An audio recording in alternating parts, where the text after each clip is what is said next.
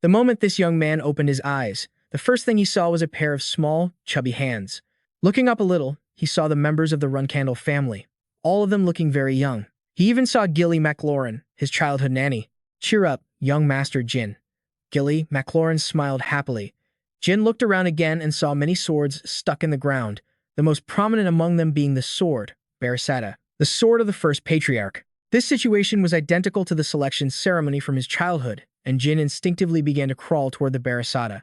Jin quickly figured out what was happening. It seemed he had traveled back in time, returning to his one-year-old body as Jin Runcandel. In his past life, in this very place, Jin had also chosen the clan founder's sword. However, contrary to the hope that he would grow up to possess great power and lead the clan, Jin turned out to be a complete failure. He showed not a single ounce of talent in swordsmanship and was eventually kicked out of the Runcandel clan. It wasn't until he was facing death that Jin learned the truth.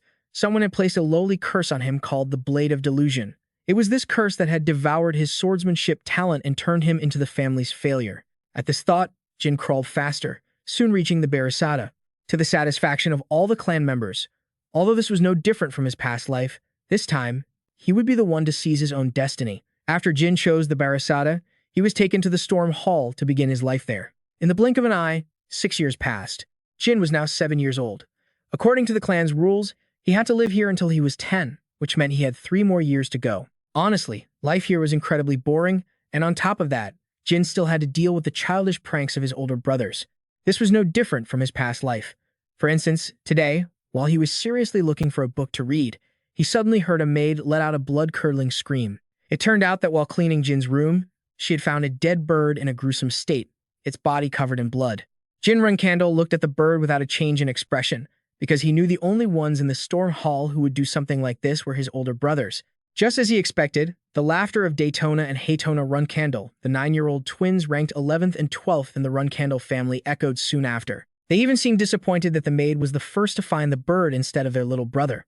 "So, do you like the gift your big brothers got for you? Moved to tears, are you?" Jin continued to stare at the bird without blinking, but his thoughts drifted to his past life. He'd heard that not long after he was expelled from the clan, these two became infamous murderers who treated human lives like dirt. Now, seeing how they, at just 9 years old, could treat an innocent bird so cruelly just to provoke him, Jin felt it was no surprise they would turn into murderers. "Hey, don't you actually start crying now. It's ugly," Haytona Runcandel remarked mockingly, but Jin's silence was his only response. "Hey, did you hear what we said? Or do you think you can ignore us now that destiny has chosen you to be the Patriarch?" Jin remained silent. His attitude made the two 9-year-olds lose their patience. They decided to stop with the verbal attacks and get physical instead. But just as Haytona Runcandel lunged forward to throw a punch, his hand was caught and locked in place by his little brother, who was 2 years younger. "You brothers are too loud. Shut your mouths." Haytona Runcandel seemed completely shocked by his younger brother's ice-cold expression. But an even bigger surprise was yet to come as Jin returned the favor with a punch that sent his head spinning. And one punch wasn't enough. He had been holding back his anger at them from his past life until now, and that rage finally exploded. Jin treated the twins like punching bags, relentlessly beating them to a pulp. After beating them until they were flat on the ground, he left them with a satisfying warning. "From now on, it would be best if you two never show your faces in front of me again." "Young master, what happened here?" A knight named Khan suddenly burst into the room, and Jin immediately retracted the lingering power in his hands. Khan looked at the unconscious twins on the floor, their clothes disheveled and their faces swollen from the beating, while Jin stood there, neat and clean. It was as if he hadn't even been in a fight. "They just suddenly burst in and started fighting each other," he replied. Of course, Khan didn't believe a word of it. "I'm sorry. What was that?" he asked again. "Didn't you hear me?" They suddenly burst in, fought each other, and passed out. At this point, the truth no longer mattered. The moment he saw the ice-cold face of the 7-year-old boy, Khan realized that even the youngest master of the Runcandel house was as ruthless as any of them. He nodded, saying he understood, and picked up the twins, intending to take them to a doctor. But Jin stopped him. "That won't be necessary, Khan.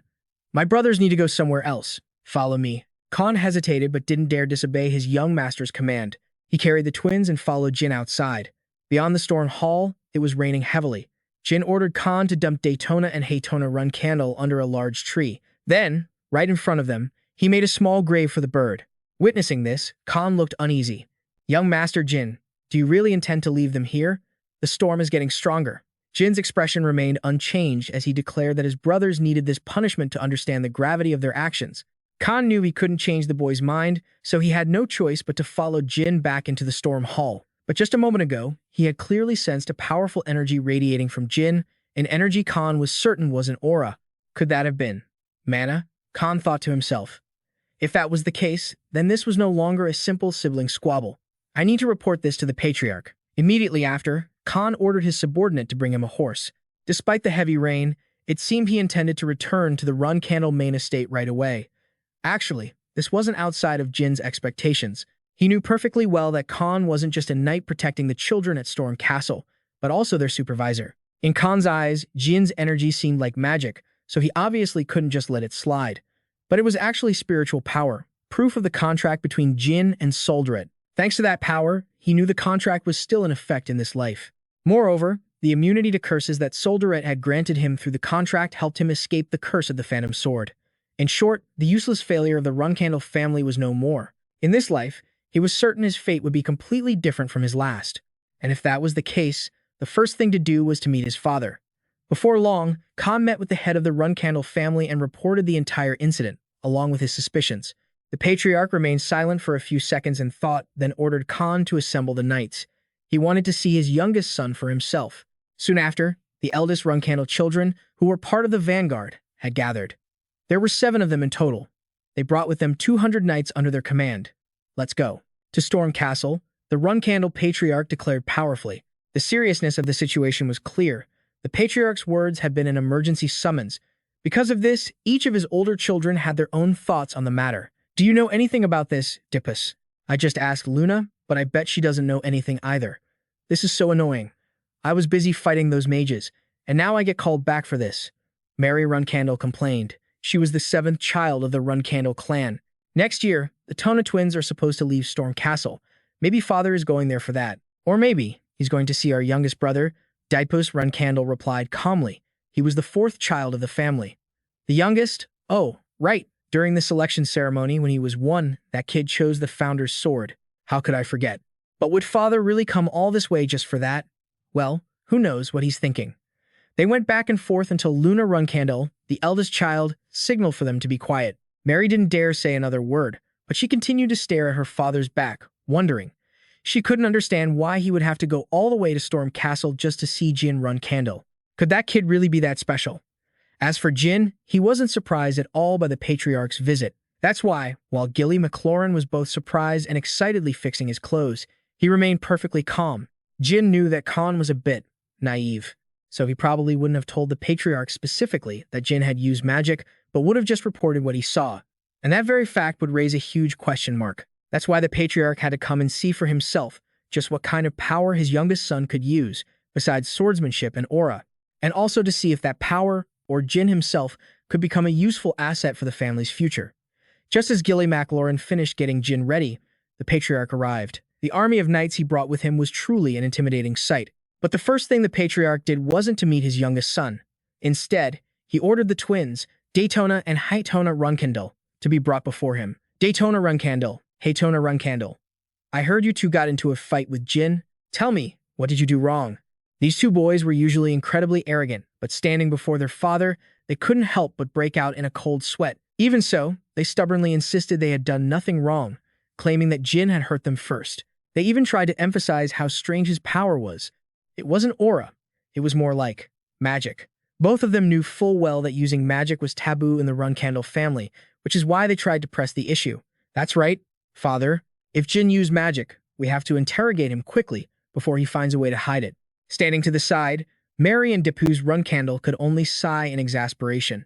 They probably understood all too well how cunning and cruel the twins were. The 2 of them wanted to compete in accusing Jin further, but their fathers suddenly cut them off.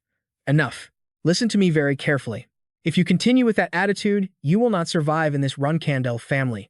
The twins looked shocked to see that their father wasn't taking their side, but he had no intention of hearing their excuses, because his main purpose for coming today was still to meet his youngest son. The Patriarch then ordered his subordinates to bring Jin out. As he walked out to the Grand Hall, he saw the Tona twins gritting their teeth as they were sent back inside. This was nothing strange. From his past life, Jin already knew that his father, Siren Runcandel, was the strongest, and also the most heartless. He was known as the Siren Runcandel, the pinnacle of demigods. Before being granted those grand titles, he was just an ordinary human. However, after receiving his title, Siren Runcandel gradually lost all worldly emotions, becoming a man who knew only the glory and future of his family. Therefore, to him, people like the Jin from his past life, who had no talent for the sword, were worthless trash. The twins were probably shocked to witness their father's coldness, but that was nothing compared to what Jin had experienced in his past life. But this time was different. In this life, no one would be able to look down on him anymore, not even Siren Runcandel. In the grand hall, many eyes were waiting for Jin Runcandel. He had the body of a 7-year-old child, but the soul of a man nearly 30. So, naturally, he wasn't intimidated by the situation. Jin Runcandel opened the doors to the grand hall, walked forward with calm steps, and then knelt before his father. "I greet the clan head." This time, it was Siren Runcandel, who was surprised, hearing his youngest son call him clan head instead of father. "My older brothers and sisters are all here, along with many guards and over 100 members of the clan in attendance. I assumed you came here today on official business. I thought it would be more appropriate to call you clan head," Jin explained. To hear such an answer come from a 7-year-old's mouth shocked everyone. Siren Runcandel was also quite pleased, though he showed no expression on his face. "But I am here today for a different purpose, so you may call me father. I will ask you the same question I asked your brothers. Where do you think you went wrong?" Jin clenched his hands into fists, then before the more than 200 people present in the grand hall, he boldly declared that he did it purely for revenge. Seeing this spectacular scene, Mary couldn't help but smirk. She thought to herself that the youngest of the family was actually pretty formidable. "Father, as a Runcandel, we repay our debts. We return favors with favors, and we answer grudges with vengeance." Jin spoke, and his answer left Siren Runcandel silent for about 5 seconds. Then, he ordered everyone out, leaving only his youngest son behind. The knights exchanged doubtful glances, silently wondering if the young master had already passed the Patriarch's test. No one dared to guess what Siren Runcandel was thinking, but they all felt that Jin daring to confront his father just now was pretty damn impressive. After only the two of them remained in the hall, Siren Runcandel spoke. "I sent everyone out because I have something private to ask you. The Tona twins told me you possess a strange power. Our Runcandel clan forbids the use of magic, because once you touch it, you can never reach the pinnacle of swordsmanship. So what power did you use?" Siren Runcandel didn't hesitate to threaten Jin Runcandel, saying that if he truly dared to dabble in magic, he would certainly not let it go. But Jin Runcandel knew he would be fine.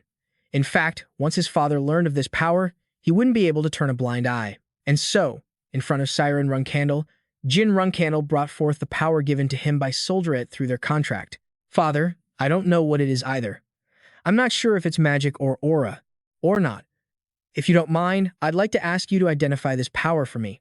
Siren Runcandel looked at the stream of power appearing in his son's palm. He couldn't help but widen his eyes, because he recognized it as the power belonging to the founder of the Runcandel clan. Seeing the dark power flowing from his youngest son, combined with the fact that he had chosen Baricella's sword at just 1 year old, it made Siren Runcandel wonder, does this truly mean this child is destined to become the master of the clan? Seeing Siren Runcandel lost in thought, Jin reminded him in a low voice, "Father, my power belongs to the god of shadows, Solderet." Siren Runcandel replied, and although he knew his power was granted by Solderet, this was the first time Jin learned that the entity also bore the title God of Shadows. According to his father, many years ago, Solderet signed a contract with the founder of the Runcandel clan, Sir Tema, and had sided with the family ever since. But because Tema passed away not long after, Solderet no longer appeared among the Runcandels.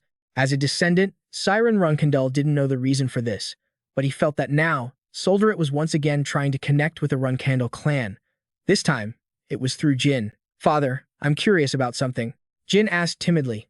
"That being, is that God stronger than you?" Siren Runcandel pondered for a moment. Then he said he didn't know, because he'd never fought a god. Hearing this answer, a twisted smile appeared on Jin Runcandel's face. Never fought a god? That had to be the most arrogant answer he had ever heard. But right after that, Siren Runcandel suddenly reached out and confusingly patted Jin Runcandel on the head. "My son, that was a good question. Thanks to your innocent question, I've just found a wonderful topic of conversation. I think visiting you today was the right decision." Then, Siren Runcandel asked Jin Runcandel a question in return. How did he want to use Solderet's shadow energy? Naturally, someone who had lived a whole life like Jin Runcandel knew how to answer this question wisely. So, he said he wanted to use that power for the benefit of the family. He thought his father would be very pleased with this answer, but suddenly, he burst out laughing. "Ha ha ha, what a ridiculous lie. You beat your brothers to a pulp and threw them into a storm, and now you say you'll use this power for the family? Tell me the truth now." As expected, Siren Runcandel wasn't going to let this slide easily. Jin clenched his fists, looking a bit tense, then spoke with conviction. "I want to use this power for myself." His face was innocent yet serious, and his voice was firm. Siren Runcandel studied his son for a long time with his hawk-like eyes before replying, "All right, I like that answer. Then, from today, I will be watching you very closely from now on." With that, Siren Runcandel turned and left. Only when he was sure he was alone in the grand hall did Jin dare to let out a sigh. Facing his father was truly nerve-wracking, but he guessed he had safely passed the first hurdle. He had received permission to use the shadow energy as he wished, and at the same time, made his father place great expectations on him. This was an outcome beyond Jin's wildest dreams, considering that in his past life, Siren Runcandel hadn't even given him a second glance after realizing he had no talent for swordsmanship. As night fell, the rain grew heavier. Before the knights departed, Mary stayed behind and gave Jin an item, saying, "This is a special gift from me to my little brother. Cook it, chew it well, and get strong quickly. Got it?" Mary left him with those instructions and a cunning smile, then departed with DeForest. After returning to the stormy watchtower, he and Gilly McLaurin opened the box Mary had given him. Surprisingly, inside was the blazing red heart of a phoenix. Jin couldn't even have imagined this situation. Giving a phoenix heart to a 7-year-old boy was the kind of crazy thing only Mary would do. Mary Runcandel, Jin Runcandel's 7th eldest sister, was a 6-star knight. But she had another nickname that not many people knew, the Mad Woman of the Southern Domain. The reason this sister, who thrived on battle, gave a phoenix heart to Jin seemed very clear.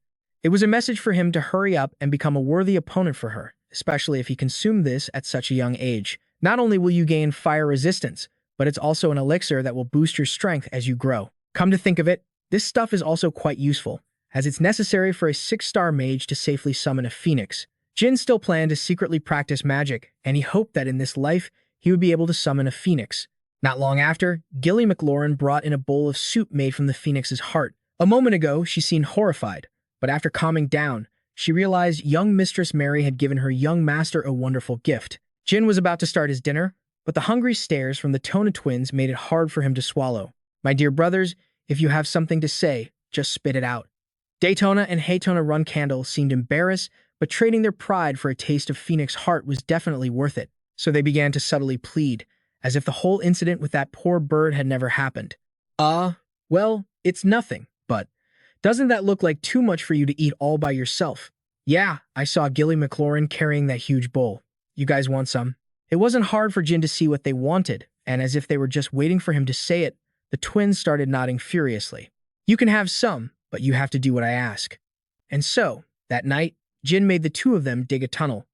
The tunnel wasn't far from the Thunderdome. The two of them grumbled and cursed as they dug. "Why? Why do we have to do this? Yeah, there's nothing here. So why are we doing this? And what if someone sees us digging? What are you talking about? If anyone finds out, the youngest is the one who'll get punished. What's gonna happen to us? You're right, we just have to do what he says. As long as we get to eat that phoenix heart soup. But don't you think the youngest has been a little scary lately?" Even though they kept grumbling, neither of them stopped digging for a piece of that phoenix heart. And perhaps they had no idea that the place they were diligently digging was right outside a secret chamber. Inside, the body of a mysterious man was being carefully preserved. It wasn't until midnight that the twins returned, looking disheveled. Just one look was enough to tell they were completely exhausted. And the thing they wanted most right now was the soup. Jin had already finished his meal and had saved some for his 2 older brothers, except he only saved them 1 spoonful each. Haytona and Daytona Runcandel looked at each other. Their anger flared up. "Hey, little brother, just 1 spoonful? Isn't that a little stingy? I said I'd give you some. I never said anything about how much, but I kept my promise, didn't I?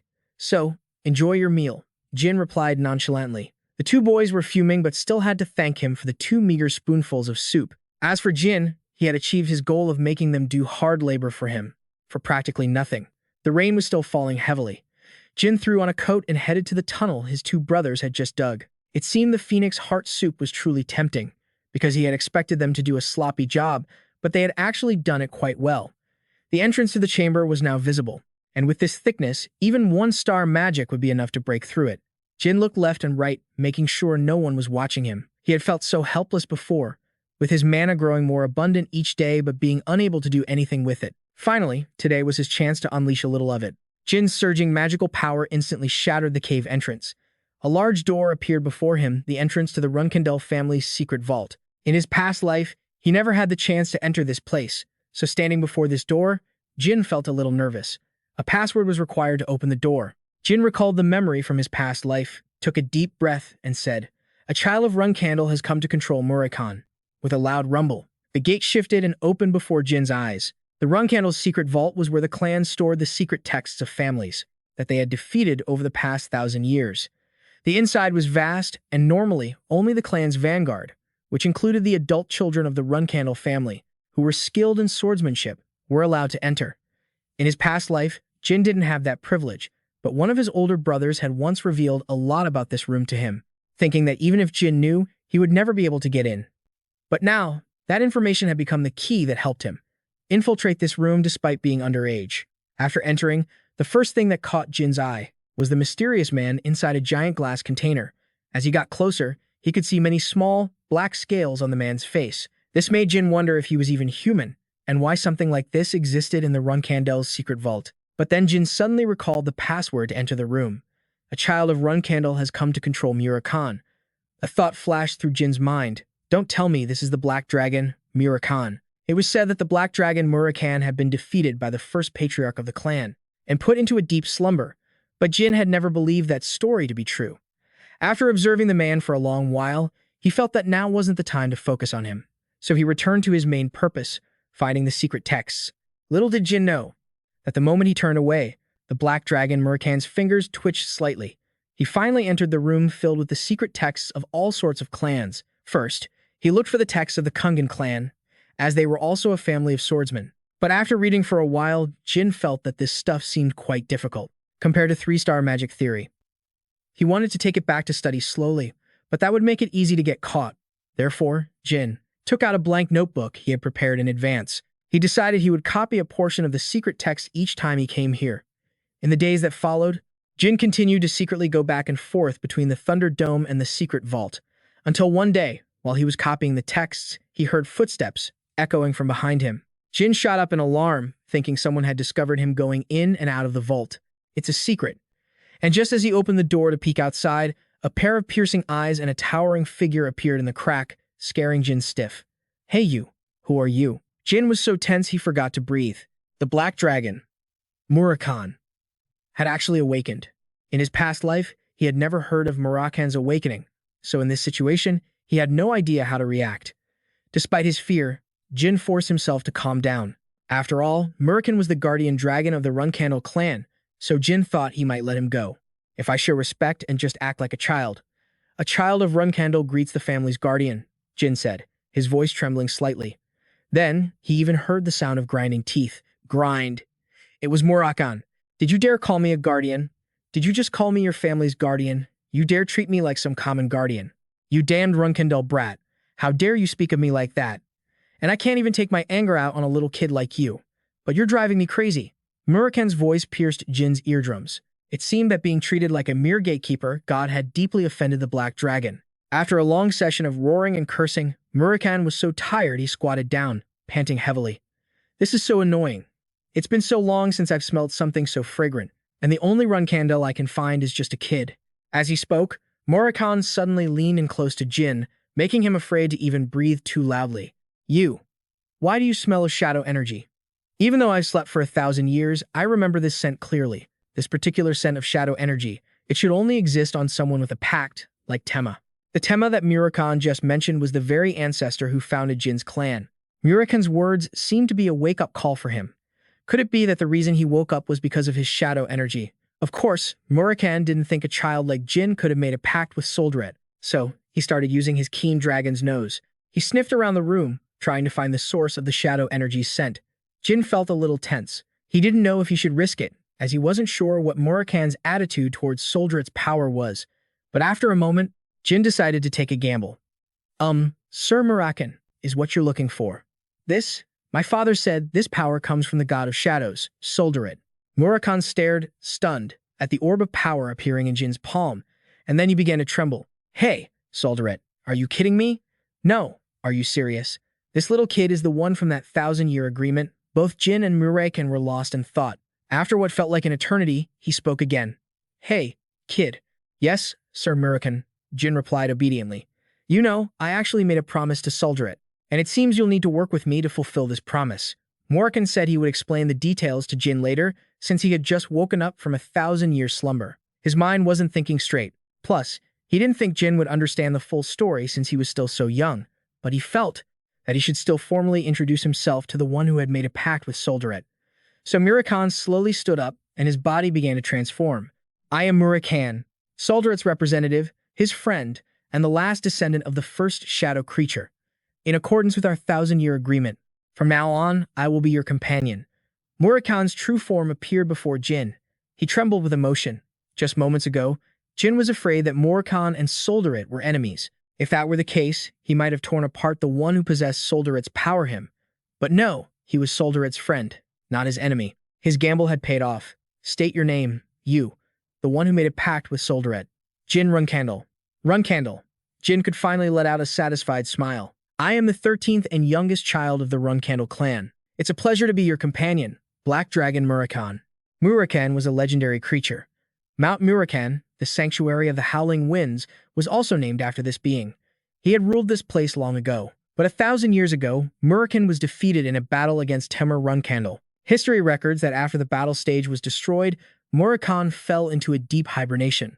But after meeting Murakan, Jin felt that what was written in the history books wasn't entirely accurate. It seemed that those who made pacts with gods, like Temur or himself, would be partnered with a dragon. Although there were still many hidden details, fate had helped him become the companion of the Black Dragon, Murakan. This was definitely a good thing. The next day, Jin returned to the secret chamber and brought him a box of food. Since the two of them would be spending a lot of time together, Jin began to ask about the things he was curious about. The first question was about the battle between him and his ancestor, Temur, all those years ago. But it seemed that because so much time had passed, Murakan had slept so long his brain had turned to mush and he couldn't remember anything. After a few more tries, Jin could only be certain of one thing about this creature. He was obsessed with the strawberry cakes he brought. Murakan also grew curious about Jin coming to the chamber every day to secretly copy all sorts of secret tomes. You must have some understanding of this stuff, right? He asked. Only about 30%. I don't understand the rest, Jin sighed. Don't lose hope. For a kid your age, 30% is already incredible. Other kids couldn't do that because they're lazy, Murakan reassured him. But these words didn't make Jin feel any better because Murakan was just comparing him to normal children while he was a child from a clan that held sway over half the continent. In his family, he had 12 older siblings, not to mention his parents and the elders. If he wanted to surpass them, Jin had to try even harder. Murakan, if it were the clan's founder, how much of these books could he understand? Jin suddenly asked. He wanted to know how he measured up against the individual considered to be the strongest in human history. And Murakan's answer surprised him. Temur, I don't think he could have understood a single line in this book at your age. But theory isn't always right, because Murakan remembered that Temur rarely read books but was still an incredible fighter, and he bluntly said that even if Jin had the same potential as Temur, model, but not as good as his ancestor. Jin had been hopeful, but after hearing these words, he became sullen. So I'll never be as great as the clan's founder? Murakan looked at him for a long moment before reaching out to ruffle Jin's hair. No, you're a contractor of Solderet, just like Temur, and you're smart enough to read those secret tomes. You're still just a kid, so don't be impatient. Just keep training hard. You'll become as strong as Temur, and you might even surpass him. What Murakan said wasn't just empty comfort. He was telling the absolute truth. Because Solderet, the god of shadow who granted Jin his power, had another name, Solderet. His power had no limits. Therefore, Jin, who had made a contract with Solderet, was also limitless. Of course, in Murakan's eyes, he was still just a child, so it was natural for him to feel down on his path forward. So, he decided to teach Jin a new technique to cheer him up, how to release his inner shadow energy. Murakan said that all creatures who can control shadow energy must become familiar with it, but it's extremely dangerous if not learned properly. Therefore, Jin had to learn it slowly and seriously. The boy was very obedient and asked, So, Sir Murakan, what must I do first? You? First, you have to learn how to unlock your mana. But why? Jin was puzzled, thinking Solderet's shadow power had nothing to do with magical power. But Murakan insisted that the first thing he had to learn was to unlock his mana. Besides, the boy had already done this countless times in his past life. Releasing shadow energy is about unlocking and moving your mana. You must master both of these things. From now on, you'll have to practice it for 2 to 3 years. Jin's brow furrowed slightly. 2 to 3 years? For someone who was desperate to get stronger quickly, That number was far too long. In contrast, Murakan was still rambling on. You don't even know the basics, so I can't teach you anything too advanced. In short, the next thing you need to learn is to unlock your mana. But just as he said that, an orb of magic appeared in Jin's palm, his expression completely unfazed, as if it were no big deal. Like this? Now can you teach me the more advanced stuff? Murakan was utterly astonished. He leaned in, observing the magic orb closely, and repeatedly asked Jin how he could do this. Of course, Jin couldn't say that he had been reincarnated and this was an ability he had unlocked in his previous life. So, he just gave a vague answer to get it over with. And just like that, in Murakan's eyes, he had transformed into a genius among geniuses. And so, he decided to demonstrate the concept of releasing shadow energy for him. Jin had achieved his goal of tricking Murakan into teaching him how to master shadow energy, so he was overjoyed. Even after sleeping for 1,000 years, it seemed Murakan's power hadn't diminished in the slightest. Shadow energy, as its name suggests, originates from shadow, and all shadow in this world is born from Solderet. To put it another way, Solderet is the master of all shadow in the world, and at this moment, Jin is his one and only contractor. So, in other words, he too is the master of all shadow in this world. As he spoke, Murakan released his own immense shadow energy. The sensation was overwhelming, but it made Jin feel incredibly excited. Time passed just like that. While Jin was busy learning to master Solderet's power, his older siblings were not idle either. For example, his eldest sister Luna was on a mission to clear out monsters from a large area. According to a report from a knight under her command, Luna's team had 5 more areas to clear before the mission was complete. Then 4 months should be enough. Luna estimated silently, then told her knights to rest. Then she remembered something and asked her subordinate, "By the way, what does a 9-year-old boy usually like?" 6 months after Jin met Murakan, the twins were finally old enough to leave the Storm Castle, escaping Jin's grasp. They looked incredibly relieved. And after those two left, things became a lot less annoying for him as well. Not long after, Gilly McLaurin and the servants held a 9th birthday party for Jin. Just as they were about to cut the cake, Khan rushed in to announce that Lady Luna had come to visit. Luna coming to celebrate his 9th birthday was a huge surprise for Jin. Everyone knew how busy the eldest child of the Runcandel family, a 9-star knight, was. Luna had a nickname, the Luna Runcandel, probably due to her platinum blonde hair. Although she was the strongest among the Runcandel siblings, she had no interest in becoming the Patriarch. Because of that, Luna had long since left the mud pit known as the War of Succession. In Jin's eyes, this older sister was truly a lonely white whale, and for that very reason, Luna had never paid any of her younger siblings any mind. Her relationship with her 12 siblings was better described as that of strangers rather than blood relatives. In his past life, Jin and Luna were no exception. And yet today, on his birthday, that very sister decided to come to the Storm Castle without any prior notice. At first, Jin thought something major had happened to the clan or that Luna had discovered he had been sneaking into the family's secret archive. But when the two siblings faced each other, the first thing Luna said was, "You've grown so much, little one. If I'd known you were coming, I would have dressed up a bit more." Jin replied, "That's a cute thing to say." Luna stepped forward and ruffled Jin's hair. "Do I need to give notice before visiting my youngest brother?" This action, these words from Luna, were so different from her usual demeanor that they left Jin completely stunned. But his expression was accidentally caught by his sister, who thought that Jin wasn't feeling well. "Why do you look so tired? Are you sick?" "Oh, no, I'm not." Jin quickly shook his head. "Model, actually, I feel a little nervous because this is the first time I've been this close to you. I don't know why, but I feel so restless." This time, it was Luna's turn to be a little stunned. The tradition of the Runcandel family was for siblings to be wary of each other, to the point of even trampling on one another. So, it didn't seem strange that Jin assumed she was here to test him and felt anxious. A sense of sadness welled up inside Luna. She clenched her fist and only spoke after a long moment. "Right, it seems I was being inconsiderate. You may be young, but I forgot that you are also a child of the Runcandel clan." With that said, Luna suddenly knelt on one knee. To meet Jin's eye level, she said she had something to discuss with him in private. Jin understood immediately and dismissed the guards, the maids, and even Gilly McLaurin. Although he didn't know what caused Luna to act so strangely, it didn't seem like a bad thing. When only the two of them were left in the room, Luna became more serious. She said that when Siren Runcandel visited his youngest son last time, his performance had caught the attention of all the other children. This also meant that in one more year, when Jin was old enough to leave the Storm Castle, he would become a target for his other siblings. "Little one," Luna said, her voice filled with sincerity, "I hope you won't lose your own happiness by getting involved in the family's power struggle. I truly hope you won't be hurt by this Runcandel family tradition." Hearing Luna's words, Jin didn't know how to respond for a moment. Could the reason she gave up her position as the Patriarch be that simple? And if she didn't want Jin involved in the sibling rivalry, why hadn't she ever warned him even once in his past life? Was it because he wasn't worthy of her attention back then, or did the others simply not see him as a rival? But whatever the reason, Jin could still feel Luna's sincerity. As she sat before him, Jin used his other hand to gently pat Luna's hand, which was tightly gripping his own.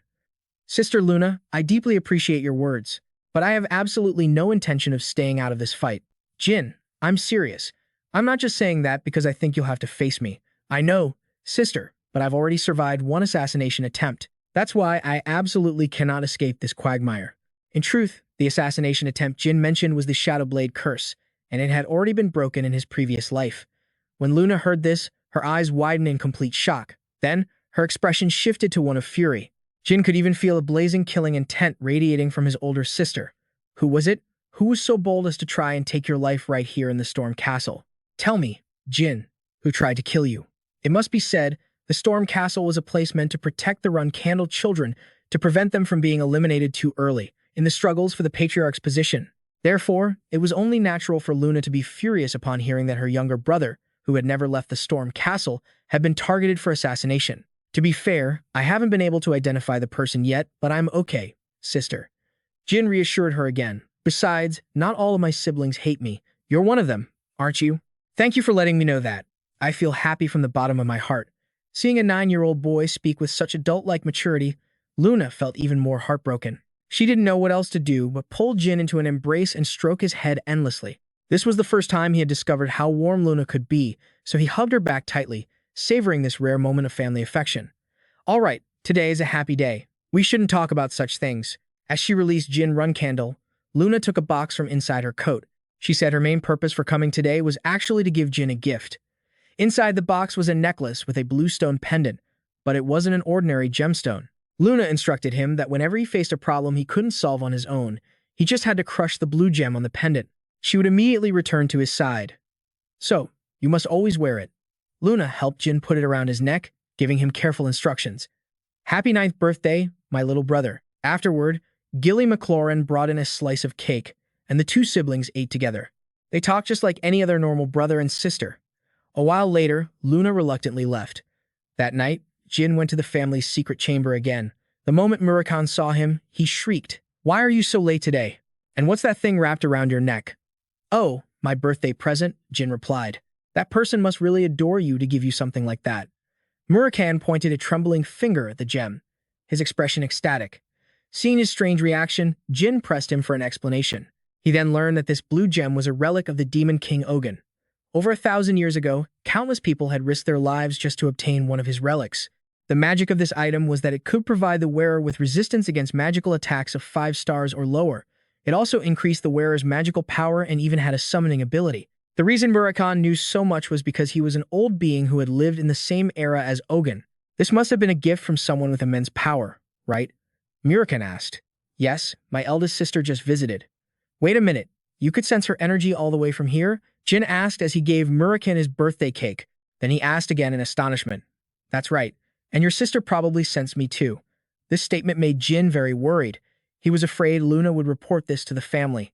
But Murakan believed he was worrying for nothing, because someone who would give him a relic of the demon king Ogun would certainly not be a tattletale and let you be torn apart by the family. Jin felt that what he said made a lot of sense. Murakan also said that among all his siblings, Jin could trust Luna. Just as Murakan had said, Luna had indeed sensed an unprecedented source of energy while she was at the Storm Castle. She also guessed that her youngest brother was planning something, but she felt it was better to pretend she didn't know anything. On that day, Luna also made a decision. No matter what Jin did or what he became, in this family war, she would always stand by her youngest brother's side. Another year passed by quickly. The time in the Storm Castle, which Jin once thought would be very boring, had brought him many things. Model, the recognition and expectations from Syra and Runcandel, the phoenix heart that Mary brought him, his close relationship with Luna, and even his encounter with Murakan. That dragon warrior, these were things he wouldn't have even dared to dream of in his past life. And now, he was preparing to leave the Storm Castle and return to the main castle. During his training sessions with Khan, Jin was always diligent and serious. After a few of these sessions, Khan understood why the Patriarch paid so much attention to him. Among the 13 children, even though Khan was the one evaluating him during each training session, Jin's gaze seemed to say that he was the one evaluating Khan's teaching abilities, and that's why, when today's lesson ended, Khan did something he had never done for any other young master. Young Master Jin, it is my greatest honor to have been able to teach you. You will be leaving the Storm Castle soon, but I promise to do my best to teach you until the very last moment. As he said these words, Khan bowed deeply with respect. All right, I'll be in your care until then. Some more time passed, and the day finally came for Jin to leave the Storm Castle tomorrow. Today, while Gilly McLaurin was packing his things, he sat playing with a candle. Even though he held his finger in the burning flame, Jin felt no heat. It seemed Mary's gift was starting to take effect. He figured he had absorbed about half of the Phoenix Heart's medicinal power and would absorb the rest over the next few years. While cleaning, Gilly McLaurin mentioned that she would prepare a strawberry pie for Jin Runcandel's snack. This suddenly made him think of Murakan. He was still in the storage room. Even though it was late at night, Jin Runcandel made an excuse to go for a short walk and then ran straight there. Jin had actually already told Murakan that he was about to leave the Storm Castle.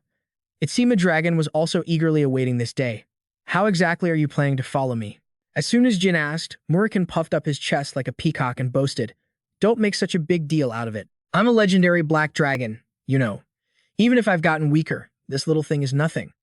I guarantee I'll follow you without anyone noticing." Wait, you've gotten weaker? Why didn't you tell me something so important? After knowing each other for a long time, Jin now dared to talk back to Murakan instead of timidly calling him Sir. Brat, how could I possibly be fine after sleeping for 1,000 years? Fortunately, Murakan said his power could still be restored, and that Jin would become even stronger than him since Murakan was his guardian. So hurry up and become a magic swordsman as strong as Tamar, Murakan added. Come to think of it, Murakan had once said the Runcandel clan used to be a family of magic swordsmen, not pure swordsmen like they were now. He had also heard Solderet mention this. In his past life, his family had originated as a clan of magic swordsmen, and the first patriarch, Tamar Runcandel, was the strongest magic swordsman in history. Nowadays, almost no one knew this truth. Murakan also said the reason the Runcandels abandoned magic to pursue the pinnacle of pure swordsmanship was because of an oath. The oath was made 1,000 years ago.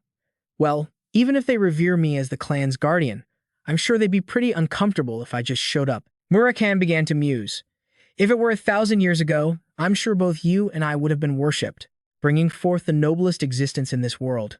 Watching Murakan ramble on and on like this, it was clear that Jin was the only one worried about the two of them leaving the Storm Castle. He even planned to create an illusion with dragon magic so that others who came here would still see him sound asleep. Inside that giant glass container. What if your illusion gets discovered? Jin asked, just to be sure. But it seemed to have hurt the pride of this touchy dragon. Hey, I'm the Great Black Dragon, you know? Something as simple as an illusion is a piece of cake, so don't you worry. It's just that since I haven't fully recovered my strength, I'm not sure how long the illusion I create will last. He just promised to maintain it for as long as possible. That way, if it was ever discovered that he had vanished from the storage room, no one would suspect Jin was involved. Hearing Murakan say that, Jin finally relaxed a little. With the main issue settled, he took out a box of Murakan's favorite strawberry pie. Along with a bottle of strawberry wine he had brewed himself, Murakan's eyes immediately lit up. What have you brought here, you kind boy? Raising you was really worth it. Early the next morning, Gilly McLaurin carefully put another coat on Jin. Then she led him to the castle gate. Over all these years, Gilly McLaurin had watched Jin train tirelessly here. But things at the main castle would be much harsher and busier, so she couldn't help but worry. Gilly McLaurin, don't worry.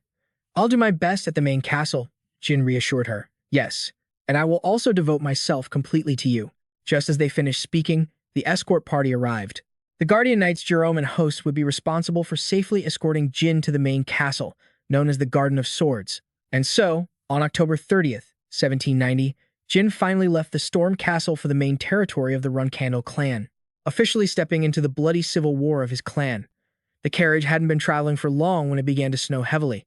Gilly McLaurin said the roads would probably be covered in snow very quickly, so they would have to stop at a village and wait for the snow to stop, because if the snowfall was too heavy, they couldn't use the transfer gate. Just then, the carriage suddenly shook violently. Jerome and host shouted, "Ambush! Please stay inside the carriage." Gilly McLaurin immediately pulled Jin Runcandel into a tight embrace and reassured him. "Don't worry, young master. It'll be all right. Jerome and host are 7-star knights, and you have me, too." Based on Gilly McLaurin's observations, there were about 20 enemies, likely a mix of mages and warriors, and probably some archers as well. And it seemed none of them were stronger than a 7-star knight. But when he looked out the carriage window, he saw both of his knights. They were all focused on the fight. The color drained from Jin's face. "Gilly MacLaurin, we need to get out of here, now." Gilly MacLaurin didn't seem to fully grasp Jin's change in attitude, but he had already realized something was terribly wrong. Runcandel guards, no matter the circumstances, are never allowed to neglect their duty of protecting the Runcandel bloodline. So, regardless of how many enemies there were, one of those two should have stayed by Jin's side, but both of them had charged into battle. That meant one of them was a traitor, or an imposter, or possibly neither of them was on our side.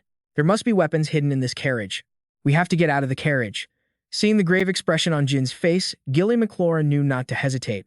Normally, she was just a gentle nanny, but in reality, she was also a warrior. In a situation like this, Gilly MacLaurin was forced to risk her life to protect the heir.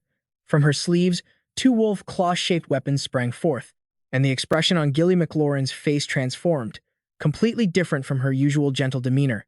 "I will protect you. As a member of Runcandel, please forgive me if I overstep my bounds. Young master."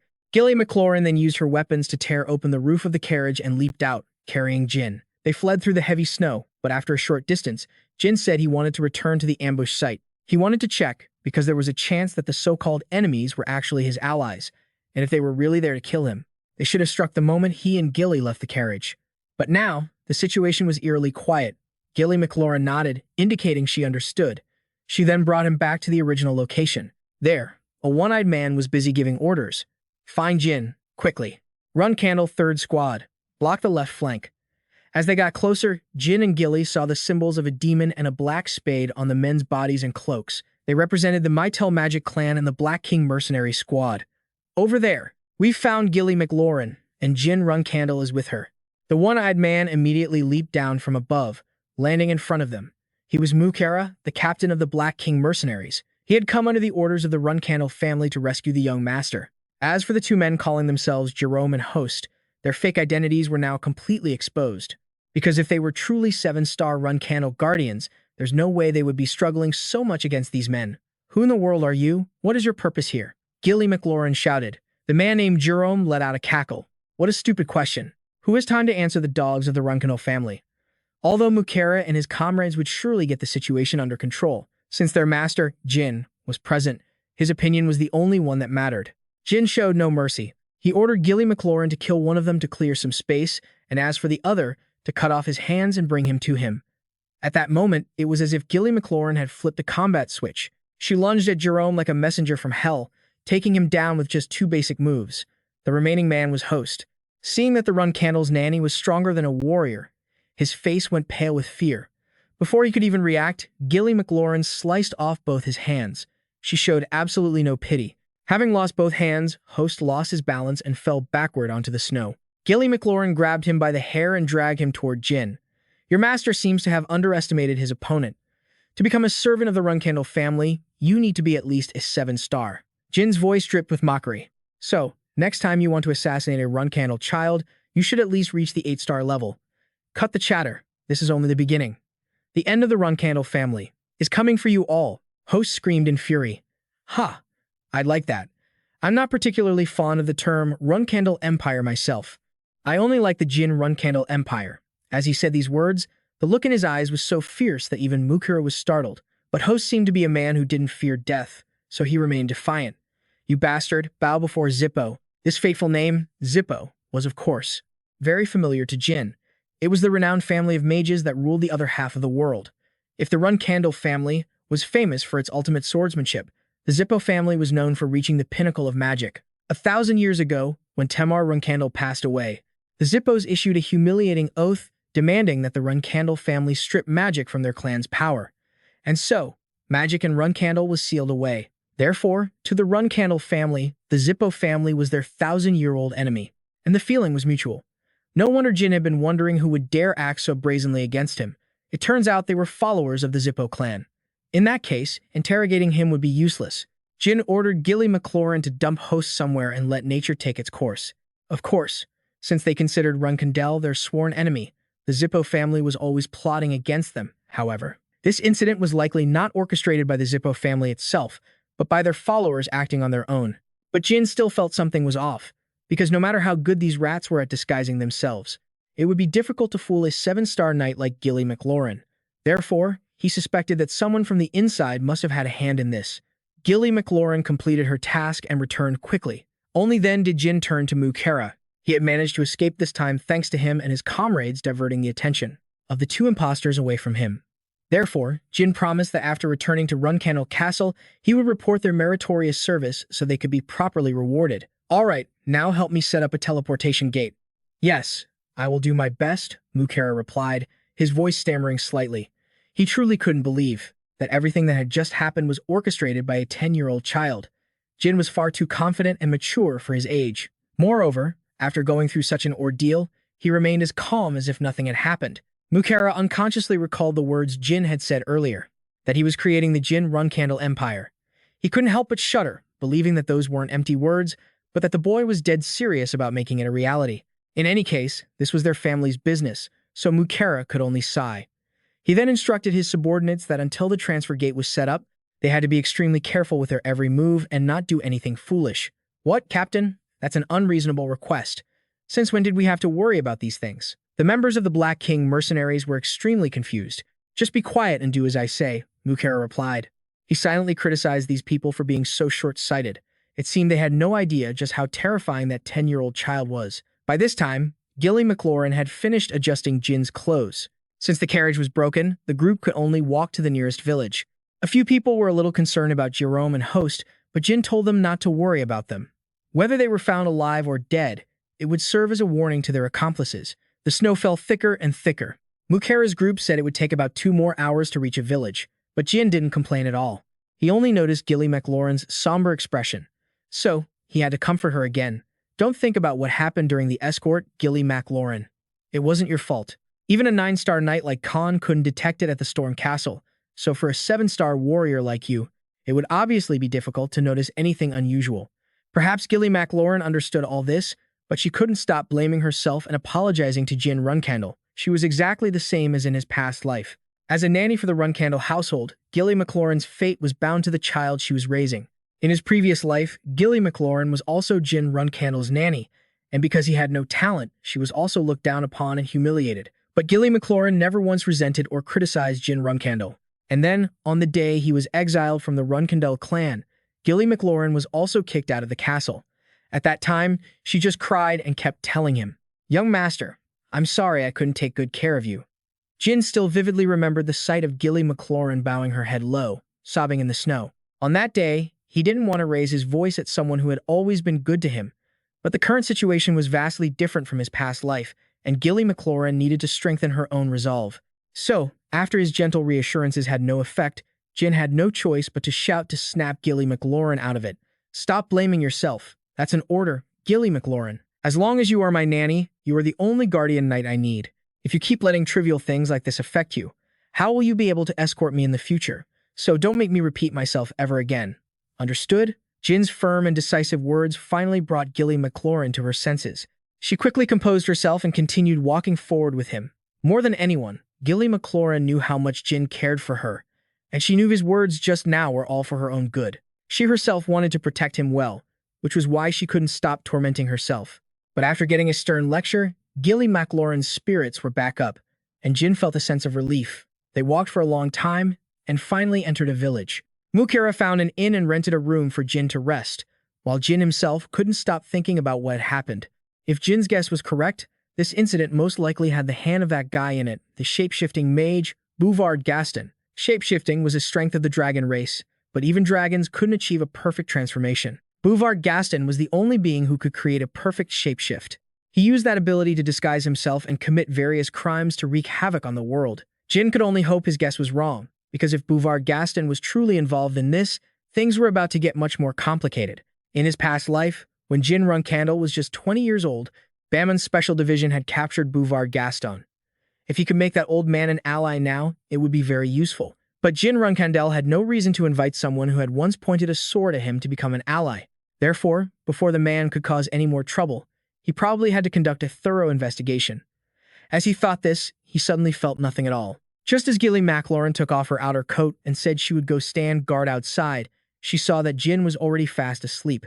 After all, this body was still that of a 10-year-old boy, and everything that happened today had left him completely exhausted. The next morning, Jin was woken up by the loud meowing of a cat outside his window. He groggily opened his eyes and saw a black cat stretching behind the glass. Its playful demeanor reminded Jin of someone from before.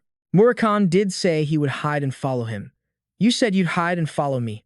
You meant turning yourself into a cat like this. Jin couldn't help but laugh, while Murakan outside was fuming. After laughing his fill, he finally opened the door to let him into the room. Don't be angry. I was just a little surprised. I didn't expect you to appear in this form.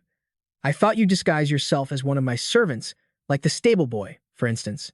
Hey, if I did that, every knight in your family would notice me. Murakan replied through gritted teeth. He then transformed back to his original form. But right after, he carelessly tripped on a raised wooden plank on the floor.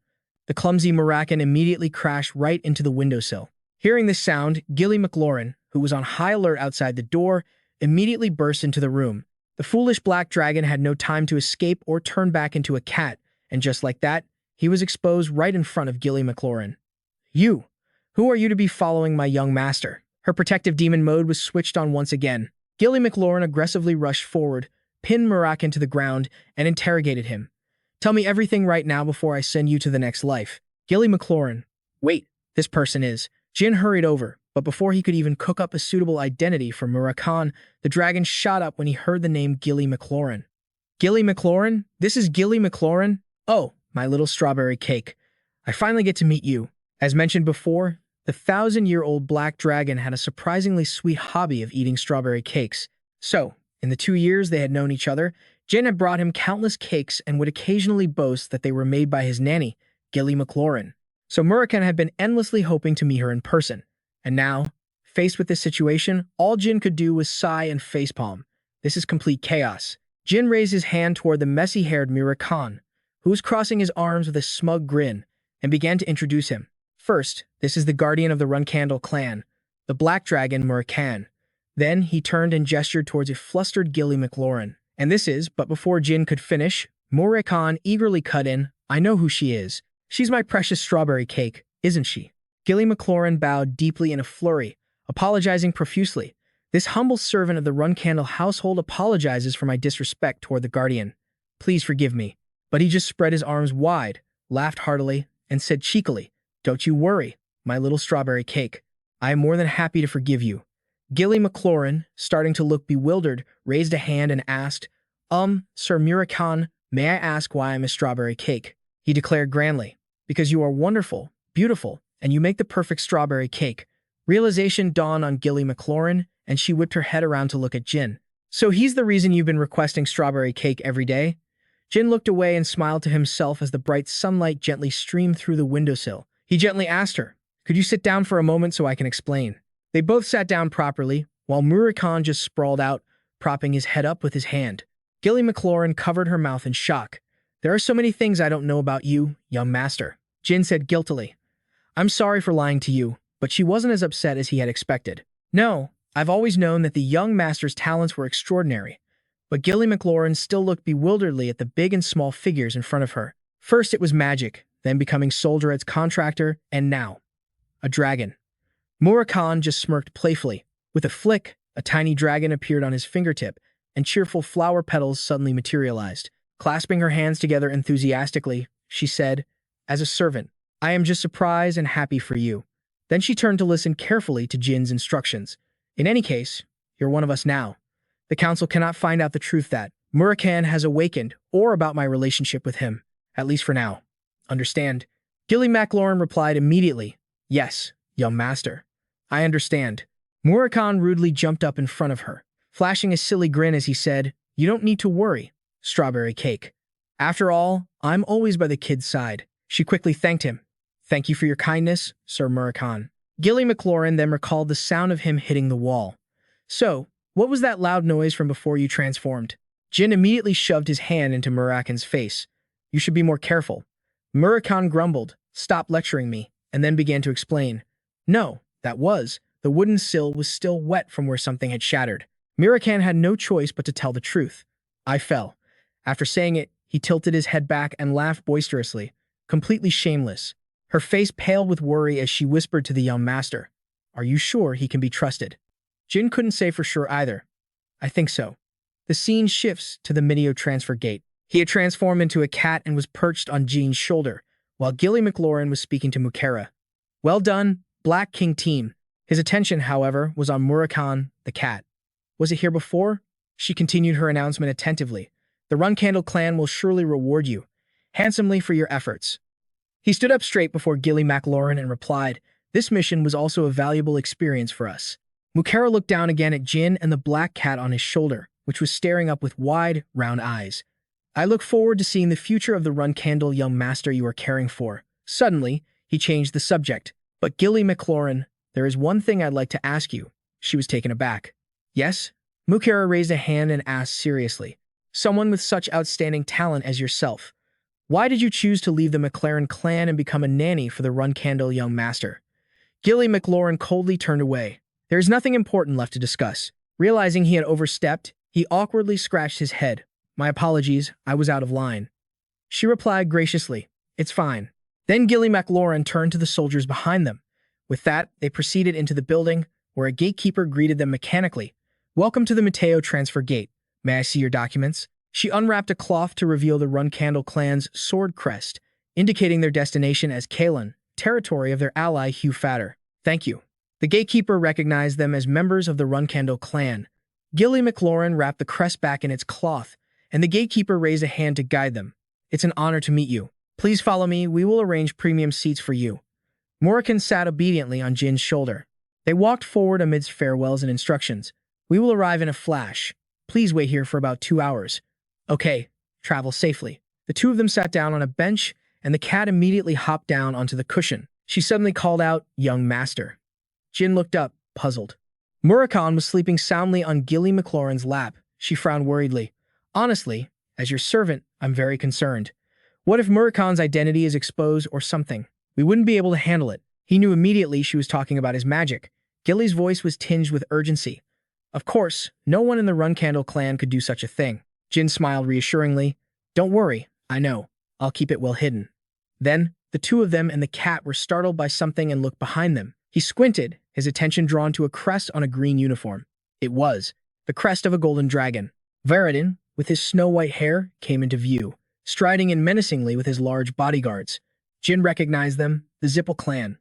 Veridin plopped down onto the seat in front of them. Jin and Gilly McLaurin could only watch in silence as Jin used a book to hide half his face while observing him.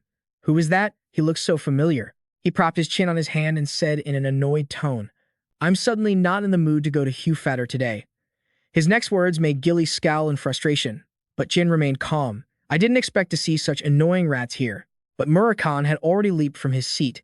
He obediently approached the space under Veridin's chair, causing Veridin to exclaim, Your cat is cute. He smiled brightly and beckoned to Murakan. Come here, good kitty. The cat leisurely patted over, but then Murakan's demeanor suddenly changed. He fiercely clawed at Veridin's hand. The bodyguard shouted in alarm, Young master, you little brat. And yet, Veridin didn't get angry. He even calmly reassured the two guards who were drawing their swords. Hey, it's all right. It's just an animal. I must have scared it. Why would you draw your swords in front of the Runcandels? Being black won't do you any good. Veridin glanced over curiously, surprised that the other two didn't have a stronger reaction. I was just curious and wanted to poke them a little, but I didn't expect them to have no reaction. I guess the youngest son of the Runcandel family is quite composed. Murakan turned and sprawled out on Jin Runcandel's lap. He stood up, placed a hand on his hip, and introduced himself. I am Veridin Zippel. I'd like to apologize for my rudeness just now. The boy silently observed Veridin Zippel. In Jin's memory, he was a great and towering figure, a man who basked in the admiration of all, a genius mage, the one with the highest chance of inheriting the Zippel clan, a role model for young mages, a man of both skill and style. But now, he was just a smiling child, holding his hand out in front of him. I used to think he'd leave me in the dust when it came to a mage's skills. Even though Jin didn't take his hand, Veridin kept smiling. He hasn't changed. The boy thought to himself, so this is what he was like before. I never thought I'd meet him when we were the same age. This is a pretty fun feeling, isn't it? Jin closed his book and stroked the cat, ignoring the gesture. I was also wondering what kind of person you were. It's good to know you're not a complete idiot. Veridin asked awkwardly, Is that how you see me? Jin was smiling, but his words were filled with menace. Even if you were just joking, if those guys had drawn their swords, you'd be experiencing a stroll around the Hugh Fatter estate without any bodyguards, and you might lose a few fingers. Veridin laughed while awkwardly waving his right hand in the air. Even your jokes are violent. Jin's blue eyes flashed with a cruel light as he growled, You think I'm joking? Veridin was scared but forced a laugh. All right, let me give you some advice, he said in a conciliatory tone. If you meet another Zipple or find yourself in a similar situation, don't make a rash decision to cut off their fingers. Otherwise, it'll be painful for both sides, you see. Jin said sarcastically, Nice joke, Veridin. His calm words startled the other boy, leaving him bewildered. My father, Siren Runcandel, and your father, Kelly Zippo. Do you think they'd intervene in a children's fight? His eyes widened in surprise. Veridin crossed his arms and laughed heartily. You're right. They'd probably just compensate with some gold or something. Hey, I learned something from you. I'll repay this debt when I can. Jin stared at him and demanded immediately. Don't wait. Pay me back now. Veridin eagerly bowed his head and asked, Of course, what do you need? But Jin's cold request made Veridin freeze up. I would be very grateful if you could be quiet until the transfer gate activates and not disturb my rest. In the ensuing silence, his expression became increasingly animated, shifting all over the place. Jin thought to himself, This guy. He'll probably get a lot stronger in a few years. Huh? Veridin sat down on the floor and rested his face on the table, staring at Jin with sparkling eyes. If it weren't for his entourage, I'd ask him to be my friend. The bodyguard, embarrassed, had to remind his young master. Compose yourself. But then Veridin became overjoyed as he realized something. Wait a minute, if he's a Runcandel, does that mean there's a chance? He'll become my arch-nemesis. This is great. The bodyguard sighed in exasperation, rubbing his forehead. Young master, please. The boy felt helpless before Veridin's starry-eyed, longing gaze. How annoying. His fingers could have been in serious trouble, and he's still acting like this. What's wrong with the Zipple clan? They're all insane. An announcement over the speaker cut through the strange atmosphere. Thank you for your patience. Glowing characters appeared on the gate on the ceiling, and a powerful, diamond-shaped stream of magic manifested as a cold voice announced. The transfer gate will now be temporarily opened. Some may experience headaches or dizziness as side effects. Therefore, all passengers, 2 people and 1 pet, please be seated and wait to enter the gate. A blue stream of magic began to surround them.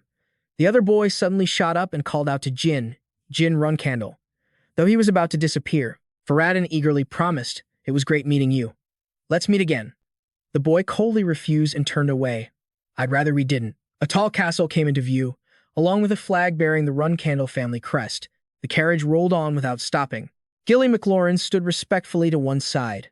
As soon as Jin stepped off the carriage stairs, a greeting rang out. We've been waiting for you, young master. Pedro bowed respectfully. This is the first time I've had the honor of welcoming you. I am the second butler, Pedro. Behind him were knights in iron armor, standing in a straight line. Sharp swords of all shapes were planted firmly in the ground of the castle courtyard. Pedro was still speaking formally. It must have been a difficult journey. The entire magnificent and splendid mansion is shining under the sun. I respectfully welcome you to the Runcandel main estate. The gleaming golden swords caught his eye. The butler introduced them. This is the Garden of Swords, Pedro explained. Those who have contributed to the prosperity of the Runcandels are honored by having their swords planted in this garden. The hilts of these swords were all exquisitely carved. In other words, this place is a symbol of the dreams and honor of all Runcandel members. Together, they crossed the Garden of Swords, heading deeper into the mansion. Jin mused to himself. It was once my dream to plant my sword here before I died. An image of his past self, weak and kneeling helplessly, flashed through his mind. My past self was weak and had no potential, a person with neither leadership nor intellect. How could I have been so foolish to think that just trying hard would change anything? Jin lifted his head high. His clear eyes were filled with hope. This time, in this priceless place, I will live a meaningful life. The windows, bearing the Runcandel family symbol, were clearly visible in the golden sunlight. Jin and Gilly McLaurin had arrived. He calmly looked up at the people standing on the stairs. The Black Panther, Rosa Runcandel, the matriarch of the Runcandel clan, spoke first to greet him. It's been a while, my youngest. He replied, Yes, mother. She was slightly surprised. Its coppery gold cat eyes were wide open. Siren Runcandel narrowed his eyes, looking thoughtfully at Murakan. He asked Jin, Did you pick up a stray? The boy raised his hand to scratch the black cat under its chin, making it visibly pleased, and replied politely, I took it in, father. Siren Runcandel sharply picked up on the strangeness in his son's words. Not picked up, but took it in. Rosa looked over at him, startled. A fine compliment, considering how politely you speak. Yes, when a Runcandel receives something, this is the proper response. Suddenly, Murakan leaped off Jin's shoulder, startling him. She bent down, gently stroking him. Son, what is this little one's name? Jin revealed the fake name he had given Murakan for when he's in his cat form. His name is Murakan, Mother. Rosa was a bit surprised to hear that name. Unlike her, the other children erupted in chaos, reacting harshly. First screamed at the top of their lungs. What? Father, Mother, even if it's just a pet, this is unacceptable. How dare you give the Runcandel name to a mere animal? They even turned to scold Gilly McLaurin. How have you been raising our youngest brother? How could a cat dare? She had no choice but to apologize. I'm sorry. An uneasy Siren Runcandel had to step in and order.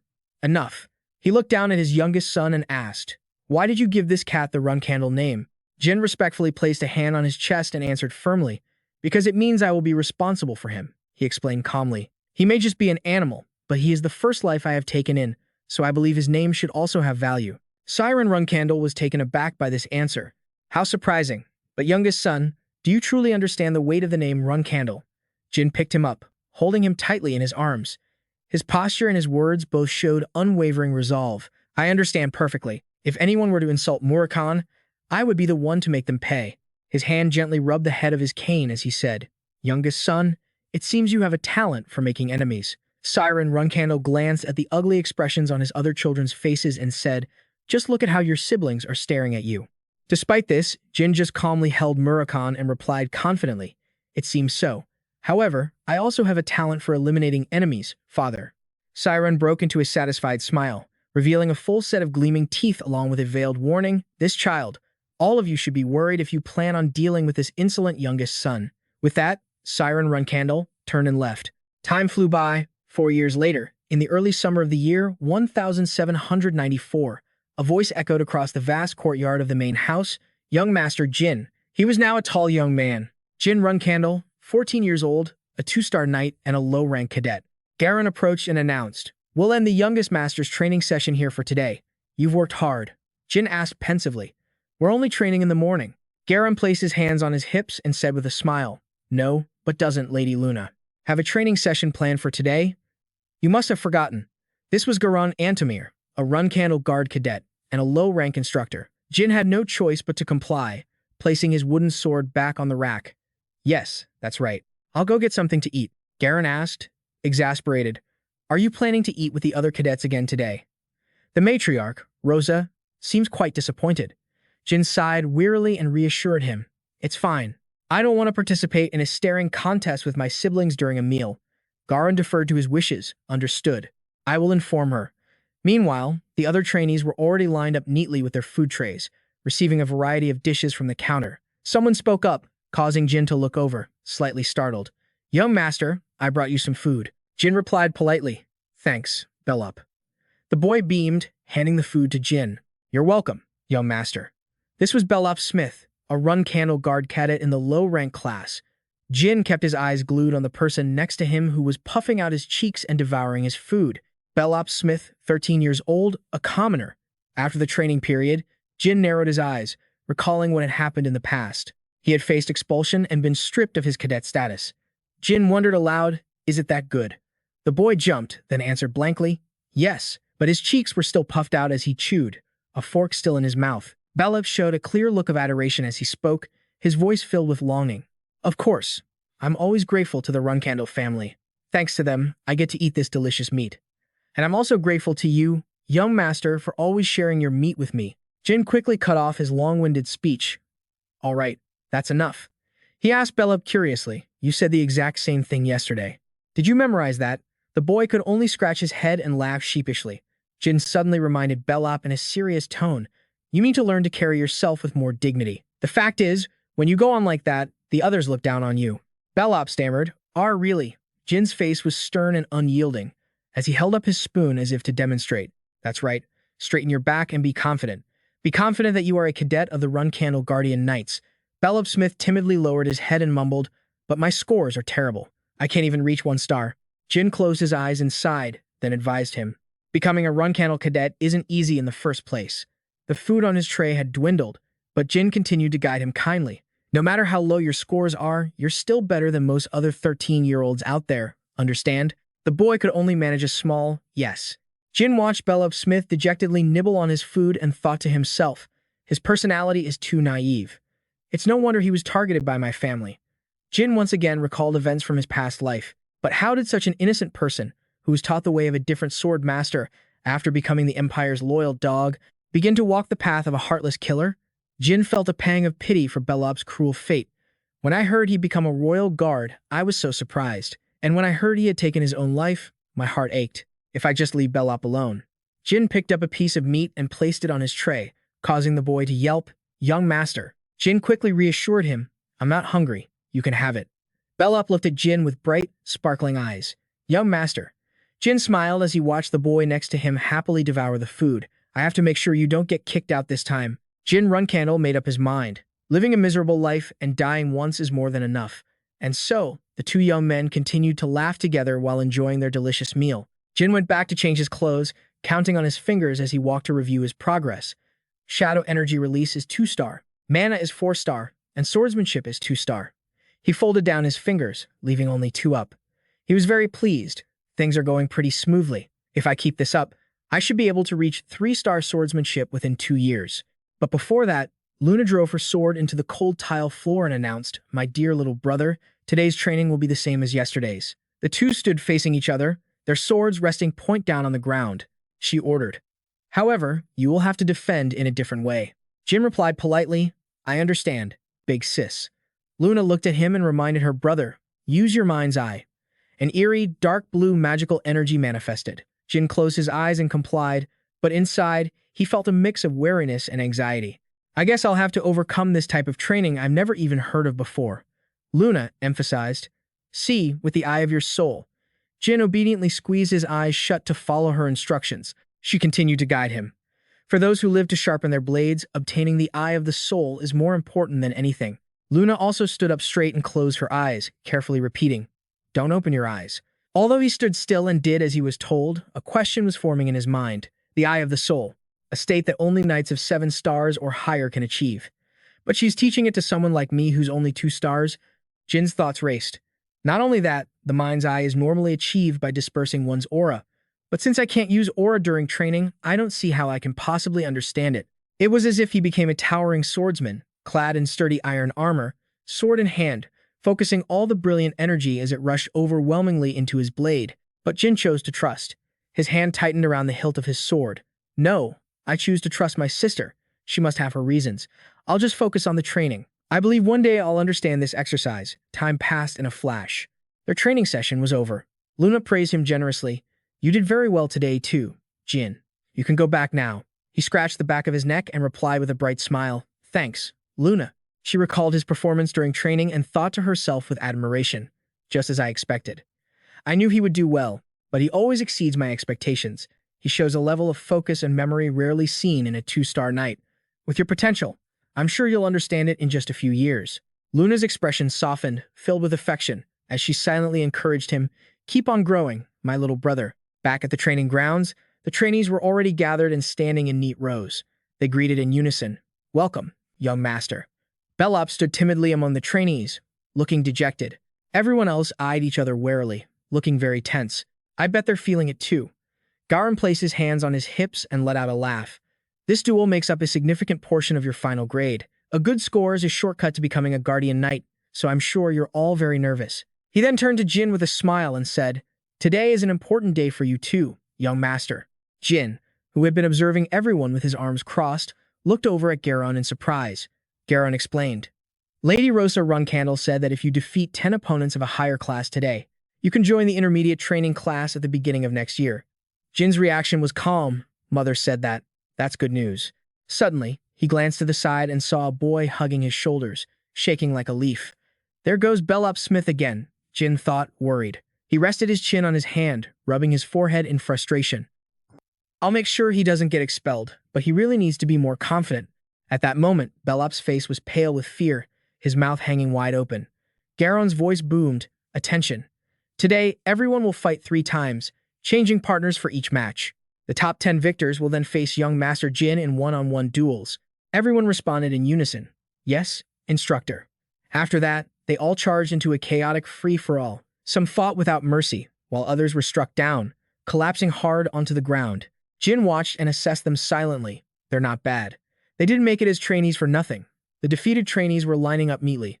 Garon commanded, "All right, those who were not selected, return to your places." They replied in unison, "Yes, sir." Garon turned to him again and said, "Get ready, young master." Jin's powerful hand immediately gripped his sword as he replied, "Ready. All right." As soon as he finished speaking, he ruthlessly sent the recent victor's weapon flying. As it spun through the air, he wondered, 10. Was it? After that, Jin estimated he had taken down about 8 people. "So I just need to defeat 2 more. He became more cautious. To do that, he kept his eyes on Garon. The instructor turned around and shouted, "Next. Get ready." A young woman with pink hair stepped forward. Mesa Mukino, a Runcandel Guardian Knight trainee from the regular class, stepped up confidently, without a trace of fear. "Let's have a good match. Young master." Jin knew exactly who she was. Mesa Mukino, a noble who would become a Guardian Knight after completing her trainee period. She was a future prospect, filled with fighting spirit as she raised her sword into a ready stance. "Today, I will defeat you, no matter what it takes." He had been looking forward to this match. The duel with Mesa Mukino was the most important part of this test. Jin also smiled politely and nodded at her. "All right, I'm looking forward to it, Mesa Mukino." In a flash, she shot off the ground like a tempest, bringing her blade straight down on him. But Jin still managed to easily parry the ferocious strike. He looked coldly at their locked blades. "Mesa Mukino, she's gotten stronger than before, but not so strong that I can't defeat her." Jin swung his sword to the left, thinking carefully as he fought. "The problem is, I have to defeat 8 more people after her." With that in mind, he easily neutralized all her techniques without much effort. The sword strokes moved continuously, like a spider's web being spun in the air. In contrast to Jin, Mesa Mukano was struggling to defend. The look on her face grew increasingly panicked. Why is he only using such simple attacks, when he's already shown he's capable of so much more? Her hands, gripping her sword tightly, were trembling slightly as she fumed internally. "I'm sure he's doing this on purpose." But why? Model Bellup and the other trainees watched from the sidelines, their jaws agape in disbelief. The more Jin fought, the more fired up he got, easily deflecting any attack that came his way. A confident smirk never left her lips, and her distinctive pink hair flowed with her movements in the wind. "I won't be pushed back again. This time, I will surpass the young master." Mesa gathered all her strength, her facial muscles tensed, and she leaped high into the air, aiming her sword straight for Jin. The 2 wooden swords clashed. With a single horizontal slash, Jin snapped her sword in 2, sending the broken blade flying high into the air. As the dust settled, Mesa stared blankly at the shattered sword in her hand. Before she could even process what had happened, the tip of Jin's sword was at her throat. He held his sword forward and offered a polite compliment. "That was a good match, Mesa." Jin then raised his own sword, now covered in cracks, to inspect it. "Well, it's useless now." She looked over, startled. Mesa was horrified when she saw the cracks on his sword. "I can't believe it. He attacked the exact same spot. On my sword with every one of his blows.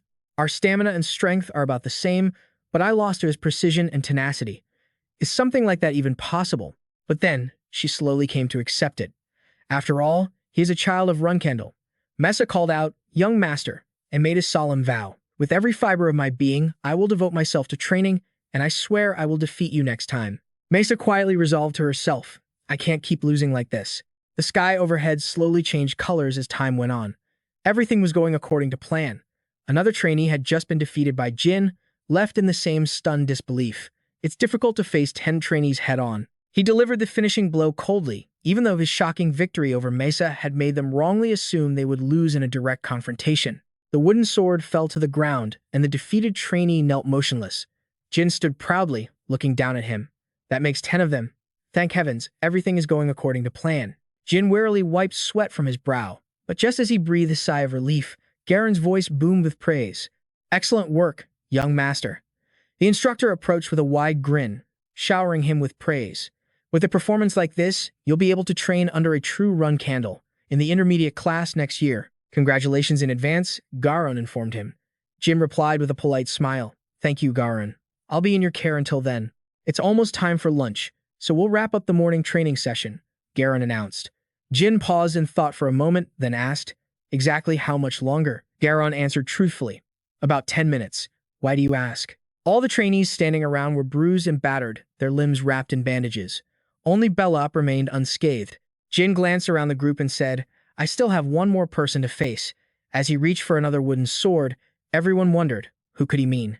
Then, he suddenly yelled out a name. "Bellup Smith," Everyone's eyes shot toward him. The boy himself stood there, mouth agape in disbelief, pointing to his own chest. Belop stammered. "Why, young master, me?" Jin commanded coldly, "Step forward. We're fighting." Terrified, the boy stammered and didn't dare to move. But Jin's voice grew harsher. "Belop." Silhouetted against the sun, Jin pointed his sword directly at him. "You'll never survive in Runcandel acting like this." Jin yelled, his voice a mixture of a command and a plea. "Step forward. Step right up and fight me. I am going to defeat you." Belop slowly began to walk forward, hesitantly climbing onto the training platform. He raised his wooden sword, wondering, why did the young master pick me? Is it because I'm weak? Is he using me to make an example out of me and enforce discipline? With a stern expression, Jin called out, "Belop." Startled, the boy answered, "Yes, young master." Jin's voice was cold and laced with sarcasm. "I'm feeling pretty tired after fighting 10 people. But you seem to be doing just fine, aren't you?" He leaned on his sword confidently. "But even so, I'm still stronger than you. And that's exactly why I want to fight you." Belop was stunned. "What?" Not understanding, he asked again. "What do you mean?" Before Belop could finish speaking, Jin swung his sword, his eyes flashing fiercely as he charged straight at him. Though caught by surprise, Belop's training as a soldier took over. He managed to raise his sword and block the blow just in time. However, the impact was so powerful it sent him sliding backward, completely stunned. "Young master, why are you?" Before he could finish, Jin unleashed a barrage of attacks. Strangely, Belop managed to parry every single blow. Jin laughed mockingly. "Good blocks." Belop remained vigilant. "Thank you." Then, he swung his own sword, pushing Jin back. The wooden blade scraped across the ground, carving a deep groove and sending dirt and stones flying everywhere. Belop took another blow, gritting his teeth and tensing his entire body to endure it. Jin paused, taking a few steps back. For just a split second, he steadied himself with a hand on the ground. Then, he swiftly dropped into a low stance and shot forward like a gust of wind, sliding straight towards Belop Smith. This time, Belop couldn't react in time and was thrown to the floor. He pushed himself up, grinding his teeth as tears of frustration welled in his eyes. Unable to bear it any longer, Belop looked up at the young master. "Why are you doing this?"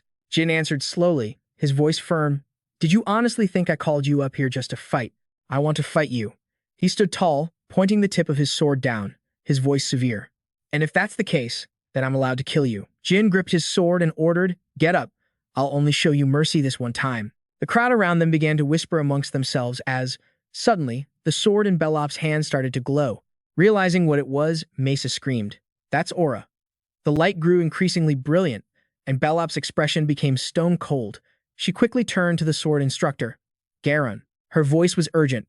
"Instructor, we need to stop this fight immediately. If this keeps up, the young master will be in serious danger." Jin shot a threatening glare toward the other trainees standing by. "This is an order. What you see here today, you take it with you to the grave." Garon gritted his teeth, replying reluctantly, "Understood." A flicker of pain crossed Belop's eyes. "Is this truly what you want, young master?" Jin answered bluntly, "Yes." His tone was utterly cold. "If you know how to use aura, then don't hold back." Belop gritted his teeth, his voice filled with rage. "You've made a huge mistake, young master. If you really wanted to fight with me, then..." With an enraged roar, Belop lunged at Jin. "You should have challenged me first." Jin's brows furrowed in surprise as he raised his sword to block, but the weapon couldn't handle the force and instantly shattered. Jin gritted his teeth and leaped backward to evade the attack. His eyes widened in shock. "I had no idea he was this powerful." Jin Runcandel thought back to their previous training sessions. "I knew Belop was strong. Whenever the other cadets challenged each other, he could always discern their skills and tactics. What's more, he always knew how to lose a fight without getting seriously injured. But Jin had never imagined he could use aura, and the revelation left him momentarily stunned. Belop lunged forward, unleashing all his fury in a barrage of slashes. Even after his sword broke, he didn't stop. In a flash of light, Jin threw a punch at Belop's sword arm. He gritted his teeth, his hand trembling before he felt something press against him, and the sword fell from his grasp. Instantly, Jin grabbed Belop by the neck with his bare hands and slammed him to the floor. Belop struggled, trying to break free. Seeing that things should end here, Jin slowly loosened his grip. Belop struggled to crawl out from under Jin Runcandel. He couldn't accept it. "Why did you stop? You said you wanted to fight to the end, so you should have been the one to finish this." Belop's voice was full of resentment. "Do you enjoy toying with people like this?" Jin answered seriously. "Am I that kind of person?" he demanded. "Then why?" Jin looked at Belop, his voice reluctant. Provoking you like this pains me, too. Jin confessed. It hurts me more than you think. Bellup clenched his fists. What do you know about me? Why are you tormenting me like this? He slowly bent down to pick up the sword. You're right. I don't know who you are. Jin knelt, his voice low. But there's one thing I do know. His eyes grew serious, his voice ringing out like a deeply carved reminder. Compassion is something you can only afford to have when you are strong. You are weaker than me, and you're also kinder than me. And then Jin placed a hand on Bellup's shoulder. Of course, I really like that about you. But if you're that kind, you won't survive in this hell, he encouraged. Become stronger, so you can protect that kind heart of yours. The people watching were deeply moved. A kind heart, for me. And for others as well. Bellup burst into tears, and Jin gently consoled him. I'm sorry for having to do something so difficult. Just then, the kitchen staff walked in carrying ingredients. The pink-haired man jumped in surprise. Oh my goodness, he continued, flustered. The training session isn't over yet. We'll come back later. Jin looked at them and replied, No, it's fine. Go ahead and bring it in. Bellup then softly reminded him, Young master, please come get today's meal ration. Jin stood up, looking dignified. All right, I'll go get my portion and yours. Deep inside the gloomy forest, Siren Runcandel quietly listened to Khan's report. So that's why my youngest son said that. He bowed respectfully. Yes, Patriarch. The Patriarch laughed loudly. I see. The boy has made his choice, hasn't he? Thinking of the scene where Jin comforted Bellup, Siren Runcandel smirked.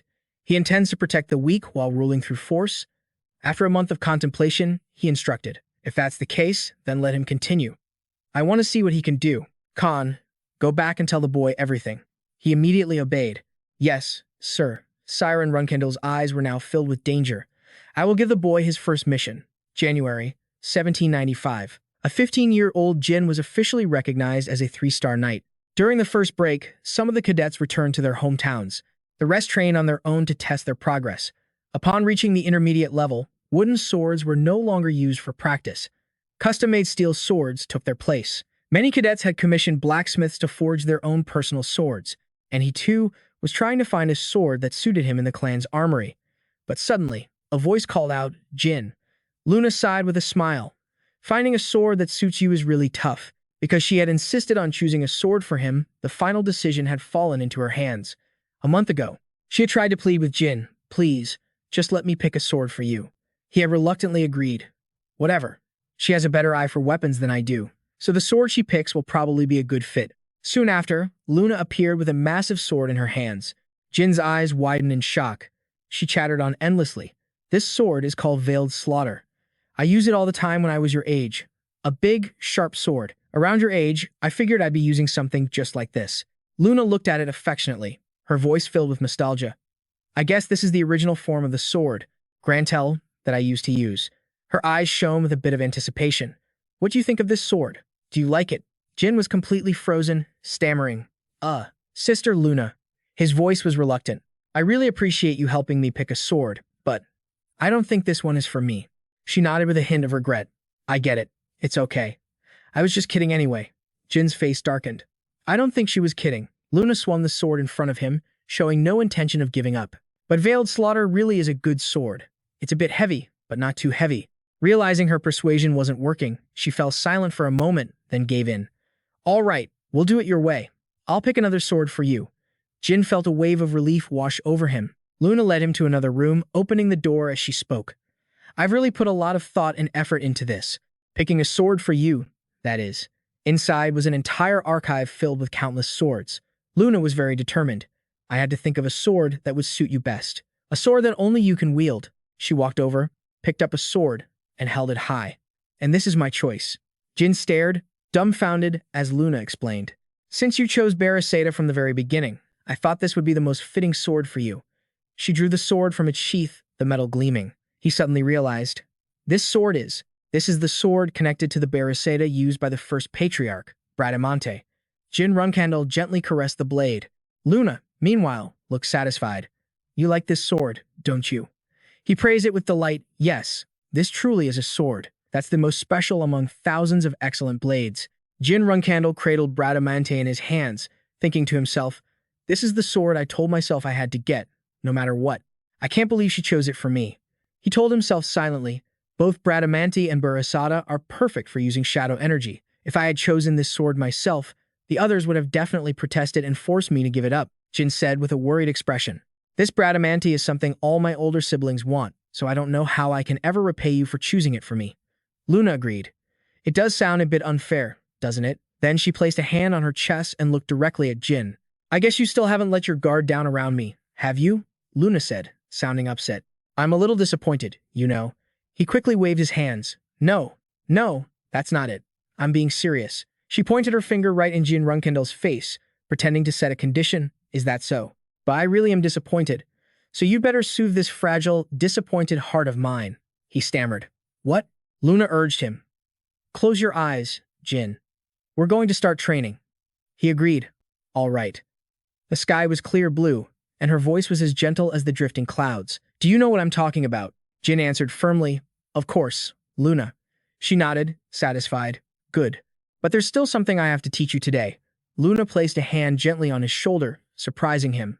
What is it? She explained softly. Your family may always be trying to bring each other down, but they are also the ones who love you unconditionally. Luna's eyes shone with sincerity as she emphasized. Remember this in your heart. Then she grabbed Jin by the shoulders, shook him, and said loudly, and don't be sad anymore. He flinched, stammering. I get it. I'm sorry. She spoke calmly, but her heart felt heavy. I've lived a lonely life within my own family since before you were even born. I had enough of living like that. So please understand that I don't want you to go through a life like that too. Jin quietly clutched his aching arm. His voice grew quiet. I know. Luna walked away gracefully, her head held high as if nothing had happened, giving a gentle but firm command. All right, now, let's start training, Jin. Feel it with your whole heart. In a luxurious room, a voice echoed, Murakan. He held up the sword he had just acquired, showing it off. What do you think? He didn't even bother to turn around, still lounging and reading a comic. Take it back. What? You still can't control shadow energy, so there's no way you can use it. Jin froze. What? Murakan advised in a low voice. If you want to use Bradamante, you need to at least reach 3-star shadow energy. But you're just a 2-star brat, aren't you? His voice turned stern. You can't even mimic the sword's awakened form. Jin unhappily sheathed his sword. I'll reach 3 stars soon enough, he said with determination, and I'll be able to use it soon. Just then, Murakan slammed his book shut. He was furious now. How arrogant. Open your ears and listen carefully to what I'm about to say. Murakan's face darkened as he mercilessly pushed Jin's head down, grinding out each word through his teeth. Barzada and Bradamante are not 2 swords that you can just use carelessly. You need to reach at least 3-star shadow energy. That's the absolute minimum. The pressure on his head increased, his harsh voice pressing down. Just use a normal sword and wait until you reach 5-star shadow energy. Got it? The boy was stubborn, but then he pushed his hand away, his eyes still shining with defiance. You know I'm not the impatient type. Basically, as long as I reach 5-star shadow energy this year, it'll be fine, right? A vein bulged on Murakan's forehead in anger. He grabbed Jin's head again, as if trying to shake him out of his delusion. Even if you get first place in the shadow energy competition, mastering that power is still completely absurd. I'm only telling you this for your own good. With a heavy breath, Murakan lowered his voice, his tone laced with sarcasm. Because it's so absurd, even a dog would laugh in your face. If you understand what I'm saying, then stop talking nonsense. Jin slowly reached for the comic book. Suddenly, he snatched the comic from his hands, his voice full of challenge. Say that again. What did you just say? Murakan's face went pale as he shrieked. Damn it. Hey, put that down. I said put it down now. Just then, a woman appeared, causing both of them to freeze. Young master, Jin turned around. Gilly McLaurin? What is it? Did something happen? She entered, looking troubled. Instructor Garen is looking for you, sir. He was supposed to come here himself, but he said he needs to go over the strategy summary with you while looking at the map, so he needs you to go there. Murakan seized the opportunity to snatch his comic back. He clutched it to his chest like a treasure. My precious comic. Jin was suspicious. Strategy? Gilly McLaurin added. The instructor. Garon has assigned you your first mission. As soon as the vacation ends, you must depart immediately. He rubbed his head and nodded slightly. Is that so? Jin put his hands in his pockets and said calmly, It's about time, I guess. I'm a 3-star swordsman now, but leaving right after the vacation is a bit strange. She followed behind him, her voice worried. I assume it's because it's a very difficult mission, sir. Normally, missions at the intermediate level and above are assigned to more senior members, but he was nonchalant. It's probably because my progress has been recognized that I was given this mission. Jin glanced back and gave a casual wave goodbye. I'll go check it out. Gilly McLaurin, you stay here and wait with Murakan. She replied politely. Yes, young master, please go ahead. The black door creaked open. He entered the briefing area, his eyes scanning the room before he spoke. Garon, I hear I've been assigned a mission. The man replied, Greetings, young master. Besides you, 10 other basic-level cadets have also received the mission. Without wasting time, Garon spread a map out on the table.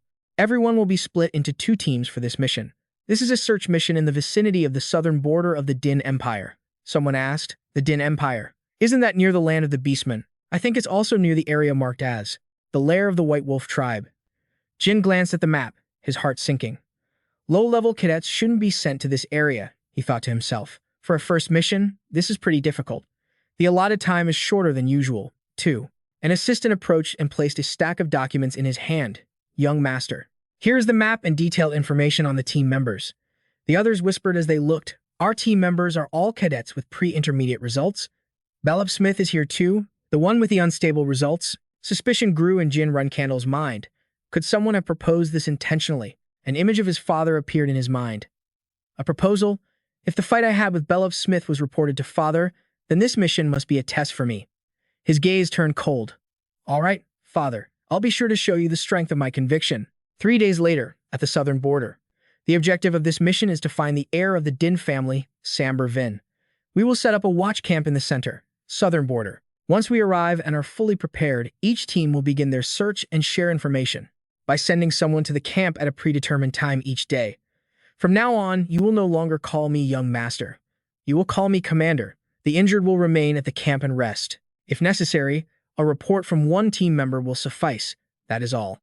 Let's hope the scout leader is still alive, Garon reported. Commander, Edwin has seen demi-humans from the Hydrotail tribe. Jin was slightly puzzled by the mention of the Hydrotail tribe. He didn't pay it much mind, since they were just a gentle tribe that avoided predators. We probably won't be entering the territory of the nearby White Wolf tribe anyway. Jin gave the order. All right, Bellop Smith. The snow will slow you down, so depart for the camp 2 hours early. Head back to Sector 13. He acknowledged the order. Understood, Commander. He then instructed the remaining members to search Sector 13. They responded in unison. Yes, Commander. Even as he gave firm commands, an uneasy feeling stirred within Jin's heart. I have a bad feeling about this, he thought. Father must have given me this mission directly, but everything is going too smoothly. He tried to reassure himself. Or maybe I'm just misinterpreting it. Does he just want to test me with this mission? Suddenly, one of the Hydrotail tribesmen spoke up. Hey, everyone.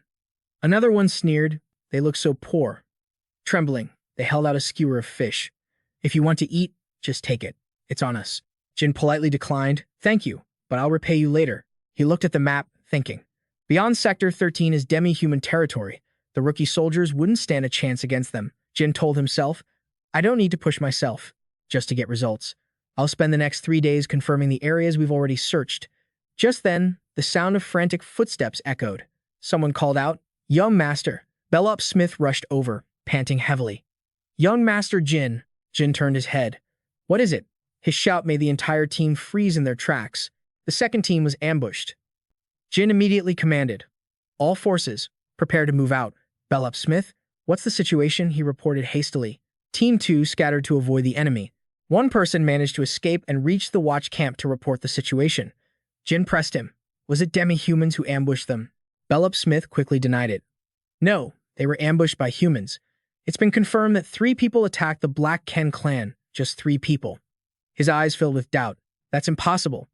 I'm sure they had more men. Jin immediately gave an order. Addington, David, return to the camp and stand guard. Engaging the enemy is forbidden. First and foremost, report back as soon as possible. The team obeyed. Yes, sir. His voice lowered amidst the snowy forest. There are too many enemies here, Jin thought as he ran. But what is their objective? Why target Team 2 instead of Team 1, where I am? He mused again. I don't know who they are, but they've been attacked now. I'll make sure they pay the price for messing with the House of Black Can. Sierra noticed something unusual. Young Master, there's blood.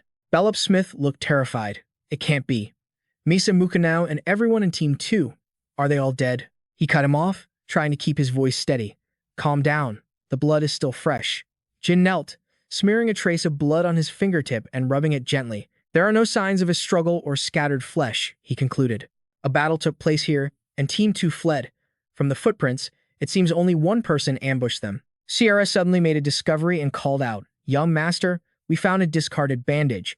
It appears to belong to Hugh Fatter." Jin was pleased. "Good work. Where did you find it?" Sierra answered concisely, "To the west." A theory flashed through his mind. So, while treating their wounded after being pursued, they were attacked by an ambusher and moved west. Without hesitation, Jin stood up and gave the order. "Sierra, join Addington's group and rely on them.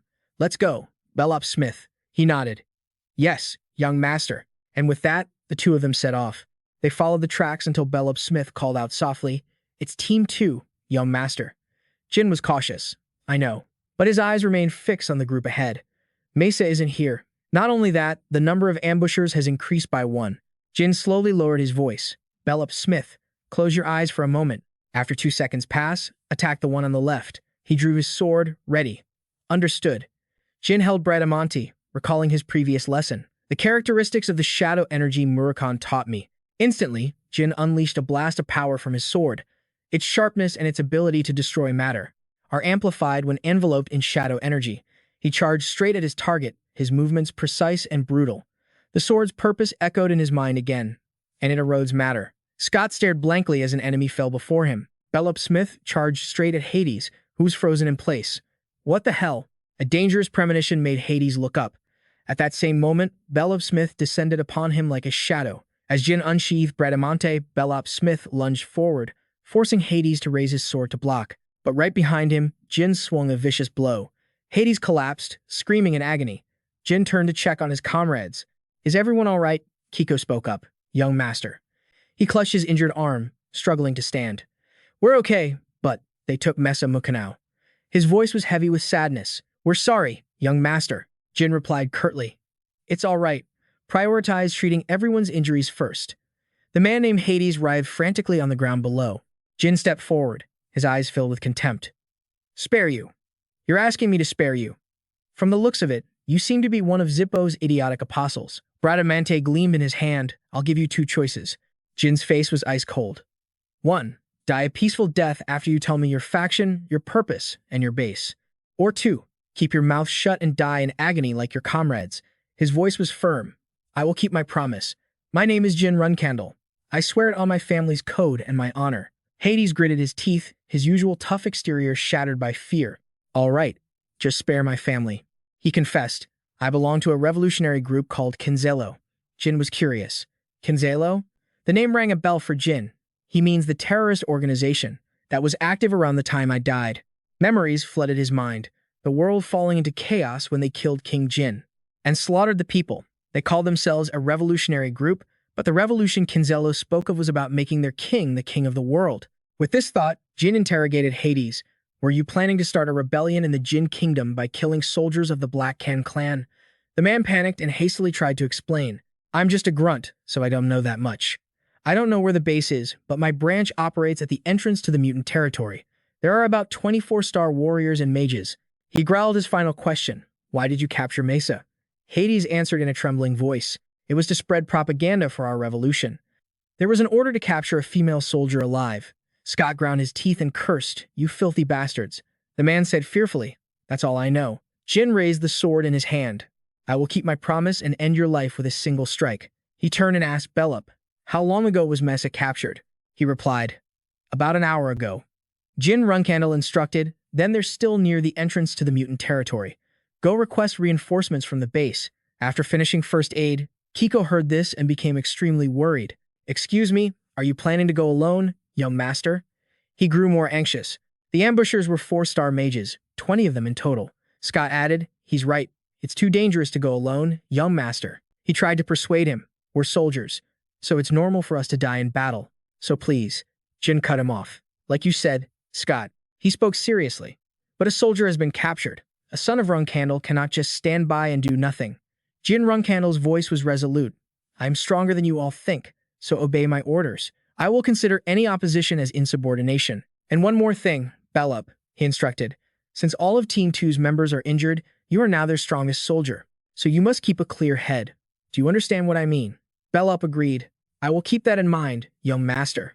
Then Jin immediately dashed off. He imagined Mesa tied up, praying silently in his heart, "Please don't let me be too late." In the midst of the icy night, Jin assessed the situation. Our enemy has 24-star soldiers. He sighed wearily. But my swordsmanship is only at about a 3-star level. My magic is 4-star, and my shadow energy release is 3-star. Jin walked through the wind and mist, his mood heavy. My growth rate is pretty good, but I can't handle all of them at once in my current state. For now, the top priority is rescuing Mesa. After that, he focused more on practicing magic. I'll try to avoid combat as much as possible and focus on finding Mesa. Jin cast a detection spell, and thin lines of light spread from his hand.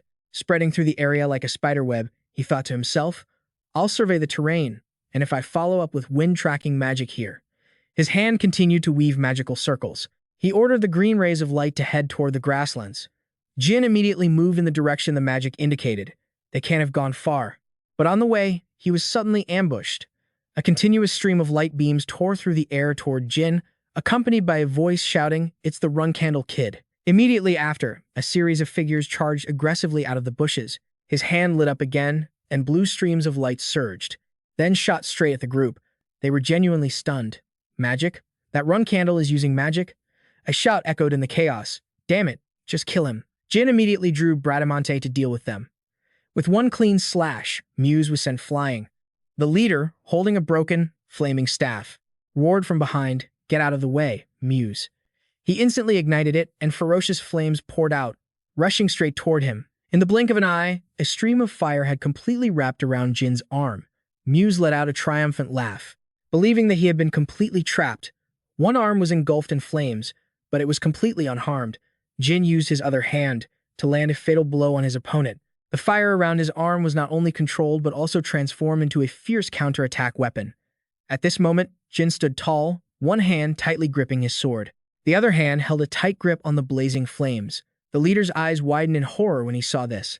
However, he was determined to win, even if fire had no effect. He immediately changed his attack, turning the flames into ice and roaring. "Then I'll tear you apart with ice." A small shard of ice lodged in Jin Runcandel's chest. His gaze remained bone-chillingly cold as he charged through the ice as if he felt nothing. The sight made the leader cry out in terror. Impossible. Then he stammered in shock. How? In the quiet of the night, a furious scream echoed.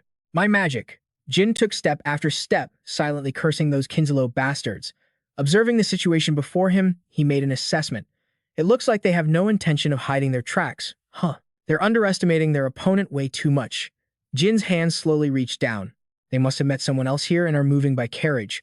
Kinzalo is a group with a proper hierarchy, I bet. They'll divide the spoils according to rank. He picked up a map and continued to think, since they wouldn't dare touch the reward meant for a high-ranking member. Now is the best chance for me to rescue Mesa safely. Jin opened the map. Right now, I'm near the mutant territory, so their base must be close by. With that thought, he summoned fire magic. I'll create a diversion and look for an opening to rescue Mesa.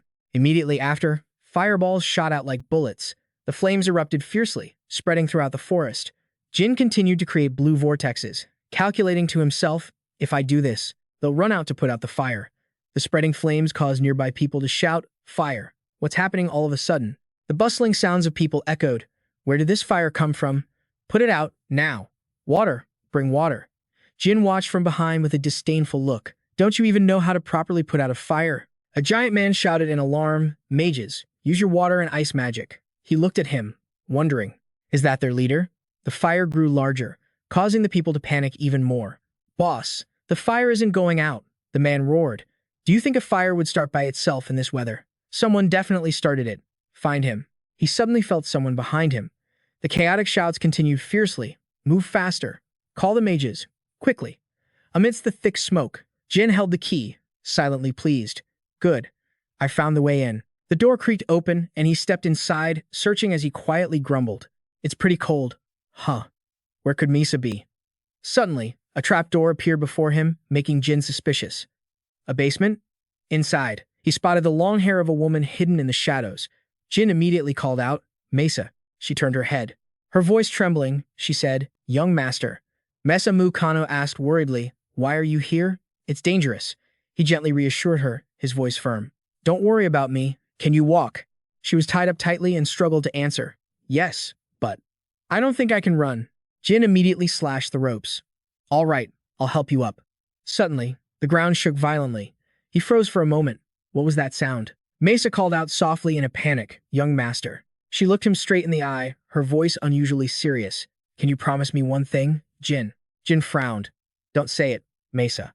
But she continued, her voice filled with determination. "If we end up in a dangerous situation, just leave me behind. The young master is far too important. Nothing bad can be allowed to happen to you." Acting as if he didn't hear her, he helped her up. "Let's just go. It's dangerous." Just as they stepped out of the basement, they found themselves surrounded by rubble and bodies. Jin realized internally that this was the work of a beast from the warrior tribe. They both silently observed the situation from a distance. A giant shadow appeared, a creature covered in pure white fur, slowly approaching. It was a member of the White Wolf tribe. Before Mesa was knocked unconscious, she tried to say, "Young master, I'll buy some time." "So please hurry, young master," Kojito Kyuka roared, cursing, "You useless bastards. If you can't even put out a fire, then you have no reason to live." He aimed his words directly at Jin. "You're the one who caused all this, aren't you, kid?" Jin didn't flinch, answering decisively, "That's right. I am the son of Siren Runcandel, Jin Runcandel." His gaze was as sharp as a sword as he commanded, "State your name, you beast." Kojito Kuka bared his teeth in a delighted grin. "Runcandel. So you're one of the Runcandel children, are you?" A few days earlier, as he began his mission in the Ding Kingdom at the Runcandel family estate, Jin had been training diligently with his sword, Bradamante. Tendrils of dark energy emanated from the blade. Suddenly, Murakan landed a swift kick to his hip. "You idiot!" he roared. "Are you trying to get yourself killed? I remember telling you, you're not good enough yet. If you unleash your sword, you'll just get drunk on its shadow energy." Murakan grabbed Jin Runcandel by the collar, threatening him. "If you don't want to die from overdosing on shadow energy, then stop trying to awaken your sword." "Got it?" Jin replied helplessly. "I got it." Back in the present, Kojito Kyuka was ecstatic. "Runcandel. Yes, today is the day I hunt the most valuable prey of my life." He howled, revealing a mouth full of drooling fangs. "My name is Kojito Kyuka. I am a warrior of the Kyuka clan, of the White Wolf tribe, a tribe known for being warlike and bloodthirsty. Even the weakest adult of the White Wolf tribe is a 6-star warrior. Everyone knows the White Wolf tribe despises the Runcandel clan, and the reason for that is because the first patriarch of the Runcandel clan invited their god, the great White Wolf Heir, only to kill him." Jin Runcandel frowned, calculating to himself, "There's no way I can escape from him with Mesa." Kojito Kyuka stomped forward like a hurricane, seething with killing intent. "I will sacrifice you to Heir so his soul can rest in peace." Jin tightened his grip on his sword as the beast roared, "Now, choose. Will you fight me in a battle of honor, or will you be torn to shreds while running away like a coward?" Jin's eyes were ice cold, showing no fear. "I will fight you."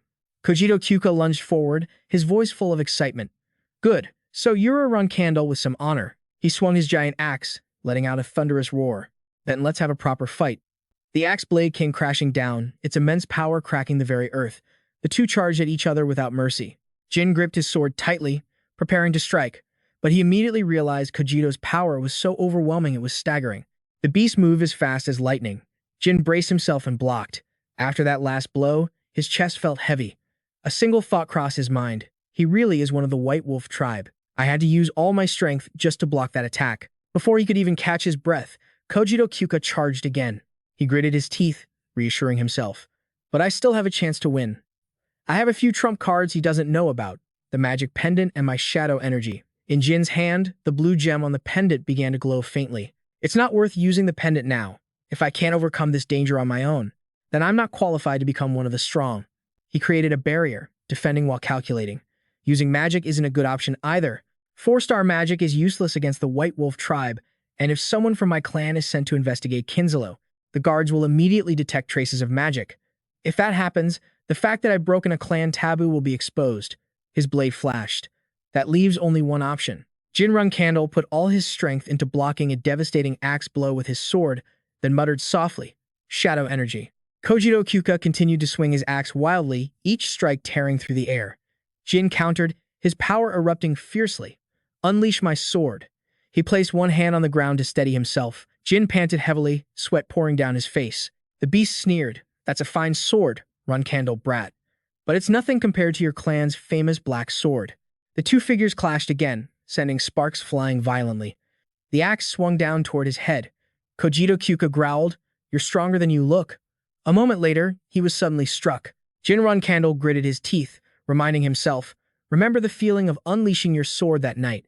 At that moment, Kojito Kyuka roared. It's over, Runcandel brat. Along with that white sword of yours, I will sacrifice you to Javier. Jin looked up, his eyes ice cold. I have to remember it. Now, instantly, Jin lunged forward, catching Kojito Kyuka by surprise. All the beast could manage was, huh. In the dead of night, the sword of dark energy swung down. Thin, blue, moonlight-like threads surrounded Kojito Kyuka's vision, making him panic. I can't see anything. A flash of white light tore through the darkness, piercing his body without mercy. Jin's hand still gripped the sword, now overflowing with dark energy. I never understood why my clan was famous for their black sword. It's only recently that I've begun to understand. Feeling a slash cut his body in two, the beast stammered. What? Are you? Jin's eyes remained emotionless. That was a good fight. Amidst the thick darkness, Jin limped away, dragging his weary steps. A few groans of exhaustion escaped his lips, and suddenly, his eyes turned cloudy. Jin roared and lunged forward. From the darkness, malicious whispers echoed, tearing at his mind, useless. What can you possibly accomplish being so weak? You're such an idiot. He doesn't understand his own situation.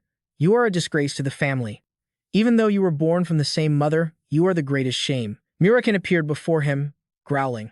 What did I tell you, you damn brat? I told you that if you tried to release your sword with so little shadow energy, you'd pay the price, didn't I? Are you planning to eat dirt after getting drunk on shadow energy? Get up. If you lose your mind, you're a lost cause. Jin trembled as he struggled to get up. His words still echoed. Don't you already know what you have to do? He squeezed his eyes shut and forced himself to meditate. Jin muttered, release shadow energy. Then he coughed up blood and thought to himself, the surrounding shadow energy is washing it away.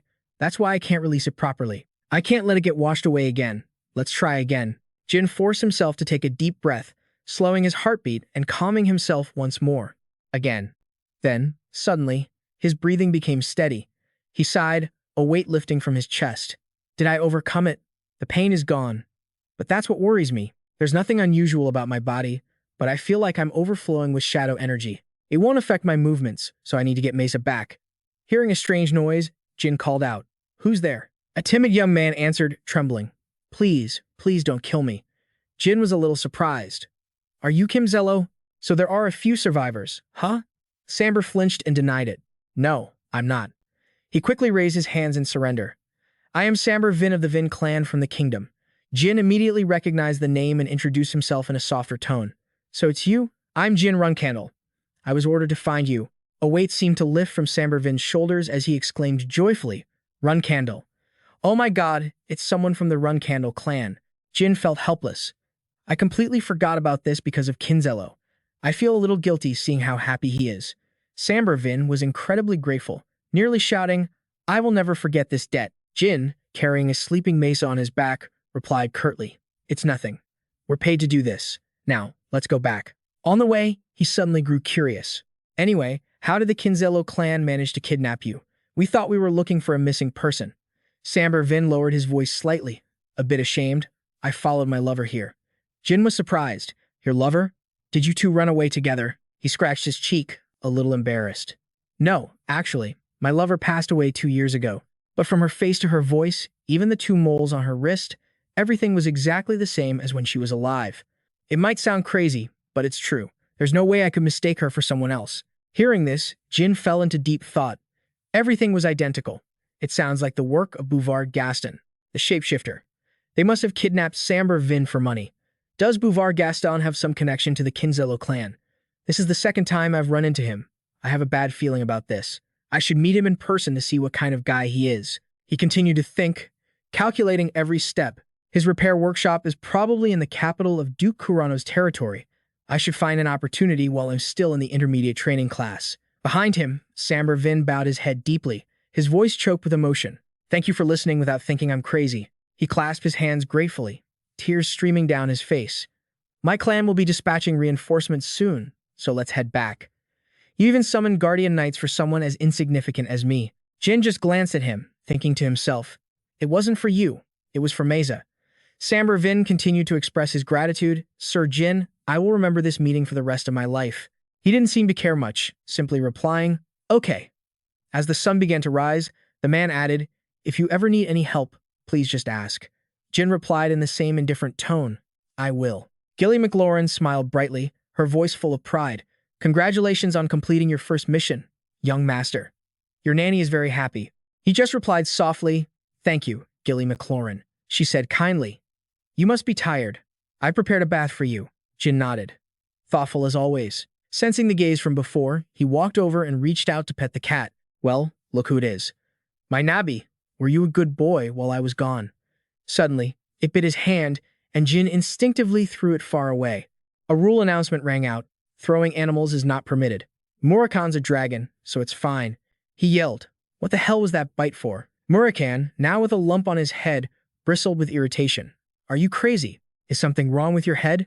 It lunged at him, scratching and clawing, scolding as it swiped its paws. I remember telling you not to release your spiritual energy. How many times have I warned you that you could die? This is all for your own good. Jin tried to fight back. Wait, listen to me. But the cat form vanished, revealing an enraged Murakan. He grabbed Jin and shook him violently. What the hell is there to listen to? Is there anything more important than your life? Jin Runcandel, especially as the one contracted to Solderet. Huh? Gilly McLaurin quickly interjected. Sir Murakan, the young master has only just returned. He lowered his voice. Step aside. Strawberry pie. This is a serious matter. She had no choice but to reply, I understand. Turning back to Jin, Murakan continued his thunderous tirade. A cadet was kidnapped right in front of me. Was I supposed to just stand by and watch? I was worried she might be in danger. And what about the pendant? Is it just a decoration to you? Its meaning is 100 times more important than just you wearing it. Jin straightened his clothes and argued back. That would have been a waste. Who knows when I'll run into a much stronger enemy? Murakan was even more shocked. A waste. Gilly interjected, her voice helpless. Sir Murakan. Jin Runcandel said casually, Is it that shocking? It was as if he'd been provoked into a frenzy. You damn brat. Jin narrowed his eyes slightly. He wondered, Wait, but how did you know I awakened my sword? He snorted coldly. Your spiritual energy rose from 3-star to a semi-4-star. I'm not blind. Jin Runcandel tried circulating his energy, clearly feeling the new flow of power. He was slightly startled. I really do feel full of energy. So it turns out I went up a level. Murakan spoke in a sharp tone. You should be grateful to Solderet for letting you live. He pointed to the shimmering blue flame in Jin's hand and spoke slowly. Out of the 10 people who experienced a spiritual energy overload. Wait, now it's 11. Whatever. Out of all of them, 9 died. Jin was a little curious. One of the 2 survivors was me, so who was the other one? The first Patriarch? Murakan pointed to himself and said nonchalantly, No, it was me. Temar must have died. He waved his hand nonchalantly, his voice devoid of interest. So, you and I aren't so different after all. Don't worry. I have no desire to go through that kind of pain again either. I'm going to take a bath. The man roared in fury. That little brat. Strawberry pie. You should starve him until he comes to his senses. Gilly McLaurin just calmly sidestepped the issue. If you'll excuse me, I'll go prepare a meal for the young master. And so, Murakan was left all alone, muttering pitifully to himself. Strawberry pie, that lucky brat. In a luxurious room, a cold voice called out, Jin. He fought and defeated a warrior from the White Wolf tribe. How could something so ridiculous happen? Another person replied, Of course, it's ridiculous. It was probably just some bandits disguised as wolves. Mayu Runcandel was surprised, her voice full of doubt. How could a fledgling 3-star knight possibly kill a member of the White Wolf tribe? Anne Runcandel, the 9th flag bearer of the Runcandel family, smiled mysteriously. Actually, there is a way. The one Jin faced was probably quite weak. Mayu Runcandel, the 8th flag bearer, immediately retorted, but it's still nonsense. What's even more unbelievable is that Mother is taking this at face value. Her gaze shifted meaningfully. Isn't that right? Haytona Runcandel. Daytona? The 2 boys quickly forced a smile and agreed. Of course. But when Anne turned away, Haytona Runcandel whispered softly. Do you think Jin really killed him? Daytona Runcandel replied in a low voice. He's a monster, but even that's a stretch, he said loudly in frustration. The issue isn't whether he killed a White Wolf tribesman or not. It's that he's about to join the intermediate training class. The other boy nodded hesitantly. Right. They both involuntarily imagined his terrifying eyes. If Jin comes to the intermediate class, we're done for. His voice seemed to echo in their minds. Should I beat you two with my sword or my fists? Both their faces went pale, their spirits sinking in despair. Mayu Runcandel let out a faint smirk. What are you two whispering about? Is the thought of him moving to the intermediate class that scary? The Tona brothers said in unison. Of course not. She turned her head with a teasing smile. Go on. Be honest with your big sisters. Suddenly, her gaze turned cold and terrifying. Because the thing I hate most is the tongue of a liar. It makes me want to just cut it right off. The two trembled and mumbled. We're very scared. Anne slowly made her offer. Do you want your big sister to help you? They looked bewildered. How? The two brothers gradually grew excited as she spoke. We'll make a special exception and lend you our slaves to use. The Runcandle's intermediate class is, in essence, a battle for survival. It's for those who are qualified, including cadets ranging from 3-star to 5-star, and that includes newly joined cadets, and also those who have been stuck in the class for over 10 years. Maya Runcandel and Anne had gathered a small number of these held-back cadets and tormented them like slaves. She said coldly, "You can use them to destroy Jin. We hate him too." The two sisters glanced at each other, the corners of their lips curling into a cunning smirk. "But if you don't handle this carefully, you better be prepared for the consequences, my dear little brothers." Meanwhile, Jin had just stepped out after his bath. Feeling relieved, he thought to himself, I succeeded in my first mission, so my entry into the intermediate class should be set. On the other hand, I've also reached 4-star spiritual energy. To use this energy effectively, I need to reach 6-star swordsmanship within 5 years at the latest. A 6-star swordsman is considered an excellent warrior, and from 7-star onwards, one is considered a sword master. But that's only special for ordinary people. From 8-star onwards, you're called extraordinary, and everything changes completely. Furthermore, out of more than 2 billion people on the entire continent, less than 100 are 9-star or 10-star, and only Jin Runcandel was the one who surpassed those standards. Demigod, the genesis of knighthood. Jin clenched his fists with determination. In this life, I will reach the origin rank, not just demigod. He sat down, calmly considering his next move. All right, the first bridge to cross is my own advancement. The Tona twins are in the intermediate class. I anticipated this, even without experiencing it firsthand. Once I step into that class, I'll be watched by all of my siblings, not just the Tona twins. Jin picked up a pastry, almost hearing Gilly McLaurin's voice, "Eat up, young master." He sighed helplessly. This is too much. The beginner class was full of kids at the same level, so the atmosphere was pretty friendly, but I can't afford to be soft in the intermediate class. In a place where strength and skill are all that matter, there's only one thing I need to do. A cold, hidden glint flashed in his eyes. With iron resolve, he thought, I will dominate the intermediate class with my own power. A knock sounded at the door. Rosa, who's focused on writing something, called out, "Enter." Jin entered, bowed, and asked, "Mother, you summoned me?" She sat formally behind her desk and replied calmly, "I did." Rosa continued slowly, "I heard you completed your mission safely. The results were excellent."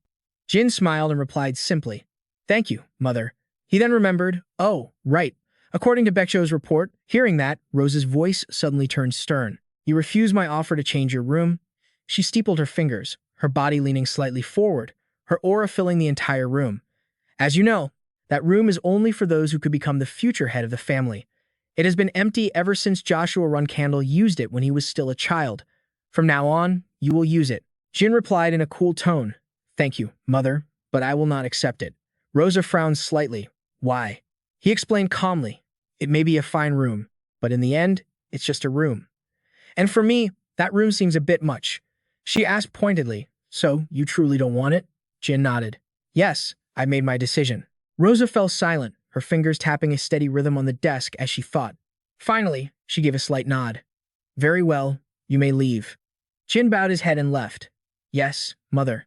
Left alone, Rosa rested her chin on her hand and sighed in frustration. "I can't tell if my youngest son has no greed, or if he's just far too ambitious.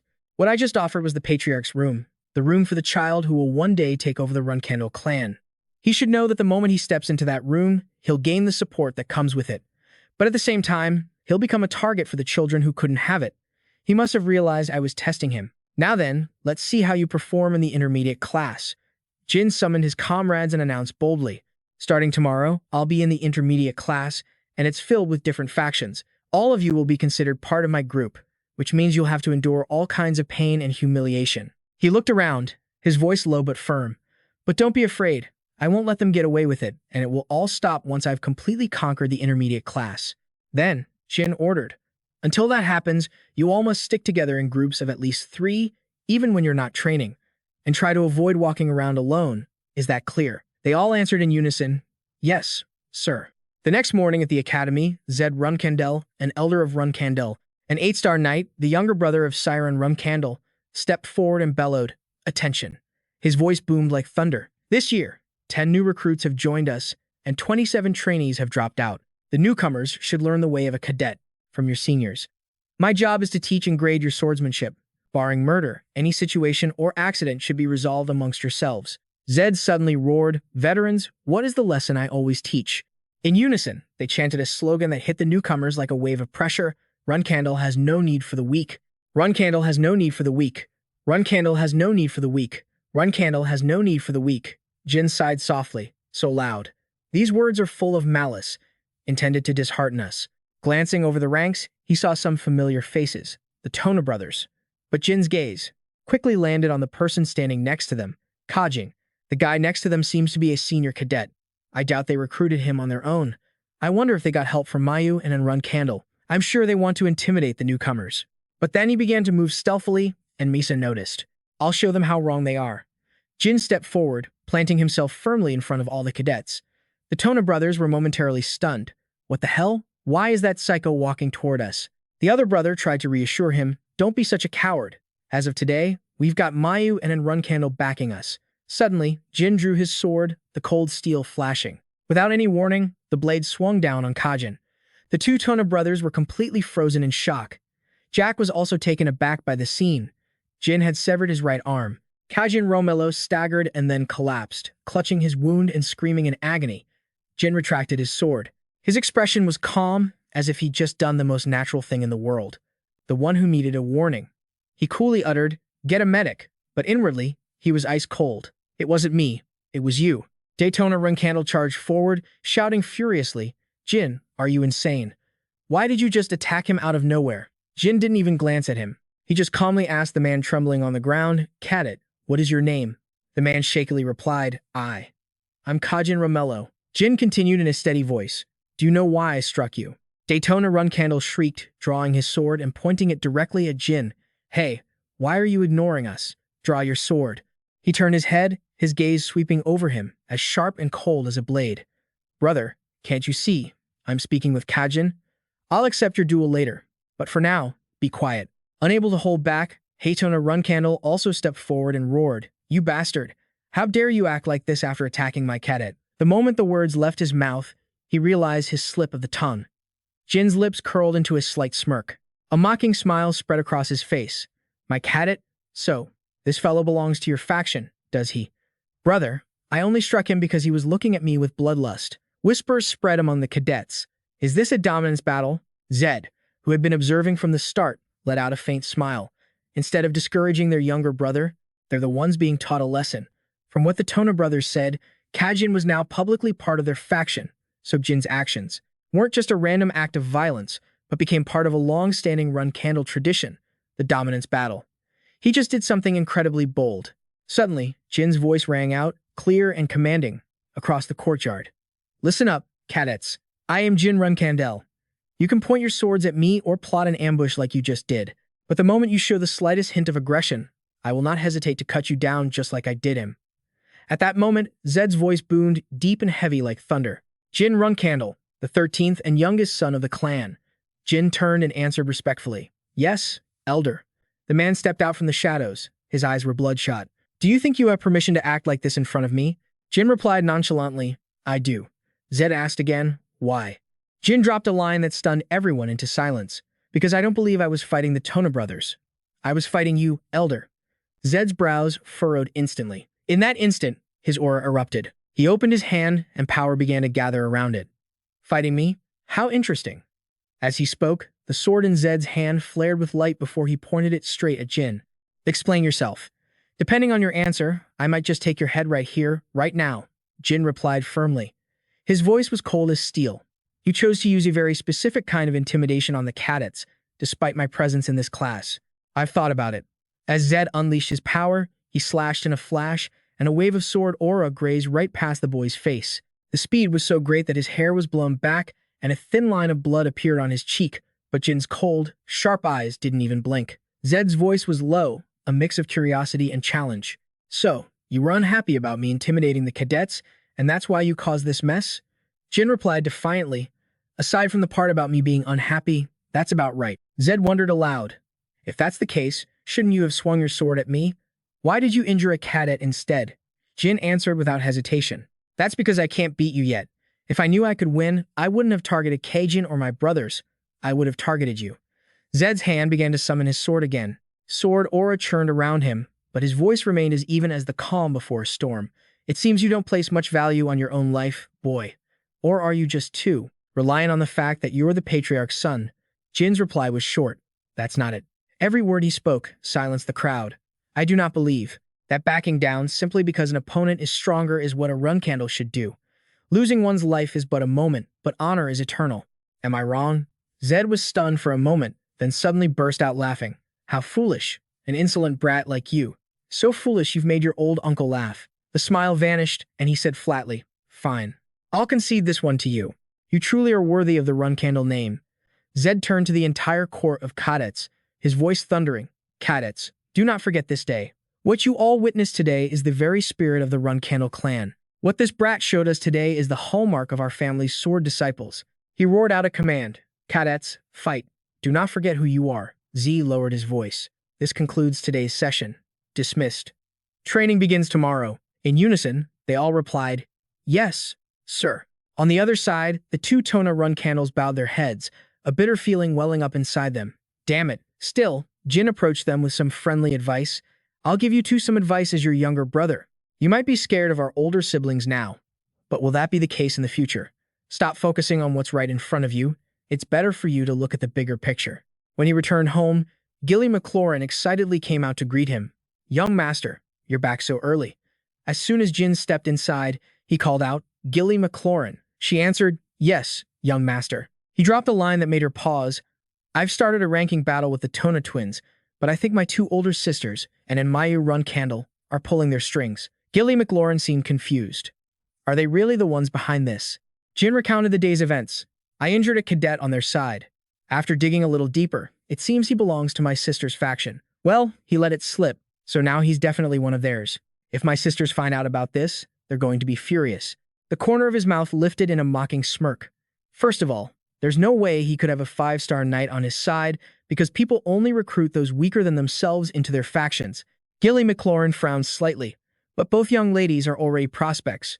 There's an unwritten rule that prospects only fight other prospects. Jin smiled calmly. It's fine. I'm actually quite happy that my sisters have started making their move on me. This is their big secret, but since they're both prospects, there's no reason for them to fight me directly. The worst they can do is mess with the allocation of my team members and increase the difficulty of my missions using their privileges as prospects, making it more likely for me to get injured or killed. However, among the high-difficulty missions, there are quite a few solo missions, and on a solo mission, there's no one to supervise me, which means I can use my full power. Gilly McLaurin's eyes lit up in understanding. In that case, this is actually a great opportunity, isn't it? Jin chuckled softly. Exactly. His voice filled with excitement. I just need to be grateful to my dear sisters and build up my achievements. Jin bent down, picked up Murakan, and continued, and I'm sure bringing a cat along won't be a problem. The cat's eyes went wide. Huh? Oh, come on. Jin maintained his casual demeanor. But Murakan, I won't be taking you on missions, because I have another task for you. Murakan tilted his head, his voice full of annoyance. Another task? He immediately asked, What is it? Jin just smiled mysteriously. I'll tell you next time. So until then, we both need to keep a low profile. Gilly McLaurin also smiled, nodding slightly. Yes, young master. At the training session, Z's deep, gruff voice boomed with its usual pressure.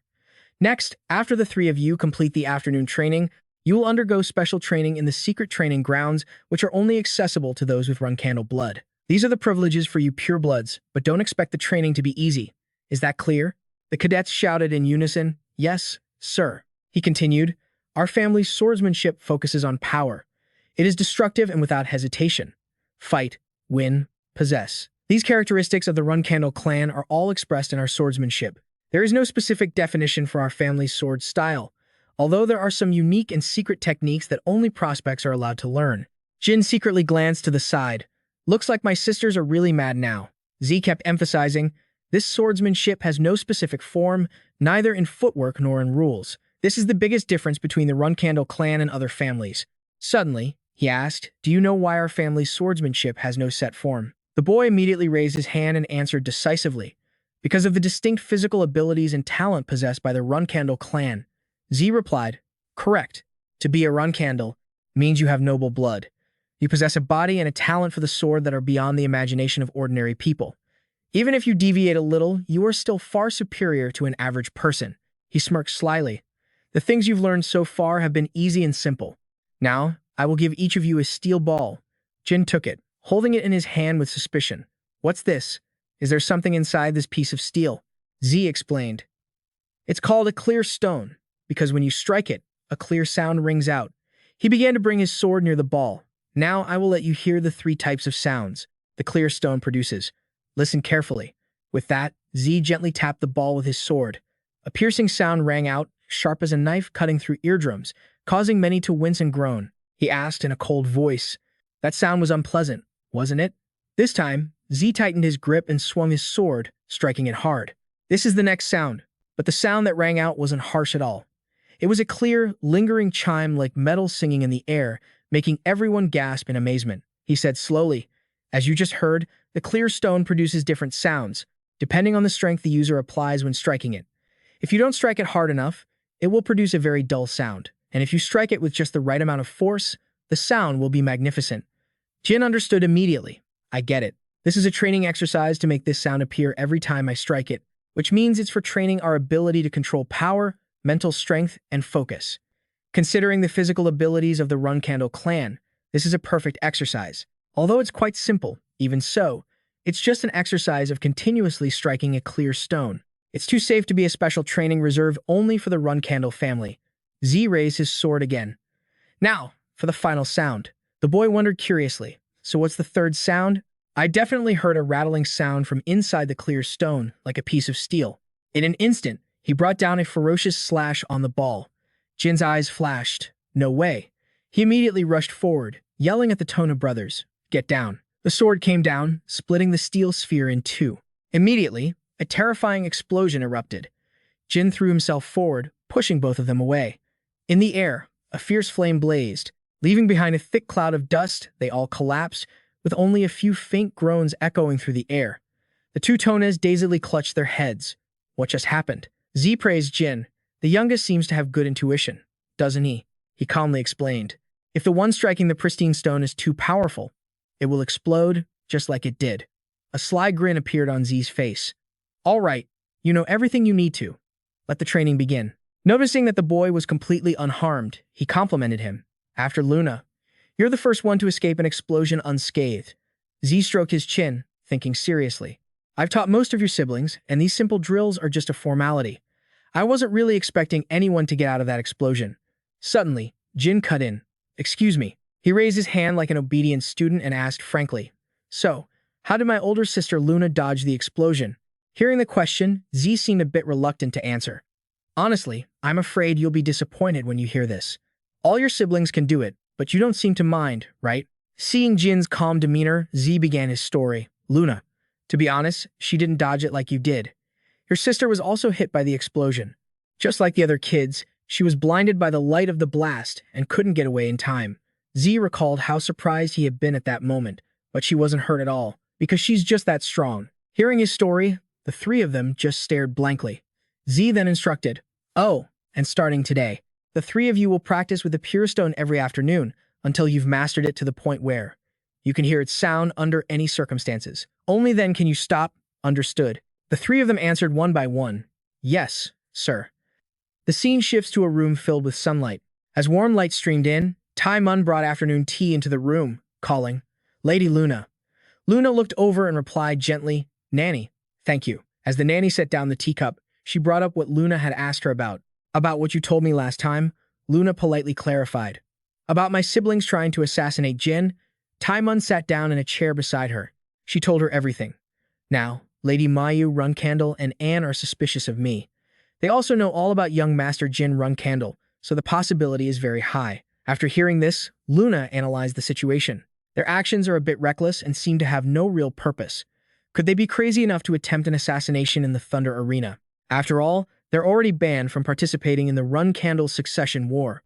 A hint of sadness crossed Luna's face as she mentioned them. Besides, if Father finds out about their plan, this house will be turned upside down and their lives will be in danger, too. Tai Mun asked her gently, Do you think it's possible that young Master Jin was lying? What if it was just a misunderstanding? Luna thought seriously about her younger brother. The boy is 10 years old now, so I think both scenarios are possible. Besides, we've been investigating this for 5 years and haven't found anything. I don't think Jin was lying. She remembered the frighteningly cold and calm face of her younger brother as a child, saying, "I didn't know it, but I almost died. Back then, that boy was very wary of me." The more she thought about it, the more Luna felt something was off. She clutched the teacup in her hand. It wasn't that the kid just made it up. I think it was his intuition. The boy could sense it. Hearing this, the nanny asked for her opinion. "So, should we investigate Lady Mayu Runcandel and in first?" Luna put down her teacup and made a request. "Yes, please. I'll leave it to you. Being stuck like this is making me worried. I have a bad feeling about this." Tai Mun said with concern, "I'm the one who should be worried. I'm worried you'll be hurt by your siblings. Again." Luna gave a faint smile to reassure her nanny. I'm long past that 13-year-old girl. You don't need to worry about me." Speaking of which, Luna suddenly wondered, "By the way, is Jin doing well?" Tai Mun understood what she was curious about. "You mean with Sir Z's training?" Luna rested her chin on her hand and replied, "It's about time the boy showed me the results of his training." Luna pictured his training and smiled gently. "He'll probably get a little banged up by the Pure Stone, but that kid will do just fine. It makes me so happy to watch him grow up." The next day, 4 hours into the afternoon training session, Jin was drenched in sweat, panting heavily. He thought to himself, "Of all the training I've ever endured, this one truly makes me feel awful." Z, looking over some documents, mercifully gave the order, "Take a 5-minute break." Jin held his sword and began to meditate, but his mind wouldn't stop racing.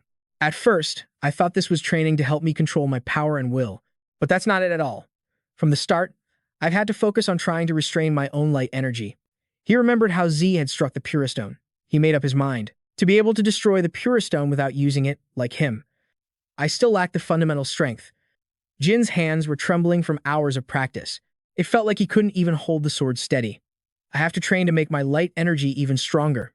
The thoughts raced through his head. He tried to calm himself, letting out a long sigh. "I have to train so I can clearly hear the pure sound and easily destroy the Pure Stone." After a moment of chaotic thoughts, Jin tried to restrain himself. "Don't rush, calm down. This is just what my siblings had to do before they came of age in my past life. I can definitely do it, too." Z opened his eyes and glanced at the three of them, his crimson eyes seeming to see through everything. He praised them internally. "All three are doing quite well. They're gradually improving." Haytona Runcandel gritted his teeth and cursed. "You just said it was cracked." Daytona Runcandel, despite trembling and struggling to stand, refused to back down. "Where's the crack?" Z then assessed Jin, who was focused on his meditation. "But that boy, he's something special." He felt a sense of satisfaction. He gently stroked his chin with a sinister smile. "Perhaps he'll be able to break Luna's record." Night fell, and a voice broke the silence. How pathetic. Looking at the two Tona brothers collapse on the floor, Z instructed, "Give this to your brothers. If they plan on fainting again tomorrow, they won't be needing it." Jin obediently followed the order. "Understood." Z stood with his arms crossed, watching the brothers help each other away, and Jin's retreating back, silently assessing them. The Tona twins lasted longer than I thought. A Runcandel is a Runcandel, after all. Watching Jin's proud figure walk away, he thought, "And the youngest." At this thought, Z shouted with a hint of resentment. Why did he have to be the youngest? He was filled with frustration and regret. If he had been born 10 years earlier, he could have become a true prodigy. That damn brother of mine, swallowing the entire Runcandel clan. What can I do? It's such a shame. Jin was heartbroken, slumping down in despair. No matter how he thought about it, it was just a damn shame. 1 month later, in May of 1795, at the Intermediate Cadet Training Grounds, someone standing up high shouted, "Attention." A man read the announcement in a clear voice. "The first mission of the year for the intermediate class has been issued. Cadets who are called, step forward. The first mission is a protection detail. The personnel you are to protect are new employees of the Minch Smithy Company. Those selected are Houston and Barden." Everyone stood in neat rows, listening to the rest of the announcement. "The third mission is monster subjugation. The target for subjugation is orcs." Looking at the long scroll, the announcer suddenly paused. "The mission will take place in an unprotected area, the Kurano territory. Those selected are..." He looked at the paper, hesitating for a long moment as if he couldn't believe his own eyes. Then, the names were called out, leaving Bellop and Mesa stunned. Mesa, Bellop, Scott, Tai Mong, Kiko, Addington, Sierra, Vince, David. 10 people in total. After finishing the announcement, the man rolled up the scroll and added, "There are a total of 25 orcs." Mesa's face darkened, her thoughts unreadable. as he continued his reminder. Orcs have a habit of moving in packs, so be resolute in carrying out this mission. He then concluded with, that is all. Betcho will give you the finer details. Dismissed. Daytona Runcandel asked the person next to him, newbies are going to subjugate orcs? The person scoffed disdainfully, what can they possibly do? Half of them are sure to die. Mello sneered mockingly, time to prepare the coffins and incense. Kajin, despite being out of the picture, arrogantly chimed in, there's still some time before the mission. Enough time to write a will, right? The orange-haired guy with a wicked face clasped his hands in mock prayer. Or maybe you can go beg young Master Jin to save us. We're so scared. Tai Mong exploded in anger. What did you just say? Mesa Mukino quickly grabbed his hand to stop him. Let it go. We can't beat them yet. And the mission hasn't even started. Getting injured now would be a huge problem. He refused to back down, arguing. But Misa, Mukino, those bastards, and the young master. At that moment, she couldn't hold back and snapped, shut your mouth and stand still. Have you forgotten? This is the Runcandel clan. Her small but resilient figure stood among the crowd as she spoke with conviction. We just have to carry out the mission we've been given and return after completing it. Mesa was angry, but her eyes shone with a brilliant, steely resolve. That is the only way we can defeat them. Heitana gritted his teeth, raising the sword in his hands high above his head. A second later, he brought it down with a swift, decisive strike. Cracks appeared on the surface of the orb. Heitana, bewildered, gasped with his mouth wide and eyes bulging. Ah! Before he could even process what was happening, a loud explosion erupted. Thick smoke filled the air, but through it, a hateful curse could be heard clearly. Damn it! He screamed the name of his close brother, Daytona. Getting no response, Heitana Runcandel continued to cry out for help, his voice now desperate. Jin. His plea sounded incredibly urgent. On instinct, Jin whipped his head around.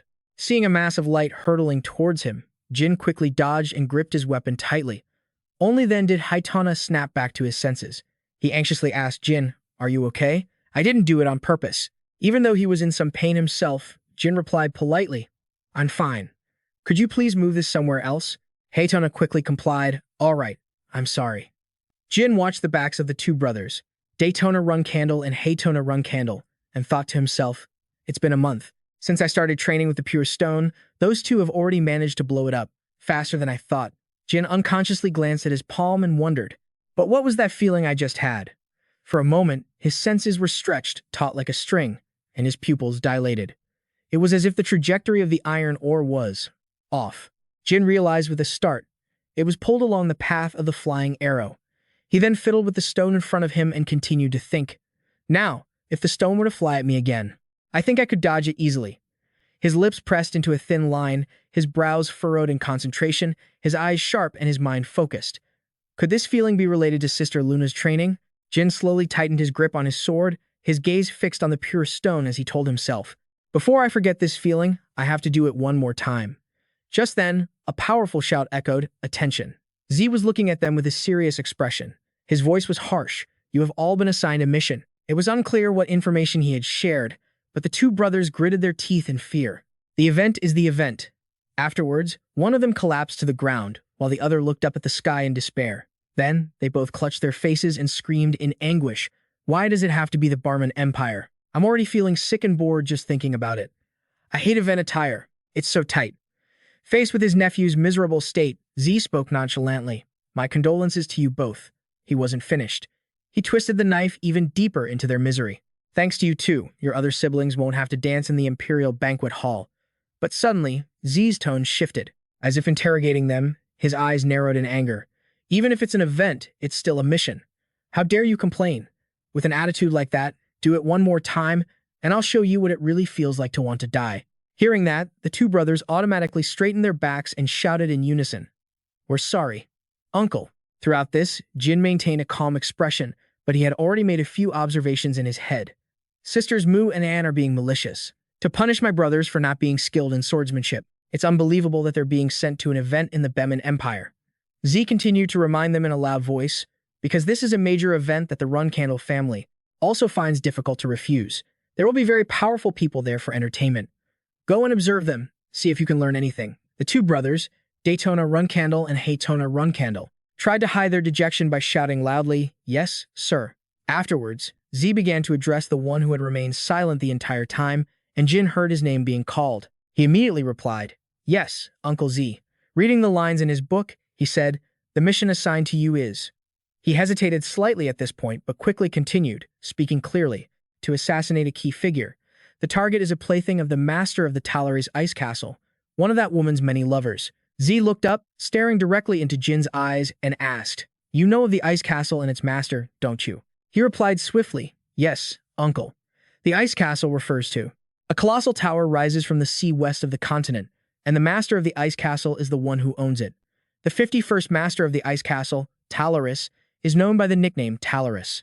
She was famous for cruelly torturing anyone who dared to touch her lovers. A moment later, Z handed Jin a file and gave him some additional instructions. The ice castle is an independent force beyond the control of the Runcandel or Zippel families. You know how powerful the ice castle and its master are, don't you? The target for assassination is Ankaro Chandler. Currently, members of the ice castle are his bodyguards, and he is staying in the lawless region of Mammoth. Before Jin could even react, the two brothers, Hatona and Daytona Runcandel, widened their eyes in shock. What? Mammoth? Fearing they'd be scolded, they both cautiously lowered their voices and whispered to each other. To have to go all the way to Mammoth. This should be a mission for a guardian knight. Jin might be talented, but isn't this a bit much? At the same time, he calmly looked at the man and spoke up. "Uncle, I have a question." Jin raised a hand to his chin, full of suspicion. Was this mission requested by the Chandler family? Z crossed his arms, nodded, and confirmed. That's right. It seems the Chandlers tried everything to bring him back, but failed every time. I guess they decided it's better to kill him than to let him expose the family's secrets. Do you think you can handle this mission? Hearing the answer he wanted, he declared firmly, "I'll do it." The man was a bit surprised by his decisive response. "Why you?" But Z didn't ask it out loud, keeping the thought to himself. This kid, does he not know about the ice castle and Mammoth? Why did he agree so quickly? I was even thinking of telling Kian if he resisted. Finally, he ended the exchange with a sigh. Well, being decisive is a good thing. Z stayed behind to give a few more instructions. The three of you will depart in 2 days. The brothers Daytona Runcandel and Haytona Runcandel still couldn't believe it. Uncle Jin is really going to Mammoth, he replied in a grumpy, annoyed tone. If he wants to go, why stop him? Afternoon training is cancelled until the mission is over. Personal training will be limited so as not to interfere with the mission. The three of them replied in turn, "Yes, all right, uncle."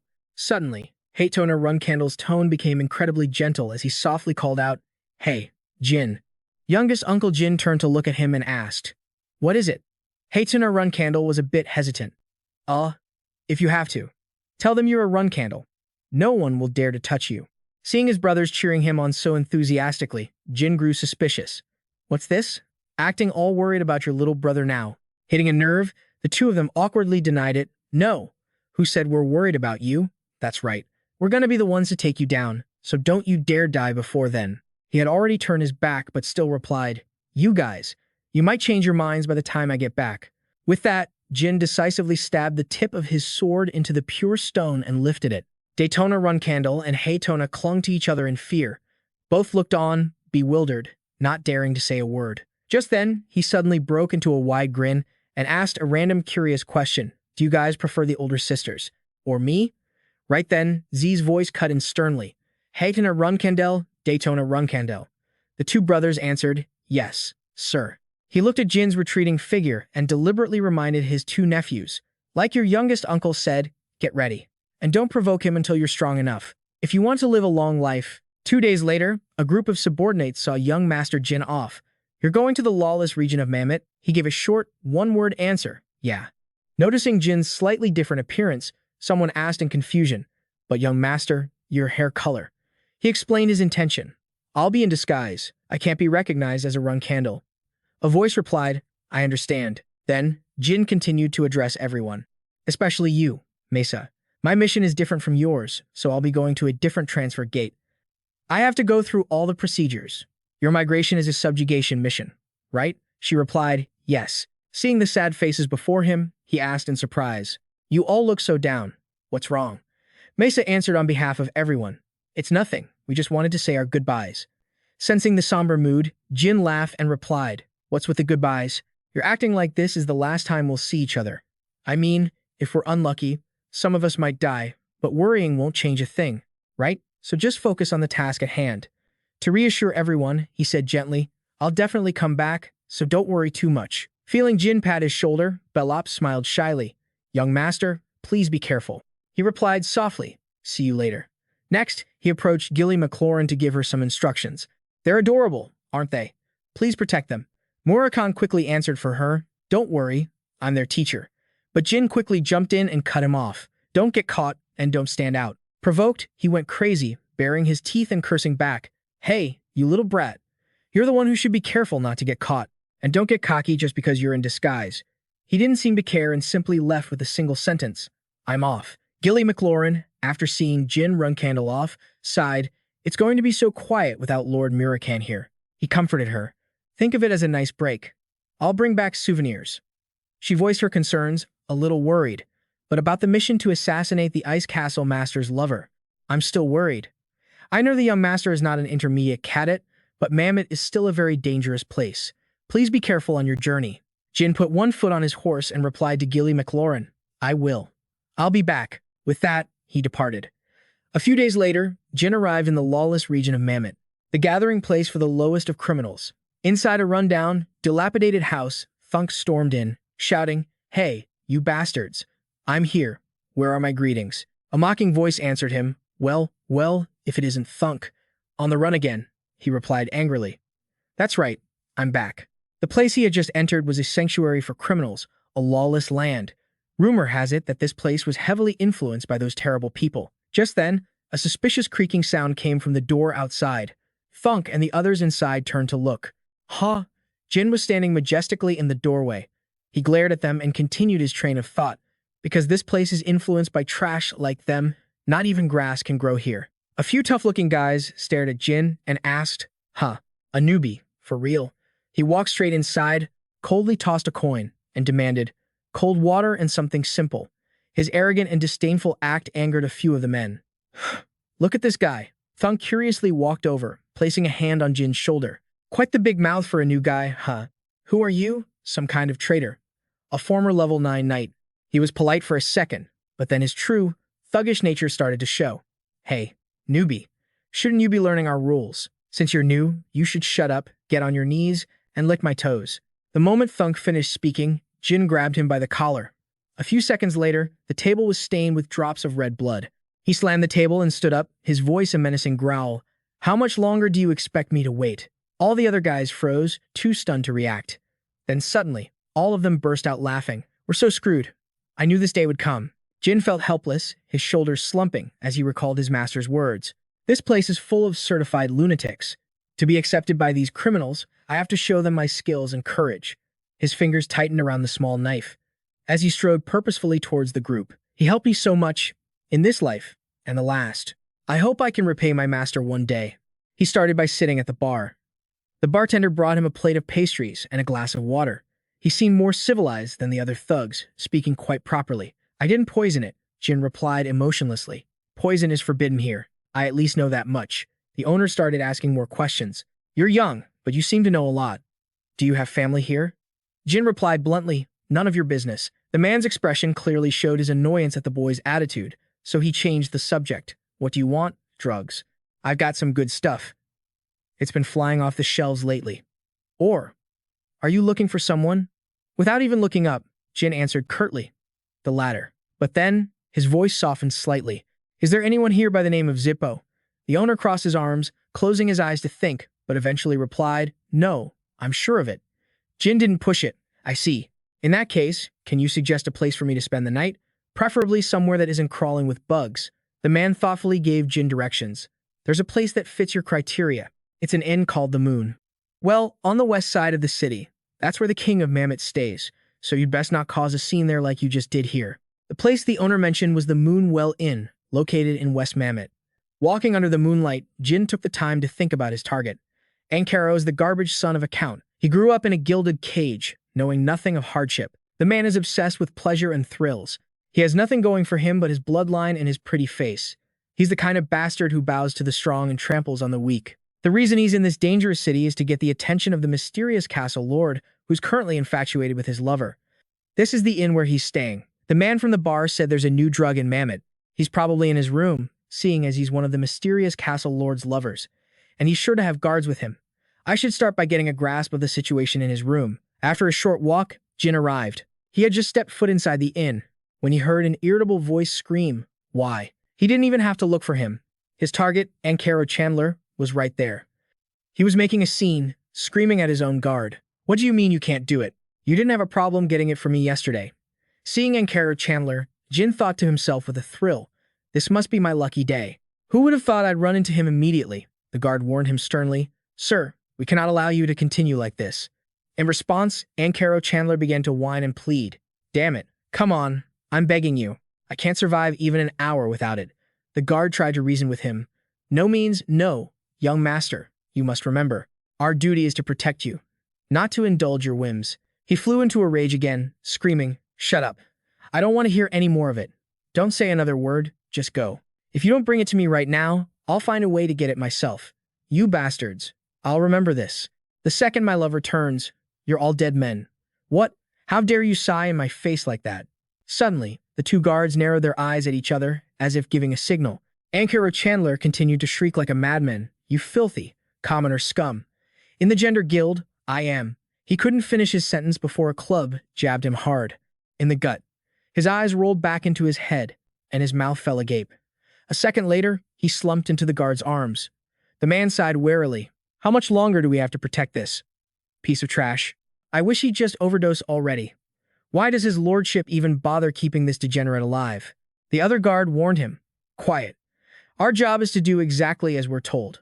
Letting personal feelings get in the way is not an option. Jin, who had been watching from a corner, observed everything and slowly began to form a plan. His bodyguards seemed to be at least level 6 swordsmen. Killing Ankaro Chandler himself would be as easy as breathing.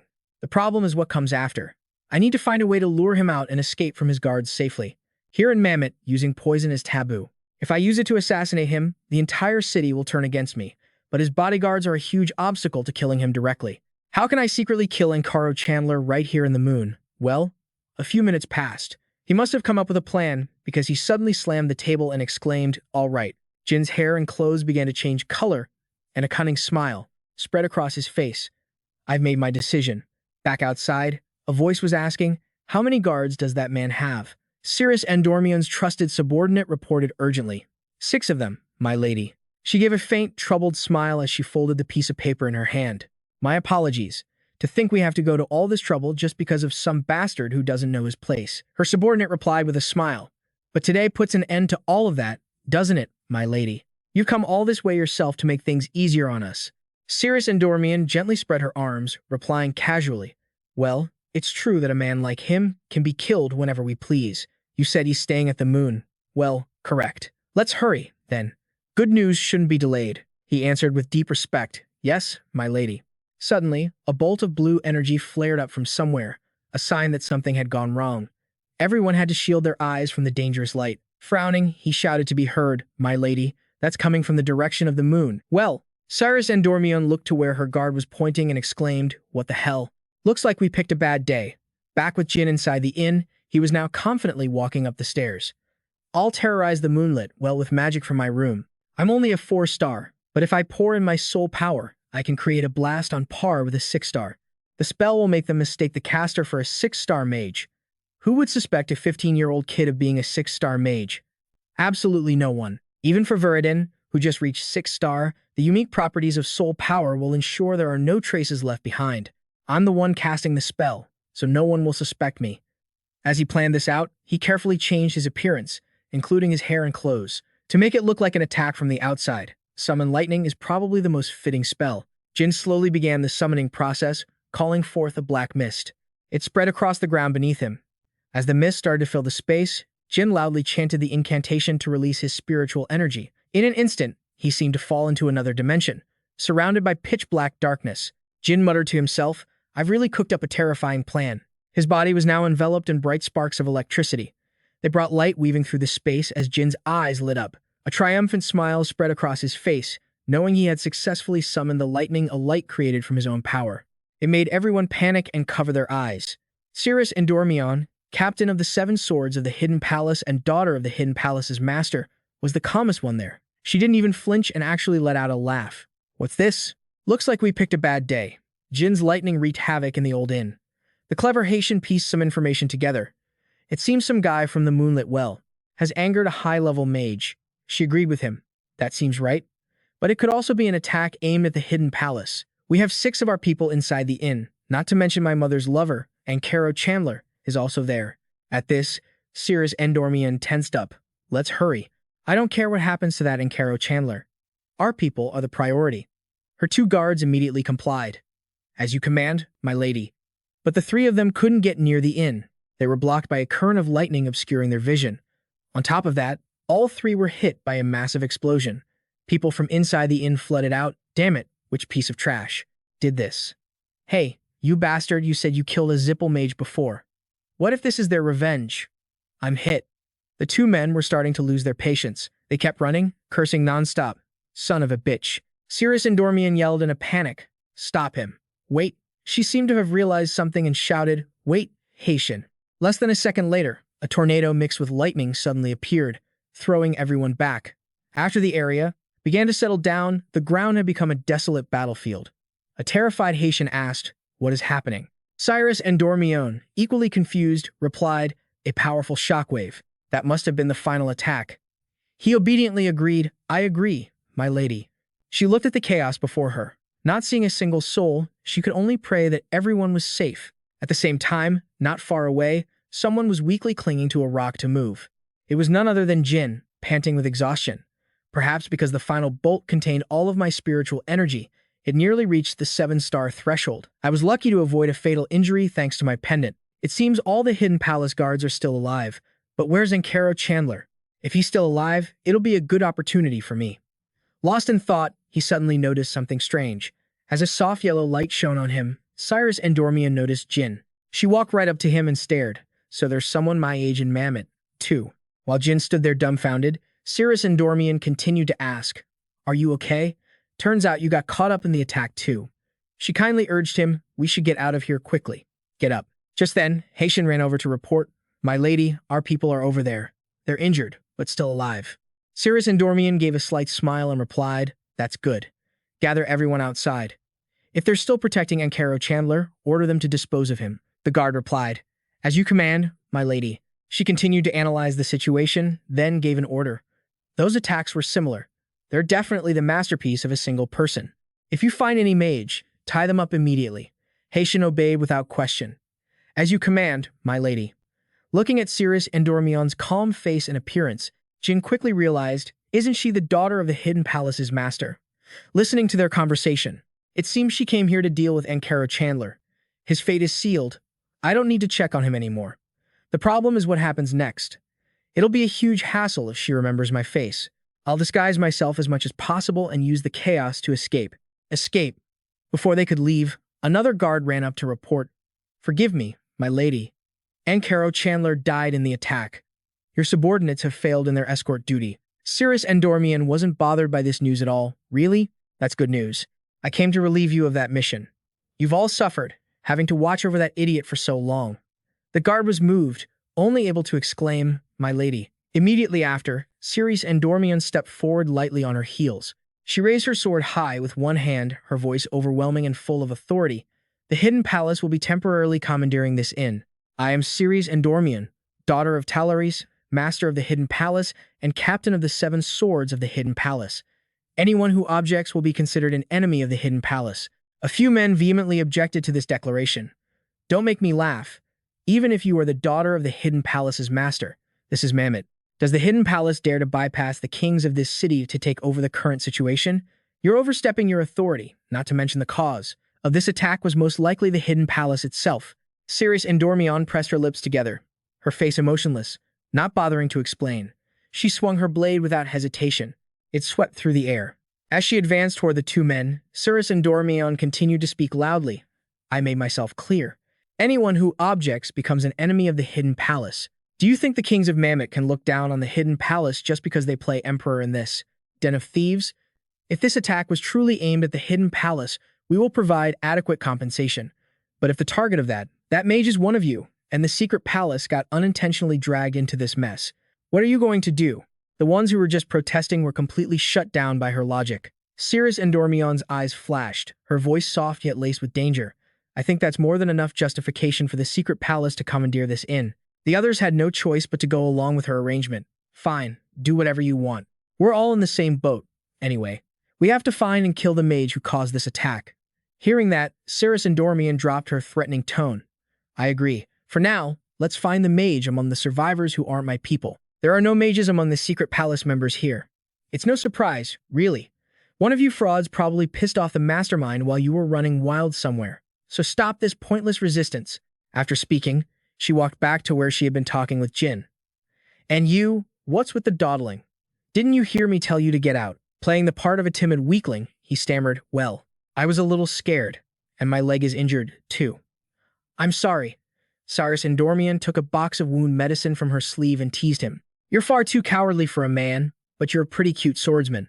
Here, pull up your pants. You're lucky, surviving that attack. You even get to have the great Cyrus Endormian, myself, apply medicine for you. You should feel honored. In response to her kindness, Jin shyly asked, what must I do to repay this favor? Cyrus Endormian flashed a bright, carefree smile and replied, there's no need. How could someone like you ever be capable of repaying the great Cyrus Endormian? Just think of it as a fond memory, and maybe bow in the direction of the secret palace from time to time. After she finished applying the medicine, she quickly turned and waved. Farewell. He smiled and waved back in reply. Once Cyrus Endormian was out of sight, Jin's face returned to a cold, blank expression as he said to himself, mission complete. One battle ends and another begins. A flash of light drew an arc through the air, clearly the mark of a sword. A monster was roaring in agony. After taking a fatal slash from a human, it let out its final, dying groans before its body collapsed to the ground. Along with it came a joyous cheer, 18. It was me, Mong, who took down this brain monster. He was now triumphantly stomping on its corpse. Scott grinned in agreement. Let's head back together and stomp all of the pride of those bastards who dared to laugh at us. But Mesa didn't look happy at all. Instead, she warned her friends with a tense voice, don't let your guard down. There are still 7 monsters left, one of them replied. I know, Mesa. She analyzed the situation carefully.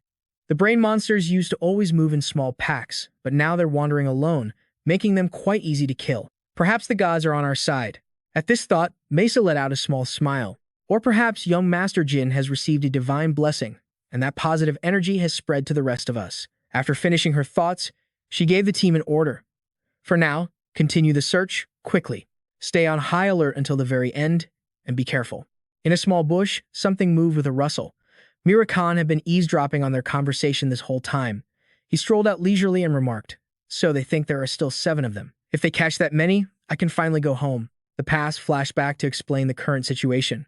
A few days before Jin's squad received their mission, someone had gathered the brain monsters and announced loudly, is everyone here? Murakan stood with his hands clasped behind his back. His voice boomed with authority. Listen up, you brainless bastards. From this day forward, you will make sure to always move alone. If you dare to disobey or gather in groups of 2 or more, I will send every last one of you to the afterlife. Got it? Finally, he said. If you understand, then get moving, now. Hearing this, the brain monsters began to scatter, running back into the forest. In the present, Murakan complained irritably as he walked on his short legs. That damn brat is always making me do these annoying chores. He shouted in frustration. So what if it's a 1,000-year-old fake contract? So what? His furious roar sent a flock of birds flying in a panic. Murakan stood on a branch, observing Jin's squad below, and thought to himself, when I get back, I'm making that brat buy me new Manhwa. Then he stretched out, bored. In this body, this is the most I can do to complete the mission without anyone dying. Just then, the sound of heavy footsteps echoed as if an earthquake was happening. Murakan, who had been lounging, immediately shot up, his golden pupils glowing. He jerked his head around to look behind him and wondered, what is this energy? The strange and mysterious sound grew clearer, and Murakan instantly realized it was heading this way. He was currently hiding on a tree branch. He cursed under his breath, damn it, where did these guys come from? I didn't think they just turned back. It's a good thing they're only about 3-star rank. If it were Jin, that brat would have sensed my barrier instantly. With that, Murakan directed a plume of pitch-black smoke to descend below. It drifted toward the area where the squad was camped.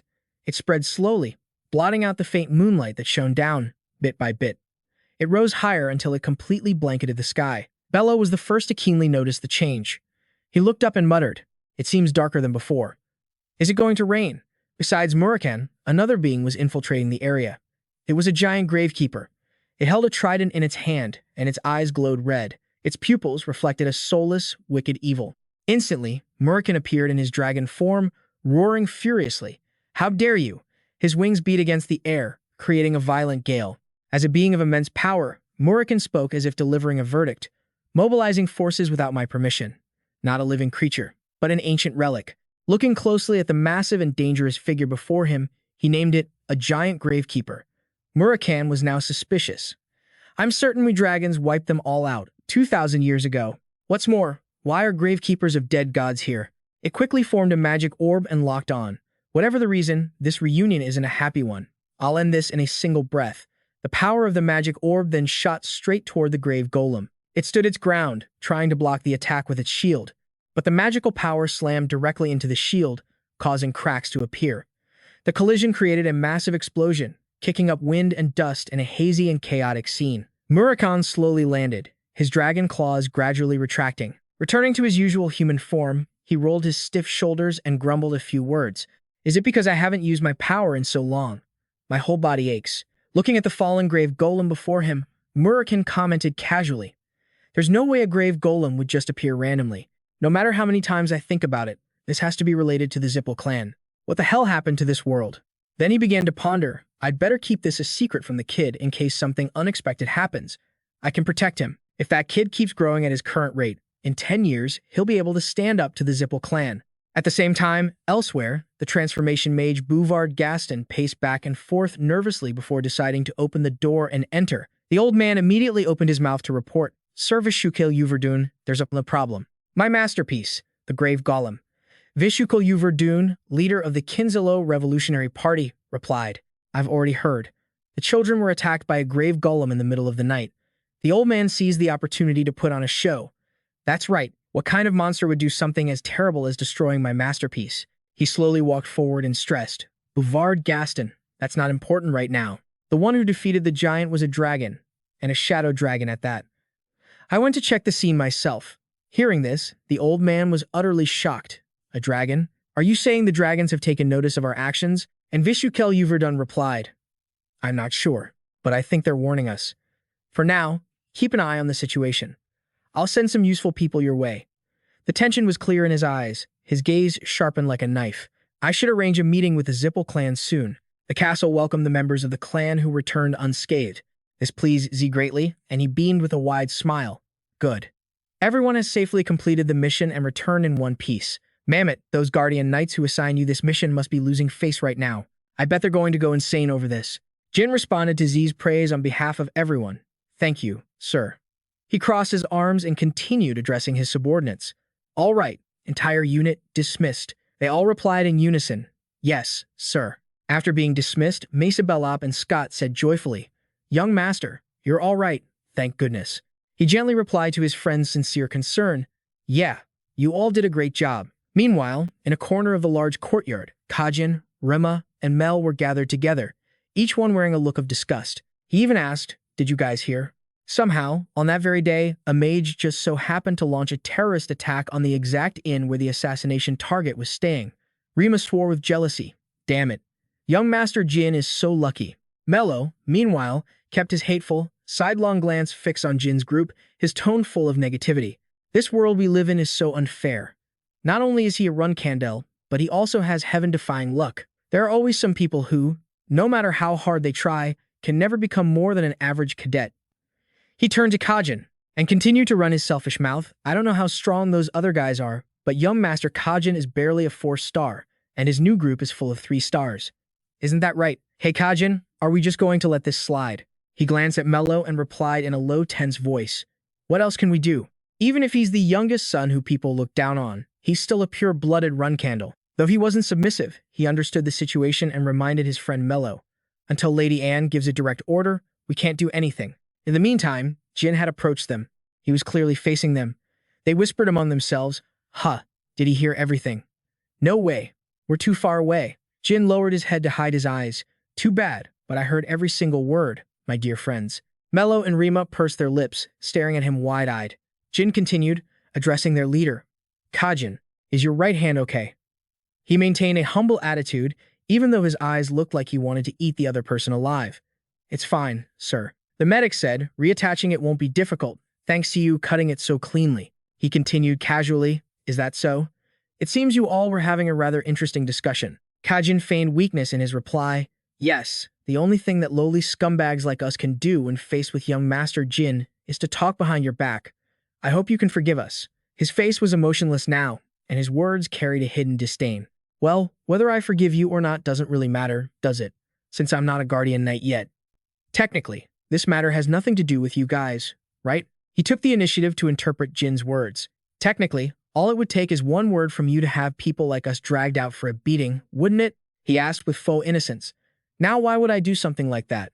Kajin bared his teeth in a mocking grin. "Because I'm being rather insolent right now." At that, Jin clicked his tongue and nodded.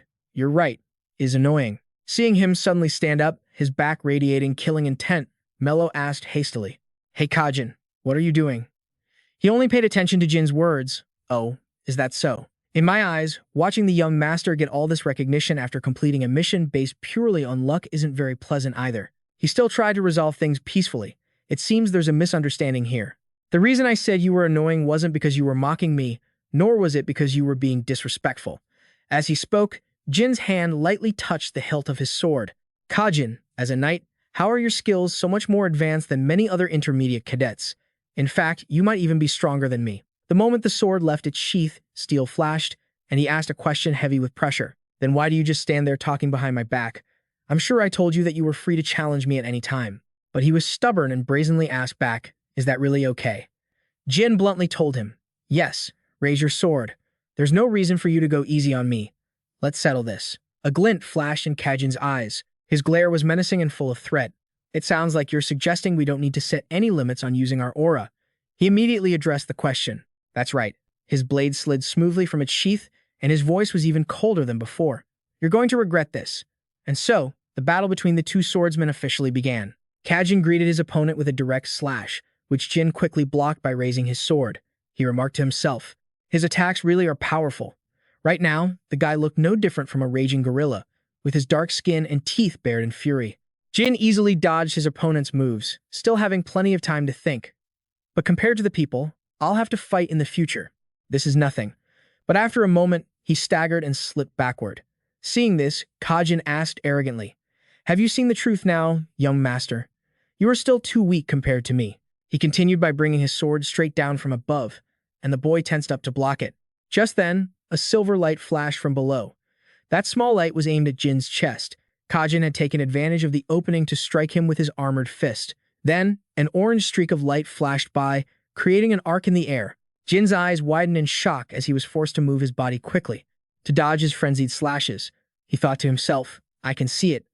Just like that day when I was hit by Haytona's iron ball, I'm starting to see the trajectory of Kajin's attacks. The number of sword techniques he can use to cut through space is endless. But a 5-star knight can't use that many of them, especially when he's blinded by his anger at me. I can end this in just 3 moves." Giving his opponent an out, Jin kindly said, "I know your every move. You can't win."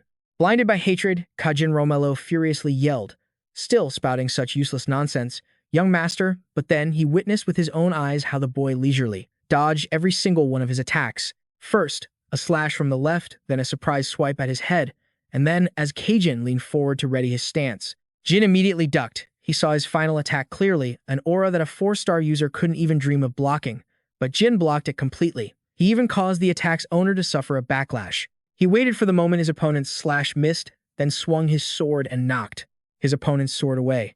Kajin trembled, his eyes wide in disbelief. How? That last attack was a sure thing, but the outcome was already crystal clear. Jin pointed the tip of his sword at the man's face and declared, "Now I know how many years I'll need to reach the 5-star level." Kajin lowered his head in shame, speaking loudly to salvage the pride Jin had just shattered. "You tricked me, didn't you? I had no idea you were at the 5-star level." The boy sheathed his sword and replied nonchalantly, "No, I never resort to tricks like that. You just don't know me well enough. I would never enter a battle I thought I would lose." When the battle ended, the two Tona siblings ran over in a panic. "Hey, what happened here?" They both suddenly froze in place. Both of them wore the same expression of shock, then looked in disbelief at the man sitting on the ground, gritting his teeth in despair. "What? How is that possible?" The youngest defeated Kajin. Jin leisurely strolled past the two Tonas, intentionally dropping a sarcastic remark. "He's not all that great." Daytona Runcandel didn't quite hear him and just stared blankly. But Hatna Runcandel agreed. "That's right." Inside a room, someone was skeptically questioning Kajin. You're saying you were completely crushed by the youngest. You think we're going to believe that? He stood formally and admitted frankly, I am truly ashamed of myself, and continued the questioning. You didn't take a bribe or go easy on him just because he's a Runcandel, did you? Kajin bravely answered, Not at all, milady. Mayu Runcandel asked irritably, Then what is it? Are you seriously telling me that a kid who's only 15 years old has reached the 5-star level in such a short amount of time? He quickly summarized the events. It wasn't just me. Everyone at the training grounds saw it. That aura was truly above the 5-star level. One of the two ladies sighed in frustration. Just forget it. It was my mistake to rely on the likes of you. Get out. After Kajin had left, only silence remained in the room. Anne looked up slightly and asked, Is the youngest threatening us? Mayu Runcandel replied, It's not just us. He's threatening this entire family. On the youngest's next mission, we have to mix in some of our own people. She was greatly looking forward to it. That's where he has to go. And when he returns, it will only be as a corpse. Jin had returned to his room. Gilly MacLaurin brought in a tray of food and spoke. Yum, master, the sword garden is buzzing. Everyone is amazed at your achievement. He gazed distractedly out the window and asked, Is that so? Gilly narrowed her eyes and hesitated before speaking. The first patriarch, your father, and your sister Luna. Because only those three have ever become 5-star knights at the age of 15 in the entire history of the Runcandel family. Then, he thought to himself, So, 5 stars in swordsmanship, 4 stars in magic, and 5 stars in shadow energy. I never expected to reach 5 stars in swordsmanship. I was just training with the pure stone as usual. I've reached 5 stars. Jin's expression was pensive. It seems that when one of the 3 powers I possess, specifically, shadow energy, magic, and aura becomes stronger, the others are affected too. Before, when I overloaded on shadow energy, I also opened a flow of aura and mana. Since I'm the only Jin Runcandel to have all 3 powers, there's no information on it, but they are definitely connected. At the same time, something caught his attention, causing him to turn his head. While lost in thought, Jin happened to turn and noticed a few blue roses. Did you put these flowers here? Hearing this, Gilly MacLaurin answered honestly, Yes, the vase was empty when you left, so I added some flowers. Should I throw them away? He quickly told her, No, there's no magic or curse on them, so it's fine. Gilly MacLaurin smiled in relief after hearing that. I see. Jin continued, Anyway, once the news gets out that I became a 5-star knight at 15, my brothers are going to get restless. His eyes suddenly turned cold. That includes my brother, Joshua Runcandel, who was nominated to be the next family head. When Luna gave up her position as the first flag bearer, Runcandel's second flag bearer, Joshua, became the frontrunner for the position of family head with the support of his mother, Rosa. He solidified his position by now. While he was deep in thought, Murakan was just lying on the table, casually eating snacks and enjoying the drama. Jin turned, stared blankly ahead, and then spoke. Even though it's not a bad idea to hide my skills right now, I've decided it's more beneficial to reveal my achievements. Since the news that I'm a 5-star is already out, word will spread beyond the Runcandel clan. I'm sure stories about me will be published in papers all over the world. Licking his paw, he glanced over and chirped, Oh my, look at our little guy, tooting his own horn. I'm sure if you become the center of attention, your brothers will start behaving themselves. Hearing this, Jin didn't deny it, but agreed wholeheartedly. That's right. More importantly, Father will come to the Garden of Swords himself. Gilly MacLaurin and Murakan couldn't help but show surprised expressions. Father wants a different heir besides Joshua. Except for my sister Luna, Father has never been satisfied with any of my siblings. But Luna, the one who interested him the most, had no interest in the throne. So Father decided she wasn't fit to lead the family. After that, Joshua's position as the next family head was confirmed. My brother Dipus Runcandel, my sister Luntia Runcandel, and my sister Mary became the backup heirs. This line of succession was extremely stable, but everything changed when I showed up. Father doesn't care about age and gives everyone a chance. So he'll give me a command, just like he did when I was still at the basic level. I'm sure Father's command will consist of 2 things. First, a test. Can I overcome the age gap between me and my siblings who are candidates for the succession? Second is protection. Father doesn't want me to die at the hands of my siblings before I've even taken the test. That's because I'm a special case. Suddenly, Gilly MacLaurin warned him with a serious look. If your story is published in the papers, you'll be flooded with letters requesting visits from countless families and organizations from all over the world. Hearing that, Jin immediately agreed. You're right. To deal with all of that at once, there's nothing better than a banquet. Sunlight streamed in from the window, illuminating his body as he squinted slightly and gave a command in a low voice. When Father arrives, we will hold a banquet. So Gilly MacLaurin, please go and prepare. Then, Jin pointed at Murakan next to him. You must keep a special eye on Murakan. We'll be toast if he secretly transforms into a human and mingles at the banquet. You understand, don't you? Hearing that, he couldn't help but widen his eyes in shock and exclaim, Huh. Murakan's fur bristled with anger as he cursed, Hey. What? Do you think I'm a child? I know what to do. Before he could even finish his retort, Gilly McLaurin quickly accepted the order. I will follow your command, young master. As for the dragon, he felt wronged but could only mumble helplessly, strawberry tarts. A few days later, while arranging flowers, she smiled and announced, It seems the butlers have been very busy responding to official letters lately. Young master. When I asked Pedro, even the Beamon royal family sent an official letter. Hearing this, Jin looked up from the book he was reading and spoke. The royal family of the Empire? That's surprising. They must be very curious. Gilly McLaurin looked at his back and continued her report. And the family head has sent his visiting schedule through Khan. He plans to arrive in 1 month. The visiting dates for other clans will be scheduled accordingly. But the other young masters and young ladies have been rather quiet. He calmly flipped through the pages with his fingers. Then, Jin closed the book, shut his eyes, and replied, If they wanted to put me in my place, doing it while I have this much attention would be the same as boasting that they're scared or that they hate me. It's for the sake of their reputation. Indeed. But before he could finish his thought, Pedro suddenly burst through the door, yelling, Young master. He was sweating, stammering in fear. You've been assigned a mission. But the mission is the Colon Ruins. At the same time, in another place, someone's furious scream echoed. How could you people who call yourselves flag bearers? The person created a powerful gust of wind while roaring. Do your job like this? Unable to contain her erupting fury, Rosa slammed her hand on the table and roared, How dare they send the youngest son to Zippel territory? She didn't stop, continuing to curse. Those damn bastards. At that moment, the door to the room creaked open. Seeing the person who entered, Rosa's voice softened. You're here. Hearing her, Jin quietly replied, Yes, mother. Luntia Runcandel, the third flag bearer of Runcandel, was so dejected she didn't even bother to look up at her younger brother. 2 other brothers turned in unison to look at him. From left to right, they were Ran Runcandel, the 5th flag bearer of Runcandel, and Vigo, the 6th flag bearer of Runcandel. She asked seriously, Have you heard that your next mission is the Colon Ruins? Jin put both hands in his pockets, his tone light. I have. Suddenly, Rosa Runcandel walked forward and announced softly, That mission has been cancelled. There's no way you're going to Colon. Hearing this, Anne and Mew Runcandel couldn't hide their shock, crying out anxiously, Mother! She immediately whipped her head towards them, glared, and yelled, Shut your mouths, you wretches. All you think about is how to kill your youngest brother. Hearing this, Moy Runcandel angrily shot back, Mother, is it so strange that we try to kill him? Next to her.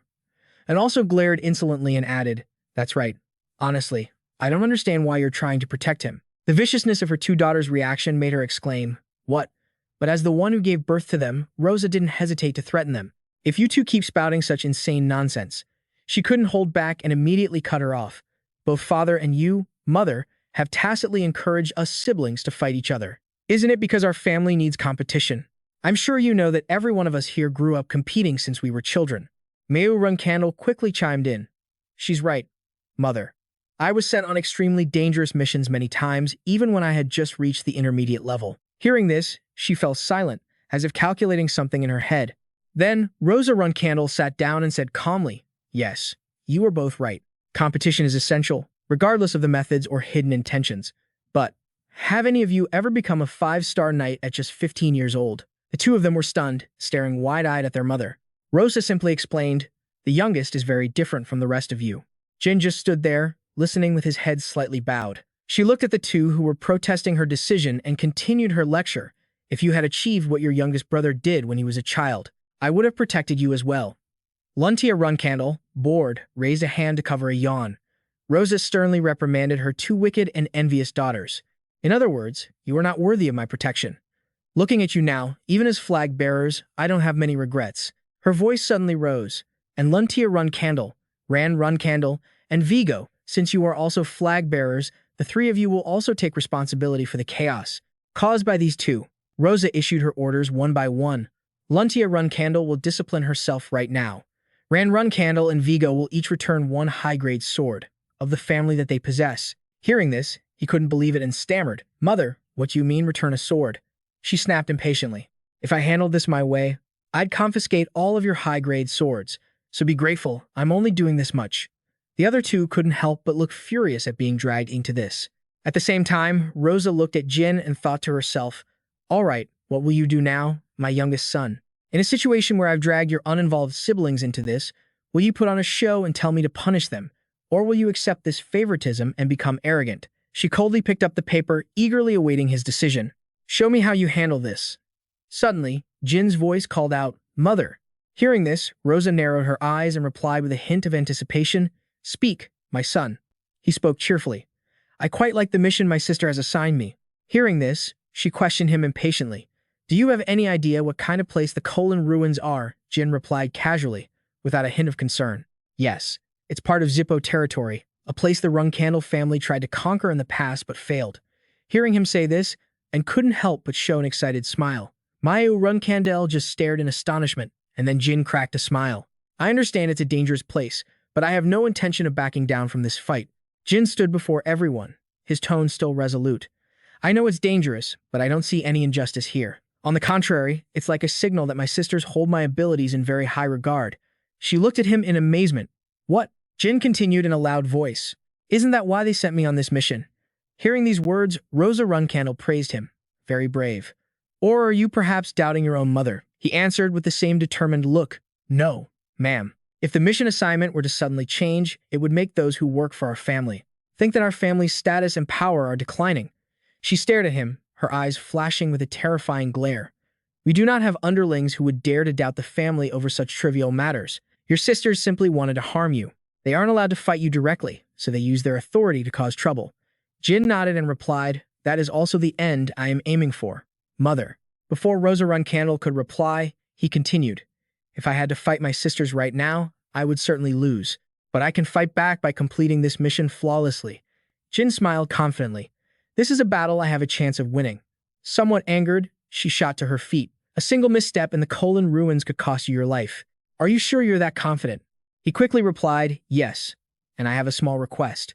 If I can return successfully from this mission, please grant me the swords that my brothers have returned. Everyone present gasped in shock at his words. What? He paid no mind to the expressions on Rosa Runcandel's and the others' faces. Jin calmly elaborated on his request. I think that's the least I can receive as a reward, since you yourself said this mission is incredibly dangerous. Annoyed, Runcandel scratched his head and asked him, Jin, why do you want to keep the swords we returned? If you need a sword that badly, I'll give you one of mine. So just give up this mission. He grew angry. You need to survive, at least until father returns. But Jin immediately shot back. What you're saying sounds strange. His eyes were filled with a sharp, cold glint. If you thought there was a problem, shouldn't you have stopped Anne and Mayu Runcandel back when they assigned this mission to me? Rosa Runcandel's voice suddenly rang out, cutting through their argument. Stop. If you truly complete the mission and return unharmed, I will give you your brother's swords. You may all leave. Runcandel shouted in frustration, Mother. But contrary to his anger, she was perfectly calm, thinking to herself, fearing that Jin Runcandel would become like Luna, I trampled on the honor of my other children. But it seems my worries were for nothing. When Siren Runcandel returns, he will be very proud of Jin Runcandel's growth. He slowly reached out to open the door. And standing not far away, quickly crossed her arms and spoke. What are you thinking? Are you dreaming that luck is still on your side? Jin's hand, which was about to open the door, suddenly stopped. I don't know if you all are aware, but I am incredibly unlucky. These words were the last straw, making her anger boil over. That's enough of that flippant attitude.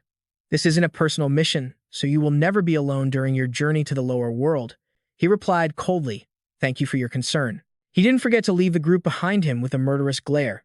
I'll see you all later. In a different scene, he stepped forward, introducing himself with a smile. Allow us to introduce ourselves, young master Jin Runcandel. My name is Mello, and I will be accompanying you on this mission. The person standing next to him quickly spoke up. I am Rima. The first one spoke again. It's an honor to be on a mission with you, young master.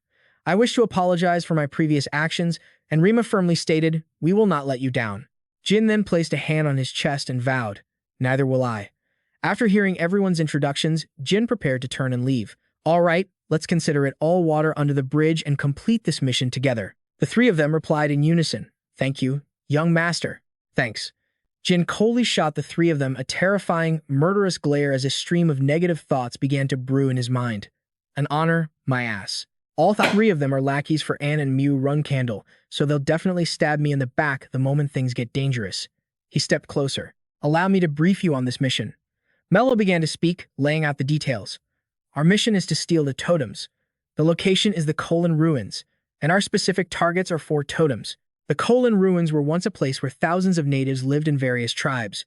That territory is now under the control of the Zippo clan, which belongs to the Pylon Kingdom.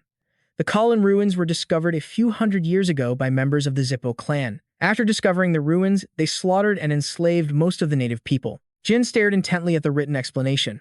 Of course, the Zippo clan now claims to respect the natives of Colon, but that's just an act to save face.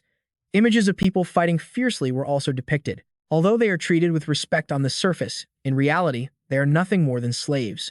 There are no policies to improve their situation because the lives and rights of the Colon people mean nothing in the eyes of most of humanity. Reading this, thoughts continued to race through Jin Runcandel's mind. The reason the Zippos spared the Colon people was to maintain the area's natural environment and to put on a show of repenting for their past atrocities. The Zippo clan often aims for rules that seem fair and reasonable, seeking voluntary compliance from those they rule. A few noises caught Jin Runcandel's attention, but in the past, they went too far with Colon.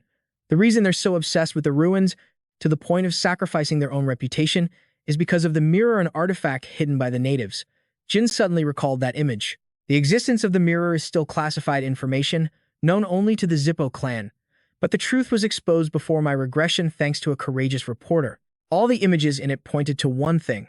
Jin Runcandel remembered the headline written by that reporter, which said the Zippos' actions were aimed at finding a certain artifact, and the name of that artifact, obtained from the natives' testimony, was the source of mana.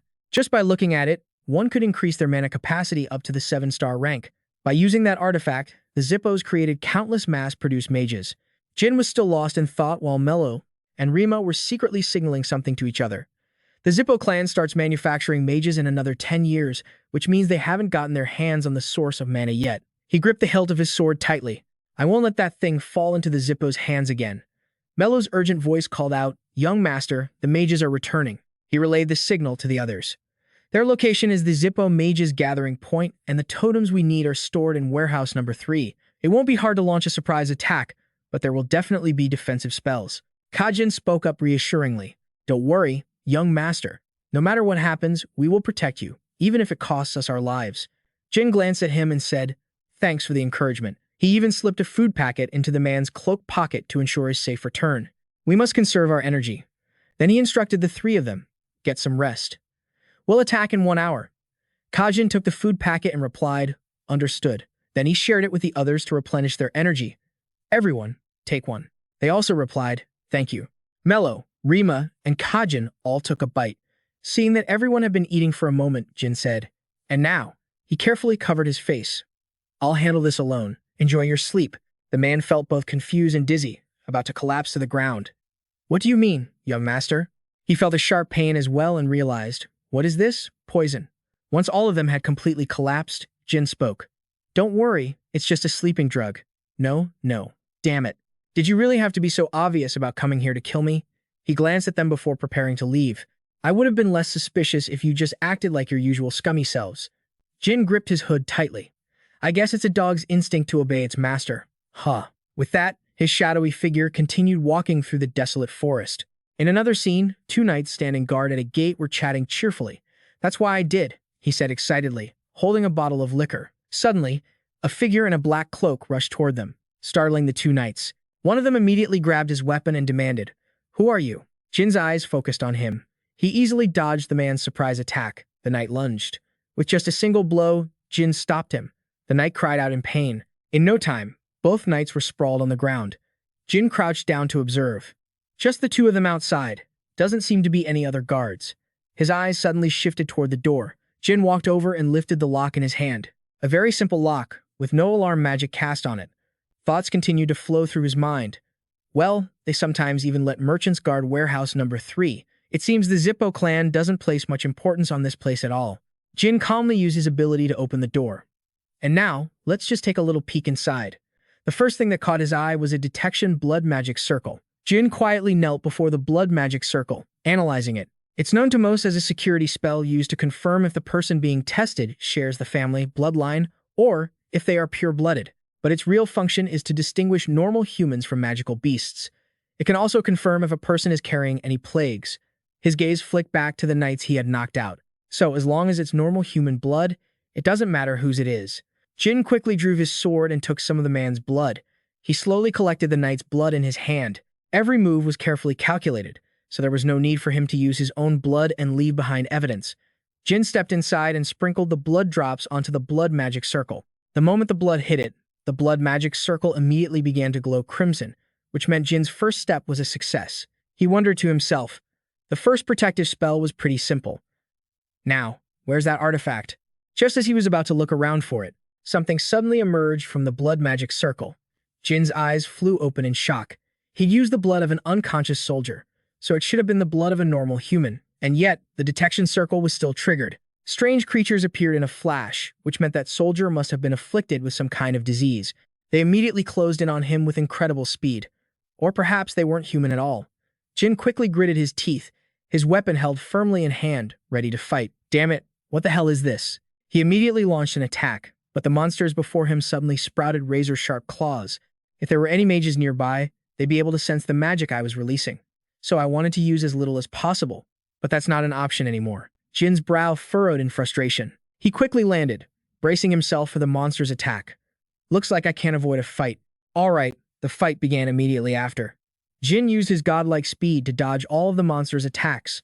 A sharp blade instantly appeared in his hand. The monster spread its arms to pounce on Jin, letting out a deafening roar. After its roar, the monster's power seemed to intensify. Jin struggled to find a place to land, muttering, "Damn it." He continued to swing his sword, and the monsters seemed to fear this attack. Seeing their reaction, he spoke. "So you know that aura is a dangerous power, don't you?" Jin immediately seized the opportunity and slashed a deep gash across the monster's stomach.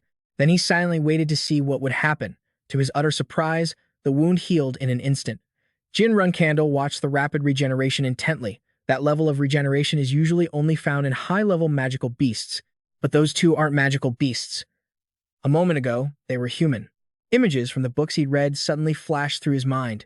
This was the territory of the Zippo clan, a place where countless mages immigrated and the native people were oppressed. And these mysterious monsters, could they be primordial golems? Jin wondered. While his mind was racing, the monsters charged at him again with full force. Creating primordial golems is a major crime. Is the Zippo clan using these ruins as some kind of laboratory for forbidden magic? Primordial golems possess power nearly equivalent to a 4-star automaton, but that's their limit. Their movements aren't as refined as those of highly trained 4-star knights, so fighting them isn't too difficult. Jin began to analyze every part of their bodies. Normally, these magical weapons, these primordial golems, will continue to attack no matter how severely they're injured. However, the moment their core is destroyed, it's over for them. The core is usually located in the head, heart, or torso. The core is almost always in one of those three places. This holds true even for primordial golems created with forbidden magic. Jin raised his sword. In that case, I'll start with the head. And then he charged forward, plunging his blade straight through its brain. The golem's sharp claws began to retract, but he thought, its strength and speed haven't decreased at all. In fact, they seem to have increased. The battle grew more intense. If it wasn't the head, then Jin would just have to try another spot. After some deduction, he determined there was only one place left. Jin swung his sword high, and a small orb suddenly dropped down. It seemed his deductions this time were spot on. Unbelievable, Jin thought. He looked at the charging golem and sneered. To do this to your own kind. A glint flashed in his eyes, and the golem struggled to keep up with his moves. It furrowed its brow in anger, then recoiled in immense pain from his blade. The golem's heart began to glow brightly once again. It screamed continuously in agony. After completely defeating the two golems, Jin let out a sigh of relief. That was too close. That spell was almost successfully cast. A real close call. His eyes suddenly shot open when he heard a voice cry out, "Please, kill me." Jin fell silent for a moment. He decided to grant its wish. All right, I don't know what happened to you people. But Jin stared intently at the glowing sword in front of him. But no one in this world would ever voluntarily become a primordial golem. The creature's hand was shrinking, especially since, once you've been transformed, he thought grimly, you become a disposable pawn with no future. Jin tried to remain calm, reminding himself that now wasn't the time for anger. An unexpected situation just occurred, and on top of that, I've discovered the Zippo clan's horrific secret. I suspect my sister knew about this before she gave me the mission. Jin's gaze hardened with resolve, But that doesn't make my mission any more difficult. He picked up the stone. Even if I leak this information, the Zippo clan will just deny everything. Jin tried to think of a plan. Creating primordial golems is a major felony, and even a mere suspicion should trigger an imperial investigation. First, I need to secure evidence, and then I'll continue with the mission. Although, with their power, the Zippo clan could interfere with the investigation. In any case, I can't solve that problem right now. Jin scanned his surroundings. The mages still hadn't made a move. That means they just think this is an ordinary warehouse. They wouldn't guard this place so carelessly if they knew there were primordial golems inside. That leads me to believe that not everyone at the Colon Ruins is involved with this forbidden magic. He looked at the old artifacts. The protection spell on this stone tablet is pretty simple, but the one on that bowl is quite complex. Normally, it would take a lot of effort to break a protection spell. Jin began to conjure his magic, but with the two primordial golems dead, no matter what I do in here, the Zippo clan will have to cover it up quietly. He created two opposing magical forces, water and fire. They then split apart and slowly began to grow, threatening to destroy the entire place. Jin casts a spell on the area. I'll just use a little heat. A massive explosion erupts, and a blast of fire transitions the scene to Luna's villa. She was screaming her head off. You idiots. What the hell have you done? Sending Jin on a mission in Zippo clan territory? Are you out of your minds? It seems Ann and Mayu Runcandel went looking for trouble and got utterly defeated. That boy is a child, 10 years younger than you two. Why would you do such a thing? She asked furiously. Do you truly not know why, Sister Luna? One of them challenged back. And what if I don't? Or are you telling me that you, the flag bearers of our clan, got into a power struggle with Jin, a boy who just barely made it to the intermediate class? The two of them were stunned into silence by her words. Flag bearers are meant to compete with other flag bearers. Don't you think what you did was completely out of line? Isn't that the unwritten rule of the succession war? You should be ashamed of yourselves, because I am ashamed to call you the flag bearers of this clan. And retorted resentfully, Eldest sister, you've never shown any interest in power. What right do you have to act like this? She simply replied, I wouldn't be saying anything if you had actually managed to defeat Jin. He just completed his mission at the Colon Ruins. Mother will receive the report any moment now. I'm sure you understand why I said I'm so ashamed. In the end, all you've done is help the boy. Then Luna commanded, I don't think there's ever been a case in the history of the Runcandel clan where a flag bearer was so humiliated while trying to discipline their youngest brother. Now, leave. After taking the tongue lashing, the two obediently replied, We understand. Before they could leave, she added, One more thing. From what I've seen, Jin isn't the forgiving type. You two should watch your backs from now on. I'm truly worried. For a moment, the tension eased as Luna turned to look at them with genuine affection. But you are my sisters, after all. After the two left, Taimon brought tea into the room and joked. It's hard to believe the young miss would punish her sisters right after returning. As your nanny, I almost thought you were going through puberty again. Luna asked in disbelief. Puberty? At my age? The old woman replied matter-of-factly, Well, you did have quite a rebellious phase. Taimon continued the discussion as she prepared the tea. I'm worried for the young ladies. Young Master Jin Runcandel isn't one to let things like this go. Luna asked, You also think those two are no match for Jin, don't you? The nanny answered bluntly, Within the next 5 years, I don't believe they could defeat young Master Jin. Not even in an official duel. I wonder if they acted too rashly. Luna defended her sisters slightly. Don't be so harsh. They're still young and reckless. Then she got to the main point. So, Nanny, have you looked into the matter I asked you about? Taimon asked with some hesitation. You mean about the person who tried to assassinate young Master Jin, correct? It certainly wasn't the two young ladies. They were still in the intermediate class back then, so there's nothing more to investigate on that front. Luna started to analyze. You're right. It probably wasn't Mary, Yona, or the Tona twins either. So, the remaining suspects are. The nanny listed the suspects one by one. Young Master Joshua, Young Master Dippus Runcandel, Young Master Jian, Young Master Vigo, and Young Lady Luntia Runcandel. Aside from Young Masters Jian and Vigo, the others are extremely difficult to investigate. Sipping her tea, Luna replied, Of course. The other three already have solid power bases. It'll just be a headache trying to investigate them. For now, it's best to just observe. If we keep digging with only one lead, we'll only cause more trouble for ourselves. Taimon happily agreed with Luna. A wise decision, my lady. Despite the many attempts to harm young Master Jin, he's still growing up strong, isn't he? You don't need to worry. Elsewhere, Jin had returned home and called out, Gilly McLaurin, Murakan. I'm back. She rushed out to greet him. Young Master, I'm so glad you've returned safely. Jin reassured her, I'm fine. I'm strong, you know. I bet it won't be long before you can't beat me anymore. Gilly McLaurin expressed her concern. That place was very dangerous. If anything had happened to you, I would have sacrificed my own life for revenge. Murakan chimed in, strawberry pie, don't say such scary things. He approached Jin and asked, hey, kid, did you give a proper report? Jin replied, I did. I'm sure everyone thinks I only succeeded on the mission because I had help, but I couldn't care less. Jin rummaged through his coat and said to them, more importantly, take a look at this. Both of them were surprised. Huh? What's that? He took out the stone he had acquired and showed it to them. Huh? That's the heart of a prototype golem. Murakan was intrigued. You got lucky. Seeing as you came back in one piece, that golem must have been a failure. Did you find this at the Colon Ruins? Jin Runcandel answered honestly. The two guardians there turned into monsters and attacked me. No matter where I cut them, they would just regenerate. This dropped out after I stabbed them through the heart. Hearing this, he was completely shocked. A prototype golem? Murakan thought with a serious expression. First, it was a giant lich, and now a prototype golem. What in the world is the Zippo clan up to?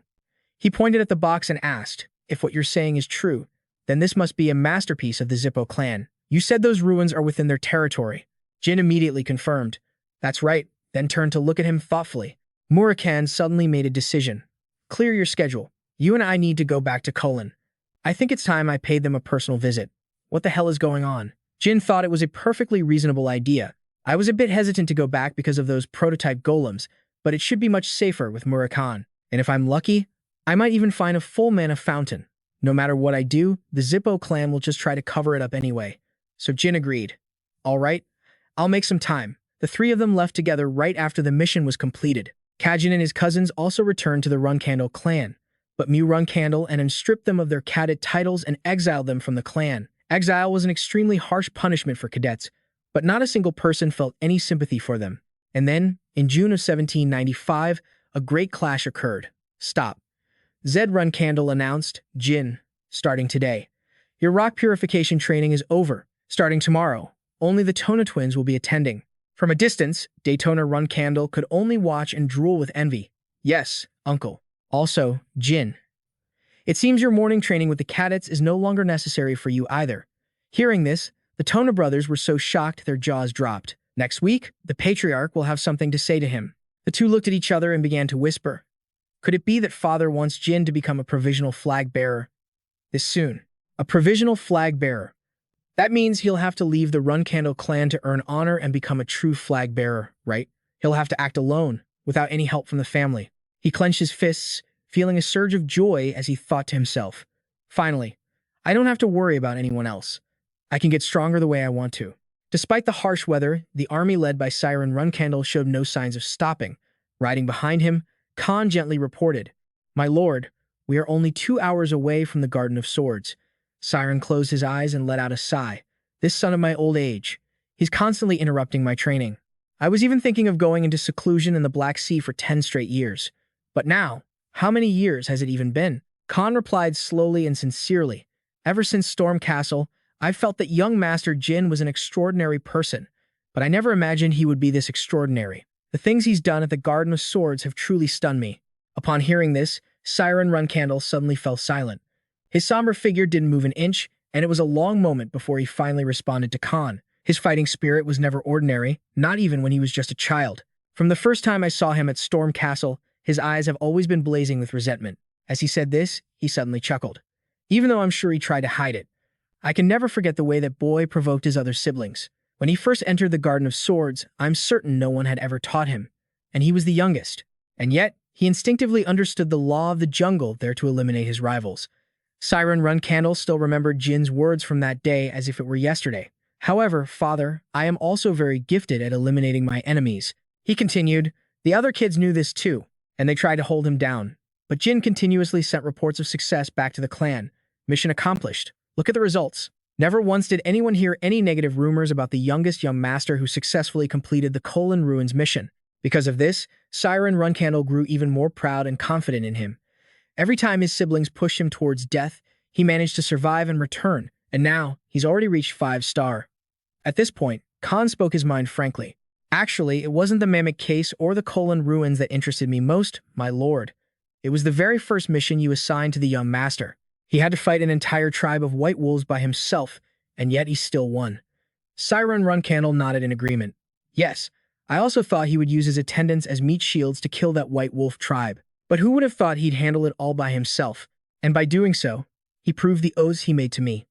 As the sky began to lighten, their conversation continued. Khan took the initiative to ask, "My lord, do you really think he wiped out the white wolf tribe all by himself?" He replied decisively, "Yes, I do." Well, to be precise, he didn't do it entirely alone. But regardless, he's an interesting kid. This time, I absolutely must ask him about that. Returning to the family castle, Siren Runcandel's aura became even more overwhelming. As the master of this place, he strode inside with dignity. Siren Runcandel walked calmly between two rows of guards who were welcoming him. "We greet the Patriarch." Rosa gracefully walked towards him, followed by Luna. She spoke with emotion. "We have been waiting for you, my lord." Siren Runcandel responded with a respectful nod.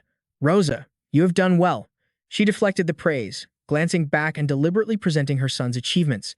"Not at all. He prepared everything by himself, so I had nothing to do." Siren Runcandel replied, "If, as you say, these grown children are doing so well on their own, then I would have had no need to leave the Black Sea." Jin also stood in the line of 9 children. Everyone welcomed Siren Runcandel back. He paid special attention to Joshua's expression while still listening to his father's words. "The guests we are receiving today will be very sensitive to my presence. Won't this just make things more difficult for my children?" As he walked past Joshua, he didn't even spare him a glance for a single second. Walking carefully behind him, Rosa replied softly, "That's right. Please, come inside. We prepared all of your favorite dishes."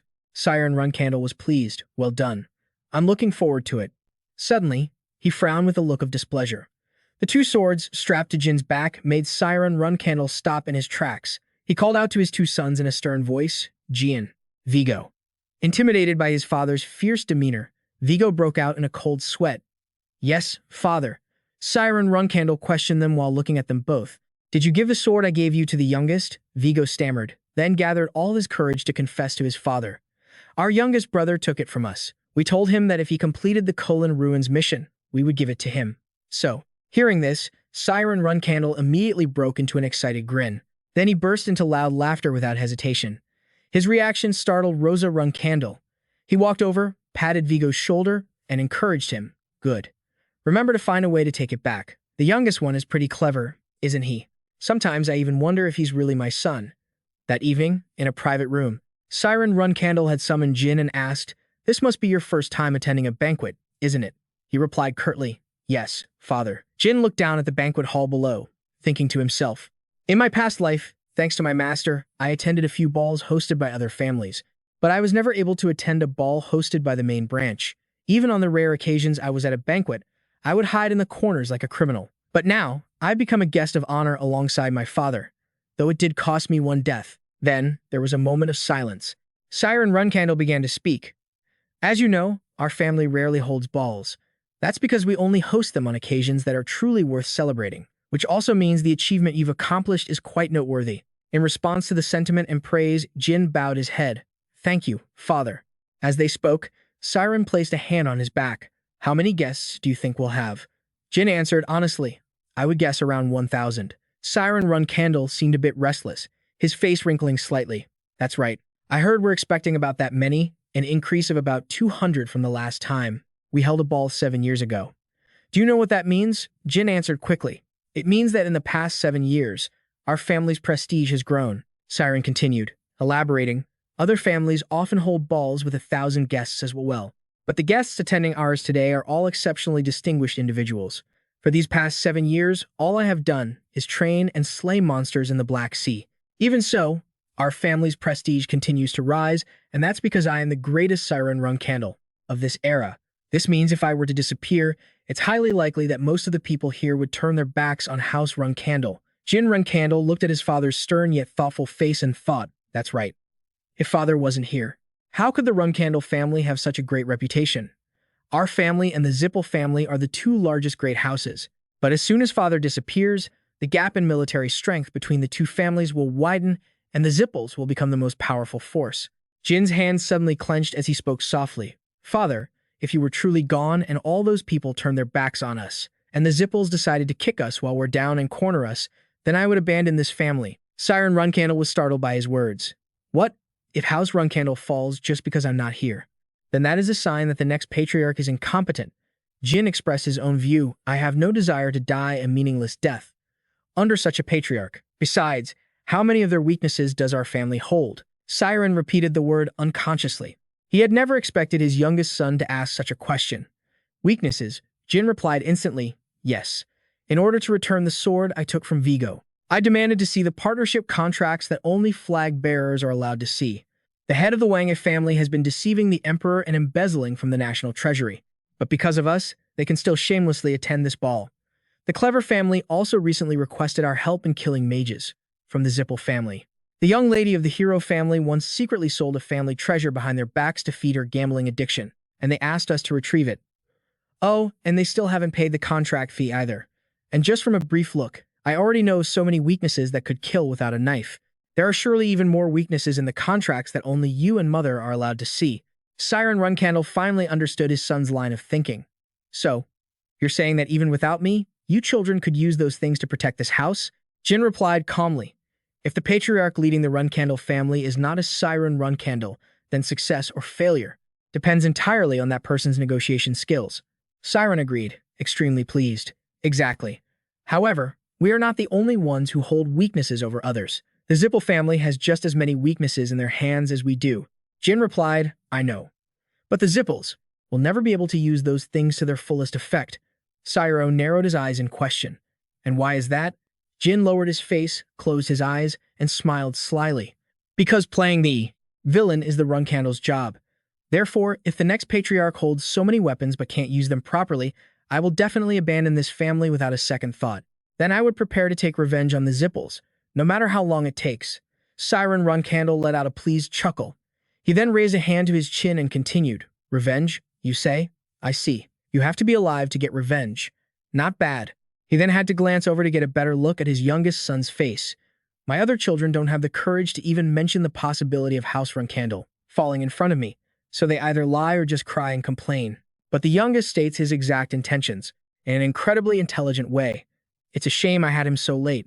It's as if he possesses all of Luna's talent, Mary's animalistic intuition, and Dippus's fighting spirit. Then I can surely hold on to this position as the Runcandel Patriarch for 10 years, but 15 at the most. It seems I'll be able to see if the youngest can change the line of succession. Ending their conversation, Siren Runcandel said gently, It seems most of our guests have arrived. Let's go. Jin followed obediently. Yes, father. After taking just a few steps, Siren seemed to have something else to say.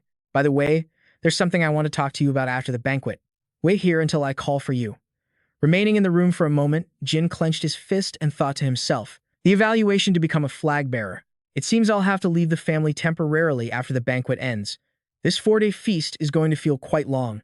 Before the two of them could leave, Hansel burst in, saying urgently, Patriarch. Siren Runcandel asked in a low voice, What is it? Hansel hurriedly reported, An uninvited guest has arrived. Siren narrowed his eyes in suspicion, wondering to himself, What? Jin, however, had a guess. An uninvited guest. It couldn't be the Zippels, could it? People in hooded cloaks were slowly entering. Hansel continued to recount the event. Yes, sir. A total of 5 people. The second in command over there, Andre Zippel, and 4 other family members. Siren Runcandel began to seethe with anger. What an insolent bunch of bastards. He gave a direct order. Hansel, tell Andre Zippel to get lost. Only let the other 4 family members in. Don't go tell him yourself. Send another servant. Hansel bowed in obedience. Yes, my lord. Jin covered his mouth, feigning a cough, and thought to himself, While it's true that Andre visiting like this is incredibly rude, to strike at the Zippel's second-in-command's pride so thoroughly as to turn him away at the door. And so, Siren Runcandel sensed something and turned back to look at him, his eyes filled with killing intent. Do you think my way of handling things is too rigid? Jin Runcandel replied without a moment's hesitation. No. I thought it was quite satisfying. The moment Andre Zippel let his emotions get the better of his reason and joined his clan members, he ignored the Runcandel Patriarch's permission for his clan members to enter. That's something that cannot be forgiven in the Garden of Swords. Siren was completely satisfied with his analysis. Just as you said, Andre Zippel will have to obey me, or he'll have to leave both his legs here before he can go home. Siren Runcandel walked on eagerly. It's about time we started the banquet. In his role as the party's host, he stood on the balcony and looked down at the guests. Thank you all for coming. I am Siren Runcandel, Patriarch of the Runcandel clan. It is all thanks to this son, whom I had in my later years, that I have this honor. Therefore, I would first like to extend my thanks to my youngest son, Jin Runcandel. At his father's introduction, Jin bowed politely. His father continued with the opening remarks. As you all know, there are only 2 rules you must follow at this Runcandel banquet. If anyone gets drunk and starts a fight, they will be escorted directly to the dueling arena by the knights. The loser must surrender, and the winner is required to be merciful to the loser, as this is still a party. Jin observed from above and thought to himself, so this is the banquet of fateful encounters. This was a gathering of over 1,000 of the most influential people on the continent.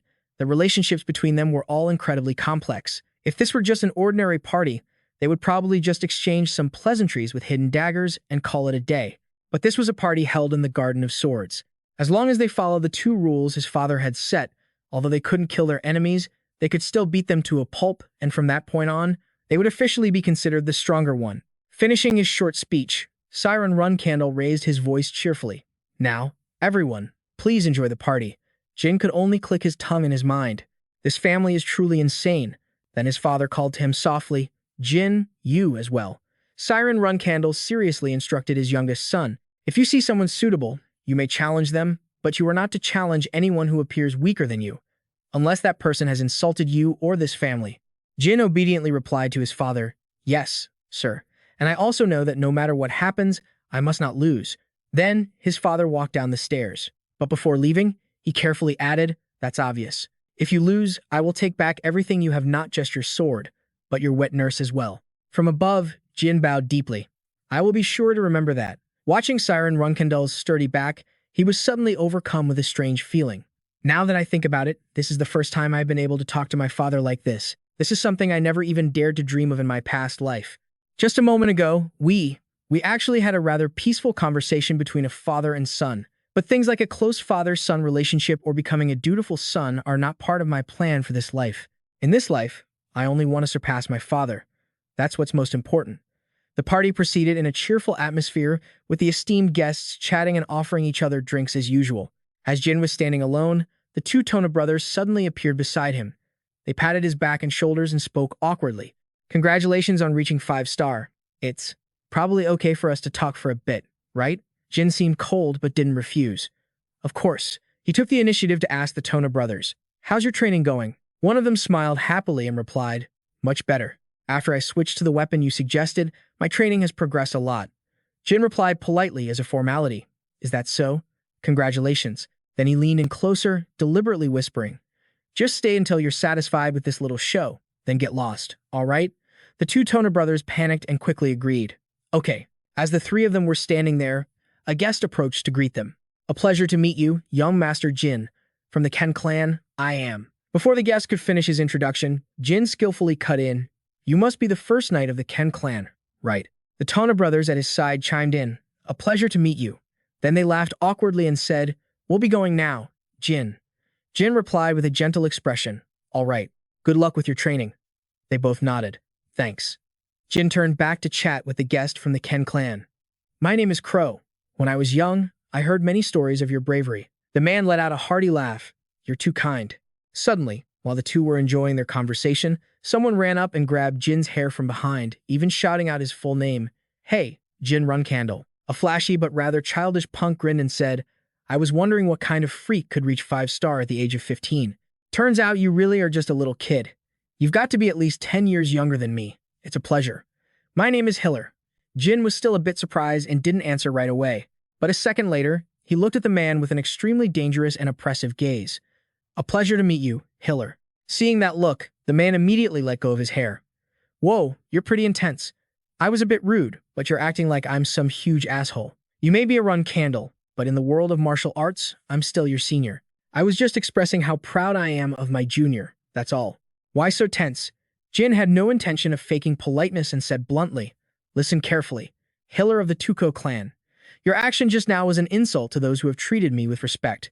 If you want to pull this senior-junior card, you need to be more considerate. The man's entire body went rigid as he stammered. What? Jin continued, paying no mind to the other man's feelings or pride. The first and second knights of the Ken clan, the knights of the Royal Dragon Order, the Black King mercenaries. Aren't they all your seniors? You must have seen how they behaved towards me, right? Acknowledge your mistake and apologize to them.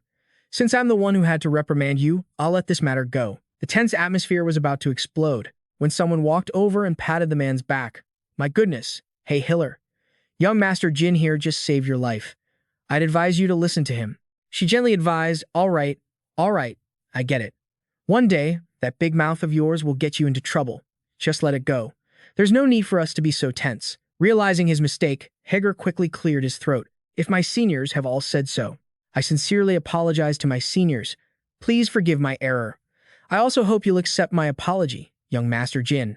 He didn't lecture him further, simply replying, of course. Sir Heir said that, but he still ground his teeth in frustration after turning away. Jin's actions made someone exclaim, "You've got quite a talent for making enemies." Luna walked over and said to him, "It'd be nice if you could act like a normal kid." Hearing her voice, Jin called out, "Sister Luna." The two of them gently clinked their glasses together as he chuckled. "But I'm the representative of the Runcandel family today." She didn't disagree. "You're right, but what if Heir dares to challenge you to a duel? He looks to be at least a 6-star. Jin was very confident in his course of action. If he dares to do that, I'm sure the head and the elders of House Tuco would intervene. They've been watching us for a while now. Just as he said, Heir's family was reprimanding him. I told you to watch your mouth. You're lucky to have survived this thanks to young Master Jin. Seeing this, Luna remarked, "My goodness, so you even took them into account when deciding how to react. Did some noble secretly teach you how to handle guys like that or something?" Jin replied cheerfully, "If there really was a teacher for things like this, I'd gladly go and learn. You just need to learn swordsmanship. What's the point of all this other stuff? It might be hard for you to understand, sister, but as the outcast young master of the Runcandels, I need a lot more than that to survive." She looked at her younger brother skeptically and asked, "Is that so?" Then she thought in silence, "He's so clever and bright. It seems that's why he was nearly assassinated at the Thunder Arena. I wonder who it was. One of our siblings who recognized Jin Runcandel's talent so early." Luna continued the conversation. "Anyway, I only came because this is your celebration party, but this kind of thing really isn't my style. It's about time I went and did something more fun." Jin asked in surprise, "So soon?" She said gently, "You're not tall enough to dance with me. When you're older, let's have a dance. I'll take you somewhere really fun." He replied sincerely, "I'll look forward to it, sister."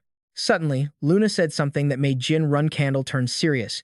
"Before I go, shouldn't I also leave a message for the others, just like you did?" He was bewildered. "What?" She suddenly stood beside him, gently pushing his head close to hers, then winked and whispered, "If I do this, everyone will understand how highly I think of you. Now that they're wary of me, they'll be much less likely to treat you disrespectfully. See you later." He was a bit moved. "Goodbye, sister." Those who had just witnessed the affectionate gesture were startled, asking each other, "My God, is that really the Luna Runcandel I know? She must really adore her youngest brother." Amidst the buzzing crowd, one person in particular was seething with jealousy towards Jin. This person nearly bit through a piece of paper. "I'm so jealous. Sir Vishukul, you've done. I want to touch heads with Lady Luna too."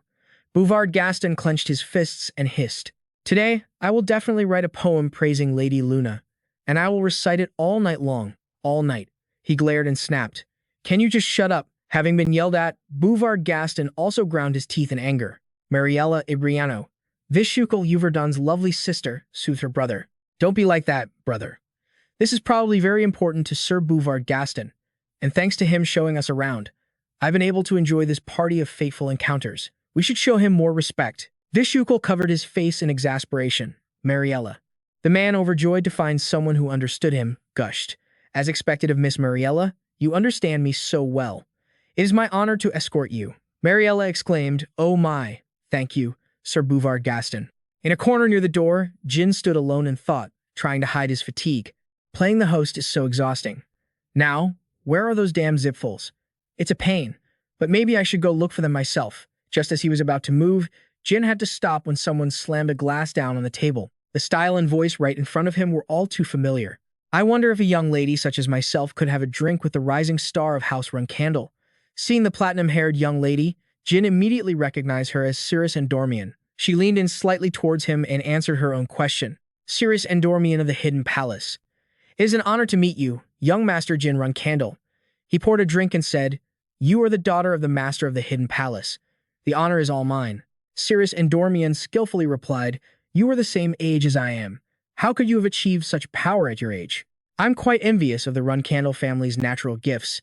Jin cheerfully played along. "I suppose it is a good thing, but the Hidden Palace is also a bloodline of natural talents. I can't imagine how much the master of the Hidden Palace must treasure you." Cyrus Endormion replied enthusiastically, "That's right, because I am her most beloved daughter, unlike you." After saying that, she guiltily covered her mouth and laughed sheepishly. "I hope that wasn't too rude." Jin didn't rebuke her at all, replying gently, "Not at all. Everyone knows I'm the youngest son with many older brothers. In fact, I actually admire you. Having lots of siblings is exhausting." He then began to wonder, this is strange. I'm sure she recognizes me. But why isn't she mentioning what happened in Mammoth? There's no way she couldn't tell. I didn't have any dirt on my face back then. A moment later, Cyrus Endormion smiled and said, "Now then, young Master Jin, I'd like to ask you something." He smiled openly and replied, "Please, go ahead, Lady Cyrus Endormion." Jin's question was answered very quickly when she posed her own. "How is your injured leg?" He curled his lips slightly into a smug smile, then placed his hands on the table in a more relaxed posture and replied, "It's fine, thanks to some kind person who applied medicine to it for me. I don't know how I'll ever repay them." Cyrus Endormion coolly shot back at him. "You're more shameless than I thought, young Master Jin." She finally cut straight to the chase. "So, why were you at the moon?" "Well, in Mammoth, I believe I deserve an explanation. Why couldn't my subordinates find the terrorists using magic? That whole incident was quite embarrassing for me, and it made me wonder if the young man I let go was the culprit." Jin Runcandel straightened his back and replied, "Did you say magic? As you can see, I'm a Runcandel. Do I really look like a suspect? I'm sure you know all about my family." Cyrus Endormion stood with her hands on her hips, as if interrogating him. "I don't think you're the suspect, but you were on a mission for the Runcandel clan at the time. You could have hired a mage, because you couldn't handle the mission on your own." The people Jin Runcandel was targeting might have been targets of the Runcandel clan. They were members of the Hidden Palace. I think that's why you were there. And I can't just let that go.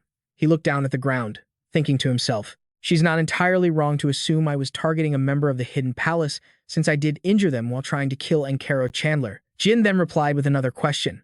"I don't see how that makes me a suspect. Isn't that just a theory?" Hearing this, Cyrus Endormion scoffed. "So you're going to deny it to the very end? Fine. In that case, I have a plan. I'll drag you to the arena, beat you to a pulp, and spit on your disgusting face." Her voice was filled with conviction. "I challenge you to a duel." Jin Runcandel. He calmly refused, which stunned Cyrus Endormion. "My father warned me not to fight those weaker than me. But if you're that eager for a fight, then I have no choice but to accept." The two of them slowly entered the arena. The guard at the arena hurriedly asked, "Young master, are you here for a duel?" Jin replied, "Yes, you all may leave. Only those in charge of medical treatment are to stay, and bring me 2 regulation swords." The guard immediately complied, "Understood, sir. We will seal off the arena until the 2 of you have finished your match." Although he accepted the duel, he was still kind enough to consider his opponent. His fellow fighters and spectators would flock to watch the match. She was the daughter of the Hidden Palace. It would be too cruel to defeat her in front of everyone. Just then, Cyrus Endormion suddenly asked Jin to make a promise before they began. He asked, "What is it?"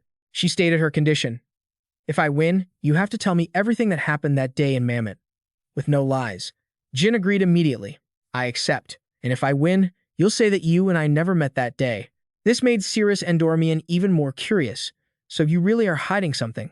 Then, the battle officially began. She shouted, "Let's go." He instantly blurred into motion, rushing toward his opponent.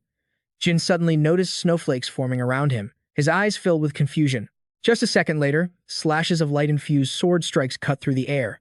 He thought in alarm, this is the ability unique to the Endormion bloodline, Ice Sword.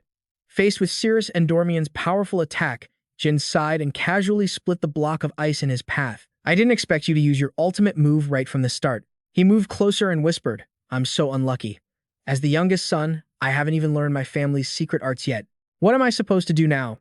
Cyrus Endormion swung her sword fiercely, forcing Jin back, then shouted, "That's not my problem." Each silvery sword strike tore through the air, creating intense vortexes of light that enveloped the entire arena. Her white hair flew wildly. Her eyes blazed with absolute focus, ready to unleash a fatal blow. Streaks of light flashed along her blade, signaling that a killing move was taking shape. The blade was enveloped in a blue aura, the steel reflecting a light as fierce as lightning tearing across the sky. In the heat of battle, Cyrus Endormion's mind was racing. Jin Runcandel is indeed a 5-star warrior. It seems like he's barely on the defensive.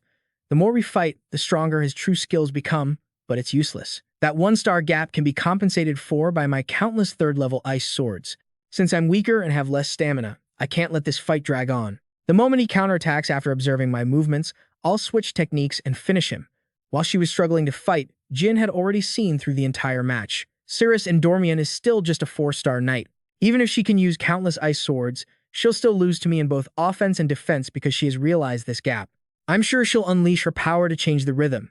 She'll probably use a secret technique, but I still haven't determined how powerful that countless ice swords move will be. If that's the case, I'll have to counter with a secret technique of my own. Of the countless secret arts I read about in the Lightning Pavilion, the most powerful one I mastered is the speed of their movements created a constant whirlwind around them. Jin's hair was blown back, revealing his entire bright and handsome face. Cirrus Endormion suddenly smiled.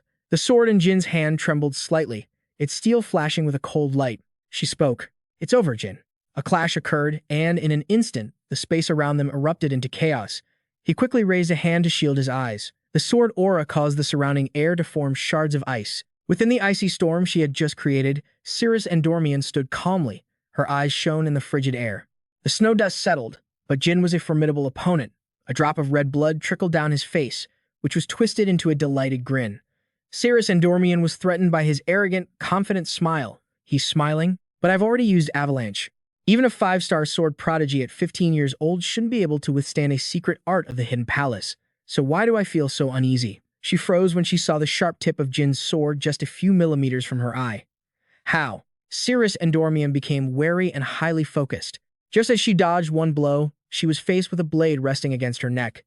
It was his turn to panic, cursing internally. Damn it. As the snowstorm reached its explosive peak, Jin shouted the Endormion lady's name in alarm.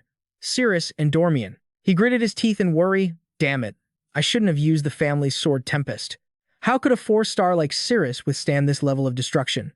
If she can't dodge it, she'll be crippled, if not killed. Jin reached out his hand, calling her name repeatedly. Cirrus Endormion. When the mist cleared, he saw her struggling to support her body with her sword. Cirrus Endormion's face was filled with astonishment. Did he just spare my life? Was I afraid of death? And dodged the attack. Her eyes widened. Seeing Cirrus Endormion, Jin rushed to help her up and asked, "Are you all right? I almost killed you. I'm sorry." His face was filled with regret. Cirrus Endormion had heard his warning but still hadn't tried to dodge the storm of swords. However, no matter how much she treasured her pride and honor, Cirrus Endormion was still just a 15-year-old kid. She was too young to suppress her will to live. Seeing Cirrus Endormion's reaction, Jin gripped her shoulders reassuringly. "If I were in your shoes, I would have dodged it too. I definitely would have done the same to save my own life. So please, don't mention this again." He wondered if his words were any comfort to her at all. Cirrus Endormion said nothing. She took something out. It turned out to be a vial of ointment. She spoke softly. "Your face is injured." Cirrus Endormion gently and carefully applied the medicine for Jin. "I'll use this to repay you for saving my life." He didn't resist and asked curiously, as the heir to House Endormion, "Aren't you being a little too careless with your own life?" After she was finished, Cirrus Endormion stood up and replied, "Because this is a life I beg to have. I will treasure it from now on. So don't worry about it." With that, she turned decisively and left, leaving behind a message. "Furthermore, let's consider today the first day we've truly met. See you tomorrow." Jin watched her back in silence as she walked away. The next day, the banquet continued. He held a glass of wine, carefully observing and assessing his surroundings. Fewer people than yesterday. Starting today, everyone will be able to watch the matches.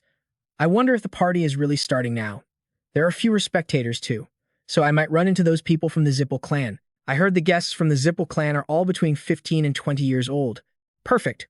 We're around the same age, so I'll be able to compare my magic skills with theirs. I also really want to ask them a few things about Colin, but that wouldn't be a good idea. Anyway, once I become a reserve knight, I'll have plenty of free time. Then I can investigate Colin with Murakan. With Murakan's help, finding the mana fountain won't be a problem either. So this time, those bastards from the Zippel clan won't be able to send out a whole legion of mages.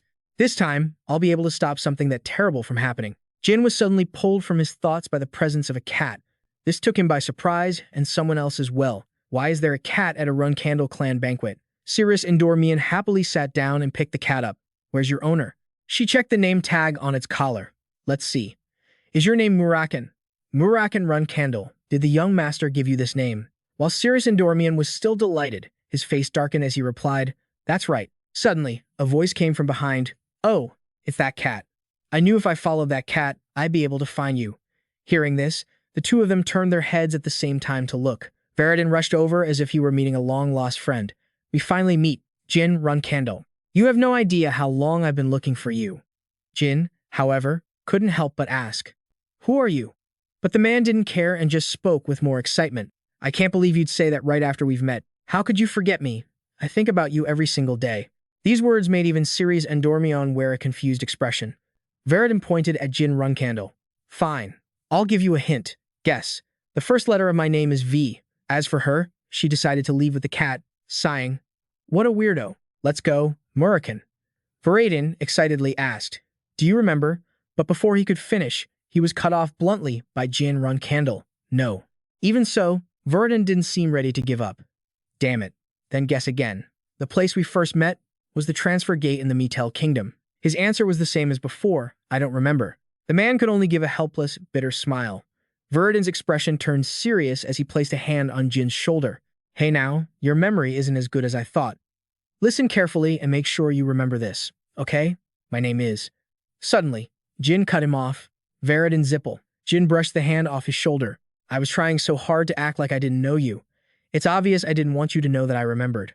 Why can't you get that? And could you stop bothering me so much? Veridin's eyes suddenly lit up. So you do remember. Jin, on the other hand, couldn't help but look at the person before him with doubt. Is this idiotic bastard really going to become a 9-star mage by the age of 30 and be named the next patriarch of the Zippel clan? Finally, the man got back to the point. Anyway, I was looking all over for you yesterday. I've been searching for you for the past 2 hours, too, but I couldn't find even a trace of you. Jin grew even more suspicious. The banquet hall might be large, but it's still just a banquet hall. How could he possibly wander around for 2 hours? Veridin let out an exasperated sigh. If I could use magic, I would have found you much sooner.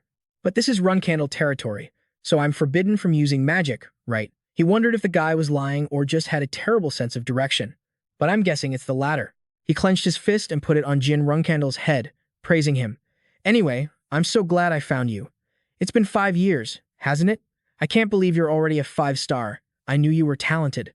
Of course, I haven't been wasting my time either. As a mage, I'm already a 6-star. That's right. I've already reached the 6-star level. Hearing this, Jin seemed surprised. Huh. Veridin said with confidence. That's 1 level higher than your swordsmanship. Jin, meanwhile, couldn't help but get lost in thought. Unbelievable. The greatest prodigy of the Zippel clan, Veridin, is only a 6-star at 18 years old. If I were in his position, I would have definitely surpassed 7-star by now. Is he lying about his rank? For some reason, seeing Jin's expression, he grew even more smug. That look on your face is the result of the incredible effort I've put in to find you. I've been eagerly awaiting the day I could finally compete with you, so keep training hard and try to catch up to me. That's when Jin realized he didn't think the guy was hiding his rank, no matter how you looked at it. If Veridin really had reached 6-star at just 18 years old, then after the current patriarch of the Zippel clan, Siren Zippel, he was the closest one to reaching his level. This was a good opportunity for him to train hard. Preparing for the difficulties he would face later, he tried to advise Veridin. I've said it before, but please learn to shut your mouth and not say a word. The man didn't seem too bothered by this. You sound just like my father, Jin admitted. Anyone would say the same. Anyway, why did the Zippel clan come to the ball when you weren't invited? Veridin replied, oh, that? It's because of me. I kept nagging my uncle Andre that I had to see you. The answer made Jin wonder to himself. Even though he's the vice patriarch, he'd barge into enemy territory just because some kid was throwing a tantrum. Meanwhile, he continued with his story. We just happened to be traveling through the Hister region when we heard news about the ball. I figured it must be destiny. For Jin, that seemed a little too simple. Was that all there was to it? But that was really all there was. At this point, Jin was getting annoyed and waved his hand. All right. Be grateful, this is a quiet ball and get lost. But Veridin looked crestfallen and disappointed. Aren't you being a little too cold? I know your father is also being generous with my uncle. Now that you mention it, how about you make me a promise? Someday, you have to come to a Zippel clan ball unannounced. 2. Jin glanced at him. Is that so? What if I cause trouble? He replied cheerfully. I always keep my word. Even if you do, I won't kill you. And even if a fight breaks out, I won't get involved. Finally, Jin left him with a single sentence. What an idiot. Veridin was confused. Ha! What was that? Without turning back, he explained, because for a while now, someone rather unpleasant has been staring at me. Excuse me. These words startle a man standing nearby. Do you have something to say to me? Bouvard Gaston. Now that he was exposed, he asked, "Young Master Jin, when will Lady Luna be arriving?" Didn't Jin know what the man was getting at? Bouvard Gaston held out a pink-covered notebook. "I mean Lady Luna. Is she not coming? I want to give this to her. It's a collection of poems I spent all night writing, filled to the brim with my love. Once she reads it, I'm sure Lady Luna will understand that my appearance doesn't tell the whole story." Standing behind them, Veridin took a sip of wine as he watched their story unfold, his expression becoming uncontrollably intrigued. "Perhaps in the near future, you'll become my brother-in-law." These words reached Veradin's ears, causing him to immediately choke on his drink. Jin gave Bouvard Gaston a faint smile. Seeing him take the notebook, Bouvard called out, "Young Master Jin." In a cold voice, Jin said, "My dear guest, I see you're asking for a beating." The man watched in horror as Jin tore the notebook to shreds. "What are you doing?" Jin unceremoniously stomped on the pages. "Not only do you address my sister so informally, but you also dare call me your brother-in-law. I guess the Runcandel clan must look pretty pathetic in your eyes, huh?" He ordered. "Take this man to the arena." A subordinate's voice rang out. "Yes, young master." But Bouvard Gaston wouldn't stop grumbling. "Brother-in-law? No, young master. Why are you suddenly doing this? Young master, please stop. I was simply expressing my love. Any man has the right to express his love to anyone he wishes," he said, even as two men grabbed him. The man continued to scream, "Young Master Jin, how could you do this to me? Am I not a guest? Why are you treating a guest this way? And haven't I said how beautiful your sister is?" Unwilling to give up, Bouvard Gaston kept trying to ask, "Why?" Without another word, Jin took off his coat. Then, he declared, "We'll settle this with a duel." Watching from a distance, Vishukul couldn't help but be astonished. He frowned and muttered to himself, "Bouvard Gaston." In contrast to his expression, Mariella was excitedly clapping her hands in approval. "Oh my, brother, what's going on? It looks like Bouvard Gaston and young Master Jin are about to duel." Vishukul Yuverdun grabbed the handle of her pushcart and hastily cursed under his breath. "That idiot. Let's go get a closer look." Mariella cheerfully agreed at once. "All right, brother." This out-of-control development made Cirrus Endormian mutter in exasperation. "What the? I was trying to approach him to issue a challenge before the party ended. But why does he have to fight someone like that?" The moment he saw her, Veridin began to ramble cheerfully. "I'm so glad I begged my uncle to let me come. I didn't think I'd get to meet the heir of the Icebow. It's a pleasure to meet you." Who would have thought Cirrus Endormian was so annoyed that she would cut him off bluntly. "Get lost." And so, he dejectedly backed away. All right then. Jin and Bouvard Gaston stood facing each other on the dueling stage. The main event began as the referee made the announcement. Introducing our next event, the highlight of the banquet. The new star of the Runcandel clan, young Master Jin, will be participating in a duel. And who will be young Master Jin's opponent? I've never seen this person before. Is he some kind of hidden master? Standing next to Sirius and Dormian, Veridin cheerfully replied, "I heard he came with the Ibriano family. Don't be fooled by his looks, he might be a tough opponent," even though he was already on the stage. But Bouvard Gaston's arrogance was still on full display. "Young Master Jin Runcandel of the House of Runcandel, please allow me the opportunity to properly introduce myself before we fight. Or will you not even grant me that small bit of dignity?" Afraid the truth would be exposed, the man kept babbling. "I am Jin's fist flew out so fast it silenced his twisted mouth." "Shut up. I couldn't care less what your name is." Unwilling to accept this humiliation, Bouvard Gaston quickly took a defensive stance and dodged the blow. Jin silently sized up his opponent, his aura. Is he a 6-star? Of course, an expert like Cirrus Endormion had also noticed this from that single exchange. So young Master Jin chose an opponent stronger than himself. He watched with serious intensity. It looks like that fatso is highly focused. If he messes up, it's going to be really embarrassing. Immediately after, Jin took a punch straight to the face from his opponent. Bouvard Gaston, thinking he had the upper hand, laughed gleefully. "You dare fight me with those kitten scratches?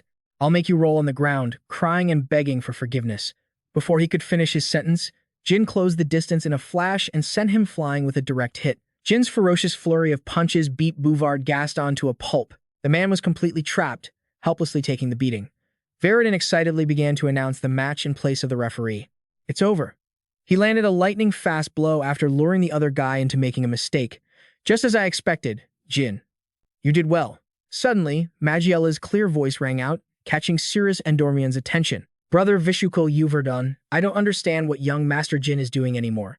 Wasn't the match already won? Why is he still beating his opponent like that after they surrendered?" he asked his sister. Stunned, Magiella, ignoring Vishukul Yuverdun's stiff expression, she retorted sharply. It was strange enough that young Master Jin chose a weaker opponent, but are you just going to sit there and not intervene? After all, he's the one helping me. He awkwardly explained, he's not weaker than young Master Jin, you know. But Magiella insisted, whining, brother, your little sister is very disappointed. I want you to teach him a lesson any way you see fit. Shocked, Vishukal asked for confirmation. Are you telling me to challenge young Master Jin to a duel? Unfortunately, this impulsive suggestion was met with enthusiastic support from the curious onlookers. What a spirited young lady. Why don't you listen to your sister? Known for doting on his sister, he could only sigh in resignation. All right then. He then strode onto the dueling stage and demanded, young Master Jin, why don't you let him go and fight me instead? Without a moment's hesitation, Jin accepted the challenge. Vishukal Yuvardhan, a duel with a 7-star knight. Win or lose, I'm the one who stands to gain. Besides, getting to experience the Ibriano family's swordsmanship is a great learning opportunity. After all, even father acknowledged that the head of the Ibriano clan is quite powerful. Jin's gaze shifted to observe the attitude of the one who instigated this confrontation. But that Magiella is a funny one, pushing her own brother into a tough spot just to see some drama. He then spoke amiably, complimenting his opponent. You really do love your sister, don't you, Sir Vishukal Yuvardhan? He replied nonchalantly. Isn't that obvious, young Master Jin? Jin nodded, expressing sympathy. I have an older sister myself, so I understand how you feel. I love my sister very much as well, so from now on, I'd appreciate it if you'd keep your attendants' mouths in check. Jin's profound warning sent a slight shiver down Vishukal Yuvardhan's spine. It seems you've misunderstood something. The man you just beat to a pulp wasn't one of our servants. He's a companion. Perhaps he did something to displease you. Bouvard Gaston came to help my sister get around more easily. I suppose his actions weren't quite appropriate for a Runcandel banquet. In any case, I assure you he meant no harm, so I hope you'll be kind enough to let it go. Jin didn't answer, lost in thought. Bouvard Gaston, the guy from just now. His demeanor suddenly grew incredibly tense upon hearing the familiar name. The shape-shifting mage, Bouvard Gaston. Vishukal and Bouvard Gaston. What's the relationship between them? I'm sure the Ibriano family had nothing to do with Gaston when he was captured in my past life. Or does Vishukal already know that Bouvard Gaston is a shape-shifting mage? Damn it. I finally found Bouvard Gaston, but now there are too many complications. I can't get distracted. My opponent is a 7-star knight. He calmly raised his sword into a ready stance. Then give it your all. Young Master Jin. Even though he had just discovered a crucial clue, Jin remained level-headed, waiting for an opportunity. I need to focus on this fight for now. I look forward to your instruction. Vishukal opened the match with a sword strike of absolute pressure. Although Jin Runcandel agilely parried it, he struggled. That one move alone was enough to show his true strength. He's not just any 7-star knight. His swordsmanship is even better than Uncle Zid's. A few bloody scratches began to appear on his shoulder. Vishukal Yuvardhan unleashed a relentless storm of countless slashes. Faced with such a disparity in power, Jin was momentarily forced onto the defensive. I can't predict his moves. The audience below, thoroughly entertained, began to buzz with conversation. Young Master Jin is being pushed back so easily. Well, he's trying to defend against a flurry of combination attacks. But the Ibriano family's swordsmanship is known for being tricky and unorthodox. That's right, the Ibriano style always pressures the opponent relentlessly, giving them no room to breathe. The moment they show an opening, it's over. Such were the opinions of the layman. But to the genius eyes of Varadin, Jin was simply waiting for the perfect moment to counterattack. They truly know nothing. The Runcandels always know how to handle unexpected situations like this, when they're cornered. If the Ibriano style is like a cunning snake, then the Runcandel style is a mighty rhinoceros. Even if its horn shatters, it will never stop charging the enemy. Under the opponent's lightning-fast thrusts, Jin nimbly dodged the attacks. Although he was able to fight back, he keenly realized that Vishukal Yuvardhan was clearly holding back. Regardless, I'm managing to hold my own against him, a 7-star swordsman, even though I'm only at 5 stars. His vision began to blur from the sheer effort. I'm reaching my limit, but I can feel it now. His sword technique. A fleeting memory suddenly surfaced in Jin's mind. It felt just like that time, a hazy sensation in his subconscious. This absolute comprehension caused his sword to glow with intense light. Vishukal Yuvardhan's eyes now held a serious expression as he praised him. A fine technique. Young Master Jin. He then closed the distance at high speed, deciding to end this duel decisively. Jin shut his eyes, focusing all of his energy into the sword in his hand. Vishukal Yuvardhan's sword strike spiraled forward with intense force. Unable to withstand the blow, his sword shattered into 100 pieces. He then ended the duel by placing his blade against Jin's neck. A thin line of blood trickled out, a result of Vishukal Yuvardhan's final move. He then staggered and officially collapsed. The referee's excited voice rang out, declaring the winner. In his moment of glory, he quietly brought a hand to his own neck. A cut right over a vital point left Vishukel Yuverdun stunned. Although he had been declared the winner, only he and Jin Runcandel could feel the sting of his own defeat. Sir Vishukel Yuverdun. He silently stared at Jin, lying motionless on the floor, thinking in astonishment. What the hell was that at the end? The people around them scrambled to treat Jin's injuries. Hurry, take young Master Jin inside.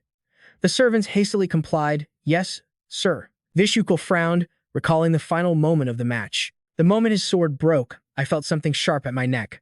No way. In that final instant, did he manifest a mind sword. If young Master Jin, a tenth of a second faster, and if I had been a tenth of a second slower, he knew that his own death would have been the outcome. Now, Vishukel Yuverdun looked at him with silent acknowledgement. Jin Runcandel, you truly are a fearsome man. After getting some rest, Jin groggily woke up to a heavy weight pressing down on his face. He mumbled with a groan, "Get off." But of course, it was that stubborn cat Murakan, so Jin had to struggle to lift him off. I said, "Get off." The familiar scene made him mutter to himself. My room? Did I pass out after my fight with Vishukel Yuverdun? Gilly McLaurin's gentle voice called out, "You're awake, young master." Still holding on to Murakan, he sat up and asked Gilly McLaurin, "How long was I asleep?" She quickly replied, 2 days. Jin asked in shock, 2 days? Then the banquet is over. I didn't even get to say goodbye to the guests who came all this way to see me. Seeing his dejected sigh, Gilly McLaurin cheerfully comforted him. Don't think like that, young master. For the past 2 days, your duel with Sir Vishukel Yuverdun has been the talk of the town. You performed brilliantly, and it's all because you manifested the mind sword at the end. And she was absolutely right. The most influential figures were all buzzing about the incredible sword fight, saying things like, Vishukel Yuverdun could have actually been stabbed, a 5-star who's already reached the level of mind sword. I have high hopes for the next generation. The fact that he could pull that off at the end of a fight against an 8-star swordsman is incredible. Jin's heart was now filled with gratitude. All of Luna's past dedication. That mind sword is still incomplete, but I got what I wanted. All those grueling days of training with my sister Luna have finally paid off. At first, I couldn't understand her training methods at all. I can't believe it would be this useful to me. Her words were still etched into his subconscious. Don't open your eyes. Even though it only activates when I'm in a critical situation right now, I can't afford to be impatient. The fact that I could go head-to-head with an 8-star swordsman is amazing, even if it was a bit clumsy. Besides, I gained a lot during this banquet. I confirmed Varadin's identity at Zippel, forged something like a friendship with the heir of the Ice Palace, and discovered that Bouvard, Gaston, and Vishukel Yuverdun know each other. Jin thought to himself, there are so many possibilities behind this shape-shifting case. I don't need to worry about it right now, so I'll gather some other information first. A bouquet of pure white flowers arranged by Gilly McLaurin suddenly caught his eye. Flowers? She answered cheerfully. The heir of the Ice Palace left them when she came to visit you. Does she like you? Fearing Gilly McLaurin would misunderstand, Jin quickly explained, no, it's a legend from the Ice Palace. The meaning of these flowers is an endless battle. It seems she wants to fight me again. Murakan, in his cat form, indifferently teased. Still, isn't this the first time a girl has given you flowers? That's a huge accomplishment in itself. Don't you think so? Strawberry cake. Gilly McLaurin ignored his teasing. Anyway, young master, the Patriarch has ordered you to see him. As soon as you woke up, Jin's eyes widened as he asked, Father? Meanwhile, Murakan muttered pitifully, cold-hearted strawberry cake. She continued seriously, I believe it's time for you to prove your worth. Faced with this momentous decision, he couldn't hide his excitement. All right, it looks like I'll be away from home for a while longer. Where is father? Without a moment's delay, Jin set off immediately. He strode up to a powerfully built man. Jin Runcandel turned and said coldly, So, you've come. It's been a long time since one of my children came to see me dressed so comfortably. With a single glance, he had already seen through Jin Runcandel's intentions. It seems you already know you'll be leaving. Jin stated firmly, I plan on leaving soon. Although Jin Runcandel's expression remained impassive, Jin Runcandel could tell that he seemed intrigued. I don't know why, but since I regressed, father has become much easier to read. Jin Runcandel asked in a low voice, Do you know what this place is? Jin answered clearly and seriously. It's the Mausoleum, a place where those who have brought honor to the clan are permitted entry by the Garden of Swords, and also where the clan's heroes are buried. After listening, he nodded in satisfaction. Good. In other words, the clan's heroes rest there. This tomb has existed for 1,000 years. Do you know about the first patriarch, Tamar Runcandel? He is not buried here. Jin politely acknowledged the information. Yes. You also know that his grave is not located within the Garden of Swords. Siren Runcandel's voice slowly explained. The shadow power you possess is, like him, the reason we cannot revere our first patriarch. After he died, we signed a humiliating pact with the Zippel clan, stating that we would never use magic again and that we would not honor the ancestors who used it. As a result, the gods of the Zippel clan gathered and placed a curse upon the Runcandel bloodline. Because of this, every Runcandel born after the first patriarch has been unable to use magic. When you defeated the Tona brothers with your aura, I didn't ask how you acquired that power. Do you remember? Jin admitted frankly, yes, and I even lied and said I would use it for the good of the clan. Siren Runcandel continued firmly. It's a good thing you were just a child back then. If that were to happen now, I wouldn't let it slide. Have you heard the voice of Solderet? Jin nodded in confirmation to his father. He calls me his contractor. Though in this life, I've never actually heard him. Siren Runcandel's cape billowed majestically as he made a pivotal decision on this grave matter. Perhaps this is unfair to your siblings. All right, can you use that power to surpass your brothers and sisters and take over this clan? Faced with the heavy responsibility Siren Runcandel had given him, Jin cleverly paved his own path. I will leave and travel the world. If I find nothing more valuable than the Runcandels, then I will take over the clan. His cleverness made Siren smile with satisfaction. Those tone remained as cold as ever. Your siblings leave the Garden of Swords to gain experience and train in order to be recognized, yet you are leaving to find something more valuable than the clan. I'm not sure if I should be proud or call you arrogant. Siren's voice was firm as he sealed Jin Runcandel's fate. I will give you 5 years.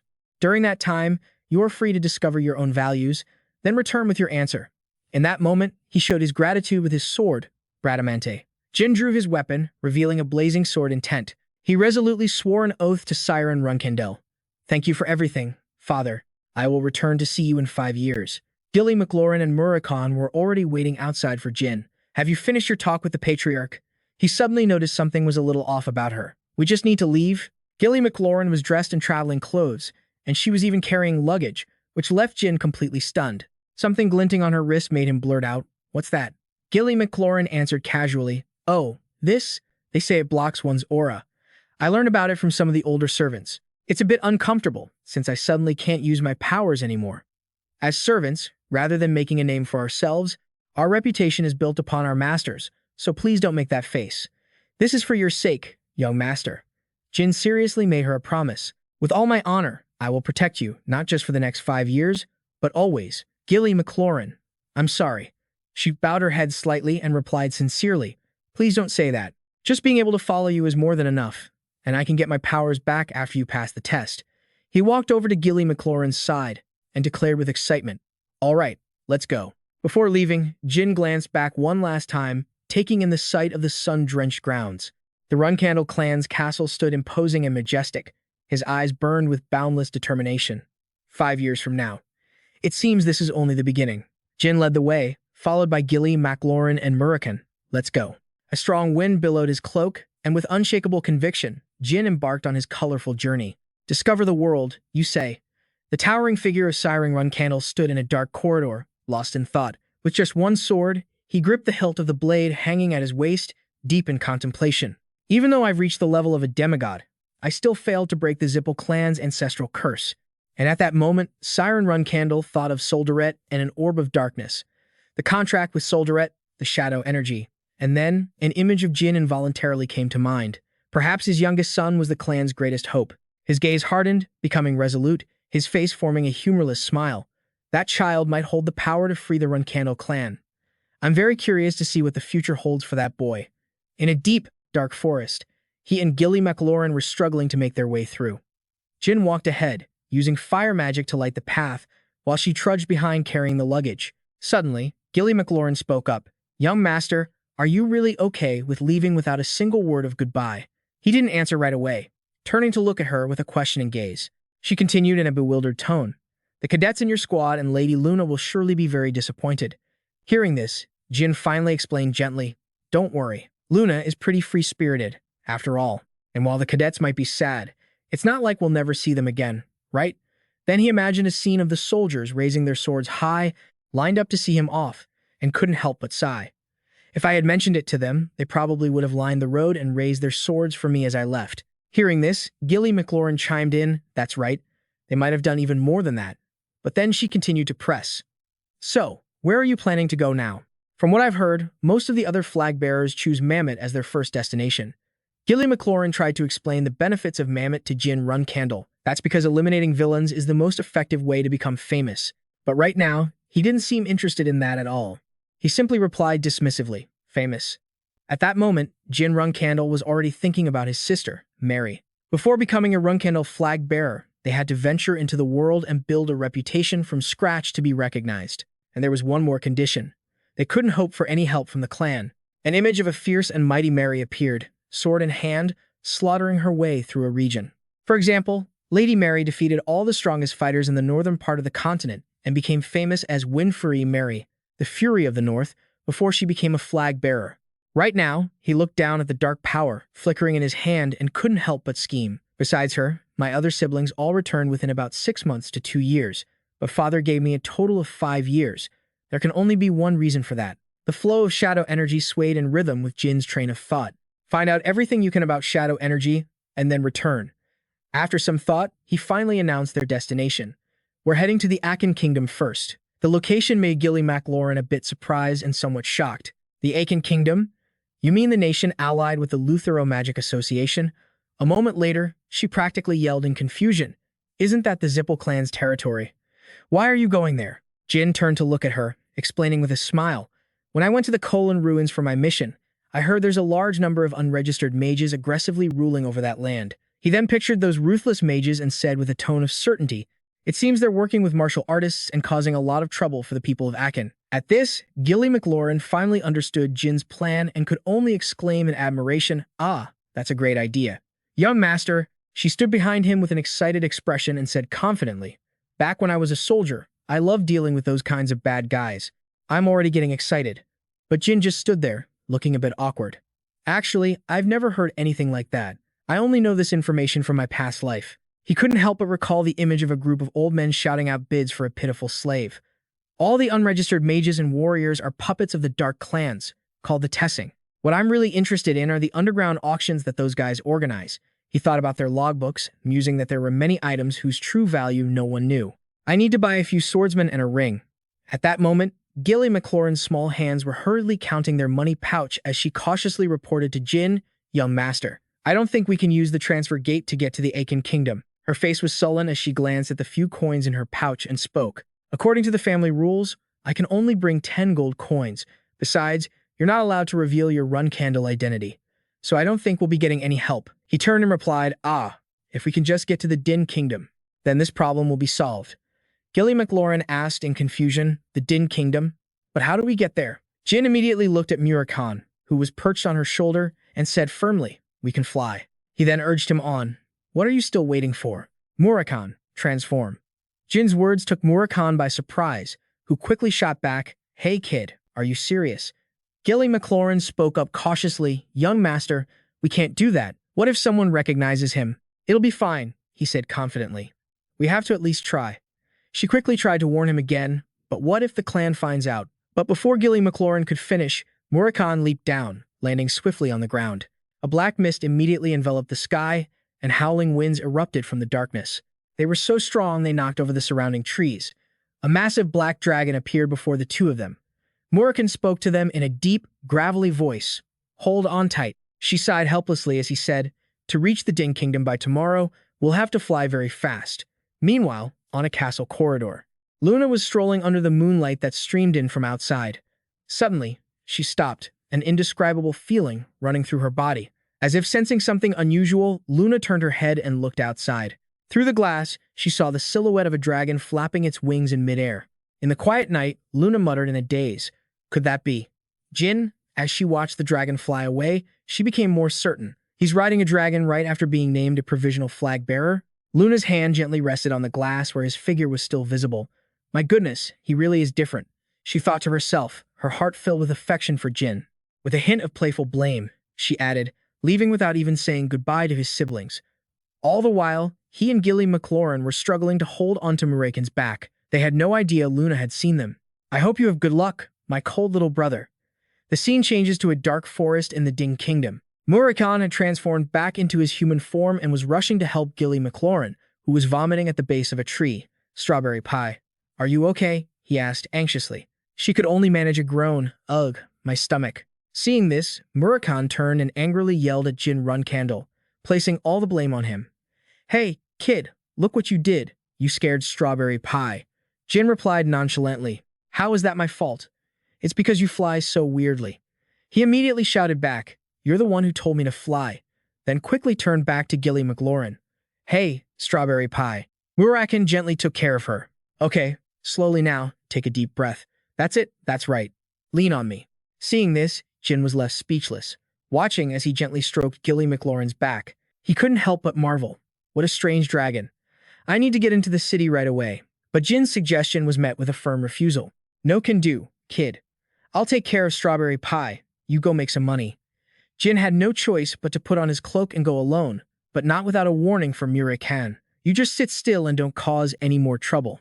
Under the bright moonlit sky in the capital of the Din Kingdom, at the Vim family estate, a young man named Samber Vin sat alone by a pond, murmuring dejectedly, Young Master Jin. He looked up at the moon and lamented, even though there was a banquet held for him. I only found out after it was over. Samber recalled the time Jin had saved him and reminded himself, even if it was just a mission, he still saved my life. A memory of him bowing sincerely to Jin Runcandel flashed in his mind. I want to see him again to thank him for saving my life. If you ever need help, please let me know, he had said. Jin had replied coolly, All right. Just then, in the bushes next to Samber Vin, the figure of Jin Runcandel, concealed in a dark cloak, appeared with extreme caution. The very person he longed to see was right behind him, but he was completely unaware. He was still muttering to himself, When will I ever get to see him again and repay my debt? Suddenly, Jin's voice broke the silence. Hey, Samber Vin. He unconsciously turned and replied, Yes. But as he turned to see who it was, he was cut off. Grabbed unexpectedly, he yelled in panic. Ah! Jin quickly covered Samber Vin's mouth. He reassured him, Calm down, Samber Vin. Only then did he get a clear look at his face.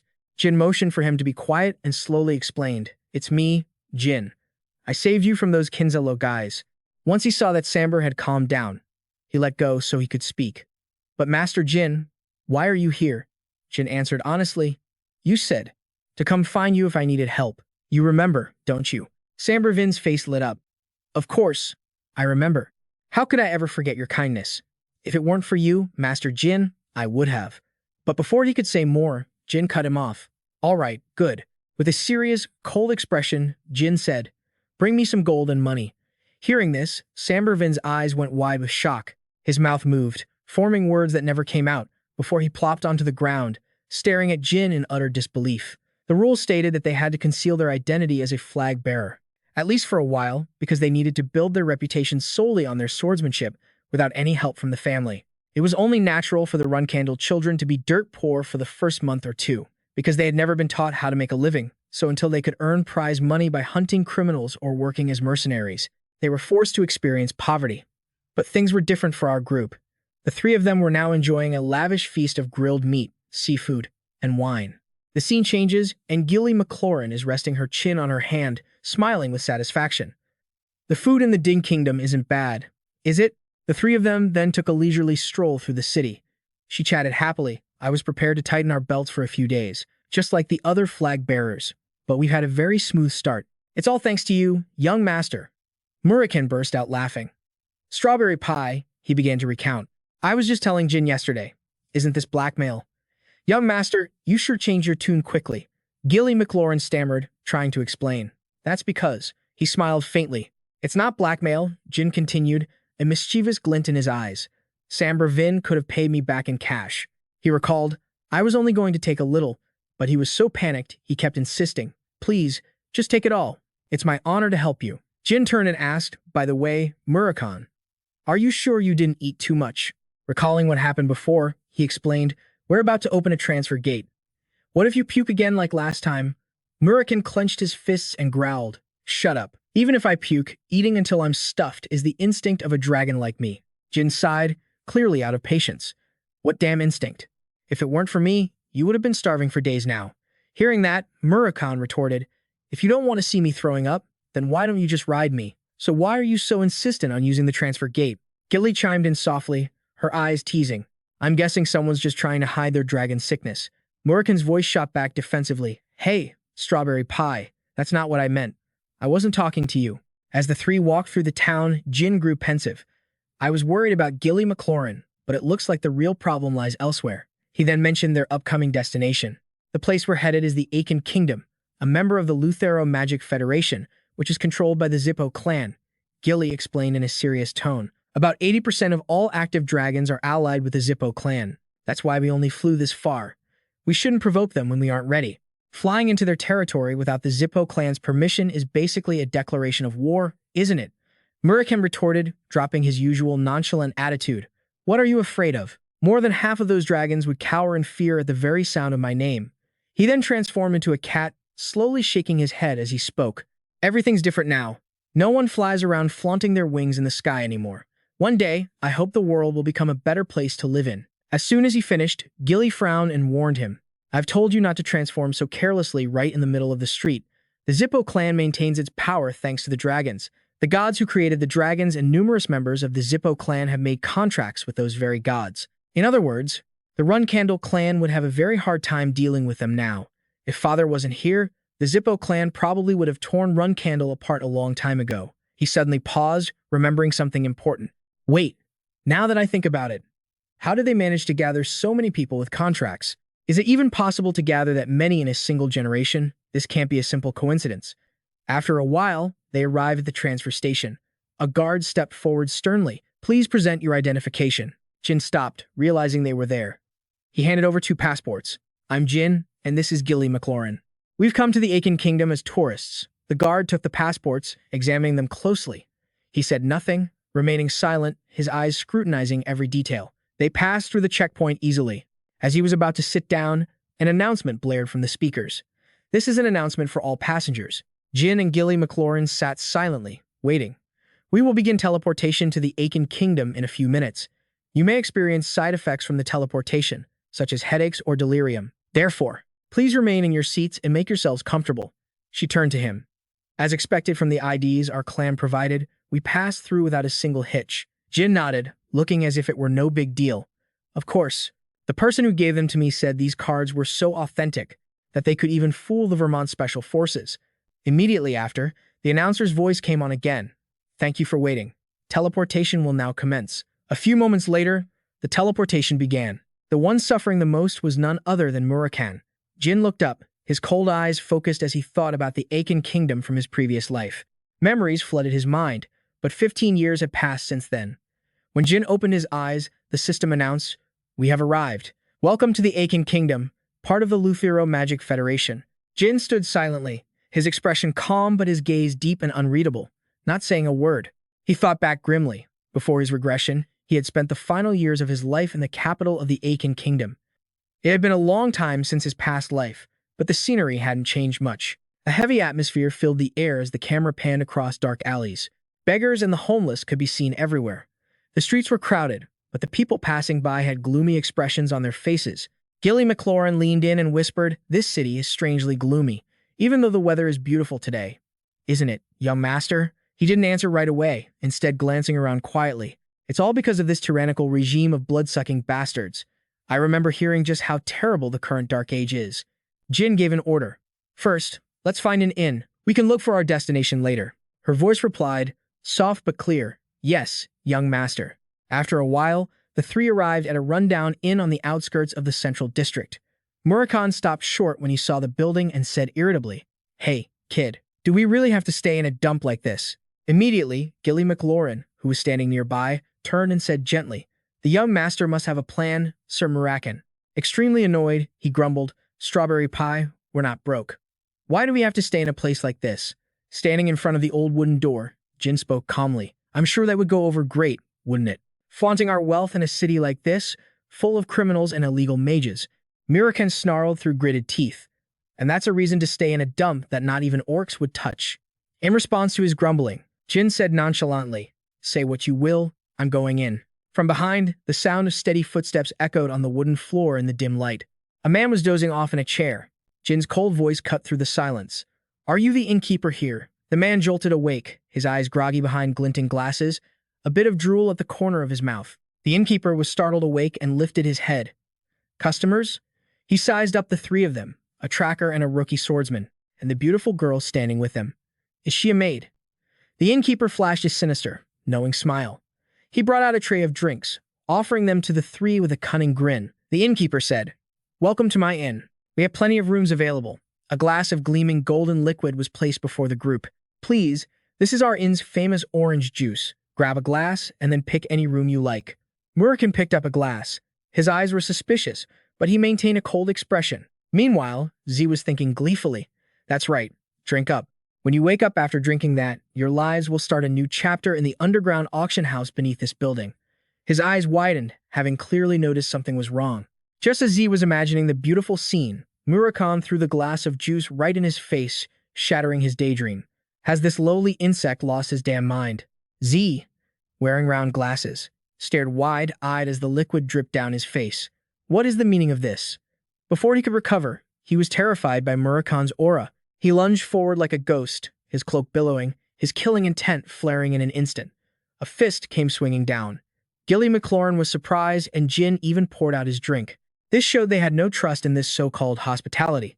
Z stammered in fear. "Poison? What do you mean?" Murakan replied coldly, "Right here, right now." He stood tall, declaring it like a death sentence. "You're going to hell." He trembled as he looked up, completely overwhelmed by Murakan's power. Z clutched his painful cheek and begged, "Please wait, let's negotiate."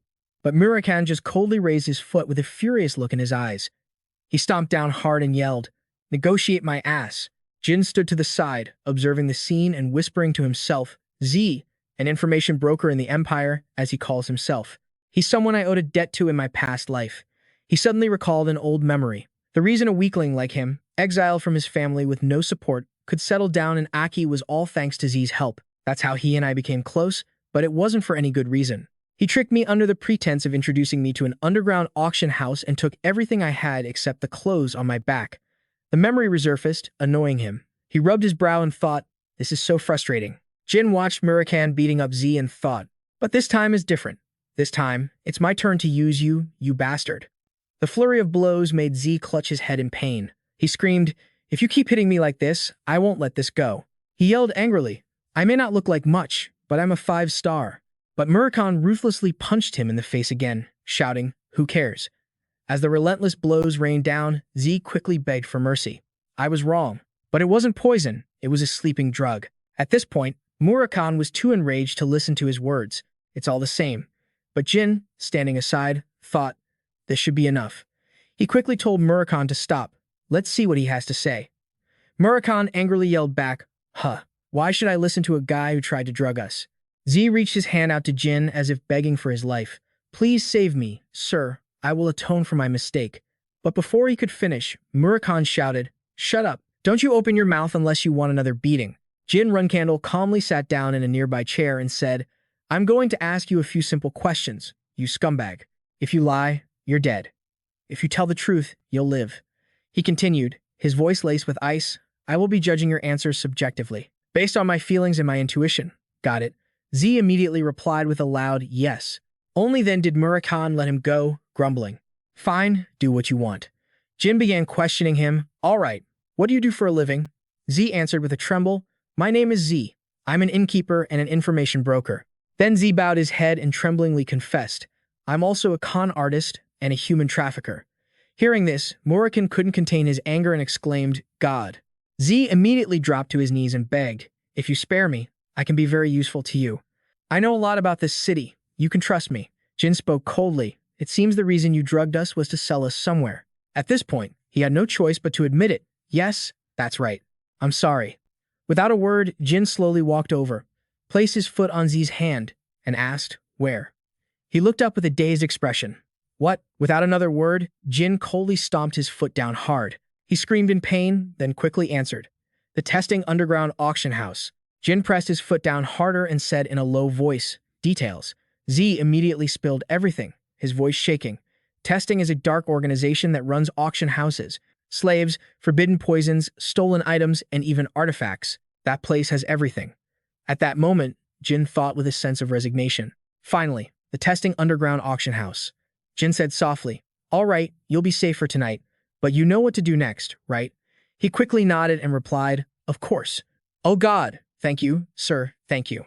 Behind them, Murakan asked grumpily, "Kid, Are you really going to waste medicine money on a guy like him? Gilly McLaurin also chimed in. That's right, young master.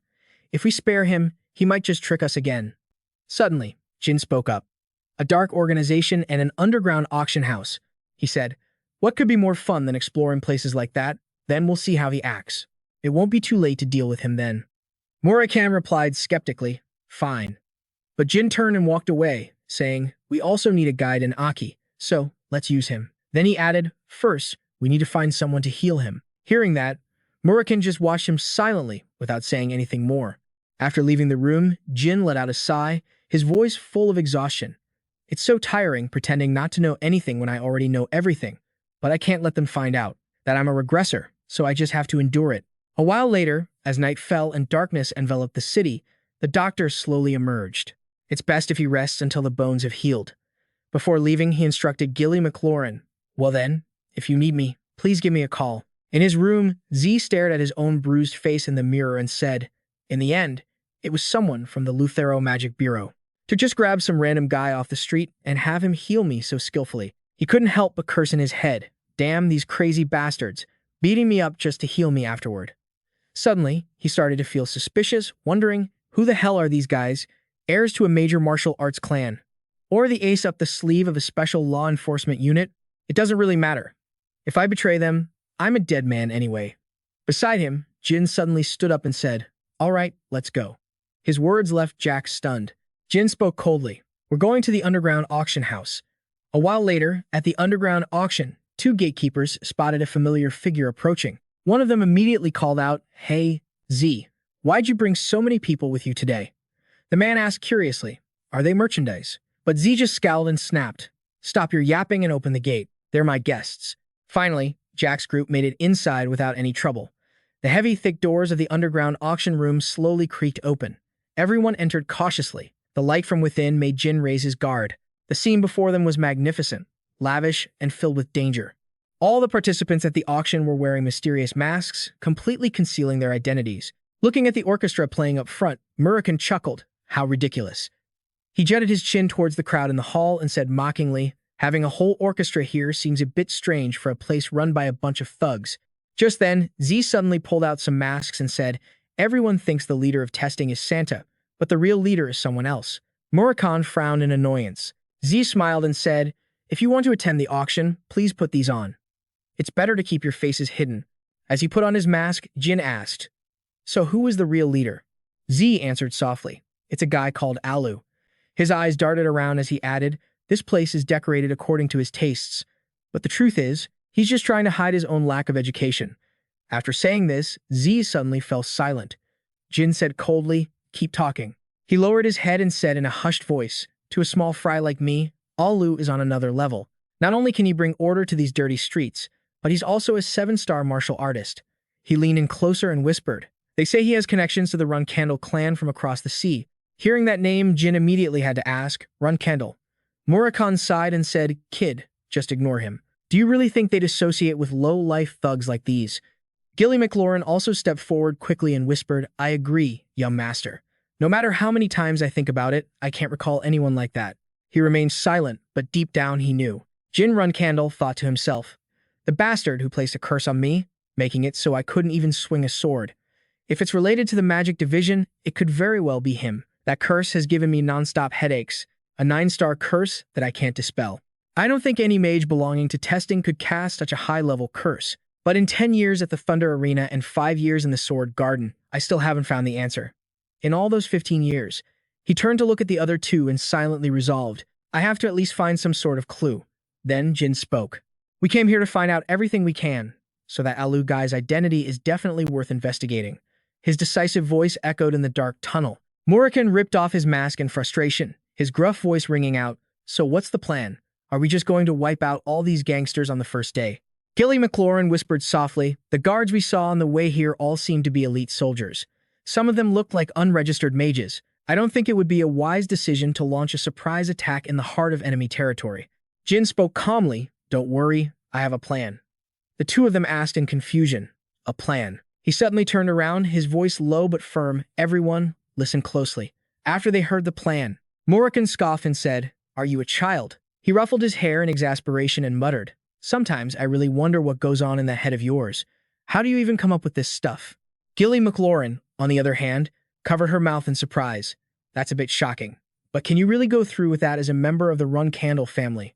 Jin replied decisively, don't worry about it. We can always run if a problem comes up that we can't handle.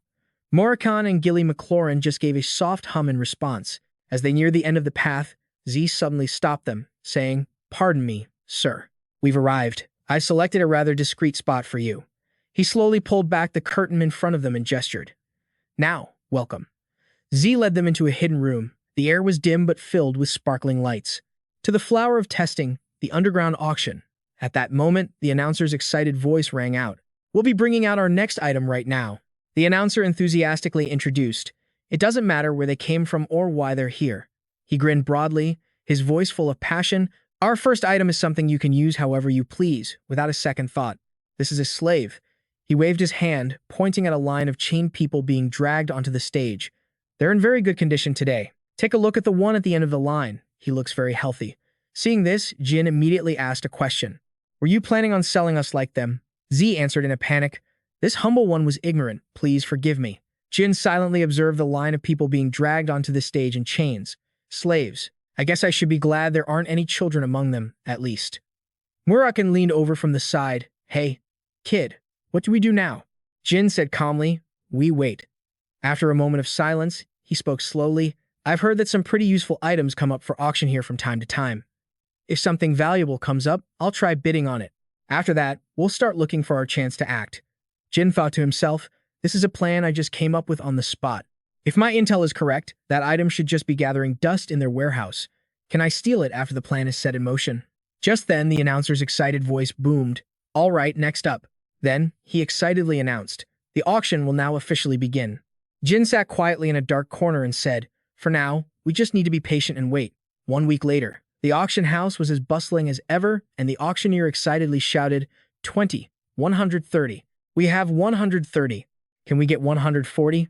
Just then, Z suddenly whispered, sir, he said in a low voice, you've done nothing but sit and watch for the past week. The people below had already started raising their paddles. 50, 70. He mumbled anxiously, if you still don't buy anything today, the testing auction house might start causing you trouble. Jin didn't care and just replied coldly, aren't you bothering me right now?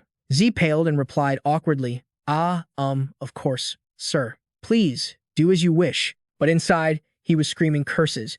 You bastard. Do something. You damn fool. At this rate, you'll get kicked out of here, no matter how well I know the auction house staff. Buy something, anything, before I lose my patience. Just then, the auctioneer presented the next item.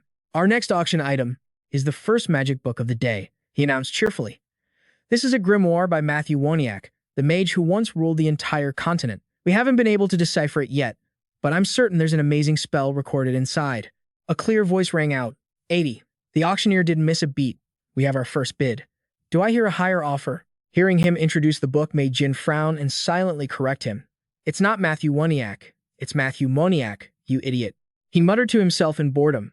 Besides, all of Moniak's magic books are managed by the Ripple family, so there's no way this book is authentic. It had been a week since he'd arrived at the testing auction house. It was so boring. There wasn't a single thing of value. Jin looked at the auctioneer and gave a slight, cynical smile.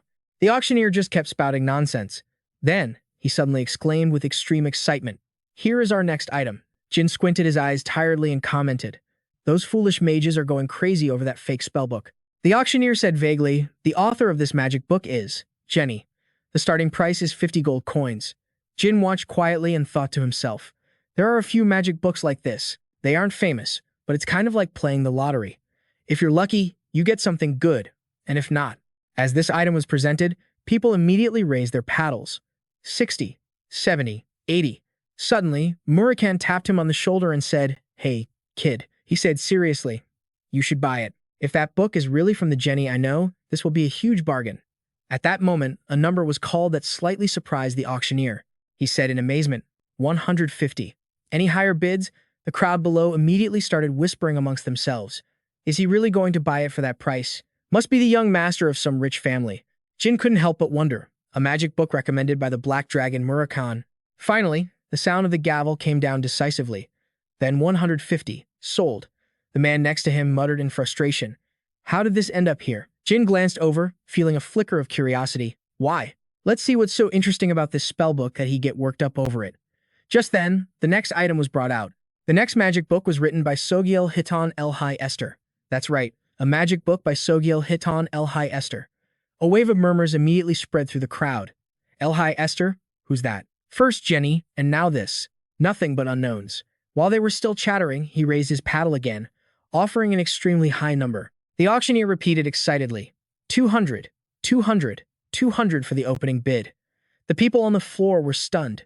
Who's that 200 bid guy? Why does he keep bidding on such strange items? Murakan couldn't help but wonder either and asked, Hey kid, what is that thing that you'd open with a bid of 200? Do you know this book? Jin replied nonchalantly, I just thought it would be better to buy one more magic book. But inwardly, he was thrilled. To think I'd find it in a place like this. He suddenly recalled a memory from his past life. My master from my previous life. Her family. El-Hai Esther. I heard her family fell to ruin hundreds of years ago. I never thought I'd find a trace of them here. And in the end, this item also went to Jin Runcandel. So, sold for 200 gold, the Book of El-Hai Esther.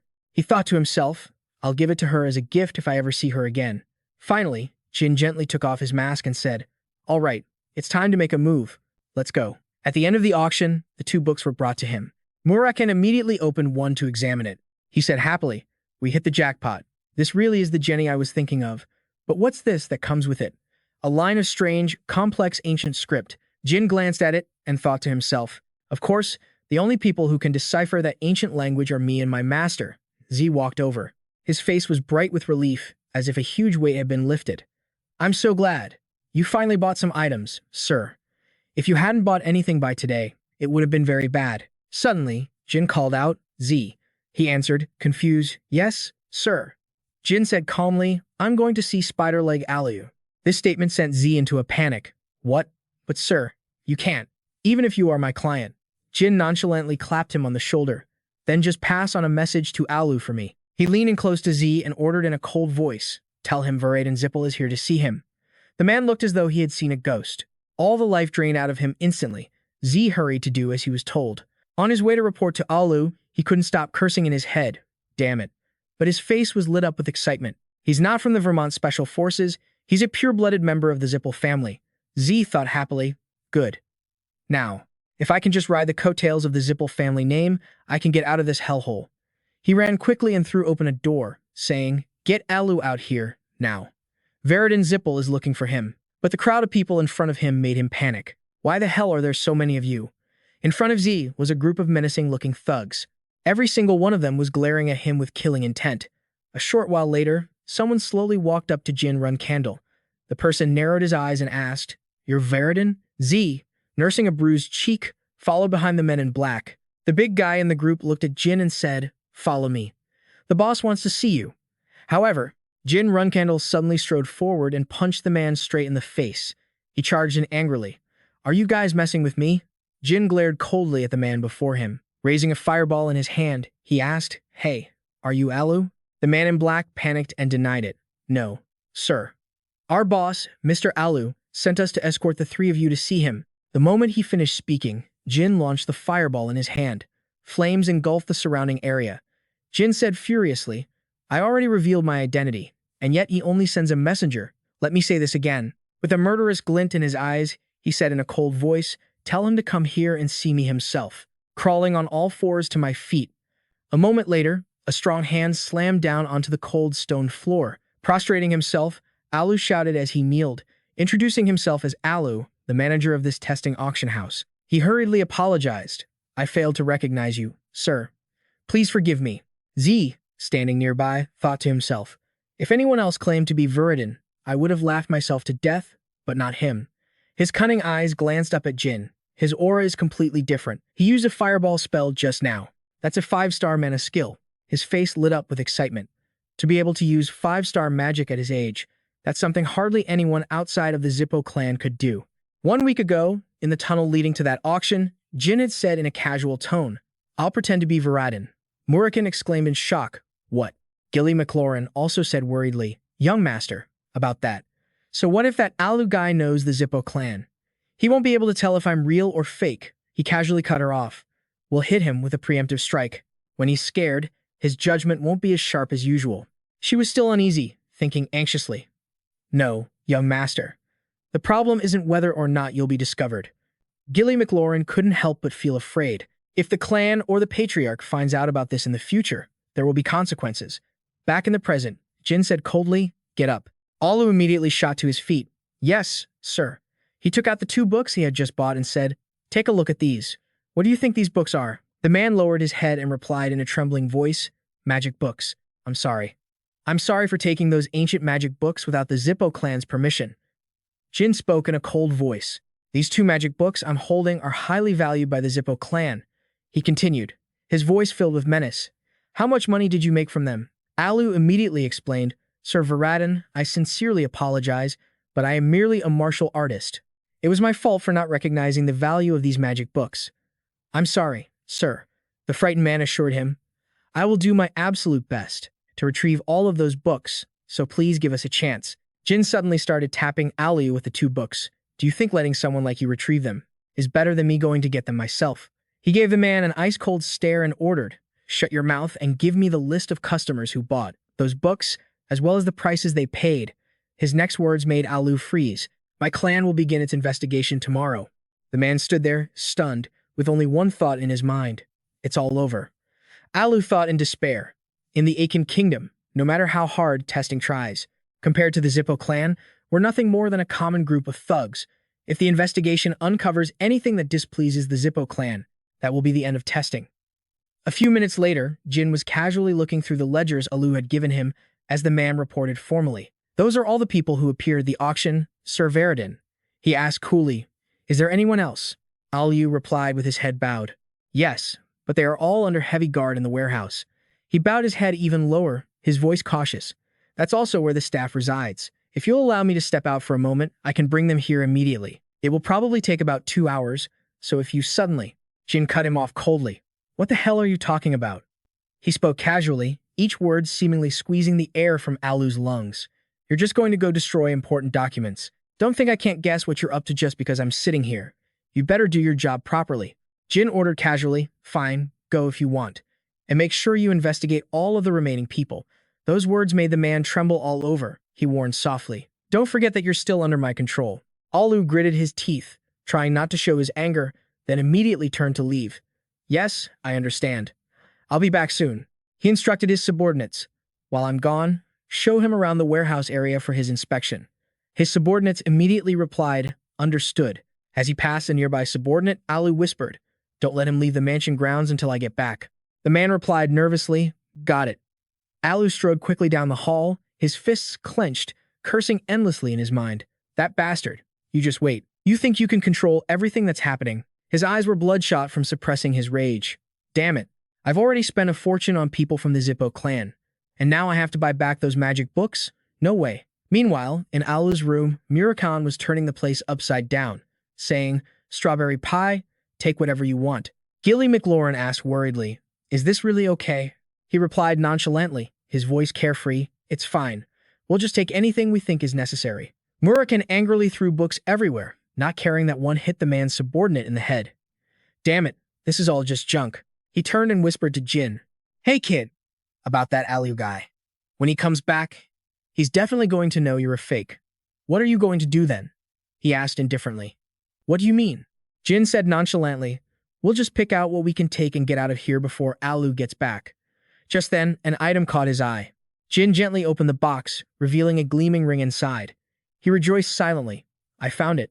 Jin looked at it with a satisfied smile. In a corner of the room, Gilly McLaurin, holding a diamond necklace, said softly, "Young master, are we going to keep doing such reckless things?" "I don't think this is right," he replied casually. "I'll take that as a compliment, Gilly McLaurin." At that moment, Z suddenly rushed in. "Sir, I'm here." The man handed him a stack of papers and said respectfully, "Here is all the information on the slaves you requested. I've also written down their nationalities and ages." Jin praised him casually. "All right, you did well." Just as he was about to leave the room, he was suddenly blocked. "Now that that's done," the subordinate said sternly, "the boss will give you everything when he returns. The auction house's ledgers." He continued coldly, "Until then, you are to remain in the mansion." But before he could finish his sentence, Jin knocked him out. The surprise attack left the subordinate with no time to react. and he took the full force of the blow. Seeing the large subordinate collapse before his eyes, Z called out tremblingly, "Young master." He was terrified but still managed to praise him. "You're incredible, sir." Not a single wasted movement, but inwardly, he was terrified. What? Why would he knock out one of Alu's men like that? Jin suddenly turned and asked Z directly. "Do you have a family?" The man answered, bewildered. Yes. I have a younger brother." Jin nodded. "Take him with you and escape. It would be best to go to the Barman Kingdom." The statement left Z completely stunned. Jin ignored his dazed expression and continued. "Give my letter of introduction to the leaders there and tell them everything you know about this auction house. That's the only way you'll survive." Z trembled, but his face was resolute. "No, I will stand by your side until the very end." But in his heart, he was screaming. "I can't believe I finally got a golden opportunity like this," he pleaded with determination. "Please allow me to fight alongside you for the rest of my life." He thought to himself, "If I want to be successful, I have to seize this chance." Suddenly, Jin spoke up. Sorry, but I'm not Veridin Zippel." Those words completely shattered Z's newfound resolve. "What?" And then, 2 hours later, a subordinate whispered a report into Alu's ear as he stood in the ransacked room. "I just investigated this Veridin." He glanced at the unconscious subordinate in the room and said, "Veridin has long, white hair, completely different from the man who was here." "Boss." Alu growled furiously. The subordinate reported fearfully. "They took the documents containing the slave's information and information on other clients of the auction house. Before they fled, they left a message. Tessin, it's time for this to end." Alu ordered, "Go after them." The subordinate asked, confused, "Sir." But suddenly, Alu angrily raised his massive hand and grabbed the man's face, taking out his fury on him. The blow sent the man flying in agony, knocking him out on the spot. Alu roared in fury, "Send every last man after them. Bring those damned swindlers back to me." His eyes were bloodshot with rage as he bellowed, "I'll kill every last one of them with my own 2 hands." The scene changes. In front of a campfire, a hand reaches out as a voice speaks up. "Hey, kid, is this why you were snooping around this area? I didn't think you'd actually get anything out of provoking Alu. We need to see if he has any contact with the clan, the Dark Can people, or not." Murakan, sitting opposite the other two, thought for a moment before speaking. "All right, I guess we can just consider it a parting gift before we leave." Jin quietly looked down as he listened to Murakan's analysis. "After all, he did give you that magic tome and even threw in a masterpiece to boot. What was that? I was freaking out when I saw you walk out of the auction house with that thing. How do you even know about ancient artifacts like that?" A burning red moon hung in the sky, casting its light down on them. Suddenly, a loud shout interrupted their conversation. "Over there? They're hiding over there. Get the boss." Jin gritted his teeth in annoyance, looking toward the commotion. "Noisy pests." He slowly stood up. "Well, how about a change of scenery?" Alu's face was dark, veins bulging on his forehead. He panted heavily as he spoke. "I've found you." The 2 men were now face to face. Alu unleashed all of his pent-up fury at once. "You deceitful bastards, how dare you? Did you really think you could trick me and get away with it that easily?" His eyes bulged as he roared, his voice booming. "I'm going to hang you up as an example for everyone to see. I'll show you what happens when you mess with the master of the Tessin underground auction, Alu the Spider Hand." A voice from the opposite side quickly cut through his meaningless tirade. "I have the ledgers right here, the ones with the names of all the slaves you kidnapped from Barman." Jin calmly reached into his cloak, searching for something. "The transaction records for the magic tomes the Zippel clan has been searching for. And this is the list of clients who have been making shady deals with you." With a flourish of his hand, he tossed a cloud of papers into the air. "I've already distributed copies of everything. By tomorrow, the entire continent will have its eyes on you. This magic mail is quite convenient, isn't it?" Jin shot him a provocative smirk. "Honestly, Alu, you're a dead man." Driven into a frenzy, Alu started drooling as he screamed, "You damned brat. I won't let you die an easy death. I'll keep you alive, you dog. I'll torture you. And every time you pass out from the pain, I'll wake you up with my flames." Jin, unfazed, spoke softly, "Murakan." Murakan, with his hands in his pockets, gave Jin an indifferent look. Jin calmly made his request. "I want to fight this Alu one-on-one." Murakan sighed indulgently. Then, he cracked his neck and let out a short laugh. He strode forward majestically as an overwhelming pressure began to gather around him like a whirlwind. What a headache. Meanwhile, Alu, still oblivious, was still screaming his head off. "You bastard. You think you can take us on alone? Fight us all by yourself? Don't just stand there. Attack." A group of mages immediately heard the command. They immediately began chanting attack spells in unison. Following his order, the vanguard charged forward, their heavy footsteps shaking the ground. Keep that brat alive and bring him to me. Kill the rest of them. The entire group, wielding swords and axes, surged forward, charging straight for Murakan. One of the vanguard attackers managed to get close to him. He let out a war cry and swung his sword down with all his might. Murakan simply raised his hand slowly, cupped it, and brought it down. In the blink of an eye, a single swipe separated the man's head from his neck. His power was immeasurable. With just a flick of his wrist, the other guy was sent flying amidst a cloud of dust. Without hesitating, they took turns, charging forward with their weapons. The next group suddenly froze in their tracks, their eyes wide with disbelief. Murakan stood perfectly still, his expression unreadable, as he casually extended his arms and blocked two men at once. After a series of painful landings, he stood alone, declaring war on the entire group. Murakan's eyes began to glow, his face contorted in anger, veins popping on his forehead. He unleashed his power, and the ground beneath his feet couldn't withstand it, cracking and sinking under the pressure. Murakan shot forward in a straight line, clearing a path through the crowd of men trying to stop him. The immense magical force sent them flying high and far as he moved at super speed, punching everyone in his path. Anyone who got in his way got a fist to the face. Murakan moved so fast they could barely see him, let alone defend themselves.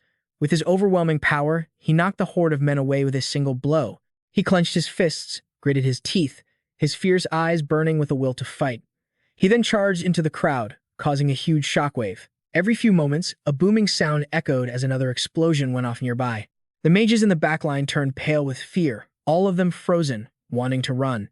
Seeing this from the rear, Alu furiously urged them on. "What are you idiots just standing there for?" A mage standing nearby, sweating profusely, stammered an explanation. "Sir, if we use magic now, we'll hit our own men." The guy screamed so loudly that even Jin's side could hear him clearly. "Then just aim for the ones in the back, you morons." Jin coldly narrowed his eyes and commanded, "Gilly McLaurin, fall back for a moment." Suddenly, a massive fireball appeared right behind them, accompanied by the power of wind and ice. The entire group of mages was aiming straight for Jin. They decisively raised their staves as strong winds howled around them. All three elements were directed towards him on command. Are they all under 5-star mages? Suddenly, a faint, almost imperceptible stream of magical energy emanated from the blue stone necklace, right in the face of that vicious attack. Jin and Gilly McLaurin were protected within a small barrier. The mages who witnessed this were all startled, each of them stunned for a few seconds. A calm smile played on Jin's lips. "Thanks to Luna, everything is much easier now." From behind, she could only let out a helpless sigh. "Even so, you left without even saying goodbye to the young lady." "The young master is right over there." The terrified screams of the men in the group interrupted Murakan.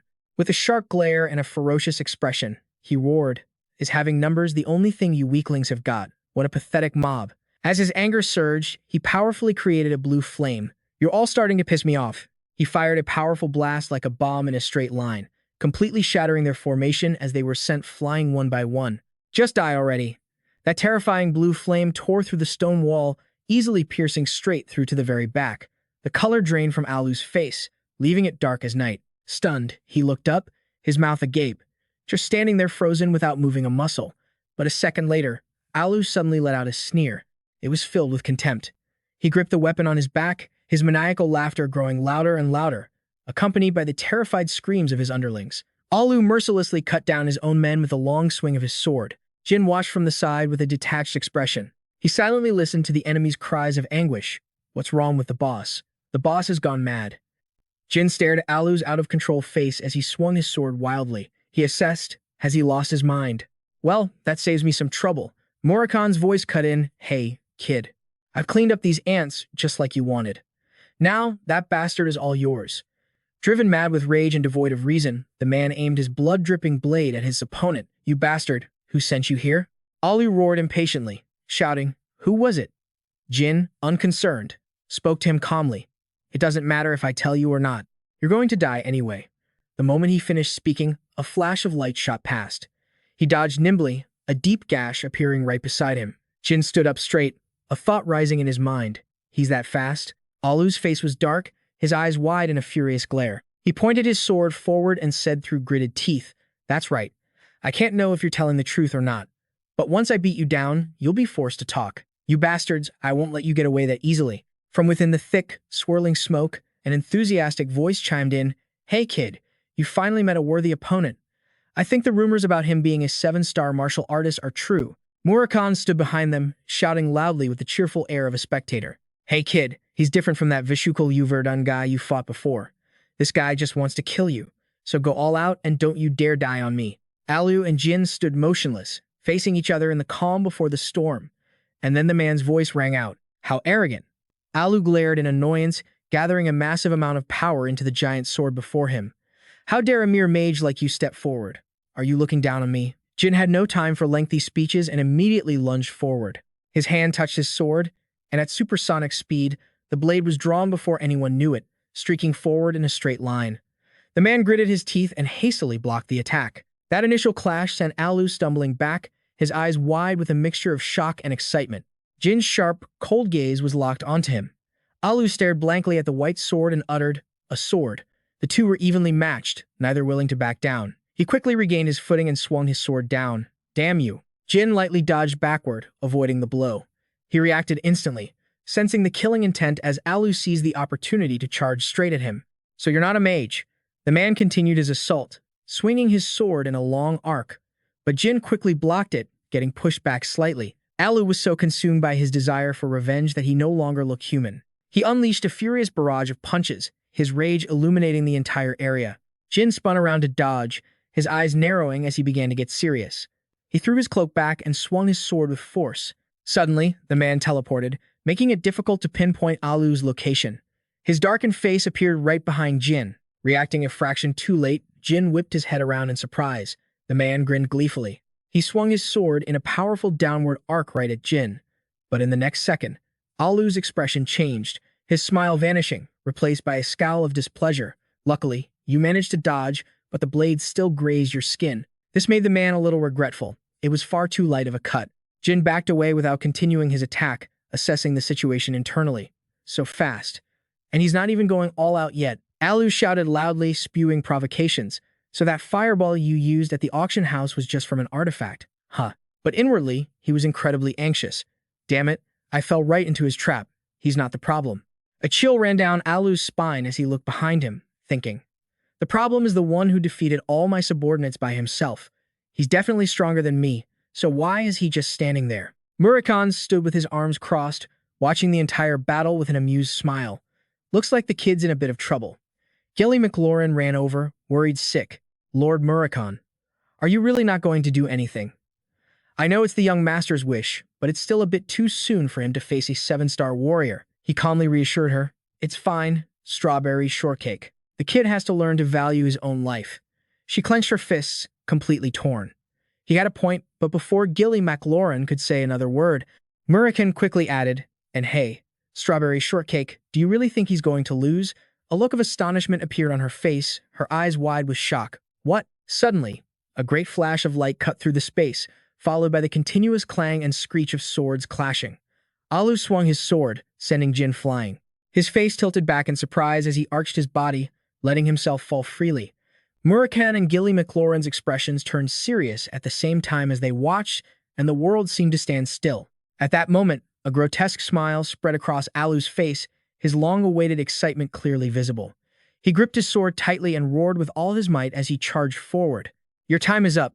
But then, Jin smiled brightly, a mysterious glint in his eyes. A long time ago, when the magic swordsmen of the Zipful clan were still fighting, Alu flinched as a dazzling light hit his face.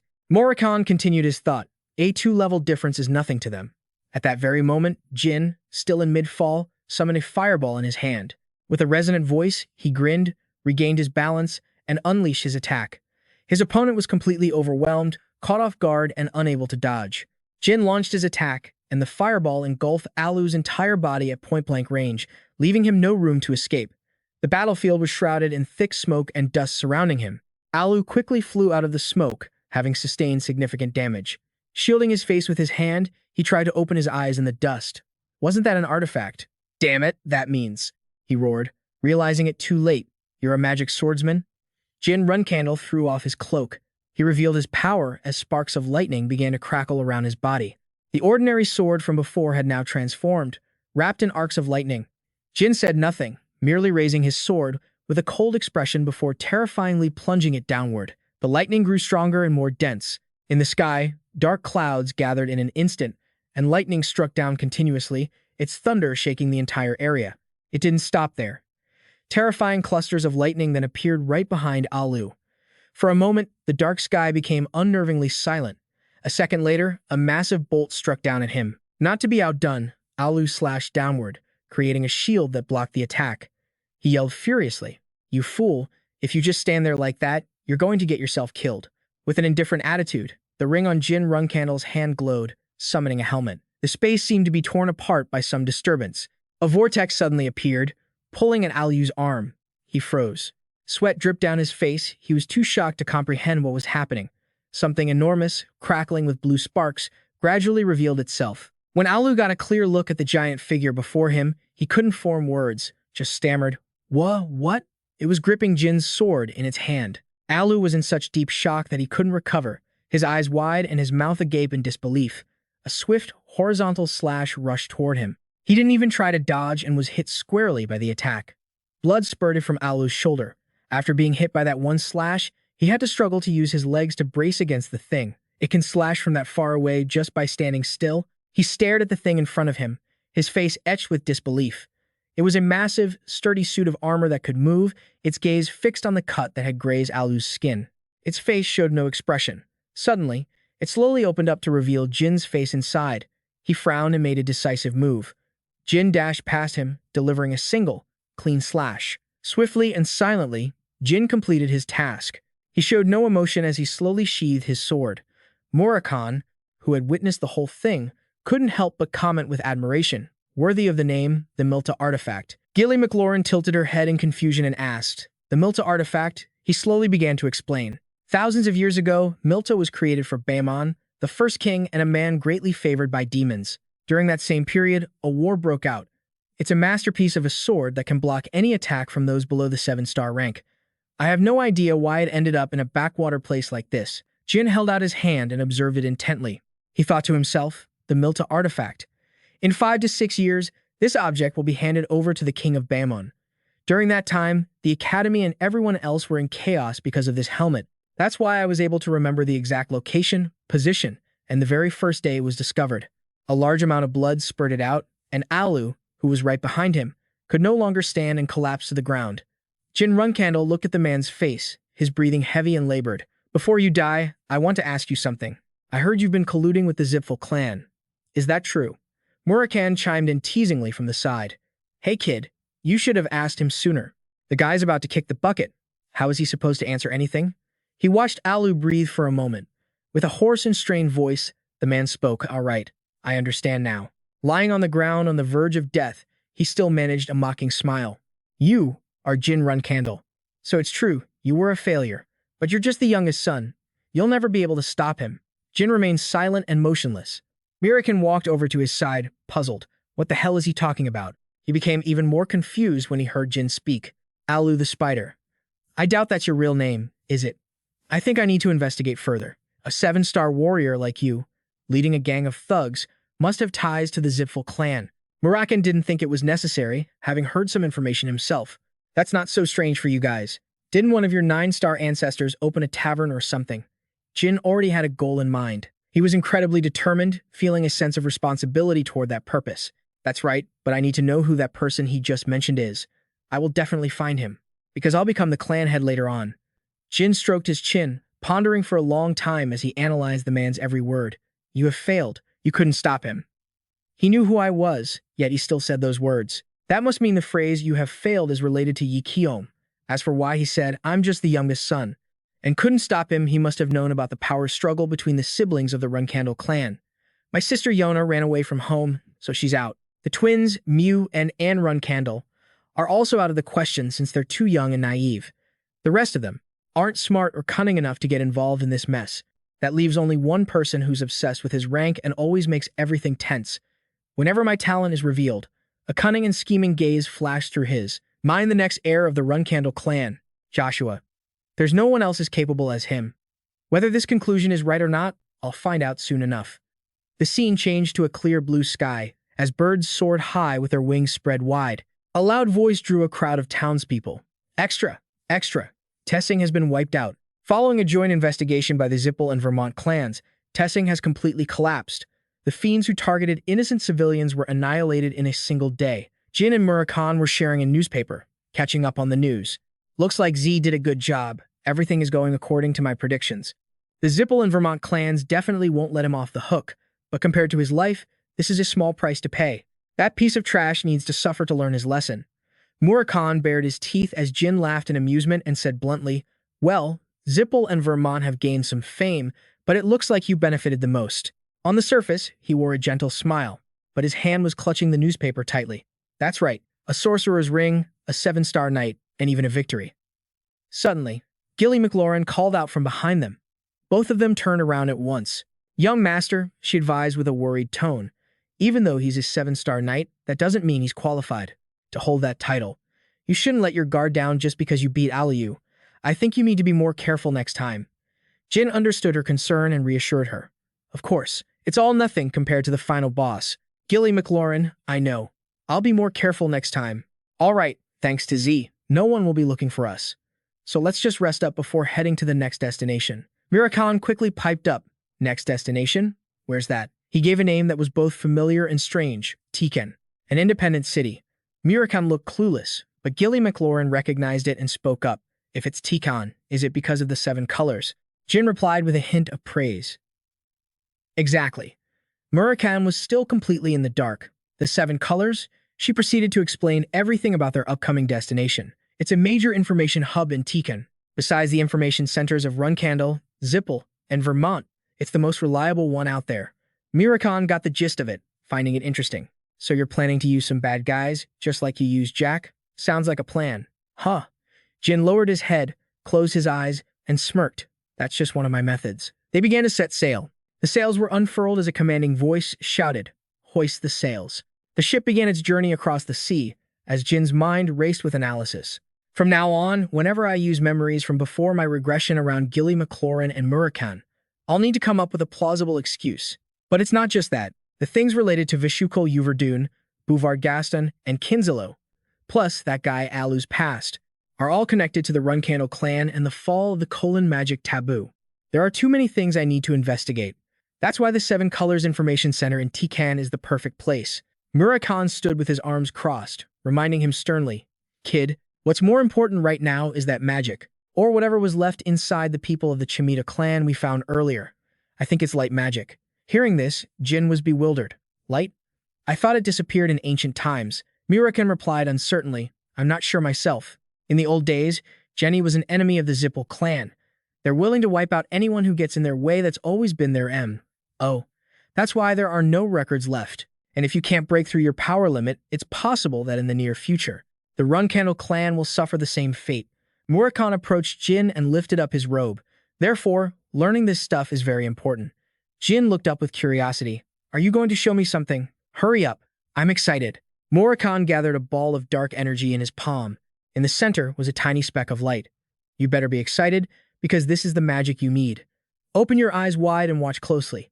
Jin watched, still not understanding what was happening. How can light magic be black? Suddenly, a blinding light flashed in his face, causing his eyes to fly open in astonishment. A massive light emanated from it, illuminating everything until nothing else was visible. Murakan stood with his hands on his hips, throwing his head back and laughing with immense pride. "How about that? You only look for a few seconds and your eyes are already tired, right?" Jin bowed his head, clutching his eyes, completely speechless. "Hey." Tears were streaming down his face as he looked up, trying to force his eyes open. "I can probably use this for both offense and defense, right?" Still reveling in the moment, Murakan replied with supreme confidence, "You bet. It's called the Concussive Flash. It's one of Jenny's ultimate spells. This thing is seriously powerful." Murakan changed the subject, taking something out from inside his robes. "But compared to that, this." Seeing the mysterious object, Jin asked, "What are you taking out?" Murakan held up a book and introduced it with great enthusiasm. "This is an encrypted text that drove even me." Murakan, crazy. "I don't know what's inside, but it's bound to be useful." Jin paused for a moment before replying curtly, "Just leave it. I'll give it to someone who can read ciphers someday." At a port, 1 week later. Gilly McLaurin gasped in amazement at the sight before them. It was Tiken, the independent city. She marveled at the giant castle under the peaceful blue sky. "This place is truly beautiful, young master." A city located on a small island north of the central continent, a place not under the rule of Runcandel or Zippel. Even though the population isn't high, it's a famous tourist destination. You can see foreigners everywhere. Gilly McLaurin looked around, observing the daily life of the city. This city is so vibrant, you can tell just from the name Independent City. Young master, shall we find a place to stay? Jin thought for a moment, then chose a place to rest. All right, let's head into the city center. Murakan, who was in his cat form, quickly jumped down and transformed. He returned to his familiar human form. You're not going to pick some godforsaken place again, are you? She didn't care about any of that. Her attention was solely focused on one thing about Jin Runcandel. Sir Murakan, how many times have I told you? Don't transform in the middle of the city. He continued to ramble and nag relentlessly.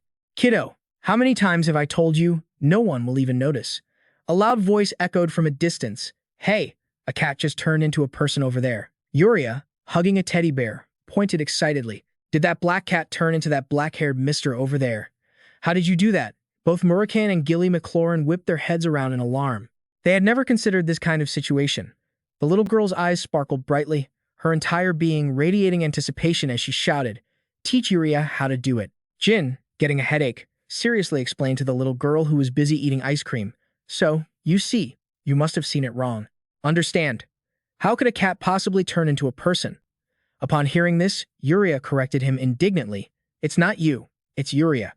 And I didn't see it wrong. A black cat turned into that man. Mister, why are you lying? Feeling a bit helpless, he replied, I'm not lying, and I'm not a mister either. But the little girl insisted, you are lying and you are a mister. In the end, Jin gave in. All right, fine. Since I bought you an ice cream cone, could you just pretend that? Before he could finish, Yuria cut in. Don't ask a child to lie, mister. The two walking behind them asked each other, what should we do? Gilly McLaurin said dejectedly, covering her face. We brought the girl to the authorities thinking she was lost, but if she spreads that rumor, won't the Zippel clan find out about us? But Murakan remained calm. Don't worry, strawberry pie. No one's going to believe that little kid, she retorted. If you had just listened to the young master from the beginning, none of this would have happened. Speechless, he could only choke out, hey now.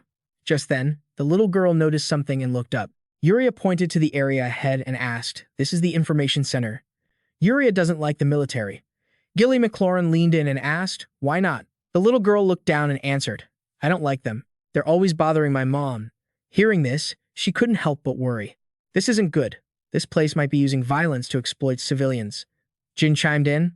The girl's mother might be able to tell us a few things. Let's go in and check it out. He walked forward, catching the gatekeeper's attention. The man was surprised to see the little girl behind him. Isn't that Yuria? Hey, call the commander. The young Miss Yuria is back, Jin asked uncertainly. Wait, you know this little girl?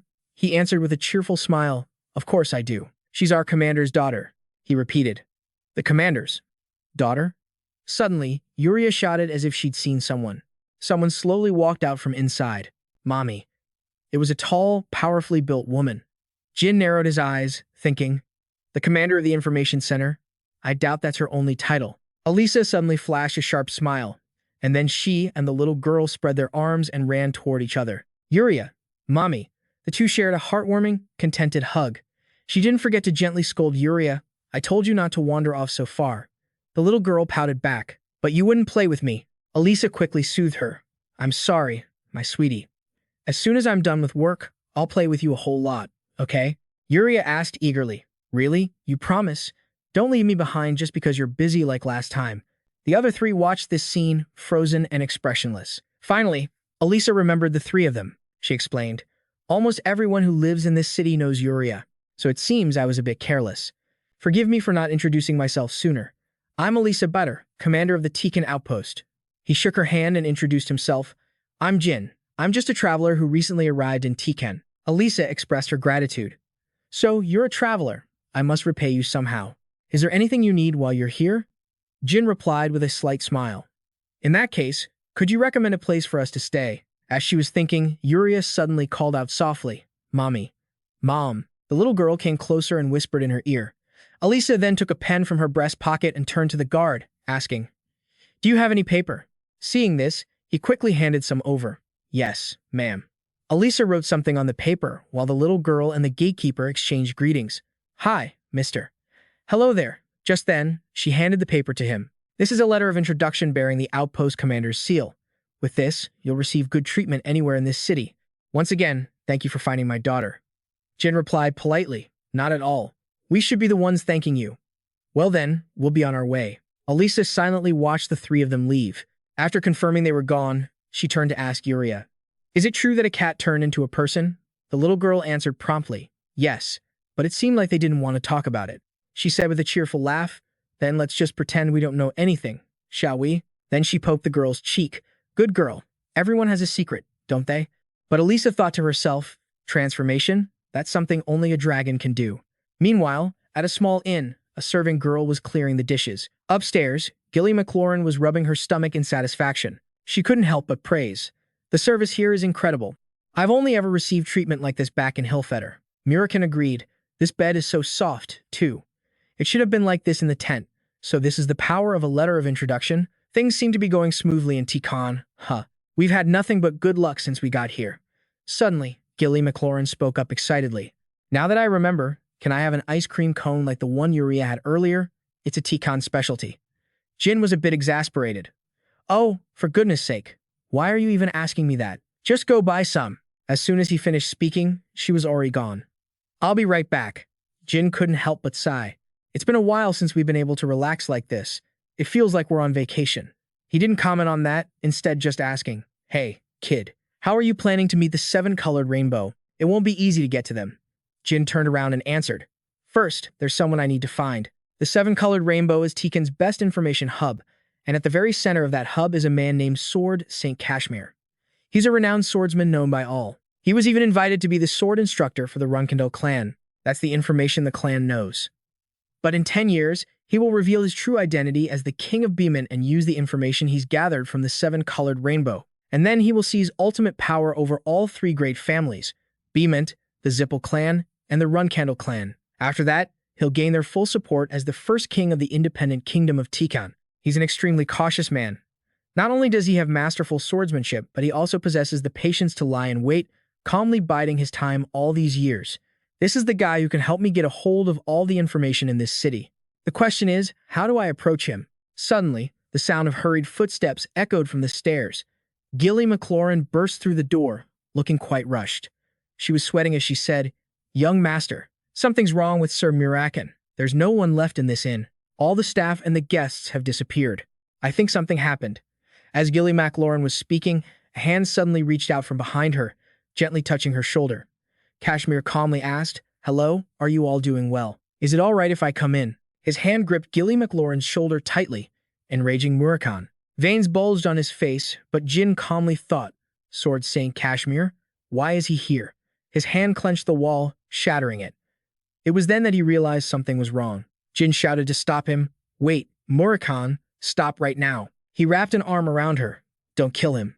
He had transformed into a terrifying specter, gritting his teeth as he said, "You just asked if I'm doing well?" Murakan got right in Gilly McLaurin's face. His voice sounded like a death sentence. "No, do you think I'm doing well, you bastard? Why is Sword St. Kashmir here? We haven't caused any trouble. We just arrived in Tikan. More importantly, it's not just him. 3, 4, there are many others." Jin thought to himself, "At this rate, we're going to be in danger." He quickly shouted, "Please calm down, Sir Murakan. This place is too cramped. If you fight here, Gilly McLaurin will get caught in the crossfire." He seemed to have calmed down a bit after hearing him. Murakan beckoned with his finger and said, "Do you have any idea who I am?" Kashmir asked blankly. "What?" He asked again angrily. "You bastard. I asked if you know who I am. What's with the 'are you doing well'? I'm speechless. Did no one ever teach you any manners? You think you can look down on people just because you're not wearing a sword and have soldiers with you?" Jin let out a sigh of relief, glad that he had stopped. The man replied, flustered, "Ah, no, that's not what I meant at all." He shot back sarcastically. "Not what you meant? You just barge in here and start trouble. Answer me, you bastard. Do you know who I am?" Kashmir answered fearfully, I don't know." This made him even angrier. "Are you deaf or something? Why are you still being so disrespectful?" Just as the man uttered, "Sir," Jin finally cut in. "That's enough. Sir Murakan, that's more than enough, don't you think? If we're not wanted criminals, then you should calm down and stand down." Jin asked with a slight smile, "You're Sword St. Kashmir, correct? I've heard so much about your reputation, so you're no stranger to me." The man looked back, somewhat confused. "How do you know my name?" And who is this young master? Hearing this, Jin suddenly remembered. Oh my, I forgot to introduce myself. My name is Jin. He then extended his hand, which seemed to confuse Murakan, who started to question him. Hey, kid, you. But before he could finish, Jin interrupted. It seems you have a lot you want to discuss with me. Why don't we find a more suitable place? I will answer any questions you have. The three of them finally went down to the inn's main hall. Jin said quietly, Thank you, Kashmir, for dismissing your troops. It feels like you've come to trust me a little more. He began to sweat, thinking, I brought soldiers here because I heard a dragon had appeared, but it seems that was the wrong move. Doing that only provoked him further. I'm pretty sure this man is the dragon that was mentioned, this feeling. This pressure, it can't be coming from a normal human. If that boy hadn't stopped him, I and everyone else would probably all be dead by now. And that woman is definitely Gilly McLaurin. I met her before I was deposed from the Beement Palace. I still remember it vividly. Her military demeanor in the training hall that day. But I can't feel any aura from her at all. What is her relationship with this man? Kashmir tapped his fingers on the table and asked, You said your name is Jin, correct? You don't seem to be lying, but I have a question. Jin didn't refuse. Please, go ahead. He got straight to the point. Why are you traveling with a dragon? Since ancient times, dragons have typically only formed contracts with mages, those who've made pacts with gods, or individuals who possess superpowers, namely, the Zippel clan. Hearing this, Jin's expression remained calm. Kashmir continued, No, they don't know. If this were to get out, your clan wouldn't stand for it. And yet, you so casually revealed a secret that could cost you your life. The issue here isn't whether or not I'm from the Runcandel clan. Please tell me. Jin asked directly without a hint of hesitation. You knew a dragon was here, so why did you still come? Kashmir said softly, Since you've revealed such a big secret, I'll tell you one of mine. You've met my daughter, Yuria, haven't you? The reason I came here is because she said she saw a cat transform into a person. Jin asked doubtfully. And you believe the words of a child? But the man explained seriously. My daughter is not just an ordinary child. She is a contractor of Azim. He asked in surprise, Azim? Are you talking about the god of sight? Kashmir answered frankly, without hiding anything. That's right, the god of sight.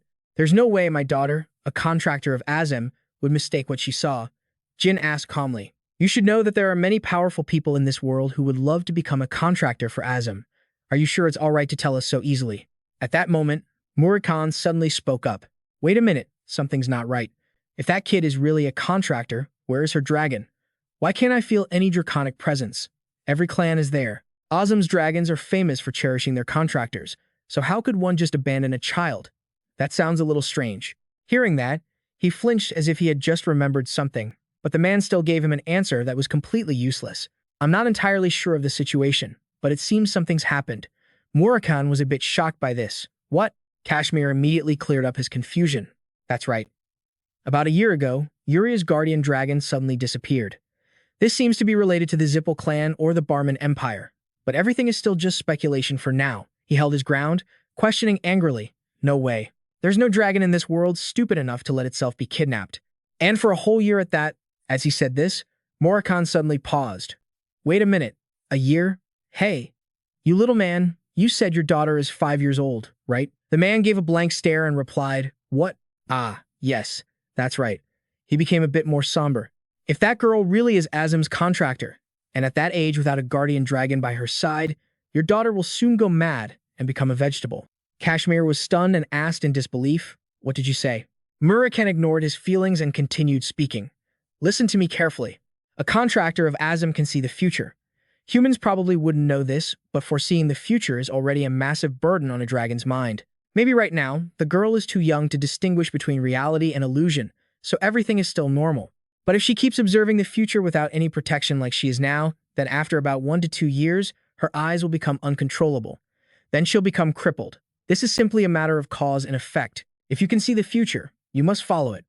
If you dare to resist, you'll suffer Azim's punishment. This means that if a person sees someone's death, there's absolutely nothing they can do about it. Any contractor who dares to interfere with the law of causality will be destroyed. From the very beginning, that girl was never living in the same world as you and me. I can tell by the look on your face that I'm right.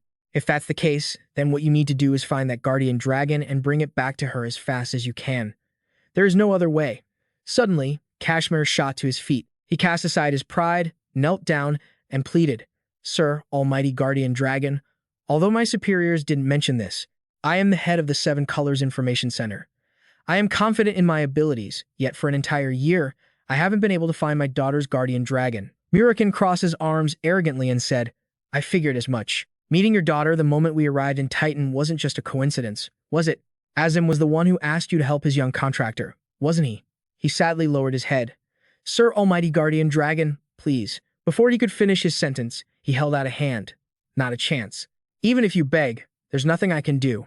If you want something, talk to my boss. Murakan was very curious to see what he would do. Hey kid, what are you going to do now? Jin stepped forward to help Kashmir up. Please stand up, Kashmir. Although we aren't particularly close, this is a matter concerning the life of a child. First of all, please compose yourself.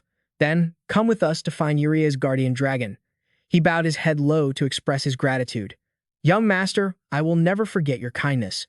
At that moment, he thought to himself, it's strange. I can't feel at ease even when things are going in the right direction. If even the Seven Colors couldn't find it, it means we need information from the Black Lion clan or Zippel, and that's not going to happen. Murakan spoke up again. Hey kid, aren't Titan and the Zippel clan the same thing? Jin turned and cut him off. No, Titan is just a city. They aren't affiliated with anyone. He suddenly seemed much more excited. Excellent. Hey, you pint-sized man, if you people have that many resources, then you must have gathered some information on dragons, right? Kashmir was a little taken aback and replied dazedly. Yes, that's right. We know which dragons live on which continents. Murakan continued, satisfied, good. Then bring me all the information on dragons in the Barman Empire.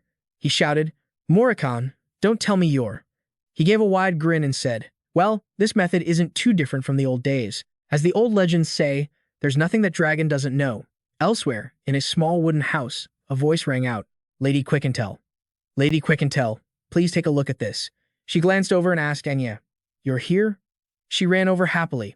It's news about Sir Jin again. Isn't it wonderful? Milady, even though he's the same age as me, he's already reached 5 stars. She showed no emotion and just said quietly, you're a talented contractor, too. One day, you'll be just like him. Enya asked in disbelief, really? Quickentell replied, yes, unlike that child whose guardian is some black-haired guy. Compared to you, who made a contract with Ulta, the god of time, he's still. Hearing that, she let out a small gasp of surprise. Lady Quickentell, she gently instructed Enya, go home and don't come out until I get back. She was a bit surprised. Did something happen? She revealed her claws in anger. Not exactly. It's just something dark is coming this way.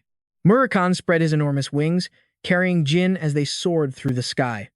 Suddenly, he spoke. Hey kid, this will be quick. In a moment, when I reveal my presence, the dragons and barmen will come crawling out on their own. Hide yourself well, and don't get caught. He pulled up his hood. Got it.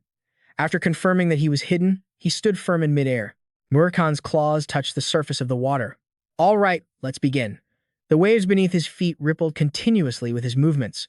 Jin stood off to one side, watching the scene in silence. He recalled what happened yesterday. Kashmir had respectfully presented the documents. Sir, this is the list of dragons active in the Barman region that you requested. He looked on thoughtfully. So this is where they're hiding. Suddenly, Murakan's gaze stopped on a particular name. He was about to say something but stopped himself. This is. Never mind. It should be fine. Jin had noticed as well and turned to ask, what is it, Sir Murakan? But he just shrugged. It's nothing. It's a little dangerous, but that's just how relationships between dragons are. Let's go, kid. We have a long road ahead of us. He called out in confusion, Great dragon, wait a moment. He blushed and said, cut it out. Just call me by my name. What am I? Some kind of cult leader? Lord Murakan. Kashmir bowed and thanked him. Please, let me follow you so I can save my daughter. But he just stayed silent for a moment before speaking. I'll tell you 2 things before I leave. First, from today until the dragons return, you must keep your daughter completely exhausted all day, because when she's worn out, the power of Azamil will also weaken. Play with her as soon as she wakes up, run around the house, or do whatever it takes to tire her out, then put her to sleep. He quickly replied, I understand. I'll make sure she's active all day. As for the second thing, bring that ice candy here. It's your fault we didn't get to eat it. Gilly McLaurin was a bit surprised. Lord Murakan, she praised gratefully, you're such a gentleman. But he just snapped his fingers and replied, it's the strawberry cake you said you wanted to eat earlier. But Gilly McLaurin called him out. That's not it. You said all that to help Kashmir calm down. Murakan yelled, trying to object.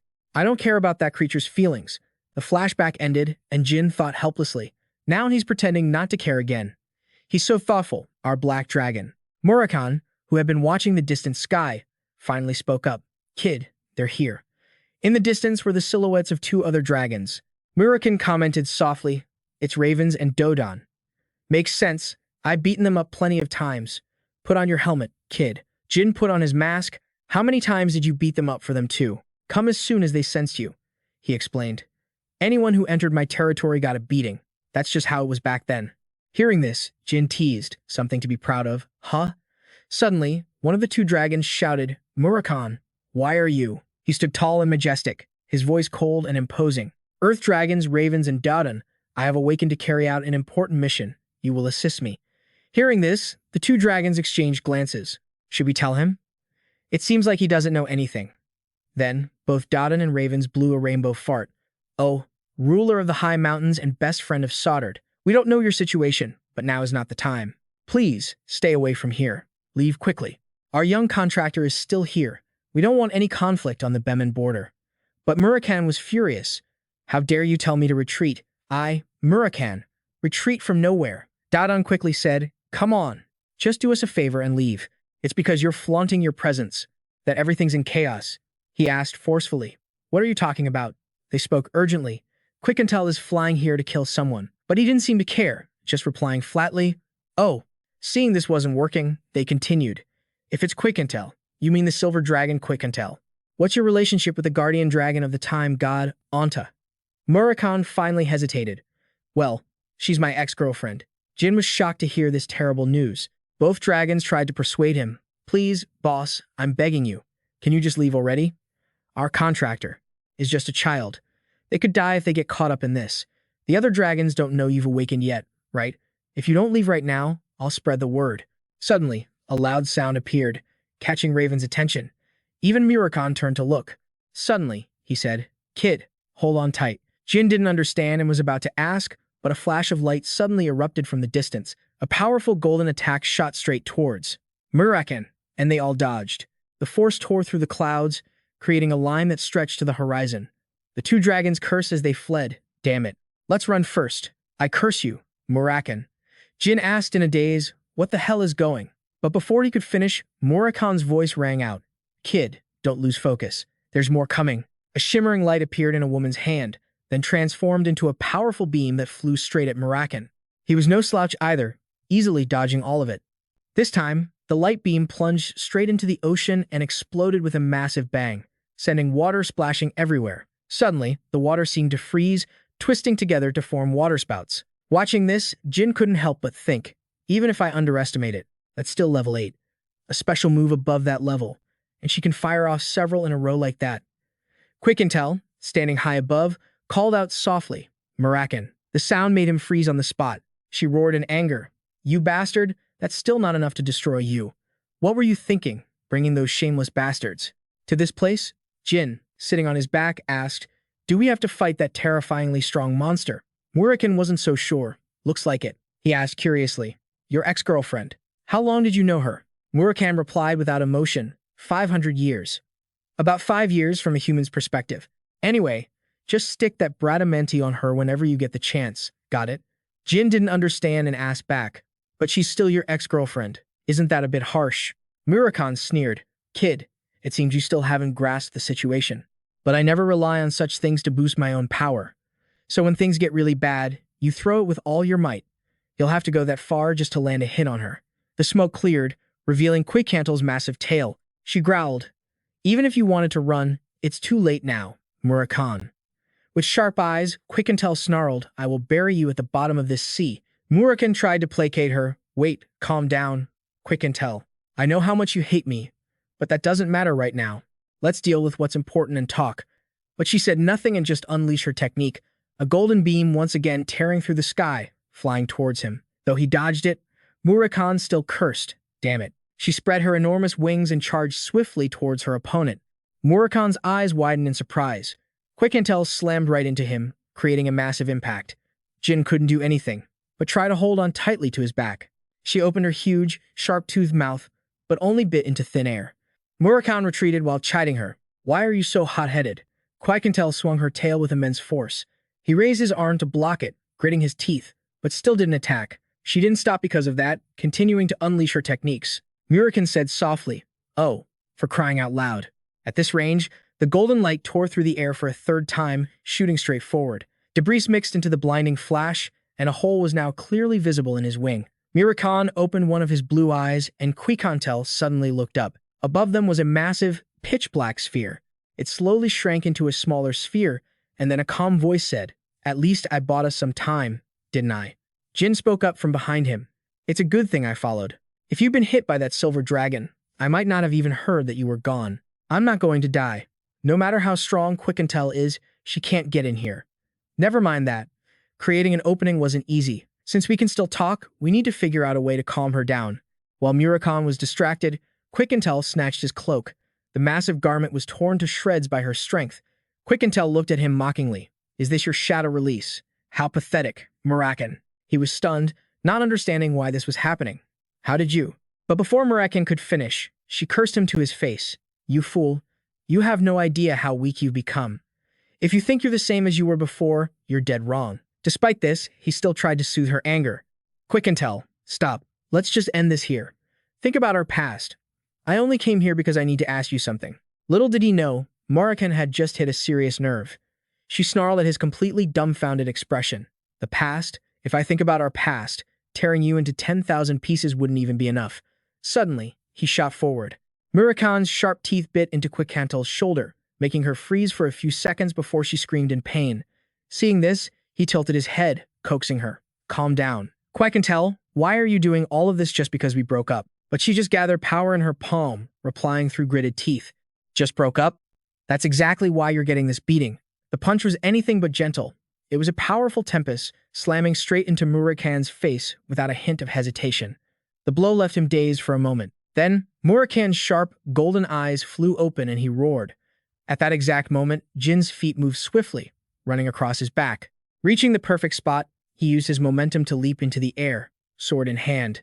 From below, Murakan's voice boomed, "Go, kid." Quicontel was stunned, not expecting any of this. What a human! As he flew through the air, he calculated.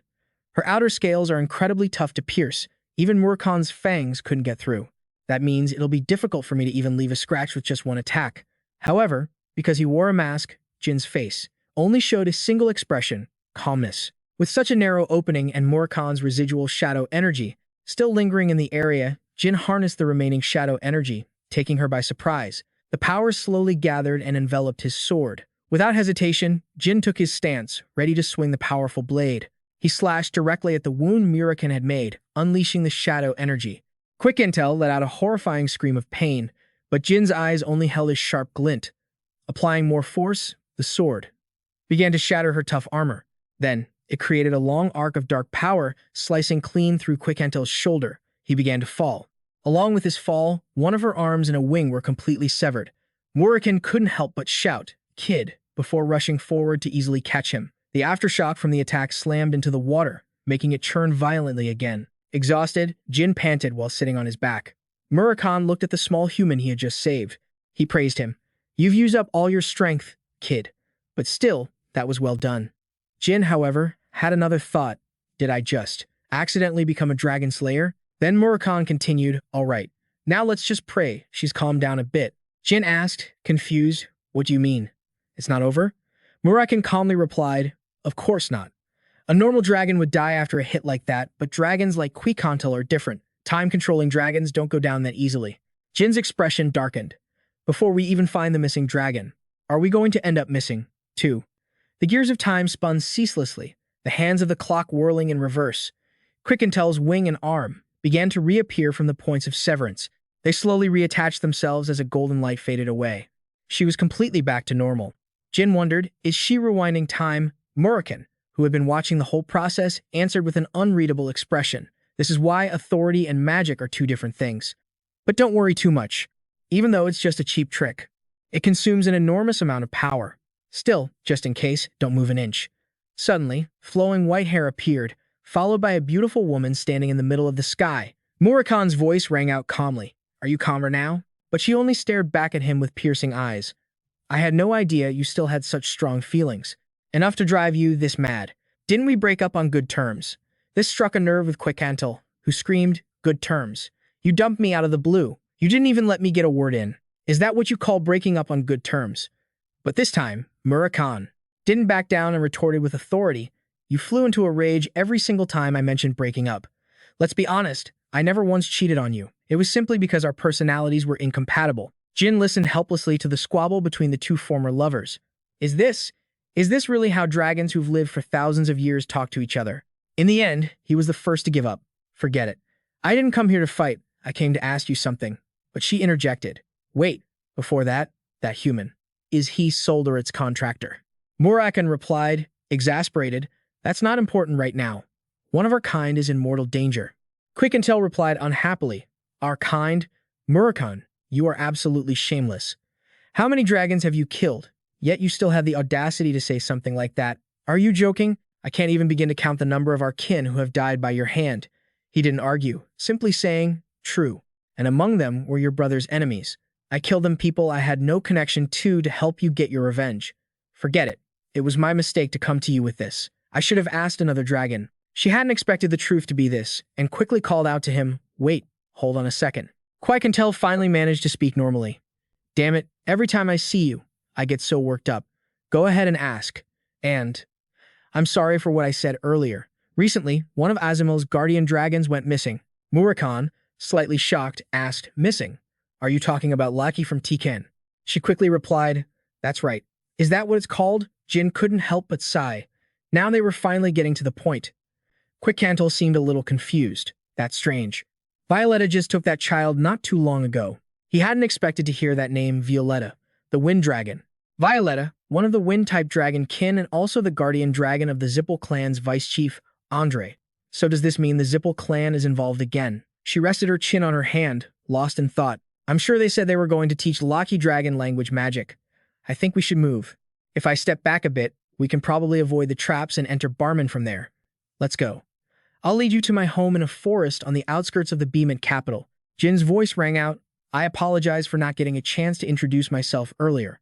I am Solderet's contractor. Quicantel didn't seem very surprised. I know you're a descendant of Tema, aren't you? And you must be the youngest son. Jin. Hearing this, Murakan reacted. What? How do you know that? She replied in a soft voice. Her mind recalled a past moment. How could I not know, when he radiates the same energy as Tema? The three of us spent a lot of time together. That was 1,000 years ago, and I just guessed that he was the youngest son. The guardian dragon's reaction is quite amusing. He's so mad he's speechless. Quicantel mused. Oh, she took a sip of tea. Well then, let's get to the main point. Violetta took Lachi away a year ago. Murakan asked again. So you're implying they lured her away with the promise of teaching her dragon language magic, right? That sounds a little far-fetched.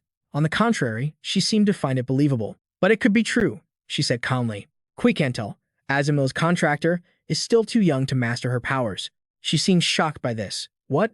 Then isn't it extremely dangerous for them to be without a guardian dragon? Exactly. And I'm pretty sure Violetta knew that, too. Just as I thought. Do they have another motive? Murakan, hearing this, became curious. You said, as I thought. Did you already know something? Quicantel tapped her fingers on the table and replied. When she took Lachi, Violetta stopped by Bemin. She said she would introduce Lachi to me, but she kept snooping around my contractor, even insisting on meeting my lady for no reason. Do you think with my personality I would just let that slide? I had no choice, because my contractor's identity had already been exposed, because many among Baemon's upper class are close with the Zippel clan. If I had acted on my emotions, I couldn't have let my lady stay here any longer. Suddenly, Jin spoke up again. Miss Quicantel, you said your contractor's identity was exposed, but Azimil's contractor's wasn't, right? The fact that they knew about it and approached Lachi is quite suspicious. Murakan added, this is indeed very strange. Could a spell to detect a contractor's identity have been created while I was sealed? She repeated as if she didn't understand. Impossible. No one can know anything about a contract unless the contractor personally manifests their power. And even if such magic did exist, what would they gain from it? But he replied, they would gain two things. First, they could minimize risks and eliminate contractors outside their territory. And second, if they kill a contractor, they get a chance to make a contract with that clan god. As he said this, Jin thought to himself, actually, it's more than just a chance to make a contract. I'm pretty sure they use some specific method. In my past life, the god of time, the deity contracted to Ulta, officially appeared before the stone statue 10 years from now. The contractor was someone from the Zippel clan. I'm sure of it. They can form a contract with a god if they kill their contractor, and that's why Uria's guardian dragon was kidnapped, because I don't remember hearing any news about the Princess of Tikan in my previous life. Quick-and-Tell narrowed her eyes. You seem to have a lot of speculation about this, young master. I just can't understand the Zippel clan. They already have so many contracts with the dragon clan, so why? Are you just baselessly suspecting the Zippel clan because they're your enemy? But he calmly stated the truth. Miss Quick-and-Tell, you're saying things that you don't even believe yourself. I don't know how it is for dragons, but human greed is bottomless. Even when they reach the top, they're never satisfied and always want more. Murakan wanted to stop Jin but was helpless. Hey, kid, they are also the ones who have ruled for thousands of years. It wouldn't be strange no matter what they did. I am certain that clan is planning something. What I'm not sure about is why you're pretending to know nothing. Could it be that you're afraid of the Zippel clan? He quickly stood up to explain. Wait, Quick-and-Tell. We all know about the Zippel clan's greed. Plus, I hate to admit it, but they're truly skilled. There's no harm in being a little cautious, right? I won't ask for your help, so just leave Baman. But Quick-and-Tell just burst out laughing. As if she couldn't understand why she should do that, she covered her face and let out a huge laugh before saying, Murakan, you've really changed. You can even sense danger so quickly now. All right, I'll get my contractor out of here first, and then I will help you. He asked in a daze. What? Quick-and-Tell walked past Murakan. I need to confront Violetta and find out the truth if everything is really as you two say. Perhaps this is the perfect chance to teach the clan a lesson. With just one call, the dragon clan will fly here immediately. Besides, this is also my duty to Tema, because one of his descendants is here. It reminds me of the old days. She placed a hand on Jin's shoulder. To even dare to provoke me. Even that arrogance is just like him. Murakan helplessly agreed. All right, I'll call Violetta and then... Suddenly, the door burst open. Lady Quick-and-Tell, I'm back. Enya stared blankly at the people in front of her. Who? Are these people? She looked at her. Enya, I told you not to go out. No, actually, this is better. I'll introduce her to you. This is Enya, the contractor of the god of time, Ulta. Enya, these are my old friends and the contractor he's protecting, Jin Runcandel. Hearing his name, he gave a slight nod. She saw this and froze on the spot, her glasses even cracking a little. An earth-shattering scream sent the birds scattering. Enya asked again, Oh my god, is that really Jin Runcandel? Oh my goodness, young Master Jin is right in front of me. He looked over in that direction and asked Quick-and-Tell. She replied helplessly, Oh, I'm so sick of this. I forgot to tell you. I have a fairy tale about you. Enya looked at him with sparkling eyes. Please, can I have your autograph, young Master Jin? A voice cut through the little girl's amazement. Enya, how about you maintain your dignity as a contractor? Standing before Quick-and-Tell and the somber-faced Jin, the girl who was called out quickly bowed her head. I'm sorry. It's just that I've only ever seen young Master Jin in the newspapers before. So when I saw him in person, I lost my composure for a second. This introduction is a bit late, but my name is Enya, and I'm a summoner. Also a special admission student at the academy. Hearing that, he gave a slight smile and stood up. A summoner? I heard that he went to great lengths to preserve the contractor's bloodline. Does that mean this girl's talent is that incredible? Jin slowly began to speak. There's nothing to be sorry about, Enya. Your greeting was so enthusiastic that I wasn't sure how to react. She quickly replied. Then, can I? But the words she was about to say were cut off. Never mind, he continued, much to the summoner's surprise. Pay it no mind. Enya, I told you not to leave the house without my permission, didn't I? And then Enya's hesitant tone startled the silver dragon. Well, it was a little boring at home, so I thought maybe it would be more fun to visit Lady Quick-and-Tell, she expressed with great excitement. And when I came to see you, young Master Jin was right there in front of me. It was a brilliant decision to come see Lady Quick-and-Tell. At that moment, Jin's gaze fell on the silver dragon clenching her arm. A summoner and a special admission student at the academy, then he thought of the scene of Enya being ostracized and mocked by the others, those Bennett nobles. Damn it. I can imagine how terribly they must have bullied her, with no regard for the consequences. That's why I didn't want to bring it up, or have anything to do with those bastards, those lowlifes. The person he was thinking about suddenly spoke up curiously. Oh, that's right, my lady. Why did young Master Jin come here? A foot took a soft step forward. I came here for you, Lady Enya. Enya's voice was filled with confusion. What? Meanwhile, Jin stood solemnly in front of her. Someone might be targeting you, his current contractor. So, right after, he smiled gently and held out his hand. Will you come with me? I promise to keep you safe, Lady Enya. She was so moved that she covered her mouth with her hands. Her eyes gazed down at Jin's hand. "Take me with you, please." And just like that, Enya jumped for joy, to his surprise. "Take me with you. All my sincere prayers to the Great One have finally been answered." This scene annoyed Murakan. "Geez, so noisy." Quick-and-Tell also calmly tried to intervene. "Enya, that's enough." But she excitedly clasped her hands. "I'll go. Please take me with you. Long live the Great One." Enya continued to shout loudly, "Long live perseverance." And then, as Jin watched, she was hit by a surprise attack from Quick-and-Tell. As she caught Enya, she closed her eyes warily. And here I was, worried the kid wouldn't want to go. Quick-and-Tell gently turned and laid her down. "But it seems I was worried for nothing. Look how happily she accepted. I bet if you told her to go to the Runcandel dungeon, she'd follow you." Standing behind her, he looked a little confused. "The dungeon of my clan? We don't have anything like that." Her voice rang out again as Jin stared blankly. "You don't have to pretend you don't know. There's a dragon down there, isn't there?" Hearing this, he opened his mouth slightly. The words Jin was about to say were cut off by someone's growl. "What do you mean by that?" Both of them turned their heads simultaneously towards the source of the sound. Seeing Murakan sleeping soundly on the chair, Quick-and-Tell was at a loss for words. "Couldn't you have waited a little longer?" In an instant, her expression turned serious again. "Jin Runcandel," he replied, "yes." Quick-and-Tell began to confess her reasons. "My agreeing to help you, loyalty to Thema, and Enya's safety are only part of it. The biggest reason is," her voice carried over to where he was sleeping, so soundly he was drooling, "because of that idiot who just passed out from exhaustion." Quick-and-Tell stated coldly, "He has no idea just how weak he's become. I'd love to keep my promise, but I really can't face Violetta right now." Her eyes were filled with a cold, dangerous light. "So if it really comes down to a fight, let me be the one to go." Jin was a bit curious. Is Violetta that strong? The silver dragon immediately confirmed his thought. Yes, but it's also because that idiot has become far too weak. Quick-and-Tell suddenly remembered the glorious image of the divine dragon from days past. That attack of mine on the sea back then. To the Murakan of 1,000 years ago, it would have been nothing but a joke. She suddenly thought of something. "Now that you mention it, you need a place to stay before Violetta arrives, right? How about my place?" Jin glanced down from above. "Is that all right?" Quick-and-Tell replied while the black dragon was still deep in sleep. "As long as you're okay with it, it doesn't matter how long. But if you want to, you'll have to convince that dragon over there. He'll definitely throw a fit about staying at his ex's house." Hearing that, he sighed to himself. The silver dragon Quick-and-Tell, a more thoughtful dragon than I imagined. Finally, Jin decided, "All right, then let's do as you say." After that, she pushed herself up with her hands. "It won't be long now." He was a little surprised. "Is there something else?" Quick-and-Tell glanced at Jin. "In about 10 seconds from now, Enya will wake up. When she does, choose your words carefully and explain the current situation to her." Hearing this, he became even more bewildered. "What? Didn't you hit her pretty hard just now?" Even a veteran martial artist probably wouldn't wake up that quickly. At this moment, Enya was still unconscious on the ground. The very next second, she unexpectedly opened her eyes. The gloomy voice that followed made Jin turn his head to look.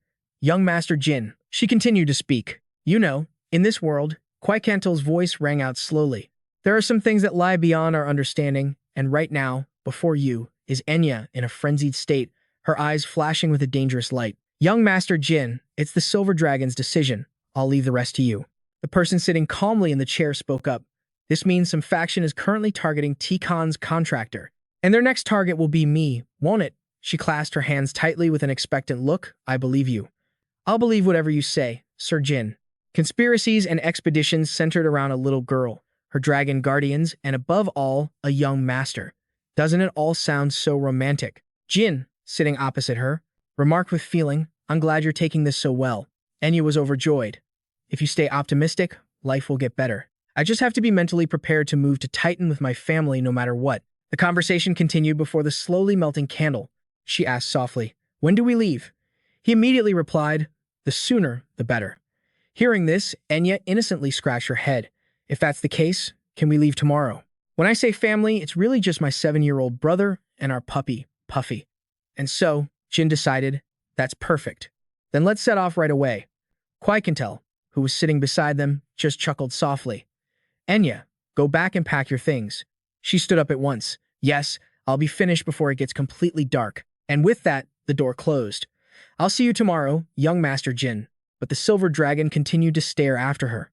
"As for the academy, we can just use the excuse that Enya is sick." His eyes also followed her as he said, "Right. If we told them she was dropping out, they'd tear this whole region apart looking for her. Quickentel continued. All right, for now, let's focus on that bastard Violetta. Suddenly, a sound from outside startled them both. A voice at the door asked carefully, "Is anyone home? I've come to ask for some firewood." Hearing this, she sighed and stood up. Firewood? There are forests everywhere around here. This person is strange. But Jin spoke up, stopping her. Wait, Lady Quickentel. Do you really think that guests came here just for firewood? His words made Quickentel turn her head in confusion. It's true. Dragons aren't usually very cautious. By now, he had transformed to hide his identity. The person outside seemed to be from Barman's special forces. She was shocked. What? Why would they? And amidst Jin's speculation, the man asking for firewood was still waiting happily outside. It's probably because of Lady Enya. They've likely been lying in wait around here for a while, and they're trying to figure out which outsider Lady Quickentel brought back with her. The silver dragon repeated hesitantly, spying.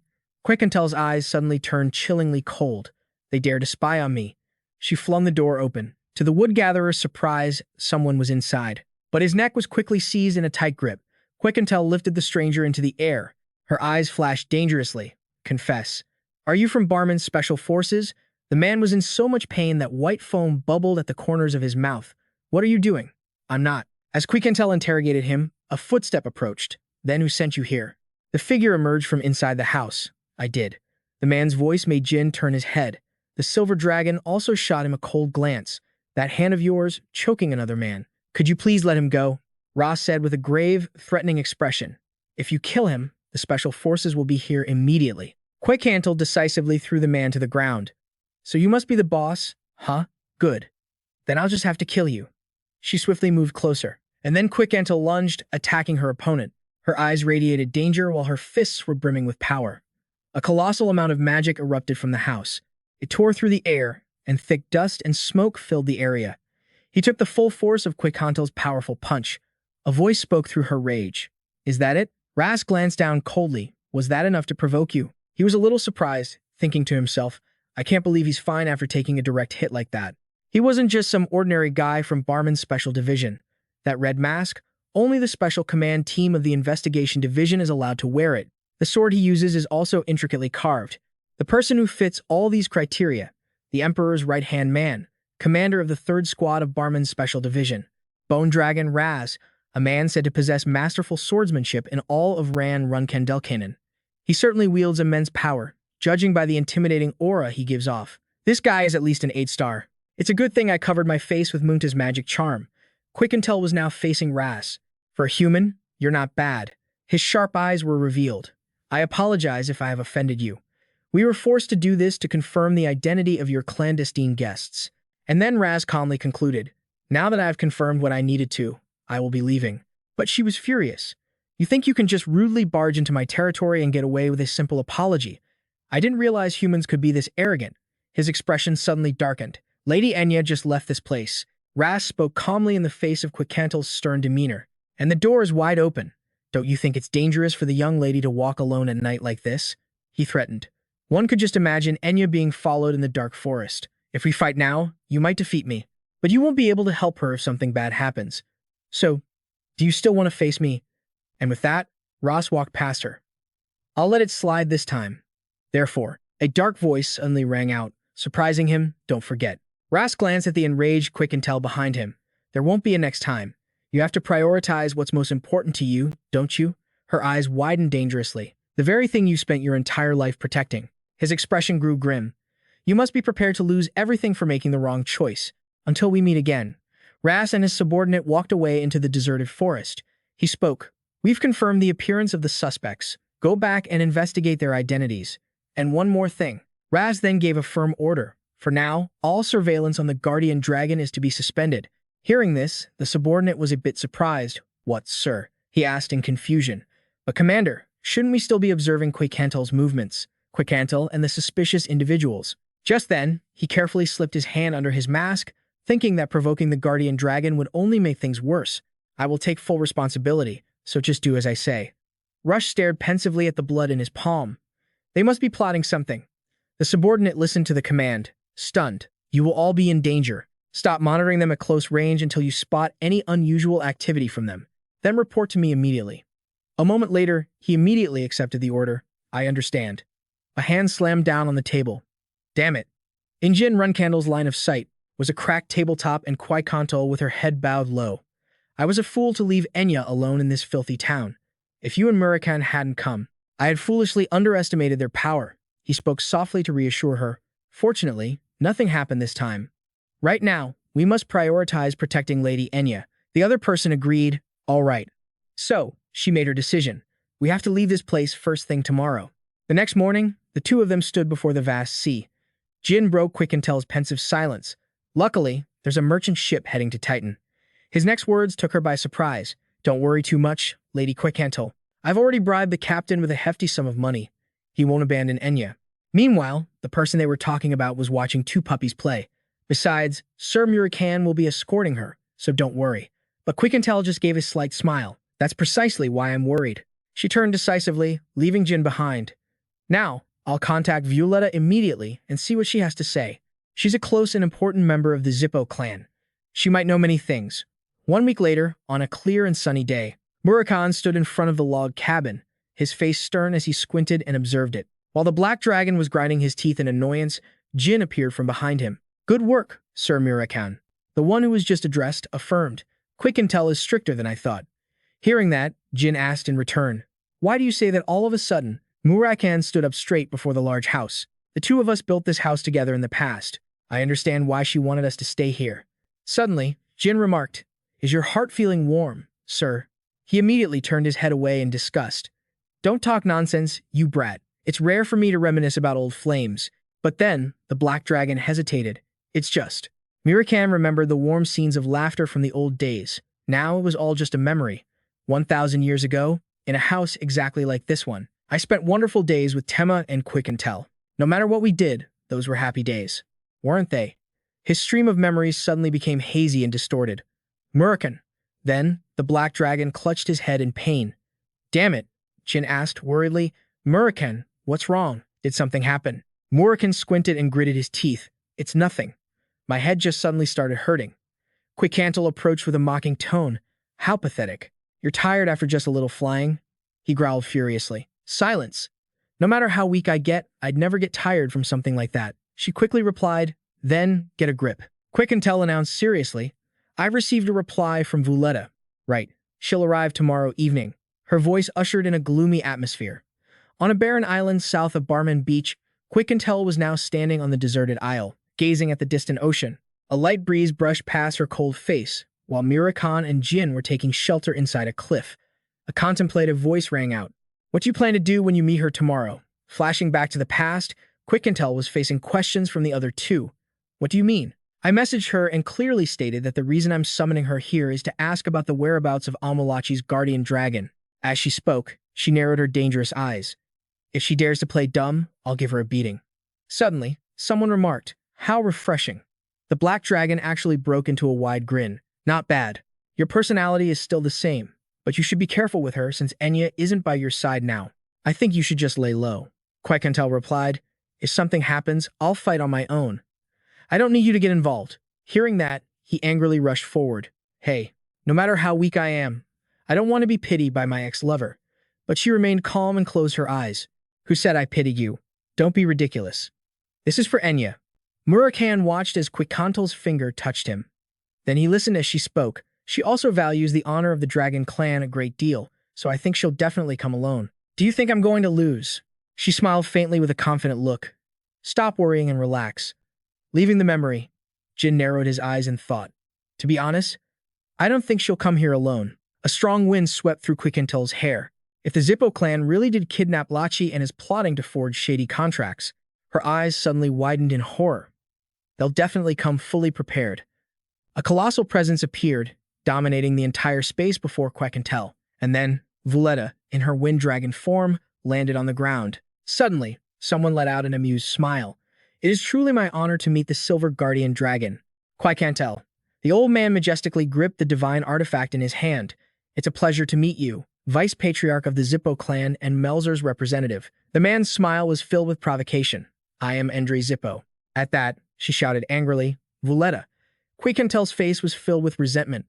I thought you said you'd come alone. The Wind Dragon replied with extreme calm. When I received your letter, I was with Andre.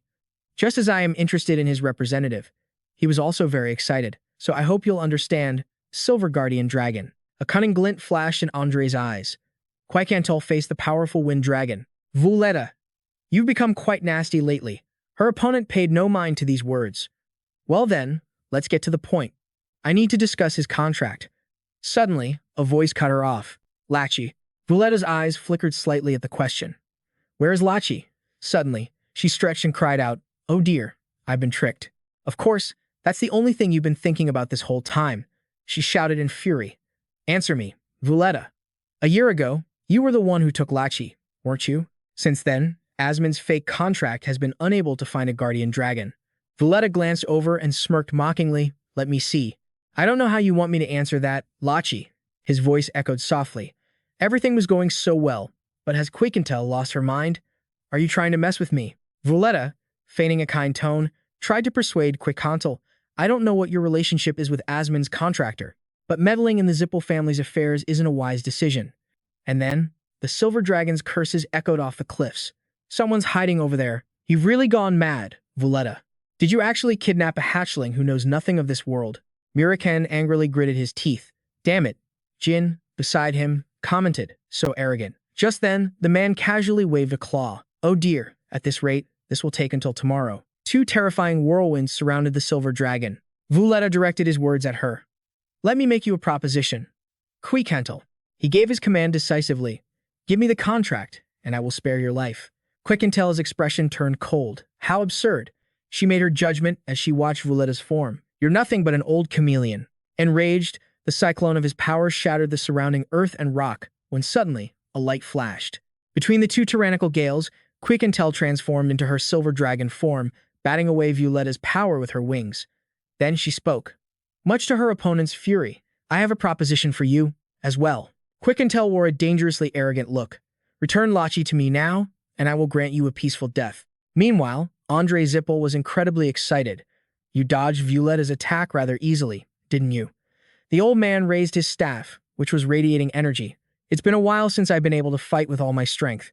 The light from the scepter shot straight into the sky, forming a thin barrier. Jin carefully observed everything that was happening. Is this the mana of a 9-star mage?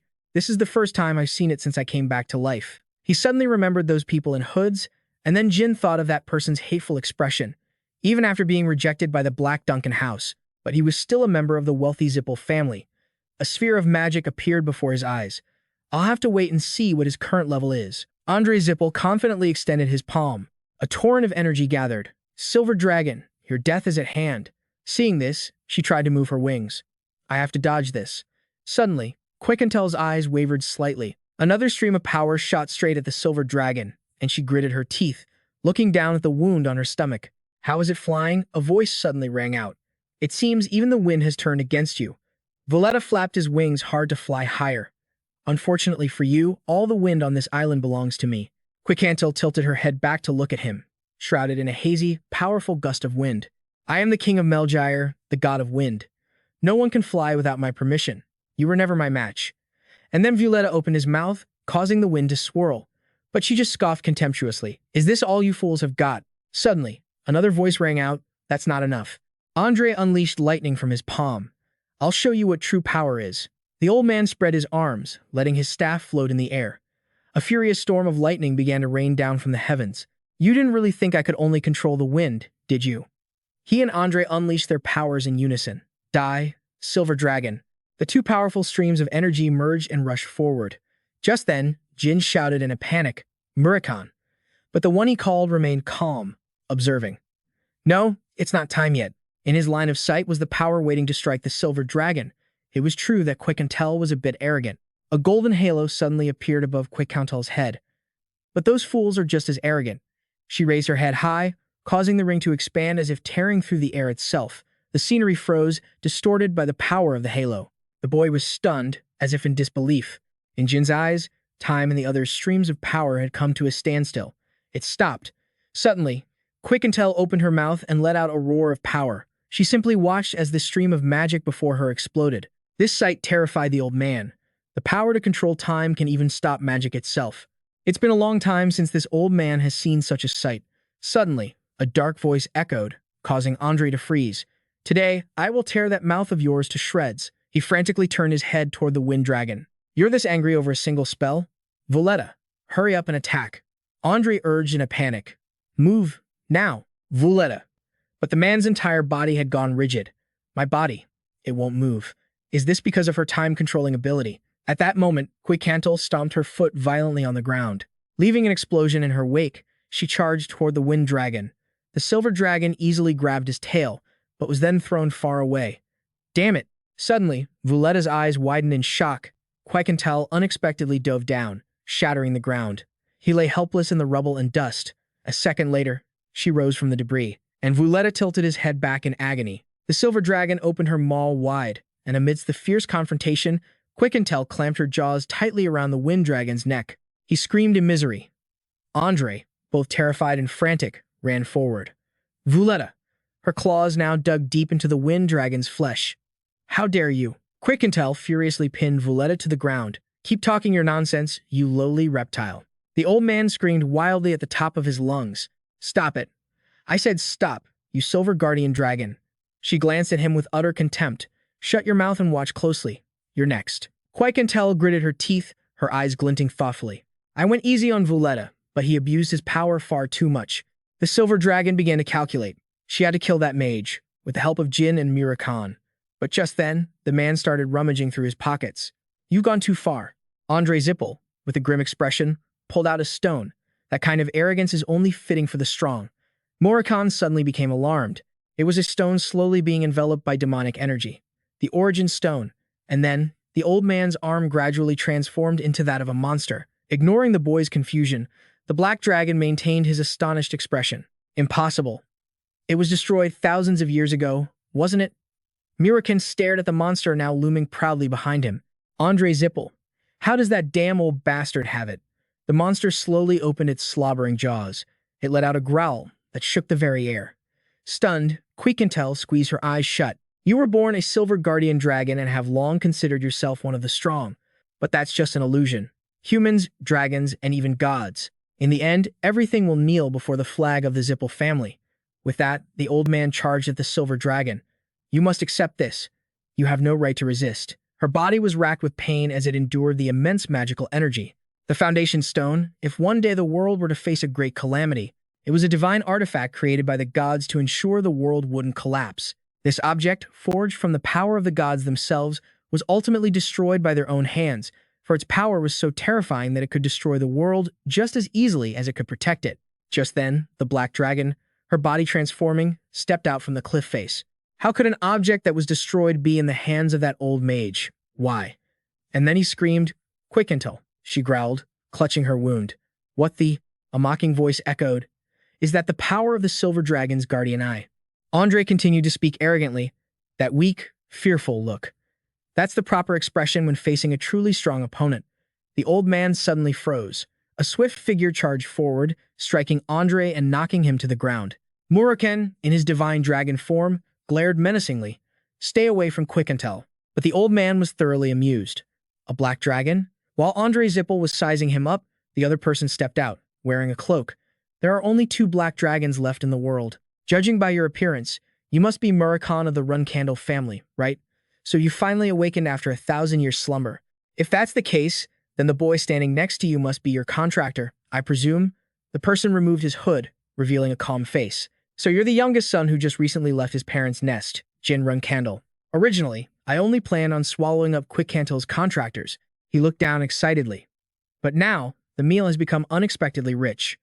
Andre Zippel's voice was filled with delight as the monster approached Vuletta. Well then, to be fair, I'll wake up a sleeping friend of my own. The wind dragon's eyes slowly opened at his whisper, and then his eyes shot open, a massive surge of magic power crashing down on Vuletta.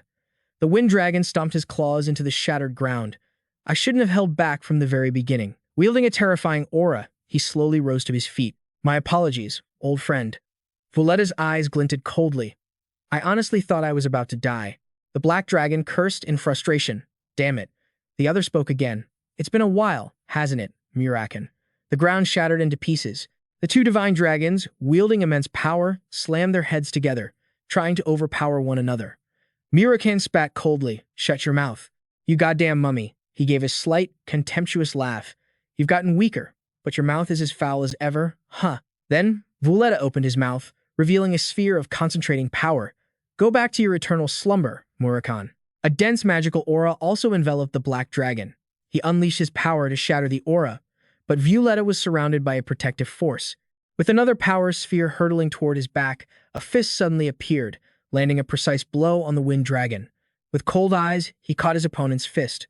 Right? It would be suspicious if it were too easy. Violetta excitedly confronted the black dragon. This is fun, Murakan. I'm about to go down in history for killing a legend from the past. The other didn't back down, taunting him in return.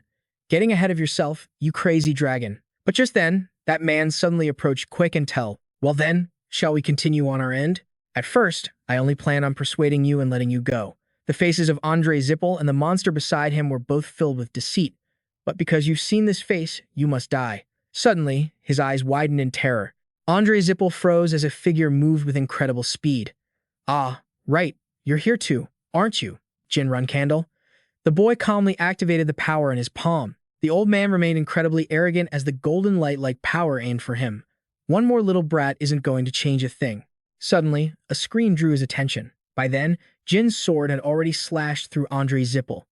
Vuletta's sudden movement took Murakan by surprise. Son of a bitch. A voice echoed, forcing the boy to turn his head. No, kid, get out of the way. The wind dragon's long tail slammed hard into Jin's body. He could only grit his teeth and endure as he crashed to the ground, sending rubble flying from the cracked ruins. Panting, he raised his sword defensively. Suddenly, Jin looked up in shock as Andre's monster and his energy charged toward him at the same time. Those massive powers were about to attack.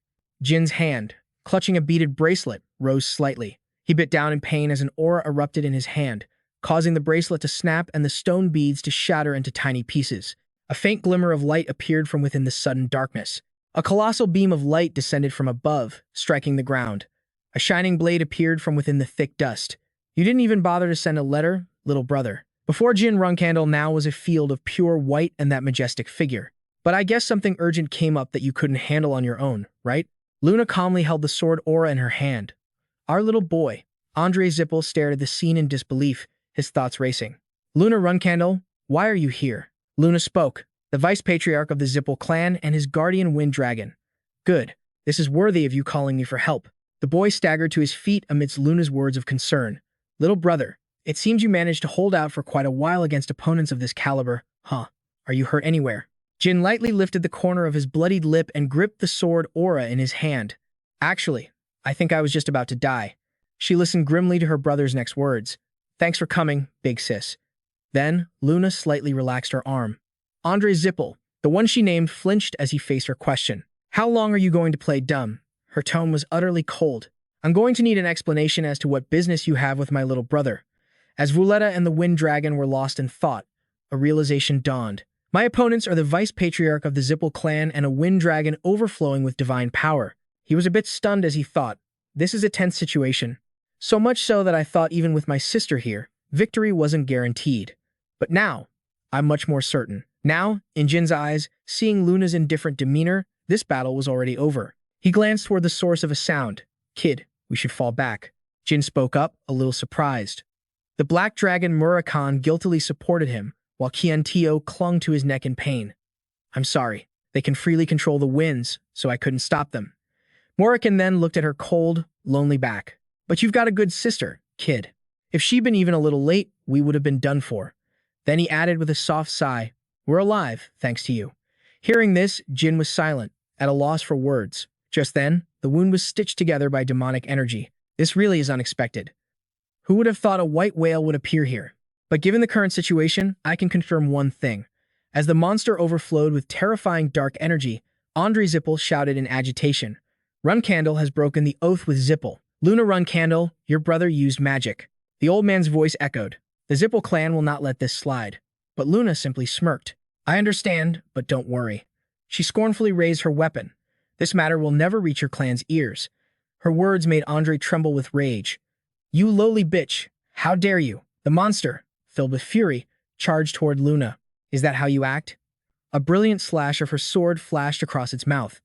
Before the afterglow of her sword aura even faded, The monster was torn to shreds. The old man stared blankly at the magical energy dissipating into fragments in the air. All the Zipples I've ever met are nothing but talk. Luna moved, a provocative smile on her face. It seems the clan's vice-patriarch is no exception. A brilliant flash of light rushed forward, forcing Andre to struggle to shield himself. A pair of feet landed lightly on the ground. Behind her, Vuletta was enduring countless sword slashes. Luna tilted her head, her eyes observing him. "You're still maintaining your true form, dragon." "I don't mind. It just gives me more places to cut." He was still grimacing in pain. Vuletta gritted his teeth and transformed into his human form amidst the dense power. A strange patch of magical energy clung to his body. From behind, the old man yelled, "Vuletta!" He interrupted resentfully, "I know." The cyclone in the wind dragon's hand elongated. Vuletta solemnly gripped the newly formed weapon. Somewhere else, a swarm of monsters also emanated energy. One hand released its weapon, while another, seemingly formed from dark energy, gripped the head of a divine spear. He possessed an overwhelming amount of power. It swept away the surrounding dust. Vuletta's neck and one of his cheeks were stained black by demonic energy. That power wasn't magic. It was closer to an authority, and it also resembled the energy emitted by the demon race. Her eyes were filled with scrutiny, trying to understand why the wind dragon was struggling so much against her. Then, Luna smirked again. "Looks like you need a little more time to use that relic effectively." She turned towards Andre Zippel, who was holding the cursed stone in his hand. It's hard to believe that the vice-patriarch of the Zippel clan and a wind dragon would have to bet their lives on such a crude object. "Do you really think that thing can save you?" Suddenly, the cyclone of demonic energy grew more furious. Luna easily dodged his spear, prompting an enraged Vuletta to curse. "You despicable bitch." Amidst his roars, she held her weapon tight. "What the hell do you know to be prancing around like that?" Their terrifying powers clashed head-on. He prepared to launch his weapon, while Luna readied her blade. The path of the sword collided with the magical energy. The battle intensified as they both attacked with their full strength. Her sword sliced swiftly through the air before striking directly down on Vuletta. He was stunned as Luna's hair was all he could see. Her sudden attack sent Vuletta flying, his feet and the tip of his spear hitting the ground. The wind dragon clutched his chest in pain amidst the thick cloud of dust. Vuletta's eyes widened in fury, and he grit his teeth at Luna's mocking tone. "So, this is your limit after all." Her blade now touched the ground. "It seems you have nothing left to show me." She slowly raised her weapon. "So I'll end this quickly." As Vuletta watched, Luna raised her sword high, creating a blinding light. That beam of light shot straight into the sky. Runcandel, third sword style, light and shadow. The sharp light reflected off her dangerous face. The dazzling energy seemed to pierce through the clouds. Suddenly, Luna's eyes widened. That same light illuminated Andre Zippel's stunned face. The blade suddenly swung down with force. She stood proudly, her sword pointed forward. "Meteor shower, final moment," an elder of Runcandel once said. In other words, our clan's swordsmanship is like that of a conqueror. It possesses destructive power and is relentlessly competitive. The clan's ideology is imbued into the sword, making them one. The man looked down at Jin as he reminded him. That is why the swords of House Runcandel have no fixed form. There is only one goal, to kill the enemy. And with that came the existence of Genesis and Terminus. Remembering this, his eyes immediately widened, and there was a brilliant azure light that dazzled the entire sky. Jin's eyes widened as he stared at it. Meteor shower. Watching the slashes streak by like shooting stars, he praised it inwardly. How brilliant. That sword strike plunged from above, straight toward where Andre Zippel stood. The old man blinked, simply watching it, and even sighed in admiration. How beautiful. That power was like meteors crashing down, creating violent explosions. While Andre Zippel was still thinking how hopelessly powerful it was, someone called his name. Andre Zippel. Vuletta took the hit for him, trying desperately to shake Andre back to his senses. "Are you all right? Snap out of it." He screamed the old man's name, Andre Zippel. But the other man still hadn't recovered. He was so shocked that he fell to his knees, speechless. Isn't this just absurd? Andre Zippel was terrified by that power, his face pale and lifeless. She didn't use a contract with a dragon or any kind of artifact. Luna, unleashing her deadly technique, looked like the god of death coming to claim his life, leaving him utterly horrified. How can a power like this exist within a mere human? Vuletta's voice finally pulled Andre Zippel back to reality. "You just need to survive. As long as you're alive, we still have a chance to win."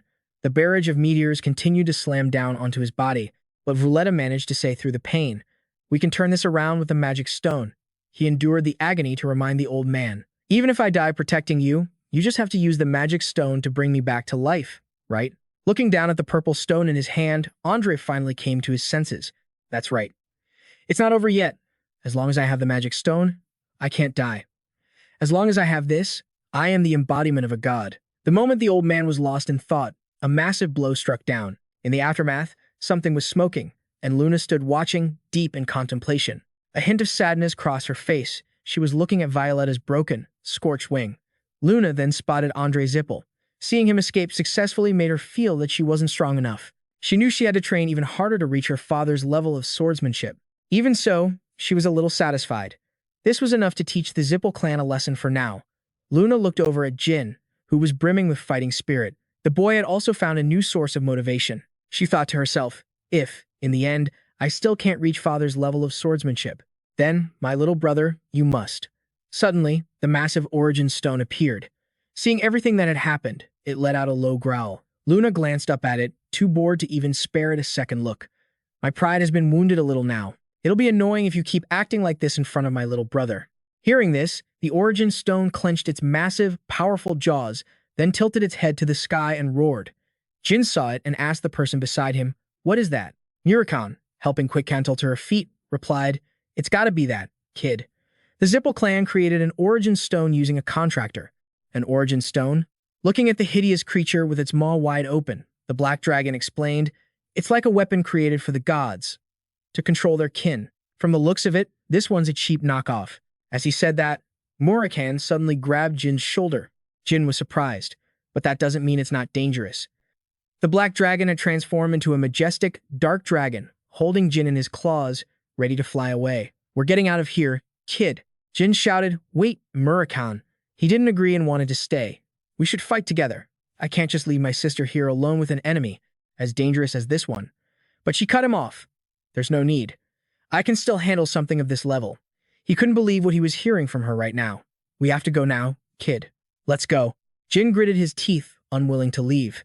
He recalled the past after he had made a contract with Solderet. He remembered its arrogant demeanor. "I've regressed and was able to meet Murakan again, starting off with good fortune and skills superior to most of my siblings. However, thinking about his current situation, he hung his head, lost in thought. Right now, I don't even know where I stand." Jin thought of the scene where he was crushed by boulders, his blood flowing crimson, forced to accept running away without even fighting back. If things go on like this, how am I any different from a failure of the clan? It can't be like this, he thought over and over. His hands slowly clenched into a fist as he made a silent resolve. I can't let myself go through that feeling of helplessness again. I have to become stronger.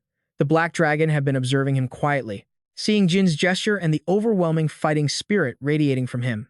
He marveled inwardly. I knew the kid was brave, but to see him reveal such a strong will to fight after witnessing something like that, it makes me feel incredibly proud. Murakan pictured the energies of ice and fire intertwining, blazing together. That's right. That's all you need. Don't let that boiling, fighting spirit inside you disappear. You'll become the greatest on this continent. If you just let that pride and determination keep burning in your chest. It was as if he could see a mature Jin, full of vigor and the will to fight. Until that day comes, I, Murakan, will watch over and protect you, my contractor of 1,000 years. Meanwhile, on the other side, Luna looked boredly at the origin stone and said, "You think you can kill me just by changing your appearance a little? You're just a failure lost in your own delusions." A beautiful, round purple gem began to glow, but she paid it no mind. How pathetic. Suddenly, it raised its hand towards Luna. Before she could understand what was happening, the origin stone attacked, unleashing a torrent of purple light that shot forward like a tornado. The force was so swift it kicked up a blinding cloud of dust. Through the smoke, a pair of legs could be seen standing firm. Luna had blocked the attack.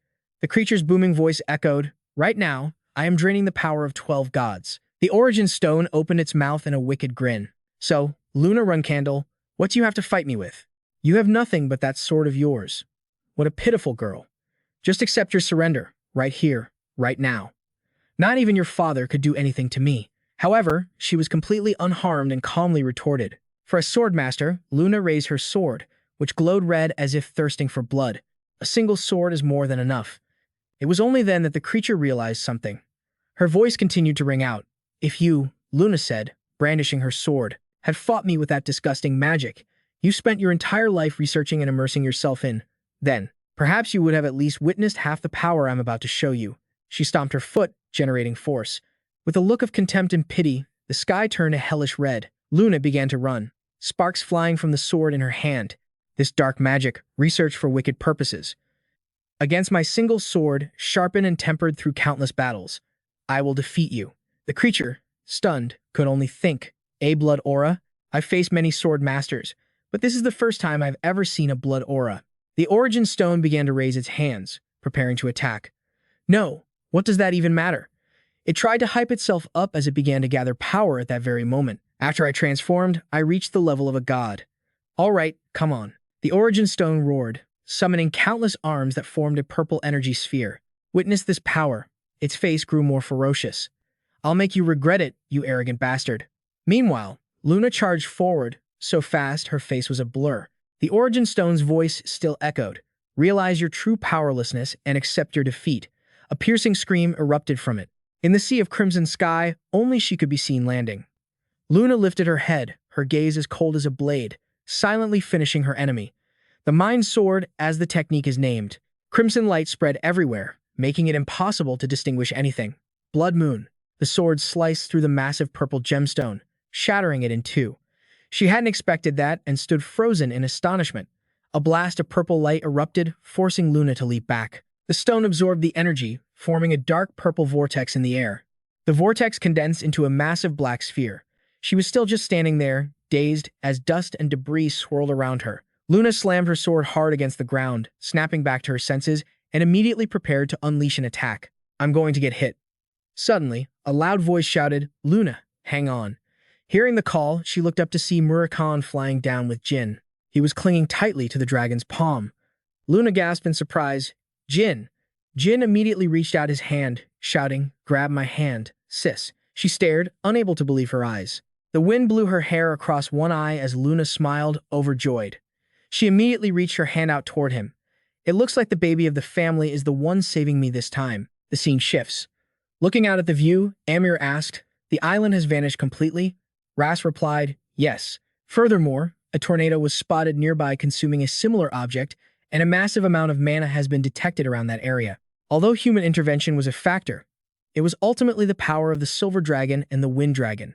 The Emperor asked in surprise, the Wind Dragon? Ras bowed his head to explain. The division suspects it was Violetta from the Zippo clan.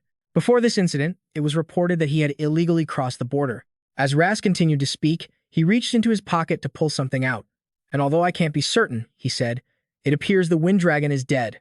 Amir glanced over at him, silent. Ras held out Violetta's dragon claw for him to inspect. Amir then asked, and what about that surge of mana? Have you found out who caused it? Ras reported. It was likely the contractors. The Emperor was not satisfied with such an uncertain answer. The soldiers who went out saw an energy vortex like the eye of a storm, the contractor with their guardian dragon, and a troubling energy source. I believe we must do something about whatever it is they're creating.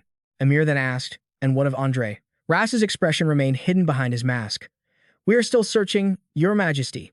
Enraged, the Emperor clenched his fist and slammed it on the table. Amir turned to warn him. Your reports have been seriously lacking recently. Have you identified Chiantel's guest? Ras replied, I have no excuse. Hearing this, the Emperor gritted his teeth and glared at Ras. After a moment of thought, Amir spoke, earning a cold glance from Ras. Excuses are useless. If you can't do it, then who can? Make sure nothing leaks to the news hounds. And if Enya isn't found by tonight, issue a missing persons report. As Ras turned to leave, the Emperor issued another order to his back. Deploy additional personnel from the Special Task Force into the Zippo clan's territory. See to it that there are no problems, even though we are maintaining a friendly relationship with them. I expect far better results than this. Amir then shot Ras a look, his tone dropping to a threatening growl. You are aware, are you not, that I am not a patient man? I trust you know that well. Ras could only bow his head and obey without a word of protest. Ras immediately moved to act. I will not fail you, my esteemed Emperor. This man was the Emperor of Baman, Amir Baman. The scene changes. At night, somewhere, a loud voice exclaims, What? They used the demon's stone? It turns out to be a conversation between Buvar Gaston and Vishukul Uvardun. He recounted in a low voice, that's right. There was a massive clash between the Wind Dragon and the Silver Dragon on the coast of Baman. As a result, the entire island was wiped out. A tornado formed on the island, which means the demon's stone must have been destroyed. The old man, chewing on a pastry, shouted with his mouth full, spraying crumbs everywhere. Wait, how dare they destroy my product? I told them to use it carefully. It's not even a finished product yet. Buvar Gaston's voice boomed, this is unforgivable. Sir Vishukul Uverdun, go and give them a piece of your mind right now. Those ignorant mages don't appreciate the value of the stone. Vishukul dodged the spray of food, inwardly seething. Those damned idiots from the Zippo clan have made a mess of everything. Thanks to them, I have to put off killing this pig. But Bovard Gaston, completely oblivious, continued to blabber. I can tell you're angry too. Sir Vishukul Uverdun, I can feel your murderous aura. Vishukul didn't argue, simply cutting him off. Regardless, the commander is extremely angry about this incident. He calmly wiped the spittle from his face. He said calmly, he wants to reconsider our alliance with the Zippo clan. Therefore, from this point forward, you are to have no contact with them. The scene changes. A cross-shaped flame flared up, its fire roaring as it cooked a juicy meat skewer. A mysterious woman was using a crystal ball to observe events. Behind her, a dragon was breathing fire. It's unclear what she saw, but she exclaimed, "Oh, dear." Then the woman announced in a single sentence, "Andrei is dead." Upon hearing that, the dragon behind her stopped breathing fire. Kadun looked down, expressing his doubt. He must have escaped with Violetta. And he took the demon's stone with him. The woman said, "It was certainly one of the two of them." Her voice remained flat, as if she were merely telling a story. The power of that silver dragon and the people involved are far beyond our comprehension. Hearing this, the dragon glared and demanded, "Who?" Kadun then sneered, "The shadow dragon. Isn't that the one who destroyed the great Boneyard in Kinzello?" Keliak shot him a curious look. The dragon continued, "Mizia. If it was her power, that would explain it. She wouldn't be afraid of the demon's stone." Keliak responded, "Ah, I remember now. Mizia. Murakan's older sister." "Correct," Kadun affirmed. "And what's more, Kian Tio is Murakan's former lover." He continued to mutter, "Which means she's not a complete stranger to Mizia, either." Keliak finally pieced it all together. "I see." She then commanded, "Then you know what you must do next, Kadun." The dragon gave a wicked smile. "You want me to go find her?" he asked, stating his reservation. "That's impossible. If a shadow dragon decides to hide, even the gods themselves couldn't find them." Keliak laughed teasingly. "Stop being so childish. In any case, losing the demon's stone is truly a pity." Kadun moved his face closer to hers, examining her. "Your younger brother just died, and you're this calm?" Her words contradicted her casual demeanor. "Of course I'm sad," she said, "but I already foresaw this was going to happen. What truly shocked me was finding out he recently attended Jin Runcandel's banquet without a word to me." The dragon was not convinced. "You're lying. I'll have to ask the creator of the demon's stone to make another one. Without it, we won't be able to take over the Runcandel clan before Jin Runcandel dies. The same goes for the king of the Black Sea." Keliak leaned his head back against the chair and sighed. "I don't think you're the one Jin Runcandel is most frustrated with." Smoke puffed from the dragon Kadun's mouth as she growled, "Don't be so childish." The very air around her seemed to crackle with fire. Her voice boomed, "If you want to conquer the world, you have to be able to do at least that much." Keliak glanced at her, a dangerous smile playing on his lips. Kadun continued, "If you truly wish to become the supreme god." The scene shifts elsewhere, where someone is knocking on a door. The person inside replies, "Yes, just a moment." Gilly McLaurin poked her head out and asked, "Who is it?" Jin's group had returned safely. One of them spoke up, "We're back." Gilly McLaurin was too stunned to speak. He gently reminded her, "Could you prepare a feast for us? We haven't had a bite to eat on the way back." When Gilly McLaurin saw Luna, she was so happy she started stuttering. She didn't even know if it was the shock that her brain couldn't process, but she fainted, only managing to say, "Lady Luna is here, too." A panicked voice echoed through the entire building. "Strawberry pie." A three-colored spiral fan swayed back and forth as Murakan fanned Gilly McLaurin. Still in deep shock, she lay on the couch, muttering, "The young master is about to be cast out." Luna, standing beside Jin, said, "It seems your maid has misunderstood something." Luna's eyes were filled with tenderness. "It seems she was very worried about you. You have a very good maid." He agreed, "Yes, she's very good to me." Someone called out softly, "Young Master Jin." Jin turned to the man entering through the door, Kashmir. Kashmir continued, "You've returned, but who are these people?" He replied, "Yes, this is a bit sudden. This is my eldest sister, Luna Runcandel." She looked at him and greeted him politely, "Hello, sir. So you are the Sword Saint Kashmir I've heard so much about." Kashmir was taken aback by the name Luna Runcandel. "I am unworthy of the title Sword Saint. It is my honor to be of service to you." After that, he turned to the white-haired woman and asked curiously, "And this lady is?" "A girl with an air of dignity, with pure white hair and eyes." Jin introduced her. "She is Lady Enya's guardian dragon." "The silver guardian dragon," quick intel. Kashmir stamped his foot to attention, thinking in shock. "Another dragon? and he bowed a full 90 degrees. I am Kashmir, the leader of the seven-colored peacock and an acquaintance of young Master Jin.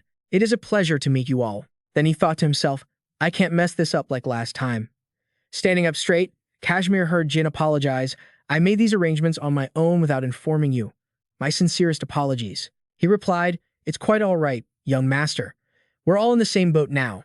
Suddenly, a voice cut in, Hey. Runcandel spoke in a cold tone, her eyes dark. Where is Enya? I was just about to tell everyone, Kashmir said.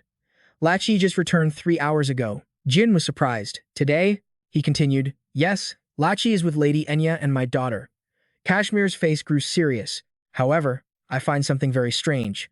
He recounted, Lachi has no memory of what happened while he was missing.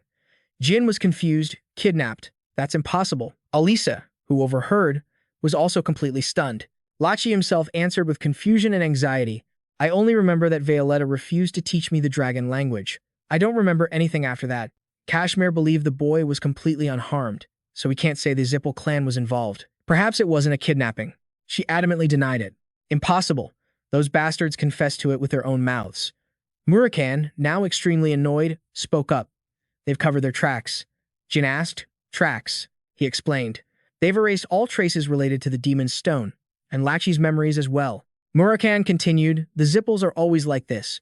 When things don't go their way, they erase everything. He and Kashmir looked at each other. Kashmir couldn't help but be curious. A Demon's Stone? Jin explained briefly. It's an artifact they possess. I'll explain in detail later. While they were still discussing, they didn't realize that Gilly McLaurin had woken up and was listening to their conversation. The Zippel's second in command and the Wind Dragon, plus a stone that can absorb a god's contractor. The young master has certainly been through a lot. The group continued to debate. What are they plotting? There must be a reason for the Demon's Stone. That's why they had to create a counterfeit of the original. The Black Dragon frowned and said in a low voice, They want to become gods, so they are plotting to gather the powers of all the gods and eliminate anyone who dares to oppose them to become the sole god ruling this world. After a tense moment, he reassured everyone. For now, please get some rest. I will gather more information through the seven-colored peacock. Lady Runcandel, if you wish, I can lead you to Lady Enya. The silver dragon agreed instantly. Of course, Kashmir continued. Yes, please, this way. It was then that Gilly McLaurin spoke up, young master. Murakan panicked, strawberry pie. He calmly asked, Gilly McLaurin, are you feeling better?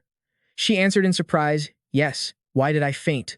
Then she was stunned yet again to see Luna there. Gilly McLaurin let out a gasp and collapsed, leaving the black dragon horrified that she had fainted again. Strawberry pie. Luna held up a bottle of wine and cheerfully declared, After we dismantled that infamous underground gang, the independent city of Tikan has become much safer. Zippel's second in command and Violetta have both been killed. You accomplished all of that in just 2 months. You've become a prodigy. Luna smiled brightly, praising him endlessly. You can even use magic without ever being properly taught. If you had been caught, you would have surely lost your life. You're absolutely incredible, little brother. Gilly McLaurin, sitting opposite them while stroking a cat, remarked, I thought if Lady Luna found out, we would surely be done for. I never expected you already knew everything. She gently reassured her.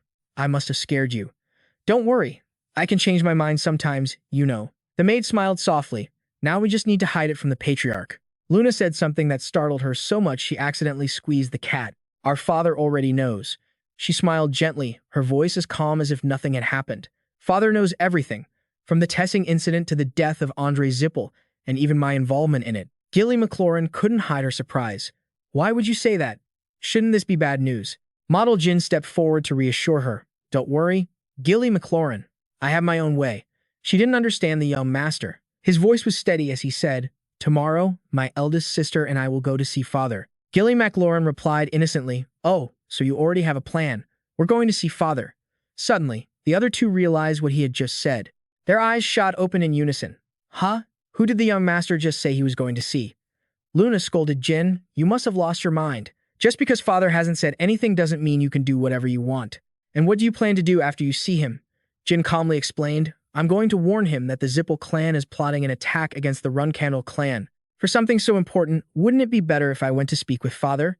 She looked at Jin seriously. Do you have any idea what the consequences are for a provisional flag bearer who returns home without permission? Are you planning to give up on the provisional trials? His voice grew serious. Father already knows that I'm the cause of everything that's happened. That's why it's probably better if I go and tell him myself. Who knows, I might be able to negotiate with him. Gilly McLaurin was astonished, while Luna lowered her voice. Negotiate? I've lived this long and I've never even thought of doing such a thing. Then she got ready to stand, her voice a warning. If you're going to be this stubborn, Luna's gaze sharpened, her voice slow and firm. He'll kill you. Jin, however, remained optimistic and smiled.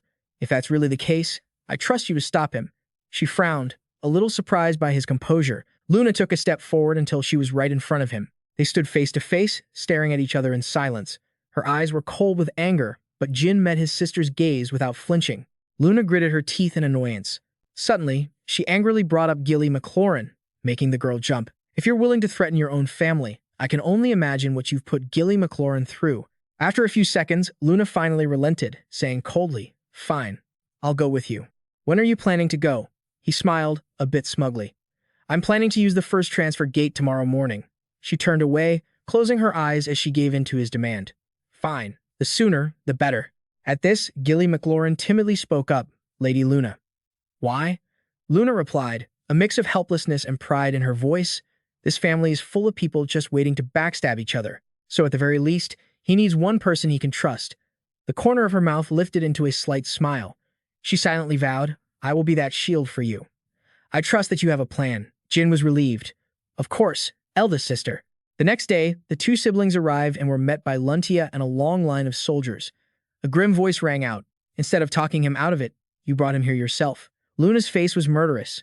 Unbelievable, she muttered. She quietly called to her younger brother. Jin replied politely, Yes, sister. Her expression darkened. I suppose I should be nicer to you. He just smiled casually. Of course. Vigo roared in anger. You madman. He aggressively pointed a finger right at Jin. Did leaving the family drive you insane, youngest brother? How dare a provisional flag-bearer come to the Garden of Swords? Mayu Runcandel said coldly, It's because you're too easy on him, and added with disdain, He's already given up his provisional status, so you're in the wrong, too. Luna thought to herself, They were all prepared for this, just as I thought. Even father knows about it. Watching from a window, Mary was shocked. This is a surprise. Did the youngest really give up his flag-bearer certification, or did he suddenly get curious about what happens after you die? Her expression turned grim as her hands scratched cracks into the wall. No, this can't be. Isn't he supposed to grow up and fight me? His sister? Seeing this, Default couldn't help but sigh. Vania asked directly, Sister, why did you bring him here? Luna explained, I didn't bring him. He came on his own. She confronted her sister. Then you should have stopped him. Just because he's lost his mind doesn't mean you have to as well. Hearing this, Luna was too annoyed to even respond. She quickly changed the subject. Whatever. Where's father? Luntia Runcandel shot back in surprise. Father, Jin, who was standing by and watching everything, couldn't help but wonder. For some reason, Sister Luna always seemed to struggle when dealing with Sister Luntia Runcandel. Suddenly, a voice spoke up. My, youngest brother. Did you come here looking for father? He answered calmly. That's right, second sister. Vigo strode up from behind them, shouting, You must have a death wish. You just got lucky. Just because you're better than the Tonas brothers, you think you're hot stuff. Luna could only sigh in resignation. After that, Luntia Runcandel stepped aside to let them pass, her tone noticeably softer. Go on. Father is in his study. Hearing the answer he wanted, Jin was grateful. Thank you, sister. Suddenly, a sword was drawn. It was Luntia Runcandel. She gently placed the blade against her sister's neck. Then her voice deepened, her eyes turning a sharp, burning red. From this point on, the first flag bearer must leave her weapon behind and wait for the family head to order the provisional flag bearer to proceed alone. At first, Luna stared at the tip of the blade, stunned. Then, she gritted her teeth in anger. Her eyes immediately became terrifyingly dark. And what if I don't want to? As soon as she finished speaking, the floor around her cracked. The others quickly got into a fighting stance. Luntia Runcandel offered a kind reminder. This is your last chance. First flag bearer. Vigo's eyes clouded with rage as he pointed his sword at his target. Luntia's voice rang out again. This is an order from the head of the family. And gripped his sword tightly. Drop your weapon. Miu Runcandel frowned, ready for battle. If you resist, you will be killed instantly. Luna couldn't help but see that the scene before her. At that moment, Jin suddenly spoke up. Don't worry about me. Jin turned to look at her, calmly reassuring her. I didn't come here as a member of the Runcandel clan. I came to talk to father as his son. It's nothing serious. Hearing that, everyone was stunned, and the sixth flag bearer gritted his teeth and cursed. That crazy bastard.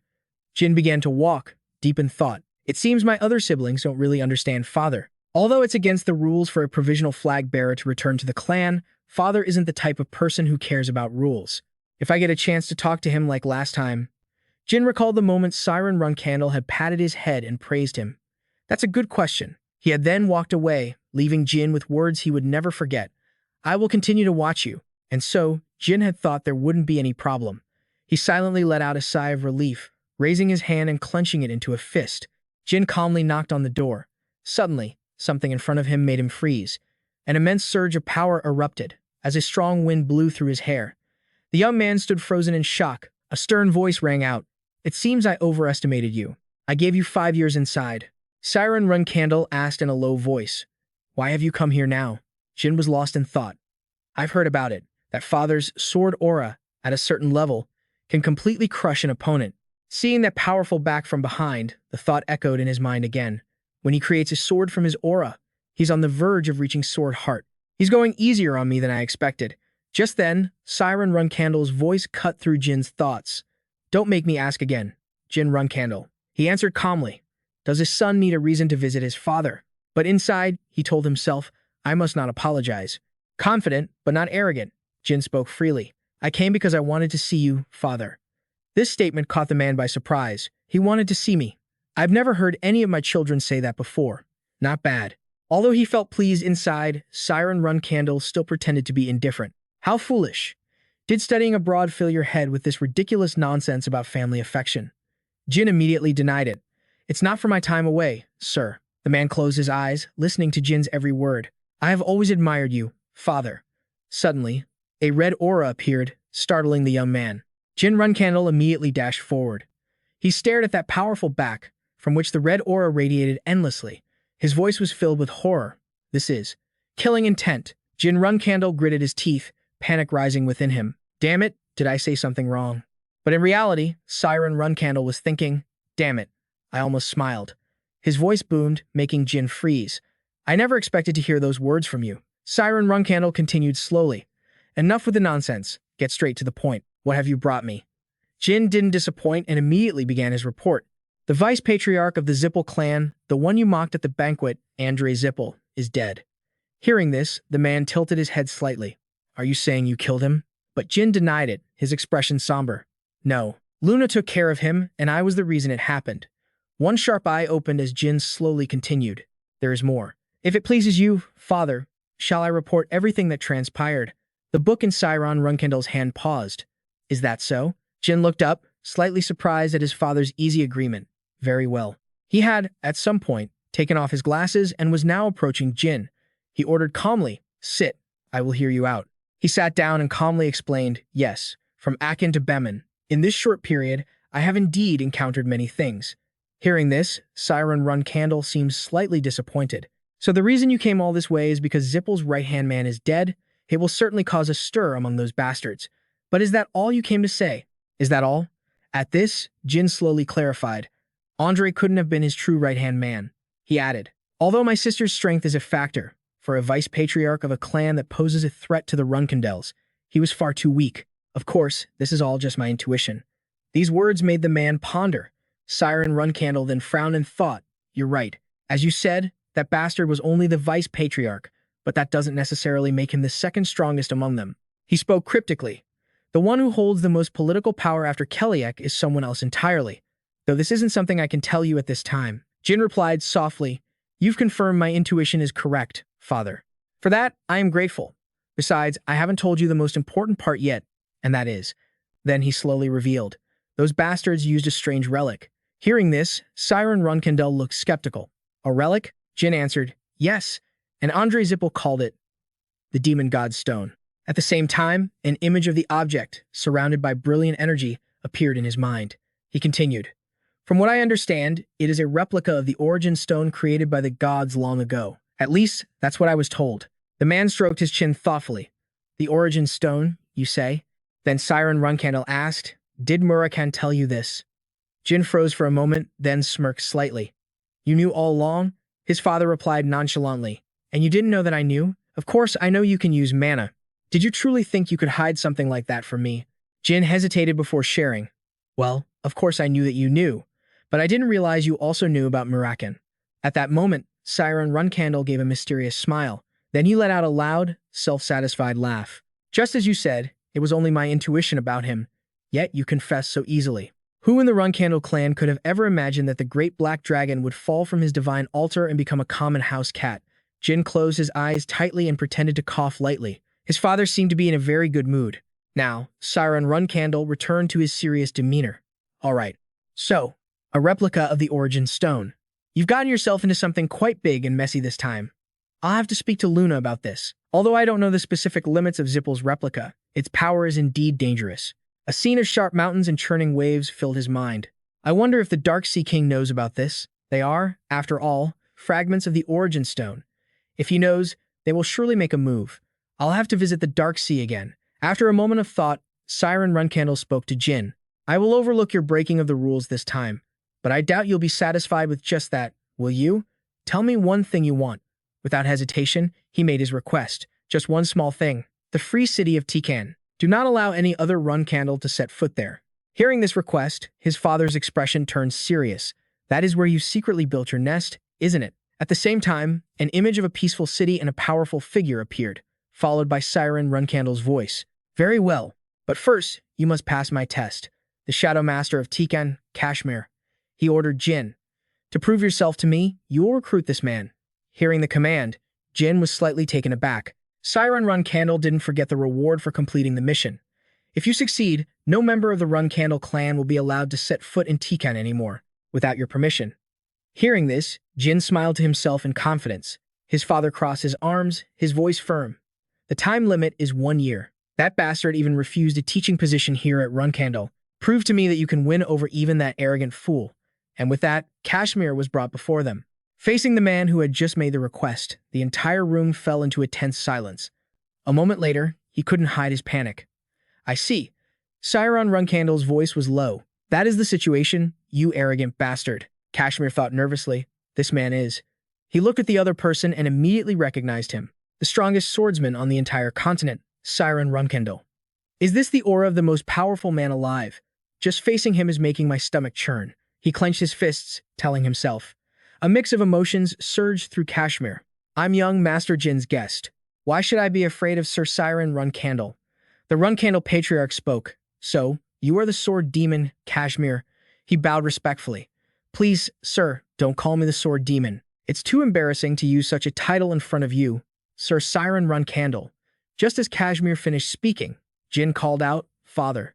Siren Runcandel understood and gestured, Speak. After getting permission, he placed a hand on his chest and sincerely expressed, If I were to describe my relationship with this man, I would have to say it feels like we were brought together by fate. Jin skillfully reminded his father.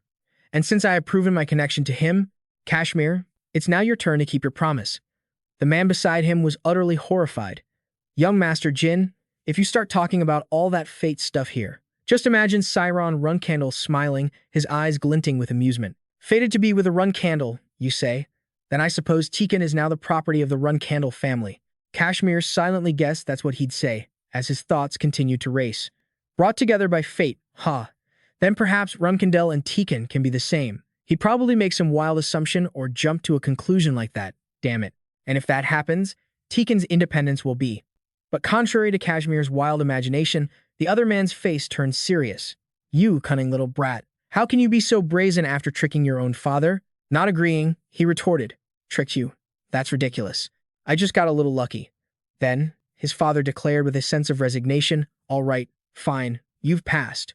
From now on, no Runcandel is to set foot in Tikan without your permission. At that moment, the other person was also listening intently to their conversation. Jin said to Siren Runcandel, Thank you, father. At the same time, a thought flashed in Kashmir's mind, Young Master Jin, from this day forward, we will forever be bound by fate. The man quickly dismissed him. If there's nothing else, you may leave. The master of Tikan, who was bowing his head, suddenly stopped when he heard Siren Runcandel speak, because I have something to discuss privately with Kashmir. Then, Jin turned to leave. Then I will wait outside the residence. He left a terrified Kashmir behind. Wait, young Master Jin. He spoke to the trembling man. We finally meet, Kashmir. Siren approached, his entire body radiating a mystical purple light, his gaze sharp and cold. Let's have a chat. He tried to force a smile, It would be my honor, sir. As he was waiting outside, a voice called out, "Hey, youngest brother." His brothers Tona and Daytona Runcandel rushed over, asking one after another, "Youngest brother, are you okay?" From a distance, Jin had a suspicion, and as soon as Tona reached him, he asked, "You, how could you do something like that? What did father say? Did he spare your life?" He observed them, thinking that they must have been hiding and watching because the situation was so tense. A moment later, Jin asked them in return, "Brothers, could you do me a favor?" Faced with the question, both of them were bewildered. "What is it?" He quickly explained, "It's nothing too terrible. Those cadets in my faction, you know about them. Please keep an eye on them until I return." Daytona Runcandel still wanted to talk things through with Jin. "Wait, your faction? But forget about that for a second. Are you okay?" But he had already walked some distance away, waving his hand as if to say goodbye. "Since when were you guys so worried about me? Anyway, I'm counting on you." The man stood there, remarking on Jin's attitude. He's still the same as ever. How can he be so carefree after meeting with father? Tona Runcandel thought otherwise. As always, that guy is actually a little scary. Elsewhere, Vigo glanced at something suspicious and was stunned when he realized the newcomer was Jin, youngest brother. At this moment, Jin also turned to someone and gently reminded them, "Sister, I think you need to go see father. He said he has a few questions for you about that day." Those words were aimed at Luna, causing her to ponder deeply. Behind them, Mayu Runcandel shouted angrily, "Youngest brother, do you not realize the situation you're in? Are you ignoring us?" He admitted honestly, "I'm sorry. This situation is really serious, and it's hard for me to explain it to you." This confused the man. "What? You arrogant bastard. How dare you?" Suddenly, a voice called out, "So there you are, young Master Jin?" Jin turned his head. "Kashmir, did you have a pleasant chat?" Kashmir let out a sigh of relief. It was all right. It ended pretty well. Thank goodness. Seeing him, Maya Runcandel yelled, "Hey, you outsider. How dare you just walk straight in like that? What kind of manners do you have? How dare you enter the Runcandel family garden?" Luna, in front of him, coldly stopped him. "Stop." Then she calmly wiped her sword. "It seems the Patriarch has already handled this matter. We have no right to interfere." At that, Miu Runcandel was so angry he was speechless. Suddenly, Jin's self-reproaching voice was heard. "Sister, you've been through a lot. I'm always causing you trouble." At his attitude, Luna smiled faintly. "It's fine. A simple thank you is enough." Hearing that, Jin expressed his gratitude to her. "Thank you for your help." Luna asked kindly, "Leaving already?" He replied, "Yes. I plan to go back and focus on my training this time." Finally, she instructed, "All right then. Take care." With that said, Luna's gaze followed Jin. Just then, Jin turned his head to look at them, making a promise. "See you next time, my brother and sisters." 1 month later, after covert training at Kashmir's residence, the 30th duel between Jin Runcandel, Ran Runcandel Kandon, and Elisa Beeger. It was his 30th loss. Looking at the person before him, Jin Runcandel couldn't help but blurt out, again, "Just one more time, please." And soon, it would be his 31st. In early August of 1795, the Zipfel clan officially announced the deaths of Andre and Violetta, but since they didn't disclose the cause of death, many rumors began to circulate. Some said they were killed in an internal conflict, while others said they died fighting the Dragon Guild. There was also a rumor that they were assassinated for offending the king of Bemin. But the most credible rumor was that they died in a battle with the Runcandel clan. People began to predict that a war between Runcandel and Zipfel would soon break out, and they began to debate whether swords or magic would have the upper hand. The answer would be found once the neutral powers turned their backs on one of the two factions. Siren Runcandel stood with his arms crossed, his back to Hanzo. "I'm reporting on the family's affairs, my lord. Today, the Prince of the Sukin Kingdom and 5 second-rate mercenary groups sent gifts requesting our assistance." Hearing this, he gestured with his hand and commanded, "Return their gifts, but accept their requests.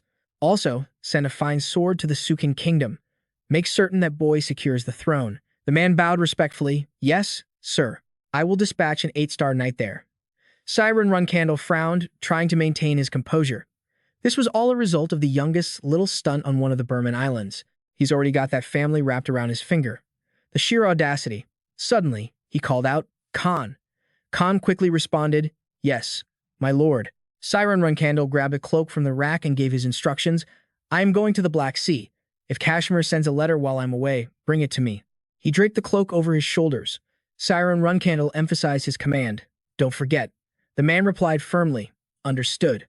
At the castle, Jin was practicing his swordsmanship. He channeled his strength, raising his sword high before bringing it down in a powerful slash. Jin's eyes were wide, his pupils vanished, his brow furrowed in concentration. The tip of his sword pointed straight ahead as he panted, thinking to himself, even if I swing this sword 1,000 times, each one has to feel like the first. He was drenched in sweat. Jin gritted his teeth, berating himself. I'm still too weak. An image of Luna surfaced in his mind. If it weren't for Sister Luna, I would have died back there. I regressed 15 years, and I've already reached 5 stars in both swordsmanship and magic.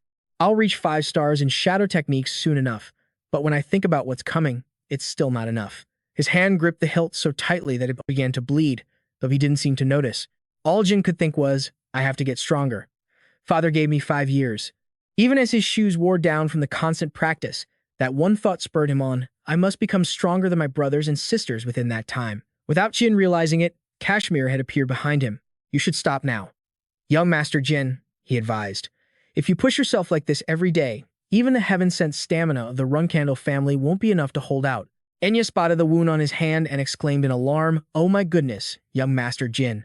Jin turned, sheathing his sword as he quietly acknowledged them. Enya. Kashmir. She rushed to his side, taking his hand in alarm. Your hand is all torn up. Oh, what do we do? You're bleeding so much. Kashmir slowly approached. I understand. You feel like you can't afford to wait. He stood opposite Jin, looking him straight in the eye. And while it's true that no one your age can match you, your future opponents are on a completely different level. But, young Master Jin, impatience is the deadliest poison. It will only set you back on the path you've chosen for yourself. As Enya worriedly treated his wounded hand, Jin said nothing. After a few seconds, he finally spoke. It's embarrassing. I know all that, but putting it into practice is easier said than done. Kashmir reassured him. There's nothing to be ashamed of. No one else could possibly train as hard as you do in one day.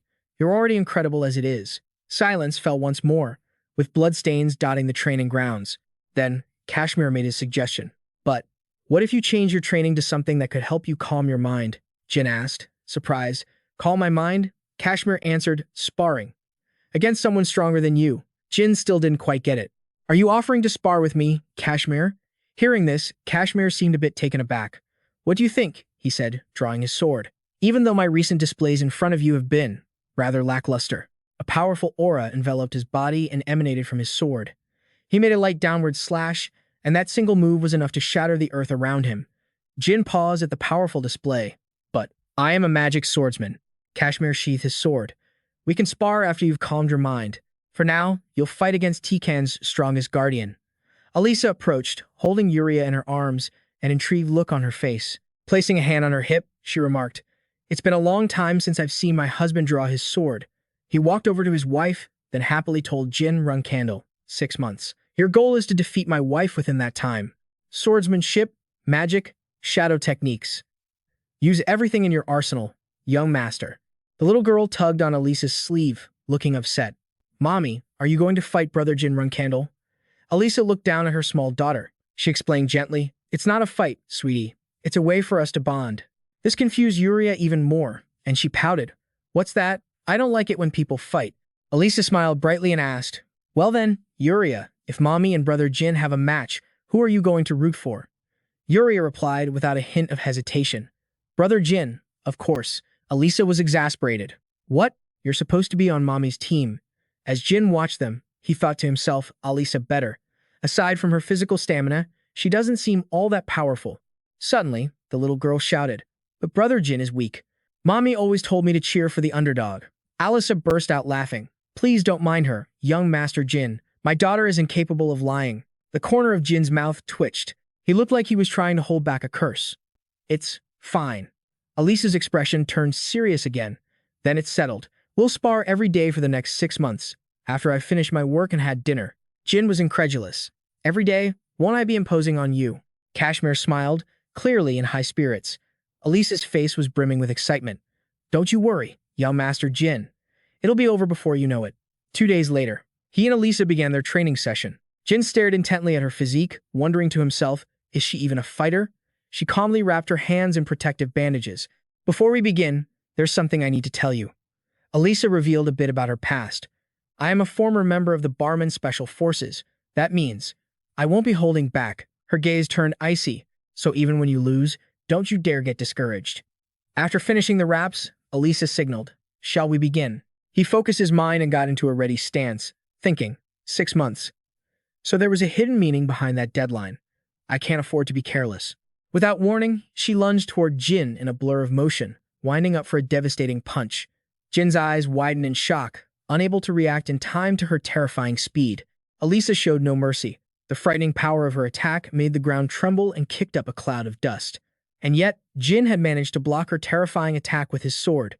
Elisa jumped back, thinking in disbelief. He blocked it?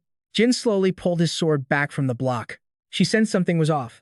A blinding light suddenly erupted, forcing Elisa to shield her eyes. When it subsided, she lowered her arm, her eyes sharp and assessing. Jin had taken an attack stance, one hand on the hilt, the other placed on the tip of his blade, pointing it directly at Elisa. He lunged forward, and Jin didn't hesitate to slash at her.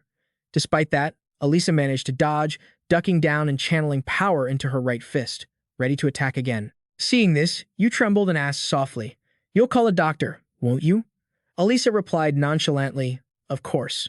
This punch will send you flying all the way to the roof." In the dark of night, the castle shone brightly under the moonlight as a voice called out, "I must say I'm surprised, young Master Jin. You looked up to see who had just arrived. I didn't think you'd be able to launch a second attack on your first day." Elisa, holding a glass of water, asked Jin with curiosity, "You didn't use much strength in your first move. Were you trying to weaken the ground before our duel?" You admitted. "So you noticed." She praised you. "That's very thorough. I only realized it at the end of the match." Elisa then asked, "And what was that light when we were fighting?" "That's the first time I've ever seen magic like that," Jin explained.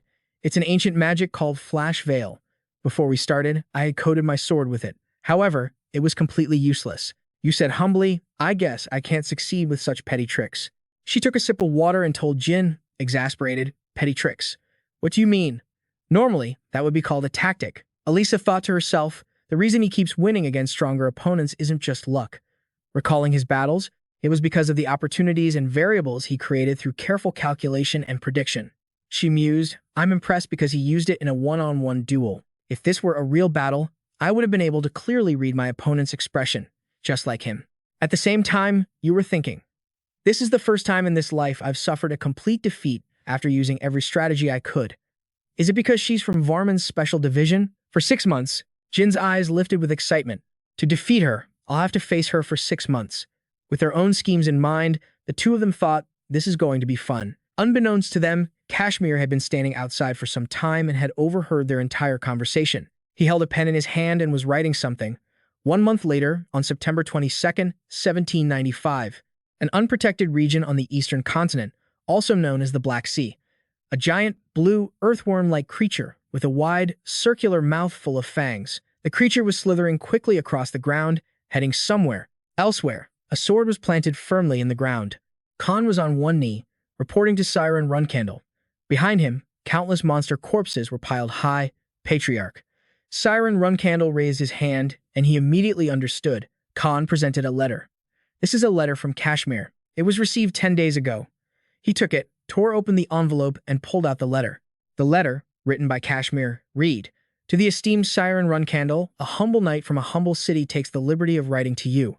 I regret that I cannot fully express my deep emotion and gratitude. It is currently nighttime in Tiken, and the stars in the pitch-black sky are shining brilliantly, as if they are singing to me of the greatness of Sir Siren Runcandel.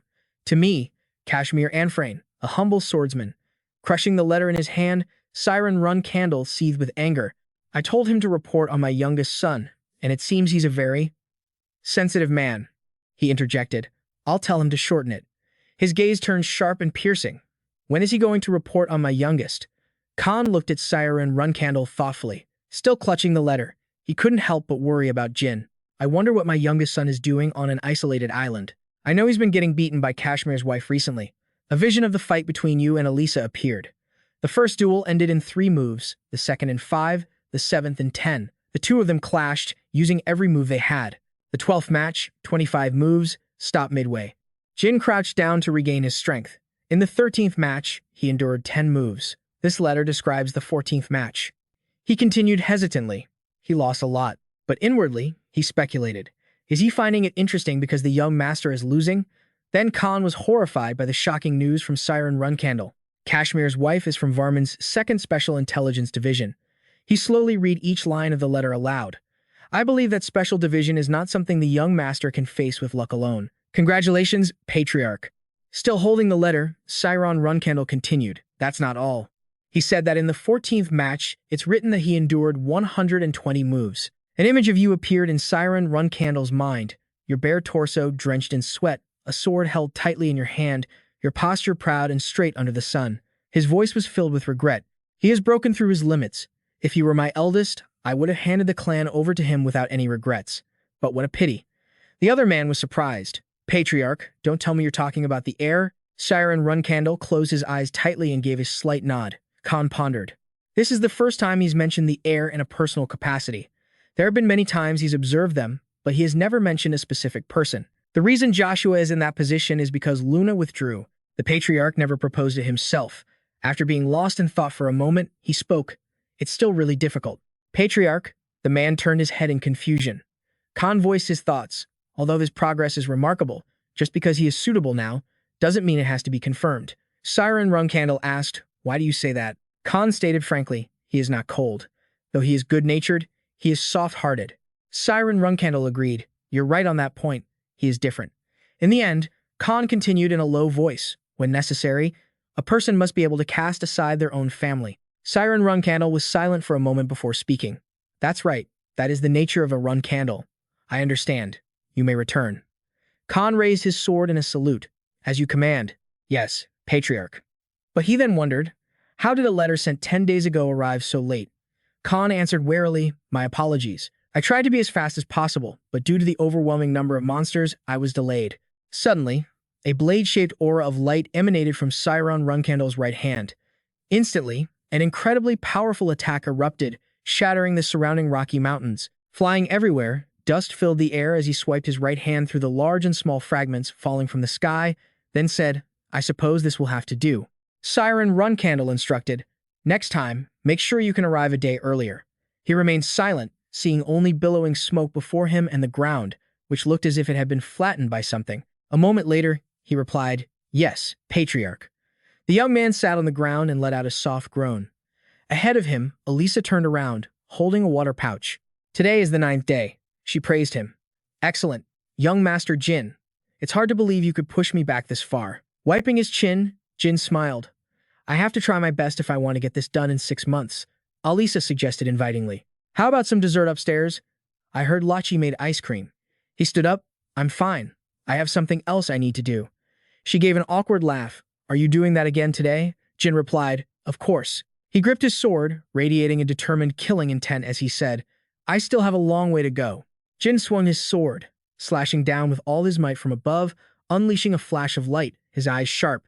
Seeing Jin like this, Elisa thought to herself, along with a suspicion. She felt every time they sparred, the young master's progress is just unnatural. She was sure of one thing, it was probably because his aura and magic were constantly growing, and the thing that made it possible was the dark power that linked aura and magic, a power gained by making a pact with a god. How amazing. Yeah. But no matter how incredible that power was, it only had meaning because of his perseverance. Elisa told herself, a hard-working genius like this is, just forget it. 6 months to go. Slinging a bag over her shoulder, she left the training ground. As she walked, Elisa muttered to herself, I think you'll be able to beat me tomorrow. The next day, a fist collided with a blade. The masked person swung their sword fiercely, creating sharp gusts of wind, while their opponent focused on dodging. Avoiding the blade, her face was filled with determination. Jin was just as relentless, attacking continuously. Elisa exclaimed when she spotted his trick. That feint was way too obvious. Neither of them would back down. She glanced behind her, and in that instant, Jin seized the opportunity and landed a powerful slash on Elisa's shoulder. The surprise made her grit her teeth in pain. Blood splattered as Elisa's shoulder took a heavy blow. She let out a soft groan, and he immediately panicked. Miss Elisa, are you all right? Elisa quickly regained her calm demeanor and replied, I'm fine. It's just been a while since I've been this seriously injured. Jin sheathed his sword, his voice urgent, let me call for Miss Enya. Enya used magic, creating a circle of light that healed the wound on her shoulder. He couldn't help but feel suspicious about what just happened. Elisa could have easily dodged that strike. Something about this spar felt wrong. At the same time, Elisa silently cursed herself for being too careless, recalling the moment just before. She analyzed it internally. When my vision was obscured by the dark energy, I just assumed he would make the same move as before.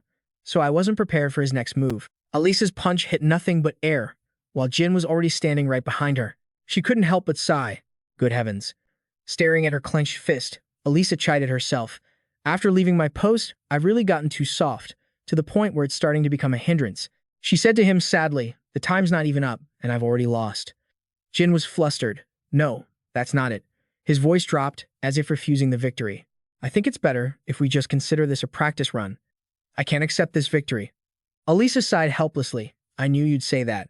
Even while being healed, she looked up at Jin with a sincere gaze. I'm truly sorry. It was incredibly disrespectful of me to be so careless and let my guard down. Her sudden apology left him momentarily stunned. But what's done is done. The wound on her shoulder was gradually closing.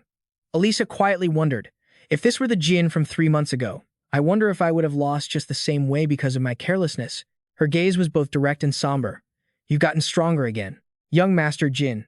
Elisa seemed to have found the answer in her heart. He possessed a burning desire to advance, along with immense fighting spirit and talent. He would clear the path to his goal. She silently assessed. His aura and mana will both probably reach 6 stars soon, and when that happens, I'll truly be defeated. On December 1st, 1795, snow covered the rooftops. On a street where people were busy clearing snow, 2 men walked in silence. Jin glanced at the person beside him and asked curtly, Murakan, it's freezing. Why are you buying so many cold things? He replied nonchalantly, cold food tastes best when it's cold out. Besides, Murakan was holding 3 boxes, all with a picture of an ice cream cone on the label. He continued without hesitation. Strawberry said she wanted some too. Jin said sarcastically, are you trying to make Gilly McLaurin's stomach explode? Just as Jin finished speaking, a familiar voice called out. It was Kashmir's voice, along with Uria's clear call, Young Master Jin. The person who was called muttered softly, Kashmir. His expression turned serious as he heard the man speak. Could you spare a moment to talk with me about some business? Without waiting for Jin Runcandel to reply, Kashmir began to explain, Vishuko Uverdun of the Eveliano clan. The Eveliano clan has been in decline due to a scarcity of talent. There's only one promising individual who looks like he could become the next clan head, and he's the one you asked me to investigate. Meanwhile, the mischievous little girl sitting on Murakan's neck whined. I want to go with Brother Jin, too, he grumbled. Sit still, kid. Up ahead, the man walked beside him and lowered his voice. Before we get into the details, are you familiar with the Kinzella organization? Jin recounted. Back when I was a cadet, I had a bit of a run-in with them during a mission. Kashmir nodded. Then this will be quick. Although I can't be certain yet, it's highly likely that this Vishuko Uverdun is a member of Kinzello. Suddenly, Uria pulled Murakan's hair so hard that he howled in pain, his eyes wide. Ignoring the noise, the man continued in a steady, low voice. He visits the Kurano territory once a week, and I've heard that every time he goes there, he visits a workshop with a very strange name, Beautiful Explosions. The owner of that workshop is Bouvard Gaston. From what I know, he's a member of Kinzello. He asked bluntly, so, are you saying those two might have a closer relationship than just owner and customer? Kashmir pondered. For now, it's just a possibility. But seeing as that guy, Vishuko Uverdun, goes there to buy bread every single time, it makes you think about Bouvard Gaston. Seeing him grin slyly at the boxes of bread, he guessed that Bouvard Gaston's rank might be slightly higher than Vishuko Uverdun's. Jin thought to himself, so that's it. That's why he personally showed up at the Quenzelo banquet. I always thought they were just a simple armed organization, but if it's a place, an 8th-level martial artist trusts enough to join. On the other side, the little girl wouldn't stop pulling Murakan's hair and whining, Jin, he snapped. Hey, stop it right now, you little brat. He was still lost in thought. It was understandable, considering the kinds of things those bastards dared to do in his past life. Weren't the Runcandel, Biman, and Zippo families unable to eliminate them immediately? Murakan tried to soothe Uria without looking where he was going. Jin's busy right now, just wait a little longer. Before he could finish his sentence, he slammed right into a huge block of ice. Murakan's face was furious. He was so angry he wanted to throw the block of ice at the little girl. But in the end, he threw it right at Kashmir's head. He clutched his head and whipped around, thinking his daughter was playing a prank because Murakan had cleverly yelled out, How could you treat your own father like that? You're such a bad girl. Suddenly, Jin spoke up, Kashmir. The other man immediately replied, What is it? He asked seriously. Still, no news about Alu the Spider Hand. Kashmir answered while rubbing his head, That bastard Alu, you mean? He's got more secrets than I thought. Our elites at the 7-Colored Peacock have already done a full sweep.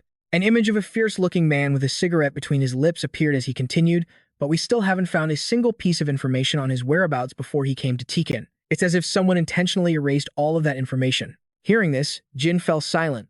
It seems I really shouldn't have killed him back then. After a moment, he looked up at Kashmir with a friendly gaze. I see. You've been very productive, haven't you? He laughed and replied confidently. Yep, well, it was all the organization's work. We'll definitely dig deeper into this Kinzello lead for you, and if we get any information on Alu, I'll be sure to let you know immediately. Jin smiled sincerely. Thank you so much, Kashmir. I feel like I'm always in your debt. Kashmir softened his tone. It's really nothing at all. But if you're truly grateful, he quickly suggested, then please play with Yuria for a little while for me. As they both turned their heads, they saw the black dragon struggling miserably with a little girl.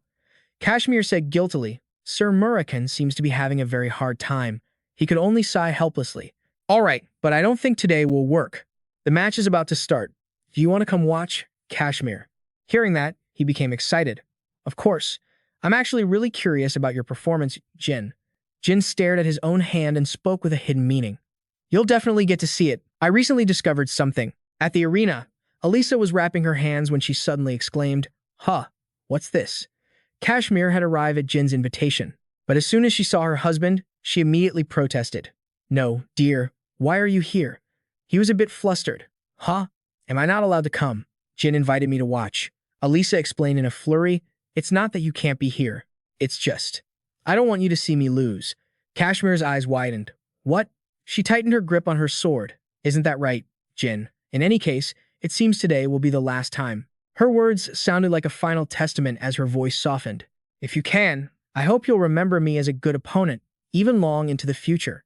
Jin silently drew his sword and asked coldly, What do you mean, a good opponent? His gaze was sharp, his voice firm. I will remember you as a great teacher and a good friend. He was shocked. What is he talking about? Hasn't it only been 3 months? A sense of unease crept into Kashmir's heart. Could it be that he's already surpassed Elisa? She said nothing more, already in a ready stance with a determined gaze. Well then, shall we begin? Jin stood firm, revealing a flawless posture. He closed his eyes, his lips moving as if reciting a command. Immediately, waves of blue mana surged and wrapped around Jin's body. Summoned beast, layer upon layer of brilliant feathers erupted amidst the light. His eyes widened in shock, so much so that he was speechless. From within the light, a giant magical beast gradually took shape. A creature with a majestic aura stepped out of the mystical glow. A level 6 phoenix. Mages are granted the power to form a contract with any being. However, no one knows which species of phoenix they will form a contract with, because mages can only open spatial gates to that world of fire. Therefore, the choice depends entirely on the phoenix itself to select a worthy master. For that very reason, mages desperately hope to be chosen by a special species of phoenix. The phoenix species, considered the rarest among all special phoenixes, is the one that wields the power of blue flames. Kashmir rushed forward, shouting, This is absurd, young master Jin Runcandel. His voice was filled with utter panic when he saw Tess. You formed a contract with Tess? The mages who successfully summoned Tess were all masters of their respective eras. Jin drew his sword and stood protectively in front of Tess. Shall we begin, Lady Elisa?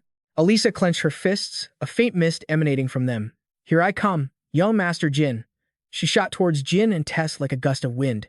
Tess bent its legs, ready to charge at Elisa.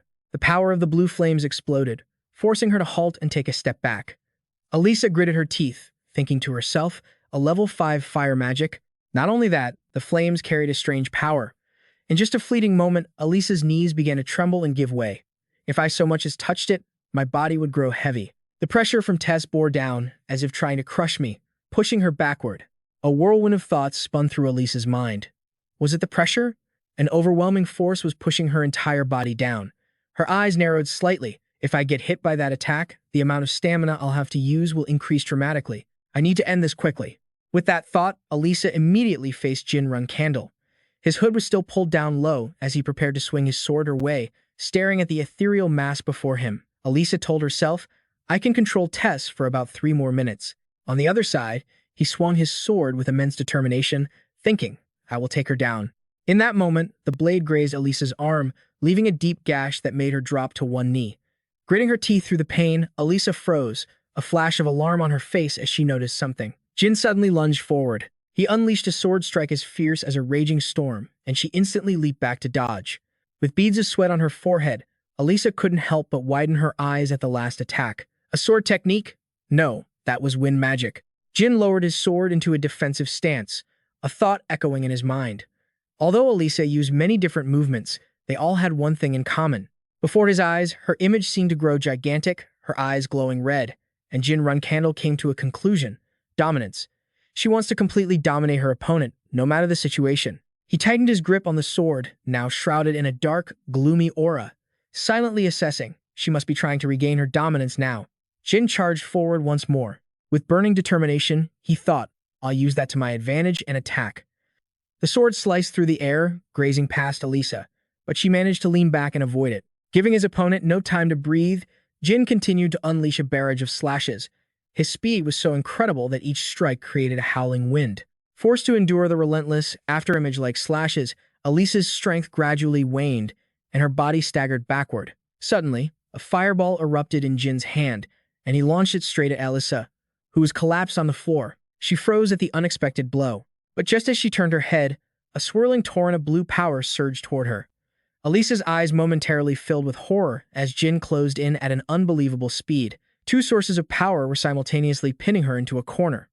Elisa started to panic. Should I dodge? Looking at him rushing toward her, she thought it through carefully. No, I can't. If I do that, I'll be forced to stay on the defensive against young Master Jin Runcandel's attacks. Suddenly, the corner of her lips curled into a mysterious smile.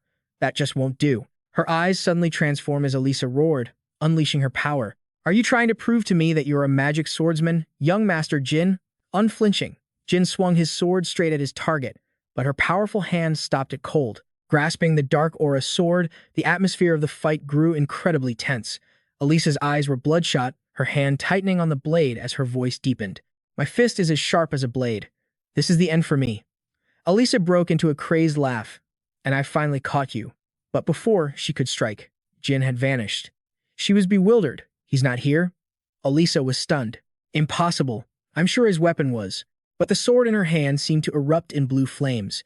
Before she could understand, Jin appeared right behind her. Silently recognizing this pressure, she let out a cold, soft laugh and muttered, "Damn it." Elisa immediately swung her arm to counterattack, seemingly having predicted her opponent's move. You snuck behind me again.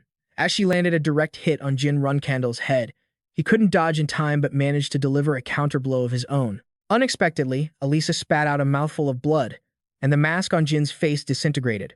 She spoke calmly. I suppose I should acknowledge this match, shouldn't I? The victory is yours, young Master Jin. With those words, Elisa collapsed, lying motionless on the floor. Only then did he realize something was wrong. Jin called out urgently, Miss Enya. Elisa only trembled slightly from her wound, not moving at all. He immediately shouted, Kashmir, please call for Miss Enya. Inside a mansion, a loud voice rang out, Hey Kashmir, what? Say that again. Murakan's jaw dropped, his hand trembling as he pointed at the man. I just confirmed it. Yes, young Master Jin has indeed defeated Elisa in a duel. I knew you'd be surprised. He defeated Elisa, someone from Bamon's Special Operations Division, in just 3 months. He shook the still-stunned Kashmir, demanding an answer. No, it's not that. Jin, the kid. What did you say he summoned? Kashmir answered hesitantly. Forgive me. So, it was a phoenix. Quaikentel also dropped to her knees in shock as Kashmir continued. He summoned Tess. Her eyes widened, her lips trembling. No. Quaikentel let out a resounding no, so loud it seemed Jin could hear it from miles away. Elisa was utterly disappointed. I went a little overboard and even used an aura shield to win the bet, only for that very thing to cause my defeat. Who would have thought I'd lose twice to a sneak attack from behind? When did you come up with that strategy? Jin replied casually while drinking some water. From our very first match. He ran a hand through his hair and said, half-jokingly, that sounds pretty arrogant, doesn't it? No, she replied with a faint smile. If it's you, young Master Jin, then it's just the truth. Jin moved closer, his voice sincere. Thank you so much for everything you've done for me, Miss Elisa. She replied gently. I had a lot of fun too. You probably can't imagine how proud I am of you, Jin. All right, young master. What are your thoughts on defeating someone from Bamon's Special Operations Division before you've even turned 16? A shout from above cut him off. Jin, you brat. Turning his head, he saw him. Oh, Murakan, I'm listening. Before he could finish, the man snapped, Tess. Murakan's eyes blazed with fury. Summon Tess, now. Hurry up. And just like that, Tess, the blue phoenix of immense power, appeared. Quaikentel quickly bowed her head, her voice trembling. Your humble servant greets the Lord of Flames. He slightly averted his gaze. It's been a while, hasn't it? Tess's divine aura swirled, filling the air. Suddenly, it spread its wings and flew straight forward, pecking Murakan right in the face, causing him to frantically plead, "Whoa, whoa, hold on now. What's this? What's wrong? I have complete freedom of speech. Oops, I mean, freedom to apologize. My bad, my bad." Meanwhile, off to one side, Kashmir placed a hand on his chest, feeling an indescribably rapid heartbeat. Why does this feel so exhilarating? The other man was still bent over and trembling, while Murakan was relentlessly begging Tess. "I've already apologized, so you have to say something back, don't you? I still have to relay the message. Please, just stop," he screamed in desperation. "Kid, send this thing back. Hurry up." Did Jin just notice? Fine. After that, Tess slowly faded away. Murakan rubbed his head where he'd been viciously pecked and sighed in complaint. "Why did you suddenly hit me? Seriously." Jin then called out in a low voice, "Murakan." Frowning, he immediately replied, "Of course you want to know why the great Murakan was so outmatched. By that blue bird. And that wasn't even Tess's true form. Only in the Fire Realm can you witness that guy's true self." Jin was surprised. The Fire Realm? Is that the name of the world where phoenixes live? I knew there were other realms out there, but this is the first time I've ever heard the name Fire Realm. He nodded. Of course it is. That's because it's a term that only gods and dragons use. It's just a name we use to make conversation easier. Not even the highest gods know that place's real name. Jin grew even more curious. Even the gods don't know, so that place is beyond their control. Murakan explained, his voice growing heavy. That's right. That's precisely why even the god of fire, Sinu, can't use the fire from the Fire Realm. What I'm about to tell you now is the most crucial part. In the past, a few gods left the Fire Realm one by one. Among them were dragons like Quick-and-Tell and myself, and then a few of them started causing trouble until Tess lost all patience. And that was the day we witnessed Tess's true power. Out of sheer anger, Tess incinerated 5 gods and 7 dragon clans right on the spot. Jin lightly rubbed his chin, his eyes filled with doubt. What? Is Tess really that powerful? Then how strong would someone have to be to unleash his full power? Murakan snorted coldly, his voice firm. That's impossible. No matter how strong you are, you could never fully unleash his power. It doesn't matter what you are. No one can fully unleash the power of an entity from another dimension. It's basically a type of balance. That's also why guardian gods are basically useless when they come to this world, and it's also why Tess can never use his full power in this world. But having said that, he suddenly growled, shouting right in Jin's face, "Someone like you should be burned alive. How could you make that dangerous old man jump into battle right after being summoned? Do you have any idea how shocked we were? What if he got mad and burned you too? But no, if he was going to do that, he wouldn't have chosen you in the first place. He told me to tell you those things. He really likes you. Congratulations, kid." Jin fell silent, his thoughts racing. Tess is far greater than I imagined. Sinu, the god of fire, is the one who governs all the fire in the world. So naturally, against Sinu's contractor, Keliak, and the guardian dragon Kadin, all fire-based attacks are useless. However, since I have Tess, when the Runcandel and Zippel clans fight, his blue flames will be a massive advantage. On January 2nd, 1796, Siren Runcandel sat in silence, his eyes scanning the lines of a letter. He was chosen by Tess again? That's rather interesting, but I have no interest in phoenixes. Besides, Jin's swordsmanship is only at this level. In the letter, line after line appeared, detailing his power. His swordsmanship has shown immense progress, developing at an alarming rate. He clenched the paper tightly. His gaze was pensive. Even though I allowed him to use magic and shadow arts, he's still a Runcandel. Siren Runcandel looked up and called softly, "Khan." The man immediately responded, "I am here, my lord." Siren Runcandel slowly asked, "I recall John has a grandson, the grandson of the Heron clan. I just received information about him a few days ago." Hearing this, he let out a silent sigh of relief. "How fortunate." Khan continued in a steady voice, regarding the request for the contest of the present to assassinate a pirate participating in it. One of the entrants on the list is Dante. Heron registered under a false name. The contest of the present seems to be a competition among pirates, Siren Runcandel suddenly recalled. A man with disgustingly yellow teeth. I also remember that 10 years ago, Mary was the final winner. The man gave a slight nod, providing more information. That was the young lady's first victory.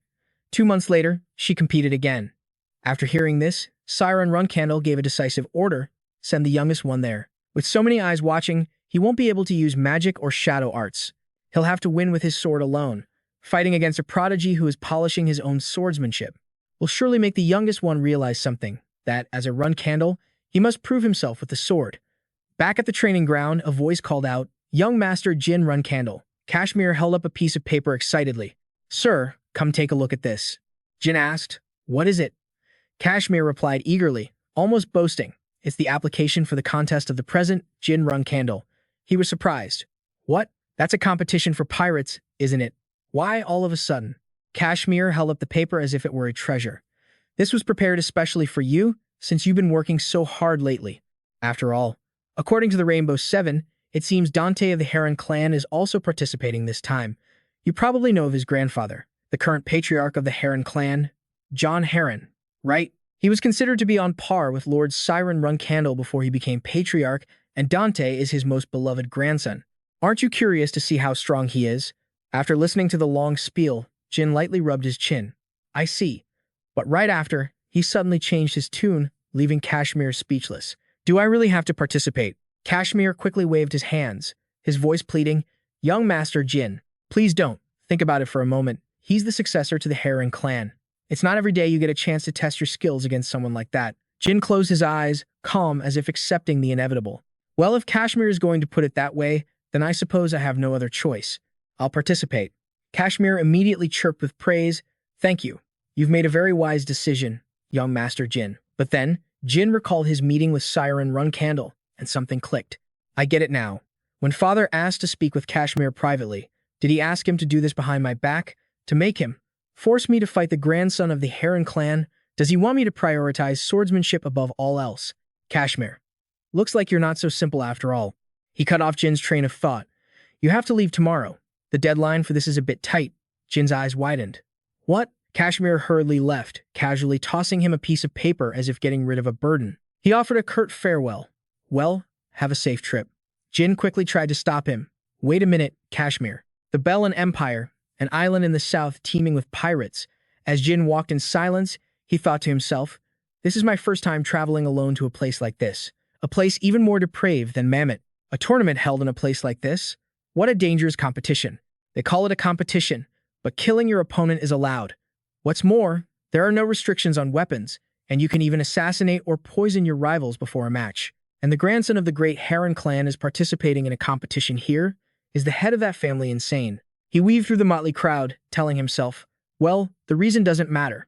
Just getting to fight him once is a good thing. This is going to be a great experience." A figure in a green cloak spoke with an excited laugh. "This place stinks as much as ever." It turned out to be Varaden. He excitedly pulled back his hood. "All right, time for a little fun."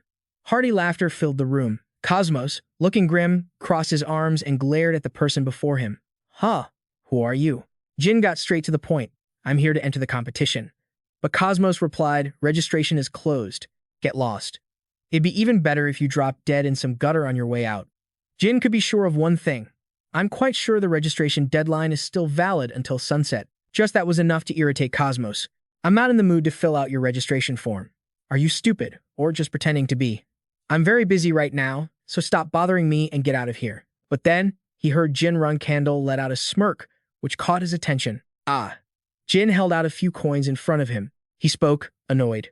"What do you think you're doing?" And Jin Runcandel suddenly threw all the coins in his hand right at Cosmos, with enough force to knock him flat on the ground. Once done, Jin Runcandel reminded him in a low voice, "Is this enough? Sign me up." Stunned by the sudden attack, Cosmos was silent for a long moment. A second later, he let out a huge laugh. "You've got some guts, kid. I like that." After that, Cosmos agreed to Jin's request. "All right, I'll sign you up. You brat, you'll be in block 13. Take this. The guys inside will gently guide you through the rest. With romance and love, I welcome you. You have now joined the competition, you arrogant little punk." And that man was the master of the southern island, the pirate king Cosmos Remo. Holding the paper, he read, "Jin Runcandel, block 13. He looked confident. "Pick some of the tougher guys. If there's no one left, I don't care if you throw him to the sharks." This made him exclaim, "Good grief, the number of stray kids participating this year is insane." After reading, Cosmos Remo turned back to Jin. "There's one more. Not you, but a bastard who dared to hit the captain. It's a shame you two are in the same block. I wanted to see you tear each other apart. Oh well, good luck. You two might meet in the finals, but you'll need a lot of luck for that." He then led Jin to a location. All right, this is the gathering place for Block 13. I'll see you again. If you manage to keep your head attached to your neck. Noticing something was missing, Jin immediately asked, "Hey, what about my room?" Remo replied bluntly, "How should I know?" Hearing this, Jin secretly figured it out. So there weren't enough rooms for all the applicants from the start. Each room has 2 to 3 people. Are they trying to make the contestants fight each other in these cramped rooms? This is more like a survival game than a tournament of strength. As he was thinking, someone noticed him. Heh, a guy inside sneered. "And who the hell are you?" Then he shouted loudly, "Hey, can't you see there are already 3 people in here? Scram." But Jin cut him off. "I'm going to count to 3. He radiated a murderous aura. When I reach 3, all of you had better be out of my sight. And so, Jin began to count. 1. Meanwhile, the burly man gaped in disbelief. "What? Hey, wait a minute." Jin ignored him and continued counting. 2. The burly man cursed in anger, "This damn brat." And the final number was called out, making him panic. 3. Instantly, Jin's area erupted into chaos, drawing the attention of others. They were curious enough to step inside to see. One of the men in the room screamed in terror. The 2 people in there had been brutally dealt with by Jin. Then, Jin walked over and picked up a golden blade. He turned back and asked, "Anyone else want to stay?" Yet there were still some who jeered and charged at Jin all at once. Go to hell. Sharp trails of the sword flew everywhere. One by one, they were taken down by Jin. The masked man there was truly about to lose his mind, while Jin still stood tall and unfazed. After eliminating these pests, he spoke slowly. "Even if this is a lawless place, it's not even comparable to Mammoth, not at all. So it looks like I'm going to lose a little sleep for now." Someone's footsteps slowly approached. Jin was now calmly reading a book. Remo had a complaint. "This is a bit of a pain. Hey, kid." Looking at the mess Jin had just made, he asked again, "Are you planning to take everyone out before the tournament even begins?" Jin closed his book as if nothing had happened. "Well, just consider this a small appetizer before today's main course." This statement shocked Cosmos Remo. "And here I thought you were just an arrogant little brat. The captain wasn't wrong. You really do have some spirit. So that's why the captain said to put you in with some of the tougher guys. Blocks 1 and 2 will be starting soon. You'll have to fight them later. So if you want, you can go watch those guys fight now. Follow me. I'll personally escort you," Cosmos Remo reminded him. "Just so you know, using a sword in the audience area is strictly forbidden. So just sit there and behave, super rookie." Jin thought to himself, "That's not so bad." Then he looked at the atmosphere around him. Are there really this many spectators? I don't think anyone here would recognize me, but I should probably be careful and disguise myself a little. Up in the stands, someone was talking loudly. "Hey, have you heard that rumor? The one about more than half of Group 13 being wiped out. Damn it, I bet on one of them." "What kind of monster did that?" "No, there's another one." Among the contestants in the competition, they kept whispering to each other, not noticing Jin had been standing behind them the whole time. "I heard there's a spot reserved for the family crest of the Runcandels." The person next to him was surprised after hearing the information. "A provisional knight from the Runcandel family? Huh? What's a Runcandel doing in a place like this?" The other guy continued, "I heard this while drinking with some officers from the Cosmos Pirates yesterday. They said there's an incredibly outstanding young man among the participants, so it would be ridiculous if he wasn't a Runcandel." Jin had already sat down beside them, but none of them had a clue. If that's true, then it could be Daytona Runcandel, Haytona Runcandel, or Jin Runcandel.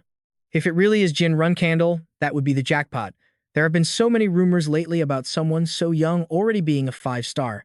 And Jin silently judged, so it's because of the Runcandels. Huh, I'm one thing, but for them to know the names of my 2 Tona brothers as well. But I guess it's about time. My brothers made a name for themselves in the world. If they're really participating, I'll hunt them down and make them stand guard as punishment. Fireworks were exploding all over the sky. The host's voice rang out, "Welcome, ladies and gentlemen, to the arena. You must all be bored to death, right? Then please give a warm welcome to our pirate king, Cosmos." The audience roared when they saw him.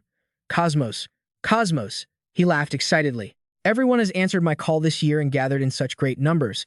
I don't know how to express my gratitude. Light the fire and set your spirits ablaze right now." The opening ceremony began. Each team consists of 14 people, and as of now, there are a total of 13 teams and 182 provisional warriors. And the first star to step into this glorious arena today is the man who reached the round of 16 in last year's tournament, the darling of the Sea Sand Pirates. His name was announced loudly, Mantis, and his opponent is a contestant appearing for the first time this year. Is there something hidden behind that youthful appearance? Let's welcome the teenage swordsman, Baumic. The two men who were just talking in the stands were suddenly stunned. Even Jin showed a clear look of surprise. The two men whispered again, "What the hell? Isn't he just a snot-nosed kid?" I know the number of young participants has skyrocketed this year, but this is just. Jin silently judged. 13. No, 14. They're insane, letting a kid that young participate. Suddenly, he paused.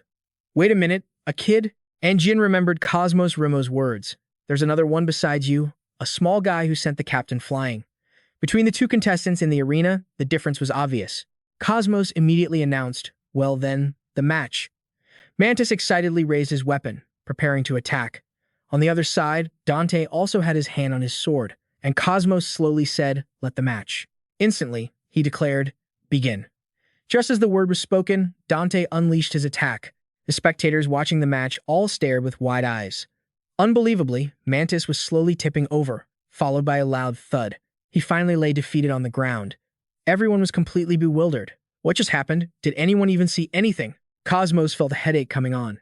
Those bastards from Sea Sand are probably about to lose their minds.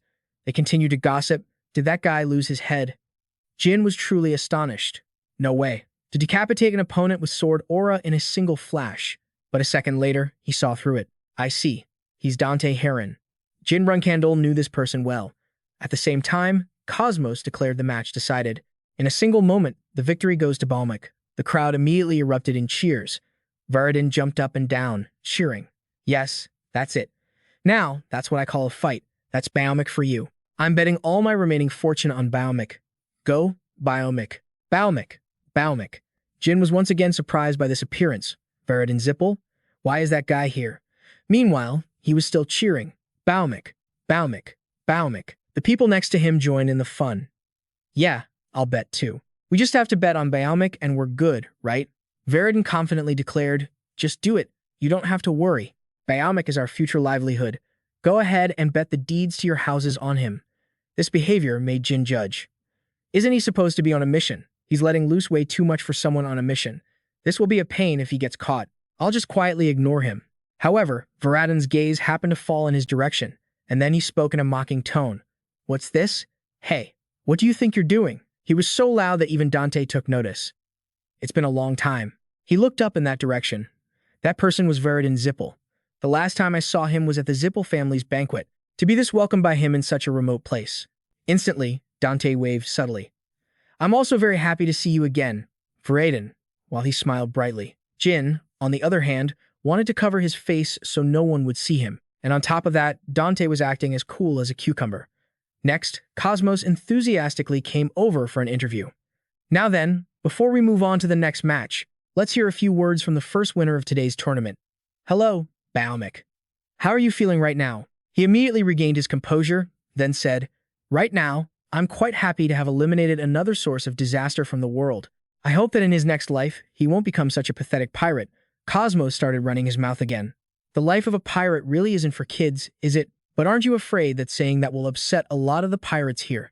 You're an interesting one, kid. Keep up the good work. All the pirates who had just heard his statement were absolutely. Welcome, Dante. He remained silent, not uttering a single word. Cosmos excitedly tossed his hat in the air. All right, and now for the next match. Will the contestants please make their way to the arena? Meanwhile, in Jin Runcandel's room, he was reviewing the day's events. I've watched the upcoming matches, but aside from Paul Mix, there's no one else worth noting. I'm sure of it. Paul Mix has to be Dante Heron. He looks so young, but to have swordsmanship like that, there's no other explanation besides him being a Heron. And Jin wondered if he could win if he used magic and shadow energy. I might have a chance then, but if it's just swords, I'm not so sure. Still, you never know. They announced that there would be about 3 to 4 matches each day, so my first match will probably be in the next 3 days. So until then, he had to be even more determined to overcome the darkness of this prison. A lone figure stood in a dark dungeon. He had silently come here all by himself. It was Dante, and he looked completely exhausted. Elsewhere, someone was holding a necklace containing the blood of numeros. Seeing Veridin spinning it like a toy, Diane questioned him. I didn't give that to you to play with. It is an item that the young Patriarch is to use only when absolutely necessary. Please be more careful. Hearing this, Veridin just chuckled. My apologies, Elder. I just feel more at ease when I'm holding it. Is that why you called me here? At this, Diane sighed and revealed that on a northern island in the Bella Hill archipelago, a martial arts tournament is held every year. The old man mentioned a familiar name that made Veridin jump. Perhaps you know of the Cosmos Arena, but he still tried to deny it. First time I'm hearing of it. My goodness, how would I possibly know about a martial arts tournament run by pirates? Never. I am absolutely certain I know nothing about it. But in his head, Veridin thought, and I was just wondering where he disappears to this time every year. Dian cleared his throat, his tone serious. Dante Heir, who participated in the tournament last year and is the future Patriarch of House Heir, has joined again this time. Go there and see for yourself. If you get the chance, witness with your own eyes the level of the man you will one day surpass. And now, Veridin felt incredibly bored, so that's why I came here after hearing all that. And it's great that I can even make some extra money. The more he thought about it, the more annoyed he became. But why haven't there been any interesting matches these past 2 days? It's cool to see Dante's skills, but that's about it. This year is so boring. The two people behind him started to whisper. Doesn't he seem to be enjoying himself? Veridin yelled out in frustration. Where did all the skilled fighters go? Just then, his eyes landed on a familiar name. Jin Runcandel Gray. Wait, is that really Jin Runcandel? So he didn't just come to watch.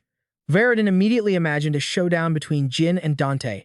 The mere thought of it excited him. Here we go. Now things are getting interesting. Elsewhere, a sword was thrust hard into the ground as an exhausted Jin collapsed beside it. He let out a long sigh and summarized the situation.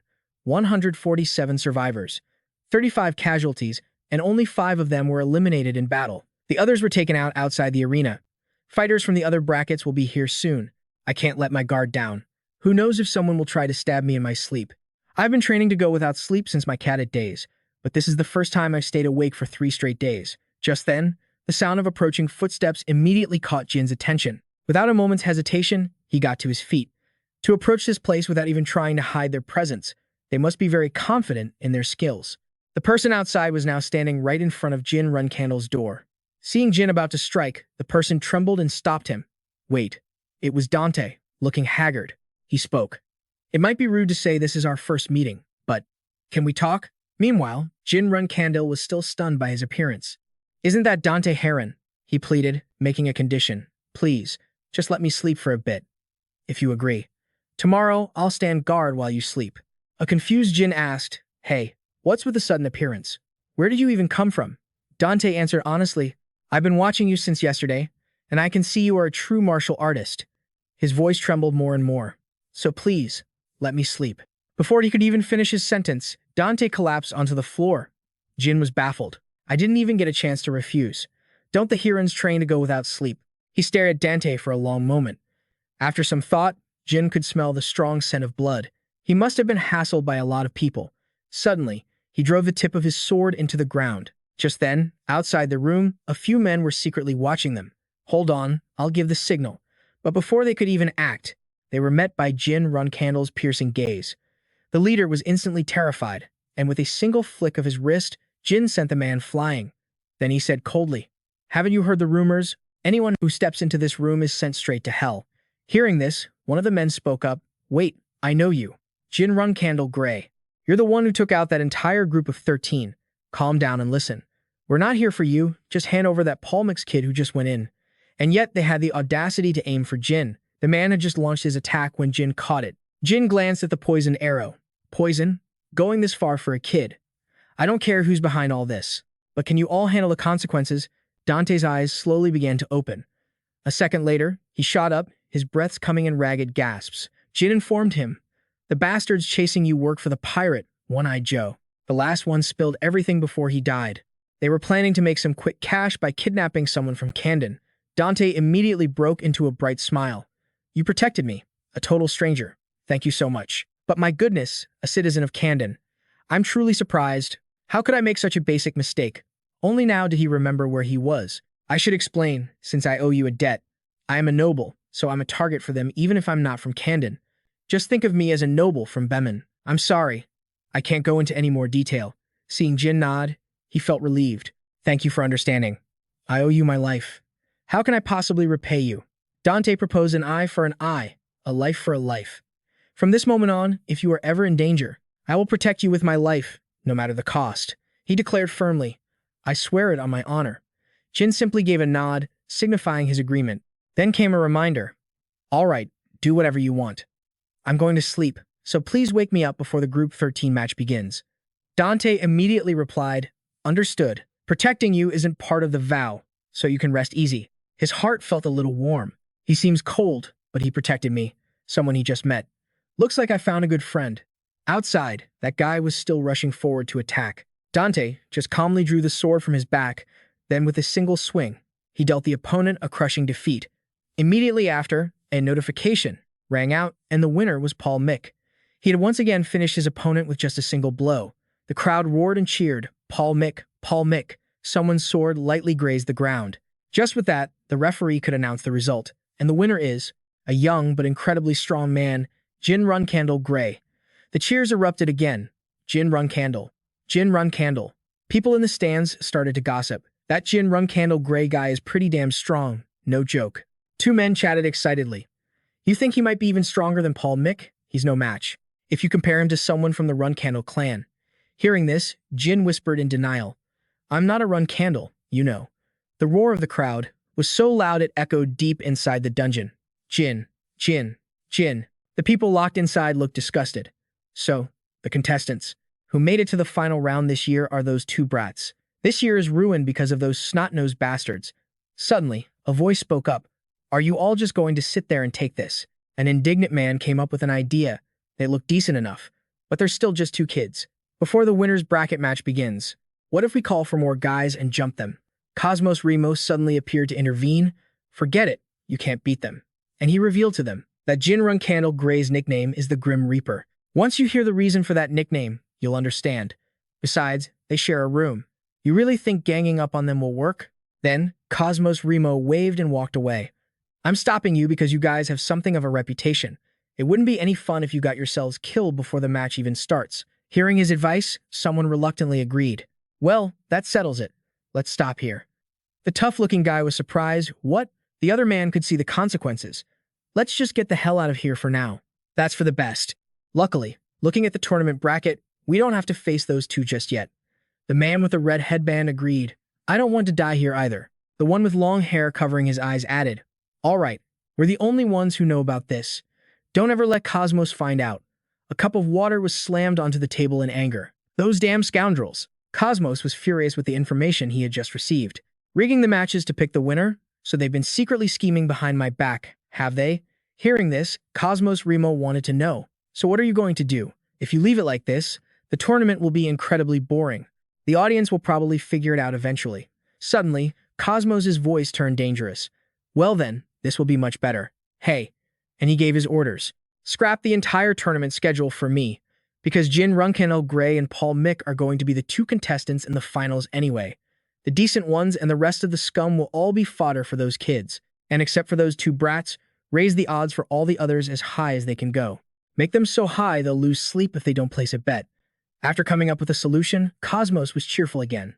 All right, the pace of the matches from now until the finals will be lightning fast. He went back to his business, time to make some money. In the arena, the cheers were deafening. Paul Mick. Paul Mick. Veradin casually assessed the situation. One is a super rookie who made a huge splash from his very first match, and the other is the Grim Reaper, who reeked of blood and flesh from his first fight. He asked the people behind him, who do you think will win? One person answered, Paul Mick. The one next to him shared the same view. I agree. I think Paul Mick's swordsmanship is a bit more refined. Then they asked their young master in return, you also bet on Paul Mick, didn't you? Veradin looked bewildered. Me? Then he revealed, I bet 100,000 gold on Jin Runcandel Gray. The other two were shocked. What, sir?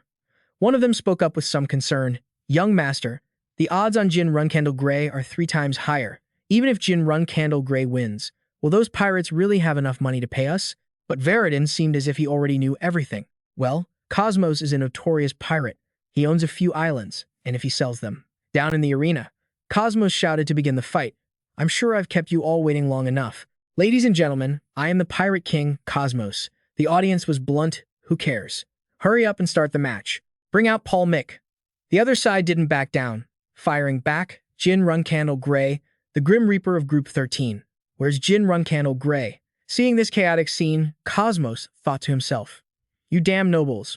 Next year, I'm doubling the entrance fee to teach you all a lesson. He then cleared his throat and got straight to the point. Let's skip the long-winded introduction. Bring them out. Cosmos raised an arm and yelled, Paul. His supporters shouted in unison, "Mick." The entire arena erupted at his appearance. Paul Mick. He walked out to the cheers of the crowd. Paul Mick. Next, Cosmos introduced, and his opponent is the Grim Reaper of Group 13, the nameless young swordsman, Jin Gray.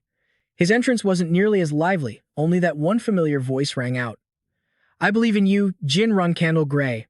I bet everything I have on you." Veridon cheered enthusiastically. "Jin Runcandel Gray, let's go," he said warily. "Where do you want me to go?" At that moment, Jin and Paul Mick were facing each other. Cosmos prepared to announce, now, without further ado, the words everyone has been waiting for. "Let the match begin." Jin's feet remained firmly planted, not moving an inch. Both of them took hold of their weapons. Unlike any other match, both Jin and Paul Mick were wary of each other. Paul Mick's eyes narrowed sharply. He suddenly threw off his cloak, which stunned Jin for a moment. Seizing the opportunity, Paul Mick lunged forward, but Jin quickly parried the blow. The two blades clashed, sending sparks flying. This time, Paul Mick changed his position, ducking down to aim for Jin's legs, but it was still unsuccessful. Even so, he broke into a wide grin. "I knew these little tricks wouldn't work on you." Jin's face showed clear surprise as Dante straightened up. He was preparing a powerful move. "This time, I'm getting serious." On the other side, Jin was no slouch either, immediately unleashing a surge of energy. He didn't hesitate to challenge his opponent. "Show me everything you've got." Dante smirked at his rival, filled with excitement, a stark contrast to his opponent's expression. Jin, on the other hand, looked dead serious. Instantly, they both charged forward at the same time, creating a shockwave. The match was so intense that the spectators outside didn't dare to blink. Even Cosmos was thrilled by this display. Jin's sword was ice cold from clashing with Dante's blade of fire. The fight was incredibly tense. Dante channeled more power into his sword, making his attacks noticeably more agile. From his observations, Jin knew for a fact that Dante's initial attack was always his fastest. But now, he was only accelerating when necessary, allowing him to manage his power more efficiently. Suddenly, Jin changed direction, taking Dante by surprise. Even so, Dante was still fired up. Jin pushed himself to match this new speed. The audience roared enthusiastically. "Go! Go!" A man sitting in the corner looked like he hated the world. "This is insane. Who'd have thought you could see a fight like this in this godforsaken place?" The person above continued to cheer wildly, "Get him." Veridon watched, unable to hide his satisfaction. A voice spoke up. "How's the kids' fight going?" Down in the arena, Jin grabbed Dante's sleeve. He taunted him boldly. "You've done well, Jin Runcandel. But if you have any other tricks, you better use them, because I'm about to." Jin Runcandel took a deep breath, focusing intently. Just a moment ago, he couldn't keep up with Dante. He was faster now, gliding past like the wind. Although Jin managed to dodge, it was clearly becoming difficult for him. For a split second, he tried to find his opponent's weakness. Instantly, the reach of Jin's sword strokes began to extend.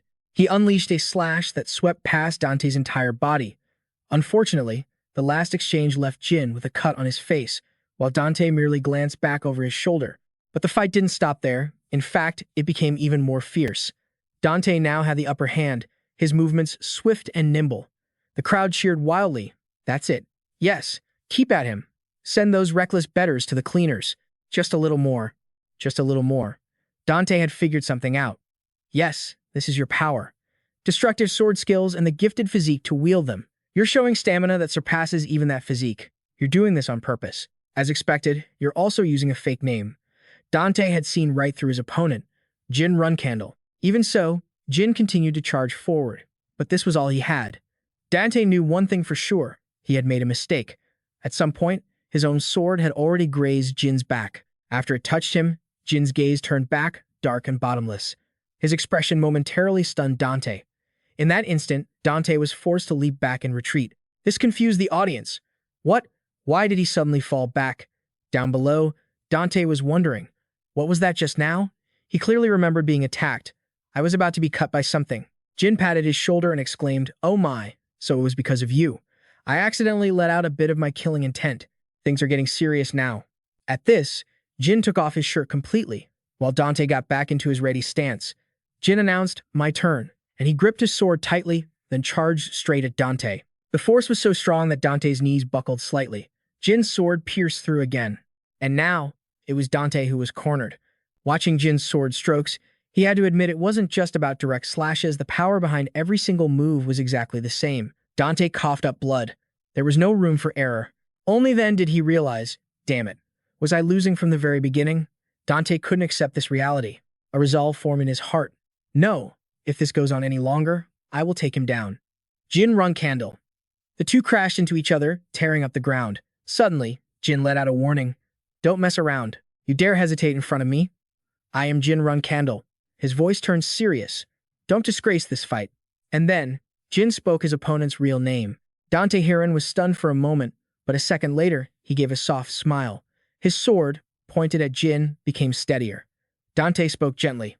All right, I suppose I let you see an ugly side of me. Jin Runcandel. Will you still take me with you? Hearing this, Jin just smiled slightly, then began to move his sword, and touched his opponent's own blade. Dante's feet sank into the ground. He struggled to maintain the clash of swords, and Jin couldn't let his guard down either. Both of them pulled back their swords and retreated. Suddenly, Dante lunged forward unexpectedly. The swords met with a deafening clang.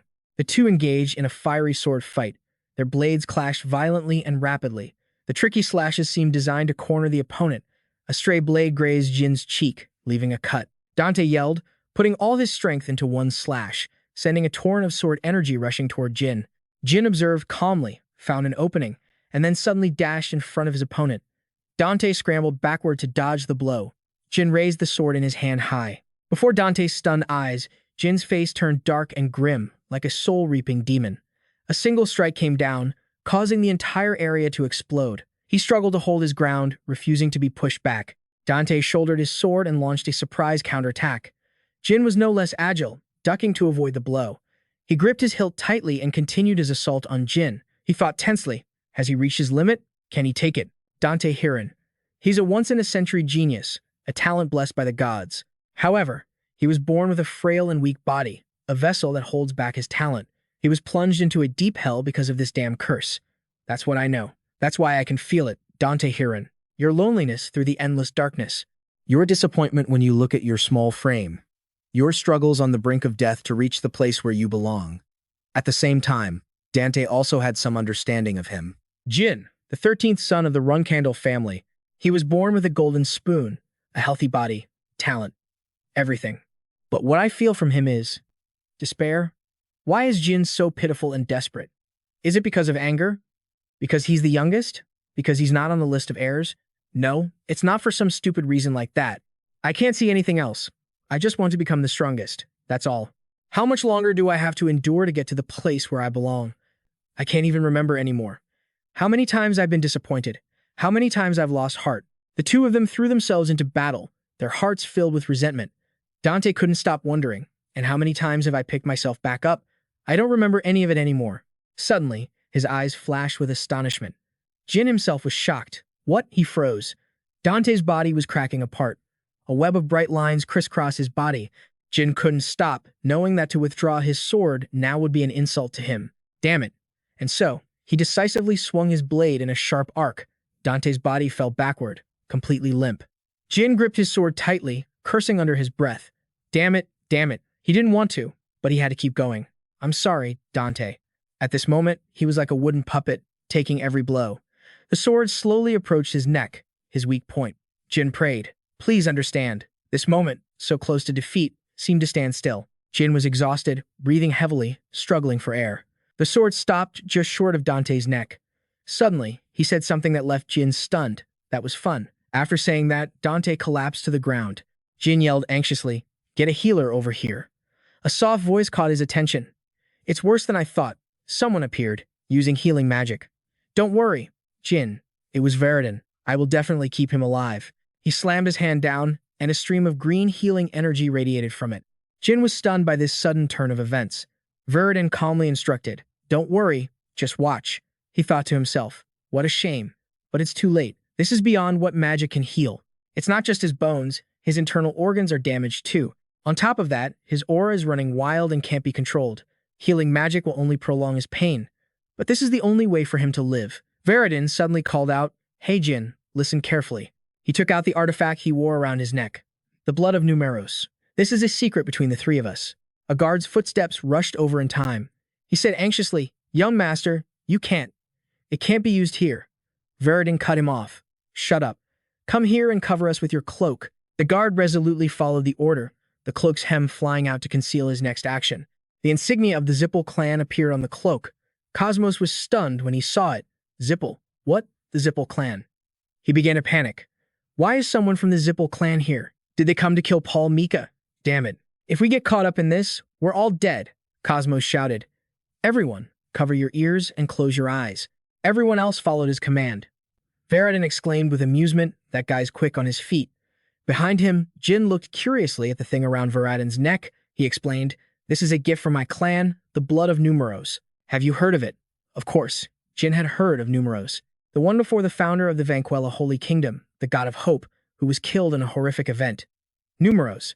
He shed 8 tears and hundreds of drops of blood because of that event. The tears resurrected the dead, and the blood healed all wounds and illnesses in an instant. Back then, they became a hot topic of conversation and were considered a priceless treasure. Many powerful organizations, like the Zippel clan, scoured the world to find them. And now, this divine legacy is only mentioned in legends. He guessed the other's intention. You're planning to use it on Dante? Varadin replied, "That's why I told you to keep it a secret." Jin wondered to himself, why? Aren't the Zippel and Heir clans on bad terms? Why would he go this far? He slowly placed the drop of blood into Dante's mouth and asked, "You understand too, don't you? Losing a rival is like losing a friend." Jin was shaken to his core by those words. From behind the guard, a blinding light erupted from Dante's chest, radiating brilliant rays. He showed signs of waking up, his mouth slightly ajar. Varadin was overjoyed to see this. Dante whispered, "What's happening?" He let out a sigh of relief. Thank God. Looks like there are no side effects. He wondered, Varadin Zippel, what are you doing here? Jin still hadn't recovered from what had just happened. The blood of Numeros resurrected Dante, who was on the brink of death. Varadin, did you use something like that just for that reason? Varadin said mysteriously. The price for using this is steep, you know. Dante was shocked when he heard this. Numeros, you used it on me. How can I ever repay you? Jin thought, and what's more, he's from the Zippel clan. What are his conditions? Varadin casually made his request. First, Jin, you'll buy a round after this is over. You're going to be here for a while, right? I'm not taking no for an answer. And when you see me again, don't pretend we're strangers. Got it. He let out a breath, thinking, Varadin Zippel. I thought he was just an idiot. He's a ridiculously cool idiot. Jin agreed. I'll think about it. Soft light illuminated a corner of the room. There were cheers as the three of them returned. You were amazing. They said you could only take one of the winner's prizes, so how'd you manage to get both? You're really something else, Jin. He wondered. You wanted me to choose just one when I was at death's door. Is that it? Jin replied. The level might not be a perfect match, but that was the limit. Varadin laughed along. That's right. You two were practically dead. He pushed a bag of gold coins forward. It's not like I particularly need these. I'll give this to you. Dante Heron doesn't lack for money. Dante accepted. But I'll keep it as a memento. On the side, Varadin whined like a child. Hey, me too. You should give me something too, right? Jin pushed a chest onto the table. Varadin asked curiously, is that one of those treasure maps you only hear about in stories? Are you really giving me something that valuable? Jin flatly denied it. No, this is yours. He lifted the box to gauge its weight. An empty box? Thanks. He continued, changing the subject. So, Dante, let me ask you something. Dante looked puzzled. What is it? Jin didn't beat around the bush and got straight to the point. Why didn't you use your secret technique? I'm sure you could have used it. Dante's answer made him pause. Weren't you doing the same? I don't know what other skills you were hiding, but it's not fair to say that after not using your own full power. Jin had to admit the guy had good intuition. Outwardly, he played dumb. What? I don't know what you're talking about. He smiled. If you feel it was unfair, you can fight me again, but this time, we won't hide any of our skills. Varadin chimed in. Same here. I'm looking forward to the day we finally face off as official members of our clans. That's what I was going to say, but wouldn't it be better if we could just sit here like friends? Jin teased him. Is the future patriarch of the Zippel clan getting soft on me? Varadin shot back, embarrassed. I am not. If things get ugly, then everything I just said is off the table. Anyway, more beer over here, he yelled to the others. What are you doing? Raise your glasses. Jin thought soberly to himself. Even though we're sitting here laughing and drinking together, a time will come when fate will make us point our swords at each other. Friends, but also enemies. Friends, but also enemies. I have no idea how this relationship will end. Suddenly, Varadin remembered something. Oh, right. Have you guys heard about the Varadin impersonator? Dante was completely shocked. An impersonator? And he's pretending to be you in the Zippel clan's territory? I don't know who this person is, but they've got some nerve. Varadin continued. And that's the problem that's been bothering Andre Zippel lately. My clan's reputation is ruined. I'm not saying this is directed at you, Jin, but the rumor is that the Runcandel clan is behind it. Jin wondered, so what are you going to do about the impersonator? My plan is simple, he replied. We'll catch him, no matter what it takes. So I'm thinking we'll need a special class mage to investigate. Jin advised, I don't think that's a good idea. If it were me, I'd use this rumor to draw him out. But if you announce that the Zippel clan is officially searching for the impersonator, you'll just become a laughingstock. You're telling the whole world he's making a fool of you. You can catch him after he makes his move. Varadin considered it. That sounds reasonable. I'll pass that along when I return to the clan. Jin stood up to leave. Well, shall we end it here? Dante asked. Surprise, we're done already. He tossed a comment over his shoulder as he got ready to leave. I'll attract unwanted attention if I stay here any longer. Unlike you two, I'm very busy. Varadin was skeptical. Because of the reserved knights, or is there something else? Jin replied, annoyed. Sure, let's go with that. They said their goodbyes. Well, see you later. As he watched Jin walk away, Varadin murmured, my friend. Jin froze when he heard that. He watched his friend walk away, while the other two chuckled behind him. Jin muttered coldly, dream on. Elsewhere, Siren Runcandel was reading a letter from an acquaintance. Sender, Kashmir. Recipient, Siren Runcandel. Subject, Jin. Defeated Dante Heron and was victorious in the Cosmos Arena. Note, Jin has reached the 6-star swordsman level. He was annoyed. He sends me this after I told him to just give me a summary. Am I being treated like a fool? Khan, who was standing behind him, asked curiously. Patriarch, did something happen to the young master? Siren Runcandel explained. It's nothing. It says that Jin defeated the Heron clan's young master and achieved the 6-star level. It seems the boy is working hard. And tell Kashmir I want to have a word with him soon. I'm quite eager to meet this friend of his. Khan replied, understood, sir. The very person being discussed suddenly felt a chill run down his spine. He shivered and said, what's happening? I suddenly feel cold. Jin was surprised. You're cold even when you're sitting right in front of the fireplace. Are you sick? Kashmir replied, I'm not sure. Should we add another log to the fire? My apologies. I cut you off. Could you show me that map? Without any hesitation, Jin handed it over. Here. It's incredibly vague, but I can't help but wonder what it's hiding. I've never seen a map like this before. He took the map to study it. There's no way to find Yuria with this. The little girl's eyes lit up. What's that? A treasure map? Yuria wants to see, too. Let's go treasure hunting. Suddenly, a look of shock filled the little girl's eyes. Huh? Kashmir turned to her, concerned. What is it, sweetie? Yuria pointed to a spot on the map. There's something important here. And here, too, there's something dangerous. And people are protecting it. It's very, very precious. Yuria suddenly grew terrified, crying out in pain and fear. Her father watched her strange behavior in alarm. Yuria, the little girl collapsed to the floor, clutching her head and screaming, no, no, no. Someone rushed forward. Murakan scooped Yuria into his arms to protect her and began shouting orders. She's losing control. Call the guardian dragon. We need to calm her down, now. What are you standing around for? Call Lachi. Hurry up. Kashmir scrambled to respond. Yes, sir. Lachi had just arrived, and seeing the girl's state, he cried out in alarm, Yuria.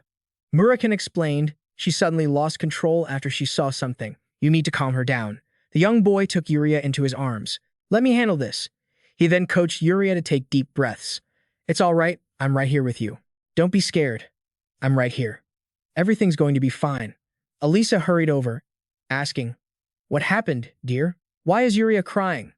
Lachi quietly gestured for her to be silent. Shh. The boy held Yuria close and reported, it's okay. She's asleep now. Elisa took her daughter into her arms. After being calmed by Lachi, she had settled down. Murakan praised him. Well done.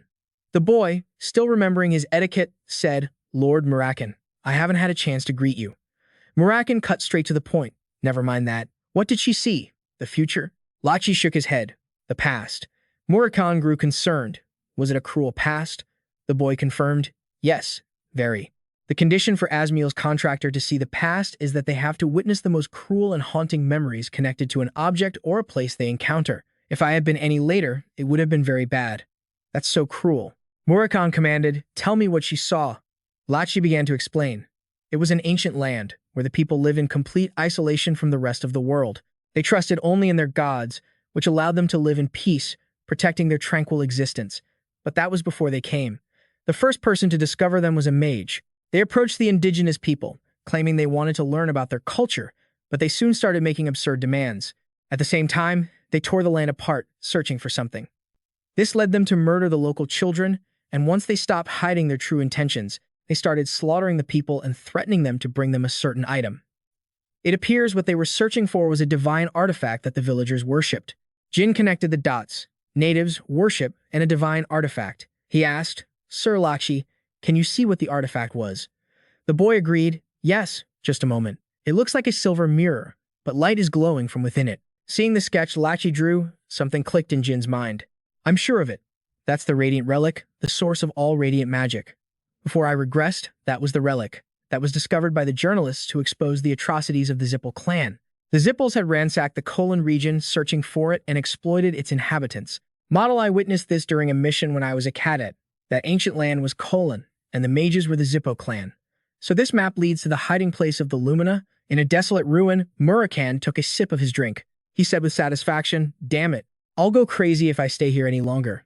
It's quiet now, and at least the alcohol here is fantastic." Meanwhile, in a silent room, Lao Sa had prepared herself. "It's finally time. I must get ready to welcome our guest." Jin was astonished by the new information. A spring of magical power? I can't believe the map I got from those bandits is the key to something so monumental. Murakan frowned, puzzled by the sad look on the kid's face. "What's with that expression? What are you thinking?" Jin told himself, "I can't let on that I know what it is." He tried to act calm. "No, everything's fine." "All right." Jin turned to the couple and called out, "Lord Kashmir." The man was surprised. "Ah, young Master Jin," the boy said apologetically. "I'm sorry. Yuria had a terrible experience because of me." Kashmir wasn't blaming him. "It's all right. It's something that anyone who makes a pact with a god must go through. I had anticipated this would happen one day." Lakshi assured him, "Lord Kashmir, please rest assured, I will always be by Yuria's side. I will protect her, no matter the cost." The man was grateful. "Thank you, Sir Lakshi. Now that we know this map is no ordinary thing, we must start taking action. First, I'll ask around to see if anyone can decipher the ancient language on the map. Let the seven-colored rainbow handle this." Jin's mood lifted again. "Then I'll be counting on you all." However, he knew that despite saying that, things were only going to get tougher. After the residents of Kolin were massacred by the Zippo clan hundreds of years ago, they were nearly wiped out. The survivors are being held captive in Kolin. Can we find the Lumina before the Zippo clan does? 2 weeks later, on February 17th, 1796, a drunkard named Ban was singing loudly in the street. "Round and round, the world of my life goes round." His steps were wobbly, and Ban unluckily fell and hit his head on the ground. He felt everything spinning. Jin approached Ban and asked, "You don't look so good. We seem to be in the same boat. Why don't we have a little chat?" Ban wondered. "Kid, who are you?" Jin held up his own bottle of alcohol. "Does it matter? I'm just a guy who loves his drink." From that, he deduced, "Then you must be a good person." Supported by Jin, Ban rambled on alcohol and snacks. "Kid, are you an angel?" Jin replied humbly, "My hobby is just helping people. My sister at home would like that. Your skin color is quite unusual, isn't it?" "I hear that a lot," he revealed. "Everyone in my tribe is like this." Jin was suspicious. "A tribe?" The man lifted the bottle, took a swig, and began to speak. "My home is very far from here. Let's stop there. I'll cry if I keep talking about it." Jin continued to probe. "Far from here, you say? I happen to have something that's also from a place far away, but I don't know what's written on it. Do you think you might recognize it?" The map was held out in front of Ban. The bottle slipped from his hand, shattering with a crash. He sobered up instantly, looking at Jin defensively. "You." Ban sensed someone approaching and saw 2 more people appear. He became even more wary. "You people, who are you? Did you approach me because you knew I was from Kolin?" "Who are you, kid?" Jin replied coldly. "I am a follower of the commander of the Tikan station, Elisa, and that black-haired man and blue-haired boy over there are dragons." Murakan was annoyed. "Hey, why would you just blurt it out like that?" Jin put on an innocent face. "Well, what was I supposed to do? I had to say it." The man reminded him sternly, "You know that's not what I meant. Be more careful." Jin reassured him, "It's fine. Don't worry about it." Ban asked them in surprise, "You're not from the Zippo clan?" "Then how did you find me?" Jin explained. "We just happened to acquire this map. This blue-haired boy is the guardian dragon of Asmol, and through Asmol's power, we were able to see the resentment hidden within the map. In it, people like you were being exploited. We searched for anyone who knew about the map, but we couldn't find a single person. But by chance, we found you. living right here in Tiken. Even if you ask how, it was truly just a coincidence. Ban denied it. That was clearly not a coincidence. Follow me, all of you. I think it's best you meet my sister. He led Jin's group to his home. Lao Sa approached and said, "Welcome. I have been waiting for you, the famous figures of Tiken." Ban bowed respectfully. "Lady Lao Sa, I brought them here without permission." She dismissed his concern. No, you've done very well, Ban." Murakan keenly observed, "Waiting for us? That's unusual." Jin silently sensed it. Should I call this holy power? It's something that shouldn't be in a place like this. Is the holy power emanating from that girl due to her noble bloodline? Or is it because this is the one chosen by their faith?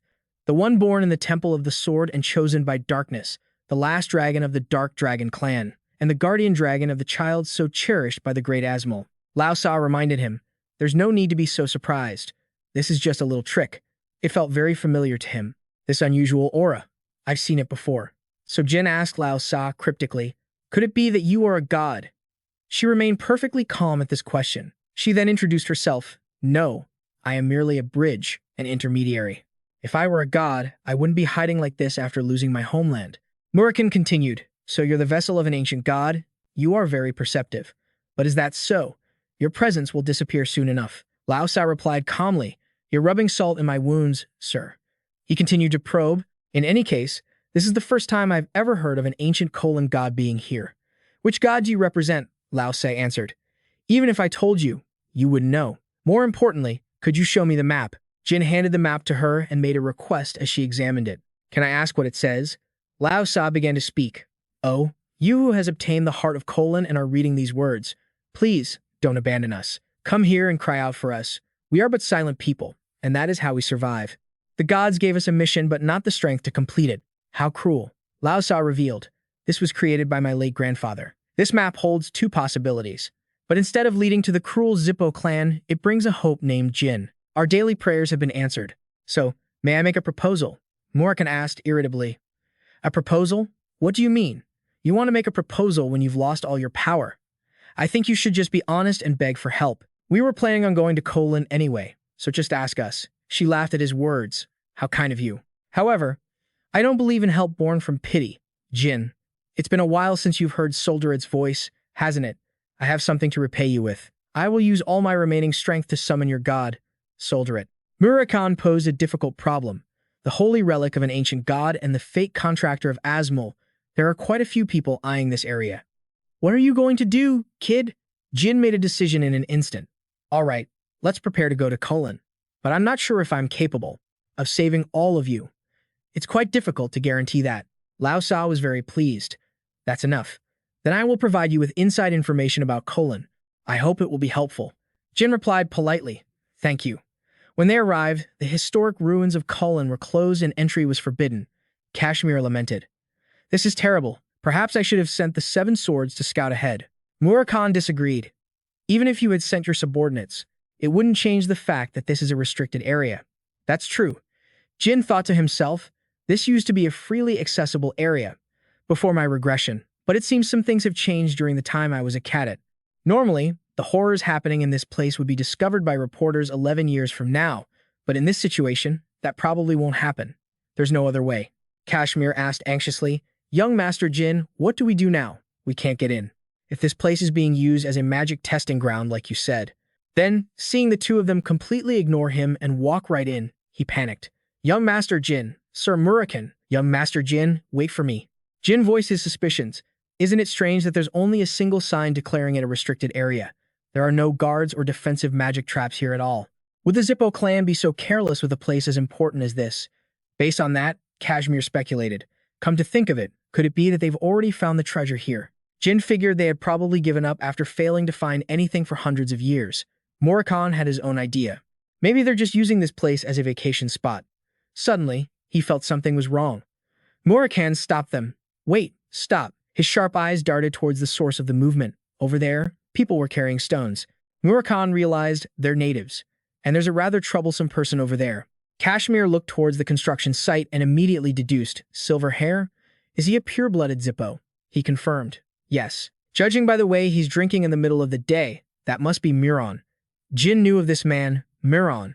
He was also known as the madman among the mages of the tower.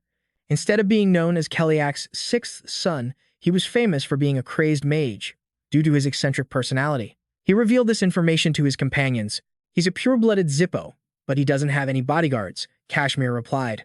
He is the master of Zippo's 7th Mage's Tower. He's an 8-star mage and carries a ton of artifacts with him, so it's understandable that he's confident. Murakan, radiating killing intent, uttered. So, after we cut off his head, we just need to get all these people out of here, right? That's why I brought this germ along. Jin extinguished his boiling desire. No, our opponent is a pure-blooded Zippo. Since we've already killed Andre Zippo, it'll become a huge problem even if we kill Miran. We'll still need a reason that prevents the Zippo clan from intervening. Suddenly, there was a stir in the bushes to the side. A branch rustled gently. Movement. Dinos slowly emerged from the foliage. He didn't notice them and walked cautiously. Jin's dark voice rang out from behind him. Who are you? I won't ask again. He froze and hurriedly introduced himself. Dino Jagran. I'm a reporter. Jin was startled to hear that name. Dino Jagran. He was the reporter who wrote the report about Colin in my previous life. The report would be published 10 years from now. So does that mean he's been investigating all this on his own? Jin ordered, turn around. Observing Dino's appearance, he roughly estimated him to be in his early 20s, with a frail body. This young man had started a war with the Zippo clan. All on his own. Truly admirable. Jin struck up a conversation. A reporter? Did you come here looking for a big story? What's it about? At the same time, the other two revealed themselves. He spoke with some hesitation. Before that, may I ask where you're from? Jin reassured him. Don't worry. We're just simple passers-by, really. A friend of mine is from this land, and asked me for a favor. But since you said you're a reporter, it seems our destination and our purpose are the same. Dino was astonished. You guys? You know about the current situation of the people of Colin? Murakan said defensively. Wait a minute, kid. Can we really tell this guy everything?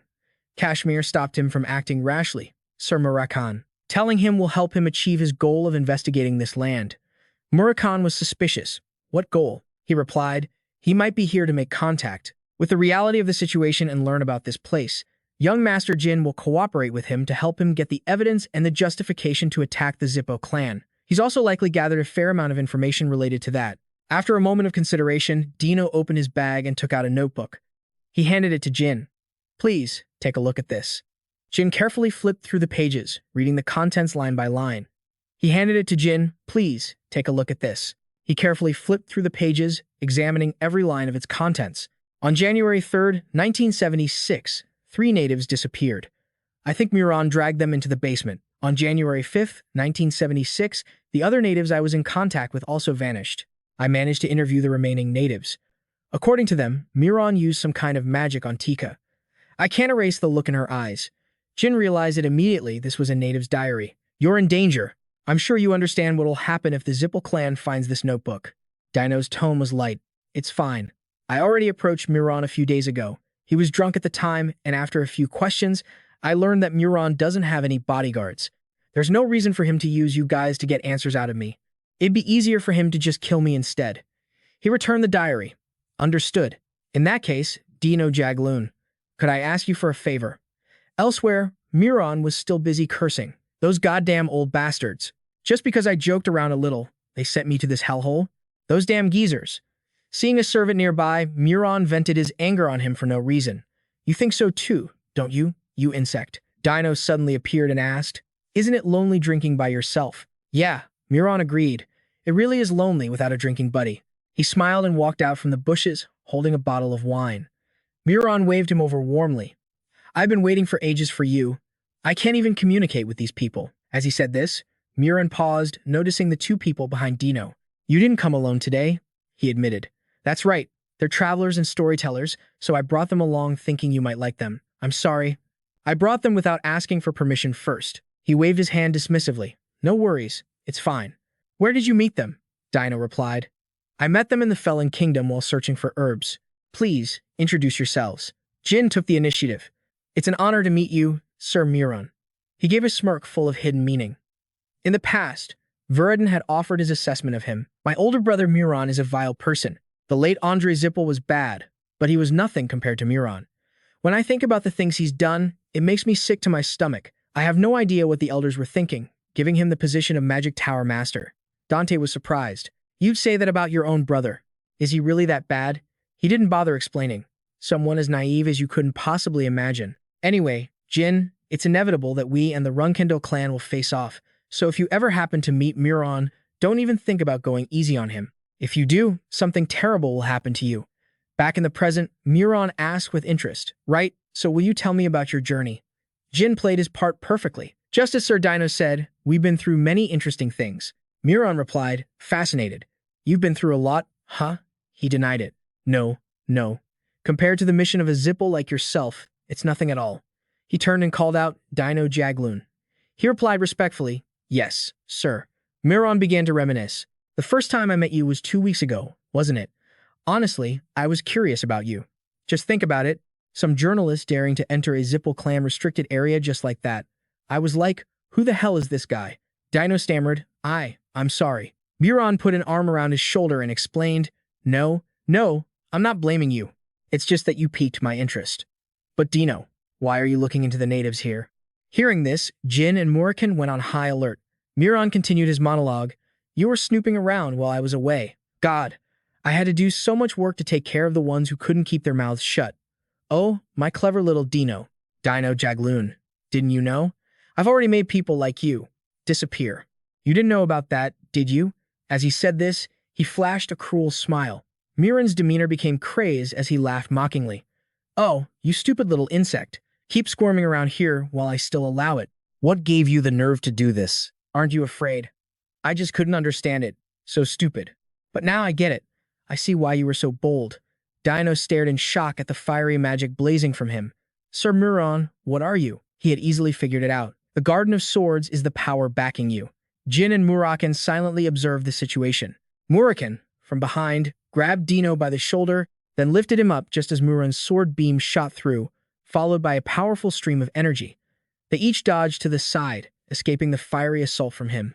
Murakan's body was now enveloped in a blazing sphere. They're suspicious. A shield? I didn't detect him using any magic to create a shield of this size. Even if he hid the spell's activation with that flame, there's no way I wouldn't have felt some trace of magic. What kind of trick did he use?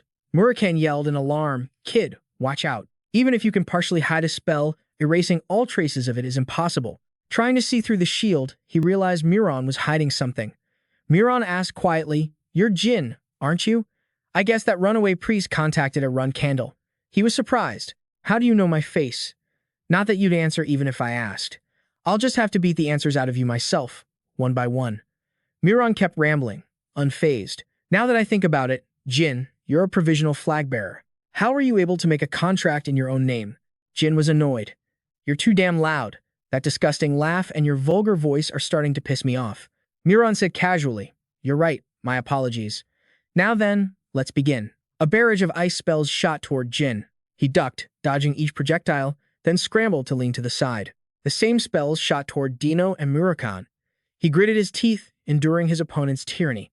The spells continued on, attacking the innocent people. At that point, Murakan couldn't hold back any longer. You bastard. His fist, bulging with veins and filled with rage, slammed down, causing the ground to explode and shattering the force of the attack. Murakan ordered Dino, You there, you're free now, so get everyone back and out of the way. Dino hurriedly began directing the crying townspeople. Hurry, everyone. He froze when he saw them, completely speechless. Dino's furious voice echoed, Murakan, you bastard. Tears streamed down his face. You miserable son of a bitch. How could you do this? What did you do to everyone? A bastard like you belongs in hell. Murakan looked utterly pleased. Yes, Dino. That's the expression. I've always been curious what face you would make once you found out. I quite like that look on you. Oh, foolish Dino, you never knew your place. An ignorant fool who knows nothing but how to spy and wag his tail for his master. Was it fun, saving those beneath you? Look, Dino. The reason these insects are like this now is because of you, all thanks to your grace. Every single word was a direct blow to Dino's pride. Before he could finish his sentence, Murakan's fist flew at him. I just can't get enough of that express. Murakan's eyes widened in shock. As the meteor-like punch landed, Murakan declared, Enough of your gloating. You can stop rambling now. We're about to kill you. Jin and Murakan joined forces. They were determined to destroy this arrogant bastard. Casimir watched the battle and thought to himself, even if he was caught off guard, I can't believe he was sent flying just like that. That's the power of dark energy. Murakan glared resentfully at the dark energy enveloping the magic circle on his palm. How troublesome. This isn't mana or aura. It's slowly gnawing at my magic like the shadows themselves. Shadows, impossible. Dark energy, then that means Jin. So it's him. I see the problem now. Has Solderet sided with the Runcandels again? He's broken the pact. Jin watched cautiously as his crazed opponent suddenly disappeared. He instantly pinpointed Murakan's location. Murakan, Sir Casimir, up there. Sharp icicles rained down from above. Murakan cursed. Damn it, how did I not sense that? Jin explained. He was concealing his presence, using his magic as a constant diversion. Murakan had to admit, you're as quick-witted as they say, Jin. To think I prepared this move in secret. What a disgrace. However, it'll be difficult for insects like you to survive this. Disgusted by his words, Murakan rushed forward, with Jin moving in sync to attack. Their coordinated attack made Murakan wary. Jin raised a hand, casting a spell that redirected the descending ice magic, making it all slam into the ground simultaneously. A stream of dark energy snaked forward. Murakan raised his hand to summon his weapon, a staff that began to radiate a formidable power. Streams of energy shot out from its core, all converging on Jin. His gaze was razor-sharp. Murakan powered up and declared, I will use my full strength to deal with you. He was completely unaware that Jin had already materialized right behind him. By the time Murakan sensed something and turned, it was too late. A dark shield slammed down. He was shocked. What? Is this another new trick? You bastard, stay away from me. Murakan deftly dodged to the side. A flash tore through the space as Jin continued his assault with slashes of dark energy. Murakan realized, no matter what magic I use, that energy can completely erase my mana. Is this Solderet's dark energy? He taunted with a smirk. Things are getting a little dangerous. Murakan had already activated a spell formation, and giant chains shot out, wrapping around Jin's body. He said smugly, got you. But a flurry of brilliant sword strikes crisscrossed the air, and Jin shattered the chains, binding him. This only made Murakan even more excited. You're actually giving me a bit of a thrill, which means it'll feel absolutely fantastic to take your life. Thanks to you, this godforsaken mining site can finally have its moment of glory. Absolutely fantastic. Jin thought, exhausted. Is he crazy? The entire area is a magic trap. If I try to counter everything, I'll burn through my stamina. I have to evade. Jin signaled to Murakan and Sir Casimir. Murakan nodded. Got it. He then commanded the people, hurry up. Get everyone out of this circle's range now. Murakan began to cast. He announced with a crazed look, it's useless. The spell's range extends as far as my eyes can see. I mean that with all my heart. Every nook, every cranny. There isn't a single blind spot. Now then, Jin, enjoy the show. The ground beneath them exploded violently. Jin dodged through the thick barrage of ice. He suddenly froze for an instant as a massive pillar of fire slammed down right in front of him. Yet, he remained perfectly calm, assessing the situation. A red miasma spread out, obscuring his vision. Jin was surprised. Is this corrosive land? Even the slightest touch can turn you into fertilizer for the ground. If that's the case, I have no other choice but to confront him directly. He drew his sword, ready to go all in. Dark energy. As if to rip right through Murakan's blazing red power, Jin's relentless assault finally blew the magic away. But he didn't lower his guard. He sensed something was strange. Even for an 8-star mage, how could he control this much magic simultaneously? Is he hiding an artifact somewhere? Murakan stood on the other side, his own guard raised. That kid. Does he actually understand the magic I'm using? He recalled what just happened. Murakan realized that Jin had avoided the fire pillar without setting foot on the corrosive land and then destroyed the pillar head-on. That sequence of moves isn't something someone ignorant of this magic could pull off. He figured it out. No way. Jin, you. Are you a magic swordsman? Weren't you supposed to keep that hidden? Fine. Very fine. So that's how you did it. Because you're a magic swordsman. Now I'm sure of it. You cunning little bastard. You've just made this much more annoying. But if you have mana too, then I'll simply crush you with an even greater amount of it. He knew that mana overflow was the most severe backlash a mana wielder could experience. It happens when the magic inside one's body runs rampant, damaging and even rupturing internal organs. In a battle between mages, the one with the lower mana reserves will inevitably suffer this backlash. Unlike with martial artists, this is considered an effective way of ranking mages. Murakan smirked victoriously. Up until now, those Runcandel bastards didn't have any mana, so inducing a backlash was impossible. That's why we had to resort to using magic even against their weaker members. To deal with them, he reached out a hand brimming with magic towards Jin. But against you, someone who actually has mana. I don't need to waste my time with a real fight. Jin scoffed. What were you thinking? Closing the distance with me like that? Just as he expected, A dark orb floated in Murakan's hand. Here, a gift. Take a good look. Power radiated from it, and the entire area was bathed in a blinding light. After the energy explosion, everything before him went black. I can't see anything. Is this darkness the power of his dark energy? No, this is completely different. It doesn't feel like that. There was a powerful light right in front of my eyes. Murakan suddenly remembered. Light, that's right. A powerful light flashed and blinded me. Then the next attack will be from his sword. Jin gathered a pitch-black aura of dark energy and slashed straight towards him. The staff in Murakan's hand trembled. He fought like a cornered animal, launching wave after wave of power to ambush Jin. But Jin remained completely unharmed, his cloak fluttering in the wind. He was surprised. Ancient light magic? I didn't expect that. The power of both light and darkness. Did you turn into the main character of some novel or something? Seeing his opponent's injured hand, Jin understood his intention. He pushed the dark energy out of the wound. That perception and reaction speed. It wasn't like a mage's, but more like a monster's. Even though his mana wasn't as strong as Andre Zippel's in a one-on-one fight, he was a much tougher opponent. Murakan continued to provoke him. Hey, what should I do now? Should we keep fighting? Jin silently considered. Given his vast combat experience, besides that mana reaction, I'm sure he's still hiding something else. A calculating look appeared on Murakan's face as he began to survey the surroundings. A sinister laugh echoed, surprising Jin. Murakan suddenly vanished, but his voice remained. Jin, you must think I'm a madman, so you don't want to work with me, right? But I can see we're the same kind of person. Jin saw through his opponent's cunning plan. Are you trying to stall for time by rambling on? If so, that's pretty boring. Murakan laughed maniacally. You plan on taking my life, do you? Sorry, but that's going to be difficult, because those magic folk are still protecting me. Let's see. So far, is it 1, 2, or maybe 3 of them are still around? Murakan was counting the number of survivors. Jin warned him, don't get carried away. What are you really trying to say? He admitted. Yes, that's right. You're a little interested now, aren't you, Jin? You. No, I mean people like us. We do whatever it takes to achieve our goals. You've realized it too, haven't you? That my control over magic surpasses even the 8-star level. Is that even possible? Watch this. As soon as he finished speaking, Murakan fired a blast of power in one direction, and innocent civilians lost their lives. He remained arrogant. How dare those blessed by the Zippel family? That reporter and those damn insects. Still, thanks to them, I can use them as a kind of mana-amplifying weapon. Oh, my. Aren't we done talking yet? They look like corpses, but a few of them are still breathing. Since they're alive, they can help replenish my mana. Now, Jin, you said you wanted to take my life, didn't you? Well, you'll have to get rid of these guys first. Amidst the rubble, someone was indeed struggling to get back on their feet. Murakan said excitedly, I told you we're the same kind of people, those who will do anything to achieve their goals. Now, hurry up and finish them off.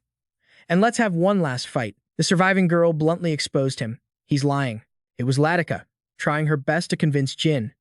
Everything he's saying is a lie. There's nothing amplifying his mana. After torturing us, he found a way to use the holy relic. Jin was surprised.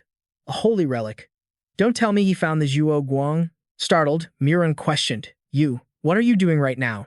She choked back a sob. They were all oppressed to their very bones. My poor kinsman. He couldn't feel any of that sorrow. Hey, shut your mouth, you insect. Latika condemned Murakan's crimes. They're all dead. He snarled in response. Shut your mouth, you bitch. She bravely exposed the mad killer. He toyed with everyone's lives, using us as guinea pigs, and threw us away when he got bored. He was lying just now so he could control you. So please, kill that madman. His evil deeds exposed, Murakan was speechless. You. A murderous intent radiated intensely from his eyes. You little rat, you don't know your place. Die. Latika stared, stunned, at the aura enveloping her body. A light was reflected in her pupils. Taking the enemy's life, a deep-colored flame soared high, engulfing Latika's body. He yelled, You damn brat. How dare you ruin my play? He was supposed to scream in despair after turning over each corpse. That was supposed to be the highlight of the night. I spared your life because you were useful, and yet, Dino, hiding in the bushes, called out, Sir Jin.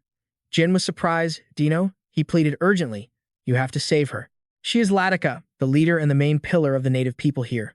Please, save her. Looking towards her as she was engulfed in flames, Jin recognized it as a secret art of the Zippel clan, the demonized blue flame. I've heard of this before.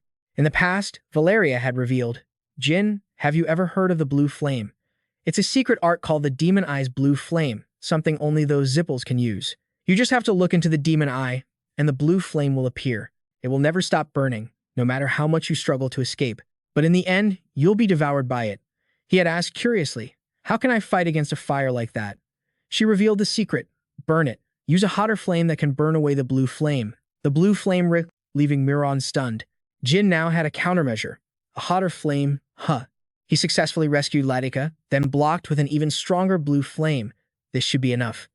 Murakan was frozen in shock, finally managing to utter a single word, Tess. He knew that those chosen by Tez were destined to become the greatest mages of their generation, but the chosen one was just a mere swordsman, and a Runcandel at that, a title I wouldn't even dare to dream of. How dare you obtain it?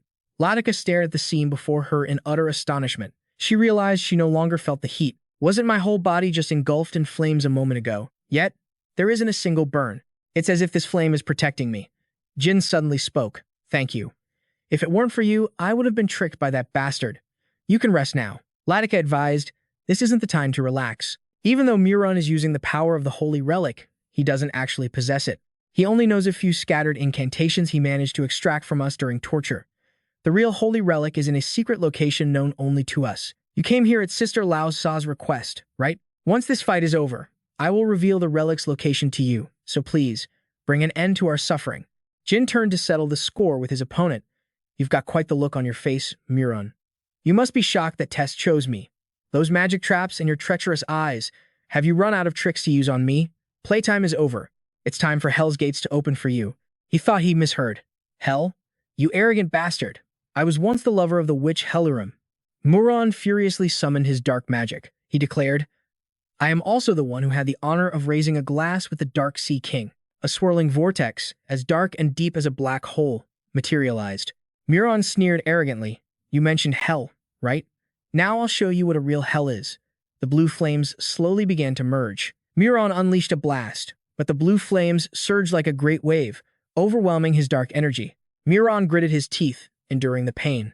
Is this a pressing flame? He thought, watching in surprise as Tess spat out blue flames.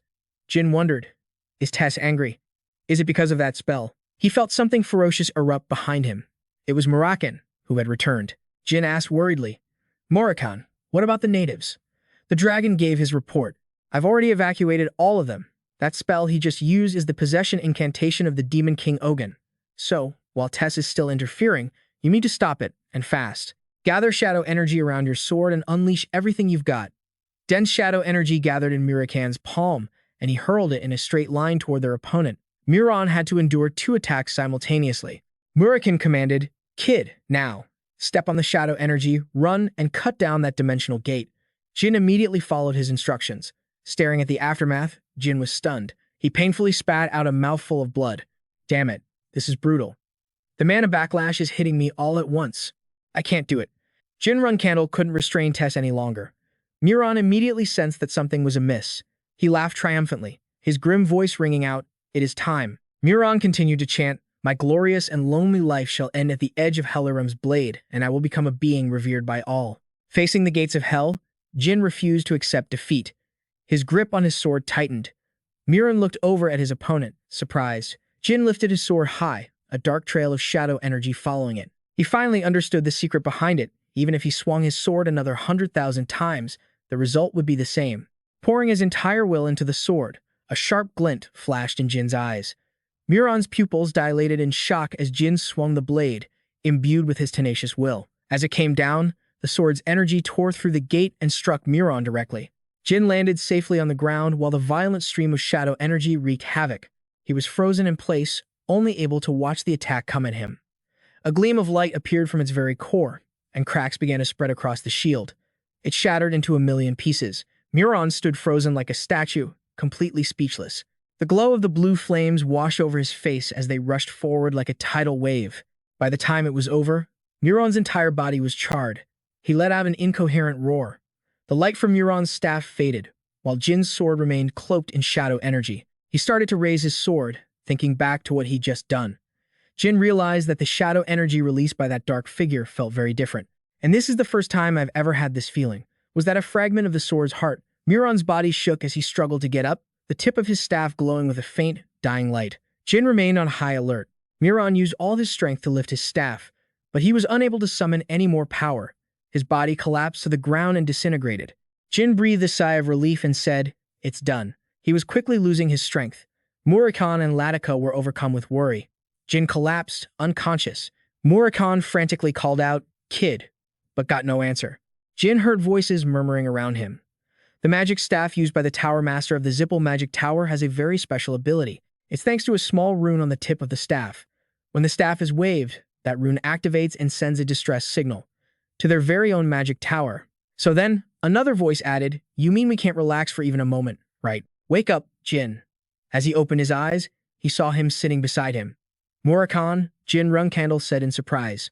The dragon replied, "So, you're finally awake, kid." Murakan poured some powdered medicine from a paper fold directly into his mouth. "You're awake, so drink up." Jin sputtered, "What is this?" He bolted upright, covering his mouth and staring at the black sludge in his hand. "What is this?" Jin asked in shock. He explained, "You almost died from mana rebound. There, you just ingested a unicorn's horn. It's a special medicine that's ridiculously effective against mana rebound." He could feel the effects. "I actually feel a lot better, and my mana has stabilized. But my shadow, energy, and aura are still all tangled up," Casimir chimed in. "Young Master Jin, you've done an excellent job." A warm feeling spread through Jin's chest. "Sir Casimir, thank you. When did you prepare all of this?" The man denied it sheepishly. "It wasn't me, they're the ones who gave it." The they Casimir was referring to was Dino, who was supporting Latika as they walked over. "Easy now," Jin asked curiously. "Dino, how did you get it?" He began to explain. "I went out for drinks with Murakan and overheard that he had a unicorn horn he'd stolen from his family. After that, Latika was the one who went and found it." She spoke up. "Please, allow me to formally introduce myself. I am Latika Mamutika. I am temporarily serving as the saintess in Lady Lauza's place. I will never forget what happened here for as long as I live." Latika bowed thankfully to Jin and said, "The saintess, Lady Lauexa, must have asked for your help to save us. But she didn't mean it literally. What she truly wanted was for you to help us restore our holy relic." Jin was surprised. "Restore it? You mean it's broken?" Murakan interrupted. "Whoa, hold on a second. I'm a dragon who has lived for over 3,000 years, and I've never once heard of any so-called holy relic. That's why I initially thought it was all just a bluff. But the power that lunatic was wielding was on a whole other level. Are you telling me that power came from your people's holy relic? The owner of that relic, the god you all worship. What's his name again?" Latika hesitated. "His name is Clam." He cut her off. "I've also never heard of a god with a name like that." "What generation is that god from?" Kashmir advised. "Well, if this is true, then let's find that holy relic and get out of here quickly. Even though this place is pretty remote, it's still Zippo territory. Who knows when they'll discover what's happening here." She remembered. "But there's a small problem with that. To retrieve the holy relic, we have to restore it first. And to restore it, we need solar energy to open the seal." Murakan lost all his patience and yelled, "What solar energy?" "It's the middle of the night," Latika replied. "That's why we have to wait until noon. After that, we need to perform a ritual with everyone in the tribe, so we still have to gather everyone here." He replied impatiently, "Why is it so complicated? We have to finish this quickly before the Zippo clan finds out." Suddenly, a shout echoed. "Don't just stand there. Get to work, you insects." Jin connected the dots. The Zippo clan, a holy relic, and daylight. What could it be? Something's missing. Something very important. Murakan is out of the picture. Tess finished him off. Besides, this is the most remote territory, a place abandoned by the Zippo clan itself. As long as there are no signals, he seemed close to the answer. "It's the tower." Jin was now certain it was the Murakan magic tower. "He is the magic tower master of the Zippo family." Murakan asked irritably. "Yeah, so? Everyone knows that." Kashmir added, "Young Master Jin, how is that possible?" He bent down to pick up the staff, reminding them, "We don't have time. They'll be here very soon." The dark blue magic on the staff's tip began to glow. Meanwhile, in another dark place, Midor, the vice master of the 7th magic tower, seemed to be waiting for his impending guests. Kashmir speculated.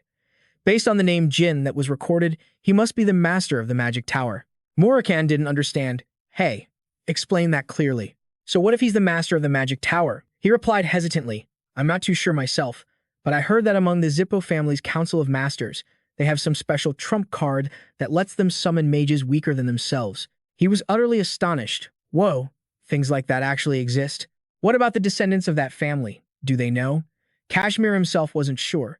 Currently, the Zippo family is still continuously expanding, I'm not sure what the truth of the matter is. Jin suddenly remembered. I heard my sister Luna mention it when she was passing through here. He thought to himself, I remember my master's words when I was unconscious, and now I'm fully prepared, he said with difficulty.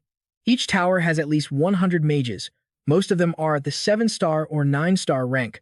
But above all, we must protect the people. If they show up in large numbers, it's going to be a real mess. Latika could only listen in silence as they discussed their strategy. Jin suddenly noted a problem.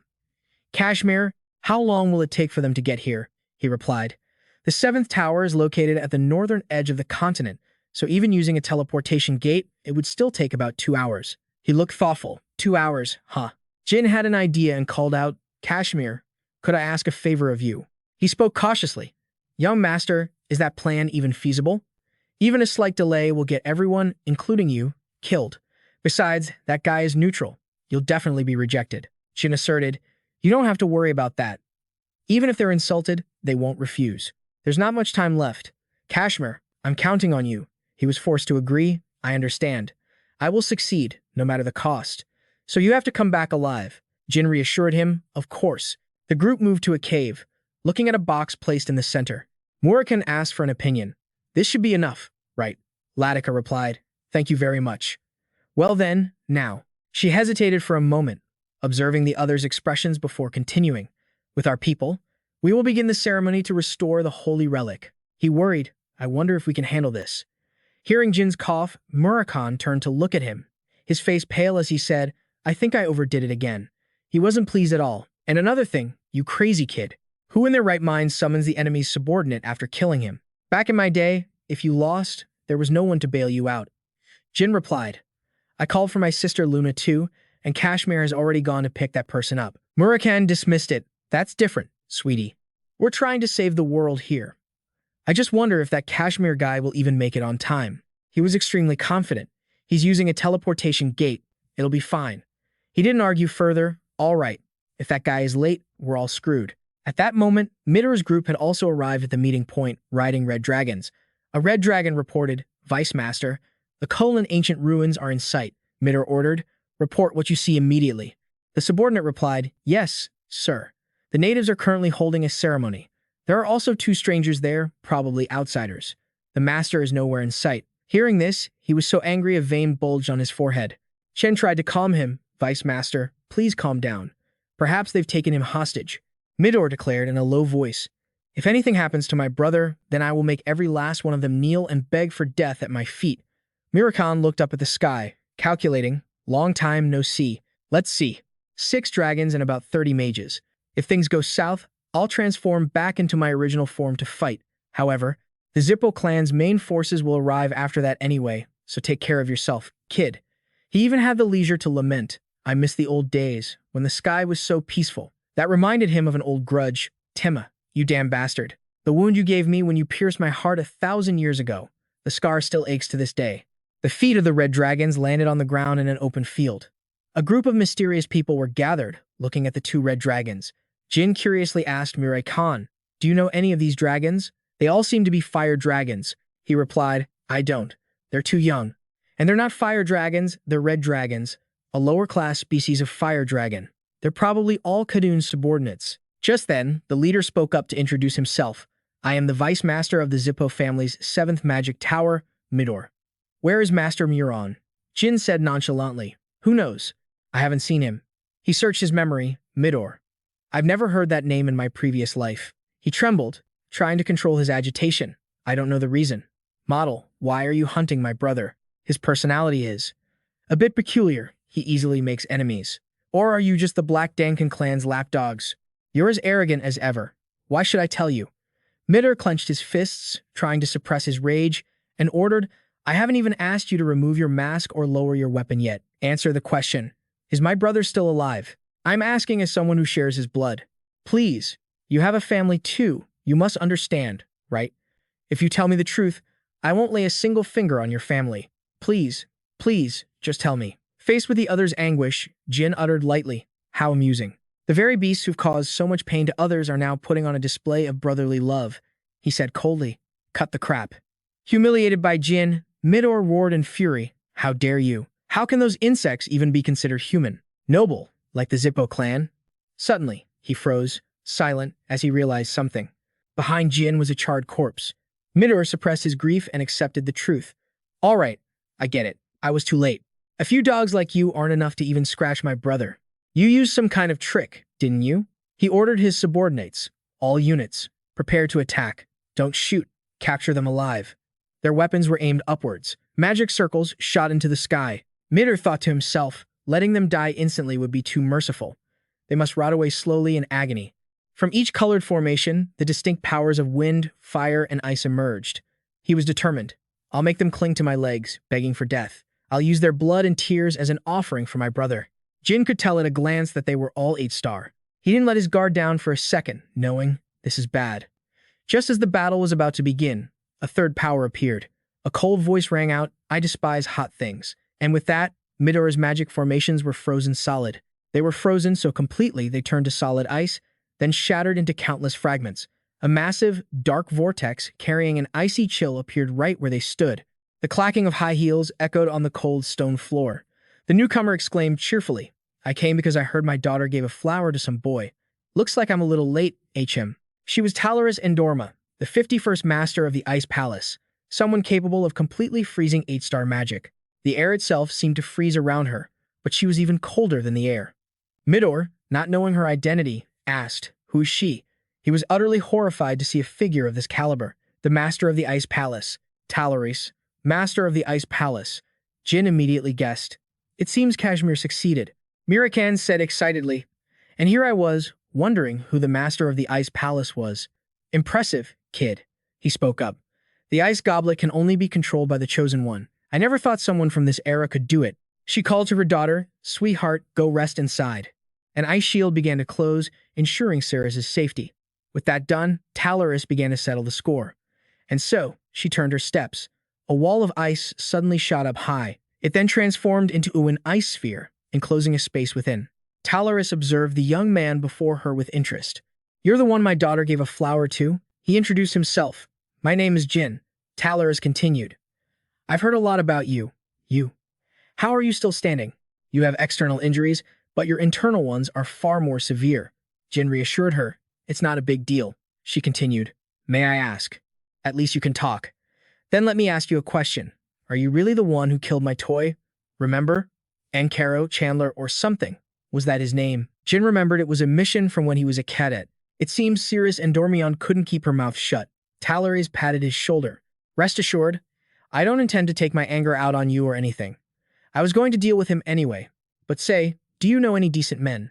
Introduce me to one, will you? Her eyes fell on Murakan. Like this.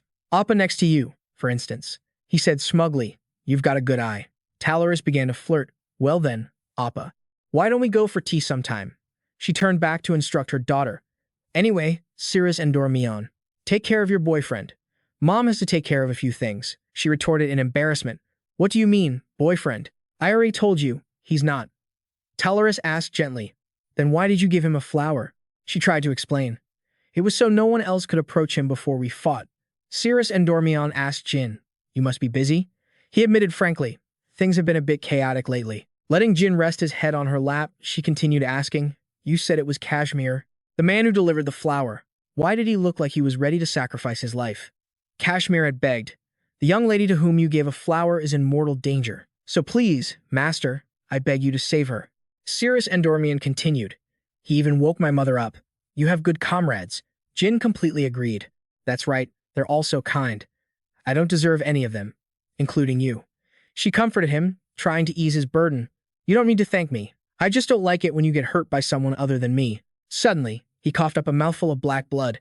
Ceres and Dormion cried out in alarm. Are you all right? She couldn't believe her eyes. Black blood? He was fighting in this condition? He managed to say guiltily, I'm sorry. Ceres and Dormion took out a healing potion, cutting him off. Don't talk anymore. She couldn't help but wonder, what could have pushed him to fight in this state? I don't like it. On the other side, Talaris looked at her opponent's appearance with surprise. Oh, your hair isn't silver. You're not a pure blood, are you? Midor thought to himself, I knew this wouldn't be easy. Thankfully, I notified the clan before I left. If I can just stall for time, reinforcements will arrive. He said loudly, I am Midor, Vice Master of the Seven Mage Tower.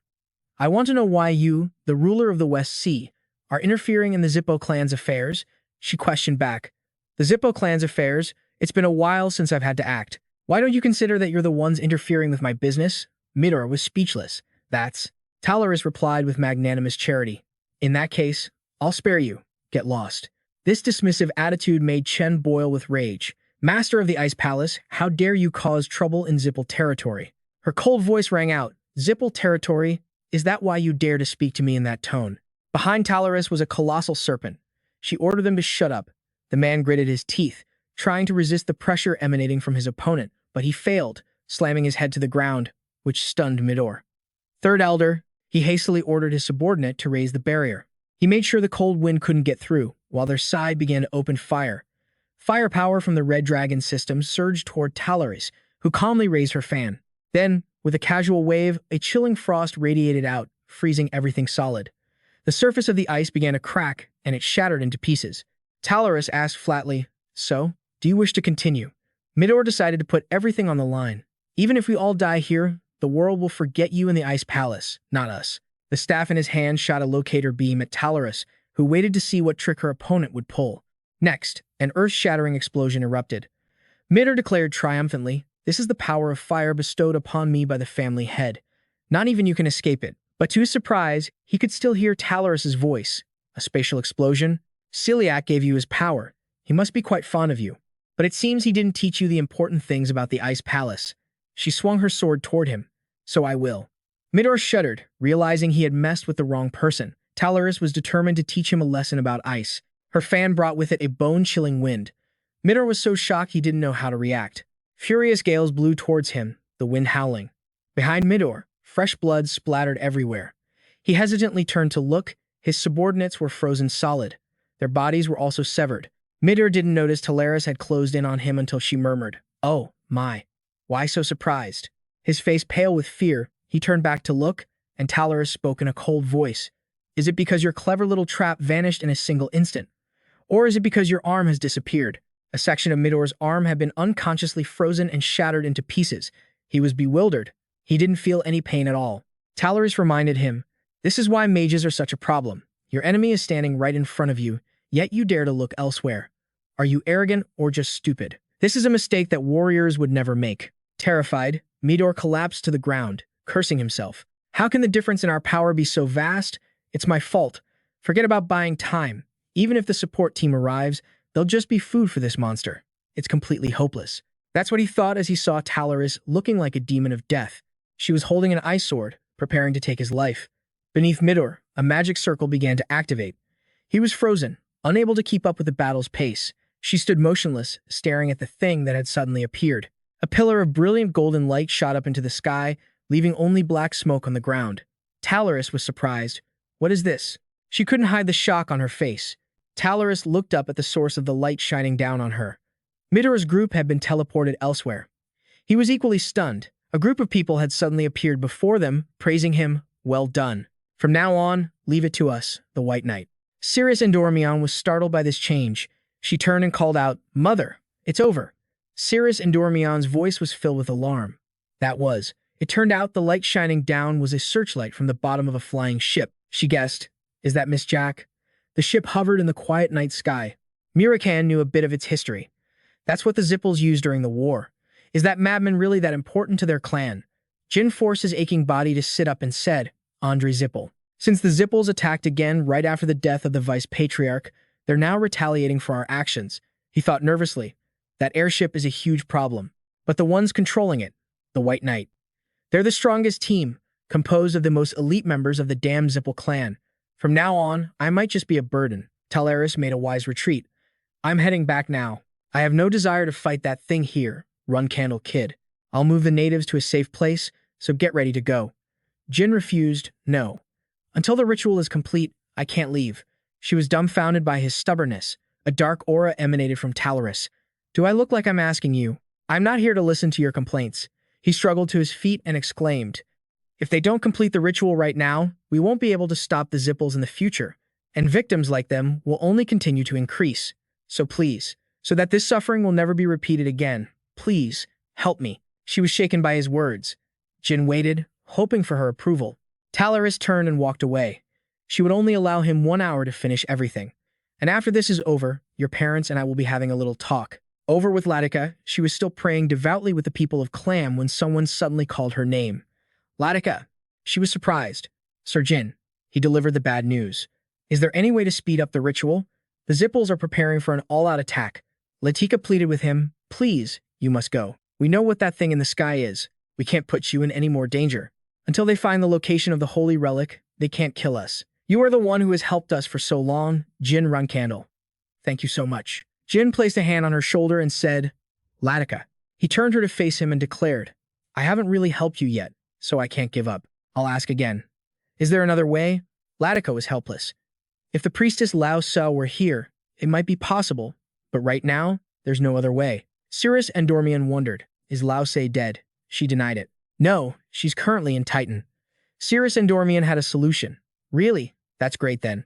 A chunk of ice began to move. Cirrus Endormian told them, get on. If she's alive, I can bring her here, no matter where she is.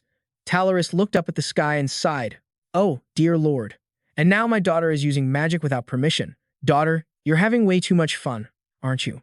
I don't know what you're scheming, but I have to hold them off as promised, don't I? Murakan said, lightly rotating his wrists to warm up, protecting them from Zipple's mightiest forces. For an hour? That'll be a piece of cake. It's not like those kids' date is going to take up that much time. She was surprised. Oh my, are you helping me, Black Dragon? He answered whimsically. Well, aside from revealing that I'm a dragon, I can't really use my full power. Talaris clutched her fan tightly, her resolve hardening. All right then, should I borrow your claws? The White Knight Society spoke to the two of them. We are the White Knights of the Zipple clan, and we'll be direct, Frost Queen. Our master has only one request, Jin Runcandel, you must leave. If you hand over the one who killed Murakan and the others, we won't escalate this. Talaris was unyielding. If you want my cooperation, I have a demand of my own. Bring me Celiac. The White Knight Society made their decision. Then there's no other way. A magic circle, blazing with fire power, appeared. He clasped his hands together, linking his power, then ordered it to disperse. Streams of fire shot forward. Murakan stood alone against the giant inferno about to crash down. He raised his fist, and with pure physical strength, the man shattered his opponent's blazing fire. The aftershock rocked the ship. Talaris' sword also radiated a chilling aura as she swung it, unleashing a wave of ice that surged toward the target. The immense power approached the ship. The White Knight Society remained calm, ready to meet it.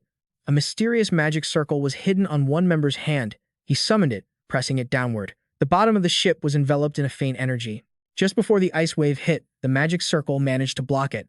The commander ordered, brace for impact. Hold the line. Squad 1, shields up. He observed Murakan with curiosity. Who's that standing in front of the Frost Queen? He countered my magic with his bare hands, without even using mana. This one won't be easy to deal with. The commander ordered his subordinate, contact the clan. We're using the war cannon. Meanwhile, Jin knocked heavily on a door. Ban cracked it open and asked, Oh, one moment. Who is it? Is that you, young Master Jin? He got straight to the point. Sanctus Lao Tzu, where is she? She stepped out and said, I was waiting for you, young Master Jin. He replied, Saintess, I'll explain on the way. But Lao Tzu cut him off. I'm ready. Without a hint of hesitation, she urged, let's go now. Back with Talaris, she was still doing her best to hold back the enemy. Gale force blasts of ice shot toward their target, while the White Knight Society both attacked and defended. A frenzied barrage of fire rained down on Murakan's position. He was using all his strength to defend the area. After shattering their attack with a punch, Murakan casually rolled his wrist and remarked, You're pretty strong. Suddenly, he glanced down and realized something was wrong. Murakan stared in shock at his hand, which had turned to ice. Huh? What's this? Talaris revealed. A gift from the Frost Queen. It's better than nothing, wouldn't you say? He understood immediately and tested the power of his new ice fists. With this new support, Murakan was invigorated. I can't feel my hands anymore, but this is great. His footing also became more stable as his feet turned to solid ice. Murakan was so powerful he could lift an entire boulder with his bare hands. His sharp gaze darted in one direction, and the boulder went flying straight toward the ship. Murakan himself had thrown it. Talaris thought to herself, how ridiculous. That kid, Jin Runcandel, said the Zipples want this land, so they can't use their war cannon. Both sides have to avoid casualties in this fight. At this rate, victory will be ours. The White Knight Society's commander understood perfectly. That's what you're thinking, isn't it, Frost Queen? How irritating. but I still don't have permission to fire. But those people performing some kind of ritual, and the two who suddenly vanished. They're plotting something. I can't let this drag on. A subordinate reported in. Commander, an order has arrived from the clan. He asked, what is it? The command was brief but carried immense weight, consisting of a single word, annihilate. The commander froze. Down below, Murakan sensed something was wrong. What's happening? They've suddenly gone quiet. Did they give up? Talores wondered in shock. She didn't dare imagine the worst. No way. They're actually gathering firepower. A brilliant golden light shone down from above. It emanated from a massive sphere of energy. The commander announced, Frost Queen, I've just received permission from the clan head. You know what that means, don't you? This is your last chance.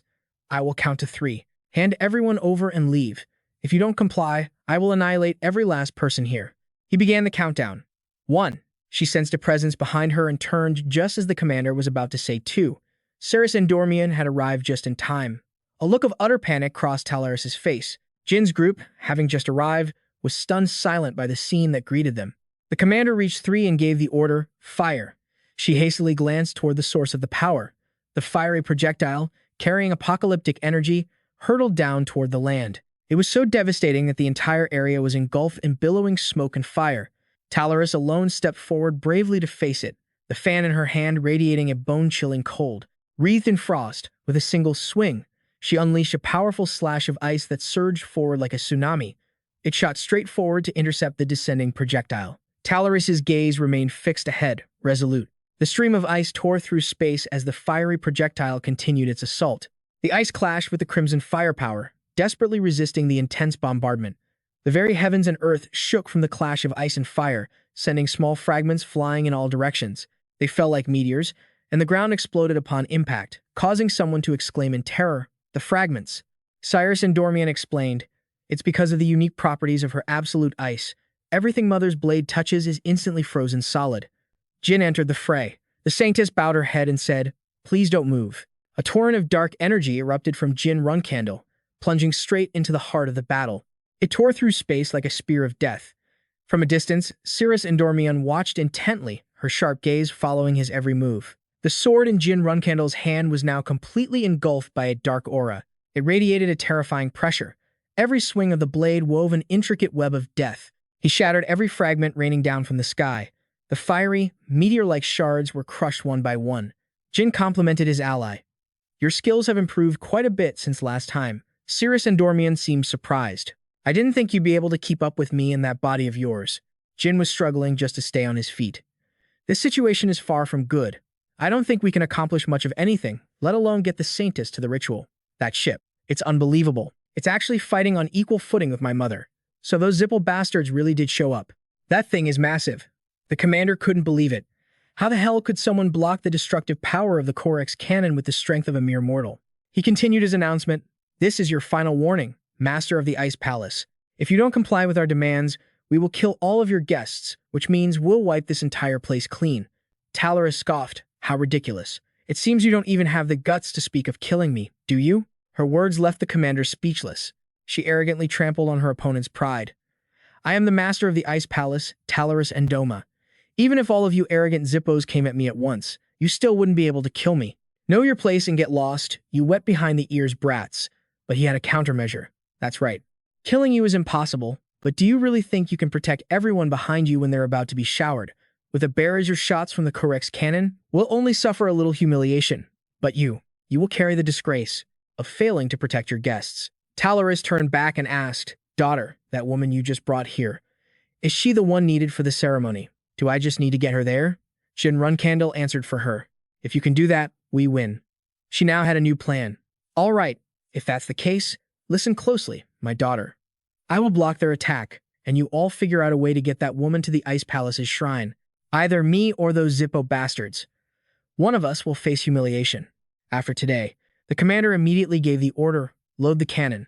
Today, we wipe Colon off the face of the earth. Jin Runcandel then said to Lady Cirrus and Dormian, please protect the Holy Maiden. She asked worriedly, What about you? He had his own plan. I will clear a path for you. Cyrus and Dormian was shocked. What? By yourself? You saw what happened just now. How are you going to deal with all that flying debris on your own? You'll die.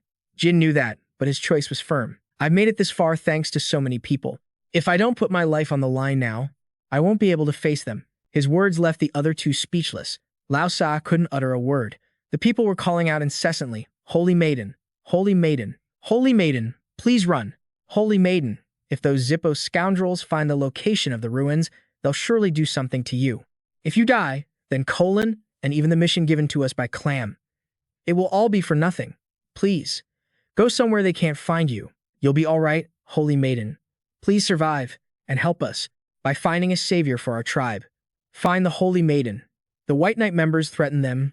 "You damn insects, tell us where the Holy Maiden is, before I burn you to a crisp." But those people gritted their teeth and endured the flames, refusing to speak. This made Lao Sa feel even more ashamed. "I told everyone this was the best we could do, but in the end, my choice was to abandon everyone and run, hiding on a small island, slowly losing my holy power, praying to gods who would never answer, simply waiting for a savior to arrive. All of that was my choice." Facing her, Jin vowed, "Holy Maiden, I will protect this land until my last breath. Even if we die, you must get there. Do you understand? Please, put your life on the line as well." That moment moved Lao Sa deeply. Her voice trembled, but she answered with determination, "I understand." At that same moment, the White Knight had finished condensing a fire shell. The commander's voice thundered, "Fire." Jin immediately got into his stance, ready to face the enemy, while Cirrus Endormian stood firm, shielding Lao Sa. Her cold gaze never left the front line. Talaris swung her sword, a sharp line of ice cutting through the air, leaving a chilling trail across the sky. But the enemy's fire shell rained down in a massive torrent, bringing a sea of fire crashing onto the battlefield. Jin felt the ground tremble beneath him, his legs faltering for a moment. But he told himself not to think, to just trust in one thing. "I have to believe that every swing of my sword will be like the very first one." Dark energy from Jin wove together, forming a solid black wall that blocked every incoming fragment. He glanced back, his voice firm as he urged the two women, "Keep moving, I'll hold them off." Jin's eyes tracked the fragments of the fire shell that were raining down like fiery meteors. Murakan's voice boomed with energy, "Watch this." He slammed an icy fist straight into a fragment. Murakan glanced back and warned grimly, "They're swarming like ants, get ready." From the distance, the commander's voice echoed like a death sentence, "Fire." Talaris gritted her teeth in fury. A sea of fire that blotted out the sky descended like the apocalypse, an overwhelming barrage pouring from above. Murakan roared, "Don't stop, run." The fragments shot straight for their targets, but they desperately cut them down, clearing a path for the two women to escape. Right behind Cirrus Endormion, a fire shell closed in, but Jin blocked it just in time. Murakan turned to praise Jin. "You're not half bad, kid." He looked excitedly at the incoming barrage. At this rate. But suddenly, Murakan's expression fell, his gaze hardening as he stared at one spot. In that instant, a piece of the fire shell pierced straight through Jin's abdomen. Cirrus Endormion froze, her heart clenching at the sight. She cried out in horror, "Jin!" The sea of fire was about to engulf him. Jin thought to himself, "I was able to get this far because of so many people's help. If I don't put my life on the line, I won't be able to bear the weight of the choice that I've bet everything on." Lao Sa was growing exhausted, her breath catching during the desperate escape. Suddenly, a hand from behind caught her. It was Cirrus Endormion. Without hesitation, she hoisted Lao Sa onto her shoulder, gritting her teeth and cursing as she charged forward. Damn it, every swing of Cirrus Endormion's sword was filled with anger and worry, accompanied by a pained shout, "You damned fool! Why would you go this far?" She screamed her question, "Why?" But suddenly, a wave of fire swept across, cutting her off. A fireball grazed Cirrus Endormion's arm. Before she could even steady her feet, another one hit her legs. Her strength faded, and she could no longer hold onto Laosa. Using the last of her strength, Cirrus Endormion pushed her forward. Laosa screamed in terror, her voice cracking with fear. Cirrus Endormion. Through the searing pain, she managed to warn her. "Don't look back. Don't let our efforts be for nothing. Keep running." It was both a command and a plea. Laosa's heart was heavy with the choice, but she knew she had to go. In that moment, Laosa couldn't bear to watch her comrades fight recklessly, ready to sacrifice themselves for her. That feeling forced her to get up and keep moving, vowing that she would no longer wait for anyone else's answer. "It took me too long to realize that nothing will change just by praying. I've made my decision now." Fireballs continued to bombard the barren land. In his daze, Jin faintly heard an urgent voice calling, "Hurry, wake up." Even so, he couldn't regain consciousness. The second time, someone's voice rang out, clearer and more insistent. His heavy eyelids finally fluttered open. Before him was a hellish landscape of boiling lava, with scorching heat rising from it. Cyrus Endormian had collapsed on the battlefield, her tangled hair caked with dust and blood, her breathing faint. Meanwhile, Talaris sat stunned, clutching her daughter tightly in her arms, as if trying to hold on to the last bit of warmth. From all sides, members of the White Knight Order were closing in. Jin was now just a spirit. He was frozen by the sight. What is this? Sweltering heat bore down from above. He looked up, and his heart felt like it stopped. Murakan had been forced back into his original form, his massive body covered in wounds, his breathing labored. Seeing his comrade in such a painful state, he was shocked. Murakan? Jin couldn't tell who it was. A massive dragon, several times its normal size and covered in brilliant red scales. The guardian dragon of Celiac Khadun from the Zippo family. They must have been very determined. He sadly couldn't believe it. Did we fail in the end? Jin's gaze fell upon his own unconscious body below, and a gut-wrenching question echoed from deep within him. You must be wondering when it all went wrong, aren't you? Perhaps you shouldn't have ended things with Muron's death. Or perhaps that was the right choice. Or was it to help the people here escape? Neither of those is correct. Perhaps you shouldn't have helped them at all from the very beginning. Aren't all these regrets flooding your mind right now? He denied it. No. That was the path I chose, and I don't regret it. What makes me furious is that even though I died, someone weak and incompetent, still haven't changed one bit. Because of me, everyone. It's because I was too weak and foolish. The voice replied, I see. In that case, do not forget those feelings. Sharp claws began to sprout from Jin's fingers, and his spirit was enveloped in a brilliant light. Jin was stunned to find himself in a new place. Where? Is this? The being introduced itself. I am Clam, the one who sealed myself in the mirror with Solderet's help. I've been waiting for you. Solderet's chosen plaything. Jin's spirit, terrified and confused, asked, Wait, what do you mean? Clam repeated solemnly, the 1,000-year temporary contract. There isn't much time left. After what happened today, you must have realized the path you need to take and the pain of those you couldn't protect. He clenched his fists, trying to suppress his surging anger. I'm speechless. What's the point now that it's all over? The being replied, It has no meaning. Nothing has any meaning. Let's continue this conversation outside. Jin's spirit was transported again, returning to his physical body. Instantly, Jin shot up. He suppressed a throbbing headache. Damn it, how many times have I woken up like this today? Suddenly, Jin noticed something. Wait, woken up? Cyrus Endormian approached him and asked, Did you just wake up? He stared blankly at her, standing perfectly unharmed in front of him. Cyrus Endormian casually remarked, Judging by that shocked look on your face, I guess you must value your own life quite a bit, huh? In his confusion, Murakan raised his hand. He brought it down hard, smacking Jin around while yelling, You brat, I could kill you. Why were you just lying there unconscious?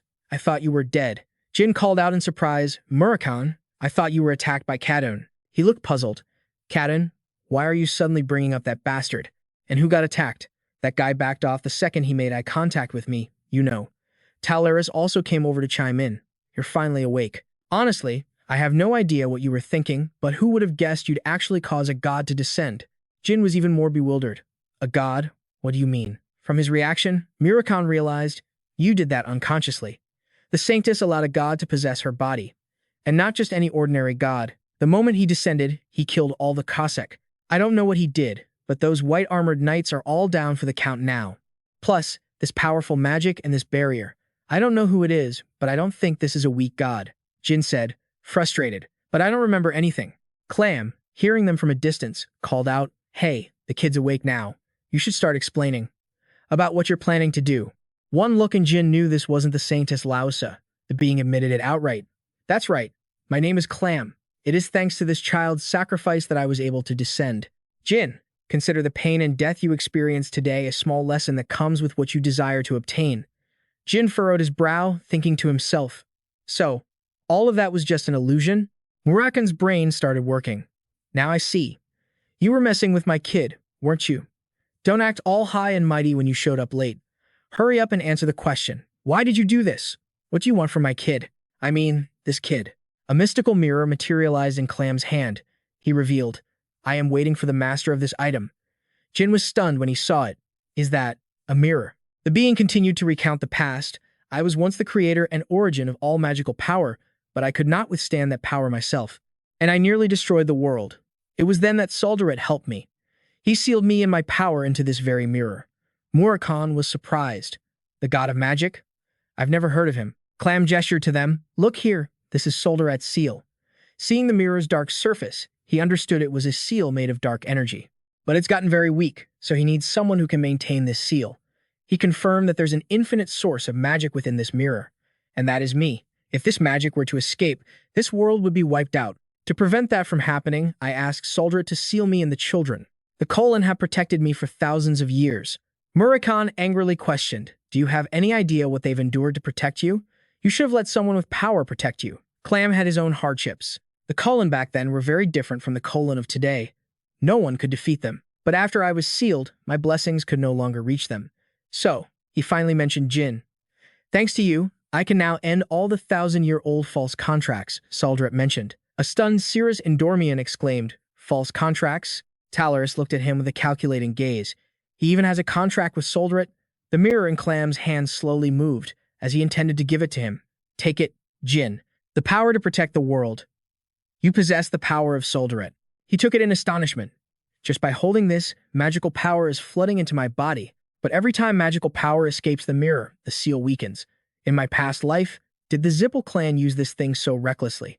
Jin figured out his mission. I guess I have to protect this seal in place of the Colon family, he replied. That is the duty the Colon family could no longer fulfill. I am not just asking Jin Runcandel to maintain Solderet's seal, because that seal is a gift Solderet left for you.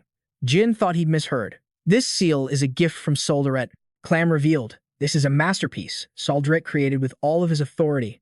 When he was at his peak, it wasn't just condensed aura. This thing can be considered a part of Solderet himself. He hesitated slightly. Of course, this will be very useful, but Sanctus Lausa said she would summon Solderet for me. He fell silent upon hearing that name. Clam thought to himself, it seems that child made a hasty promise in her final moments. He never answers summons, not even for that black dragon next to you. So how could you? I will apologize to you in his stead. Jin refused. It's all right. She wasn't expecting anything in return. I'm very grateful to her. He wondered to himself, forgive him, but how did that child know? How did she know you're living a second life? And how did you get this second life? Clam stared intently at his hand, which was now covered in a faint blue light. He knew that their time was running out. I have transferred everything, so I will be going now. Your decision has ended the painful mission of those children, and for that, I am truly grateful to you. Child of Solderet, our savior. Now, I will enter the mirror and bless your journey. With that, Clam completely vanished before everyone's eyes. Talaris exclaimed in awe. You really learn something new every day. A god being grateful to a human. That's a rare sight indeed. Are you ready to go? They won't stay like that forever, and we don't know when reinforcements will arrive. Jin snapped back to his senses and replied, all right, I'll lead the way. Let's get out of here. Meanwhile, Lausa was still conversing with the god. I understand now. That's why you didn't answer. Will you continue to live inside the mirror? Clam said apologetically. I'm sorry. I could only save everyone by borrowing your body. Your sacrifice saved them, not just you, but all the children of Colon. It was painful, wasn't it? Lausa's whole body froze. I have made you all bear too great a burden. She felt understood. Moved, Lausa bowed her head. Thank you for listening to our prayers, for finally hearing my words, and for saving us. So please, don't apologize. No one is at fault here. Receiving her trust, Clam let out a genuine sigh of relief. That is why I am all the more grateful that you were the ones to complete this mission. Lausa expressed her heart's desire. I just hope that people won't only remember our suffering. He hummed in understanding, thinking of Jin's name. This strong determination is connected to you, so I ask that you create a world where that pain no longer exists. Outside, Latika was telling them a story. They say it's been over 10,000 years. Our race has been a defeated people since ancient times because we could not develop further. So we quickly became a weak nation and were enslaved by the Zippels. After that, well, you know, if the Zippel clan had gotten their hands on the mirror, then our sacrifices would have been for nothing. It's so fortunate that the mirror ended up with you. Jin didn't deny their contribution at all. The only reason I'm still alive and standing here is thanks to all of you from the Colon. He understood the severity of the situation. If those maniacs from the Zippel clan had obtained the mirror, the world would have become a battlefield, in the name of eradicating rogue mages. Therefore, Jin decided, I will prepare a place for all of you in the Hufester Alliance. She was stunned. Ha, Hufester. Dino asked worriedly, Young Master Jin, the Runcandel Protectorates aren't sponsored by the main house, are they? You don't have to do this for us. He handed him something. This is a letter from Lady Luna Runcandel. Just show them this when you arrive, and they will help you. Dino was still worried. Thank you. But, Young Master Jin, He cut him off. If you're really grateful, then talk trash about the Zippels on as many platforms as possible. He was still troubled by one issue. Will the Zippel clan just sit back and do nothing? They'll definitely ramp up their cover-up efforts. And even if I do it on my own, he suggested, do you think I, Jin Runcandel, am the only one who hates the Zippel clan? Dino, you are the fuse. When they read your articles, all those who have been harmed by the Zippel clan will gather. You're going to be a great journalist. Have some confidence. Afterward, he went to where Talaris was. Jin bowed his head in sincere gratitude. Now I can greet you properly. Thank you for your help, Talaris. She said casually, it was nothing. But I'm still worried that because of me, the Ice Palace and the Zippel clan have become enemies. No. Now Kelly will have to be more careful around the Ice Palace because he never expected an ancient god to descend. He probably thinks I've gotten stronger. He felt a wave of relief. That's a relief, then. Talaris continued, and I didn't just help you for fun. I was asked to. You don't need to thank me. Jin offered. Is there any compensation you would like? She stated her demand. Compensation? What should I ask of the kid who's Solderet's contractor? And what about a magic sword? He was momentarily speechless at this request.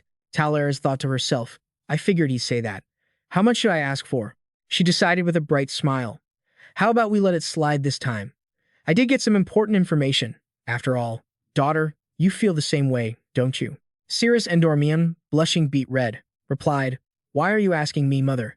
Jin was shocked. Huh? She's really letting it go. Once again, he bowed his head and said sincerely, Thank you, my lady. Talaris replied, Well then, we'll be heading back. We've been out for a little too long. Cirrus Endormion. Address him as Jin. Let's settle the score the next time we meet. This time, let's call it even since neither of us owes the other anything. That's fair. Her mother cut in teasingly. Such a kid, who's just hit puberty. You can't even speak your true feelings. Cirrus Endormion was at a loss for words at Talaris's playfulness. Mother, why have you been like this since yesterday? She said goodbye to Jin and then vanished. Well then, we're off. Bye-bye. Meanwhile, Jin Runcandel had set up a stove and was cooking a pot of soup that was boiling vigorously. Someone approached from behind him and greeted.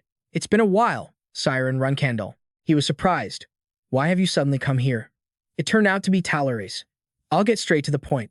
She proposed, your youngest son. Would you consider letting him marry my daughter? Meanwhile, Luna had also received Jin's letter. I see.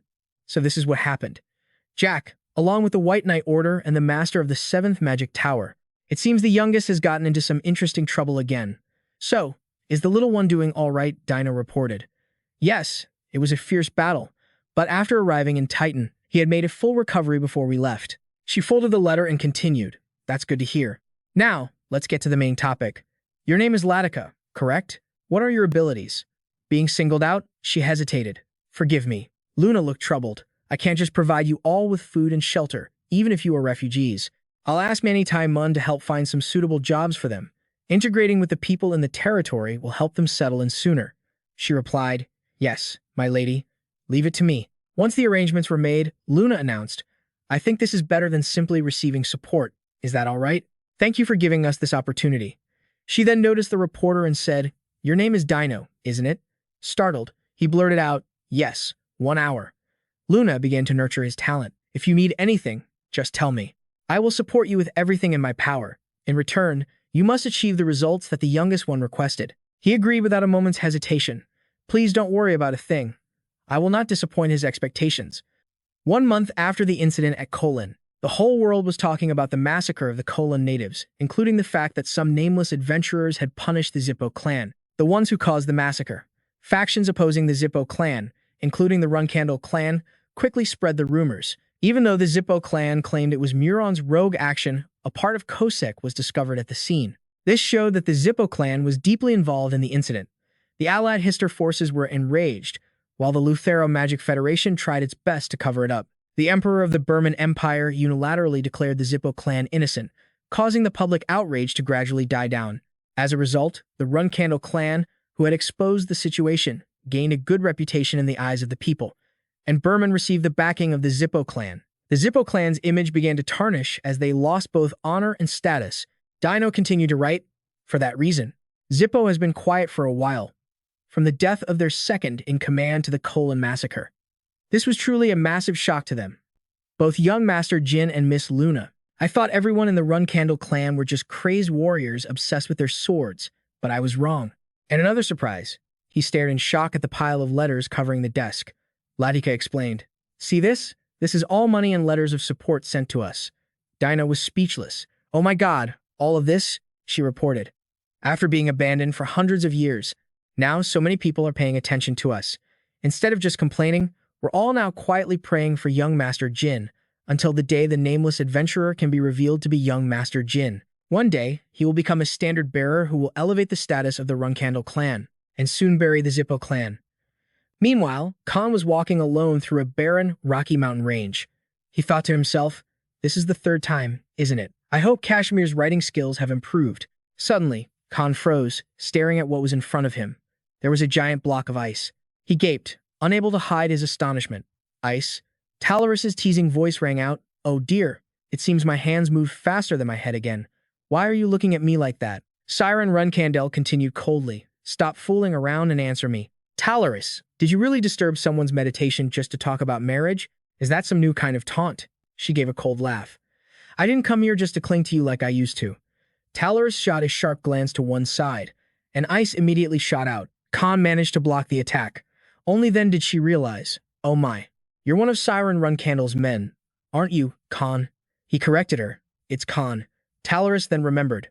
"Right, Khan. It's been a while, hasn't it?" Siren Runcandel held out his hand and said, "Khan, you're here. Ignore her and give it to me." He obeyed. "Yes, Patriarch." The letter was delivered directly into the Patriarch's hands. It contained a message from Kashmir to Siren Runcandel, a report on the Colon massacre incident. Jin killed Murakan with his own hands. He was surprised. "So, it says the boy lopped off Murakan's head?" Khan added from behind him. "Not long ago, someone stood up to help the people of Colon, who had been massacred by the Zippo clan. The articles say a nameless adventurer punished the Zippo clan and rescued the people. During the rescue, Murakan, the master of the 7th Magic Tower, was killed, and Kosek and the White Knights confirmed they were attacked at the same time.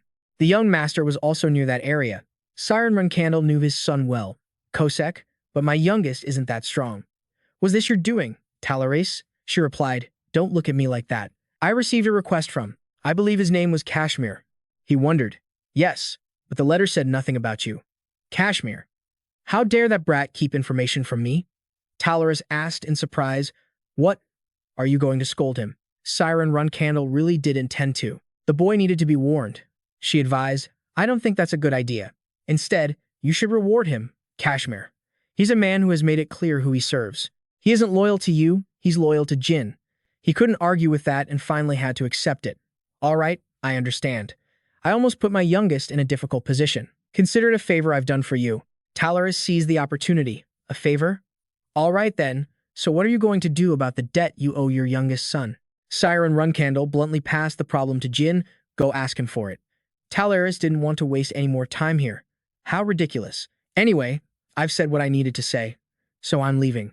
Think about what I said earlier. Your youngest son and my daughter are a good match." Meanwhile, Jin suddenly felt a chill run down his spine. He whipped his head around to look behind him. "What is it?" Gilly MacLaurin asked with concern. "What's wrong, young master?" Jin explained, "No, I just got a shiver." Kasmi was in the same boat. "You too, young master?" "I've been getting shivers like that a lot lately." She worried. "Ever since we returned from Colin, everyone's been like this. Is it because of our rapid growth or something? Thanks to the Trakhang, your magical power has increased. Perhaps this is a side effect."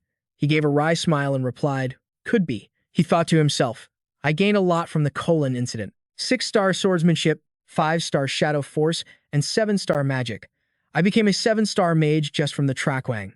However, I can't go any further, or it might weaken the seal." Another servant entered and reported, "Young Master Kashmir, there's someone here to see you. He says he's an intelligence gatherer for you." He ordered, "Just make up an excuse and send him away." The servant hesitated. "I was going to, but he said he knows the location of a secret base belonging to one of the 7 colors." Kashmir's interest was piqued. "Is he a retired agent of the 7 colors?" The servant reported, "I've already checked. Including the 7 colors, this is his first time in Tekin, and yet he knows our secret." Hearing this, he grew angry. "That bastard. Where is he?" Kashmir received the answer. "I've asked him to wait at the entrance." Surprised, Jin stood up to look through the window. "He knows the secret of the 7 colors. Who could it be?" A look of shock was clear in his eyes. Beside him, Kashmir exclaimed, "I've let you witness a ridiculous sight, young master. I can't believe we were discovered by someone that not even the guards of the Seven Colors know about. Jin couldn't believe the person was Z. He sighed. Honestly, he looks like a con artist. Z. Do I have a grudge against this guy? Jack the broker, the bastard who's backstabbed me countless times. Thinking back on it, I wanted to strangle him. But I spared his life because he had a son. Seeing him now, something must be wrong. Kashmir stood before the kneeling Z and said, I don't know you. Speak. How do you know our location? The man introduced himself. I am Z. I run an intelligence shop in Awaken. He realized, Awaken? You're from Tessing? Z admitted. Yes. I'm the one who gets information from them. For Awaken's sake, to stop their tyranny, we plan to destroy them from the inside. Yes, that's right. Kashmir was certain now. That must be what young Master Jin did before coming here. He coldly watched the man continue his act. He reminded him, answer my question. How? Do you know our location? Your fate will be decided by your answer. The man revealed, for an intelligence agent, secrecy is paramount. If you haven't accepted me, I cannot say, Lord Kashmir. This didn't sit well with him, and he roared in anger. How dare you put on such an act in here? I won't let you rest until you confess. A member of the Seven Colors was interrogating him. Z put on a sincere face. I have information about Spider Alu. Jin stepped forward and demanded, I want to know. Kashmir tried to stop him. No, young master, he'll only lie. Z was astonished to see him. Young master? Isn't Kashmir the commander of the Tikan outpost? But why is he afraid of that kid? Jin greeted his old acquaintance coldly. Long time no see, Z. What are you doing here without my gift? The man stammered in terror. You. Z immediately labeled him a conman, Lord Kashmir. This bastard is a fraud. He's the one who pretended to be Verid and Zippel. Don't trust him. Tikan will become the next Tessing. He couldn't listen anymore. You're too loud. Are you insane? How dare you? Kashmir's hand was about to draw his sword when Murakan returned, calling out, Hey, Kashmir, where have you been? That ice cream. Where's the one I told you to buy? Facing him, the man showed clear fear. About that. I'm in the middle of an interrogation right now. Murakan recognized Z. What's this? Wait a minute. You're the guy who poisoned the juice, aren't you? What are you doing here? He was also shocked. That's the crazy guy from before. Why is he here? Wait, he just spoke informally to Kashmir. And what happened in Awaken? This maniac must be that bastard's subordinate. Z finally realized. So he's the one with the highest authority here. He desperately slammed his head on the ground. Oh heavens, my lord, I was a fool for not recognizing you. Jin knew his opponent all too well. Good, this is just who Z is. He didn't beat around the bush. It's fine. Let's get straight to the point. Tell me everything about Spider Alu, the man confessed. His real name is Takan Marius. He's a former cat of the Runcandel clan. Jin mused. A Runcandel cadet. Marius. That name sounds familiar. Gilly McLaurin whispered beside him. Young master, Temin Marius, the eldest lady's nanny. That's her surname. He seemed to be faintly guessing something. Spider Alu came from the Delki Kingdom, a commoner from the Hufester power-aligned region. He passed the Runcandel cadet examination. Z revealed more information. The name he used then was Takan Marius. That's Alu's real name. But it's been erased. Jin needed confirmation and called for Gilly McLaurin. She understood and replied, That's correct, young master. Nanny Timon is also from the Delki Kingdom. He continued to question him about when he took the test. He reported, in the year 1766, 20 years ago. Kashmir's cold blade pressed against his neck as Z exposed himself. 20 years ago, the Delki Kingdom was engulfed in a civil war. Its people were all evacuated. How could he have taken the test? Are you lying? He denied it. No. Alu really. Gilly McLaurin suggested, Young master, if that's true, then someone from the Cannon clan must have helped him. Jin surmised, the people in the Cannon clan who could do that would be the purebloods or the nannies who support them. The Cannon clan nannies don't just raise children. Their power would increase depending on the status of the child they followed, and 20 years ago was when everyone recognized Luna Runcandel as the temporary head of the family. At that time, the eldest sister's nanny would have held immense power. If they were really related, could it be someone from the previous generation who hated me? He slowly came to a conclusion. Probably not. Taimon could have acted alone. But why? Jin asked coldly. Have you confirmed the information? The man swore a solemn oath. I swear on my life. I've already been to Delki to confirm it. Jin ordered, all right, then lead the way. Z froze for a moment. Jin repeated. We're going to Delki now. He decided to investigate Timon, Marius, and Spider-Leg Alu to the very end. I'll confirm their plot myself. In the kingdom of Delki, associated with the Hufester power block, Gabor ground his heel into his subordinate's face, cursing. You useless bastard. Didn't I tell you? What would happen if you didn't make the deadline? The other man, cornered, threatened, don't do this. I'm doing this because I have to feed my daughter. If you keep this up, I'll report you to the authorities. The man arrogantly shot back. Huh? Report me? Have you forgotten? I've got the Black Can clan backing me up. Suddenly, Barris Marius appeared out of nowhere, speaking up. Hold on a second. If you continue, won't things get a little messy, Gabor? He turned around, stunned. You? Why are you here? Wait, does that mean he's nearby too? A wave of pain hit Gabor, so intense his eyes bulged. He suddenly spat out blood. The man being pinned down by Gabor stared in shock at the blood splattering in front of him. It was Barris Marius who had dealt with him. How pathetic. To live like a thug even after your mother helped you out. The remaining survivor pleaded weakly. Spare me, he kowtowed, trembling as he begged for his life. I'll give you all my money, so please, just spare me. I won't say a thing. My daughter is waiting for me at home. Please, the man feigned surprise. Geez, we're not like those scumbags. Sorry, but we don't need money. The other guy was baffled. Huh? Then what do you need me to do? Barris Marius said just one thing before taking the man's life. Sorry, I don't hate you. You're just unlucky. Oh, and I'm blaming all of this on a certain someone. Everything. It's all because of him. Back with Jin's group, Kashmir revealed while reading a letter. The surname Marius is very common on the continent, but in the kingdom of Delki, only one special organization is allowed to use it, the Sacrificial Moon Orphanage. From the outside, it just looks like a normal orphanage. But this is where the Delki royal family trained orphans to become assassins or spies. It's said that the children were allowed to grow close to each other, and then they were forced to kill one another. The survivors would become assassins, but the place was later shut down because the prince's faction won the civil war. 10 of the children from there were released as free citizens, except for Alu, who is dead. The other 9 are still alive as citizens of Delki. He handed Jin a file. These are their addresses. Jin said decisively, then let's go to Delki right away.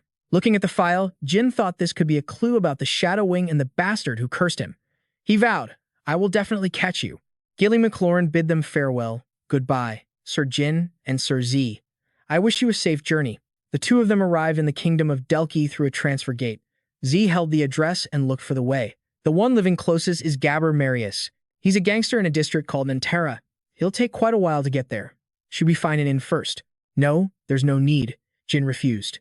We'll go to the western region, where 3 of them live, and then we'll find an inn. Arriving at the first location, he knocked loudly on the door. When no one came out, Z called, hello. Is anyone home? The door remained shut, leaving him confused. Is no one here? Upstairs, 4 people were silently observing the situation. Jin felt that something was wrong. He noticed a scene down the side of the road where a gruesome crime had taken place. The police were already there. The one who had lost his life was the same man Barris had dealt with. And Gabor, the one they were looking for. Jin was shocked. Poison and wind magic. Committing a crime with magic in Ho Fester. That's bold. Someone standing in front of Jin couldn't help but curse.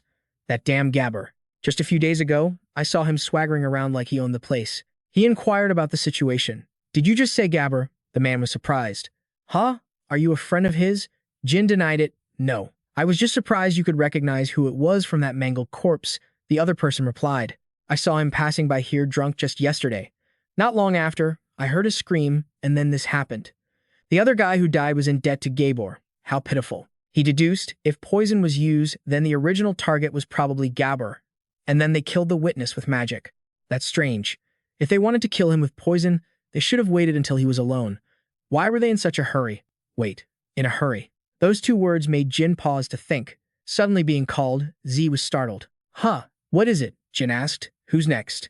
He reported. His name is Waterway Marius. He's about a 2-hour journey from here.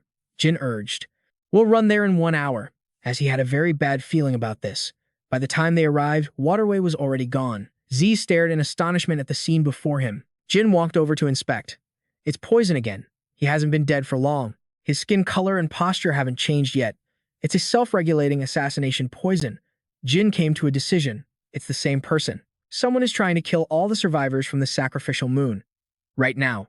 Hurry, we have to move faster.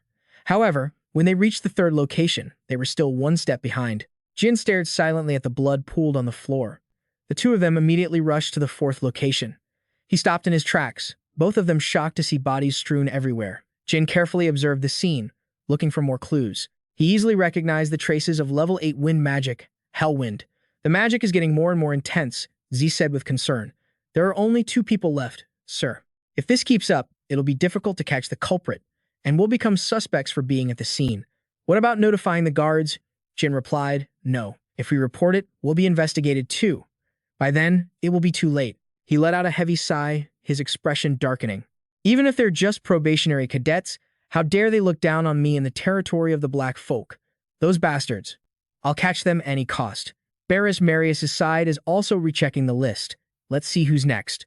Ah, am I surprised? Is this the last one? This is more boring than I thought. Weren't you guys trained just like us?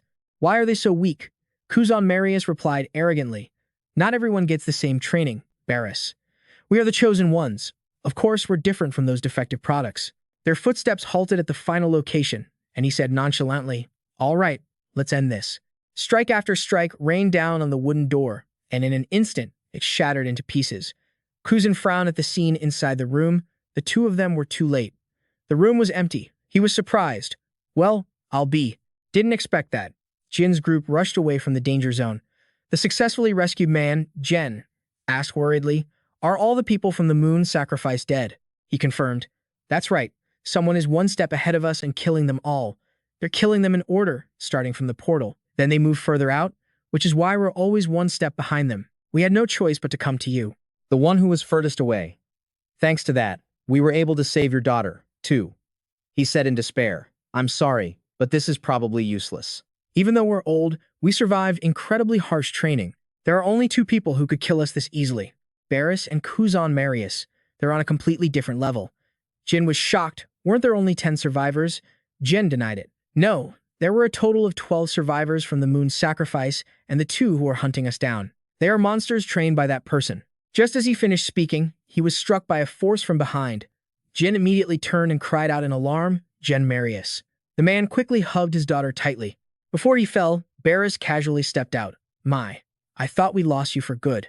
Brother Jen, you're really something. How did you know we were coming to visit? You. When did you become like this? He asked, unable to accept it. Barris, Kuzan Marius, why are you 2 doing this? Kuzan Marius spoke coldly. Sorry, but there's no time to explain. We've been up since the crack of dawn. A massive bolt of lightning struck where they were standing. Barris stepped back in surprise. Huh? Where did that lightning come from? Is he a mage? Jin spoke up. Did you say your names are Barris and Kuzan Marius? Kuzan replied with interest. I was just wondering who was messing with my plans.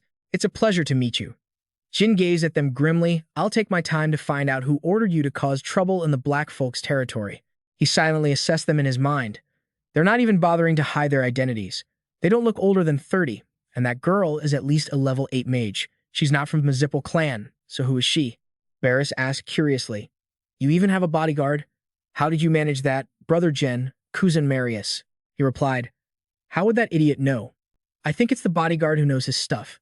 Ah, are we finally getting started? Then let's turn Brother Jen into mincemeat, and then we can question his bodyguard after we cut off his limbs. Kuzan warned her, be careful, Barris Marius. I don't think he's just some nobody. She paid him no mind. Careful. You're always so cautious, Kuzan. Barris Marius gathered power in her hand and continued. That's why no one finds you interesting. With that, she launched a blast of magic at him. Jin blocked the overwhelming power with one hand. Barris Marius fumed. What? He blocked it? What's wrong? Am I getting tired? He analyzed his opponent's actions. Level 4 magic, Wind Blade. She said she's been using magic since dawn. So is she trying to conserve mana? The real problem is that guy. He must be the one who uses poison. Jin noticed the weapon in his hand. A sword? I thought he was just an assassin, but he's a swordsman. This time, he could identify his opponent as a poisoned swordsman. Jin Runcandel called out to Z. The man looked bewildered. Huh. Jin ordered, get Jen and run. The man stammered, huh. I don't. Wait a minute. No, how could I do that? How could I leave you behind, sir? A sword fight began in an instant. It had just started, but Jin had already figured it out. Damn it, this guy is at least a level 8. Kuzan guessed his opponent's identity. A magic swordsman? Hey, bodyguard. It seems your life is more valuable than that guy's over there. Why don't you hand him over to me and run? Jin replied, my life is more valuable, but I also have greater responsibilities. While holding back the enemy, he yelled, urging Z, hurry up and go. No, the man still hesitated. I won't, even if I die. Jin exposed his lie. Stop lying to yourself and run. Z immediately grabbed Jin by the collar and hauled him up. All right. He dragged both father and daughter away to escape. If you make it out alive, sir, I'll see you then. Oh my God, I can't watch. I'm about to cry. Barris was determined to pursue them. You think you can run? Hold him off, Kuzen Marius. I'll kill them and be right back. Jin took out a mirror and used it. He offered an apology, but before you go, shouldn't you receive a gift first? Barris Marius had no idea what trick her opponent was about to pull. Kuzen went on high alert. A brilliant, blinding light enveloped them both. Barris Marius warily looked around, unable to see what was in front of her. Her partner was also extremely vigilant. Suddenly, Jin swung his sword down at Kuzen's body. The man's sword hand twisted slightly. Jin didn't expect his opponent to be able to fight back. Kuzen Marius swung his sword in the opposite direction. Barris Marius rubbed her eyes and shouted, "What is this? I can't see anything." Kuzen Marius, where are you? Her eyes were bloodshot. Damn it, Kuzen Marius! He raised a hand to cover the bleeding wound on his chest. Seeing this, Barris Marius was so shocked she couldn't speak. She erupted with immense power in a fit of rage. Barris growled, "You dare! How dare you do that to Kuzen Marius? You goddamn bastard! I'll kill you." Not wanting to see her lose control, he called out, "Barris, calm down. I'm just recovering, calm down. We've overexerted ourselves today. If we're not careful, we'll suffer from mana overload." She immediately calmed down. "I understand." Jin wasn't surprised. "Just as I thought, they won't go down that easily." Kuzen Marius took something out of his hand. It was a small vial. The cap popped off, revealing a dark blue liquid inside. Model, a strange scent wafted over, and he quickly covered his nose. "What is that?" Kuzen tilted his head back, gulping it down. Jin was shocked. Is that disgusting aura coming from him? Poison? I've heard of this before. Some people build up resistance by using poison, fighting fire with fire, though it drastically shortens their lifespan. But in return, they gain power worthy of that price. Kuzen had to see him in a new light. A magic swordsman who uses both a sword and magic at the same time. You're more troublesome than I thought, and now you're even enhancing your sword with poison? I've never seen that kind of magic before. Though I have many questions for you, my mission comes first. I'll give up on taking you alive. With that, he instantly moved. He charged. The spot where Kuzen Marius had been standing was now empty. A look of astonishment crossed Jin's face because, from behind him, Kuzen Marius was rushing forward like a flash of lightning. Jin had just turned his head when Kuzen was already on him. He quickly used his sword to block the vicious attack. Jin was stunned. A single blow from him was so powerful it sent him flying backward. A seal appeared on Kuzen Marius's hand, and waves of poison-laced power shot toward him. Jin struggled to dodge the attacks. He didn't dare let his guard down, staring intently at his opponent. Jin could feel the imminent danger. The relentless assault continued. His stamina surprised Kuzen Marius. This bastard. What the hell is he? His swordsmanship is only at the 6th rank, but his movements are faster than normal. He's definitely much better than that. Jin smirked and said, "Looks like I'll have to deal with the mage first." Seeing the blue flames erupt, Barris Marius was terrified. Huh? What? Blue fire? Impossible. A torrent of blue fire rushed toward her. Barris Marius's entire body was engulfed in the blazing flames. Kuzen Marius, worried for his comrade, shouted, "Barris Marius." Jin reminded him, "You're distracted. Such a loving brother." Dark energy began to envelop the space where they stood. He looked around in confusion at the endless darkness before him. Panic began to set in. It's so dark. What the hell is happening? A powerful stream of dark energy slammed into him. Kuzen could only endure it as blood splattered everywhere, until he could no longer stand it and collapsed to his knees. Kuzen was terrified. It was a source of power that was neither magic nor aura. A power I've never seen before. He spoke up. "You're a magic swordsman, and you're backed by a blue flame phoenix. I've run into a really tough opponent, but I'm curious." Jin waited silently for him to continue. Kuzen asked expectantly, "I wonder if poison works on a bastard like you?" The poison spread across his face. He coughed up blood, stammering, "This is... damn it." He lost his strength and collapsed to the ground. Barris lay weakly on the ground, her clothes scorched by the blue fire. Jin struggled but couldn't get up. He gritted his teeth, trying to endure the pain spreading through his body. "I have to calm down, or I'm going to die." Jin's hand tightened on his sword hilt, and he planted it on the ground. Using it for support, he forced himself to stand. Kuzen also gripped his sword tightly. He glanced over at his opponent. Both of them were exhausted. A voice rang out from behind. "We found you, Prince." "I've found them." The soldiers behind them drew their bows and received the order. "Archers, prepare to fire." Their commander, Laika, shouted, "Knights, follow me." I am the third prince of Delki, Laika Dad Delki. All of you, drop your weapons. Jin thought to himself, did Z call them here? Kuzan picked up Barris Marius and declared, mark my words, I will come back for you. Don't think you'll be safe, you bastard. Seeing them flee, Laika ordered, don't lose them. After them, we have to catch them. With only the two of them left, he asked about Jin's identity. Hey, who are you? Laika approached, patting him on the shoulder. Are you with them? Jin's body began to slump. Realizing something was wrong, he immediately shouted, where's the healer? We need to treat him, now. His consciousness began to fade. Damn it, I can't pass out now. His vision started to go black. After some time in treatment, Jin, who had been asleep, suddenly shot up. Laika, sitting beside him, asked, you're awake? He explained, this is my residence. Since we couldn't identify you, I brought you here. Jin asked grimly, how long was I out? Laika replied, 3 hours. You're lucky you're not dead. The poison in your system was strong enough to kill an 8-star swordsman. However, if you're a member of the Runcandel clan, that's another story. Observing the young man before him, he breathed a sigh of relief. So he really is Jin. It's a good thing I saw him at the ball. Laika asked curiously, what happened to the other two? Even with that serious chest wound, they still managed to escape my knights. How did you manage to injure a monster like him? He knew for a fact that back then, he was a 5-star swordsman. Even after growing up, he should only be at the 6-star level. Someone must have helped you wound him. Jin spoke up. First of all, I want to thank you. Like I said casually, it's nothing. Saving a Runcandel and Hillfetter is a matter of course, even if you are a provisional knight. He asked about the situation. Have you reported this to City Hall? He answered bluntly, if I had, you'd be dead by now. As soon as I brought you here, the powers that be sent soldiers to start wreaking havoc in Delki. Jin was shocked. Are they his comrades from Titan? He felt extremely guilty. I've caused you trouble. He denied it. Not at all. But could I ask a favor of you? Jin readily agreed. Please, go ahead. He didn't beat around the bush. When you become a knight, please send more guards to Delki and the shares of the Delki gold mine that the Runcandel clan owns.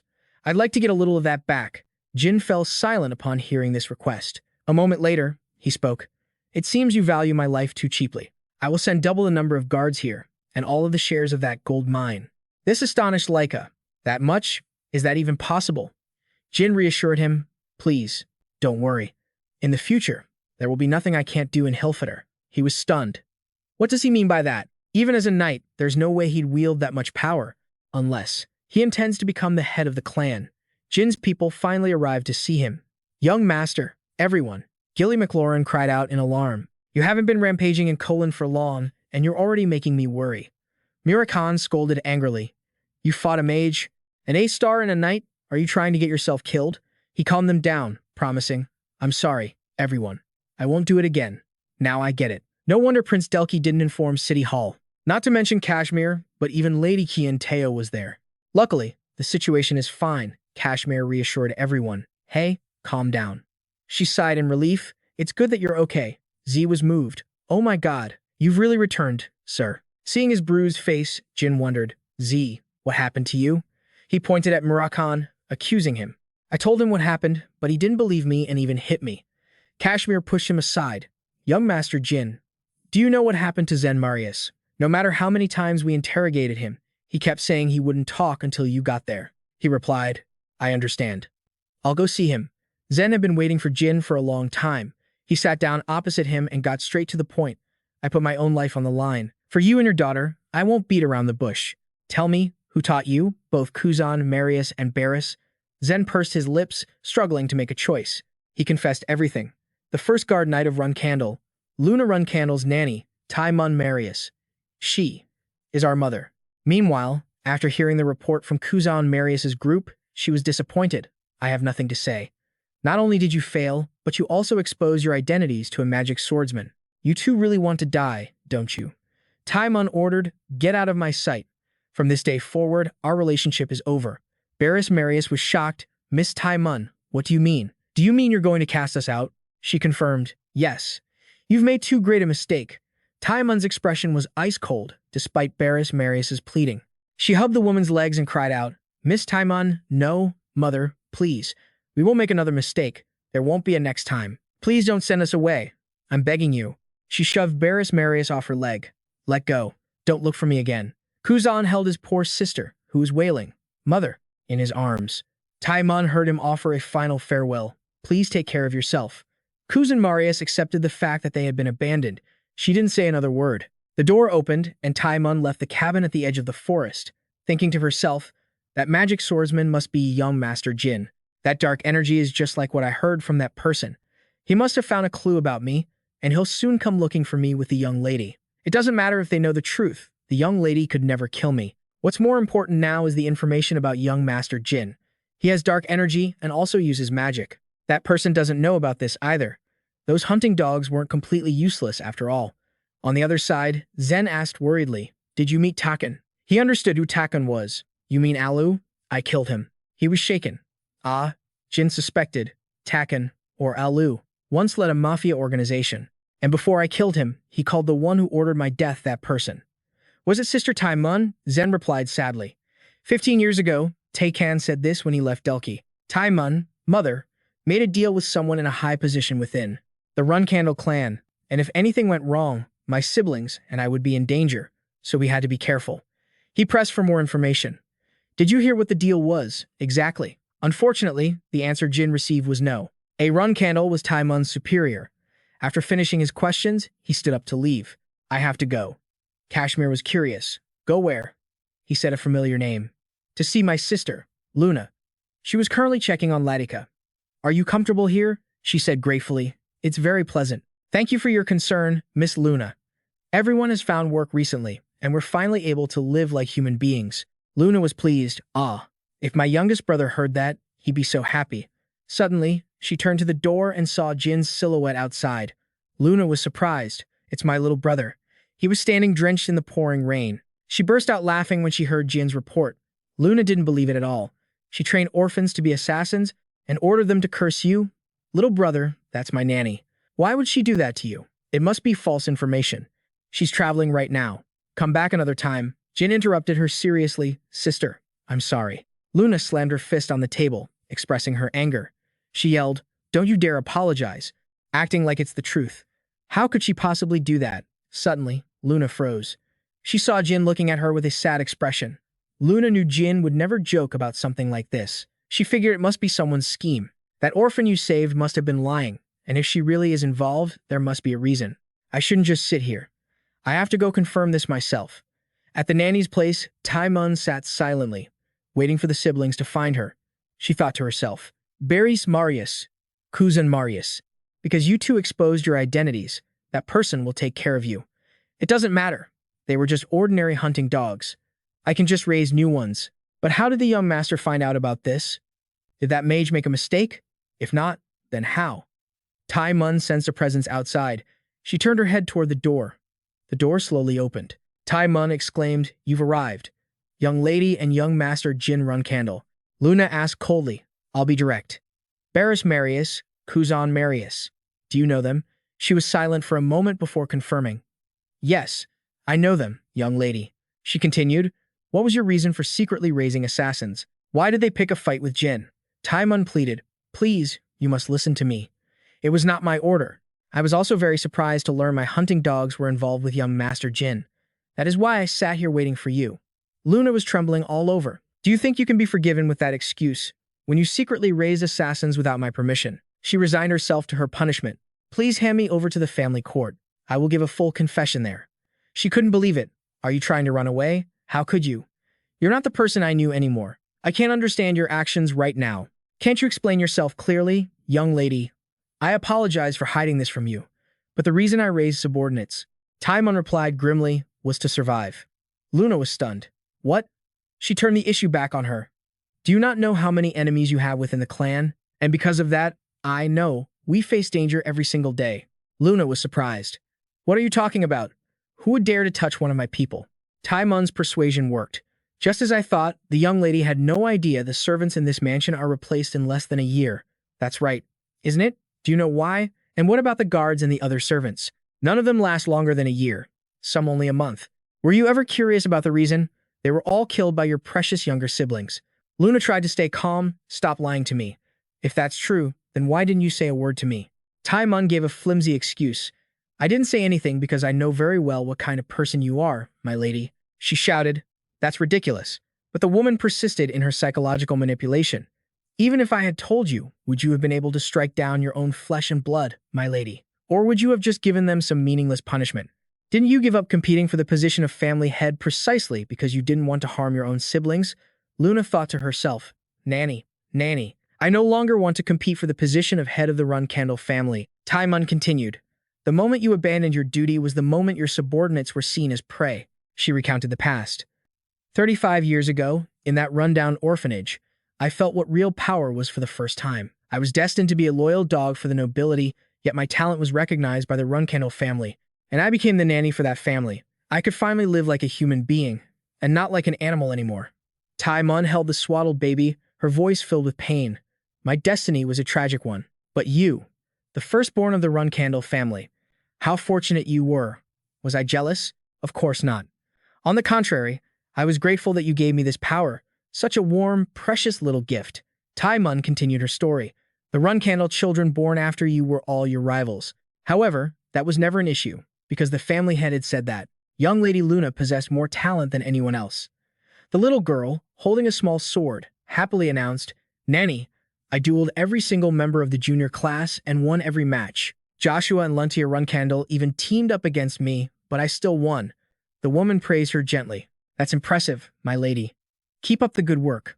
Luna replied sullenly. But I don't like fighting, even though I'm really good at it. I used to worry about your innocence, my lady, but I gradually realized my worries were pointless. As Luna grew older, she became ruthless towards everyone. Don't ever appear before me again. Joshua, if you know what's good for you. Luna could casually pour food on someone's head. Get lost. Just looking at you ruins my appetite. She even gave commands. You trash, lick my feet for the rest of your lives. It suits you better. Her voice held a hint of sadness. Time passed, and when she turned 13, I no longer saw a trace of the innocence she once had, only majesty. Time continued to pass, and then one day, Taimon listened as Luna confessed, Nanny, I'm so exhausted.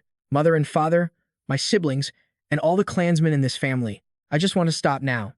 I don't want to become the family head this way. The nanny quickly tried to dissuade her. No, my lady. To become the family head, you have no other choice. Luna decisively brushed it all aside. Then I don't want it. Killing my own family members for the sake of the family? That's not the right answer. I have to achieve something new. A way to help the family without killing my own kin. I will become the sword that protects this family. Taimon said, dazed. At the age of 19. When my lady's coming-of-age period had ended, it was also the end of my quest for revenge, wasting the 12 years of sacrifice and suffering I had endured. I had intended to make you the family head and use you to get my revenge. However, you were a whale swimming out of a myth, and I was just a starving fisherman. All I could do was watch. At that moment, Taimon knelt and pledged her loyalty. I will follow you, my lady. That day, she found a new dream. Luna, moved to tears, sobbed, Nanny, thank you for supporting me. The woman spoke in a somber tone, but my own dream was shattered. And not long after, your younger siblings realized you had changed. They began their hunt, the insane, inhuman things they did. Even for someone like me, who has carried out countless assassination missions, it was hard to bear. Taimon made a decision. I can't let my lady know about this, or she'll blame herself. I am her nanny. I have to handle this myself. But how? Right. I will raise loyal dogs, just as I was once made to be. I'll select a few useful orphans. One day, she was captured. But in the end, Taimon Marius, the guide and top assassin of the Moonlight faction. The person who captured her spoke, I'll get straight to the point. I want your obedience and your loyalty. If you agree, I will give you everything you desire. Taimon didn't flinch. Just kill me. The person said coldly, hear me out first. You're always smiling, but I know very well what kind of emotions lie behind that smile. Taimon, don't you want to be free? Don't you despise that ignorant princess? Come with me. I will give you true freedom. Her voice trembling, she continued. That day, the fisherman who had been gazing at the great whale finally heard the sound of salvation. At that moment, Taimon even thought, if my lady heard about this, what kind of expression would she make?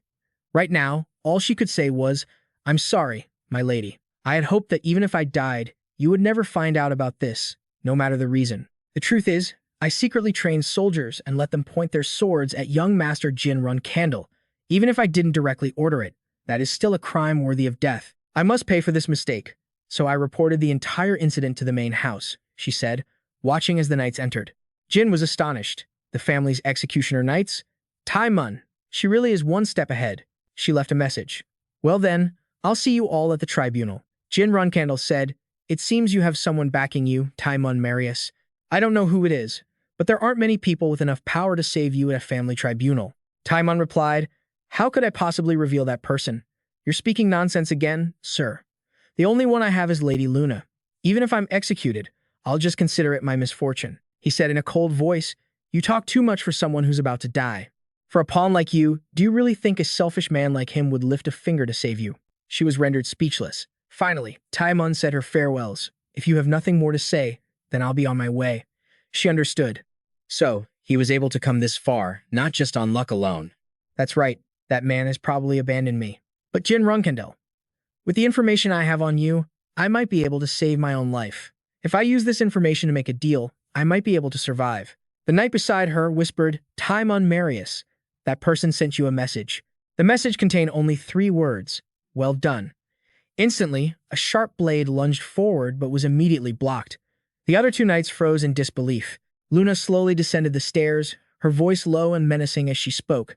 How dare a mere knight, tasked with escorting a prisoner, attempt to kill my nanny? You bastards. It seems you've all forgotten who I am. An overwhelming killing intent enveloped them, causing the 2 men to freeze. Jin Runcandel knew this was bound to happen. The clan's execution knights wouldn't dare defy his sister. They're just that man's subordinates disguised as knights.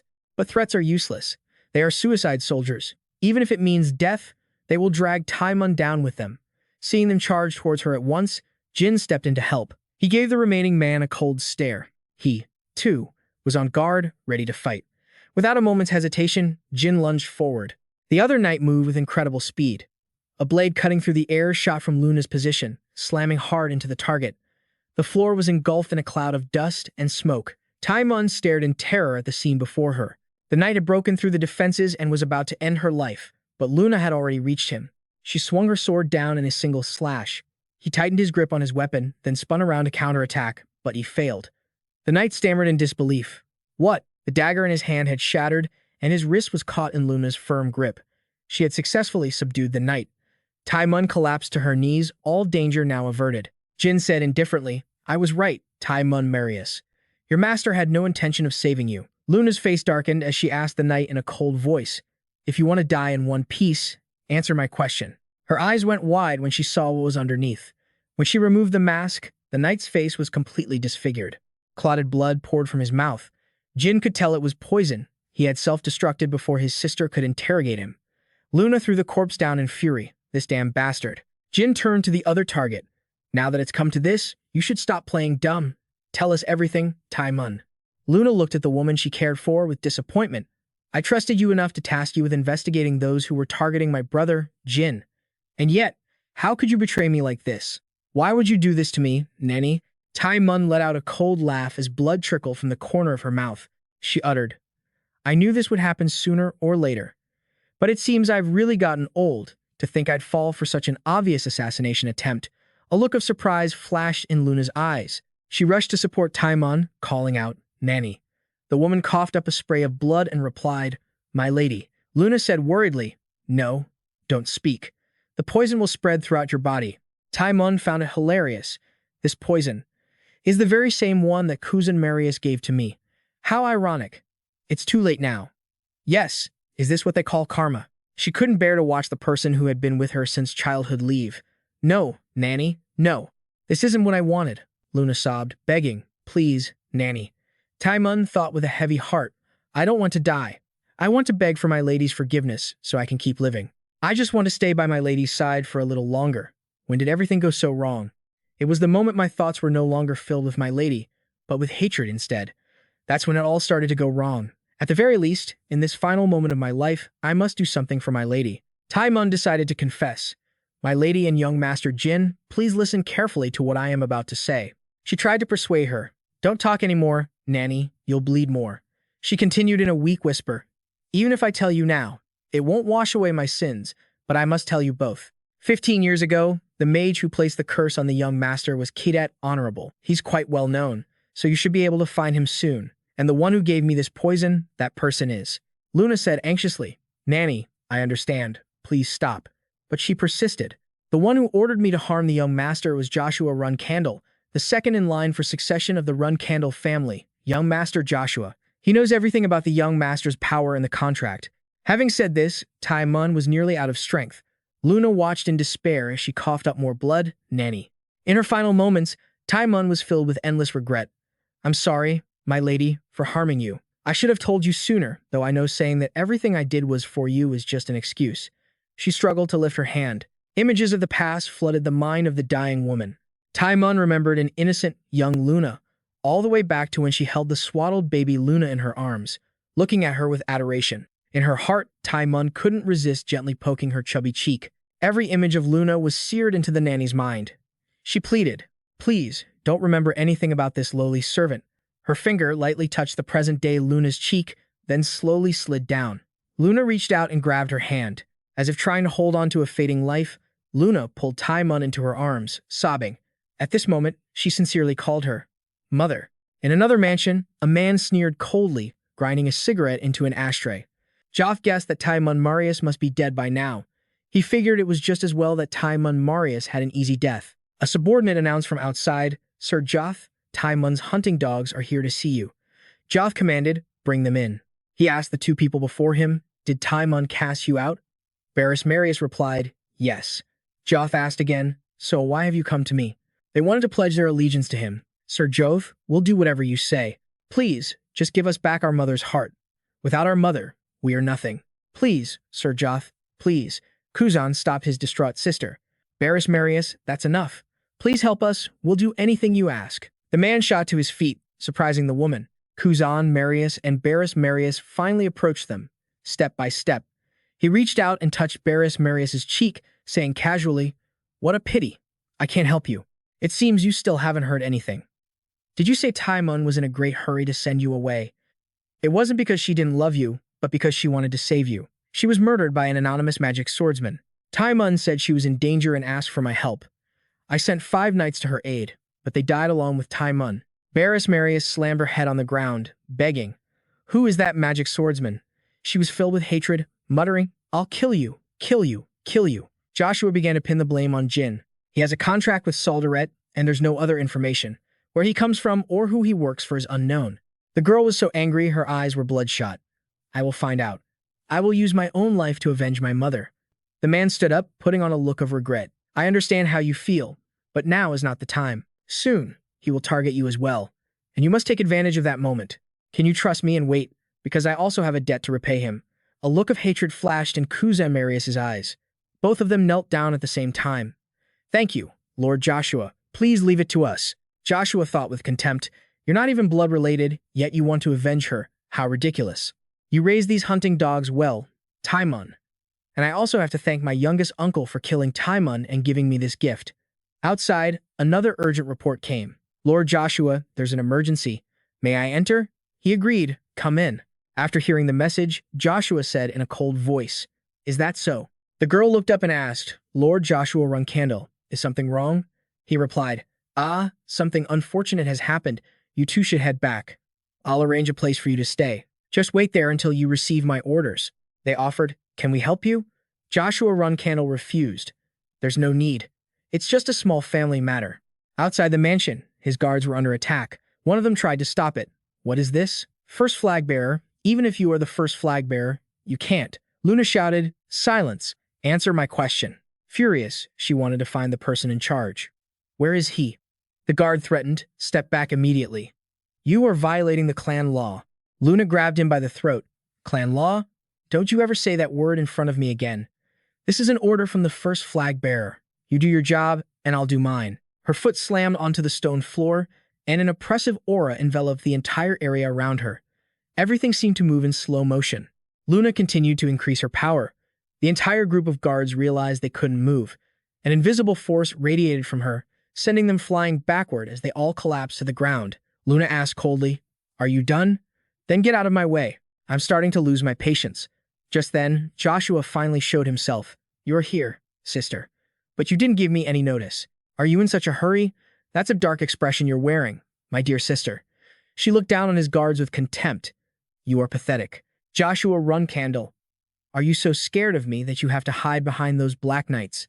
Did you know I'd be coming for your life? He remained calm. Don't say such scary things, sister. It seems like something sad happened to you. If you're okay with it, you can tell me. I'll listen. She's family, after all, Joshua thought smugly. That's right, sister. The brother you want to kill is standing right here. Don't hesitate. Swing your sword. Because the clan will side with me. She let out a sharp breath. Then she sheathed her blade. Brother, what a shame. I didn't come here to kill you. I came to give you one last warning. When that child returns, you won't be able to fight him. If you plan on hiding like you did today, you'd better just keep running. Because if you don't, you'll regret not dying today. He wasn't afraid in the slightest. How sad. The strong sister I once knew can now only make empty threats. Luna looked at him with pity. Poor thing. Just like when we were little. Joshua silently watched his sister leave in the rain, seething with resentment. Keep being so distant.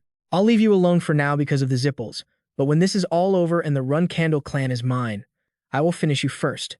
Jin asked with concern. Are you okay, eldest sister? She reassured her younger brother. I'm fine. Thank you, Jin. It was because of your advice that I was able to control my emotions. He reminded her, it's because if you lost your cool, Joshua would have used it as an excuse to control you. Luna understood perfectly. Yes, just as you said. He kept trying to provoke me, while hiding behind the Black Knights. Jin Runcandel was surprised to hear the name of this organization. The Black Knights. The Black Knights. Among the countless knights in the clan, only the 10 most elite are chosen to join the Black Knights, individuals who obey only the orders of the Patriarch and Matriarch. And now they're on Joshua's side. Damn it! I don't know how he managed to convince father, but it's clear the Black Knights have fallen to his side. Tai Mun was buried with care. Jin looked at her grave in awe. What a horrifying poison. To think it even melted the corpse. Luna was in extreme pain. I can't even give my nanny a proper burial. I can't believe the people close to her had to suffer from this poison too. So, it's understandable why she would betray the one who always cherished her. No, that's not it. It's all my fault. If I had known how to make her feel secure, this never would have happened in the first place. He had anticipated this. Even if she had betrayed her, to his sister, Tai Mun was still her true family.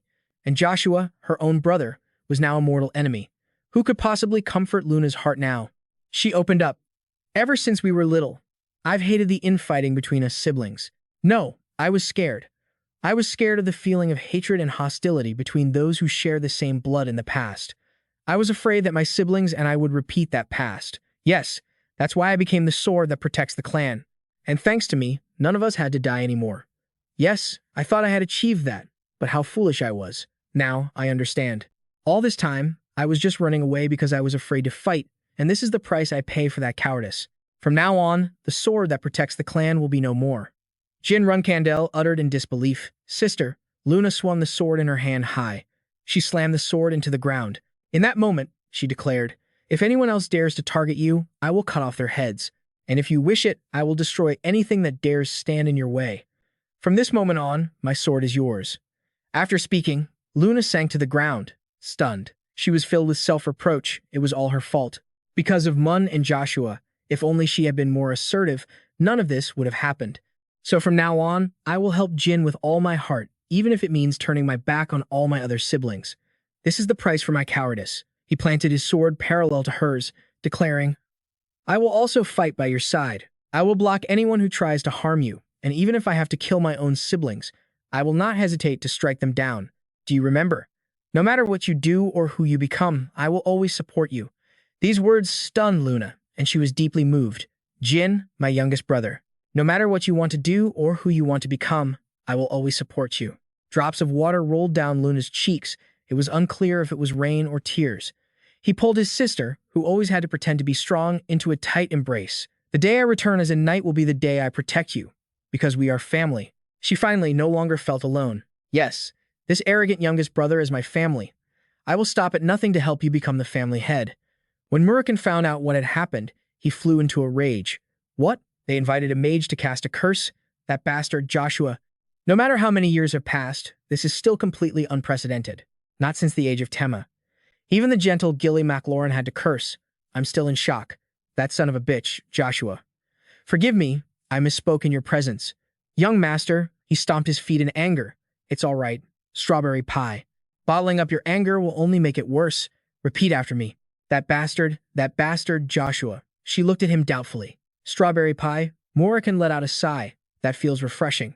Gilly MacLaurin grew curious. More importantly, why would Joshua want to harm you? Young Master Jin replied, "There are many reasons, but the most important one is that he knew I had a pact with Solderet, but he remained completely unfazed." She understood. "That's right. He even broke the rules of the Thunderstorm Arena to harm you. But in the main house, he did nothing at all. He waited calmly. We'll find out the reason soon enough," he thought to himself. If my hypothesis is correct, then he must be targeting my pact, considering what happened to Enya and the Zippel clan's ability to steal pacts with gods. However, not even Joshua could be that close to the Zippel clan. Does that mean there's another way to steal a pact? Kashmir entered and announced, "Young Master Jin, I have found the location of the person you requested." He took the file Kashmir handed him. "Is it done already?" Kashmir confirmed. "Yes, he is a rather famous mage who is currently retired in the state of Mentado, on the eastern side of the continent. Ever since joining the Advanced Magic Academy in Zippel, he has always used the alias Kidat. It's said that he's still researching some kind of magic." Jin Runcandel made a request to the trio. "Gilly McLaurin, Murakan, and Kashmir, I have a favor to ask. For the next 3 months, please don't come looking for me." At a rather crowded tavern, Kidat, wearing a deep hood to conceal his identity, was already there. The tavern door opened and someone new entered, drawing the curious gazes of the patrons. A person in a heavy cloak, leaning on a staff, appeared. They walked step by step through the tavern, stopping beside Kidat's table. The person spoke up. "Excuse me, are you Kidat?" The old man was startled. "And you are?" He introduced himself. "I am an ambitious mage called Huel, and I am currently on my way to enroll at the prestigious Mentador Magic Academy. But I heard that a most noble sage resides here, so I came to pay my respects." Kidat muttered. "An ambitious mage? Huh?" Unable to stand the scrutinizing gazes, the old man slammed his hand on the table in anger. Then he shouted loudly, "What are you looking at, you insects?" Blue fire erupted in Kidat's hand. "Get lost, all of you, before I turn you all to dust." Once the crowd had cleared, he slowly retracted the blue fire in his hand, then resumed their unfinished conversation. "All right, who are you?" he replied. "As I said, I am an ambitious mage." Kidat irritably exposed his lie. "Stop playing games. Your disguise is pathetic. That is the body of someone who has spent their entire life training with weapons. And within this disgusting body exists 7-star inherent magic. An ambitious mage, it seems you greatly underestimate me. Reveal your identity, or else I will make it so this body can never use magic again," he answered calmly. "Then allow me to reintroduce myself." The hood was pulled back. "My name is Huel Hester, the last surviving member of the Hester clan." The old man shot up in surprise, asking, "Hester? What did you just say? You're from the Hester clan, the only clan that could rival the Zippel clan in magic? You're lying. They were all slaughtered by the House of Zippel." Huel took a book from his robes. "Please, take a look at this." He held it out and explained. "Before he died, the mercenary leader who raised me as an orphan revealed my heritage to me, and he gave me this magic book. The author of this book is Suziel Hester." The old man impatiently tried to snatch it. "Quick, let me see." Huel pulled it back. "I can show it to you, but you cannot touch it. I made a vow to myself that, without my permission, no one is allowed to touch it. If you wish to touch it, you'll have to kill me first." Kidat urged impatiently. "Fine, then turn the pages yourself. Hurry up." He placed the book on the table, flipping through the pages. The old man thought to himself, "My goodness, this codex. This magic book truly belongs to the House of Hester. I've spent my entire life searching for clues about them, so I would definitely recognize it. I must examine it more closely." Kidat suddenly asked, "Hey, have you decided where you're staying the night? Come with me. I will treat you with the utmost hospitality." The old man led Huel to his secret base. Seated comfortably in the living room, Kidat explained, "This is where I conduct my research. No one knows about this place, and it is the Hound of Ty Moon, Kuzan Marius. His poison is one of the deadliest, so what I need is the all-cure elixir. This is a divine medicine that is only passed among the best assassins of the Nameless Guild. Those who drink it become nearly immune to all poisons. The youngest of the top assassins of the Nameless Guild, my sister Yona, also has it. She was born with a poison-resistant body, so she doesn't even need to drink it. So she was tricked by our sister Ian into giving her the all-cure elixir. Ian, of course, will side with our eldest brother in the end. It was the same in my past life, so I have to get it before it becomes a resource for the enemy, taking what's useful and weakening my foes. It's something I need to do for the future. But to do that, I have to get through Yona's pranks. I've already been playing her little challenge game for 2 days. A beam of light shot out just as Jin was fighting. It turned out to be a massive iron chain. The hook of the chain clashed with his sword blade. He stabbed his sword firmly into the ground, then grabbed the chain beside him. Jin's eyes flashed with a cold ruthlessness as he single-handedly pulled hard on the chain. The assassin panicked, only able to watch as Jin tightened his grip on the chain, yanking it and then slamming it violently to the ground. Behind the assassin, everything was now a pile of desolate ruins. Jin raised his sword and continued to charge, and the man was so scared he was drenched in sweat. Jin immediately stomped down right where the assassin was sitting, causing the surrounding earth and rock to explode. The assassin was sent flying, his body slamming hard against a wall. Jin Runcandel remained calm, his expression as cold as ice. He entered a room, but there was no one inside. Jin frowned and scanned his surroundings, pondering for a moment before turning in one direction and giving an order. "Stop hiding and come out. You two don't look like nameless cadets. Are you outsiders who came here, just like me? I'm a bit worked up after being chased for 2 whole days, so you better show yourselves while I'm still being nice." The two of them peeked out, smiling brightly as they called, "Hey, Jin." Seeing Veridin and Dante, he was at a loss for words. Jin angrily pointed right at them and yelled, "What the hell is wrong with you two? Why are you here?" Veridin brazenly retorted, "Why are you being so cold? Do you have any idea how hard we look for you?" Dante chimed in, "That's right. I even had to use my slush fund to get a nameless token. You're whining like a jilted lover. You heartless bastard, Jin." He continued to pile on. "Yeah, that's right." Jin couldn't be bothered to argue. "Whatever. Just tell me why you two are here." Their words made him frown. "We wanted to see you. What else?" "I missed our nights fighting on the battlefield." Jin decided to let it go. "All right, fine. Let's just say that's true. So what were you two doing in this spot?" They both looked away evasively and hesitated before speaking. "Well, we spent all our money to get the nameless tokens quickly. So now we have to." Jin thought to himself, "Are these two kids from famous, lavish families really this broke?" Outwardly, Jin agreed right away. "I get it. I'll treat you two since you came all this way to find me." Dante asked happily, "Really?" "Of course, there's no such thing as a free lunch." "Free," he said. "In return, you'll have to earn your keep." Just then, a group of assassins burst in. Dante prepared to draw his sword. And just like that, a single slash flew towards the newcomers. Jin simply stood to the side and watched the two people he just hired get to work. Blue fire radiated from his body. Dante asked, "Is this enough?" Looking down from above the house where they were, a large part of the ceiling had been blown open. Yona wondered aloud, "What are these kids up to?" A voice spoke up beside her. "What is it, Yana?" She turned to see Lord Owl, the 85th Nameless King. "Listen here, Yana. Even if it's you, we cannot tolerate another disturbance. Do you know how many cadets' houses have been?" Yana paid it no mind. "That's not important right now, Lord Owl. I was having fun playing with my little brother, but some bastards from who knows where showed up to bother me. You don't believe me? Who would dare bother our Yona?" She tattled. "Over there." Lord Owl's gaze sharpened as he glanced in that direction. "Who dares?" His eyes widened in surprise as he realized the person in front was Yona's younger brother, and the ones following him were the next heads of the Zippel and Heron families. Yona impatiently jumped down. "I'll handle this myself." But he grabbed her by the collar and held her back. "Wait, if you go, they'll die."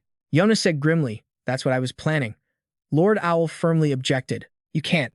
Hearing this, she threw a tantrum. "Why not? This is the first time my little brother has come from the clan to see me, and those guys ruined our reunion. I haven't even had a proper conversation with him yet." He suggested, "If you want to kill them that badly, how about this, Yona? Let's play a game. A game where their lives are on the line. Starting tonight until dawn for a total of 3 times, you will send out a true assassin, not a cadet. If they die, you win. If they live, you lose." She questioned, "But wouldn't that increase the chances of my little brother dying with them?" "I don't want my little brother to die if I can help it. It's been fun playing with him these past 2 days. He's very kind.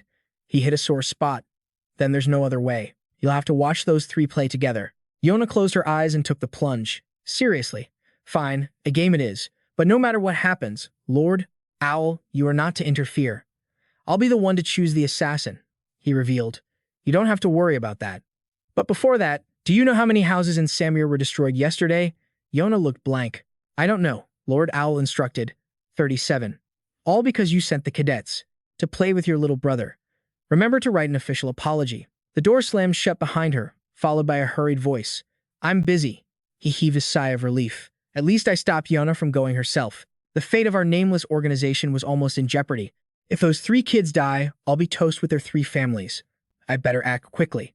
Meanwhile, Veridin and Dante were sleeping soundly. Jin sat to one side, muttering. The moment they heard they wouldn't be attacked in the morning, they fell asleep instantly. "Dante, your body is still weak. but your swordsmanship has gotten sharper. You must have leveled up after learning the Heron clan's secret technique. But this bastard, Veridin, I can't even tell what he's thinking. That damn genius who was so out of reach in my past life came looking for me for no reason at all. And he even offered to buy me food. He might actually get himself killed here. How am I supposed to both use and protect them now? My sister Yona will start sending stronger assassins. How should I prepare? Just then, Lord Owl appeared before Jin. He was shocked to see the man appear without a sound. I couldn't sense any presence as he approached. Is he the best assassin in Nameless, aside from my sister Yona? If so, the other assassins have no reason to test me. With that thought, Jin, the youngest son of the Runcandel clan, took the initiative to greet him. Greetings, 85th, Nameless King. Lord Owl easily noticed. There's not a trace of fear in you. This courage of yours will serve you well. The great Siren Runcandel is old, yet he has found himself a precious gem. But for you to recognize me and not even bother to fix your posture, that's a bit much, he explained. I'm afraid you'll take my life, so I have to act brave. Because the Runcandels do not bow before death. The man judged him to be an insolent brat. Jin wondered why he was here. What reason would a king have to come here himself? He voiced his speculation. Is this about something related to my sister Yona? Lord Owl coldly reminded him. Here in Samir, even the great Siren Runcandel. And watch your mouth. How dare a lowlife like you even mention Yona's name? A powerful aura enveloped Jin, making it hard for him to breathe. The owl roared, You insolent brat. You caused this mess, and you have the audacity to act arrogant just because you think Yona has your back? Jin was stunned. I only mentioned Yona, and he reacted so violently. But why? Jin submitted, kneeling at the owl's feet. The man said, Even tearing you to shreds right now wouldn't be enough to quell my rage. But out of respect for Lord Siren Runcandel, I will let this slide just once. Jin gave a cold smile. The first time, he mentioned my father's name was to make an excuse. That way, no matter what mistake I make, he'll have a reason to spare my life. At least once. Jin slowly stood up and replied, Please forgive me. I was too naive, and dared to speak so harshly. I am more than willing to accept any punishment. The owl commanded, Starting tonight, real, white-masked assassins will be targeting you. I don't care what happens to you, but those other two cannot die. So listen carefully and do as I say. Jin asked suspiciously. Instead of cadets, you're sending real assassins to punish me, the owl explained. This is a game, Yona's game, and the targets are those two's lives. Jin couldn't understand. Is he trying to interfere with Yona's game? But why go through such a complicated method? Don't tell me. Could it be that even the Nameless King can't stop Yona? Just what kind of existence is Yona to the Nameless King? No. To the entire Nameless Guild? The owl revealed. The assassins will attack you a total of 3 times. The 3 of you must stick together and find the center of the confined city. If you do that, you'll at least be able to survive for 1 day. Furthermore, once morning arrives 2 days from now, you must do whatever it takes to get those 2 out of this confined city. Jin Runcandel understood immediately. So you mean I should be the only one to stay? Will my life be in danger? The owl tempted him. Is there any reward you'd like? Jin requested. Give me the wine of 10,000 poisons. The owl snapped. Are you insane? Even if Lord Siren Runcandel himself asked for it, it would be impossible. All right, fine, that's about what your life is worth. But remember, you have to save the 2 future patriarchs lying over there. Jin guaranteed, I will definitely fulfill my promise. The owl gave a final, secret warning. I'll give you one last piece of advice. If we wanted to, we could kill anyone in this world. But do you know why we don't use this power carelessly? Jin replied, It's because the more powerful the weapon, the more terrifying it becomes in the wrong hands. And if it's used carelessly, it becomes an even bigger problem for the user. The owl asked suspiciously, If you knew that, then why did you mention Yona? As he said this, he suddenly realized. Perhaps. This brat doesn't know about the relationship between me and Yona. A moment ago, was he really just asking if I came here because of her? I can't believe I got angry and threatened the kid over a misunderstanding. How embarrassing. Realizing his mistake, the owl cleared his throat. All right, that was a good answer. I'll see you in 3 days. A wisp of smoke was all that remained. He ran off, Jin thought to himself. He pondered for a long time, having decided to break his deal with the man. I need to get them back home. I'm sorry, but I have no reason to listen to you, Mr. Owl. The 3 of them ran tirelessly until dusk began to fall. Jin gave a serious order. Listen up, you 2. From today on, we'll be targeted by real assassins, not cadets. You need to focus. Dante was skeptical. Hey Jin, no matter how strong our opponents are, we haven't seen anyone yet. Why are we in such a hurry? Veridin, who was behind them, agreed. That's right. It only just got dark. Jin explained, when I was fighting the cadets, I could sense their presence the moment the sun went down. And as soon as it was dark, poison needles came flying at me. But right now, I can't feel anything, Jin thought. Actually, that's not quite right. I can't sense their presence, but I can tell that something is approaching us. This feeling, it's like being pursued by a hunter. I knew there was a difference between cadets and assassins, but this is a whole other level. Yona sat on the owl's shoulder to get a better view. As expected of my little brother, he's already on the move. The owl was not pleased with her unilateral decision. Did you send out the high-level assassins already? Are you really trying to kill your own brother? Yona denied it. Of course not. The owl reminded her, your brother is quite sharp, so he's running away for now. But once they start their attack, he'll be dead before he even has a chance to do anything. He thought to himself, if that happens, the two behind him will die as well. Yona wasn't worried at all. That won't happen. My little brother's mind's eye is already half open. The owl was astonished. What? He couldn't believe it. He's so young, and he already has a mind's eye. She pointed out, it might look like he's just moving on instinct, but that's not it. I'm sure he sensed something, even if it's just a little. Over the past few days, his mind's eye has started to open. Because of that, his skills are on a different level now. Watching Jin's every move, the owl was forced to admit she was right. Yona's eyes gleamed with satisfaction. I'm so proud. The owl was speechless. This is the first time I've ever seen Yona react like this. His name is Jin? Huh. Maybe I should place some expectations on him as well. Meanwhile, Jin's group ran into an obstacle. A team of assassins suddenly appeared. He yelled, stop. Before the trio, a thick cloud of dust billowed up from their sudden arrival. Jin stared, stunned at the dense smoke in front of him. He sensed danger and immediately turned, shoving the other two behind him. Varaden shouted in shock, hey, Jin, what are you doing? The moment he spoke, hidden weapons came flying.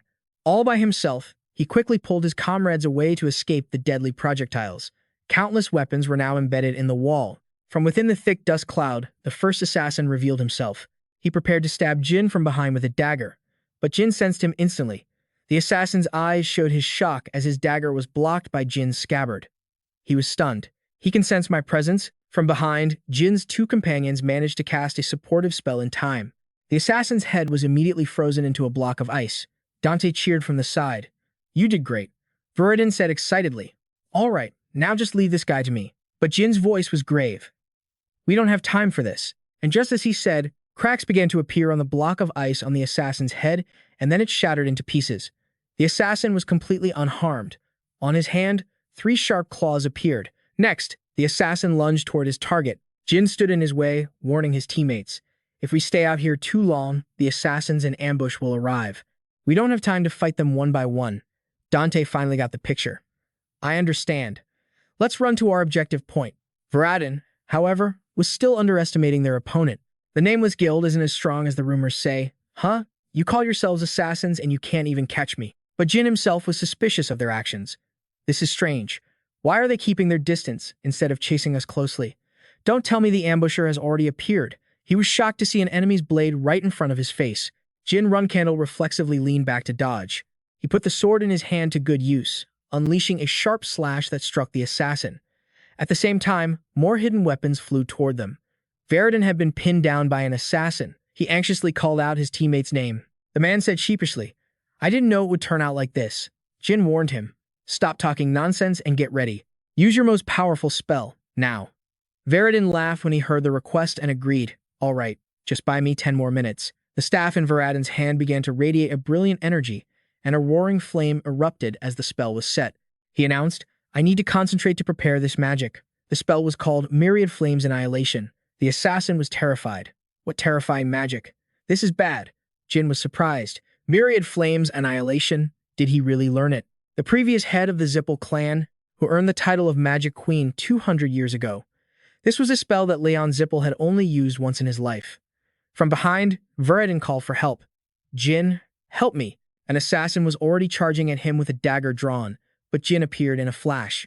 He used his sheathed sword as a shield to block the opponent. Observing the man before him, he wondered, is it just one person? Impossible. So where are the others? Just as Jin feared, they had surrounded the last member of their group. He urgently called out, Dante. The muscles on Dante's body bulged. Dante used the Heirin's secret technique. The assassins stared in awe at the spectacular sight before them. The Emperor's sword, Dante's dragon's sword armor, materialized like a giant cocoon, sending the assassins flying. The sword in one of their hands shattered as the power swept past. The secret technique was like a hurricane, slicing through their flesh. Jin could now focus on facing his own opponent. The man frowned suspiciously. Glancing to his left, Jin's sword came down decisively while he was still thinking. Looking over at Dante, "I've never seen that sword technique before. Did he create it using mana? A secret technique that can not only defend but also counterattack. He must have trained incredibly hard since we last met. Not just Dante, but Veridin has also become much stronger. At his age, can he really control such a massive amount of mana? Is it possible for him to use that legendary secret art?" Veridin unfortunately had some bad news to share. "Hey, Jin Runcandel. Sorry, I think I messed up." The magic he was struggling to maintain dissipated into a cloud of smoke. Jin was stunned that things had turned out this way. Even the assassins were dumbfounded. Dante was speechless, looking at the embers floating before him. Jin, who was nearby, yelled, "Run! I'll hold off the assassins, so grab Veridin and go." He received an apology from his friend. "I'm sorry, Jin." Veridin coughed up a mouthful of blood as he said guiltily, It's been a while since I last used it, so I must have gotten it wrong. I made a mistake. I can feel a mana overload coming on." Dante, who was on the receiving end, yelled, "Just shut up, and stop spitting blood everywhere." Jin commanded, "Dante, don't stop. Keep running to the place I told you about." He replied, "Got it." The lead assassin ordered, "Don't let them get away. Catch them, even if it kills you. If we let them escape tonight, Yona will train us herself." The bright moonlight shone down as Yona stared blankly into the distance, lost in thought. The owl asked with concern, "What is it?" She hesitated. "Sir Owl, let me ask you something." He replied, "What is it?" Yona exposed his trick. "You helped them, didn't you?" "Is that right?" "Huh, how strange. How did they know to run to the central safe zone of Samuel City, where the special personnel and the families of the nameless assassins live?" When Dante arrived, he let out a sigh of relief and said, "It's true. The assassins have stopped attacking us. Unless there's an enemy invasion or a similar emergency, no matter what happens, the assassins of the Nameless Guild adhere to the tradition of not using weapons there." Veridin asked curiously, "Hey Jin, how did you know about this? Was this a test?" He answered vaguely, "Something like that." Yona was suspicious. "That's absurd. If no one told them, how could they have known about that place?" The owl adamantly denied it. "What are you talking about? That's not what happened." "Anyway, have you finished writing your self-reflection report about the sabotage?" Yona gave a cold smile. "You're such a blatant liar. You were the one who broke your promise first, weren't you?" She made a decision. "So, next, it'll be my turn. The Owl King of the Nameless, the strongest assassin organization." To him, Yona was more precious than a daughter. She possessed a sublime talent that no other assassin could match. People had given her many nicknames, such as the one born to be an assassin and the god of slaughter incarnate. That's what the few who had witnessed the things sleeping inside her said. A blade steeped in chaos, Yona's voice was low and grim. "As I said, I will fight them myself. You broke your promise, so you are not to interfere." Owl didn't object. "I understand." He knew there was nothing he could do now. He couldn't stop the girl any longer. "All I can do now is hope that Jin can help the next heads of the Heron and Zippo clans escape." "The sun is setting," Yona reminded him. "Look, Sir Owl, it's getting dark. It's time for the two accompanying my youngest brother to die. Will you come with me?" Owl calculated. He's smart, so he'll follow my orders. He understands just how serious this situation is. I feel bad that he has to face Yona, but there's no other choice. And so, he agreed. "Yes, let's go." Owl held on to a sliver of hope. Maybe Yona would go easy on them. After all, the girl adored her youngest brother. And I could have prevented all of this from the very beginning if he had just listened to me. Glancing at the window of the other room, he was stunned. A look of shock washed over Owl's face. The two young men inside the room were sleeping soundly, completely oblivious. He wondered why they were still asleep. Yona was thrilled. This is perfect. With them all gathered in one place, I can kill them easily. Sensing something was wrong, Owl stopped her. "Wait, Yona, hold on." She flew into a rage. "Those damn bastards. How dare they chat and laugh with my youngest brother right in front of me? I haven't even had a chance to talk to him yet. I'll kill them." Just as she said that, Yona choked on her words. She glared ahead and then protested. "Sir Owl, stay out of this. Don't pretend you don't know. Its light is already shining through the window. The thing my youngest brother is holding. That's the claw of a silver dragon." Inside the room, Jin held up the silver dragon's claw. Curious. Why aren't they reacting to this? If things were going as I predicted, after seeing this, the assassins should have said something by now. No matter how many times I experience this, it still sends a shiver down my spine. We're all standing in the same place, but I can't feel a thing from them. Jin spoke up to greet them. "You're here.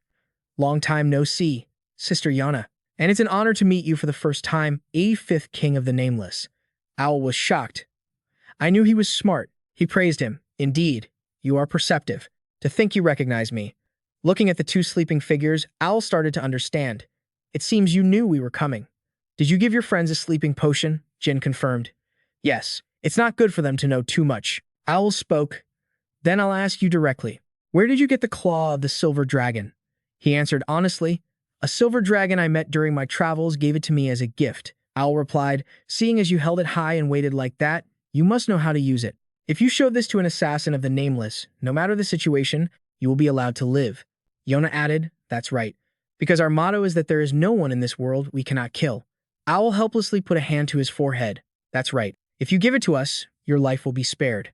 Jin began to negotiate. Before I give it to you, there's something I want to ask. Owl waited. What is it? He continued. I'm wondering why the people hunting me are actual assassins, and not cadets. Is it because you don't trust me, Sister Yona, since I'm a Runcandel? She denied it. No.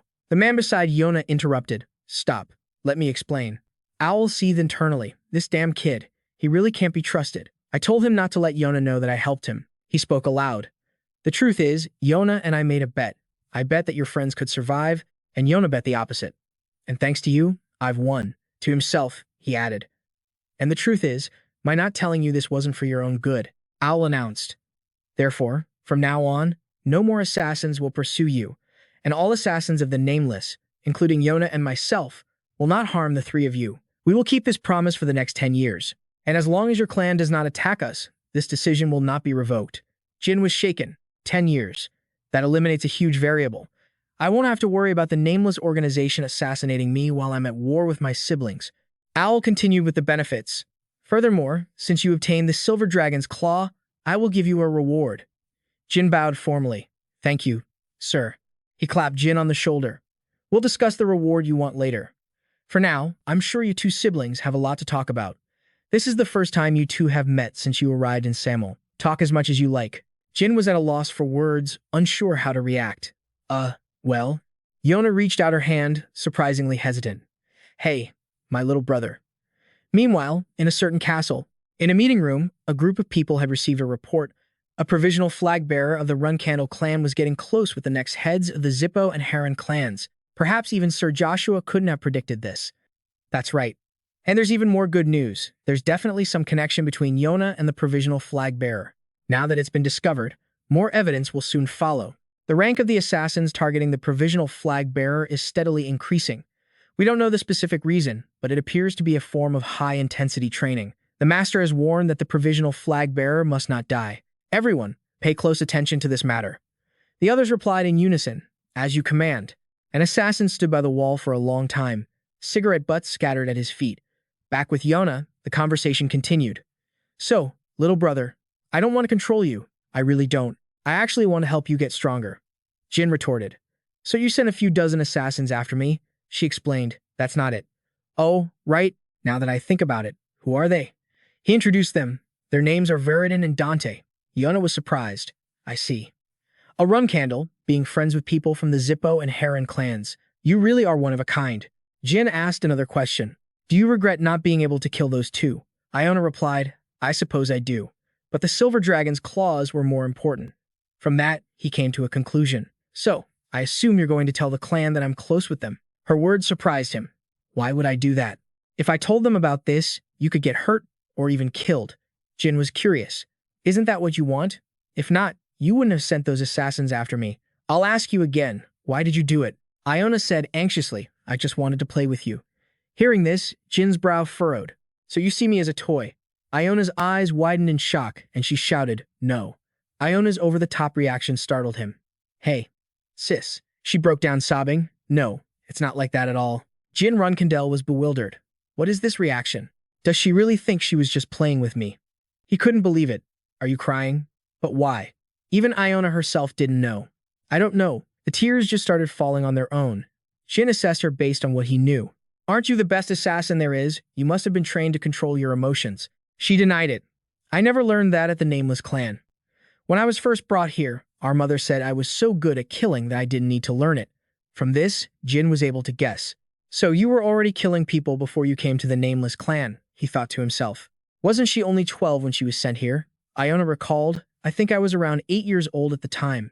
At Loivu Dai, a cousin of mine kept bothering me, so I killed him. After that, the governess in charge of my education disappeared. Even though I had my brothers and sisters at home and at Loivu Dai, I was forbidden from eating or living with them as a cadet.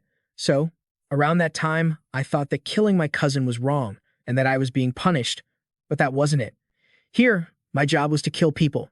Jin was now starting to understand the full extent of her innate talent for assassination. The reason their father got rid of everyone around Iona was probably to prevent any more of the younger children from losing their lives.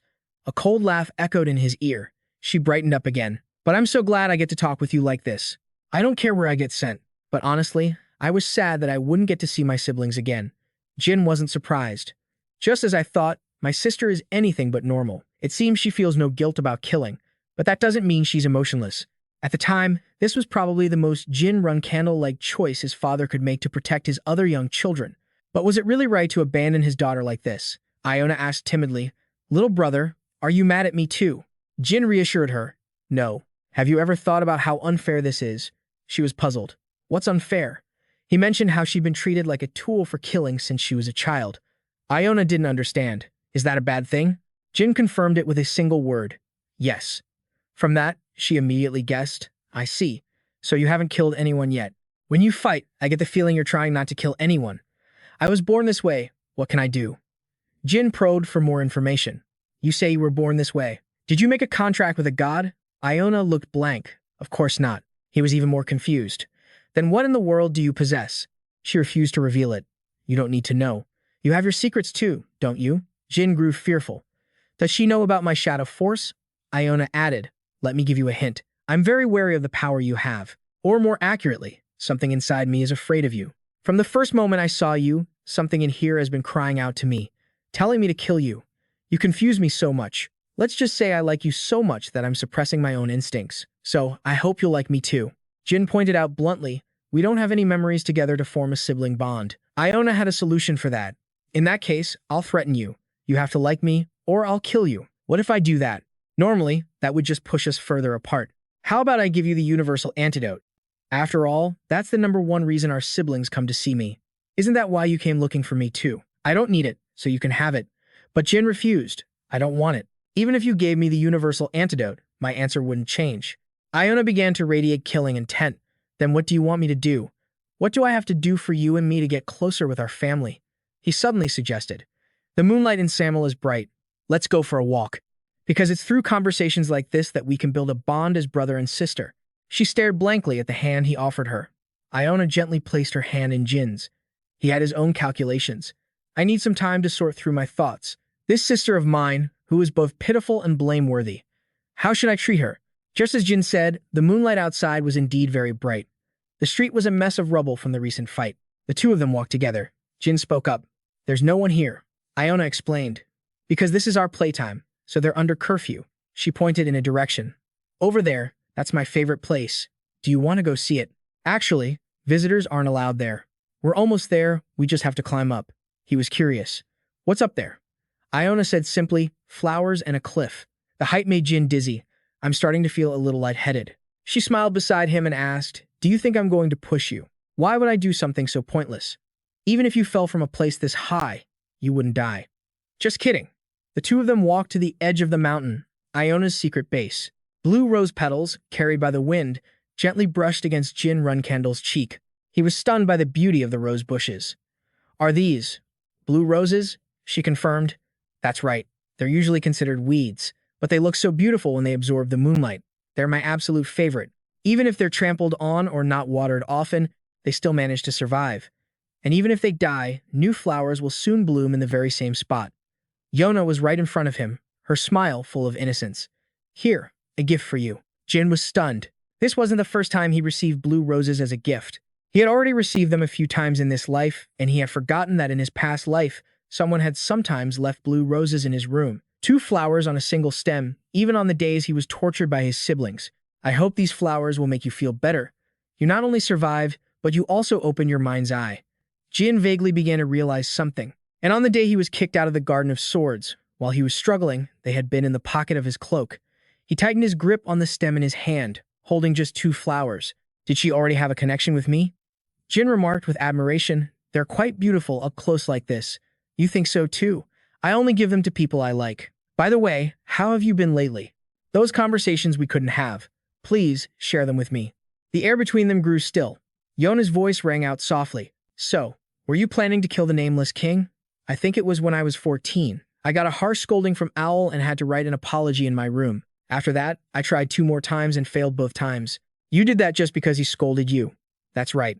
I failed back then, but if I tried now, I'd probably succeed. He marveled. Going up against the king of assassins. That's my sister, all right. She asked curiously about what happened next. Hey, who was that silver dragon that gave you its claw? Are you too close? Jin replied. Yes. Yona declared boldly, I'm going to kill that dragon. I'll pull out all of its claws for my own use. He advised her sincerely, please be kind to my friend. They could become your friend, too. She laughed brightly and exclaimed, I was just kidding. You really aren't scared of me, are you? Other than my father and Owl, this is the first time I've ever spoken so comfortably with someone. Jin offered his personal opinion. I think you're better suited to be a florist than an assassin. How about you start studying flowers from now on? If you open a flower shop in my territory, I'll stop by often. She considered it. That's not a bad idea at all. He slowly stood up and continued. Of course, you can't kill your customers. Well, I'm off to see the nameless king now. Yona's mouth opened in a mock threat. Where are you going? If you leave, I'll kill you. Jin refused. No, that's enough of that. She suddenly remembered. Oh, right. I have a mission today, too. He was bewildered. What? Jin waited quietly for her to continue. Yona prepared to leave. Well, I'll head out first. Take your time. She smiled radiantly and said her farewell. See you later. With that, Yona's figure darted down as fast as the wind. The conversation had been surprisingly light.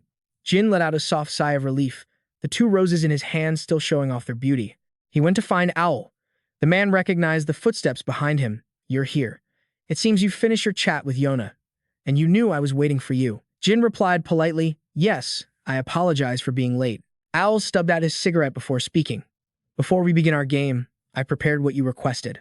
Even though you didn't follow my orders, both future patriarchs are still alive, and I received a claw from a silver dragon. Everything went smoothly, so I've decided to listen to your request. The boy was surprised. I didn't realize you were such a show-off. The man reminded him unhappily. You tend to cross the line sometimes. Do you think you can act all high and mighty just because you're friendly with Yona? Jin said smoothly. I was being a little disrespectful because I want to get closer to you, too, because I believe that you and I both want the same thing. For at least 5 years, I can delay Yona's return to the clan. In that time, I will come up with an excuse. Owl needed a guarantee. Can a wild card like you really pull that off? Can you take responsibility for your words? The boy answered immediately. Of course. The man asked directly. And what is your reason? Jin silently organized his thoughts, finally daring to express them. She's very well suited to be a florist, but as you know, someone with as many emotions as her isn't cut out to be an assassin. She's simply more talented at killing people than others are. Rather than being used by the clan when she returns, I want her to be with people who can understand her. And I think that after she's no longer an assassin, she'd be a much better fit as a florist. I want her to be happy, Owl agreed. Fine, you've disappointed me twice now. You must have a solid plan this time. What do you want? The boy proposed. Just one thing. I want to receive your help when I need it as Jin Grey, not as Jin Runcandel, and I will also be leaving Samir. I'll be taking Dante and Veridin with me, so from today onwards, we will no longer be a nuisance to you. The man approved the proposal. Now get out of my sight. A week later, Khan arrived with Kashmir in tow. He meticulously observed the place. So this is the Dark Sea. It's chaotic, but it's strangely clean around here. Did someone clean up this area? Khan exclaimed. We're here.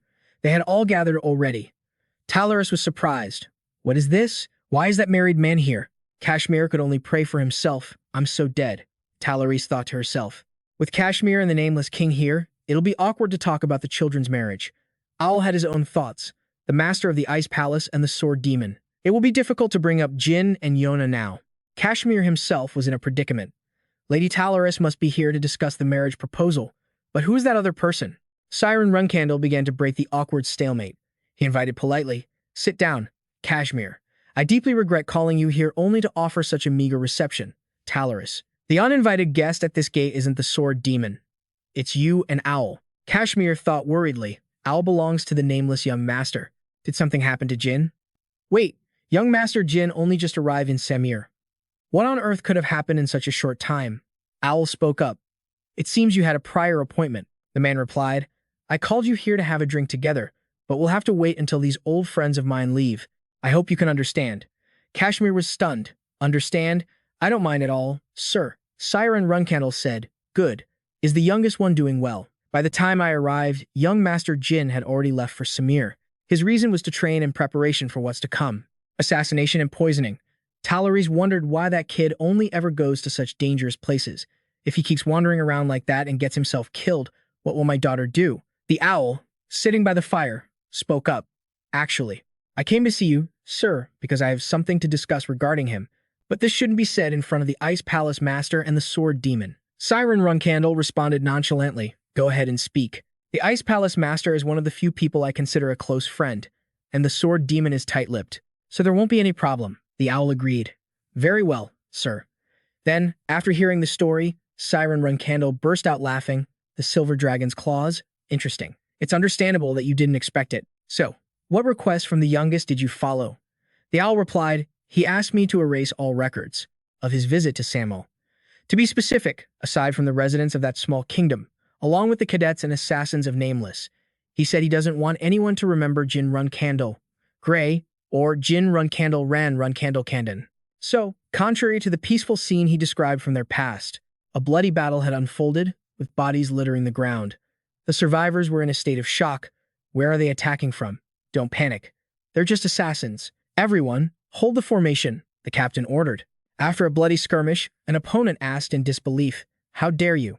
Isn't Nameless afraid of retaliation from the Runcandel clan? I don't know why you're doing this, but the patriarch of our Runcandel clan. Before he could finish, another man fell. Finally, the assassins stopped. The owl continued his story. We eliminated all the guards who were pursuing the provisional knight. It seems the youngest knight realized their presence, which is why he made such a request. Siren Runcandel understood.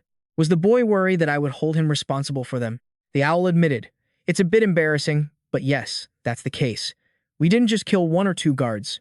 Siren replied, I see. So that little brat saw the purge, did he? Don't worry. If that's the case, it doesn't matter even if you killed 100 of them.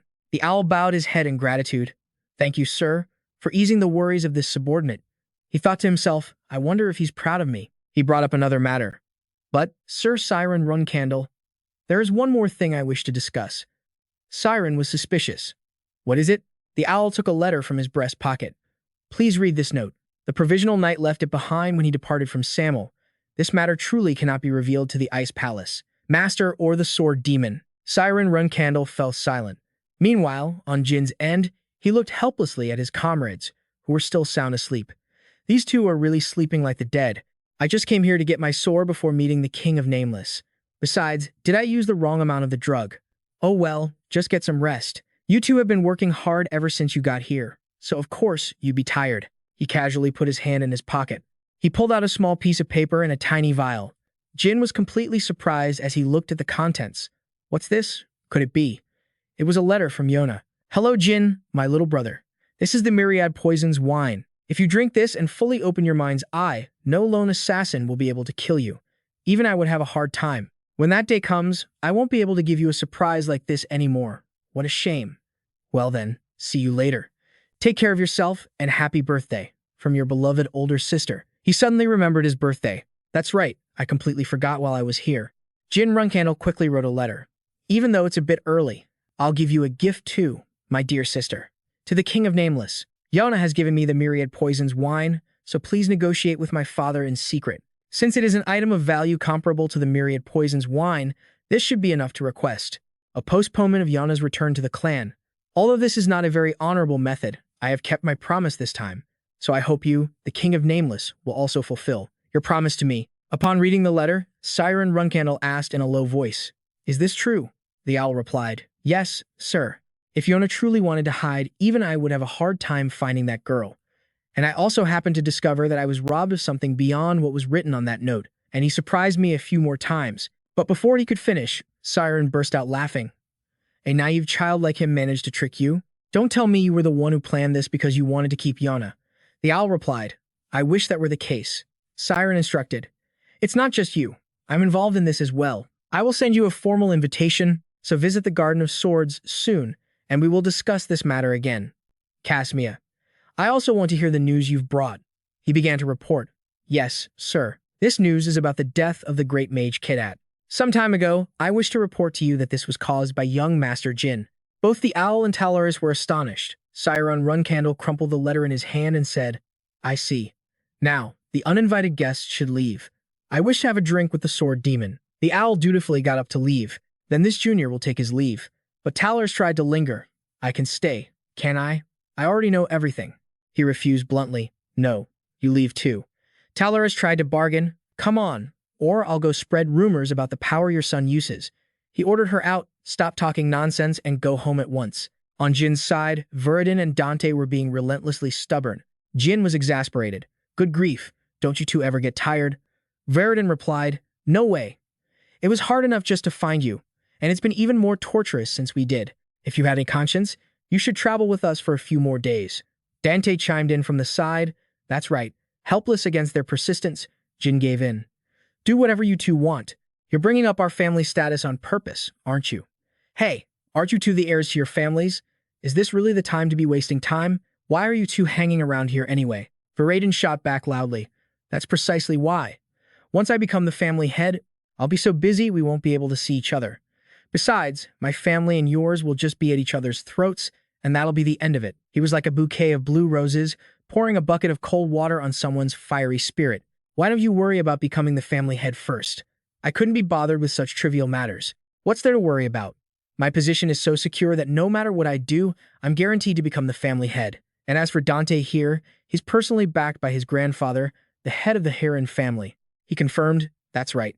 Jin wasn't as carefree as they were. Unfortunately, unlike you two, I'm very busy. Viridin suddenly remembered. Oh, that's right. Didn't you kill Kid Thatan a few months ago? He played dumb. Who knows? I already said I wasn't the culprit. Hearing that, Viridin was all smiles again. Why are you putting up a wall between us again? Jin shot back. Have you ever considered that you're being way too nosy? His words left Viridin speechless. How long are you going to be this difficult? Dante, who had been silent until now, spoke up. When you become a flag bearer, we won't be able to see each other often, will we? Just like Viridin said, once we become heads of our families, we won't be able to meet anymore. Especially you, Jin Runcandel. Viridin put his arm around his shoulder and continued. So before that happens, we should just have as much fun as we can together. You need to build up your reputation to become a flag bearer, right? If you say you don't like Kid Thatan, then we'll drop it. But let's go travel together. We'll help you build up your reputation. Dante suggested, how about we go help other people? Viridin played along. Sounds good to me. Let's hunt down some notorious villains together. For example, the Mammoth Kings or the Mad Jack Golo in western Vermont, the remnants of the Dark Magic Society, or Wyro, the Knight of Destruction from the Van Kela region, though that place is pretty far. Oh, right, and there's the Orange Tiger Tribe. Hearing someone so obviously reveal their intentions, Jin let out a long sigh. He lifted his mug, took a sip of beer, and then asked, Are you suggesting the three of us go on an adventure? Stop talking nonsense. He slammed the table with excitement. That's a great idea. Let's go on an adventure. The three of us are friends, so let's go together. Jin considered it for a moment, then sighed again. This is ridiculous. When he finally woke up, he stared at the chandelier on the ceiling with a bewildered expression. Jin was shocked. Huh, when did I fall asleep? Viridin must have forced him into a drinking binge. He saw the two drunks muttering, Adventure. Let's go on an adventure. I don't want to go home. He asked the person beside him, Please send both of them to Vermont. Jin remembered throwing both of them into a transfer gate, and that's all he could recall until he got back to Titan. What happened? And why does my body feel so strangely good? A voice called from outside, Young Master Jin, you're finally awake. He was shocked to see the person beside him rubbing their eyes as they woke up. Enya, she asked with concern, How are you feeling, sir? Were you able to absorb all of the 1,000 poisons antidote? Jin was bewildered. The 1,000 poisons antidote?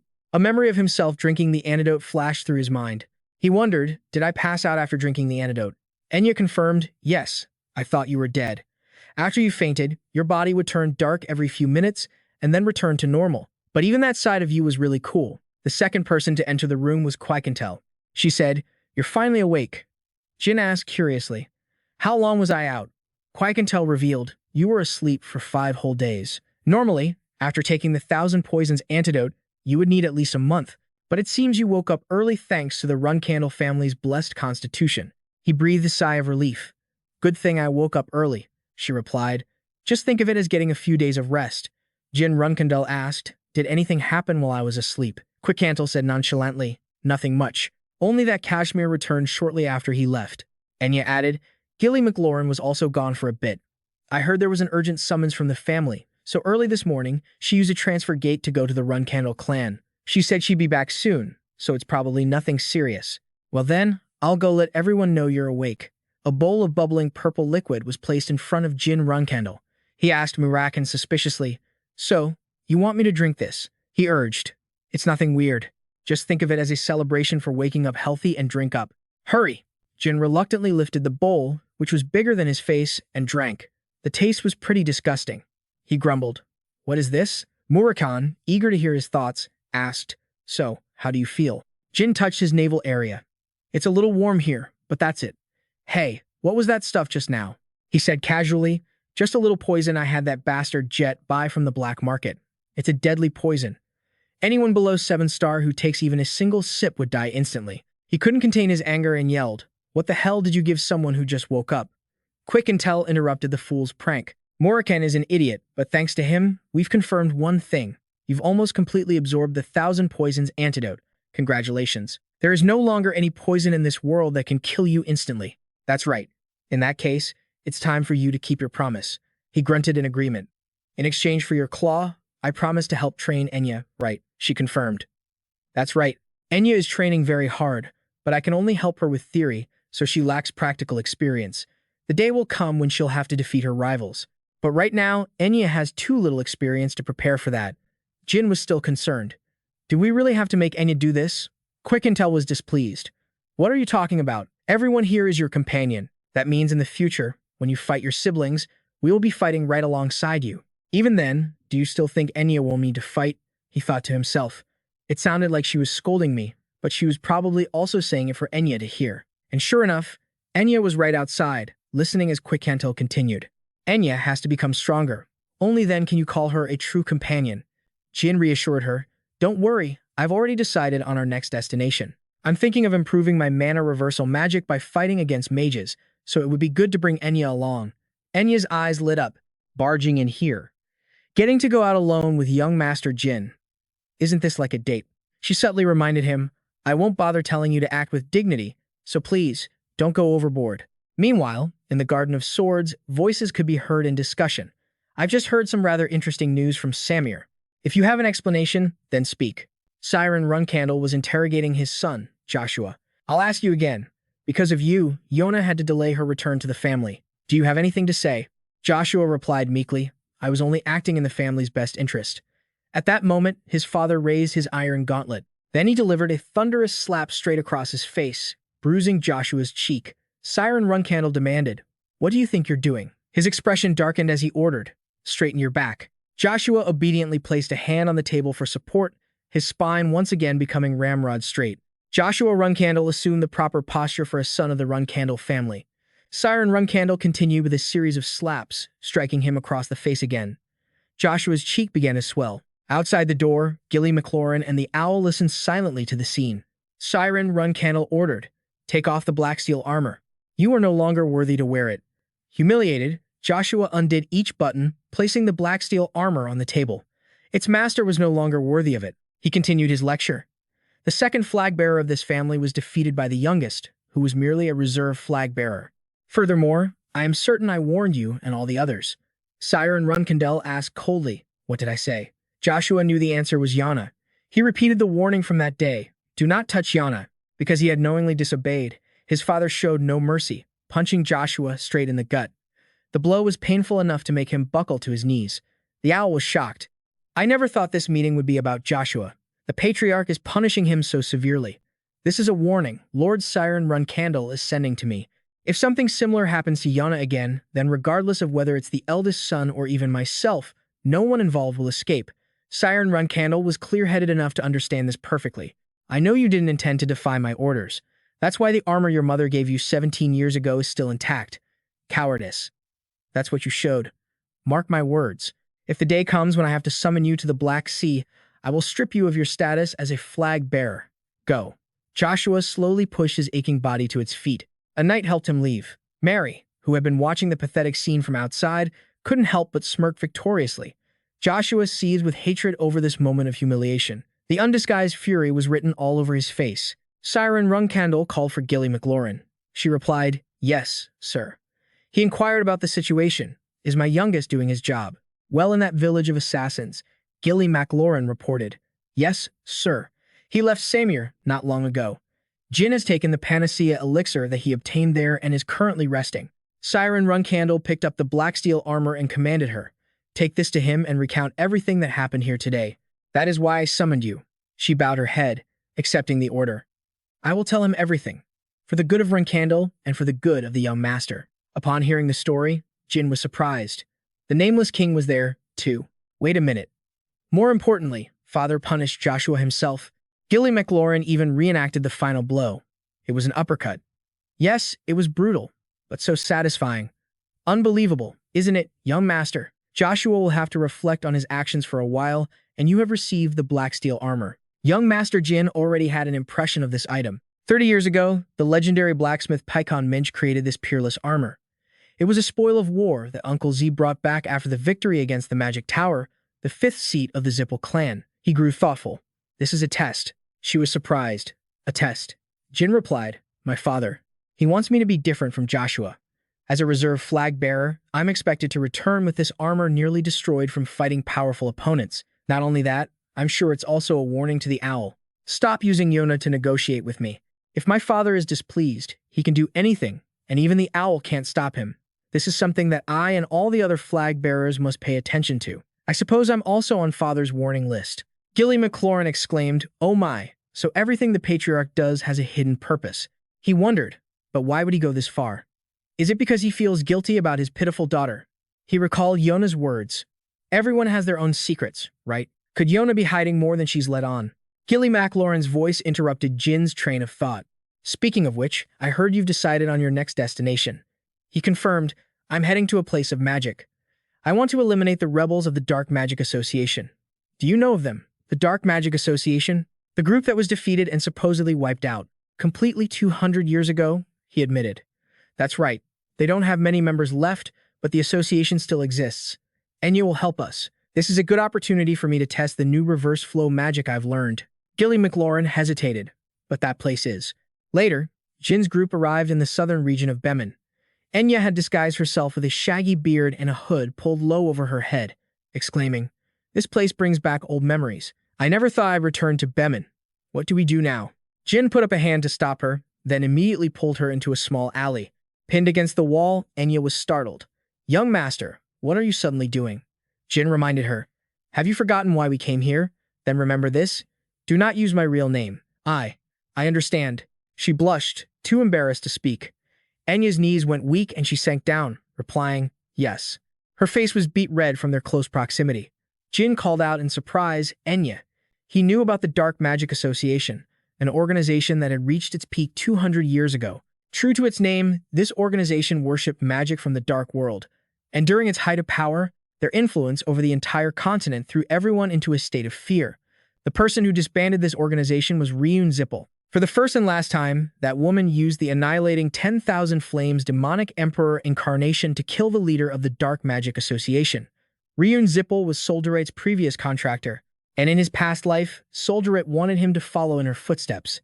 Solderet had once instructed him, "After you become stronger, go and meet the sorceress Ryun, but only if you can pass the trial she left behind." Enya spoke up, "Young Mast, no, sir, the remnants of the Dark Magic Guild. They're all bad people. After hearing the rumors, it seems they're kidnapping children and making people wonder, is this place even really Barman? Perhaps the reason everyone here looks so gloomy is because of them," Jin explained. "Actually, it's more likely because of those nobles. You live in the capital, so you should know that no nation has better public security than Bayman. Although they can solve crimes quickly, they deliberately ignore organized crime." "Don't you understand why?" he replied. "Both the criminals and the victims want to take advantage of the nobles' way of thinking. The reason I think Bayman hasn't wiped out the Dark Magic Guild is to give the Academy's mages a chance to act." Enya asked curiously, "The Academy? Does that mean the Academy is on its way here?" Jin revealed, "That's a possibility, But those old geezers are notoriously lazy, so it'll be a while before they arrive. It's the Academy's mages. Two lavish carriages rolling down the road stirred up a commotion. Mages from the Academy. The nobles have arrived. The wheels slowly came to a stop, and the people inside stepped out. A large group was waiting for them. The citizens cheered. It's the mages. The capital has finally sent the mages. Jin blended into the crowd, thinking to himself, they acted faster than I thought. I need to stay as far away from them as possible. Everyone was celebrating.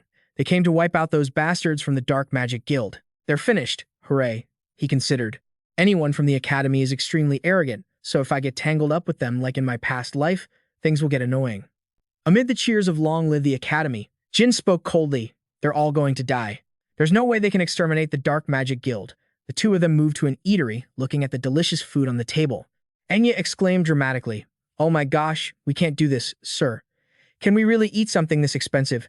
Jin reminded her, "Enya, almost all of my companions are wealthy, just like me." She looked lost. "But I'm not rich," he instructed her. "Between Tikan's Central Bank, the continent's Iron Dragon Bank, and the Vanquella Eternal Treasury, pick one and open a personal bank account. I'll give you some spending money." Enya was deeply moved. "Thank you, young master." "Jin, you're so cool." She remembered something. "But sir, what did you mean earlier when you said all the Academy cadets would die?" He said nonchalantly. "Exactly what I said. All of those cadets are too young and weak."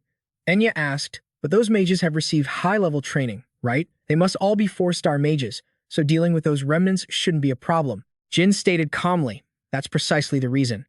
The scumbags from the Dark Magic Guild are all seasoned veterans who have lived wicked lives, while those cadets have no real combat experience." According to the Seven Colored Rainbows investigation, the guild currently has about 50 members, and their average level is 4-star. On top of that, we saw about 30 cadets. Even if both sides have high-level mages, the Dark Magic Guild still has a huge advantage. A voice rang out nearby, "I'm so pissed off." It turned out to be a few cadets chatting. Listening to the flattery from this region's lord completely ruined my appetite. Seeing him rub his hands together like this while begging, combined with that pig-like face of his, was just perfect. Kanma added, "Whatever." The senior said, "The food here is delicious." "Hey, owner," he realized. "You can tell they're Academy cadets with just one look. Let's go." Austin, getting their attention wouldn't be a good thing. Seeing Enya still sitting motionless, Jin called out suspiciously, "Austin." This was the name she was using as a disguise. Seeing the hatred filling Enya's face, he was shocked. Austin. The past of being bullied by these very people flooded her mind. To Enya, they were beasts in human skin. He tried to pull her back to reality, calling, "Austin." Jin had a vague idea. Could it be them? Enya hesitated. "Young Mast, no sir." "Yes. They're the ones who bullied me back at the Academy." A surge of anger rose within him. Those damn bastards. All the more reason we shouldn't draw their attention. Jin called out to them, "Hey." Baskin asked coldly, "Who are you? Why are you looking at us like that? You two don't look like servants." "Hey, answer me. Why are you so wary of us? Don't tell me you're a member of the Dark Magic Guild."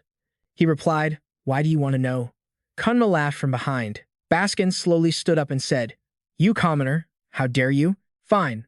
I admit I was being rude. I'll ask again, more politely." He pointed his staff at Jin and asked, "What organization are you from? Why are you acting so slow? Answer me properly, or I'll drag you both out of here for interrogation." The owner saw trouble brewing and quickly tried to mediate. "Oh dear, gentlemen, please calm down. They told me they're just travelers. And instead of fighting in here, please take it outside." A staff struck the owner squarely in the chest. "How dare you interrupt me? It seems the Southern Territory doesn't know how to treat nobles. Today, I'll punish these country bumpkins once again." Jin clenched his fist and landed an uppercut on the arrogant punk. Eber and his companion jumped up and yelled, "Hey, what do you think you're doing?"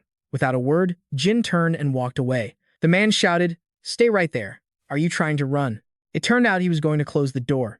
After the two were stunned for a moment, Jin spoke indifferently. "Bamon's Special Task Force, Team 1, Group 3, Cadet." A murderous aura radiated from him.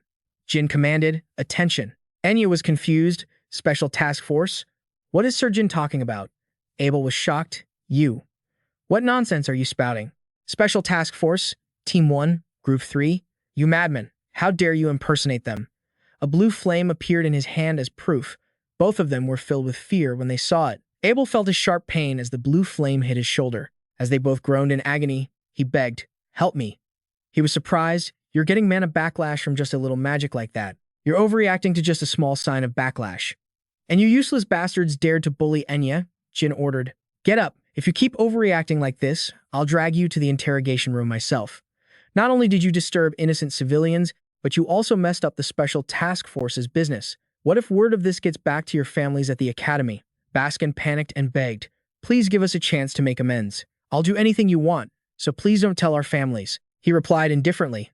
Make amends? Huh. Fine. I will give you a mission. We were sent to supervise the extermination of the Dark Magic Society, but since a mistake was made, I have no choice but to borrow your help to complete the mission. I will disguise myself as one of your attendants and observe the situation from right beside you. A blue flame flared in his hand as a threat. Answer me now. The three of them agreed in fear. Yes, sir. Jin spared them for the moment. All right, now pack your things and return to base. Hearing him call her, Enya was dazed. Huh? He came to her side and then whispered, How was my acting? Go on, it's your turn now, Lady Enya. That stunningly handsome look and his actions made her maiden heart flutter. Enya turned her attention to the three men. She yelled at them, You scoundrels. Still haven't sobered up yet. Get a move on, we're busy. Hurry up and apologize to the owner here, then clean everything up. They obediently complied. We're sorry, Sir Jin. Then they handed the owner a bag of money. This should be enough, right? The man was touched. Yes, sir. I haven't had a single customer today. 5 days later, on October 22nd, 1796, Orton gathered the group and ordered, We will now begin the full-scale extermination mission. All cadets must clearly understand and follow the orders of the lead mage of each squad. That is all. They obeyed. Someone whispered, Hey, I heard they have a 7-star mage. Will we be okay? They're just the remnants of a fallen organization, right? If anything happens, Sir Orton will step in. Blending into the crowd, he thought to himself, There are nearly 50 enemies hiding in the forest, but they're all so relaxed. This situation isn't good at all. No traces have been found yet. The people from the Dark Magic Society must be very confident. Normally, we should send out a reconnaissance team to gauge the enemy's strength. Suddenly, a shout rang out. We're being ambushed. Orcs charged out of the forest. The man shouted to calm the situation. Don't panic. Squad 1, use attack magic. Squad 2, raise a protective barrier. The mages began to form up, and the orcs were struck down by magic. They fell one after another. Orton was curious. Did they tame these orcs? They're so weak. Is this all they have? Perhaps this Dark Magic Society isn't such a big deal after all. We'll rest here for a bit. Jin was shocked. Is he crazy? Resting here? He gave Baskin an order. Hey, tell him we can't stop here. This place is a perfect spot for an ambush. The man asked, trembling. What? I have to tell him? Jin whispered. The interrogation room. Baskin obediently agreed. Sir Orton, he replied. Stop talking nonsense. If you're that worried, you can put up a protective barrier and rest. He breathed a sigh of relief. He didn't agree. Jin still felt uneasy. Something was wrong. It was obvious that those weak orcs were just used to make them lower their guard, yet he chose a wide, open place like this to rest. Even a 7-star mage can't pay attention to everything. Baskin asked curiously, Is Sir Orton suspicious? Jin Runcandel reminded him to play his part. Stop speaking so politely to your attendant, or I'll kill you. Abel revealed. Come to think of it, I saw Sir Orton eating meat this morning. He was confused. What's wrong with eating meat? He revealed. He's a vegetarian. After walking a bit further, Orton announced, Before us is what is believed to be their main base. All cadets must be prepared to erect a protective barrier at any moment before entering. He ordered, Captain Ash, wait here with squads 4 and 5, then join the other teams and follow us. The group entered the cave, talking amongst themselves as they walked. I heard they only have about 50 people, but they managed to build a place this large. Are they trying to build a fortress or something? Or maybe they're hiding a secret weapon in the cave. Whatever it is, Sir Orton will take care of it. That's why he's here. Suddenly, the cliff wall beside them exploded. A look of horror appeared on the cadet's face as he reported. An orc burst out from behind the wall. It's an ambush, sir. What should we do? Please give us orders. Orton remained perfectly calm. What's all this commotion for? Behind him were countless orcs. Just shut up and become our test subjects. The cadets dimly realized they had been set up. Seeing Orton's gruesome smile, they shouted in panic, Run! He ordered the orcs, get them, kill them all. Enya reminded him, Sir, we should get going too. These people from the academy are such fools, they can't even recognize their own teacher. Ah, no, the sculptor's ability is what's truly astonishing. At the top of the cave, a circle emitted a brilliant blue light. The power shone down on Orton's panicked face. What? This can't be. Could it be Jin Runcandel? Jin warned his companion. Hey, Enya. Things are about to get a little difficult from here on out, he instructed. Stay close to me. The man couldn't accept this last-minute failure. Kedathorn's counterflow, blue flames engulfed the orcs. Baskin suffered from a backlash due to overexertion as blue flames swirled around Jin, his aura overwhelming, his power growing stronger by the second. As Jin Runcandel maintained the counterflow vortex in mid-air, the ground below was littered with the corpses of orcs. Jin let out an interested "oh" as he looked ahead. Looks like a few of them managed to withstand it. It seems you two are at the 8-star level, huh? Autumn and John hadn't yet recovered from the shock. Veins bulged on John's forehead as he struggled, and he asked furiously, Are you a disciple of Kiddard Holland? How can you use counterflow? He offered a backhanded compliment. So you recognize counterflow? You've got a good eye. John retorted defiantly. Are you feeling smug just because you ambushed us? Don't be so impudent. I've already figured out you're only a 7-star. My name is Ranju. You surely heard of me. I'm not someone that trash like you can touch. A 7-star mage like you. He realized he'd gone too far.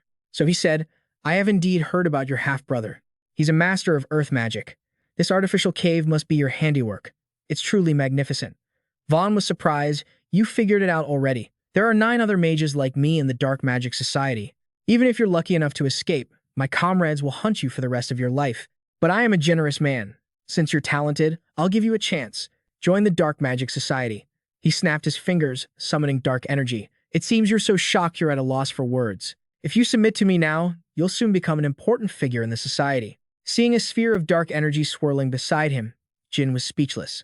What? Enya observed. He seems to be a pretty powerful mage, but to see him screaming like this when he's on the verge of death, he cried out in agony, mixing other energies to increase the power of the backlash sphere. That shadowy energy, don't tell me you're both a disciple of Kiddard Holland and an aura mage who made a pact with Solderet. He reminded him, you're only an 8-star mage in name. Suddenly, a sound came from behind them. It turned out the orcs were getting back up. Jin was shocked. Damn, the orcs are already on their feet. Enya, don't worry about it. She easily took it down. Enya asked with concern, Are you all right, sir? He replied, I'm fine. She sighed in relief. The orcs suddenly moving startled me. Jin was pleased. Good thing Enya is handling this better than I thought. This is probably the first time she's seen something like this. But instead of panicking, she's handling the situation very well. Enya asked impatiently, Sir, what do we do now? He first listened for any surrounding noises. The entire cave suddenly began to shake, and chunks of rock trembled on the ceiling. The giant paw of a beast stomped on the ground. Goltep of the White Wolf tribe assessed his surroundings with interest. What's all this? This place is a total mess. Damn it, even John lost? This is insane. Hey, you human over there. Are you responsible for this? Beside him, Enya trembled in fear. Sir, that's... Jin thought to himself, looks like today is just one surprise after another for Enya. The creature shouted loudly, even though you're just a mage. You've got a sharp gaze. Shouldn't you be showing a little fear? He replied casually, after I hear your name. I'll decide whether to be afraid or not, you from the White Wolf tribe. A nearby boulder suddenly fell, and Goltep let out an excited howl.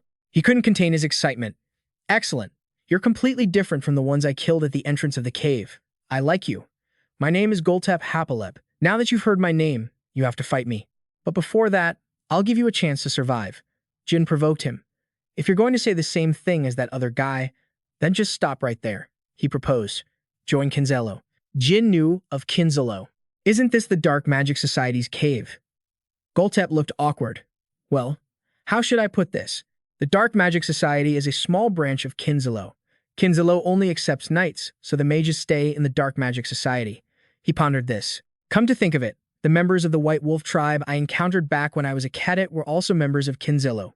Between the White Wolf tribe and Kinzello, is there some kind of connection? He continued.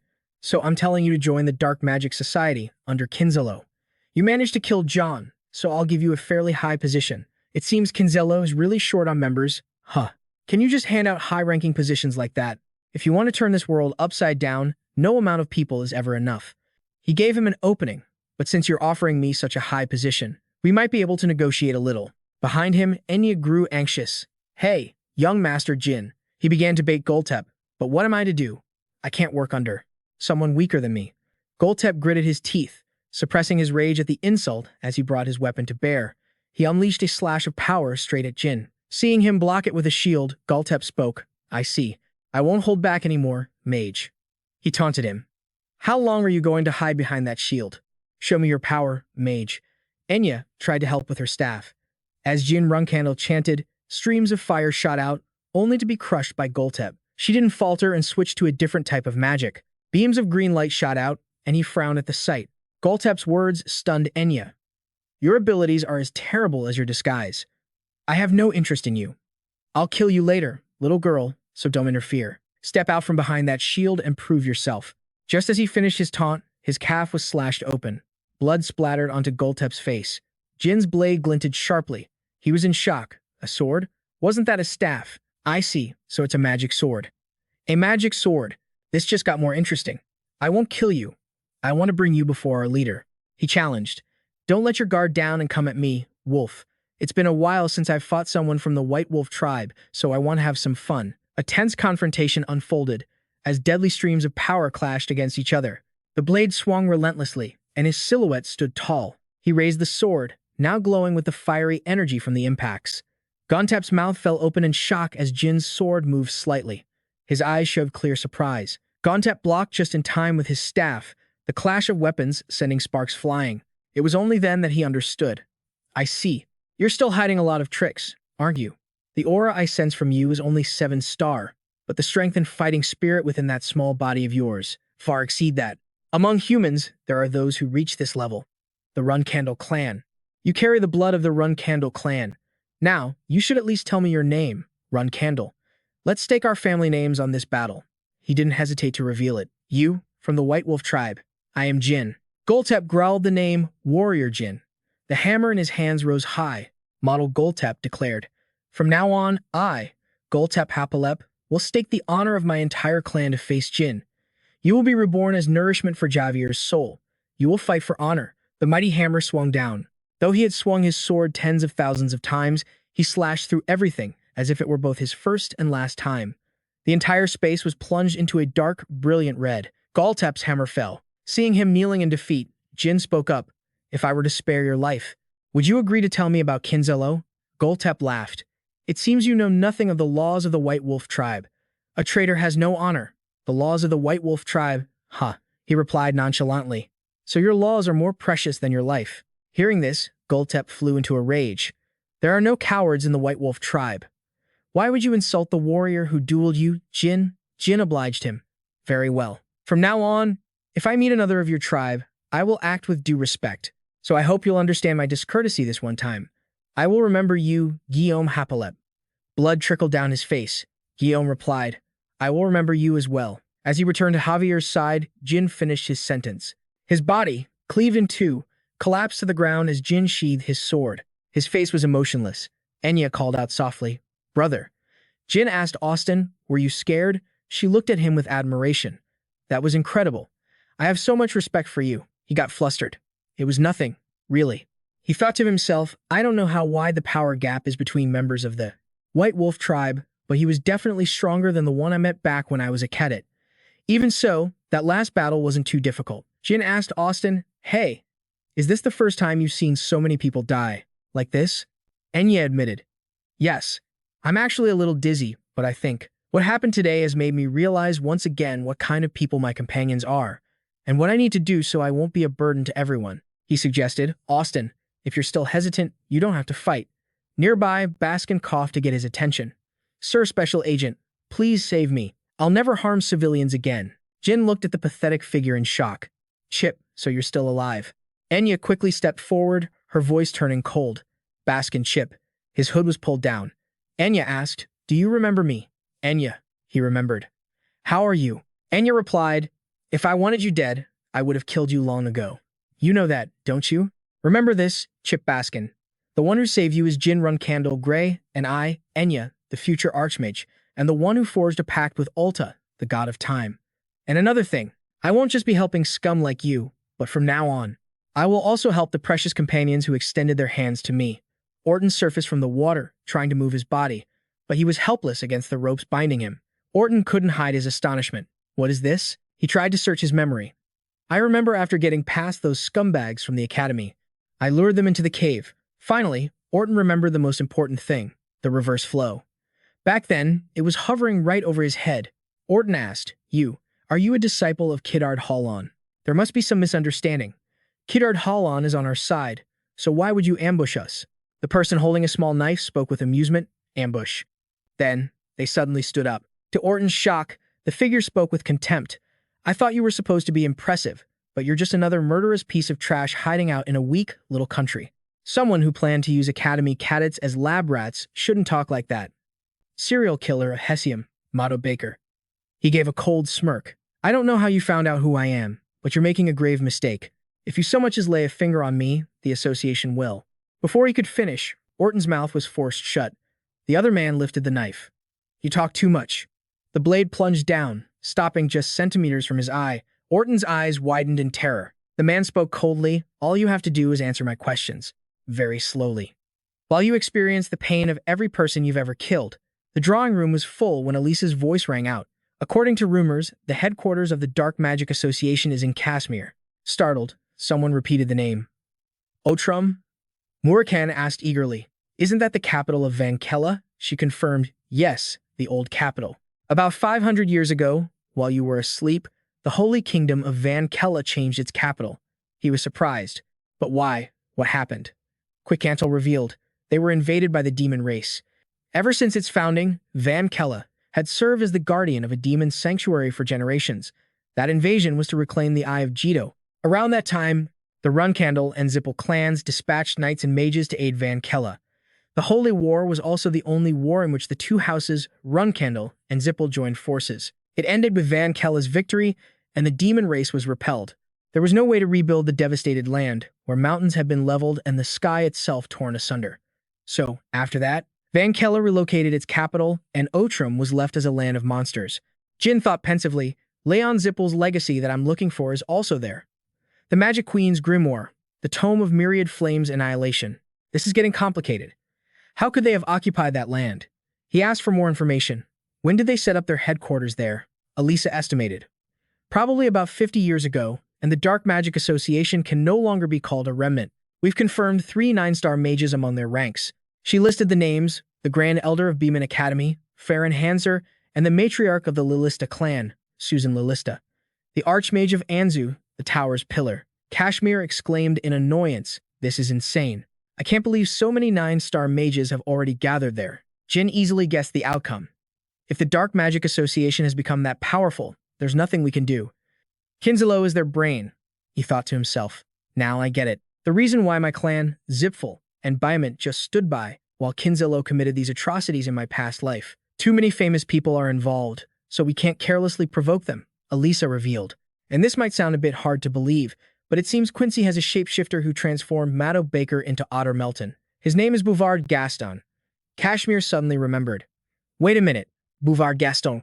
Isn't that the name that came up when you asked me to investigate Vishukol Uverdun Iveliano? Jin admitted. That's right. Murakan asked suspiciously. Are you sure it was a complete transformation and not just a disguise? So he doesn't transform himself, but other people. Quickcantle asked in surprise. This is the first time I've ever heard of a human who can change someone's appearance. I thought shapeshifting was a blessing reserved only for us dragons. Elisa continued. Even that guy, Matto Baker, doesn't know the details. He said he drank a sleeping potion, and when he woke up, his appearance had already changed. Jin told them.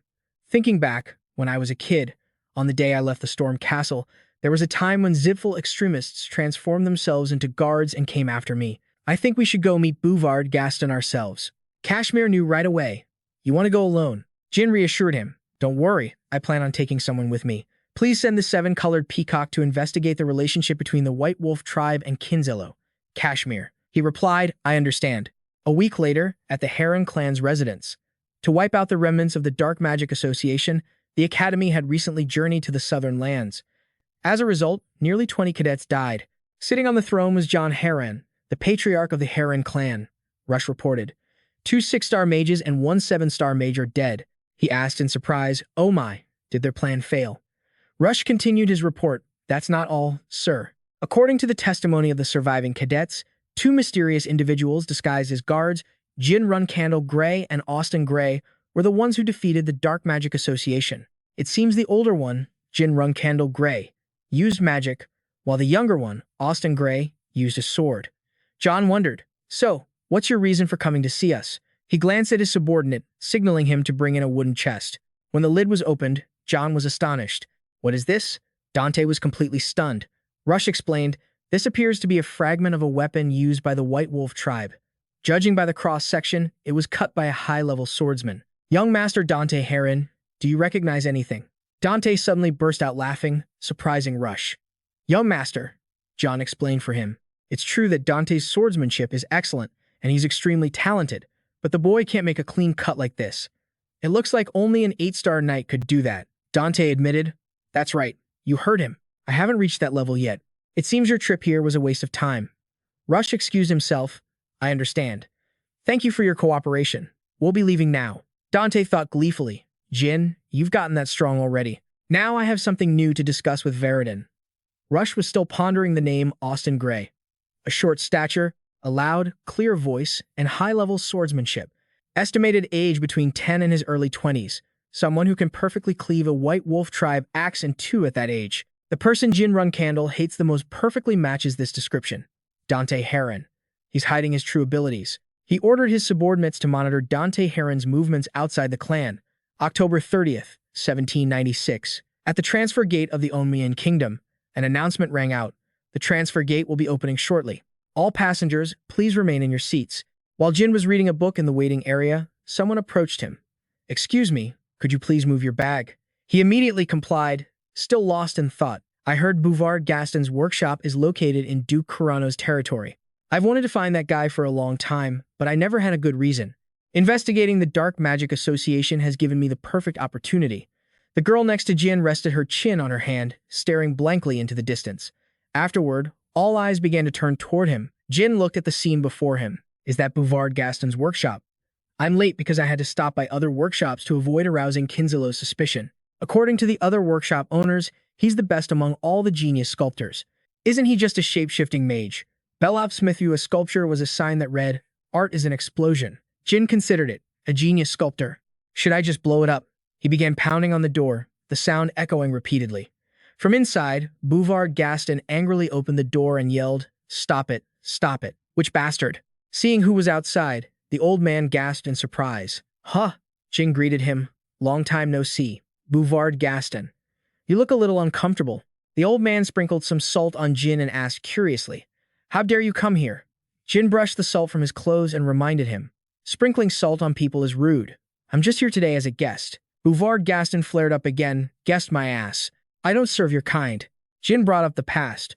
Didn't I save you once? Is this how you treat your savior? The old man was stunned. Huh?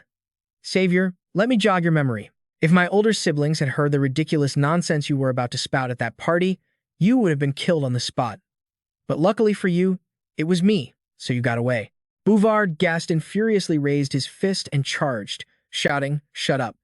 Jin threw a single punch and knocked the old man down in an instant.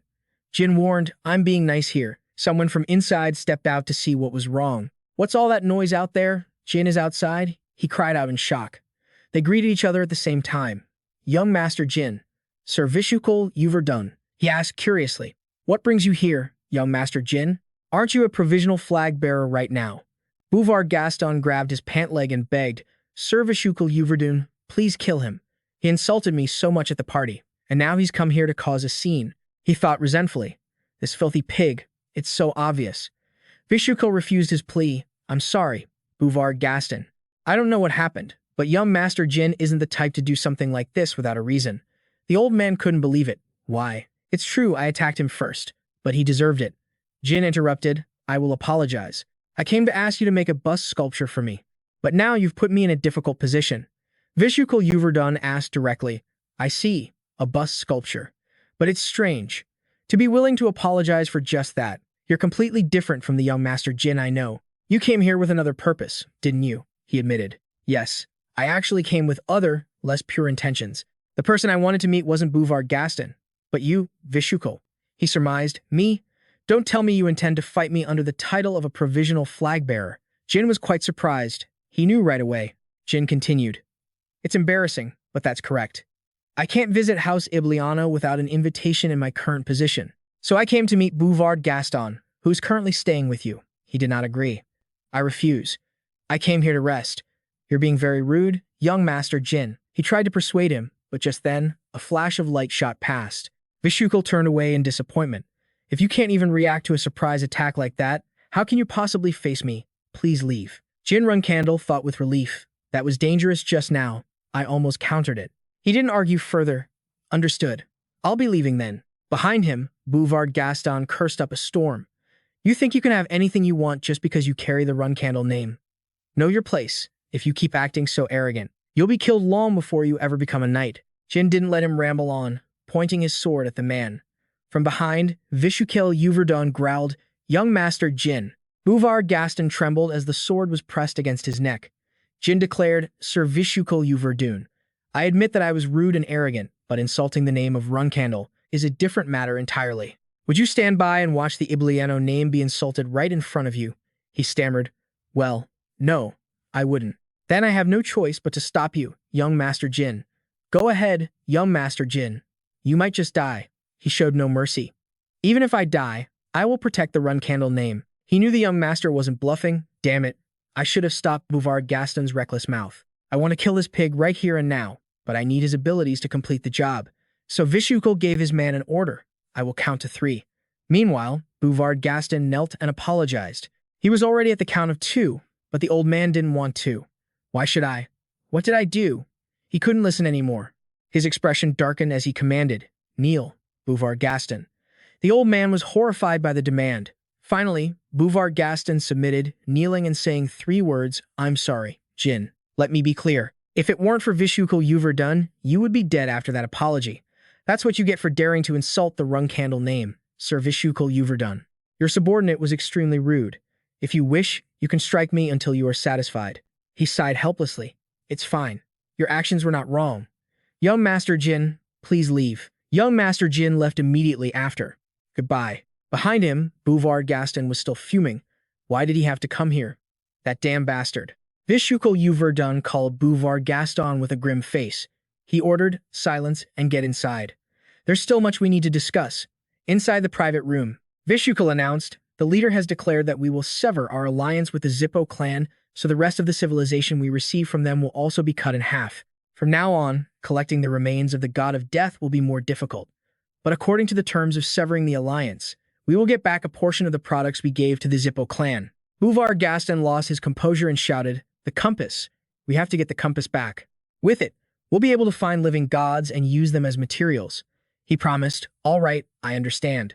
We will definitely get it back. Vishukul Yuverdun noticed a movement outside the window. He rushed over. The window was wide open. Next, he carefully scanned the distance, observing the situation outside.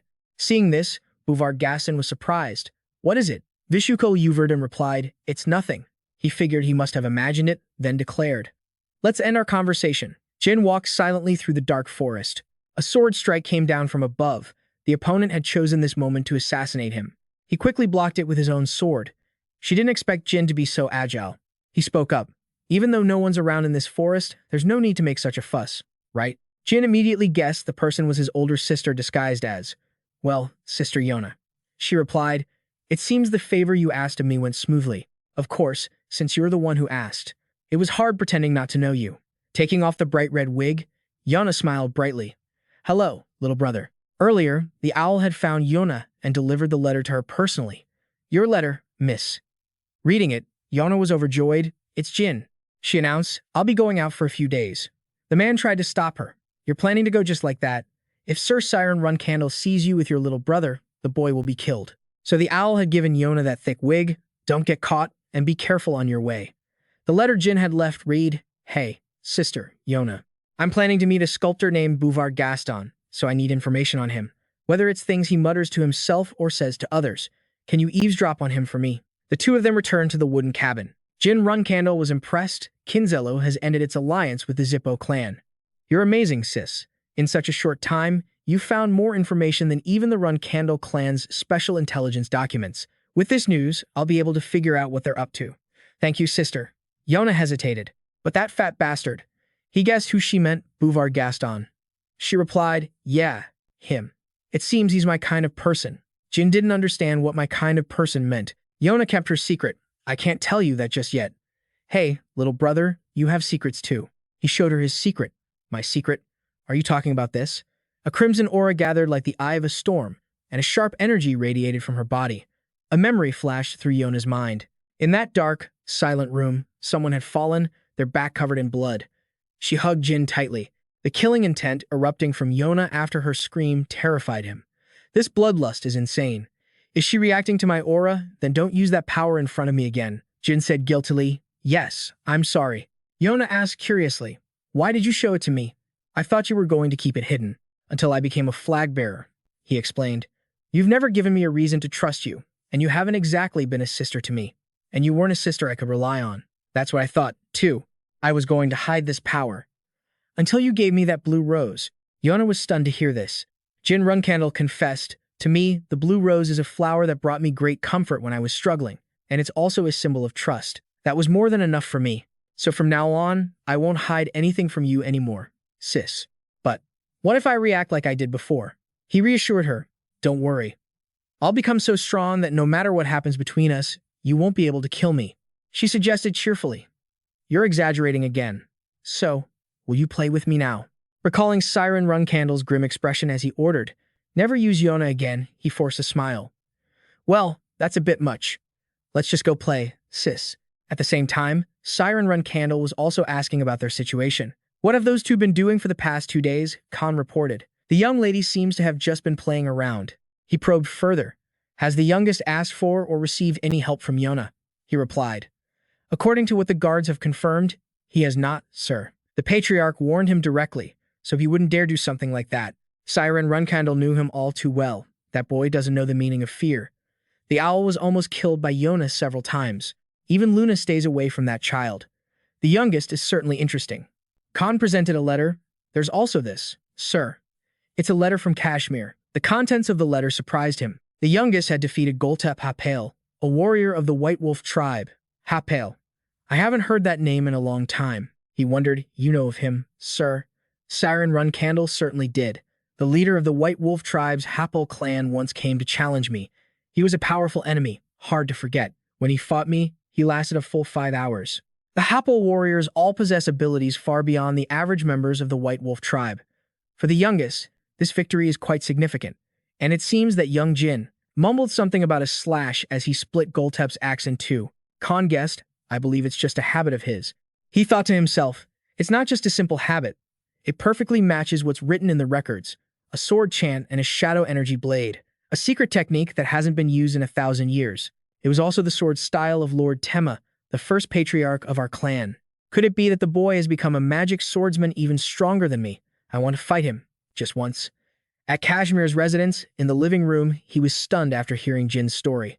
The fact that the Zipful clan and the Kinzello group were allies was already astonishing, but now you're telling me. The reason this alliance ended is because the demon god's orb that Andre Zipful possessed was shattered. The image of that moment flashed in his mind. Jin replied, that's right. And the one who created the copy of the demon god's orb was Bovard Gaston. He used the relics of dead and fallen gods, remnants of an ancient civilization, along with a special ability called sculpting to create dangerous artifacts or transform other people. Elisa said, it's so obvious. That's the core of the Kinzillo group. He agreed, exactly. Murakan was still pondering, relics of dead gods. Are you talking about things like the tears or blood of numeros? Now I get it. He spoke grimly.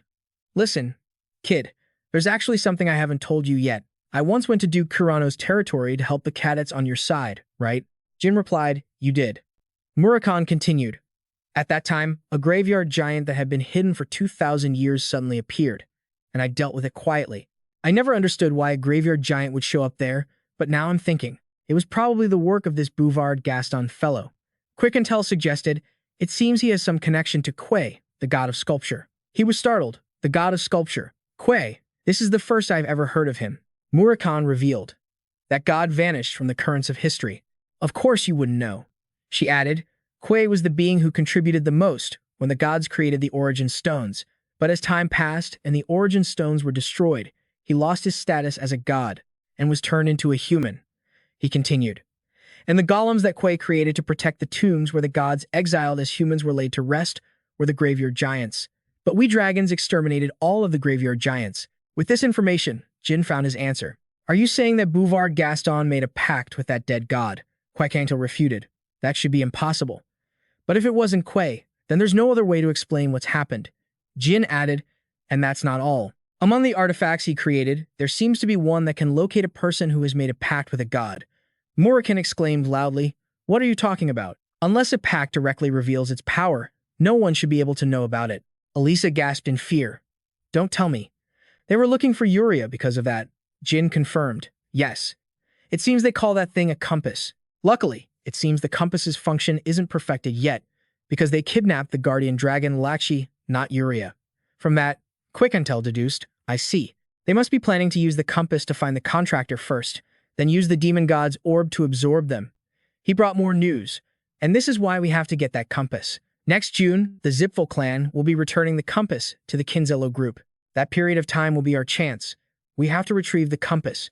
Katmiya couldn't help but ask in astonishment, "What are you planning to do?" Jin looked at him seriously. "Until the Dippo's clan returns the compass, they'll try to find as many fake contracts as possible to investigate the incident. To be safe, we should go somewhere secure." Katmiya agreed. He's right. Possessing 3 fake contracts without belonging to any of the major forces in Titan is very dangerous. At that moment, Quick-Intel spoke up with her arms crossed. He replied, "We should get out of here before the compass finds us." "Right. I'll request protection from the Ice Palace for us." A moment later, Jin set a time. "Let's meet again in March at the Bellet of Fief. After that, we'll infiltrate the pirates' territory where they conduct their trade."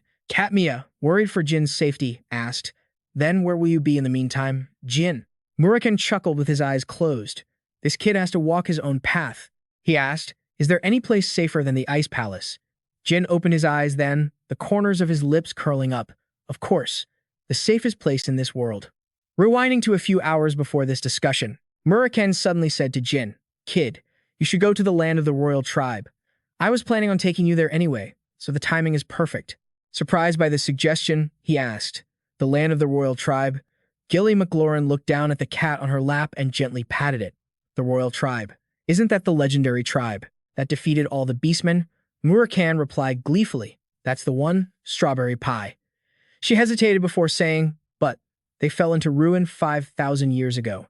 Hearing it was a place in ruins, Jin was filled with doubt. "How can I go to a land that's already in ruins? Does that place even still exist?" Murakan then hopped off the table. "It still exists somewhere in the Great Mitra Desert, the territory of the Beastmen. And except for you, the 1,000-year contractor, no one can go there. Not even a descended god could enter." Jin stared intently at him. "Explain it in a way I can understand." Murakan explained succinctly. "Just think of it as a pact between Solderet and the royal tribe. It's a land created exclusively for Runcandel swordmasters, a place that anyone who wants to become a true swordmaster must visit. Go there." A figure appeared in a place surrounded by eternally snow-capped mountains, the southern border of the Duan Kingdom, a place situated on the boundary between the Beastmen's territory and where I carried out my first mission as a cadet. To get to the Mitra Desert, I have to cross this mountain. Jin moved forward resolutely, thinking he might ask the White Wolf tribe for help. But of course, if I recklessly try to climb the mountain, I'll run into trouble.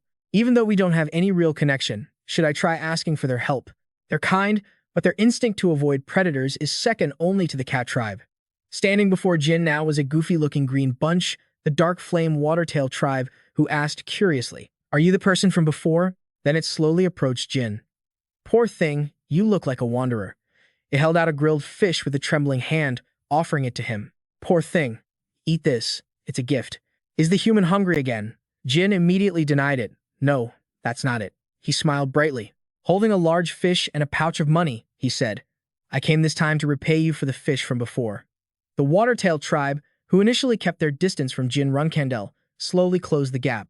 The whole group took the large fish he offered and joyfully tossed it into the air, as if celebrating.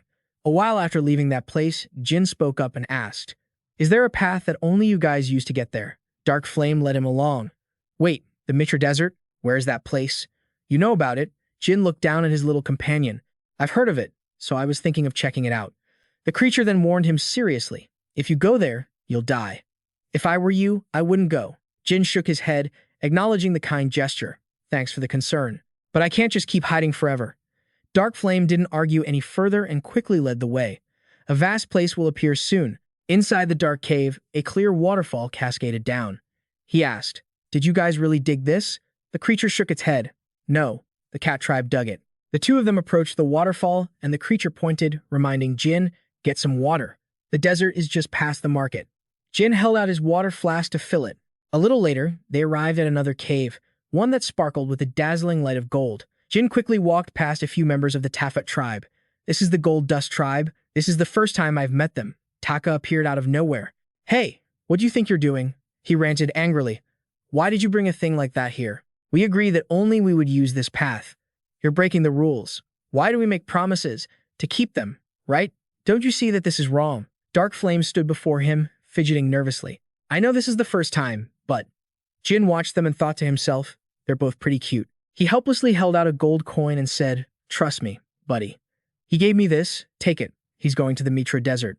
Taka, his eyes sparkling as he gazed at the gold coin in his hand, Taka said, "Of course I trust him." "Goodness, you should have said so sooner."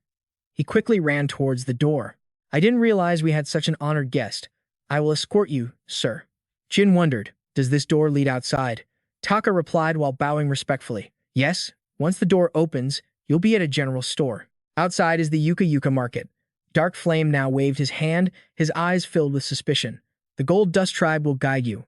But they're so dirty, so dirty." "Never mind, they're very trustworthy and honest. They won't trick you." He turned and waved. "This is as far as I go. Goodbye." Jin was deeply moved. "Thank you for everything. Before we part, may I ask your name?" The creature looked at him. "I am Dark Flame." Jin smiled and repeated the name. Then he intended to introduce himself, "Dark Flame of the Watertail tribe, and I am..." The creature cut Jin off. "You don't have to say it. I know you're Jin Runcandel. I've seen the Runcandel cloak before." Then he exclaimed, "You really are an amazing leader." Jin praised him. "You won't tell anyone about this, will you?" He said firmly, "Don't worry. Dark Flame is very tight-lipped." Jin carefully placed a hand on his chest and bowed. "All right, then the next time we meet, as a Runcandel, I will repay you." He then waved as he watched his little green friend gradually disappear from sight. Taka stood on a table and welcomed him cheerfully. "Are you going to the Mitra Desert, sir? In that case, I can guide you." Jin walked past, tossing him a gold coin. "I can go on my own from here. Thanks for opening the door." Taka bowed formally. "Please, come again." He reached up and pulled the scarf over his face, thinking to himself, "The Saffold tribe is trustworthy and honest, huh?" The noisy, bustling market came into view. Step right up, step right up. The Yuka Yuka market has it all. "Hey, you, the tall customer over there, come take a look." Jin stated his purpose. "I'm going to the Mita Desert. I need a trustworthy guide." He then looked at the man with sharp, cold eyes. "Can you find one?" The shopkeeper looked back at him, remaining silent. Before him now was the vast desert, the entrance to the Great Mitra Desert. The two members of the Chuka tribe who guided him laughed heartily. "Thanks. Because of you, I got here quickly and safely." He continued on the path ahead, the land of the royal family, where the sword light has been passed down for generations. "If I die here, they won't even find my body." Jin was now taking step after step across the Great Mitra Desert, the vast expanse of sand that surrounded the center of the beastman's land. Since ancient times, somewhere in this mysterious underworld, there has been countless gold, civilizations, and resources. This was once a place that explorers always wanted to conquer. However, not even the native beastmen could find this underworld, and crossing the Great Mitra Desert was a suicide mission. The most remote place on the continent. Moreover, no one who had ever set foot in this desert had survived. Jin looked ahead with determination. "The Shadow Sword is here." Flashing back to their conversation, Murakan told him about the Guardians of the Shadow Sword, the Myungwang tribe from 5,000 years ago. They were a mythical race that maintained peace among the monsters during the Golden Age. Jin was surprised. He exclaimed at how quickly the Myungwang tribe had fallen. "What? They disappeared in a single night?" The man sat on the table across from him. "Yes. They were very arrogant. They didn't believe in the power of the gods, so they made the mistake of challenging them." "You've witnessed the power of the demon stone, haven't you?" Jin replied, "I have." Murakan continued, "A fake primordial stone is just as powerful. The power of a primordial stone created by a god was so immense it could slaughter them in just one day." Jin's pupils trembled. "Impossible," the man continued, "but not all the gods turned their backs on them. There was one god who took pity on them." Gilly McLaurin then spoke up. "That was Solderet." Murakan playfully nuzzled against her. "Exactly, my strawberry cake. You're so knowledgeable." He then glanced over at Jin. "Solderet saved a few members of the Myungwang tribe and made a pact with them. I don't know what that pact was, but besides them, there's no one else you can learn the Shadow Sword from." The image of a confident swordsman appeared. Tema learned from them too. Tema ran Runcandel Kandin. Jin was lost in a chaotic train of thought. Even though he was the first head of the Runcandel Cannon family, very few records of him remain. That's because the Zipfel clan erased all records of Tema. He was the founder of the family, and its greatest hero. But he doesn't even have a gravestone in the Garden of Swords. Back in the present, he was surrounded by the desert. But if I can meet the Myeongwang tribe, I might be able to hear stories about the first family head. Night had fallen, and Jin sat before a fire. A day had passed. The sun shone down on the lone figure of Jin Runcandel, pressing onward. He gnawed on something to fill his stomach. 2 days had passed. Hot gusts of wind blew against Jin. I can feel the desert air all over my body. Fighting a strong opponent would be easier than this. Crossing this desert alone takes a lot of courage. What is this? It feels like I'm striking a fortress wall. Jin realized in awe, it's not just about strength. Gammon held out his sword sternly. I told you, you can't lift my sword. Jin said resolutely, I'll try again. The man smirked, be my guest. A sword strike was about to descend. The spiritual energy couldn't be focused into the sword's aura. This was a technique that couldn't be used in a real battle, while an enemy was concentrating their spirit. Can you withstand it? He swung his sword with all his might. A powerful surge of energy radiated from them, so strong that the surrounding rocks began to crumble. Veins bulged on his shoulders. Jin gritted his teeth, holding onto the sword tightly. Suddenly, he was thrown back but quickly regained his footing. Blood started to trickle from the corner of his mouth. Jin couldn't help but be shocked. Is the difference in our strength really this great?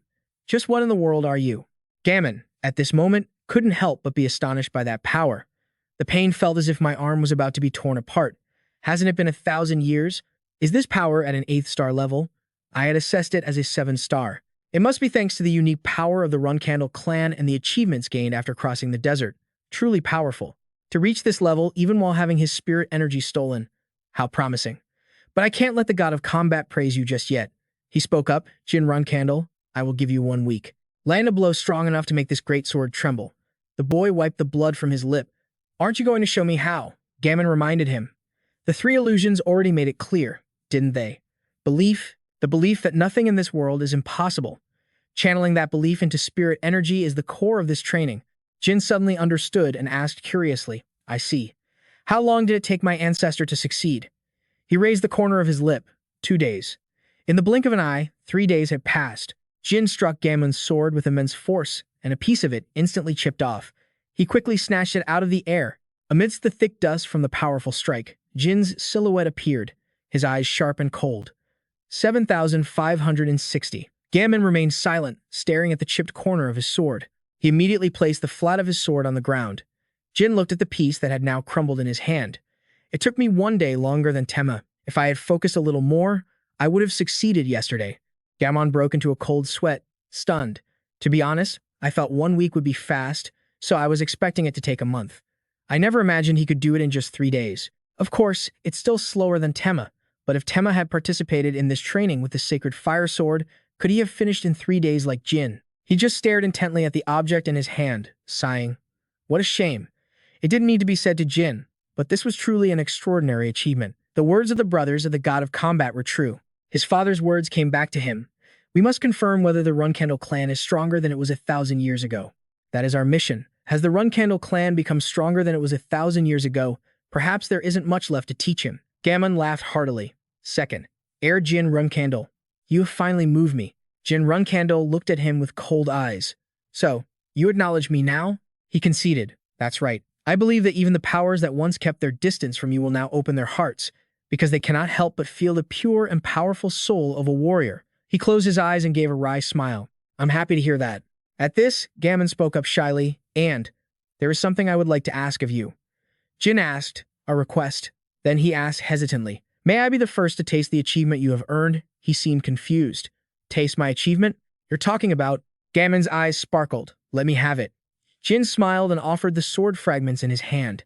I'm not sure what this is about, but please, go ahead. He took them gently and said politely, thank you. Then, if you'll excuse me. He then quickly popped the sword fragment into his mouth. Instantly, a brilliant light emanated from him. The boy's eyes widened in disbelief as he thought to himself, are you chewing the sword fragment? After finishing, he laughed loudly in praise. Indeed, this flavor truly suits Rapraza. Jin was horrified. What are your teeth made of? His voice echoed throughout the castle. Jin Runcandel. Well done. The next training session will be tomorrow. A tiring day passed, and night began to fall. He sat on a high step, admiring the view. I was so focused on training that I never had a chance to properly see the night in Regressed. It's beautiful. How can a place like this exist within another dimension? A land prepared exclusively for the legendary swordsmen of Runcandel, those who made a pact with Solderet. And I, the heir after 1,000 years. Am I worthy of this position? Tanteo slowly approached. Jin, what are you blaming yourself for? The first training session must have been difficult, huh? He turned his head to look at Tanteo.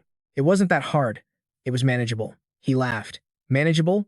I heard you didn't sleep for 3 straight days while you were training. Jin bowed his head. To be honest, it hurt like hell. It probably would have been a little easier if I had any energy left in my body. With that, Tanteo offered him a piece of cake. But it's a lesson that must be overcome. Eat this. He stared blankly at the cake in the other man's hand, his face full of suspicion. This isn't alcohol like last time, is it? I'm suspicious. He laughed, tossing the cake into his mouth. I only had alcohol that time. But this time, it's a traditional cake of ours called Kato. While it's not as good as the Balfac 2, it's effective for restoring vitality and also helps reduce swelling. Jin opened his mouth, preparing to eat it. In that case, this cake must be pretty good, right? It really does have a restorative effect. Regressed has so many strange things. I'll have to take some of this Kato cake with me when I go back. Tanteo was pleased. Of course. After a moment, he couldn't help but ask, by the way, what's the ranking order of the War Kings? Does a lower number mean they're stronger? Tanteo rested his chin on his hand. No. The number in front simply indicates the order in which they became a War King. The principle is that aside from the 2 war gods, there are no rankings, although we use honorifics with them as a sign of respect. But even the War Kings are on the same level as warriors like us. Jin Runcandel got his answer. That's surprising. It's a rather egalitarian system. A shadowy figure closed in like a flash. That's right. Unlike humans or other beastmen, we have never crossed swords. That's why we don't need a complex hierarchy. He quickly turned, a flicker of surprise in his eyes, then swiftly shifted into his stance and gripped his sword tightly. He prepared to draw his sword, his voice wary. What is it? Who are you? Boras pushed down the tip of his sword. Are you that surprised? Jin Runcandel couldn't help but marvel at the other man's terrifying speed. So fast, he laughed loudly in praise. That's a good kind of tension. Then he slowly introduced himself. I am the War King, Boras. Jin recalled the person he had met when he first arrived. You're also the one I saw at the entrance with King Garamond of Pantu. Boras smiled. That's right. You have a good memory, don't you? Suddenly, as if noticing something, he paused and lifted the boy's face. Hey Jin, how did you lose a molar? With his mouth being forced open, he thought to himself, he's so fast. I couldn't even react when he was right in front of me. He pushed the man's hand away and answered obediently. It broke. Boras was curious. How so? Jin touched his face where the tooth was missing. During the final test to get here, I used all my strength to slash the illusion of the god, Tema. But right before the sword made contact, the illusion disappeared. I was so angry that I grit my teeth so hard that it broke. The man burst out laughing. How cool is that? I didn't expect someone who looks like you to be so tough. The teeth of a Runcandel are stronger than most magical beasts, you know. It seems you need a new tooth. With that, he quickly pulled out a tooth, much to the boy's confusion. A new tooth? Boras held it out. Here, look at this. This is a tooth our royal lineage is proud of. It can chew through rock, steel, and even diamond. Of course, you need a strong enough bite for that, and you're strong enough. Now I'm going to file this down and stick it where your missing molar is. Sound good? Jin was horrified, only one thought running through his mind. He's insane. With that, the man quickly left. Well, I'll get that done right now. Jin then turned to ask Tanteo, who was standing there. The royal family's teeth really are as hard as they seem. The king of Pantu crushed a sword fragment, but implanting it in my gums, Tanteo, he was just as stunned. Has this ever happened before? No, this is the first time. Another night passed. The next morning, Jin walked step by step onto yesterday's training ground. Only then did he notice, I didn't realize it yesterday, but the floor here looks indescribably hard. Slowly drawing his sword, he wondered, just how hard is it? He quickly slashed at the floor, but it didn't even get a scratch. This isn't ordinary stone. Jin assessed silently. It's probably as hard as the ancient iron used to forge swords, adamantine and black armor. On ground this hard, there are so many sword marks. I can't imagine what kind of grueling training they went through. Jin's eyes focused intently, especially that mark. The sword marks are so numerous they cover the entire training ground. This one must be. Raman entered, cutting off his train of thought. Even though you were in the same training ground yesterday, you're only now noticing the marks on the floor. That's excellent. It means you were fully focused on your training. That sword mark was left by your ancestor. Jin had already guessed as much. I knew it. The man held a sword in his hand. If you master the first form of the spirit sword, you can do the same. But I'm not sure if you can leave behind a sword soul that large. The boy gave him a cold glance. You think I can't do it? Ramon just smiled casually and said, That's right. Jin Runcandel was serious. I will overcome it this time. What is the first form of the spirit sword? Ramon said. Good. We'll begin immediately. The first form of the spirit sword is called Soul Sever. Jin couldn't help but be curious about the strange name. Soul Sever? The man didn't waste words. Correct. Soul Sever is the beginning and the end of the spirit sword. Rather than explaining, it's faster to just show you. Don't be surprised. Watch carefully. Before that, what do you think? The boy was silent for a moment before speaking. Think about what? Ramon held his sword, which was radiating spirit energy. I'm also using spirit energy. Aren't you surprised? Look, my spirit energy is very dense, isn't it? Jin let out a sigh. Ramon, you said I would be learning the first form of the spirit sword, right? If the one teaching the spirit sword couldn't control spirit energy, how could he possibly teach it? I assumed you received your power from Solderet. Hurry up and show me Soul Sever, the man agreed. All right. Then he thought to himself, he's even colder than Tema. In that case, I'll show you the real thing. The boy's eyes widened in astonishment. The first form of the spirit sword, each powerful slash was swung. It created a shockwave. Jin was now watching intently, without blinking. Another powerful move was unleashed. Soul Sever. The sword quickly slashed down at the floor. A crack split the ground all the way to where he stood.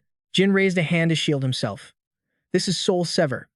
It's like Sister Luna's slash with the red moonlight, he thought, his mind racing. The power might not be equal, but it's much faster and seems to consume less energy. If I could use Soul Sever continuously, warriors below the 7th level would have absolutely no way to deal with it. I must master this technique. Ramon rested the sword on his shoulder. So, how did it feel seeing the first form of the spirit sword? Jin looked at him. I was very surprised. It's fast, grand, and powerful. He glanced at the cracks on the floor. Indeed, what I just showed you was only at about 50% of my power. So, even the spirit sword is just a fraction of what Tema left behind. The boy shot him a questioning look. Have you ever heard that Soul Sever is the beginning and the end of the spirit sword? If so, does that mean leaving a sword soul the size of this training ground is the limit of the spirit sword? Ramon explained thoroughly. If you only master Soul Sever, then yes, that is the case. However, when you reach the pinnacle of the martial art known as the spirit sword, Soul Sever will no longer be a sword technique. It will become an authority. Jin couldn't help but be curious. An authority? Do you know why the first form is named Soul Sever? The man said. Soul Sever means it cannot be dodged or blocked. It means that even if your opponent possesses absolute power, if their will is weaker than yours, you can take their life at any moment. Jin was silent for a while before speaking. You could indeed call that an authority. To perform Soul Sever, where should I begin? Ramon held out his sword, filled with spirit energy, his expression serious. To be able to perform Soul Sever, you must first feel the sensation of your spirit energy and sword becoming one. The boy pondered this. Spirit energy and the sword.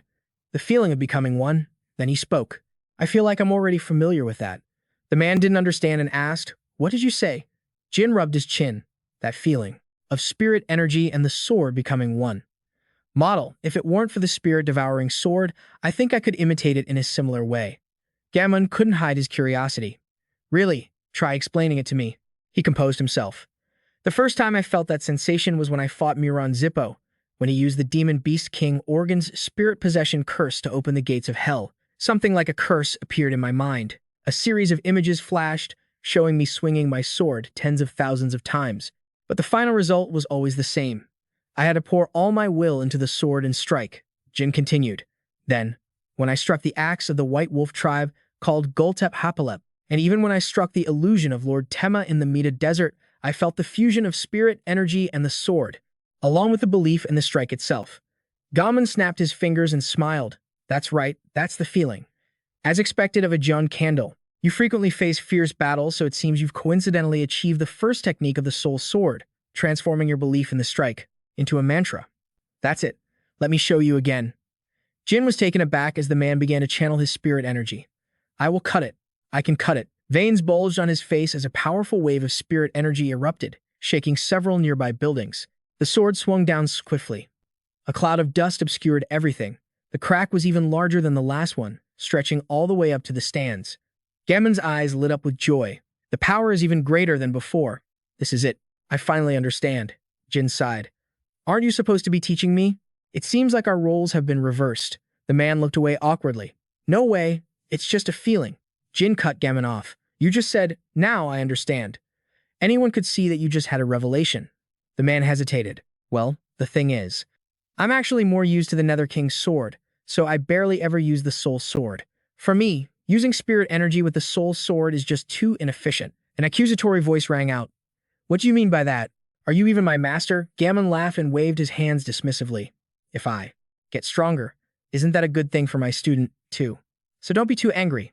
Just focus on overcoming the spirit-devouring sword. Once you get past that, you'll easily master the first technique of the Soul Sword. After that, we'll immediately begin training with the King Satu brothers. Jin grew angry. I feel like I'm getting the short end of the stick here. In that case, show me this Nether King's sword you're so familiar with. The laughter stopped. I can't, Jin asked. Why not? Because you are not yet one of our brothers. And besides, the Nether King's sword can only be used with our Heart of Light. So even if you saw it, it would be useless to you. Jin said, Who said I was going to use it? I'm just curious to see it. Then he thought, the real reason I want to see the Nether King's sword is different.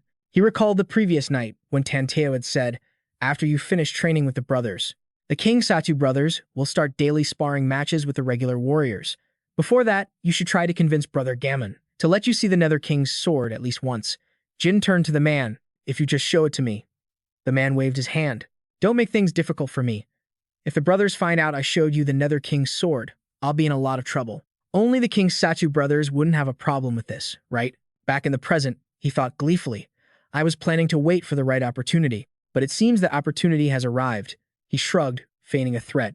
I have no choice. If you don't show me the Nether King's sword, I'll spread the word that you're not qualified to be my master and that I figured out the first technique of the Soul Sword on my own. The man became furious. You dare threaten me, Gamon of the War King clan? Jin was serious. Yes, this is a threat. What are you going to do, Gamon, heir to the Soul Sword? The man stammered. Just this once. Jin agreed. Once is enough. The jewel in the center of his chest began to glow. Fine. I'll show you the most basic principle of the Nether King's sword. First, we must control the flow of energy within the body. Suddenly, Boris rushed in from out of nowhere. Look, Jin. I've adjusted it to suit you. Jin broke into a sweat. Boris. Then he thought, of all the times. He held up a tooth that glittered with gold in several spots. Jin, you're going to love it. He tried to speak, but his mouth was held shut. How am I supposed to use this? Boris held Jin's mouth firmly. Just watch and you'll understand. It'll be over in a second. Jin couldn't help but marvel. I really need to learn how to move like Boris later. He slowly inserted the tooth. All right, let's see. Jin thought silently. Even though it's been carefully crafted, is it really okay to accept something that used to be someone else's tooth? Finally, Boris spoke up. Done. The tooth was now in his mouth. Something was wrong. A strange sensation was coming from the tooth. Images of several battle kings flashed before Jin's eyes. A type of magic that transmits memories. Jin realized in shock, inheritance magic. I heard about this from my master in my past life. Valeria, holding a book, said, Inheritance magic is an impossible field for modern mages. Erasing memories is one thing. But in the Zippo clan's ancestral land, there is a memory transfer tool.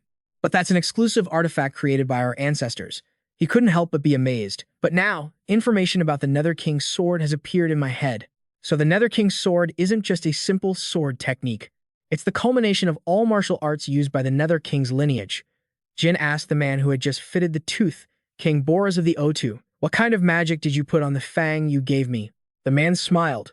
That's a secret, but it's not magic. Jin asked. If it's not magic, then what is it? At that moment, Gamon spoke up. The power that you humans call magic is indeed like that. But we don't have the concept of a mage. Model unlike other races. Instead, those who knew how to control mana all became blacksmiths, like King O2's brothers. Jin was surprised. Boris is a blacksmith. That's right. In the history of the Netherworld King's lineage, King O2's brothers were the greatest blacksmiths. Back in the day, all the brothers would line up to receive items from them. Boris replied to his emotionless expression. Yeah, that's right. It really was like that back then. That was before our time stopped. After time stood still, peace had arrived, and there was nothing left to do. He laughed loudly. That's right. Maybe that's why my body is getting restless. I wonder what you did with that fang. But seeing Jin's astonished face, it seemed it had been a long time since he'd shown off his skills. The two of them laughed. You got that right. He thoughtfully watched the two goofballs in front of him. This was magic beyond all imagination. The magical civilization from 500,000 years ago was still far superior to the magic of the current world. They could challenge the gods not just because of their legendary feats. Jin closed his eyes. Thank you for the gift, Boris. I will put it to good use. Boris laughed cheerfully. If you receive, you must also give, right?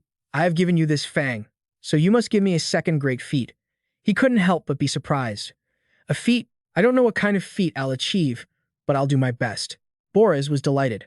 That's the spirit. Let's start training right away. The days began to fly by. Jin remembered the date clearly. January 20th, 1797. 1 month had passed. During that time, I learned the soul cleave from Gammon of the Fan clan, and I learned how to use my body more effectively from Boris of the O2 clan. The training sessions covered how to lighten my body, how to attack, and how to control my power. The method Boris taught me for creating power that surpassed the martial limits of the Myeongwang lineage was both wild and mystical. During my training, I achieved something incredible. I formed an energy heart similar to the luminous heart field of the Myeongwang lineage, even if it was only a partial one. And then, an energy heart began to radiate immense power. Jin held the sword, a blinding golden light shining from it. He quickly swung the sword of the Myeongwang down at the floor. Boris said regretfully, "Aw, what a shame." Jin looked up. "It's not easy," he replied. "Of course not. It'd be strange if you succeeded on the first try. Besides, the fact that you even made it this far is incredible. Jin, you formed a gemstone heart just like ours using Aurea power. And now you're trying to wield the sword of the Myeongwang. Not even Tima could have come up with this. That just makes things all the more interesting." He said nothing, silently thinking to himself, perhaps Tema hasn't received the memories from King O2 yet. If I didn't have the memories from the Fang, I probably wouldn't have thought to try this either. Boris smiled cheerfully. But Jin, you have to keep what you're doing a secret for now. If the brothers who haven't acknowledged you yet find out you're using the sword of the Myeongwang, there will be those who oppose you. He agreed. Yes, I understand. Then he thought, once I've mastered it, I don't think I'll need to hide it anymore. Creating a tangible field from Aurea is something anyone who has reached a certain level can do. The real question is whether it can function like the heart of the Myeongwang lineage. The members of the Myeongwang lineage are born with a heart of light from Aurea, which allows them to use Aurea power freely. By human standards, everyone in the Myeongwang lineage is at least level 9 or higher. In other words, they are weapons from the moment they are born. So, does that mean a human like me can't wield the sword of the Myeongwang? At some point, Gamun approached them. King O2, how is the training going? He replied politely, King Fan, you've come at just the right time. My part of the training is finished. King Satu will be here soon. He was pleased. It's already over. Boris pointed towards Jin Runcandel. I was originally going to call for him after he completed the test, the Soul Cleave test, but after watching Jin Runcandel train, I don't think there's any need to wait. Gamun asked, is that so? But he already seemed to guess the other's intention. He seemed eager to see Jin's accomplishments for himself. At that moment, Jin turned and asked, what will I be learning from King Satu? He answered.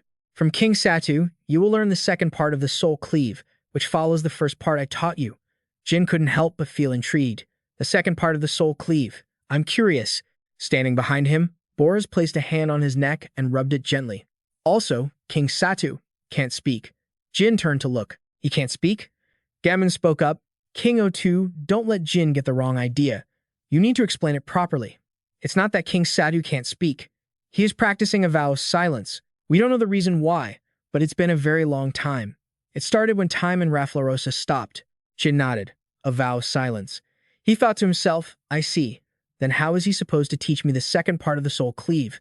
Boris pointed to an approaching figure. He's coming now. Jin looked at the king slowly approaching. This was the man who had shown no emotion during the mythical battle. Gammon was easy to get along with, and Boris had been friendly to me from the start, so he was approachable. But looking at Linfa's cold eyes, this didn't seem like it would be easy. He introduced himself respectfully. It's an honor to meet you. I am Jin Runcandel. Suddenly, a swift gust of wind blew past, startling him as a line of text appeared on the floor. Jin exclaimed, so fast. Even Boris agreed. It's hard to even follow with your eyes. Linfa, is that his name? Gammon then spoke up, King Satu. Isn't this the language of the continent? I wonder what he's been cooped up in his room doing all this time. To think it was to prepare for the second heir. He just moved his finger slightly. Instantly, A plume of dust grazed the side of his face. His eyes widened. Since when was Linfa holding a sword already in a ready stance? Jin found it hard to believe. But why? Wounded, Gammon sat on the floor covering his mouth, then quickly gripped the sword in his hand. Then, he furiously charged at King Satu. A powerful aura erupted as both Linfa and Gammon prepared to lunge forward. The veins on his arm bulged and tensed. A series of sword strikes flashed like lightning. Boris suddenly leaped into action, jumping up to grab his sword and quickly kicking Linfa down to the floor. Every one of Boris's powerful, decisive movements rained down on him. Witnessing the scene, Jin's face was one of utter shock. Is this a battle between kings? The thick dust slowly settled, revealing a pair of boots. Boris stomped his foot in anger. King Satu, are you really trying to fight to the death with King O2? Linfa fell silent, abashed. He seemed to be telling himself to just endure it, then shook his head repeatedly in disappointment. King O2's mouth is only good for starting trouble. It's nothing new. He hesitated for a moment, which gave a sweating Gammon the chance to speak up. I was just saying I was wrong. Linfa prepared to draw his sword again. Boris then turned and waved his hand dismissively. Anyway, our business here is done. I'll leave this battle to you, Slaughter King brothers. Keep the 8th Slaughter King alive, and I'll be back to play later. Jin watched them go, thinking, all right, so that's how it is, as he silently assessed the situation. Truly a warrior race, they become so brutal so quickly. He watched them leave. But still, what's so embarrassing about me learning a few words from the continent? Is it really okay for brothers to fight like this? He was suddenly reminded of Iona. Why do they seem so similar? I guess I'll have to treat them like I treat Sister Iona. Just then, a strand of her hair suddenly stood on end. She rubbed her eyes. Just waking up, little one. The member of the Watertail tribe beside her also rubbed their sleepy face. Iona happily hugged them. Looks like I wasn't hearing things. Jin remembered the past few days clearly. His training with Slaughter King Linfa had now officially begun. Jin was the only one being trained. He didn't ask the Slaughter King about the second form of the spirit's sword, and since he didn't ask, he wasn't taught. Was that the reason? Perhaps. Just like Sister Iona had done at first, the man treated Jin like a fascinating new toy he'd just found. Whenever Jin focused on channeling his spirit energy, he would appear out of nowhere. He would demonstrate the second form of the spirit sword and then vanish in a flash, his blade sweeping past. Or, when Jin performed his spirit slash, the man would just give him a look of dissatisfaction. Occasionally, he would swing his greatsword in a single strike.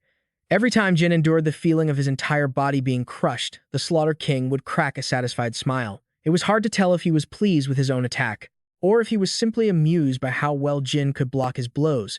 If he hadn't awakened his mind's eye, his head would have been chopped off at least 5 times by now. But Jin never once asked him why he was doing it. With people like Sister Iona, you have to let them satisfy their own curiosity before they'll approach you. Because of that, Jin paid it no mind. Time passed quickly. 10 days later, Linfa had left a message written on the floor. Jin Runcandel, seriously, it's not because I'm not curious. He didn't say anything, just left a few words on the stone tiles. But before that, Jin had asked him, could you tell me the reason for your vow of silence? I heard you haven't spoken in a very long time. Even your brothers don't know the reason. But for the past few days, I've seen you communicate with me just like this. Can that really be called training for a vow of silence? A hint of sadness flickered in Linfa's eyes. Jin continued, in my opinion, training for a vow of silence must have a clear purpose and involve cutting off all communication completely with other people. It's only meaningful if those who see it can look up to it as a model of discipline. If not, what you're doing is simply being silent. It can't be called training. Ramon and Boris, sitting in the stands eating popcorn, watched them and assessed the situation. Looks like Jin really hit a nerve. He's getting all awkward and flustered. Well, he has a point. Jin continued to press him. You're asking why I haven't asked about the second form of the spirit's sword, aren't you? I don't want to learn anything from someone who is all for show. That's why I haven't asked, nor am I curious. If you are a true successor of the spirit sword, then instead of this pointless training that no one understands, you should put your heart and soul into teaching me, the same way Gammon and Boris did. Gammon was stunned. He couldn't believe Jin dared to speak so bluntly to the Slaughter King. Boris, holding his popcorn, whispered, is this going to be okay? Jin bowed his head. If my actions were too presumptuous, I ask for your forgiveness. After speaking, he turned to leave. Well then, I'll be off to continue my training. It was then that Linfa finally spoke. Don't do that. He removed the cloth, revealing his face. It's not like that. In the stands, a bag of popcorn dropped to the floor as both men stared with their jaws hanging open in disbelief. Raymond called out, Brother Slaughter King, and Boris shouted, Brother Linfa. He raised his sword, which was overflowing with spirit energy. I will teach you with all my heart. I will show you something amazing. A sword strike as fast as lightning swept past as Linfa generated spirit energy with ease. He slowly bowed his head towards the swirling aura. Then he slowly closed his eyes, sensing the feather-light sound of the spirit energy before gently swinging his sword. Jin was completely astonished. This sword strike was entirely different from the one Gammon had demonstrated. Every time he swung the blade, which was steeped in spirit energy, its path would intersect as if reflected in a mirror, striking from two directions at once. It was a feat that only a dual-wielding swordsman should have been able to perform. Whether from left to right or from bottom to top, the result was the same. The great sword made of spirit energy and the physical great sword Linfo wielded intersected again and again. Jin watched him, thinking to himself, this is the second form of the spirit sword. His feet glided lightly across the water, each powerful and elegant strike creating a vortex of spirit energy. Raman laughed loudly. As expected, Slaughter King Linfa always shows off with this move. Boris clapped enthusiastically. What a surprise! To think we get to see the second form of the spirit sword, Brother Slaughter King's signature technique. After all this time, Linfa ignored them and asked Jin, how does it feel, seeing the second form of the spirit sword? Jin exclaimed, it's incredible, both powerful and beautiful. It seems you've never shown its true form before. Linfa then said shyly, that's right. Raman stammered, but what about that vow, brother? Linfa let out a sigh to reassure him. It's all right, brother, so don't make a big deal out of it. He laughed heartily. If that's the case, we should let the other brothers know. Boris agreed with the idea. That's right. We can finally talk to Linfa before the successor leaves. We couldn't say a word when Tema was here. The two of them quickly rushed off. Let's go get the brothers. A moment later, Linfa spoke. Gawi. Jin turned his head in surprise and asked, what? Linfa explained, the name of the second form you just saw is Gawi. Jin praised it, a very fitting name. A genuinely surprised smile appeared on Jin's face. The blades formed of spirit energy intersected like a pair of scissors. This was a technique he had never even imagined, let alone seen before. The man asked, can you imitate it? Jin closed his eyes and sighed. A technique like that isn't easy to copy after seeing it just once. This sword is also a problem. It continuously absorbs my spirit energy, which is why I'm still stuck on the first form of the spirit sword. Linfa stroked his chin. A sword that absorbs spirit energy doesn't just take it. It's a sword that helps you properly channel it. Jin couldn't help but be curious. Properly channel spirit energy? He quickly explained, that's right. I don't know if you'll understand this, but think of this sword as a sheath, just like drawing a blade from its scabbard. You will draw the spirit energy out from this absorption sword. If you've been using your spirit energy haphazardly until now, then in the process of mastering this sword, you'll learn to use that energy much more efficiently. I believe you can do it. Overcome this spirit-absorbing sword, and when you hold your own sword again, model, you'll be able to control your spirit energy more freely. The man remained frozen, pointing at him, at a loss for words. At that moment, Jin burst out laughing. Sand King Linfa, unlike Gammon, you have a real talent for teaching. You make a perfect master. So why did you choose to take a vow of silence? His face darkened. As you said, it wasn't training. It was my punishment. The boy fell silent for a moment before speaking. A punishment? You didn't tell your brothers, which means there must be a reason you couldn't. You must have had a very hard time all these years, all alone.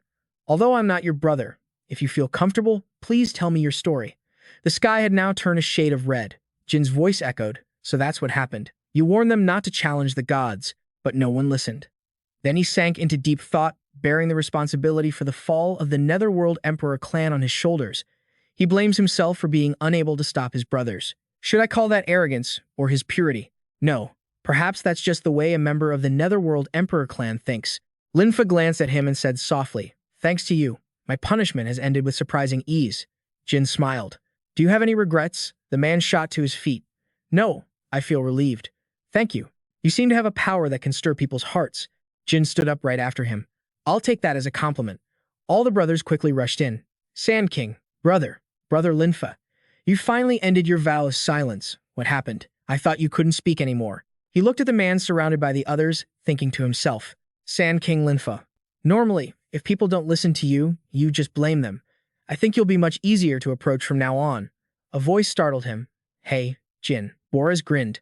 Thanks for getting brother Linfa to open up. I'll take the credit for that, just as promised.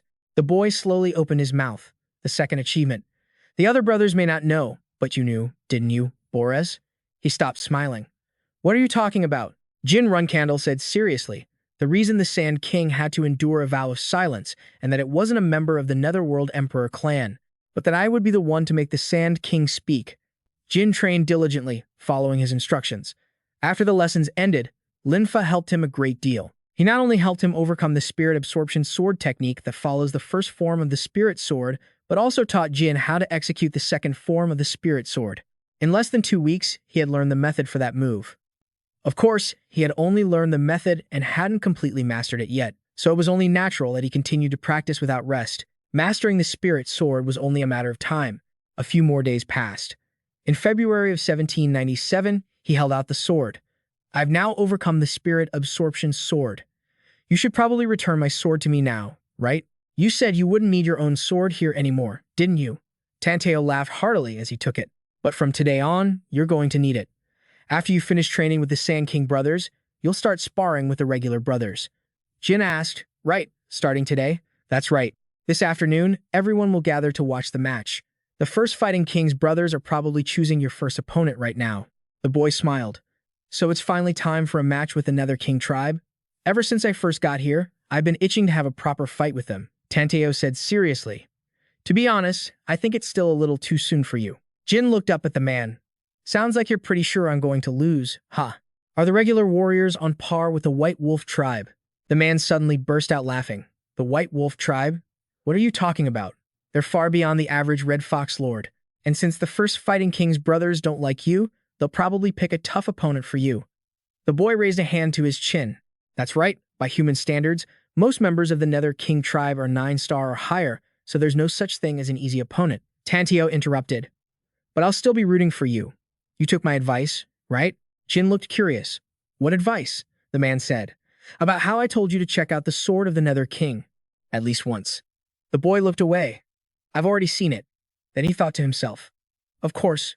Only from the memories I received from Boris, but I'll get to see it in person during this match. With that, Tanteo turned and waved. All right, go rest in the waiting room until this afternoon. Jin nodded. Got it, Tanteo. In a beautifully decorated room, a figure glided past. The bright scenery shimmered with a golden hue.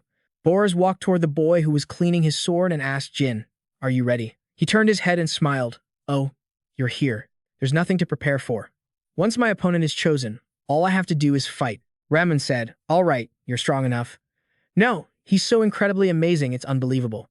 He's just a human boy, so don't be discouraged. It's all right. Boris put a hand to his own head. I'm just worried. Jin seems like the type who would be deeply hurt after a major failure.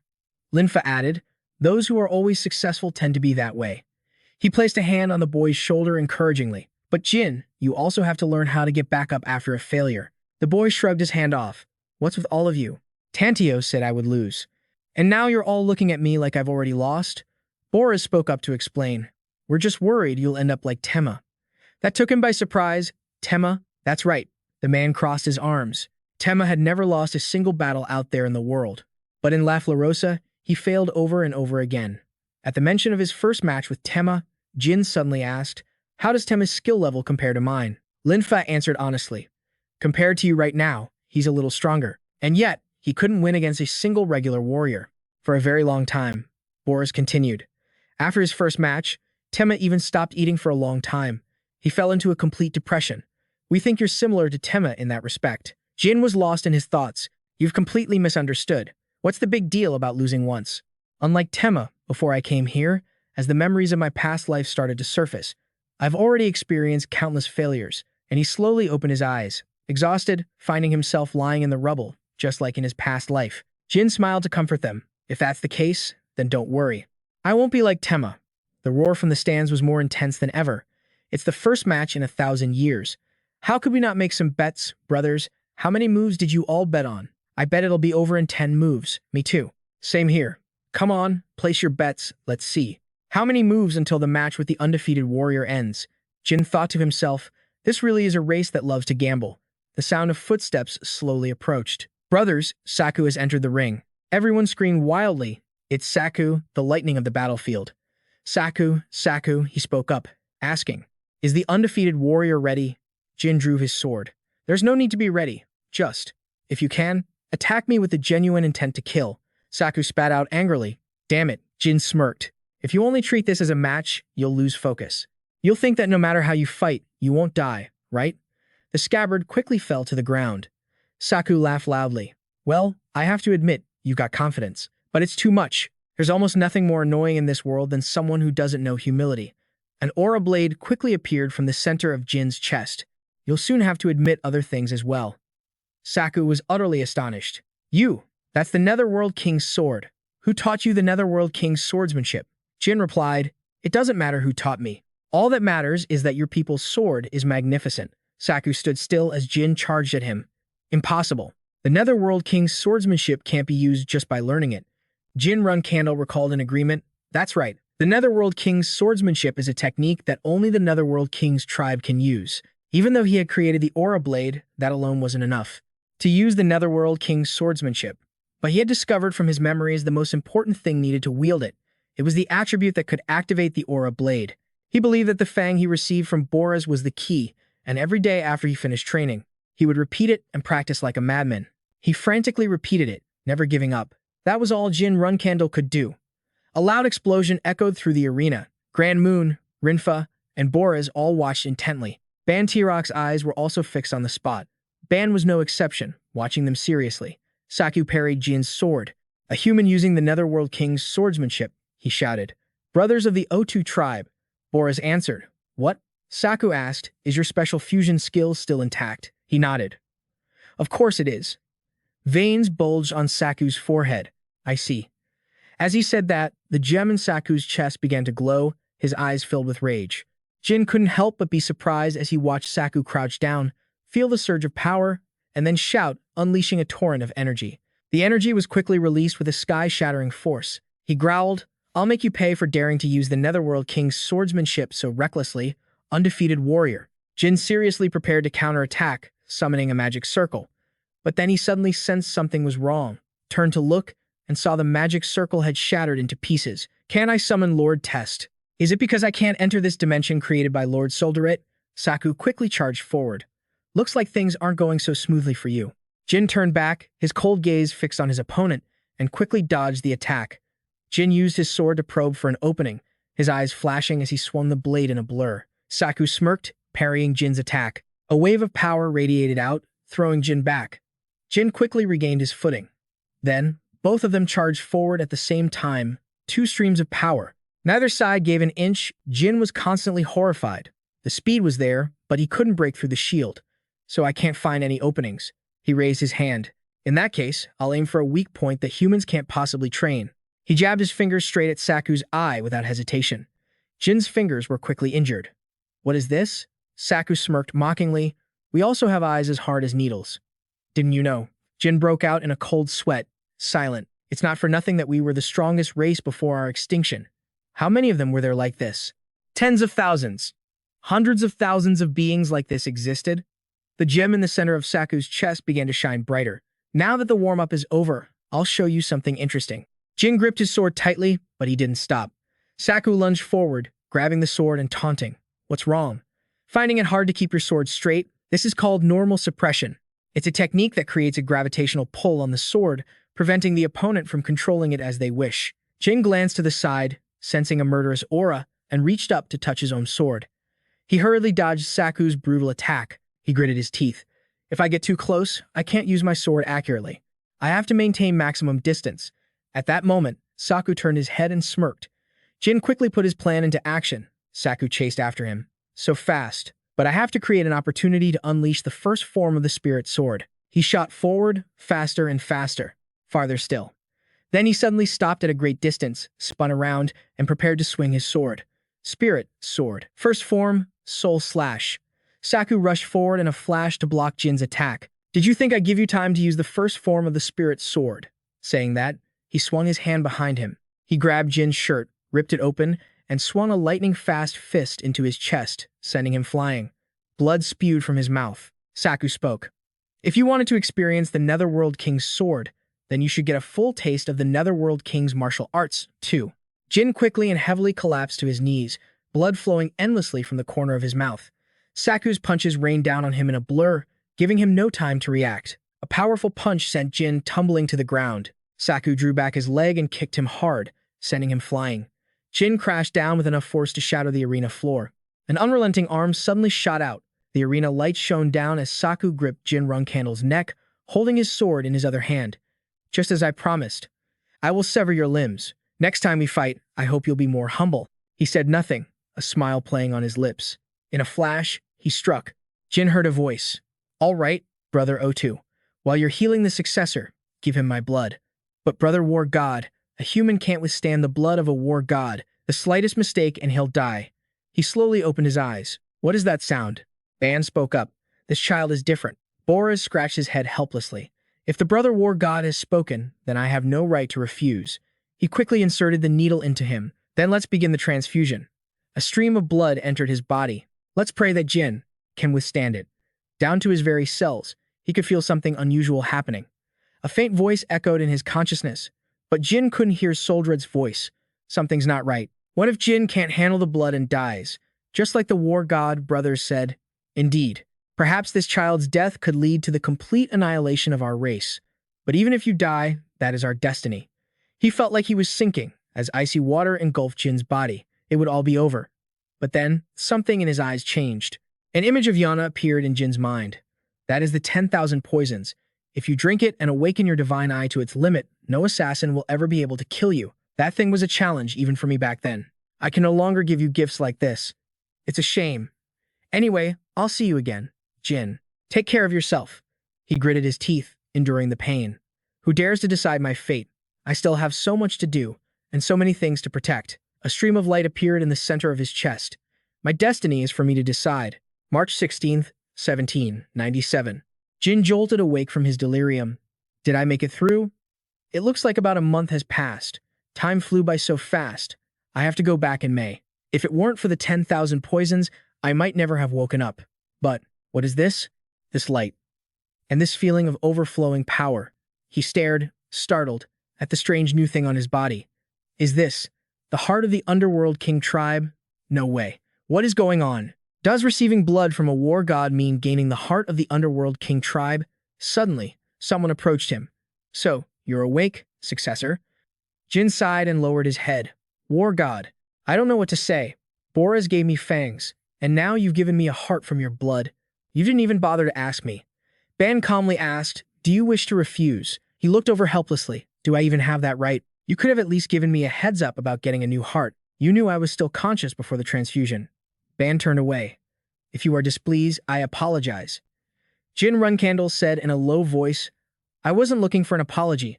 I was just surprised by the sudden appearance of a heart. I'll try to see this as having made a pact with a god. And you are also called a war god, correct? Hearing this, he threw open the window. How surprising. I thought you would be furious and demand answers. He replied calmly. If you were my enemy, I might have. But just because I have this heart doesn't mean I've become one of your brothers, right? Some of the underworld king tribe might have taken a liking to me, but people like Saku, those who don't like me will surely oppose it fiercely. Ban showed no reaction. Perhaps. Jin asked in a hoarse voice, then let me ask you something. Realistically, without your help, could I have ever been accepted by everyone here? Ban's gaze flickered over, noticing the restraint in the young man's tightly clenched fist. He asked softly, if the answer is yes, would you destroy this heart? Because it's a power you didn't earn for yourself? Jin's eyes sharpened. You saw right through me. But this heart is still something I earned, even if I didn't ask for it. But if I hadn't met your standards, you never would have given me your blood. I'm just treating this as a form of inheritance. Ban said in a low voice, puzzling. Then why consider destroying it? Jin replied in a firm tone. Because if I earned it, I can do whatever I want with it. If this was purely an act of your kindness, I would never think of destroying it, because it wouldn't be completely mine. He offered him a hint. Even without my blood, you still could have been acknowledged by the brothers. Only then did Jin show a satisfied expression. Then I'll make the best use of it. And one more thing, I must return this May, as I have something important to finish. Once that's done, I can come back. Can we adjust the pace of the training? He calculated for a moment. There are about 2 months left, right? Very well. In the morning, you will train with the brothers of the 7 fighting kings, Belizer, and in the afternoon, you will spar with Saku's brothers. After that, Jin finally stood in the arena, and just like that, 49 days passed. As expected, some of the underworld king tribes showed hostility towards him for possessing the heart, but since it was the war god's choice and not his own, the opposition soon died down. The underworld king tribe is so strong. If only I could close the gap between us now that I have their attention. He fought Saku 49 times and lost all 49 times. But with each defeat, instead of feeling discouraged, he only wanted to spar again as soon as possible. Because the more he fought, the more he realized his perspective was changing by the minute. After 10 matches with Saku, he thought he was on par with his sister Luna. After 20, he began to doubt his assessment of Saku being as strong as Luna. By the 30th match, he had completely dismissed the idea. By his 40th match, he was confident he could at least sever one of Saku's arms. The finish line was starting to come into view. His skills had improved at a frightening rate, which was why he always felt excited for his sparring sessions with Saku. Even though after every match, he needed Boras to heal his severed limbs. At some point, the members of the Underworld King tribe stopped mentioning Tema's name in front of him. The next day in the arena, countless people were cheering, "Jin, you have to win today. Make Saku taste defeat. Go, go." He looked at Saku's annoyed expression, confused. "What's with the sour look? Are you tired of fighting me already?" Saku laughed, shaking his head. "That's not it. It's just that through our daily sparring sessions, I feel like I've developed feelings for you, and it's getting harder and harder to strike you." But the sword in Jin's hand was already glowing brightly. "I've told you so many times, facing me with such half-hearted emotions won't do you any good. Get serious. I understand how you feel." Saku let out a helpless sigh. "All right." Just then, someone asked, "War God Ban, brother, is something the matter?" He looked up and said, "I heard the successor is about to leave La Florosa. It's time we accept the successor as our brother and let everyone have a chance to spar with him. Brother Saku has been keeping him all to himself for too long." Another person agreed. "That's right. The brothers who truly admire the successor have only been able to watch from a distance. Let the other brothers have a chance, too." He calmly looked down at the arena. "Then we'll need everyone's consent." So Ban stood up and announced, "Everyone, listen up. The successor has about 2 weeks before he leaves this place, so that he can spar with everyone in the time he has left. We should accept Jin as our brother right here and now. What do you all think? If any brother objects, speak up." Hearing this, Kyo reevaluated him. Although he didn't want to admit it, the kid had helped Karamun comprehend the first form of the spirit's sword. The Azure Soul Boras gave him his Fang, an event unprecedented in the history of the Netherworld clan. It was also clear that he had completed Linfa's vow of silence training, and even after being acknowledged by the war god, he didn't become arrogant. Despite having his limbs severed every day, he never faltered, persevering until the very end. And though he failed time and time again, he never despaired. At that moment, Patriarch suddenly stood up. He declared heroically, "I, Patriarch, the first fighting king, acknowledge Jin as our brother." He even had a very proud smile on his face. Boras was startled to hear this was him, and Gammon turned to look at each other. They shared a knowing smile, then stomped their feet in unison as the two of them shouted, "We, the 8th Fighting King and the 5th Fighting King, also acknowledge Jin as our brother." The others didn't hesitate any longer. One of them shouted, "I, Tan, the gatekeeper of La Florosa." The other was not to be outdone, "And I, Saku, the thunderclap, also acknowledge Jin as our brother." He went from being stunned by the resounding cheers to breaking into a contented smile, and right at that moment, the last person stood up. Facing all the brothers in the arena, he declared, "So all the brothers are in agreement. We declare, from this moment on, Jin." Ban raised his hand towards the sun. Then, his hands clasped together as if in a ritual, and his calm voice rang out, "Is officially our brother." Jin stayed in this place for a while, and ever since he became a member of the Netherworld clan, things had progressed very quickly. The brothers who wanted to compete with him still had to line up to decide the order. Once the order was set, 1 day, 2 days, he was still sparring. Whether it was morning, noon, or afternoon, continuing non-stop until the early hours, the matches with each warrior of the Netherworld clan went on and on. Even though Jin lost most of them, he still wanted to fight back. In his final match with Saku, he wanted to give him a good beating. But just as he grazed him with a blow, the man yelled that he'd lost, which was nothing short of mockery. He felt angry, but in the midst of being defeated by all the members of the Netherworld clan, hitting Saku was meaningless. He calmed down and brought things to a close.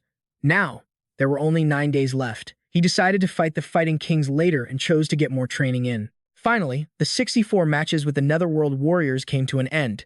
On the night of the final day, they held a party. Tan raised a flask of wine and said, "Brother Jin, you did great. Let's have a drink." He resisted again. "Isn't this that jewel wine from the first day? No way, that stuff is strong." But the man still shoved the cup into Jin's hand. "Hey, come on, just try it. It tastes different this time," he asked suspiciously. "For real?" Jin eyed it with doubt for a long while. In the end, he couldn't refuse and raised the cup to drink. The The taste was surprisingly good, sweet and mellow, yet still rich.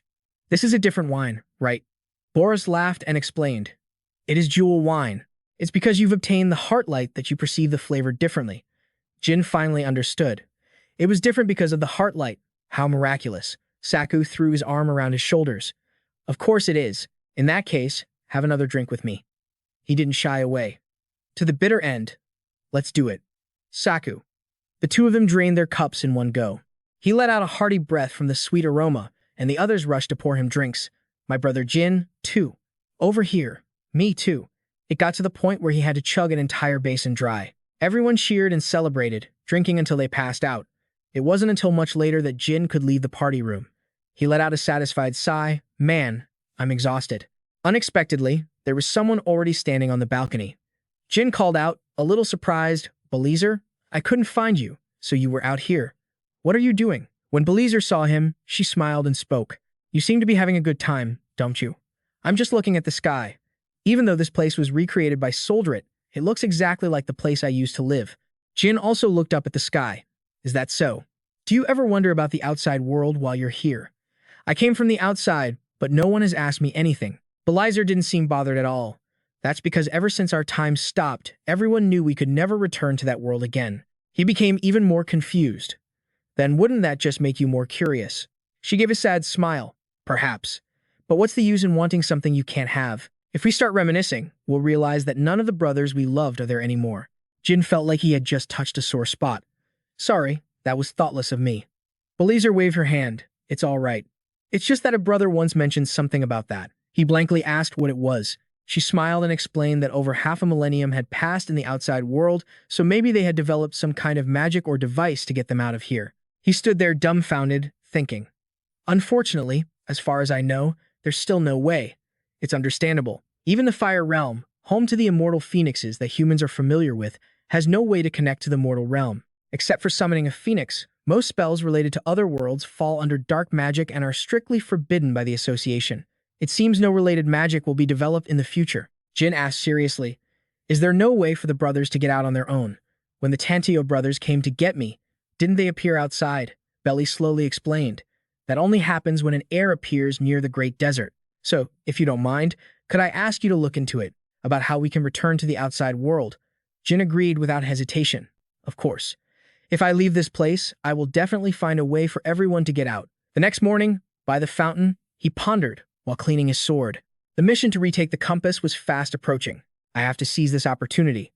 The fact that Yona managed to get that treasure from Bouvard Gaston's workshop was a sign. It's unlikely we'll get a second chance.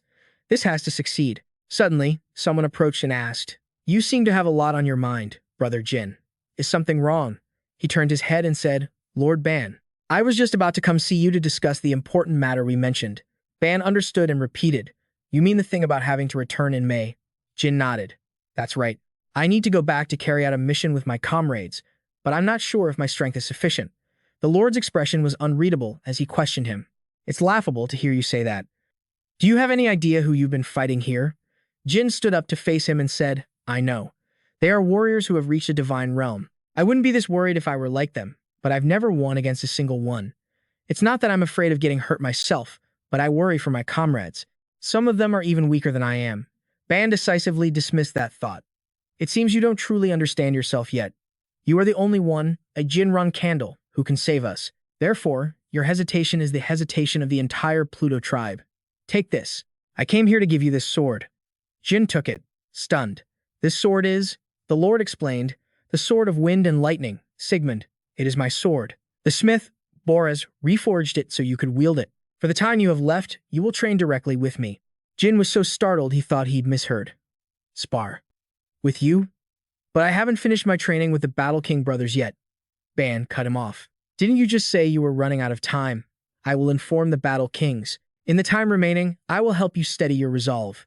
I'll ease your anxiety and train you so that you can see yourself for who you truly are.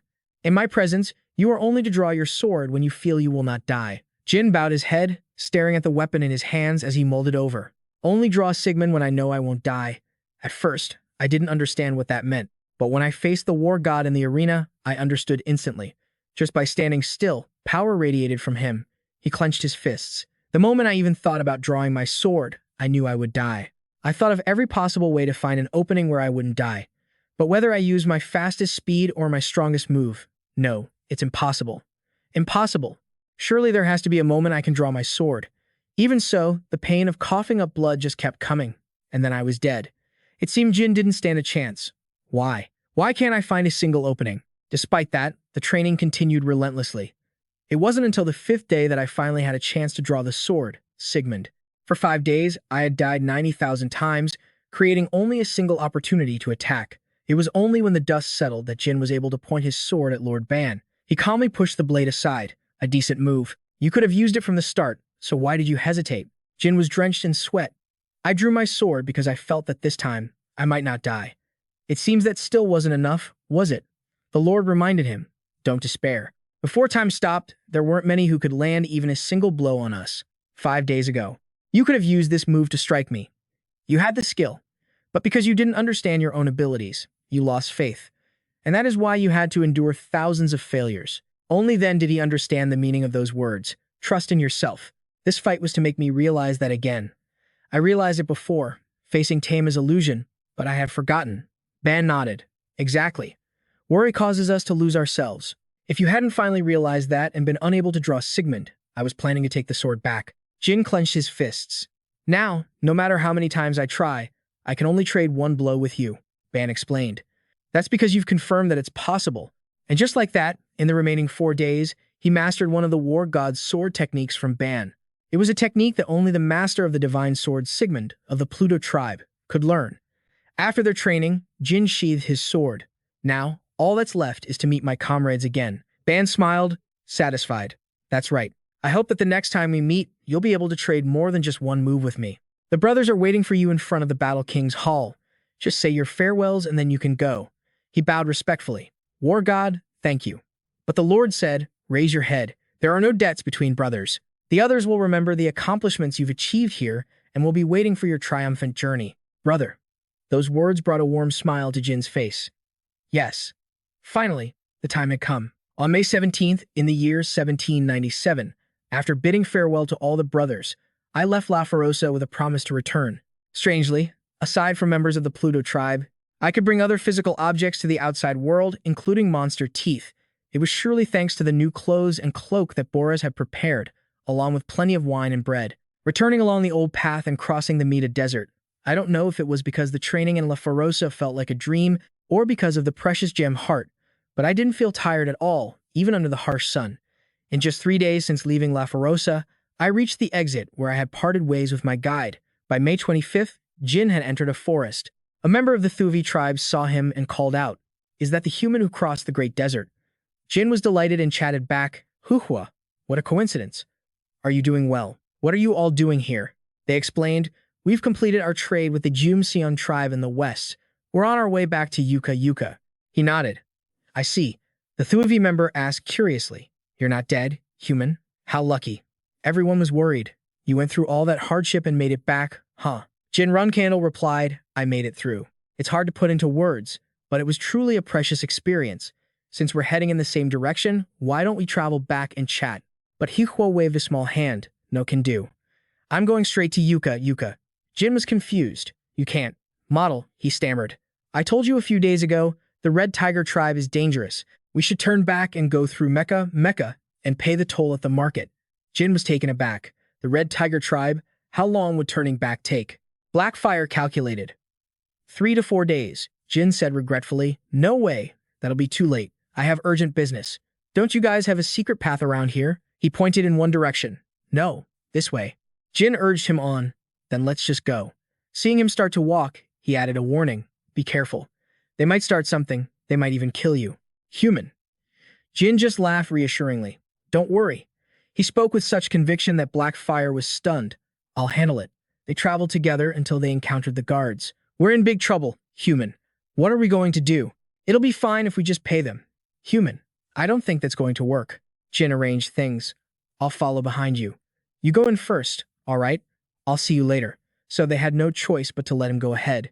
"Be careful, please, human." The tiger guards looked at the Watertail tribe with satisfaction. The Fishtail tribe's tribute is as cheap as ever. "All right, go on through." Then, they took some of the goods and threw them at a Watertail's head.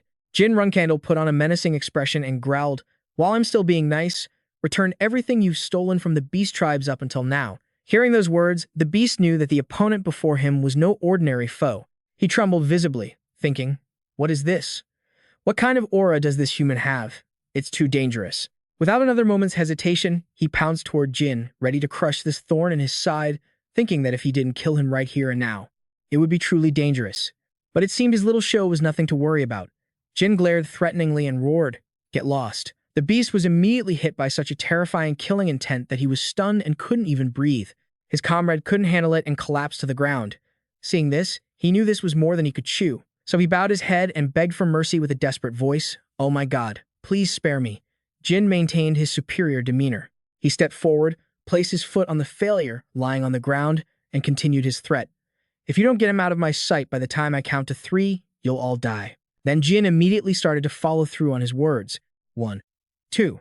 The beast didn't wait for another second, hoisting his comrade onto his shoulder and running for his life in a panic. "We're leaving right now." Night fell, and the stars began to shine more brightly. Jin brought the items he had just recovered and held them out to the Watertail tribe. "Here, this is the fish you worked so hard to get." They were, of course, overjoyed and thanked him profusely. Thank you, human." With all their gratitude, they showed their concern for Jin and advised him, "Rest for one more day, then you should go, human." Jin appreciated the Watertail tribe's words, but his mission was urgent and the road ahead was long, so he had to decline. "I'm sorry, but I have urgent business and must leave immediately." Jin Runcandel looked at the pile of gold, silver, and jewels before him and gave them careful instructions. "The goods and money have been recovered. Return them to their rightful owners." Before leaving, he didn't forget to say one last goodbye. "Take care. See you next time." The Watertail tribe didn't try to hold him back any longer. Instead, they took out some fish and urged him, "Then eat before you go. Here, you can grill it right away." Jin was pleasantly surprised by such a warm farewell. He happily accepted their lovely hospitality. "That sounds great. I was getting a little hungry anyway." And so, in a small, cold cave, a warm, crackling fire lit up the smiling faces of Jin and the Watertail tribe as they enjoyed their meal. Perhaps because he was hungry from exerting himself, he ate with great appetite. With a fish skewer in hand, Jin asked while eating, "By the way, Black Fire, do they sell dye at the Yuka Yuka market?" Faced with this sudden question, he was a bit bewildered. "Dye?" All of a sudden, Jin confessed honestly, "I need to disguise myself to go somewhere." Hearing this, the kind-hearted Black Fire offered a better suggestion. "I see. In that case, a Golden Snow tribe disguise would be better than dye."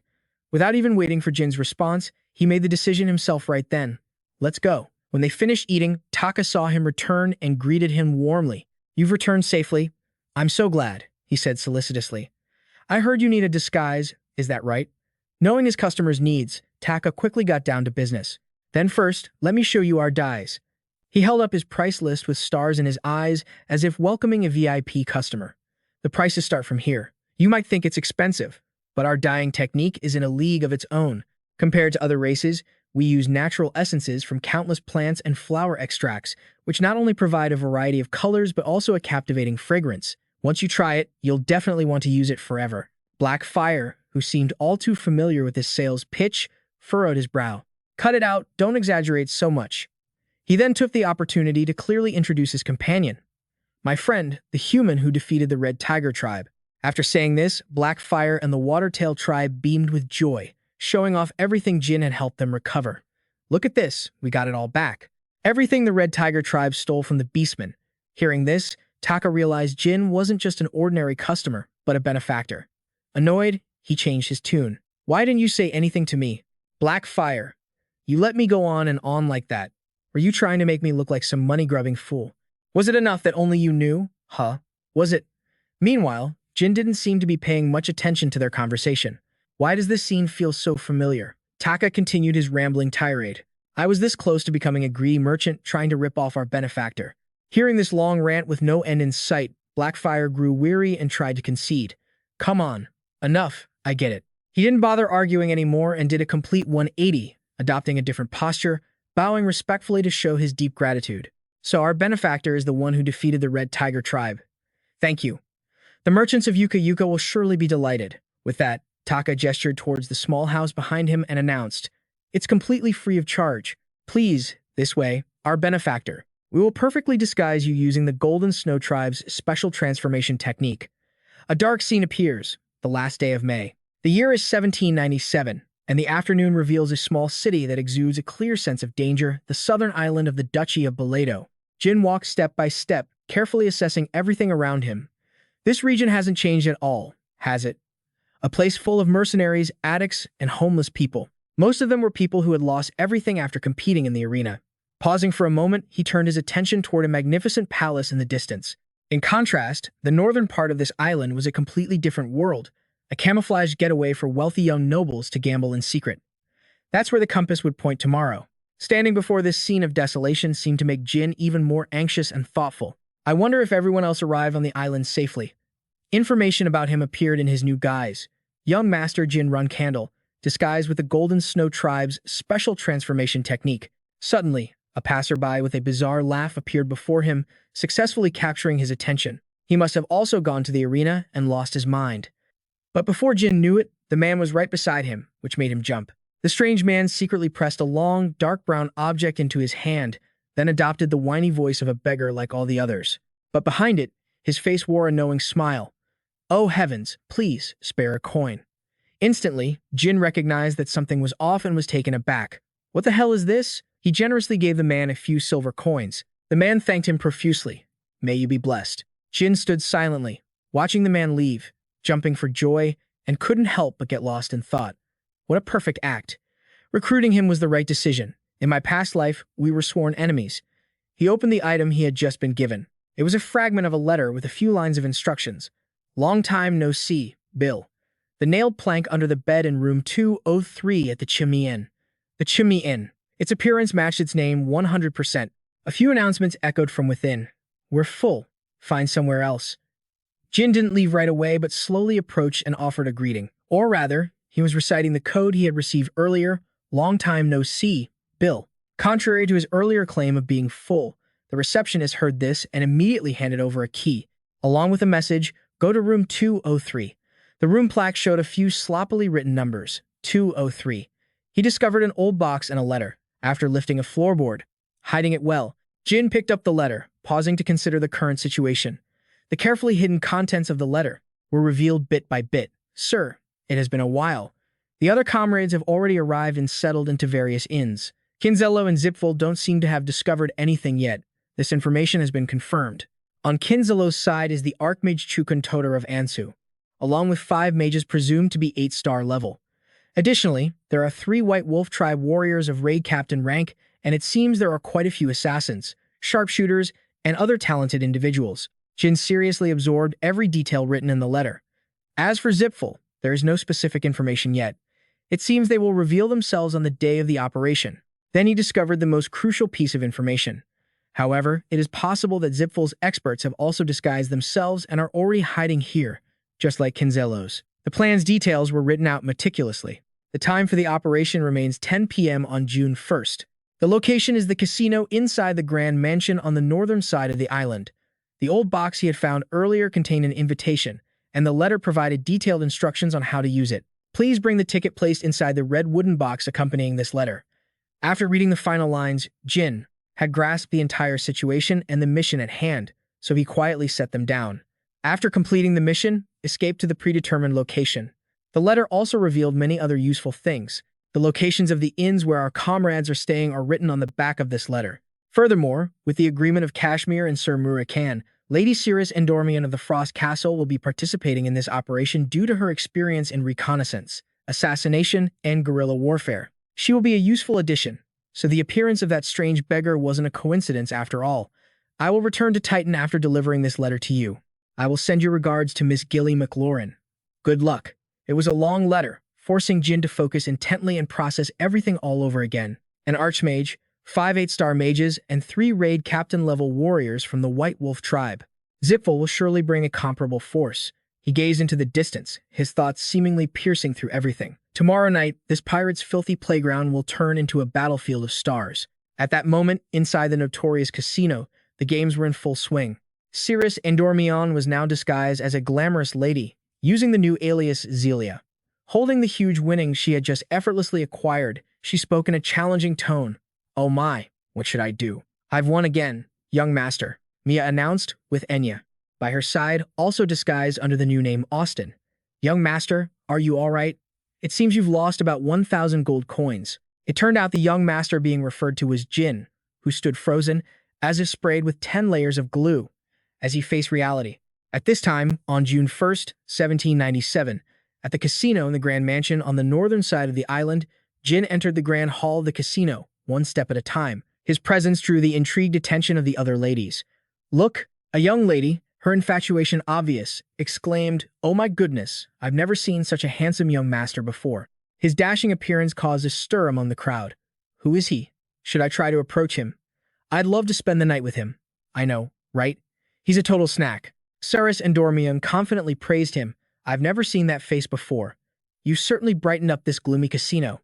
Jin quickly realized that the person before him was Cyrus and Dormion in disguise. Without any small talk, she began her introduction. I'm Zelia. He turned his attention to the black cat resting in Cyrus and Dormion's arms. If it wasn't Murakan, he almost wouldn't have recognized him. Jin immediately regained his noble demeanor and played along with the introduction. It's a pleasure to meet you. At the same time, he didn't forget to make a mental note.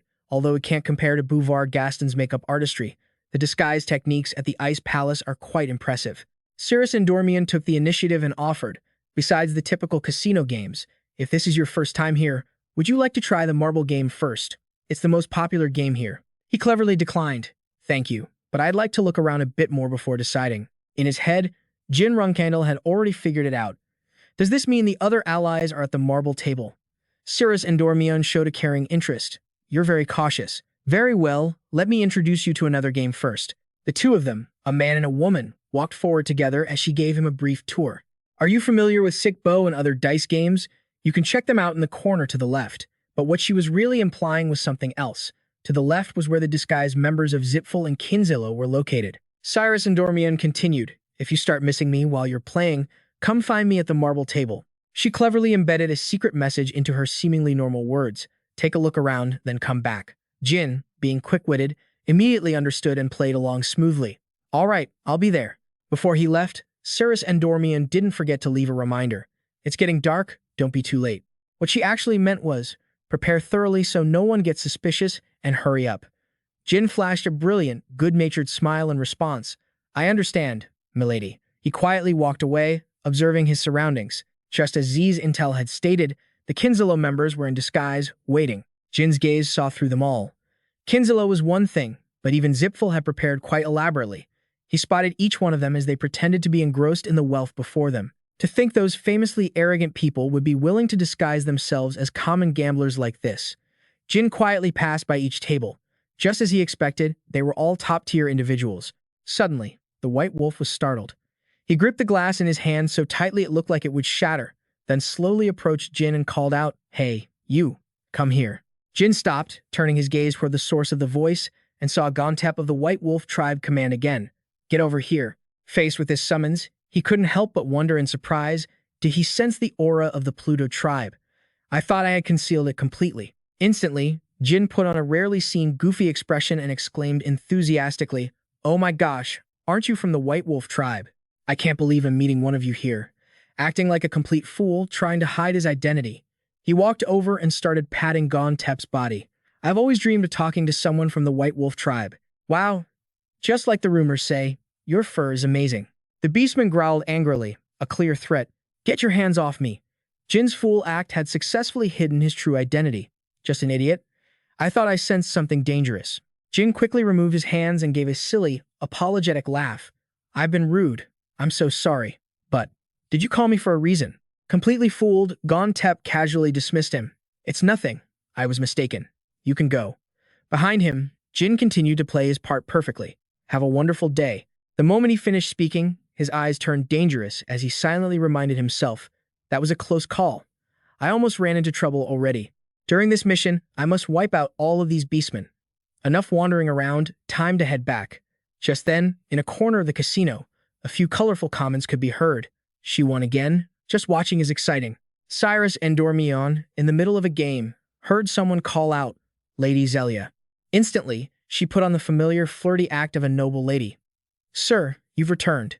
Did you come back because you missed me? Cyrus and Dormion proactively moved closer to Jin, her hand caressing his handsome face as she sighed. Come to think of it, I only told you my name earlier. Won't you tell me yours?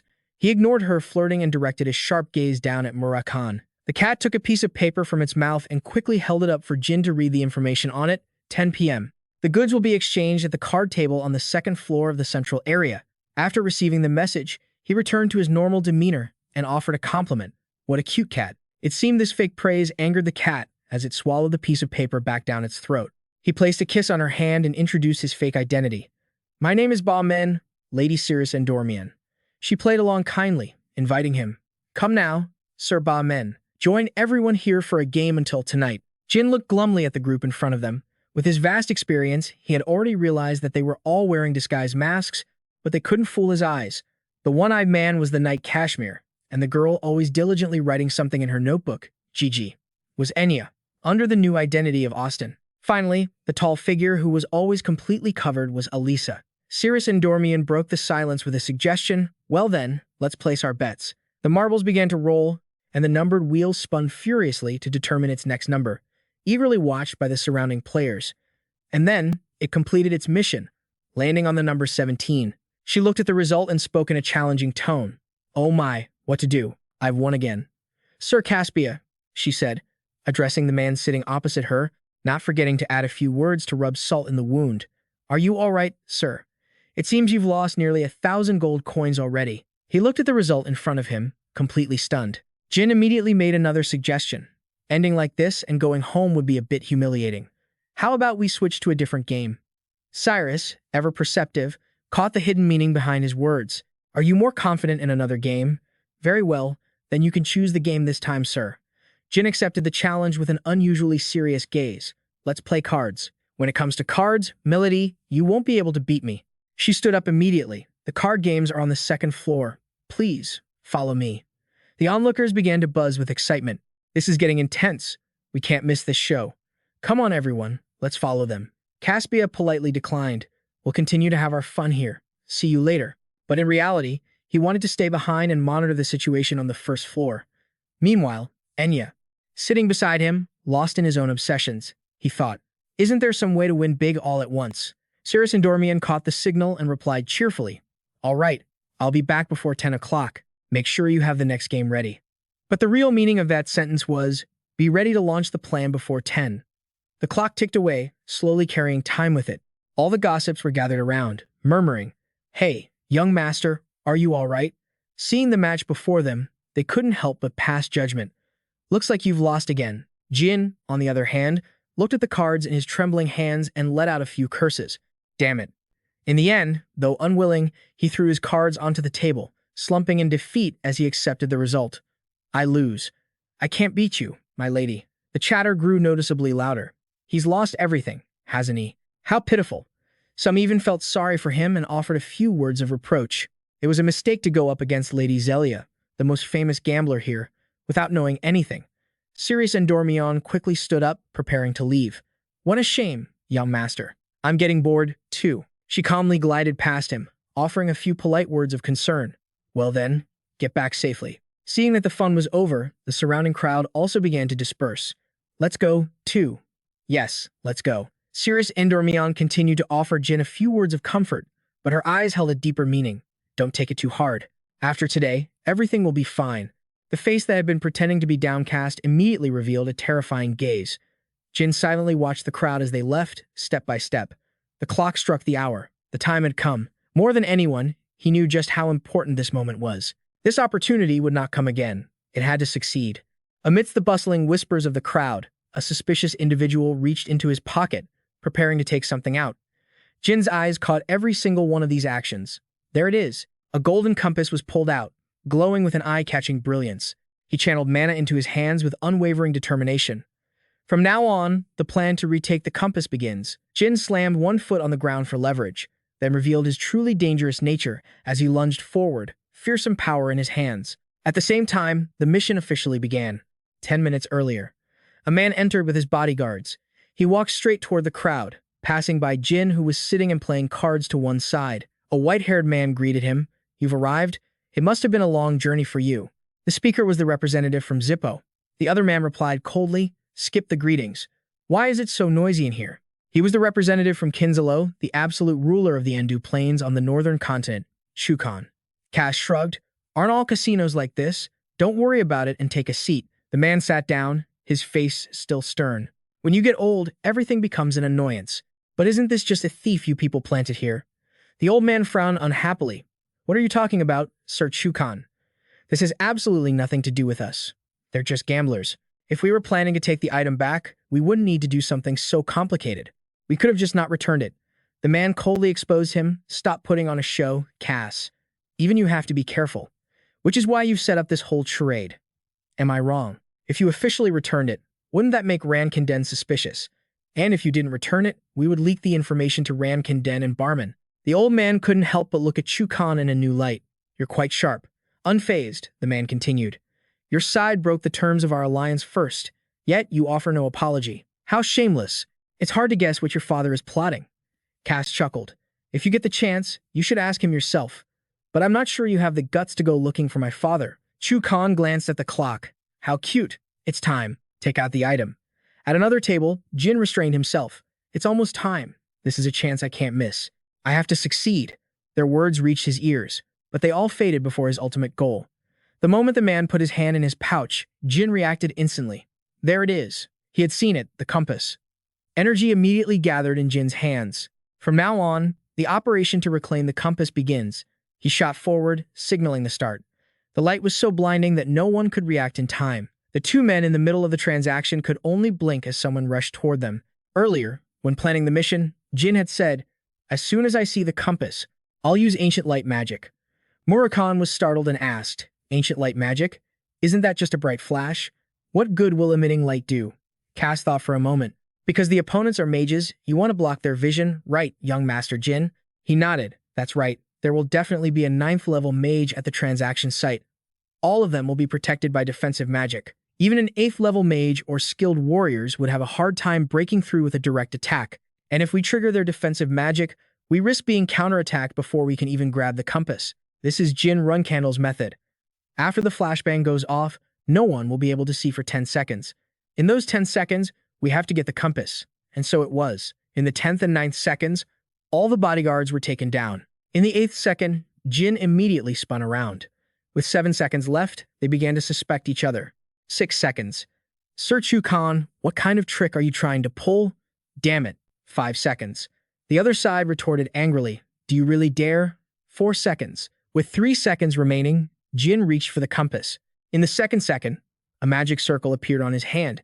Until the very last second, Jin's determined gaze shot forward, and at the same time, the explosion caught the attention of the others. Cirrus and Dormian also turned back in shock to look at Jin. Without hesitation, she ran upstairs, witnessing a chaotic scene. What happened? From within the dust and smoke, a gleaming object caught Cirrus and Dormian's attention. The golden compass was thrown out. She was stunned. It was a success. Cirrus and Dormian immediately snatched it, glancing up at the chaotic crowd whose attention was now fixed on the floor above. Without hesitation, she took out a bomb and threw it toward the crowd to create a distraction. The bomb exploded, creating a huge cloud of smoke. Everyone panicked, screaming, "It's an attack." Enya, providing support from below, felt something being placed in her hand. Cirrus and Dormion had signaled to her beforehand. Just then, the guards arrived on the scene. There was an ambush at the exit, and they killed off anyone who looked suspicious. Cirrus and Dormion used the opportunity to let Enya escape, even though it wasn't part of the plan. But this was enough to cause chaos, so she used magic to stir up a commotion and shouted, "For Zippo." The others began to chant along. For Zippo. They slaughtered everyone indiscriminately. It wasn't until the dust settled that Jin stood up and heard people shouting, "Damn it, where are they?" He drew his sword, thinking how close he'd come to failure. If it weren't for the standard martial arts of the Pluto royal family, it would have been too late. Chukon coughed from the dust and smoke, yelling, "The item. The item's been taken. Retrieving it is the top priority." Jin stood in deep thought. Soon, their vision would fully recover. Jin gripped the hilt of his sword. In that case, I should end this before that happens. Chukon was absolutely furious. "Zippo, how dare you pull a stunt like this?" But of course, Kadin had no idea what had happened either. "Sir Chukon, this wasn't our doing. Look over there. There's lightning." "Lightning." Hearing that, he turned his head. "Lightning? What?" Just then, a beast's leg appeared, and the beastman roared, "Chukon, are you all right?" Suddenly, the leader noticed something. They looked at Jin in terror. It's that fool's aura. He saw that Jin was already preparing to draw his sword. The wind lightning sword, Crimson Haze. The brilliant light it emitted could in no way outshine its master. Jin swung his sword down. Pluto's sword style, opening stance. Instantly, a bolt of lightning struck the earth. A single lightning strike destroyed the entire second floor, turning the surrounding area into a pile of rubble. The White Wolf leader roared, "Get a grip, you fools. There's only one of them. State your name, human. My instincts are telling me to fight you in a battle of honor." But Jin gently lifted his foot, and a light step landed with the full force of lightning. His voice rang out like the call of death itself. "Don't those same instincts tell you to run?" The White Wolf warriors froze. Though this was the first time they had felt such an aura, he was certain they were trembling in fear. The leader could only stare at the sword in his opponent's hand. This fear was surely etched into their very blood. As the White Wolf tribe, who had lived their lives as predators, it was a feeling they should have never known. But that was until Jin used the Pluto sword technique.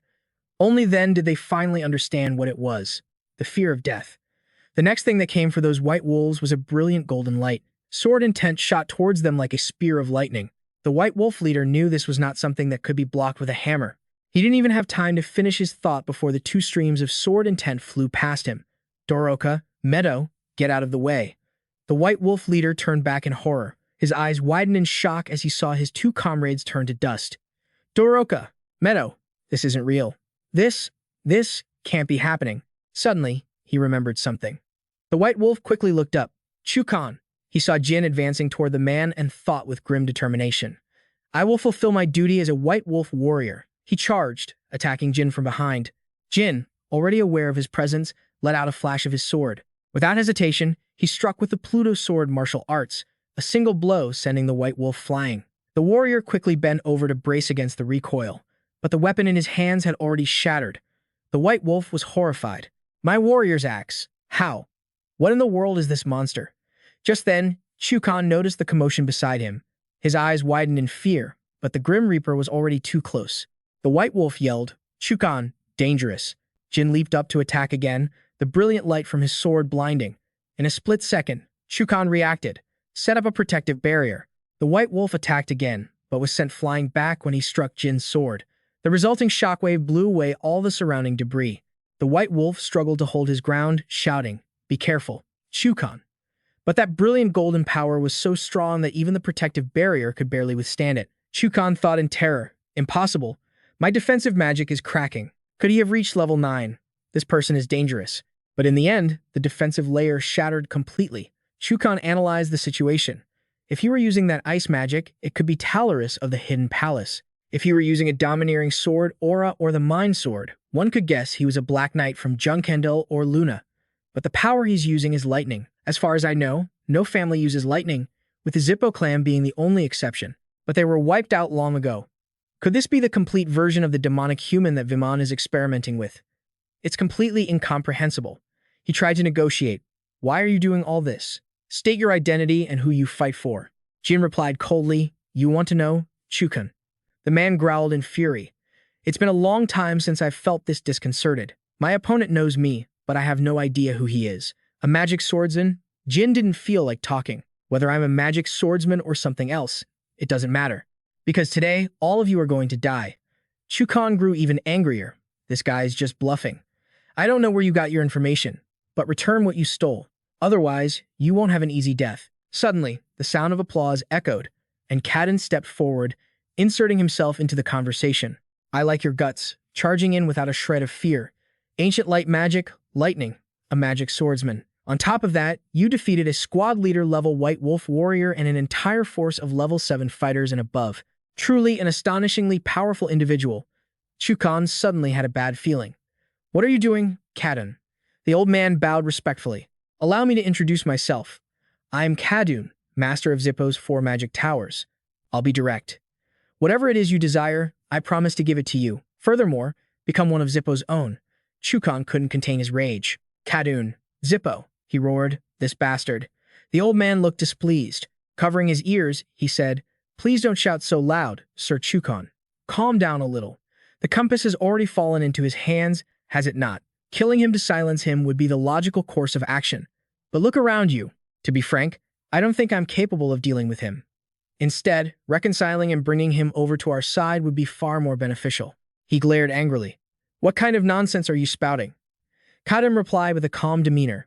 If you find that unpleasant, Sir Chukan, why not try to recruit him to your Kinzello? Suddenly, Jin spoke up. How ridiculous. Zippo, a clan so full of pride, is now offering to recruit someone instead of using force.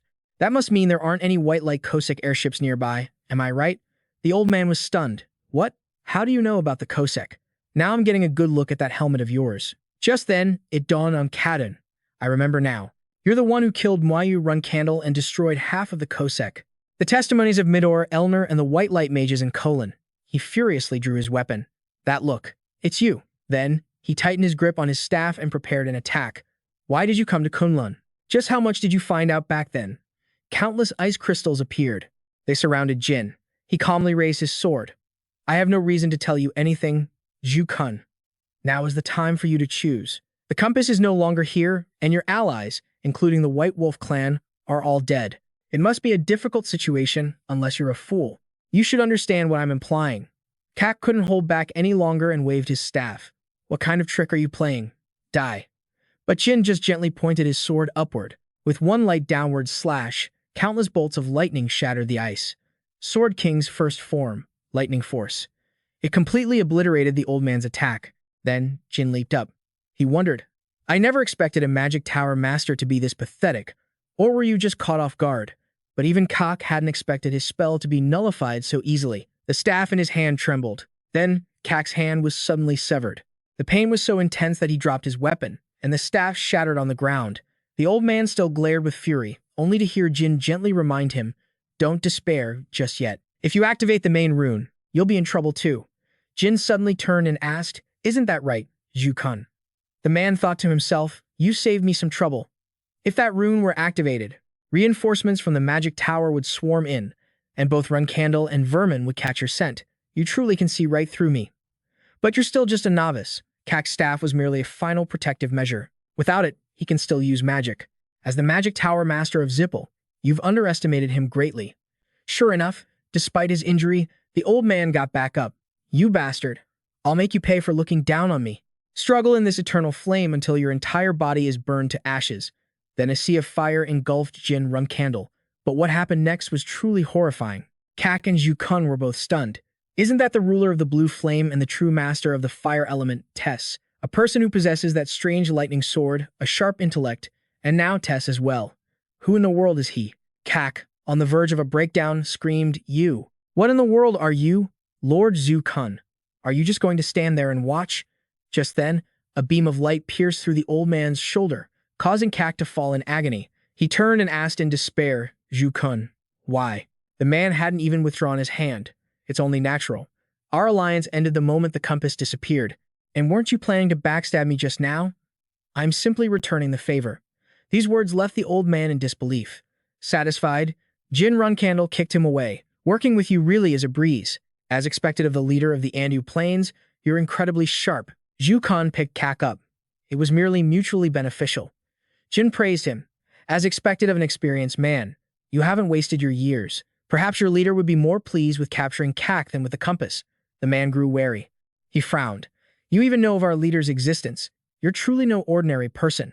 Just as he said, the mission to retrieve the compass was a complete failure. We lost all 3 members of the White Wolf clan and 8 high-ranking members. We have to at least capture Kak to save face with our leader. In any case, Bouvar Gaston's other goods have already been loaded onto the ships in the harbor. This was just an unexpected incident that no one could have predicted. Compared to Zippel, who lost everything, we're still lucky. They'll understand. Zhu Kun carried the old man. The leader will handle the aftermath once he receives the report. He will surely find a way to recruit that guy. I've gathered enough information to track him down later. Zhu Kun turned to leave. Kid, our business here is done. Until we meet again. Just then, Murakan jumped out. Kid, I saw everything. He excitedly hugged Jin. Just how strong have you gotten? I'm so moved I could cry. If Strawberry Pie saw this, she would have been sobbing. Jin quickly poked his head out. Yes, Murakan. You suffered quite a bit in that cat's body. You were a huge help. What about the compass? He put an arm around Jin's shoulder. One of your companions protected it carefully and got it off the island safely. Jin could finally breathe a sigh of relief. The efforts of the past half-year were not in vain. What about Ceres and Dormian, Lord Kashmir, and Elisa? Weren't we supposed to regroup when everything was over? But Murakan scratched his head. Actually, the situation is a little tricky. Jin asked sternly. What do you mean? Is someone hurt? He explained. No. Jin said softly. The three of them are distracting the other powers. Jin was confused. Other powers? What do you mean? Murakan pointed out the window. Look over there. The sight horrified him as Murakan looked on with a grim expression. It's the Black Hounds, the Barman Special Forces, and even warships from Beledo's vassals. Jin couldn't help but frown. This is insane. That night, outside the fortress, someone was rushing over. Captain, the person called out to a sleeping Cosmos. Captain, we have a huge problem. He groggily sat up. What's with all the noise? Remo urgently reported. The warships of Beledo's vassals. Their fleets are approaching in droves. Cosmos asked in a low voice. What? Has the time to execute our plan finally come? The soldiers reported. All the ships carrying the children of nobles have already departed. Good. From now on, don't let a single person leave this island. We've received intelligence that illegal forces are gathering here. Before Beledo's warships arrive, find the evidence or the mastermind behind this. Understood. Inside the Donak casino, Murakan explained, it's the Knights of the Black Hounds. That's right. Judging by how fast they're moving, it seems the news was leaked early on, and they were waiting nearby, using the chaos at the casino as an opportunity to intervene. Luckily, Enya managed to get the compass and retreat safely, so they won't know the details of the transaction. Jin frowned, doing the math. Now we just need to withdraw without revealing our identities. The sailors on the ship shouted, Attack! There are only 3 Black Hound Knights. We have to protect the ship, no matter what. This ship is our life and soul. We'd rather die than let it fall into their hands. Jin asked thoughtfully, Do you think you can win against the Black Hound Knight escorts? Just then, Cirrus and Dormian's group entered. Jin, are you all right? Jin smiled and said, Everyone's right on time. I'm sure you all understand the situation. The escape route is blocked, Kashmir replied, but it's not like there's no other way. What if we move to the other port before their forces surround the island? Jin nodded. I was thinking the same thing. Let's move out immediately. But unexpectedly, artillery fire had already begun outside. An explosion destroyed several buildings, shaking the large ship. Quite a few sailors were blown away. Murakan was horrified. They're trying to destroy all the ships. Jin realized it too. They plan to destroy every ship so no one can leave the island. Elisa grew a little anxious. At this rate, we won't even make it to the other port. No matter how fast we are, it'll take at least 30 minutes. By then, the port and all the ships will be destroyed. He then made a decision. There's no other way. The only option is to fly away with me. We agreed that was the final plan, after all. But Jin remained calm. But if you reveal your true form, even if we escape, every power in the world will be after you. Murakan was just about to transform, but he said, we don't have another choice. Suddenly, someone spoke up. Wait a minute. Kashmir stopped him from transforming. This infuriated him, and he yelled, What are you babbling about, you lowlife? But Kashmir just looked up at the sky and watch. The entire island has been covered by the great interlocking barrier of the Ba Men. Murakan didn't understand. What is this? Great interlocking barrier? Kashmir explained. This is a type of barrier magic developed by the mages of the Ba Men Royal Guard. It's designed to deal with dragons or flying demonic beasts. She also confirmed. That's right. When the barrier detects a flying creature, it will release thousands of red beams of light. Cirrus and Dormian also reminded him, Black Dragon, even if you can withstand the barrier, we can't. Kashmir quickly advised, Young Master Jin, we have to give up on escaping by air. He growled, Damn it. Jin then glanced at something, deep in thought. He realized the pirates were now frantically trying to protect the ships. So that's it. Why are the ships gone but they're still here? Something suspicious. Jin then had an idea and gave a signal. Everyone, follow me. They followed the pirates to an alley where they disappeared. Then Kashmir investigated. It seems they went down this well. He ordered, We're going down too. Everyone then jumped in after him. Kashmir was a bit surprised. There's a tunnel in here. Jin stated, I don't know who these pirates are, but they've definitely prepared something down here. Let's keep moving, everyone. Down in the sewer pipe, dozens of pirates were gathered. Suddenly, they heard someone say, Just how many people are there? Jin's group emerged from a hidden passage, just as you'd expect from a gathering of pirates. Look at them, scheming away. The pirates cursed loudly as they raised their guard. Who was the last one in? We've been followed. Luckily, there aren't many of them. Captain, what do we do now? First, we kill them all. But another voice shouted, Silence. Cosmos stepped out from the crowd, his voice grim. That voice was familiar, very familiar. Jin smiled, asking with certainty, You're the captain, aren't you? The man roared in fury. That's right, that voice. Jin Gray, "You son of a bitch, I've finally found you, you bastard." He feigned ignorance, showing off his new, luxurious appearance. Who is this Jin Gray? But Cosmos was certain. You think I'd ever forget this voice? Thanks to you, I'm still drowning in debt to this day. Remo remembered. Isn't Jin Runcandel Gray last year's champion? He still recalled the man's despair back then. Damn it, those cursed nobles. Remo was startled. He's the one who got the captain into debt? Cosmos roared in a frenzy. That's right, his odds were 3-1, and yet Viradin bet a whopping 100,000 gold. That devil comes to collect the debt regularly, without missing a single payment. Jin couldn't help but laugh. That sounds just like him. Well then, there's no need to hide anymore. I won't waste words, Cosmos. You must know the situation outside. The fleet of the small nation of Bolado is surrounding and destroying every ship. How do you plan to escape? The man spat angrily. Shut your mouth. You think I'm going to help you? Attack. Attack. Kill them all and we'll escape. But before Cosmos could finish, a fist flew towards him. Jin took him down with ease. The pirates froze, exclaiming in horror, Captain. He smiled, pulling the captain up by his collar. Why so hostile? Who said I wanted a free ride? This is a deal, Cosmos. If you help us get out of here, I'll pay off all your debts, and I'll throw in a bonus. Not bad, right? But the man was extremely wary. You think I'd believe that? In your dreams. You could just kill us after we get off this island. Jin whispered enticingly. That won't happen. I swear on my honor and the honor of my family. I am Jin Runcandel. When the Runcandel family gives its word, we keep it. Cosmos was terrified. Runcandel, it wasn't Baalmik, it was you, Jin confirmed. That's right. Baalmik is Dante Hiran. Did you really think it was a coincidence that I and Dante Hiran met in your arena? At that moment, his suspicions were answered. I've long wondered why Zippel would support a Runcandel, but now I understand. If it was to save Dante Hiran, it all makes sense. Besides, if he's a Runcandel, his word is definitely credible. Cosmos's tone immediately changed. All right, I accept your offer. Follow me. This is a good deal. Jin's group was led to a large ship inside a cave. This is our secret weapon, our very soul. This is the order ship number 7. We'll use this to get out of here. Jin wondered. So how exactly do we get out of here? There's no way this thing can move. After introducing the ship, Cosmos signaled to everyone, just get on board. You'll see once you're on. The pirates were also moving supplies. Be careful. Hurry up and load the goods. We're about to depart. Move it. Kashmir still looked worried.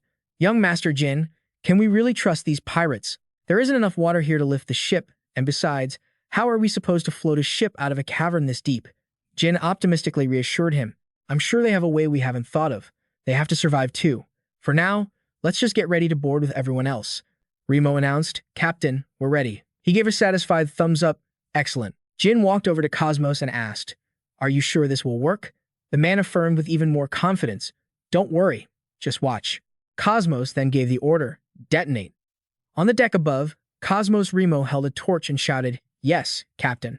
He then lit some kind of fuse, which stretched all the way to the cave wall. In an instant, everything exploded, causing Cirrus and Dormian's group to gasp in shock. At the same moment, a massive wave of seawater rushed in. It was only then that Jin startlingly understood. He saw waves surging through the hole from the explosion, as if invading the very space around them, seawater pouring out from it. What? Just as the wave was about to crash down on them, Cosmos shouted a reminder, hold on tight. Jin's eyes widened in alarm. He saw the ship get swallowed by that ferocious wave, which used its incredible force to propel them out to sea. The force was so strong, it felt like the ship was about to fly. Terrified, Jin watched the sea spray kick up as the ship shot forward at an incredible speed. He yelled in a panic, Cosmos, are you sure this is all right? The man laughed heartily, just trust me. But everyone else was pale with fright. They were completely terrified by this insane way of setting sail. Murakan cursed loudly, good lord, this guy. In complete contrast, the pirates were ecstatic. Awesome. The ship rode the churning current, hurtling straight toward the mouth of the cave. Cosmos laughed joyfully. This is what it feels like to build an order ship. The spectacular sight of the vessel launching out to sea was stunning. Fly, order ship number 7. And it actually flew right over the heads of the soldiers below, who could only blink in astonishment as the ship made its escape, haunted by the sight of Cosmos's bruised face and the sound of his laughter. The ship continued to soar past a fleet of other vessels. Jin panicked. Flying is a bad idea. The man laughed reassuringly. Don't worry, this isn't technically flying, so we won't be affected by the Empire's magic. And sure enough, the ship passed right through the magical barrier. See, now we're falling, so hold on tight. Just like that, the ship crashed down into the sea with a massive splash. One of the soldier captains yelled in alarm, "The pirates are escaping. Don't just stand there. Turn the ships around, now." Cosmos clenched his fist confidently. Out on the open sea, not even the vassal state's ships, or even the Imperial fleet, can keep up with us, he commanded. Raise the sails. They don't call me the Pirate King for nothing. He even gave them a friendly fireworks salute, yelling, "See you again."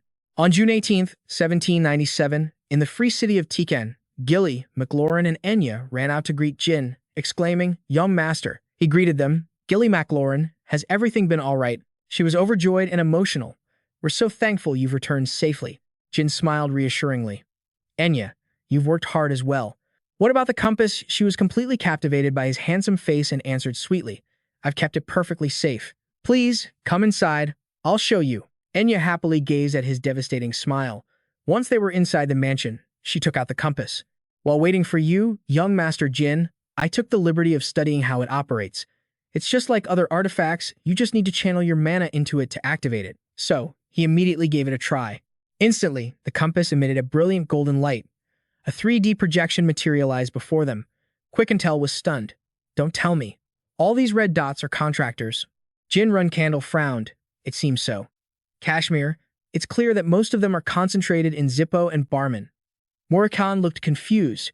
"But why aren't there any red dots in Tikan?" "There are 3 contractors gathered right here." Enya pushed up her glasses and explained, "I ran some tests and discovered that, for some unknown reason, the locations of contractors in Tikan are all concealed.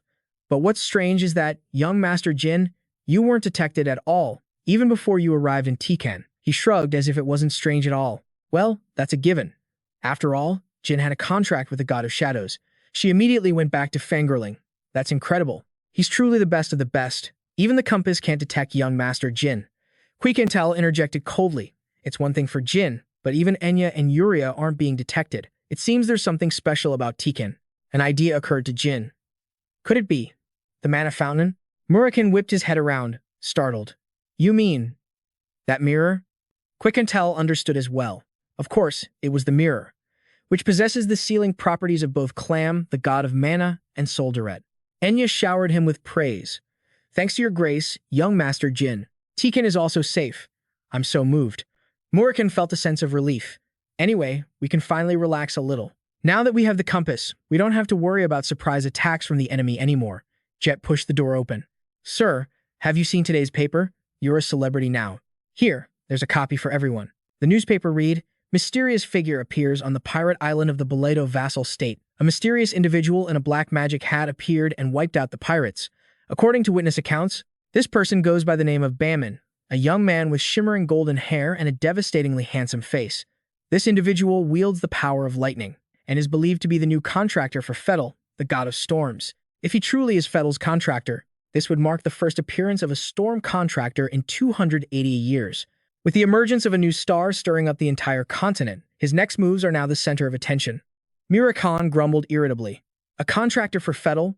What kind of nonsense is this?" Kashmir calmly replied, "The media.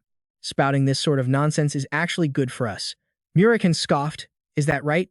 Well, kid, you're a rising star." Jin looked exasperated. "I figured rumors would spread, but this is pretty embarrassing." Off to the side, Enya was cheerfully cutting out the article to keep as a souvenir. Then, something else caught Jin's eye. He froze. "Wait a second. It looks like there's a contractor in Hufester on the compass." Gilly McLaurin was taken aback. "What? You're right. I can't see the exact position, but it's pointing somewhere in Hufester." Meanwhile, in another mansion, the atmosphere was unnervingly grim. Someone there was also reading the article about Jin Runcandel, the black magic hat, and the power of lightning. Joshua asked his subordinate, "What are your thoughts?" Kuzam replied, "I believe there's a chance it's the Solderet contractor we've been pursuing." Barris Marius sneered. "Or, just like the paper says, it could be Fettel's contractor, in which case, this little brat here is just an imposter." The one called an imposter, Yulian, remained silent. Yulian glanced at the person beside him, and she simply returned his look with a provocative smirk. Just then, Joshua's voice cut in, causing him to go pale. "That's enough," he asked coldly, his tone like an interrogation. "Yulian, could you defeat 3 captains of the White Wolf tribe in the blink of an eye?" Yulian lowered his head, a cold sweat breaking out. "No, I cannot." Joshua suddenly smiled, looking at Yulian as if he were a product. If that's the case, perhaps it's time we enhance your power. Meanwhile, in the Black Sea, a man pulled his sword from the corpse of a monster. Siren Runcandel read a report and then asked, I hear this Bamman character is causing quite a stir in the outside world. Have you heard anything about it? Khan, who was standing opposite him, replied, Yes. He was mentioned during the family meeting. They say he killed 3 of the White Wolf tribe's captains, the Wolf clan on an island in the vassal state of Balado. They might be the ones who signed a pact with the thunder god, Payless. He'd be so proud if he knew it was our youngest. Everyone is going to be floored. Khan was startled when he found out the truth. What? But Siren Runcandel ordered this to be kept secret, and also to do something to keep the knights from paying too much attention to it. He bowed his head and replied, As you command. Afterwards, Siren Runcandel was still in deep thought, Kashmir. He didn't write down the reason why our youngest didn't go to the island, did he? Is that boy one of his people now, and not mine? Suddenly, he read something and burst out laughing with delight, making Khan curious. You seem to be in a good mood, sir. Patriarch Siren Runcandel showed him the report. You won't be able to hold back your laughter when you read this part either. On the paper, it was written, Dear Sir Siren Runcandel, last night, while drinking, young Master Jin said, I can finally trade blows with my father now. This is truly an astonishing miracle. Khan appeared outraged. Demon sword. It seems he's finally gone mad, even if the young master really did say that. But Siren suddenly cut him off. Have you ever heard of the Netherworld tribe? He asked, startled. What? The Netherworld tribe? Isn't that the mysterious race of beasts that was defeated 500,000 years ago? Siren Runcandel nodded. That's right. It seems our youngest son encountered the Netherworld tribe through a trial given to him by Solderet. Among them, he mentioned a god of war. Jin said that being strength was on par with mine, and because he fought him one-on-one, the boy thinks he can do the same with me. Khan seemed unconvinced. Perhaps the young master is simply inexperienced in martial arts, which is why he'd say such a thing. Should we summon him back to the Black Sea? Siren Runcandel waved it off. No need. I'm also quite curious this time to see if that boy can take responsibility for his words. Here, send a letter to the Anti-Mountains. He replied respectfully. Yes, I understand. July 21st. In the year 1797, in the free city of Tekin, at the Z residence, someone was searching. Sir, Kashmir. An old woman has arrived saying she wants to support us. You should meet her yourself, because she doesn't seem ordinary. He asked, confused, not ordinary. How so? Z explained. Well, she brought a large sailboat filled with gold. Kashmir shot to his feet. What? Where is she? Take me to her. At the same time, Quick-Intel also sensed a strange aura. What is this? This unsettling feeling. It's definitely the same thing I felt back in the Anti-Mountains. Jin asked with curiosity, the Anti-Mountains? She affirmed, that's right. About 40 years ago, there was an incident where the dragons near the Anti-Mountains were massacred by a single person. After that, the dragons never dared to go near the Anti-Mountains again. Murakan shot up in astonishment. Did that really happen? Who could possibly do something like that? Quick-Intel uttered the name Vanessa Olsen. To the dragons of that time, the scent of dragon blood still lingered around her mansion. She was called the Terror of the Anti-Mountains. Outside, Kashmir was greeting Vanessa. Please, come in. Ma'am, I am Kashmir, the leader of the Wren. This is my wife, Elisa. She greeted her respectfully. It is a pleasure to meet you, ma'am. Vanessa Olsen replied, My apologies for arriving unannounced. I am Vanessa Olsen. Your wife is truly beautiful. Although her demeanor was pleasant, Elisa could still feel her overwhelming presence. Thank you. And inside, Quick-Intel was even more certain. There's no mistaking this aura. It's been a long time, but this is definitely the Terror of the Anti-Mountains. So, she's still alive. Murakan was also watching Vanessa through the window. She's not here to target us, is she? Is all that gold the toll to cross over to the afterlife? Quick-Intel negated it. No. If that were the case, she would have attacked long ago. I've never heard of her personally going out to kill anyone, not even in her prime. You, on the other hand, are as battle-hungry as ever, itching for a fight, aren't you? Besides Tamar, there's another human who can take down a dragon. Quick-Intel dismissed the thought. Murakan, you need to forget about your glory days. With your current strength, you couldn't beat Vanessa even if you died and came back to life. He retorted, not convinced, you'll never know who wins until you fight, right? Right, kid? Jin reassured Murakan. When has Quick-Intel ever spouted nonsense? Just listen to her for once. Hearing that, Murakan sulked. Kid, you too? Just wait until I get my power back. We'll see if any of you dare to say a word then. At that moment, Jin grew pensive. Could it be? She's the one my father sent to test my strength. Could Kashmir have told my father about the one-move duel on the pirate ship? Just then, Jack came in and said, Sir Jin, please come to the garden. Miss Vanessa, our guest, is looking for you. He thought to himself, if that's true, this is going to be a problem. Out in the garden, Kashmir was playing host. This is a liquor tart decorated with figs, green grapes, and walnuts. I hear that people have to line up in front of the bakery to get one of these nowadays. I hope it's to your liking. Vanessa smiled humbly. Thanks to a generous donation, I am able to enjoy such a rare treat with ease. He remained incredibly welcoming. We can only thank you for your generosity. She replied gently, don't be so formal. As long as it benefits the family, I am content. By the way, Kashmir, could you allow me and Sir Jin to speak privately? He was startled and stepped back. Yes, of course. Please, feel free. Vanessa appeared grateful. Thank you. She got straight to the point. Sir Jin Runcandel sent me a letter telling me to come and see you. Jin understood. So, you really were sent by my father. Even though you're concealing your power, I can still sense an extraordinary aura. Why have I never heard of someone of your caliber? Someone so powerful. Vanessa gently reminded him, the world is a vast place, Jin. That's why people like you exist, isn't it? Swordsmanship, magic, and spiritual energy as well. He spoke calmly. It seems my father trusts you a great deal. He must have told you everything. Vanessa lifted her teacup. Sir Jin Runcandel trusts me enough to entrust his very life to me. Jin immediately stated, then the rumor is true. The dragons call you the terror of the Anti-Mountains. She seemed nostalgic. The terror of the Anti-Mountains? I remember the time I was called the Black Knight more fondly than that common nickname. Vanessa still remembered, the Black Knight. When someone becomes a Black Knight of the Jean Cannon clan, they erase their own existence and devote themselves completely to service. The family recognized their contributions as a glorious achievement, so much so that their names were engraved in the family's shrine. In the history of the Runcandel family, the previous Black Knight was the strongest of all. The people who helped him and his father conquer the Black Sea were the most powerful in the world. Vanessa was one of those people. Jin Runcandel knelt respectfully on one knee. The reserved flag-bearer of the Runcandel family requests an audience, offering the family's greatsword. She seemed surprised. It seems you know some manners. Pick up your weapon. On the way here, I saw a beautiful island, so I'll carry out your punishment there. They moved together to an island in the sea. Using only a small boat to get there, Jin held his sword and asked, is the punishment a duel with you? Vanessa smiled and replied, that's the plan. On the way here, have you figured out what your crime is? He shook his head firmly. I don't know. She didn't get angry. I like your straightforwardness. It seems I'll have to punish you for that. Did you really think you could land a single blow on Jin Runcandel? Jin was speechless. He knew Kashmir had told his father about that. Vanessa had already drawn her sword. Proving your innocence is simple. Show me your strength and take responsibility for the arrogant words you've spewed.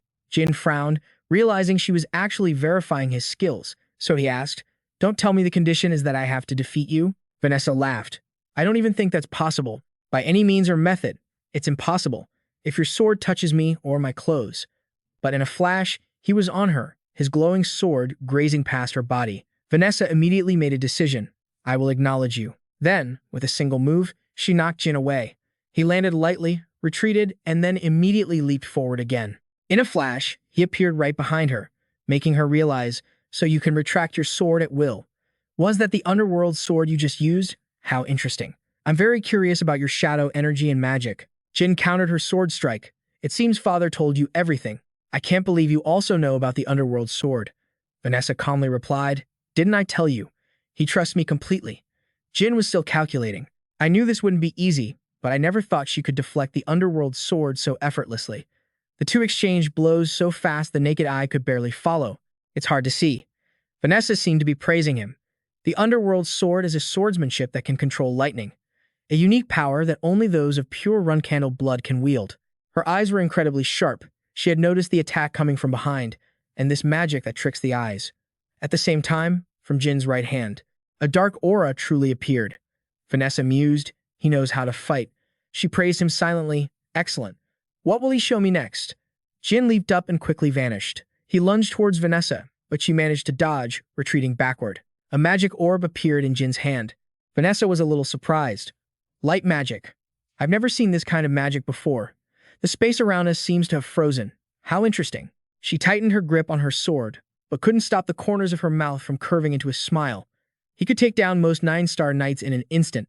As Jin thrusted forward, Vanessa sidestepped him by a hair's breadth, then landed a straight punch to his back. That single blow easily sent Jin flying. Now I know why Siren Runcandel favors him so much. Pained, he was sent reeling back several dozen meters, having to use his sword to break. He coughed up a mouthful of blood from the internal injury.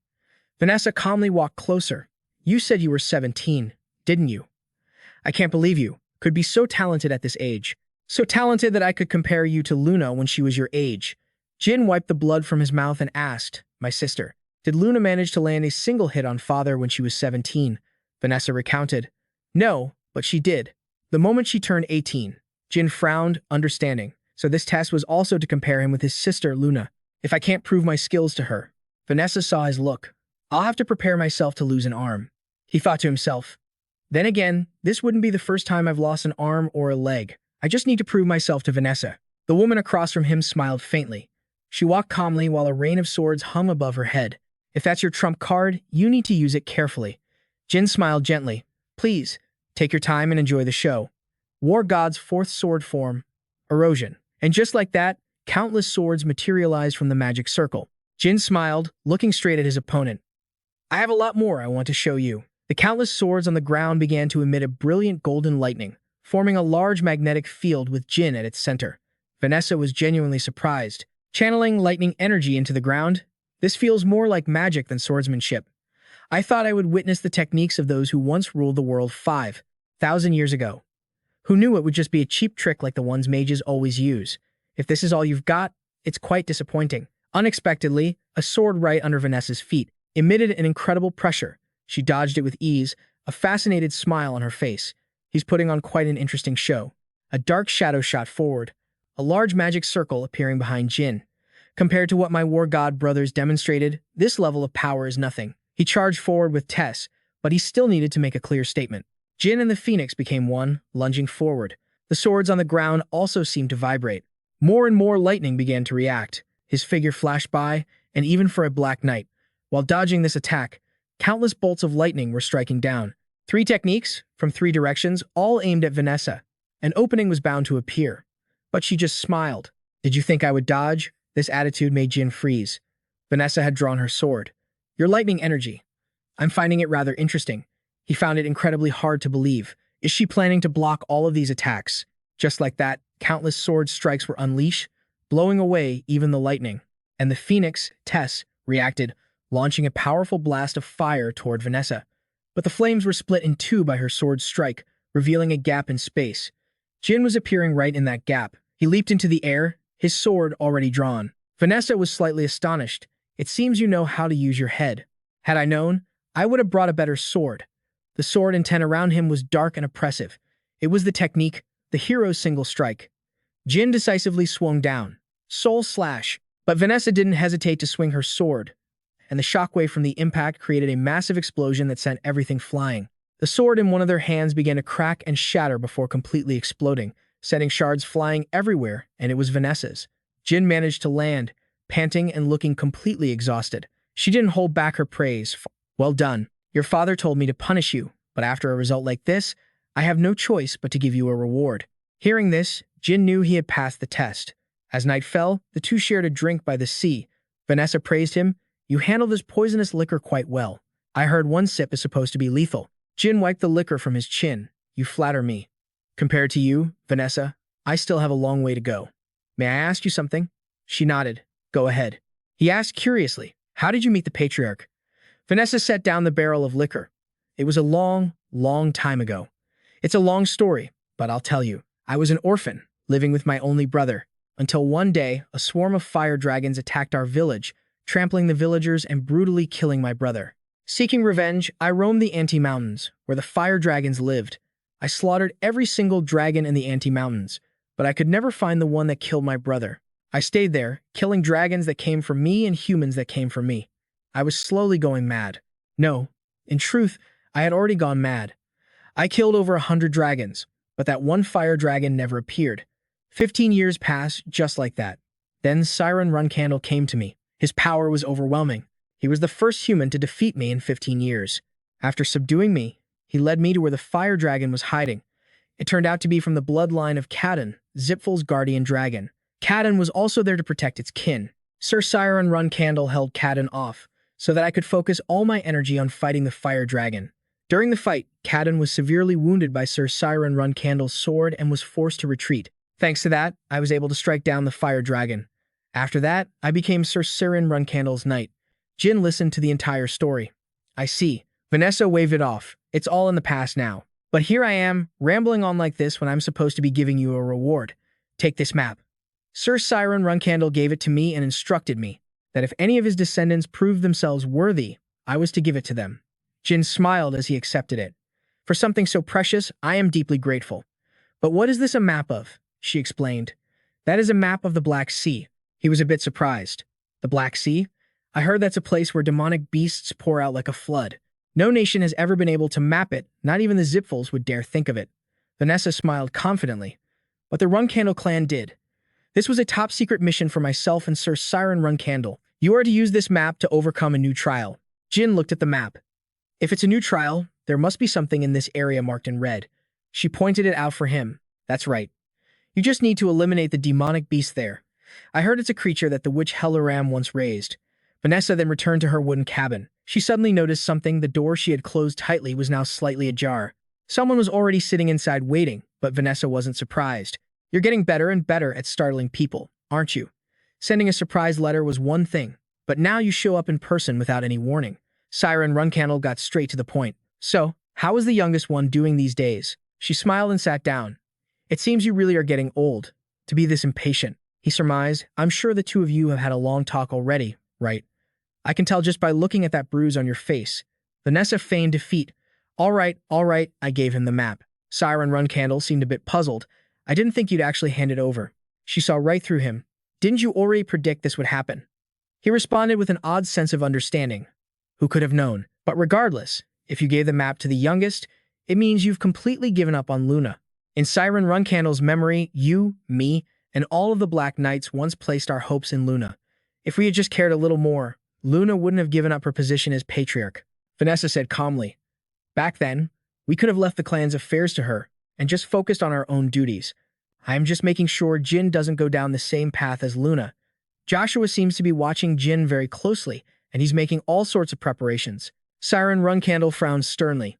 If he actually needed to be protected, I wouldn't even bother with him. If he can't tame the family on his own, he has no hope of fighting our enemies. Vanessa countered, but what if Jin becomes a second Luna? He smiled knowingly. Isn't that precisely why you gave him the map? At that moment, Jin was holding the map and heading to his destination. He checked his surroundings. Murakan, carrying him, landed. We're here. Yes, today is August 15th, 1797. He flew in the air, looking around. So this is the Black Sea. Jin pointed in one direction. There's the pillar marked on the map. But Murakan shook his head. No, that's not a pillar, kid. That's the nest of the flying monsters, the Conchia. As soon as they were spotted, the flock of Conchia birds flew into attack. He spoke with cold arrogance. How audacious.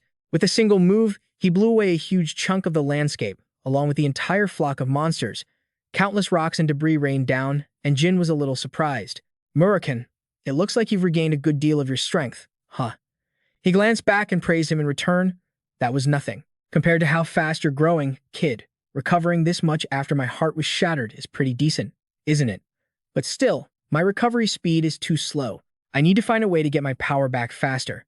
His powerful dragon legs stomped on the ground as Murakan explained, this is as far as we can fly. That poisonous cloud over there can even melt a dragon's scales. Jin wondered. A moment ago, they touched that poisonous cloud but were fine, weren't they? He transformed back into his human form to explain. The monsters of the Black Sea have poison already flowing through their blood. Just assume every living thing here is poisonous. All around them, eerie purple flowers had bloomed. Murakan remarked, your old man is really something else, going to all the trouble of coming to a place like this just to draw a map. Even dragons are wary of this place. Jin read the map and wondered, you're right.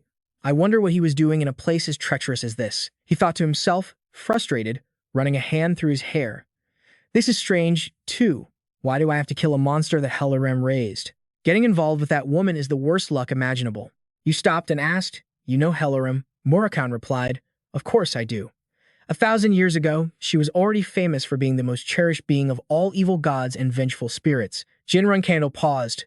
The history books all say that every disaster in history was caused by Helaram. Is that true? Murakan confirmed. Yes. On the outside, she looks human, but she's actually a half-demon with a lifespan on par with the demon race. She herself is a living curse. When Hellurim awakens, even the gods don't dare to carelessly choose their successors. When Ogun, the demonic beast king, defied all curses to be with Hellurim, I honestly had to admire the guy. Even though you and I are immune to curses, it's best we stay away from her. Anyone who angers Hellurim never meets a good end. Jin teased, "This is the first time I've ever heard you sound wary of retaliation." Murakan jumped. "When did I ever say I was scared? I just said getting involved with Hellurim brings endless bad luck. It's better to be careful." They continued talking, oblivious to the monsters that had surrounded them. All right, I get it. But what I'm more curious about is why my father and the Black Knights knew this monster's exact location but didn't kill it, only marking it on the map. Murakan was at a loss for words. "I don't know either." Just then, the pack of wolves leaped to attack. Jin's sword slowly slid from its sheath. He calmly faced the charging pack of monsters, unleashing countless slashes in a single move. In an instant, the monster's blood splattered against the rocks, flowing down and emitting a purplish-green toxic smoke. Murakan pointed it out to him. "Look, I mentioned earlier that the blood of Black Sea monsters is also poisonous, right? But I didn't think it would be this severe." The two arrived at a section full of thorny vines. Jin checked the information. "This is the place marked on the map. Murakan, you wait here. This is a trial just for me." He immediately agreed. "All right, but are you sure you'll be okay in there? It's full of sharp thorns." The boy waved his hand and headed in. "I'll be fine. I'm going." Jin walked through a path covered in thorny vines when suddenly, an iridescent purple butterfly flew by. One, then two, then three. They swarmed around the plants growing in the cave. Much to Jin's surprise, the inside had a completely different feel from the outside. Suddenly, he noticed something move. Jin looked suspiciously at the object before him. Why is this thorny vine so big? He saw a large ball of fluff on the pile of thorns, and then suddenly, it lifted its small tail. A creature resembling a giant cat raised its head, and he stared at it in astonishment. It appeared to be a gigantic cat, and the ball of thorns was its toy. The giant cat looked at Jin with curiosity, and he was just as bewildered.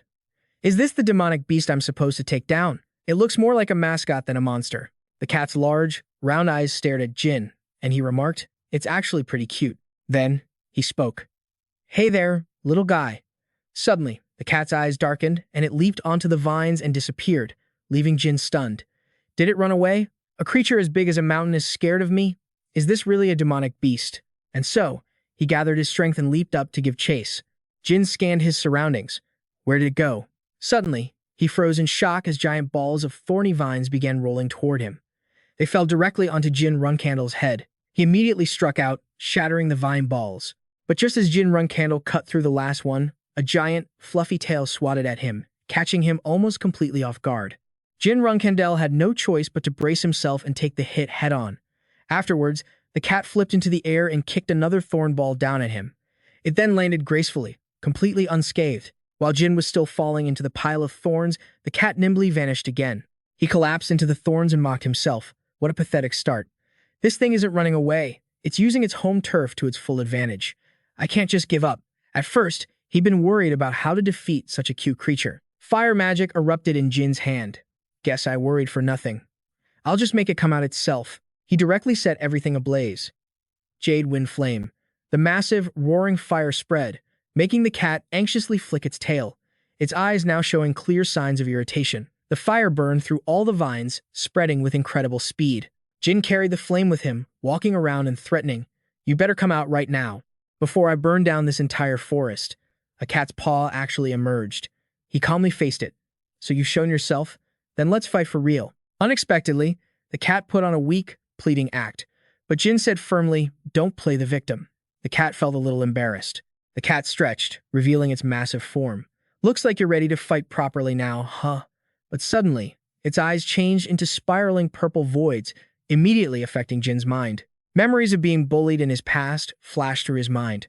The days of brutal beatings, the physical and mental pain seared into his memory. The cat even let out an excited cry, having found Jin's weakness. It raised its claws for a decisive strike to finish its opponent, but in a flash, he reacted, launching a counterattack.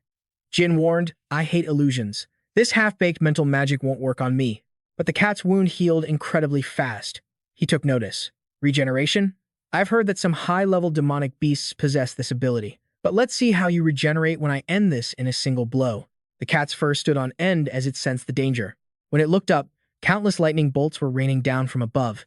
It roared in anger, frantically swatting away several waves of lightning. Then, the cat saw a streak of light rushing toward it. The electric shock hit it before it could react. Jin raised his sword high. He brought it down, slicing the cat in two. First heroic style, stone soul slash. He calmly delivered the verdict, rest in peace. But at that moment, he saw the cat's body, seemingly pulling itself back together. Jin was stunned. Impossible. No matter how overpowered its regeneration is, there's no way. It can piece together a body that's been torn apart. What was father thinking, telling me to defeat an immortal cat with glowing, undying eyes? Jin assessed the demonic beast before him. From what I know, not even the so-called kings of the Black Sea possess this level of regeneration.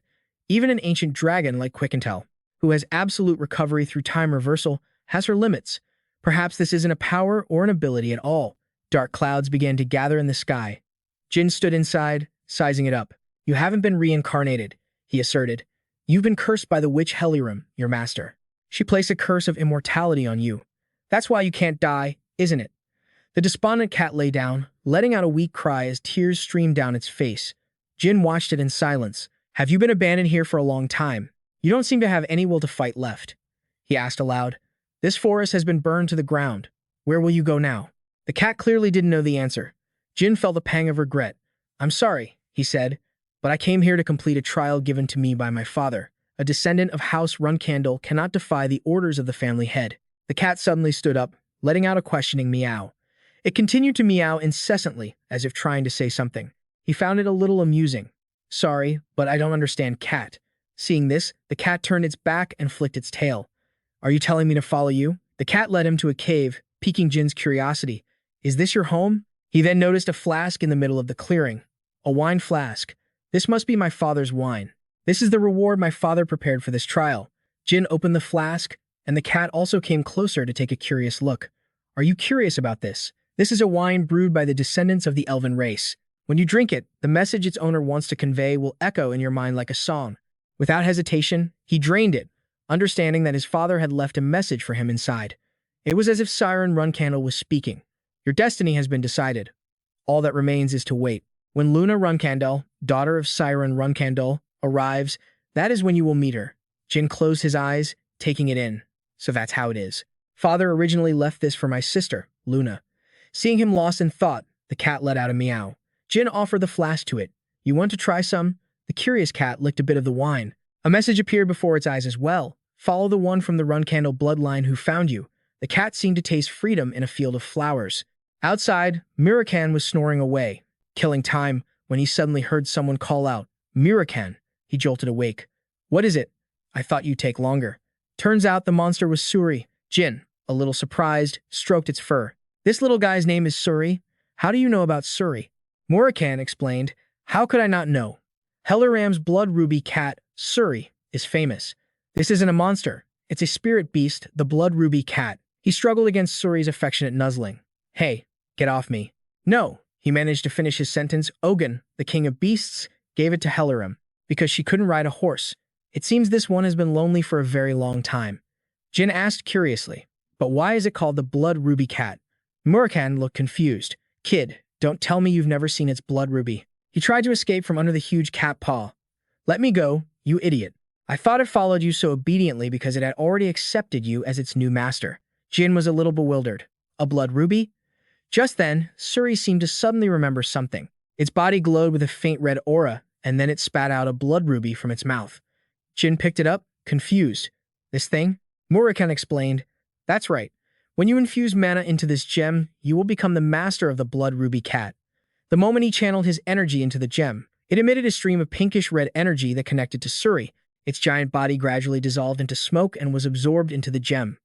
Murakan walked over and said, It's done. Now that you possess the blood ruby, you can summon Suri at any time. Try infusing mana into the blood ruby again. Jin did as he was told and summoned Suri once more. He stared for a moment, assessing it. Are my eyes playing tricks on me? Jin hesitated. It looks smaller than before. The blood ruby cat changes its size depending on its master. Without one, it can be as big as a house, but once it forms a contract, it usually shrinks. It seems it has accepted you as its master. Jin was overjoyed and hugged Suri. thinking it looked much cuter now that it was smaller. All right, from now on, you're with me. You are now Suri Runcandel. I'm counting on you. Meanwhile, on island number 32 of the Azure Sea Archipelago, a brilliant golden light shone from the center of the island, illuminating a pile of ruins. A figure was bound and tied up. Brilliant golden lightning crackled menacingly all around. It was none other than Yo Lian, who had just been tortured, and Roth, who was standing there, admiring his handiwork. Another bolt of lightning struck, causing Yo Lian to scream in agony. He smiled with satisfaction, as if admiring a masterpiece in the making. Everyone gathered after Jin returned. So, what did you get from your trip to the Black Sea? He took something out of his pocket. That's right. I wanted to show everyone. Enya, excited and curious, said, You must have brought back something incredible, my lord. Like a rare weapon, perhaps. Jin took out the blood ruby and infused it with mana. A large figure appeared, astonishing the girls. Quick-and-Tell recognized it in disbelief. That's Helium's red jade kitten. The girls couldn't contain themselves. Gilly, McLaurin, and Enya squealed. It's so cute, Jin explained. At first, I thought it was a monster, but according to Murakan, it's a spirit beast. The two girls were absolutely smitten. So fluffy, she crossed her arms. That makes sense. About 2,000 years ago, it was a famous spirit beast. They weren't very common back then, but you could still encounter one if you had connections to the demon race. Murakan also raised a red jade kitten once. Jin turned to him, slightly surprised. You raised a red jade kitten? No wonder you knew so much about the contract. Why didn't you say anything? He saw no point in discussing it. What was there to say? It lived a full 100 years. It crossed the Rainbow Bridge a long time ago. But Quick-and-Tell exposed the truth. It was probably hard for him to talk about because he cherished it so much. In fact, Murakan's current cat form is based on the red jade kitten he used to raise. Jin teased, What's this, Murakan? Turns out you're a big softy after all. After saying that, she grew pensive. Anyway, I thought the red jade kittens went extinct after the era of the demon race's decline. Jin recounted, Suri was cursed with immortality. It couldn't die even if it wanted to. Maybe that's why it's still alive. Quick-and-Tell understood. Of all people, a witch would be just the type to cast such a vicious curse. It's possible that one of the disasters Helaram caused was to cast the curse of immortality on Suri. That makes sense, Jin asked blankly. What do you mean? She explained. To create an immortality curse, the number of people used as a catalyst would have to be at least 1 million. Those words sent a chill down his spine. Murakan added, Moreover, the fact that the curse is still in effect proves that Helaram is still alive somewhere. If he's still alive, why would he abandon Suri in the Black Sea and even cancel their contract? Suri was deeply saddened to hear this, and Jin quickly shushed Murakan. He flinched, embarrassed, and apologized. I spoke out of turn again. He walked over and patted the cat's head. In Suri's hideout, I found the orb that Father left behind. I don't know the reason, but it seems Father discovered that Suri had been abandoned, so he prepared it for Luna to take with her. Murakan didn't see it as a big deal. But in the end, you were the one who passed the trial and brought Suri back. Doesn't that mean you've been recognized as the successor? Jin felt uncertain too. Who knows? Father always adored Luna, but after she gave up her position, he became completely indifferent to her. I could be abandoned just like that at any moment. He remembered the humiliation of that moment. Jin Runcandel, from this moment on, I officially banish you from the clan. In consideration of your efforts, I will spare your life. He remembered clearly. The cold feeling of the ground as he collapsed. Suddenly, a voice snapped Jin out of his thoughts. Young master, Gilly McLaurin said gently. I dare not speculate on the Patriarch's intentions, but it seems the Patriarch never truly disliked Lady Luna's gentle nature. He turned to look at her, stunned. Gilly McLaurin stroked the cat. This child has been cursed to be immortal, right? According to the original plan, Luna was supposed to be the one to pass the trial. But if so, how would she have subdued this child? Perhaps the Patriarch wanted a successor who could gently extend a hand to care for this child who can never die. Just as you did, young master. He then recalled the moment he accepted the succession. Right. Jin felt a sense of relief. That's a possibility. The cat relaxed completely as it was being petted. Later, Kashmir reported, recently, the compass has detected some unusual signs, so I came to report to you, sir. Jin listened. What is it? He pointed to a spot on the projection. A contractor has been repeatedly passing through the Bluebird archipelago of the Hupster Federation. The 7-colored Peacock Squad conducted a full search of the archipelago and pinpointed the individual's exact location. Jin frowned and asked, where is he? Kashmir pointed to a spot. Here, island number 32. Through our investigation, this island is owned by the family of one of Runcandel's guards. Jin was slightly startled as he realized something. He continued his report.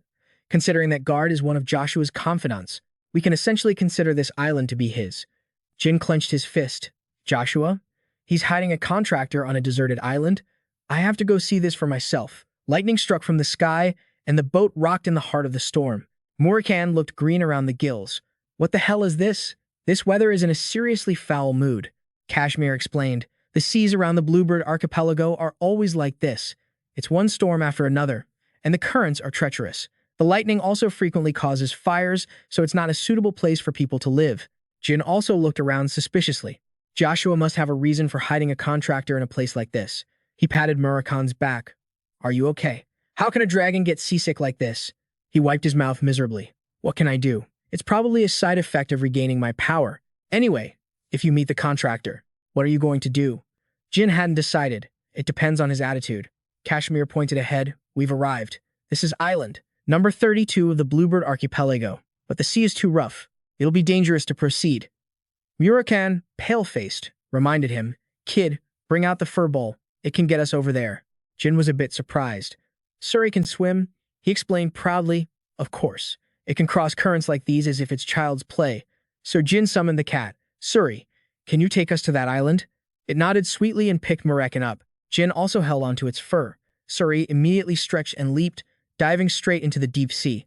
The little cat swam forward with incredible speed. Jin was startled and gripped its fur tightly. Even though it's the sea, it's moving unbelievably fast. Murakan said weakly. I told you so, he screamed amidst the incredible swimming speed. Hold on tight. The two of them reached the edge of the island, and Jin immediately began observing.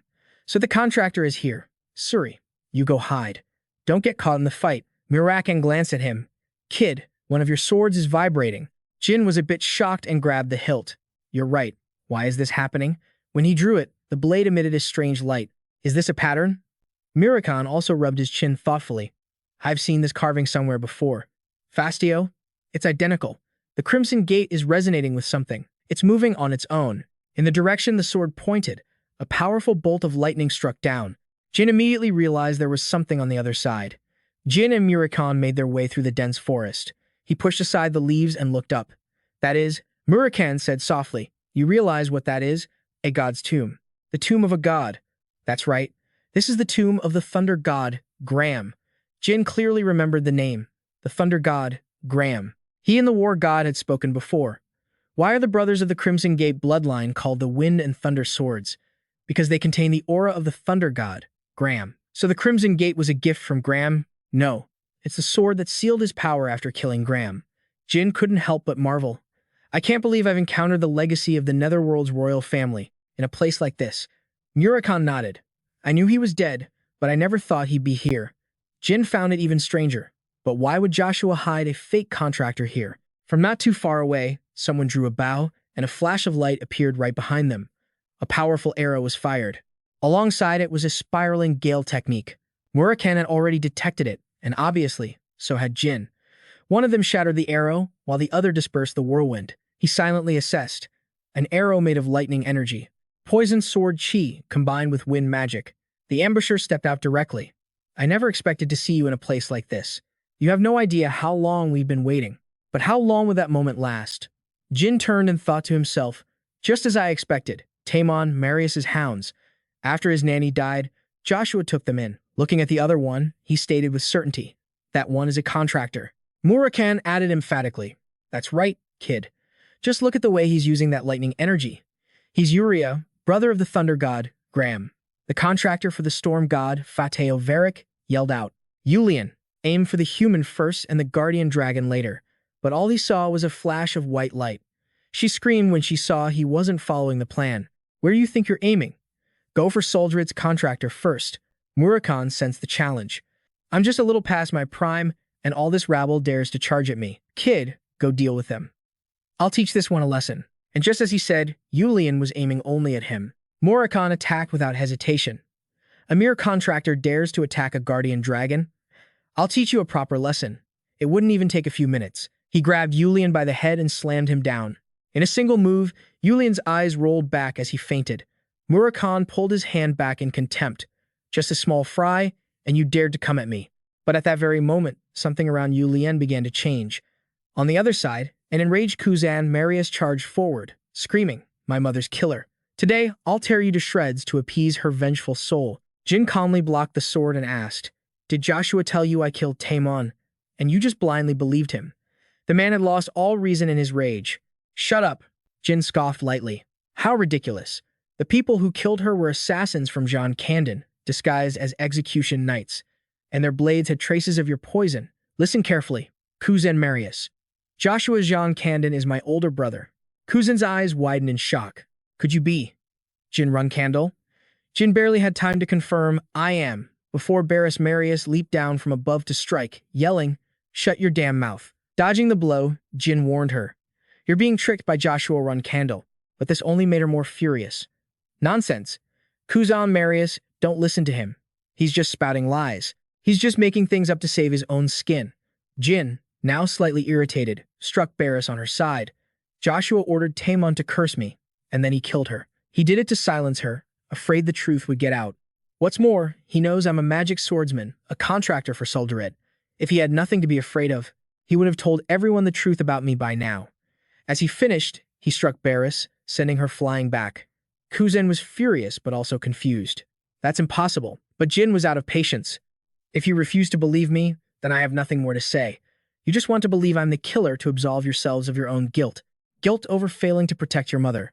Or perhaps, you just lack the courage to confront the real enemy, Joshua." She shrieked in a furious rage.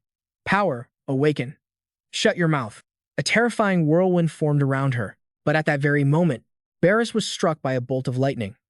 A horrified Kuzan Marius screamed, "Barris!" Jin watched in confusion.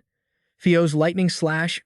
Aren't they allies? Over on his side, Murakan called out, "Kid, we have a small problem." Jin turned to him. "What is it?" Murakan looked troubled. "I barely tapped him, and he transformed into Theo." Jin stared blankly. "Transformed? What are you talking about?" Murakan tilted his head up at the figure hovering above them. "You've seen something like this before, haven't you? When the god descended into the Saintess's body to destroy Kosek, it's just like that. Theo is descending into his body." Jin was genuinely shocked by this. They could only watch as the brightest light in the sky shone upon Uria. It was as if Jin could hear the gods speaking. "Theo, you damned brother, how dare you descend here, at my own tomb?" Jin realized this was the lingering will of Graham. He had no idea what had happened between these gods, but the sword in his hand was enraged. If this kept up, everyone would be in danger. So, Jin turned to Kuzan Marius. "Make a choice. Die a pointless death here, or run. If you really want revenge, you need to live to see it through." Kuzan gritted his teeth in frustration, but without another moment's hesitation, he picked up Barris and ran. Just then, the sword in Jin's hand began to glow blindingly bright. Murakan cried out in alarm. "What's happening, kid? Are you losing your mind too?" "Sweating," Jin explained. "No, it's Graham's rage at Theo." "Is there any way to stop him?" Murakan asked. "I'll give it my all." Murakan's mind raced. "Then hurry up and tell me what to do. This isn't a complete descent, so we can still do something about it. But I need time to gather my spiritual energy. Can you hold him off while I do?" Without hesitation, Jin raised his sword. "I'll have to try." Murakan braced himself, unleashing his power. "Get ready, brat." At that moment, as the spatial gate opened, a dazzling bolt of lightning struck down. It enveloped his hands and consumed his entire body, making his flesh and blood feel as if it were burning. He was no longer Yu Lian, but a figure shrouded in brilliant light. The divine being clenched his fist, sensing the foolish power of his older brother. He pointed in one direction, his gesture a confirmation. "Is it you?" Jin stood face to face with Fei Theo. Even though the descent wasn't complete, he was still a god. The pressure made it hard to breathe, but compared to his father or his war god brother, this was nothing. "I can handle this much," Jin thought. But Fei Theo mistook his stillness for fear. "Where do you think you're going?" He unleashed a storm of attacks, which Jin swiftly dodged. Up in the sky, Fei Theo summoned countless magic circles, continuing his cold, relentless assault. Still, he managed to dodge wave after wave. However, as Jin twisted away from one attack, a lightning bolt shot past his face, striking the ground right next to him. That nearly hit a vital spot. The bolt instantly caused the ground to erupt upon impact. Fei Theo sneered, "You're nothing but an insect. I have no idea how you obtained that sword, but don't think that possessing a mere fraction of my brother's power allows you to swagger around like a true king of the underworld." Then, through the dust and smoke, he noticed something. "What is that?" Fei Theo cried out in disbelief. the sword of the underworld king. Jin Runcandel was pointing it right at him. I received this sword directly from the one who killed your brother. Have you ever heard of him? The war god, Van. Faithio immediately refuted it. Impossible. That's a lie. In the blink of an eye, Jin leaped into the air, gripping his sword tightly. Then you must understand this power, too. An aura just as terrifying as that of a god. Stop hovering up there, Jin shouted, striking downwards. Get down here and fight me. In that moment, Faithio could do nothing but growl in rage. The lightning from the sword shattered his aura. Far away, a terrified Kuzan Marius watched. A real monster. Could the guy I met in Delki have been him? He then remembered what Jin had told him. Listen closely, Kuzan Marius. That man, Joshua Runcandel, is my older brother. Joshua sent Tamian to curse me, but fearing the truth would be exposed, he killed Tamian to silence him. He's really shaken right now. If that's true, what are Barris, Marius, and I supposed to do? Graham's rage screamed incessantly. Die, die. Jin also noticed it. His malevolent power is out of control. Maybe I can still win without Murakan. That brilliant golden lightning relentlessly struck Faithio's defenses. Die, he growled, enraged. He roared, a punk like you dares to insult me? Just because your attack had some effect, you're getting cocky? Instantly, Faithio erupted, shattering the aura of the golden lightning. A bow appeared in his hand. You insect, pay the price for your arrogance. Then, a feather gently drifted past his face. Faithio stared in astonishment at the phoenix, Tess. Why are you here? The phoenix scoffed. A cowardly god. How pathetic. Get lost. With that, it spewed a massive, ocean-like torrent of blue flames. It was like a vortex grinding away the divine Faithio, causing him to scream in agony. At the same time, Jin swiftly dashed through, slicing Faithio in two as he was completely engulfed in the flames. He waited for Faithio to finally die. Lady Tess's true form in the fire realm could obliterate a worldly god with just a single breath. Even the most arrogant of gods would have to tremble in fear. It's over. Once they descend into a physical body, without their power, they're just human. But unexpectedly, his voice rang out. I admit, you're a pretty interesting insect. Faithio merged the two halves of his body. But I am a malevolent god. Even if I'm torn into 100 pieces, I'm still immortal. How could a mere mortal like you possibly understand? Jin gritted his teeth, on guard. This is unexpected. I didn't think another one like Cirrus would show up. He began to summon his magic again. What's wrong? Disappointed. Come on. Keep fighting an immortal god. A large magic arrow was aimed straight at him. Just then, someone spoke up. Immortal. My ass. A shadow shot past like a demon, completely engulfing Faithio in darkness. He looked up at the speaker. Your brother rotted in his grave. What part of that is immortal? Murakan had transformed. Now, it's my turn to play with you. You little brat of an incarnation. Murakan sneered coldly. You're standing in front of your brother's grave talking about immortality? Jin was startled, realizing this is Murakan's spiritual energy release. He had shown it to him when he was a child. All right, I'll show you a little of what releases really is. What is spiritual energy? In the end, spiritual energy originates from darkness. All the darkness in this world was born from the breath of Solderet. The room instantly lost all color, and only Murakan's voice echoed in his ears. Therefore, Solderet is the master of all shadows, and you, Jin Runcandel, are the one who made a pact with him. Billowing darkness gathered around Jin Runcandel. It stole the shadows of everything else, pulling them all in one direction, Murakan explained. In other words, you two can become the master of all shadows. This is the release of spiritual energy. Jin finally understood. And this isn't even half of his true power. Just how strong was Murakan at his peak? Right now, he was in his dragon form.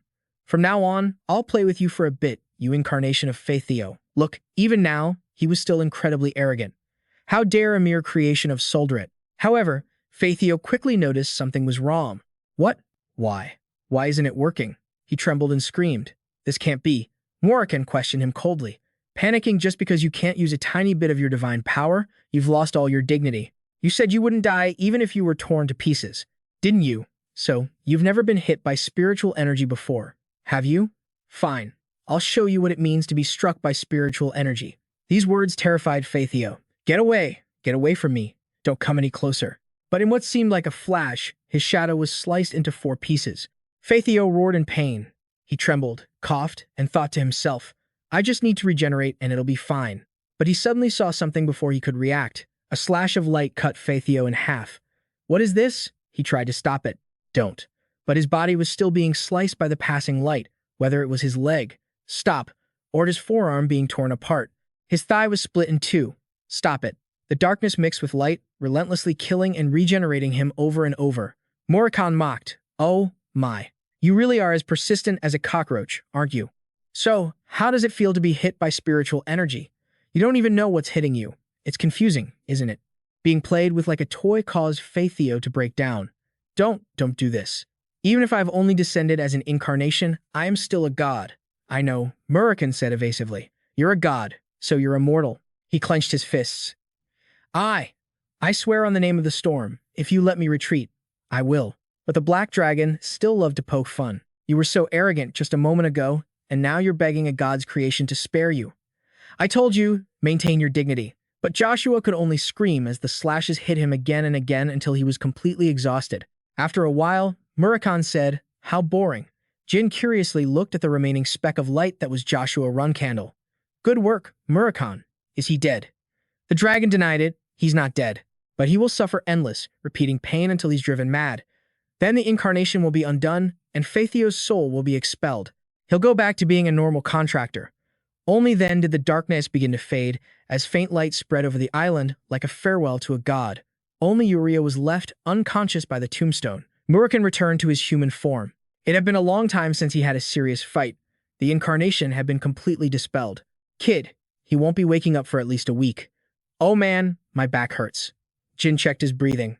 Okay, he was still alive and well. Now I just need to check if Kuzan, Marius, and Verid are still alive. Suddenly, he turned back and saw the man behind him collapse on the ground. Murakan gave a thumbs up, trying to show he was fine. I'm okay, really. I'm fine. I just overexerted myself a bit, and my body can't keep up. Jin teased, you totally overdid it. You don't look fine at all. Murakan turned back into a hot-tempered dragon. Just like always, I said I'm fine. I'm just going to rest here for a bit. Hurry up and take out the furball. He chuckled. All right. Just rest here. When he took Suri out, it started cuddling with Murakan. How am I supposed to rest with this furball on me? That hurts. Stop licking me. He called out desperately. Take it with you. He went into the forest to find them, Kuzan, Verid, and Marius, using the most basic method, calling out their names. Jin stood on a cliff, lost in thought. Had they already left the island? Then, he noticed something. Jin spotted a boat, but it was too small. It didn't belong to those two. Suddenly, a cat's screech caught his attention. Suri was hissing, protecting Murakan. The newcomer calmly stroked his chin. The one behind you is Uriah and the youngest brat's guardian dragon. So the youngest brat came all the way out here, too. I have no interest in killing lowly creatures. Where is your master? Just as Suri was about to make a desperate move, Jin appeared in front of her. He asked coldly, What are you doing here? Joshua looked up and retorted, I'm the one who should be asking that question, you little brat. What is a cadet swordsman like you doing here? Jin now realized the boat from before must have belonged to Joshua. Judging by its size, he seemed to be alone. The man put on a righteous act. In any case, it's been a while. I have a lot I want to talk to you about. Jin cut him off. We've faced off before. Stop pretending you're innocent, Joshua Runcandel. The man froze. What? Jin laid it all bare. Just as you know my secret, I know all about the schemes you've pulled on me. Joshua gave a knowing smirk. You seem pretty bitter. I can't say I don't understand. But that attitude isn't very appropriate. I received the message you left in Kiddard Hall's laboratory. A rather impressive message. The news has spread everywhere, but not a single power has discovered that Jin Grey is you. Jin calmly tightened his grip on the hilt of his sword. You should have killed me back then, Joshua. The moment you cursed me, darkness spread as my blade left its sheath. If you had just killed me, then you wouldn't be facing this humiliating defeat today. Joshua laughed, his eyes filled with greed. Is that an aura? That power was supposed to be mine. Jin replied with a sneer. You're seriously delusional. If you want it, then try and take it. In a flash, he charged forward. Jin swung his sword, demanding, When you came to greet Sister Luna, you should have brought a few knights with you. Coming alone isn't your style. Joshua leaped back. No, you're misunderstanding something. Just because you've obtained Solderet's power, you think you can stand against me? Jin suddenly noticed the man's weapon, a plain silver sword, not the favorite one that he always carried. A powerful strike landed right at Jin's feet, and Joshua immediately rushed in again. His landing caused the ground to explode. In an instant, he reappeared right next to Jin. Joshua attacked while still speaking with a grin. Little brother, you think I always use tricks and keep people by my side because I'm weak? Because I can't become an absolute martial artist like our eldest sister, you're completely wrong. If I wanted to, I could catch up to our sister at any time. Jin gritted his teeth and blocked the blow. A knight is still just a knight. The man continued his relentless assault. Little brother, do you have any idea what things lurk in the shadows of the world you've never experienced? The blow was so heavy that Jin coughed up blood. Then Joshua kicked him away. Even with father there, why can't Runcandel surpass Sipple? Why is it that even after I disappointed him, he still hasn't gotten rid of me, despite his displeasure? Jin watched him charge forward, not giving up, unable to dodge. He had to take it head-on. But Joshua attacked with the force of a demon, the one who is more wary of enemies in the Garden of Swords than anyone else is me. He used his aura to block the attack. The clash between the two created a terrifying shockwave, two streams of energy, colliding with enough force to create a pillar of light that pierced the sky. A large crater formed between them as Jin braced himself. It's not that I underestimated him. It's just that, as the successor to the Patriarch, he's still lacking. If it weren't for Sister Luna, there wouldn't be all this gossip. The man just smiled calmly. Was that his spirit sword technique? Not too bad. The cat was growling beside Jin, who reassured it. It's okay. Suri, protect Murakan. Joshua laughed as if he understood. What a touching scene. Did you really think that when facing you, I would need to kidnap that helpless black dragon and hold him hostage? Jin exposed him without hesitation. You are exactly the kind of person who would do that. Joshua spoke as if they were close. I get it now. The reason you're acting so arrogant. Little brother, you're certain that I can't kill you. Because if you die, I can't take the contract. Jin's expression didn't change, but his heart sank. Just as I thought. He knows there's a way to transfer the contract, just like Zippel and Kinzello did. Joshua looked at him with contempt.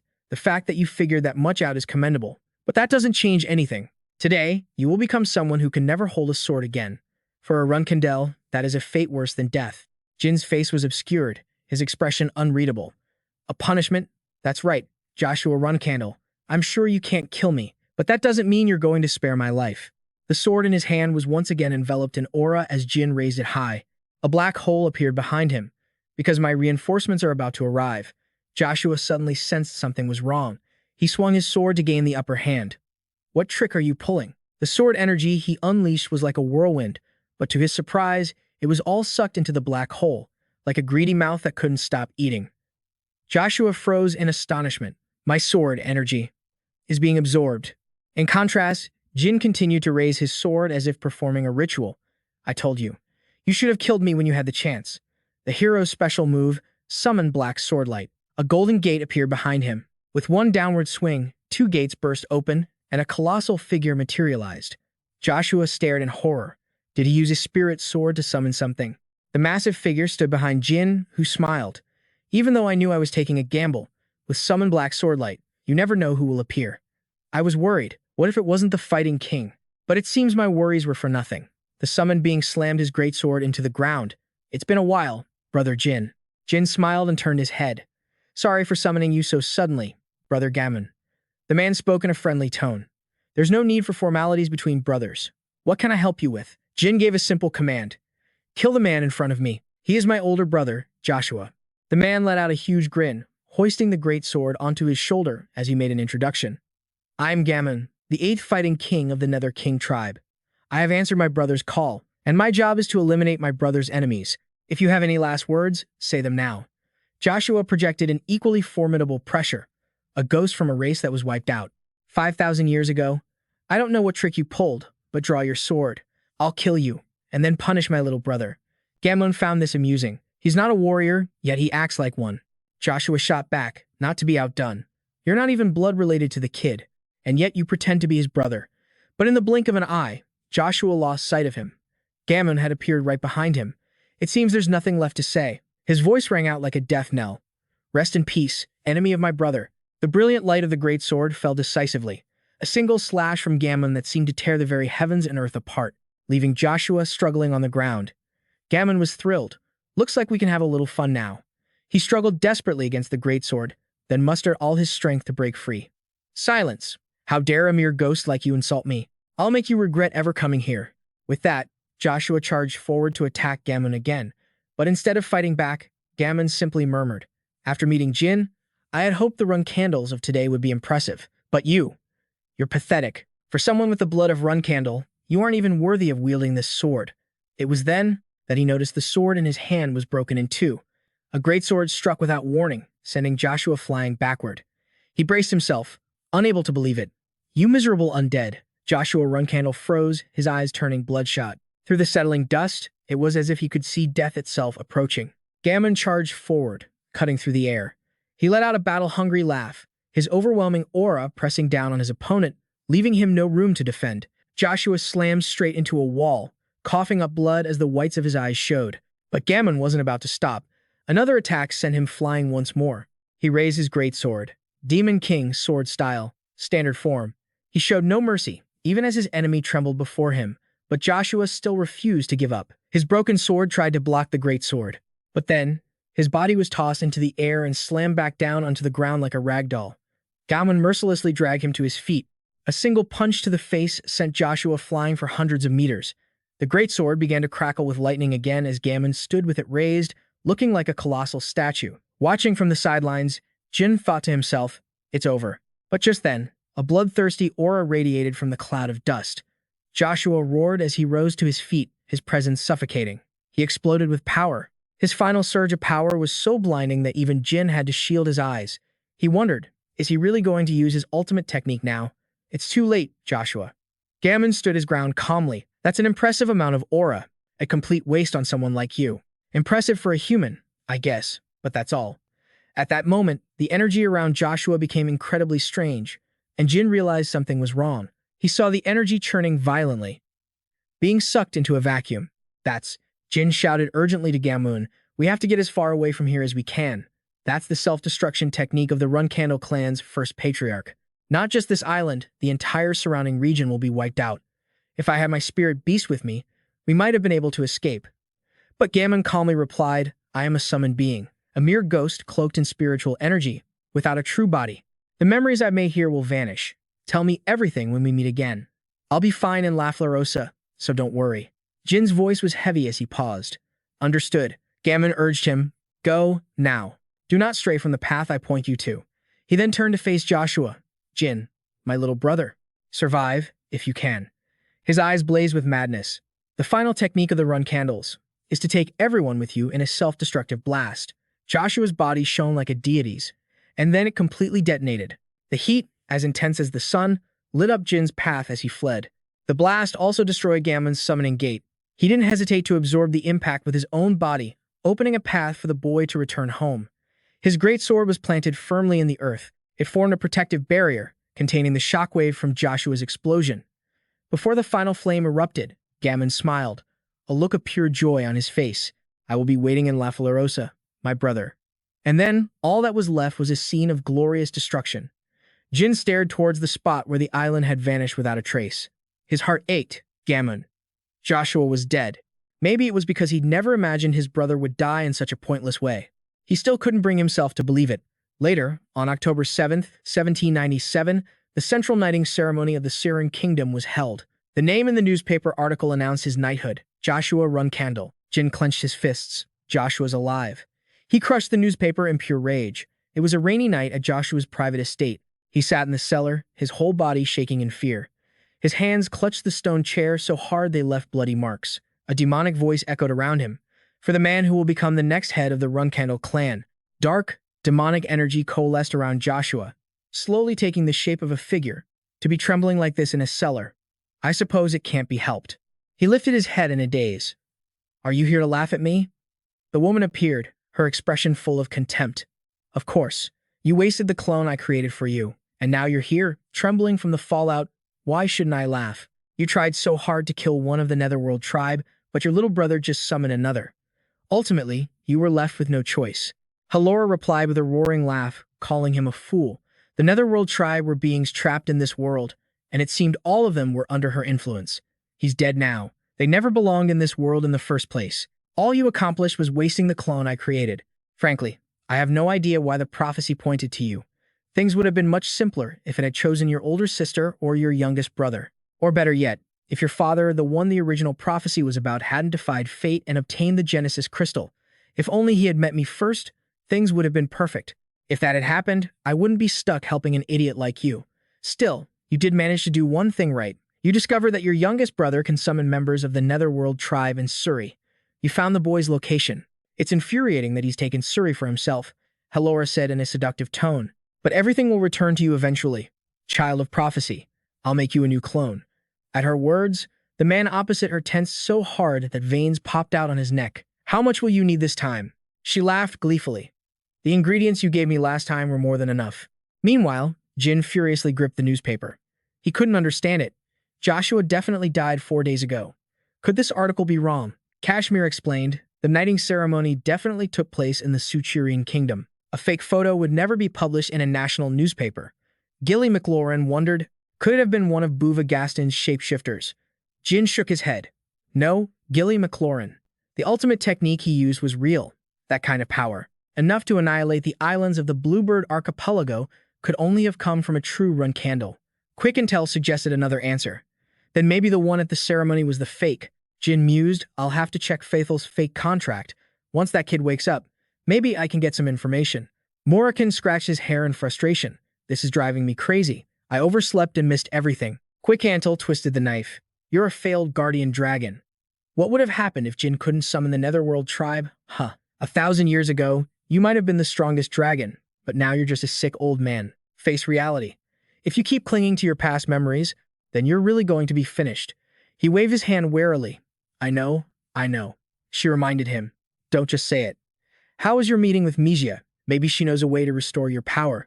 But Murakan didn't answer. Jin asked, who's Mizia? Quekintel replied, his sister. Murakan stood up, annoyed. Shut up. I'd never call that hag my sister. Then he slammed the door and left. Jin was a bit curious. It seemed their relationship wasn't good, she explained. It seems Mizia tormented Murakan a lot when he was young. The first thing he did when he got strong was get revenge on his sister. Jin was startled to hear that. If that was the case, would she even be willing to help Murakan? Quick-Intel, however, seemed amused by the problem. Mizia is also a black dragon. She could actually kill a guardian dragon who needs to protect his contractor. So what? If I go with him, she won't be so angry. We've always been close. That night, someone reported that Murakan had disappeared. Quick-Intel rubbed her forehead. Looks like that idiot went alone. Just then, Gilly McLaurin ran in. Young master, Sir Murakan left a letter in my room. She handed it to Jin. The letter read, My beloved strawberry pie. I decided to go on a short but arduous journey. I wish I could have discussed this with you, but it's a decision only I can bear. I hope you don't suffer too much in my absence. I'm reminded of the day I woke up from my boring slumber and met you and the kid. When I return safely, I hope we can go on that trip we promised. Just the two of us. Jin ripped the letter to shreds. You two promised to go on a trip together? Gilly McLaurin feigned ignorance. No, we never made any promises. What could he mean? Quick Intel just looked out the window. Murakan. The moon was hidden behind a thick layer of clouds. A man walked down a dilapidated road. He stopped in front of a house and slowly pushed the door open. The wooden door let out a harsh creak. He asked in a low voice. The product? The person inside, with their head bowed, replied, Money first. A heavy pouch of coins was tossed onto the table. Is the effect as promised? The person with the bowed head took out a glass vial. This is a deadly poison that's completely untraceable. The man's voice grew agitated. Where did you get this? But he had no intention of saying more. The transaction is complete. Get lost. That look made the man tremble as he replied, All right. After the deal, he returned to the inner room. On the bed lay Barris Marius, suffering from the pain of mana overload. Kuzin knelt before the bed. Please, just hold on a little longer. You're the only family I have left. In the study, someone reported, Young Master Jin, we found Kuzan's location. He asked, Where? Kashmir quickly replied, The Delki Kingdom. After Suchirin's inauguration, a report came in that mercenaries from the Delki Kingdom were circulating a deadly poison at an extremely low price. When our members arrived and identified the poison, it was found to be extremely toxic and is not currently registered anywhere. Hearing this, Jin confirmed, It's him. Kashmir frowned. Yes. And the fact that the Delki Kingdom is the Marius family's homeland confirms it. We must head to the Delki Kingdom immediately. On that same dilapidated road, Elisa led the way to a house. This is where the mercenaries supposedly bought the poison. Jin immediately opened the door and walked in. They instantly saw the person sitting there, Kuzan Marius. He looked up at the three of them. Jin stated, You knew I would come. Seeing you expose yourself in a dark place like this, it seems you were hoping I'd find you before Joshua did. Am I wrong? Kuzan said in a low voice, You're right. Please, help me. In the inner room, Barris was coughing up blood nonstop. Jin now understood his intention. I see. You exposed your location because you had no way to save Barris. This is the final symptom of mana backlash. Her body is too damaged. I can't guarantee she'll recover. But Kuzan suddenly knelt. Save her. No, please, save her. Barris Marius is the only family I have left, please. I'll do anything you ask. I'll atone for my sins for the rest of my life. So, please. Jin remained expressionless. Get up. You'll only be accepted after you've proven your worth, and this isn't something I can fix just because you beg. I can't save Barris, not unless you're some kind of saint on Van Kella's level. But there are only a handful of healers who can treat the damage from mana backlash at the Hugh Pester organization, and there's no guarantee I can get her to them without Joshua finding out. Kuzan Marius trembled. There's no other way. Mia immediately started planning. We'll take her to Tekken first and hire a healer for emergency treatment. Then we'll arrange some kind of deal with the Saints of Van Kella. Elisa took off her cloak. Then time is of the essence. Let's get going. I'll bind her body tightly. I don't know how long she can hold on. This is a race against time. Jin gave a firm nod and turned around. I know. Let's go. Kuzan Marius. I'll try to get her there, but if a fight breaks out between us and Joshua's men, we might have to leave Barris behind. Do you understand? He couldn't hold back his tears but answered firmly, yes. The four of them set off immediately. Jin paid close attention to Barris. Her condition is too critical. If we don't hurry, her internal organs will shut down and she'll die. Kashmir signaled from a small alley. I see the transfer gate. There are too many eyes here. Will this be okay? Jin Runcandel looked around. As expected, it won't be easy. We're already being followed. There's one behind us. He glanced around, counting. 2. The number grew the more he looked. No. Kuzan Marius, it's time to test your talents. Can you assassinate all of them? He nodded without hesitation. I can. Jin warned him. You can't draw any attention. Kuzan Marius replied confidently, leave it to me. After he left, Kashmir asked, can he really assassinate people in broad daylight on a main street without anyone noticing? That's something only high-level assassins from the Nameless could pull off. Jin replied calmly, he has to. It's the Runcandel way for him to survive. At that moment, a cloaked pursuer had lost the group. The man looked around frantically. Damn it, I lost them. I have to go back now. Suddenly, the man's body jolted. Kuzan emerged from the shadows, looking at the tracker trembling on the ground. This is a neurotoxin from the western desert spider. The body will be petrified instantly, and it even stops the heart. Cause of death, a heart attack. He looked at his work with satisfaction. It's a type of poison that has no effect on martial artists of the 6-star level or higher. Luckily, these aren't Runcandel knights, just some scum. In the square, a flock of pigeons was pecking furiously at some food. A lookout carrying bread walked by when suddenly, someone snapped their fingers and something fell onto a pigeon's head. They flew into a panicked frenzy, startling the lookout. What the hell is wrong with these pigeons? Witnessing the scene, Jin smirked. He's starting. The man who bought the bread angrily shooed the birds away. He only saw Kuzan Marius snap his fingers again. A small green dot fell onto the piece of bread, and he quickly picked it up. He shoved it directly into the man's mouth. The moment the poison touches the membrane of his mouth, it will immediately obstruct his airway. Cause of death, choking on food. Kuzan Marius then took out a flask. Finally, he approached a lookout who was reading a newspaper and splashed all the alcohol from the flask on him. This caused the lookout to fall straight into a fountain. You will struggle with intense vertigo. The man was completely unable to struggle, his arm trying to lift up to call for help. But his face was already pale, his eyes rolled back. Kuzan Marius watched coldly.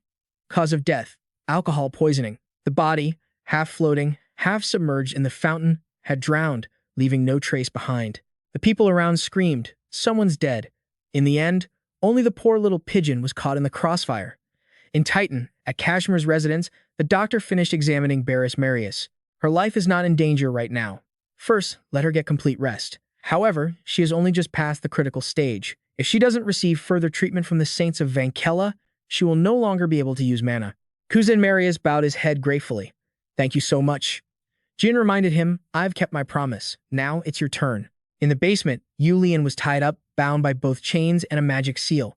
Jin emerged from the shadows and said, sorry for being rough earlier, but I don't know when you might go berserk again. The contractor of Fiu, Yulian, stared in disbelief. Kuzan Marius, don't tell me you betrayed Lord Joshua. He retorted with discontent. It was Joshua who betrayed us when you became his vessel. We almost lost our lives at his hands, too. So throw away that pathetic loyalty. That isn't loyalty, it's fear. Yulian, obviously not accepting it, roared, shut up. He advised, if you want to live, then cooperate. The reason you're still alive is thanks to young Master Jin. The boy's eyes darkened when he heard that title. Young Master Jin? Kuzan affirmed, that's right. He is the youngest brother of that piece of trash you serve, and also the one who contracted with Solderet. Only then did Yulian freeze. Jin Runcandel. He's the one Lord Joshua was always talking about. He drew his sword. You felt this power once before, haven't you? The aura surged from it, spreading throughout the room and causing Yulian's eyes to widen in terror. He thrashed in agony. But unexpectedly, that very aura freed him from his shackles. Yulian slowly replied. Jin calmly After a moment, he sat down and asked again. So you're saying our meeting at the Azure Rock Archipelago was a complete coincidence, and you only went there to enhance your power? Yulian answered honestly. That's right. Jin was still a bit puzzled. I'm surprised that you found a way to enhance Fu's authority using Graham's tomb. But why were you strengthening your power? The boy's eyes became lifeless. It's because I am a substitute. Jin was taken aback. A substitute? Yulian explained. Lord Joshua had long prepared to steal Solderet's contract. In case something went wrong, he planned to take my contract instead of Solderet's. Therefore, he needed to ensure I had power worthy of it. He couldn't help but curse. That bastard. How was he planning on transferring the contract?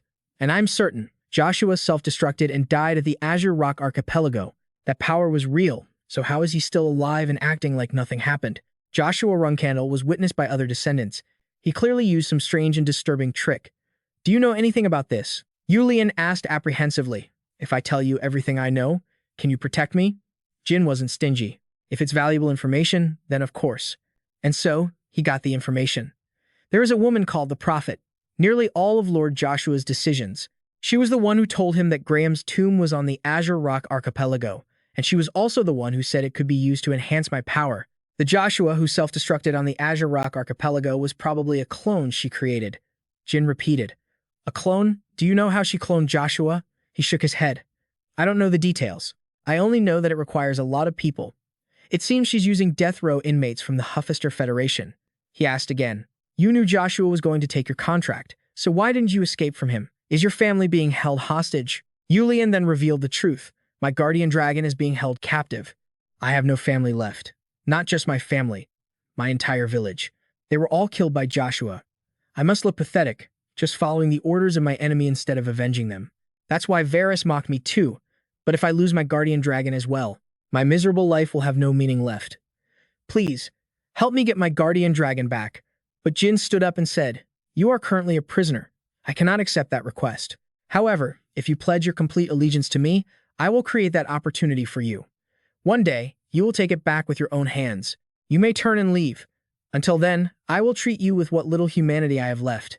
I hope you won't disappoint me. Quaicantel whispered as she sipped her tea. A prophet? So she's the one who stole the contract and used humans to create human clones? Jin had told her everything. Yes, that's right. Don't you have any guesses as to who it might be? She answered decisively, a demon. If it's a Demon King-level entity, then it's not impossible. Or maybe it was the witch, Hellerim. It wouldn't be surprising if she was behind everything, whether it's human cloning or contract transfers. Jin rested his chin on his hands. It's probably not just that. This could be related to someone deeply connected to the Mia cat tribe. I think so too. With someone that powerful by Joshua's side, I doubt the core members of the Denkin clan were completely unaware. Whether they just turned a blind eye or were active allies supporting Joshua, that's what we need to figure out. Quaicantel considered the thought. If it's the latter, I wonder what Tema would think, seeing what his descendants have become. Jin Runcandel frowned heavily. This isn't something I should recklessly get involved in before becoming a flag bearer. I have a feeling it could trigger a counterattack beyond my abilities. It seems this isn't the time to use up the full 5 years my father granted me. I'll have to plan on returning to the clan a little earlier. Just then, Jack ran in with an urgent report. Sir, it's urgent. News just arrived from Santel. A fire dragon and a giant, black dragon-like monster just had a fierce battle. It seems it was Sir Murakan. The three of them shot to their feet. What did you say? Outside, 2 dragons were locked in combat. One of them raised its head, gathered fire, and unleashed a powerful torrent of flames, scorching a whole section of the sky. The soldiers on the city gate were stunned. No way. What the hell is this? Murakan just coolly raised his dragon head. 2 cat paws sprinted through the forest as Suri carried the group out of the city. Quaicantel said worriedly, I shouldn't have left Murakan alone.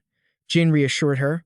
Calm down, Quaicantel. For now, it's certain that Murakan is still alive. As his contractor, I haven't felt any abnormalities. She calmed down. You're right. If he's facing Kadun, he probably won't kill Murakan. If he killed him, there'd be no one to tell him who Sunred will choose as the next contractor. Instead, he might have drugged him, or torn off his wings and imprisoned him, and he'll use Murakan to find Sunred's contractor. Just then, Suri stopped, letting out a cry as a signal. In front of them was a burning citadel. Quickcantle frowned, stating firmly, I'm sure that's Kadun's fire. No other fire dragon can produce flames that powerful besides him. Kuzan frowned as he looked on. Even though the fire dragon's flames have been burning for a day, not a single article has been written. It looks like Zipful is controlling the situation. Jin gave an order. All right, we need to enter the city. There were still soldiers patrolling the front gate. He thought for a moment, then said, This is bad. The others didn't understand what he meant. Jin explained, This place belongs to the Sun Duchy, but instead of the duchy's soldiers, holy knights from Vankella are guarding the area, and they've blocked all the entrances. It seems they don't want to leave any witnesses. Jin thought to himself, the holy kingdom of Vankella. They've sealed off the area instead of helping the city recover or saving the civilians. How strange. They've never taken sides in the past, but now they're helping the Zipful clan. Quickcantle stepped forward. First, we're going in. Checking on Murakan's condition is the priority. He was startled and called her back. Quickcantle will take the lead. But she was very calm. Just the two of you? Then just watch and learn. I'll open the gate without anyone noticing. In just a few steps, Quickcantle was in front of two soldiers. They blocked her way. Halt. This area is off limits. If you come any closer, we can't guarantee your life. Before they could finish, she vanished.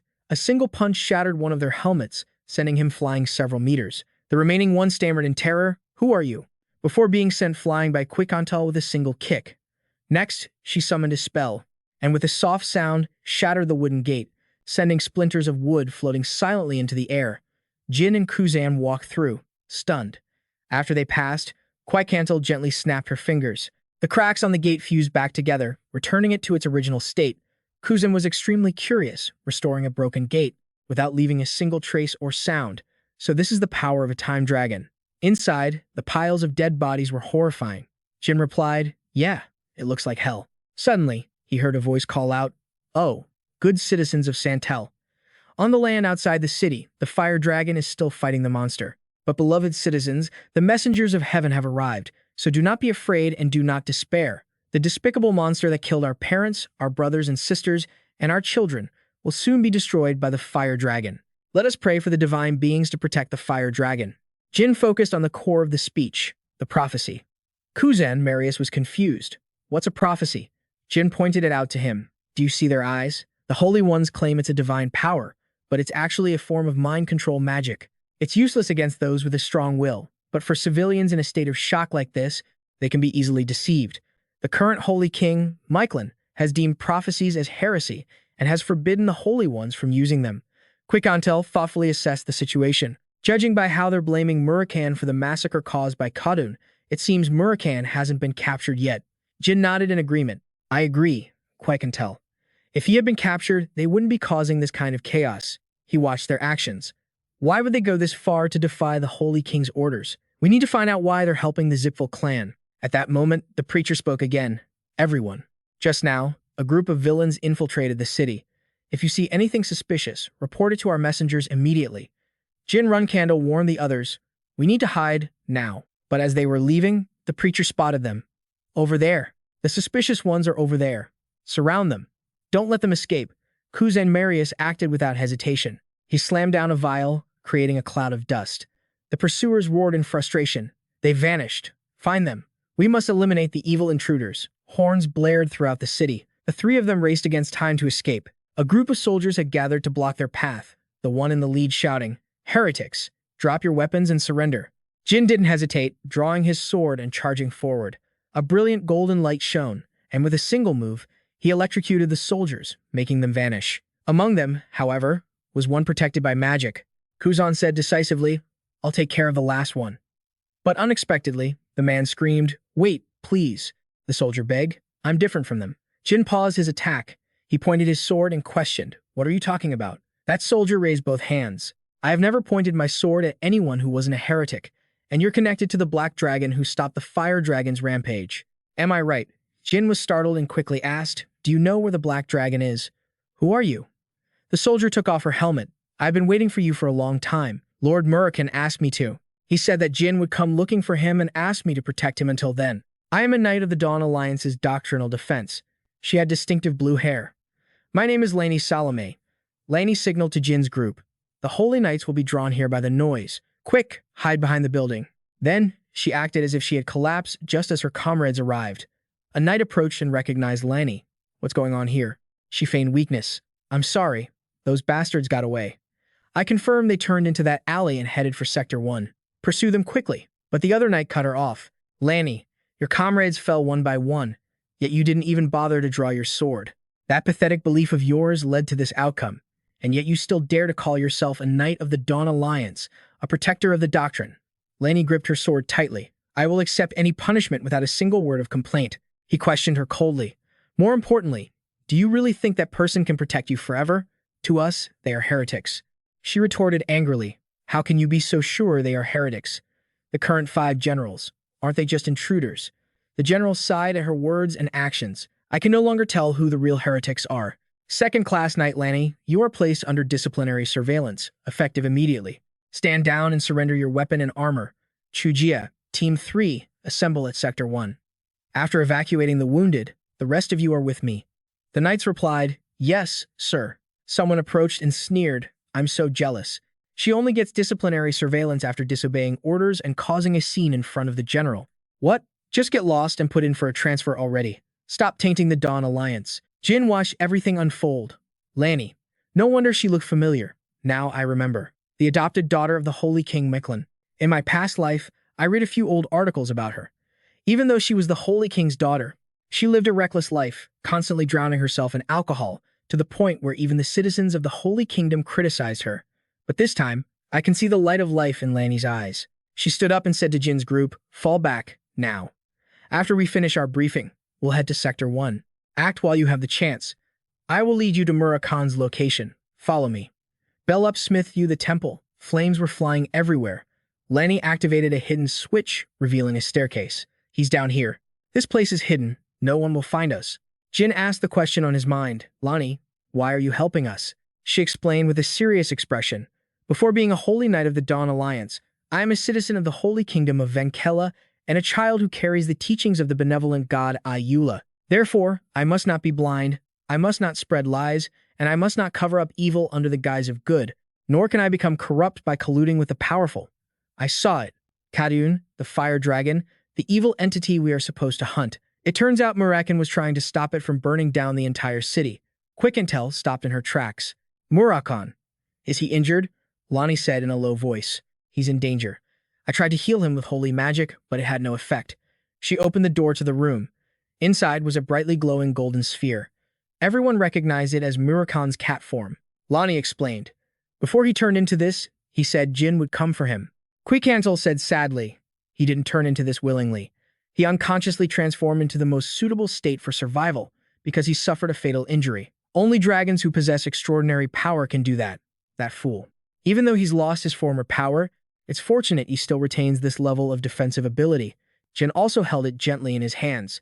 Just then, she urged them on. First, let's get out of here. We need to heal him now. If we miss our chance, he might never return to his true form. Laney showed them a path. There's a secret tunnel over there that leads outside the city.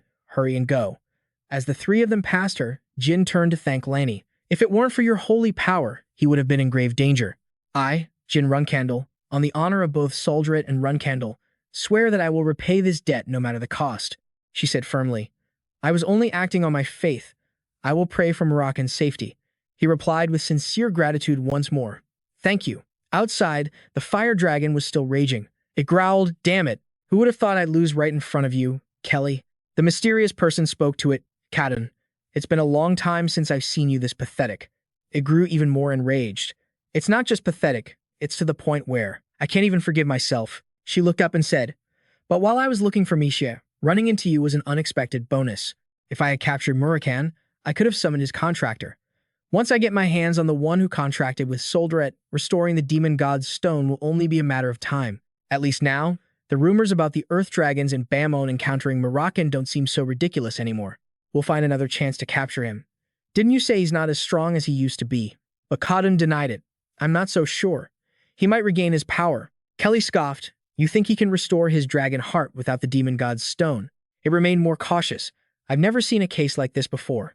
But a black dragon is different from ordinary dragons. It's highly likely he's wandering around somewhere, without his pseudo-contractor nearby to restore his strength. She rested her chin on her hand, looking bored. I'm more worried about the Holy King. He brought the entire Order of Dawn, those dogmatic protectors, without saying a word. I'm sure he'll show up again soon and cause more trouble. I get exhausted just looking at that guy. Maybe I should just kill him? That guy, Michelin, has lived long enough anyway. Besides, if he died, he'd probably go to heaven, not hell, so it wouldn't even be a bad thing. The fire dragon whispered, You're insane.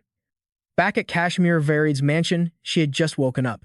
She stared blankly, tears streaming down her face. No surveillance, and on top of that, they're helping her so kindly. It seems what Kuzan Marius wrote was true. I feel so empty. What in the world are we even doing? Gilly McLaurin pushed the door open. You're awake. I brought some hot soup. Please drink up. Your body is still weak, so don't overexert yourself. Barris Marius wiped away her tears, trying to look strong. I'm fine, thank you. Even though my mana hasn't recovered, my body is all right. I heard from Kuzan Marius that I owe him a debt.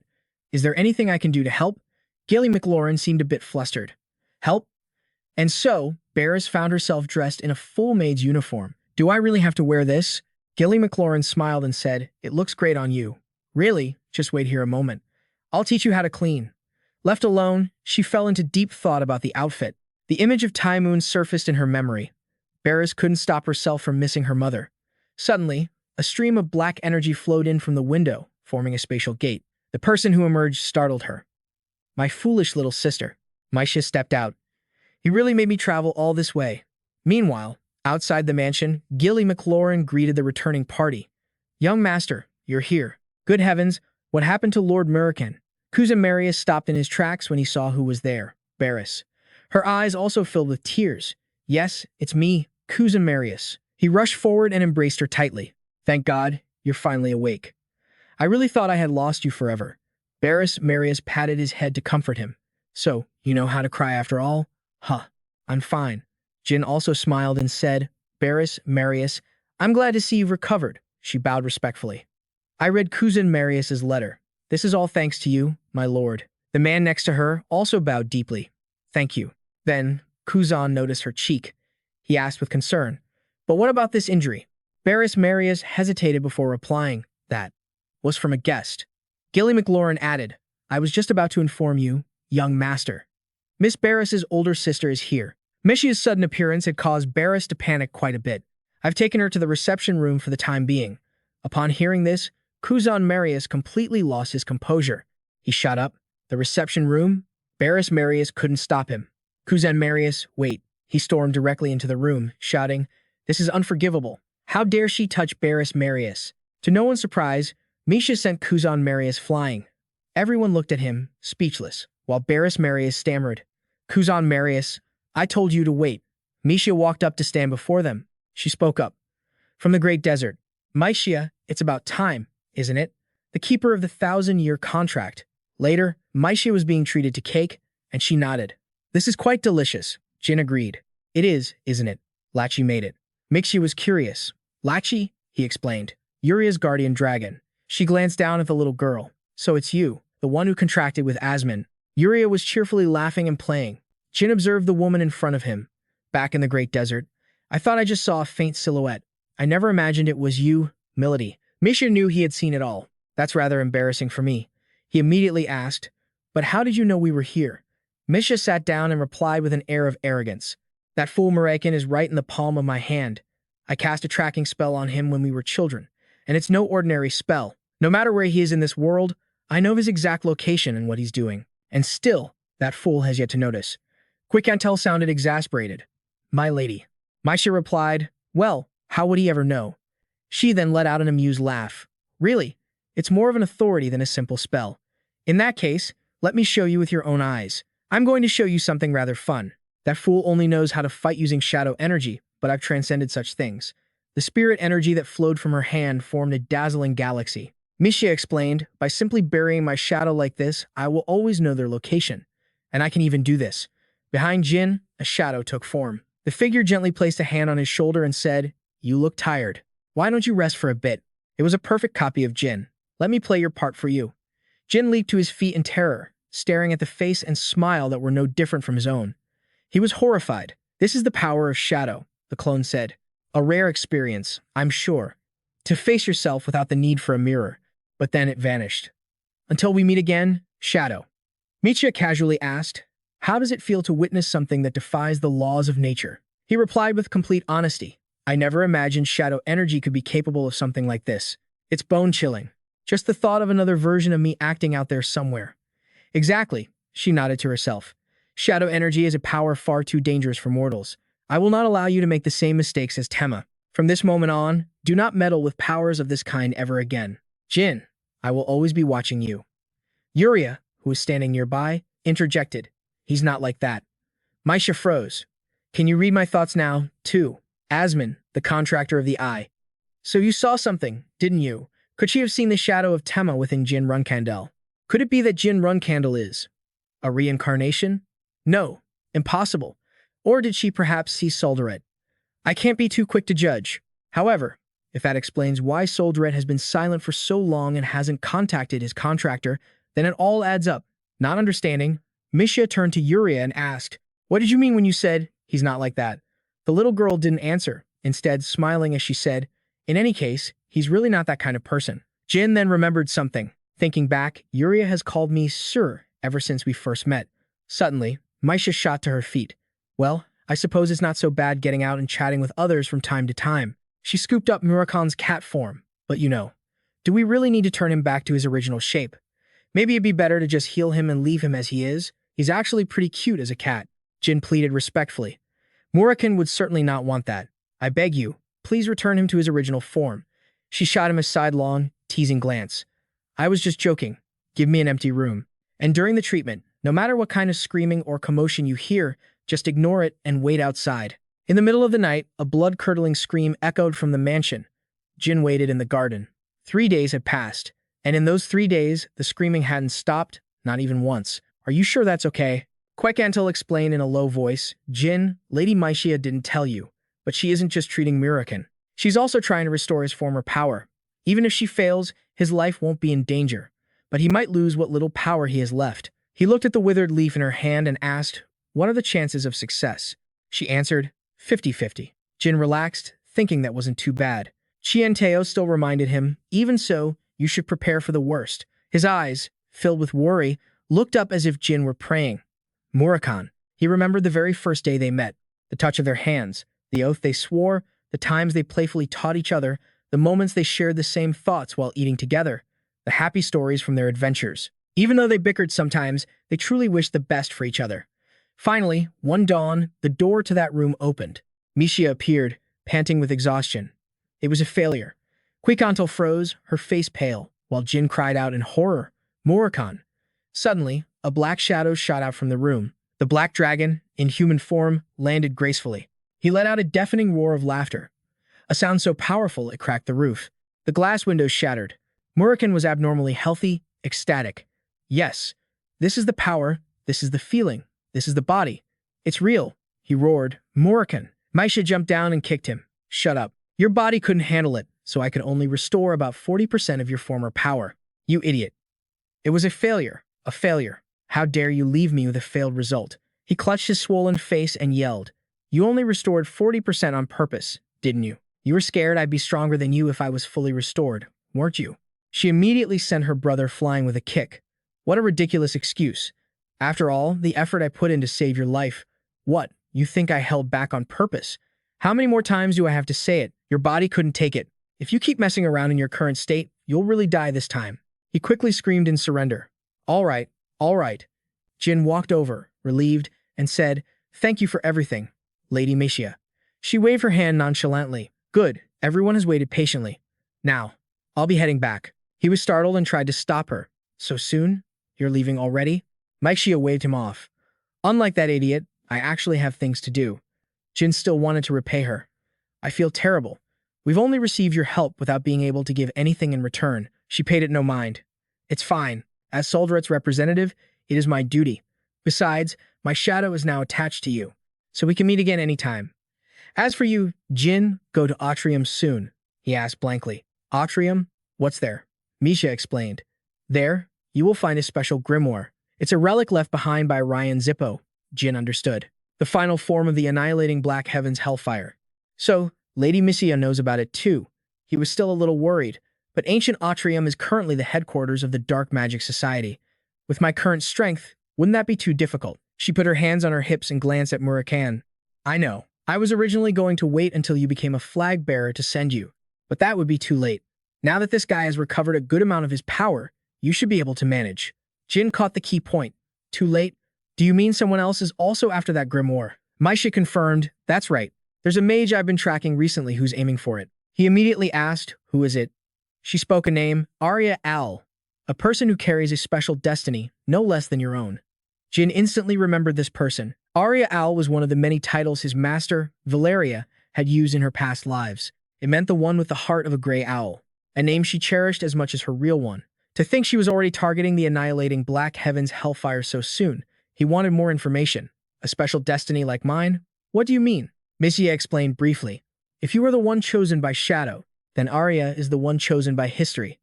If you get a chance to meet her, give her a word of encouragement. Overall, she is your ally.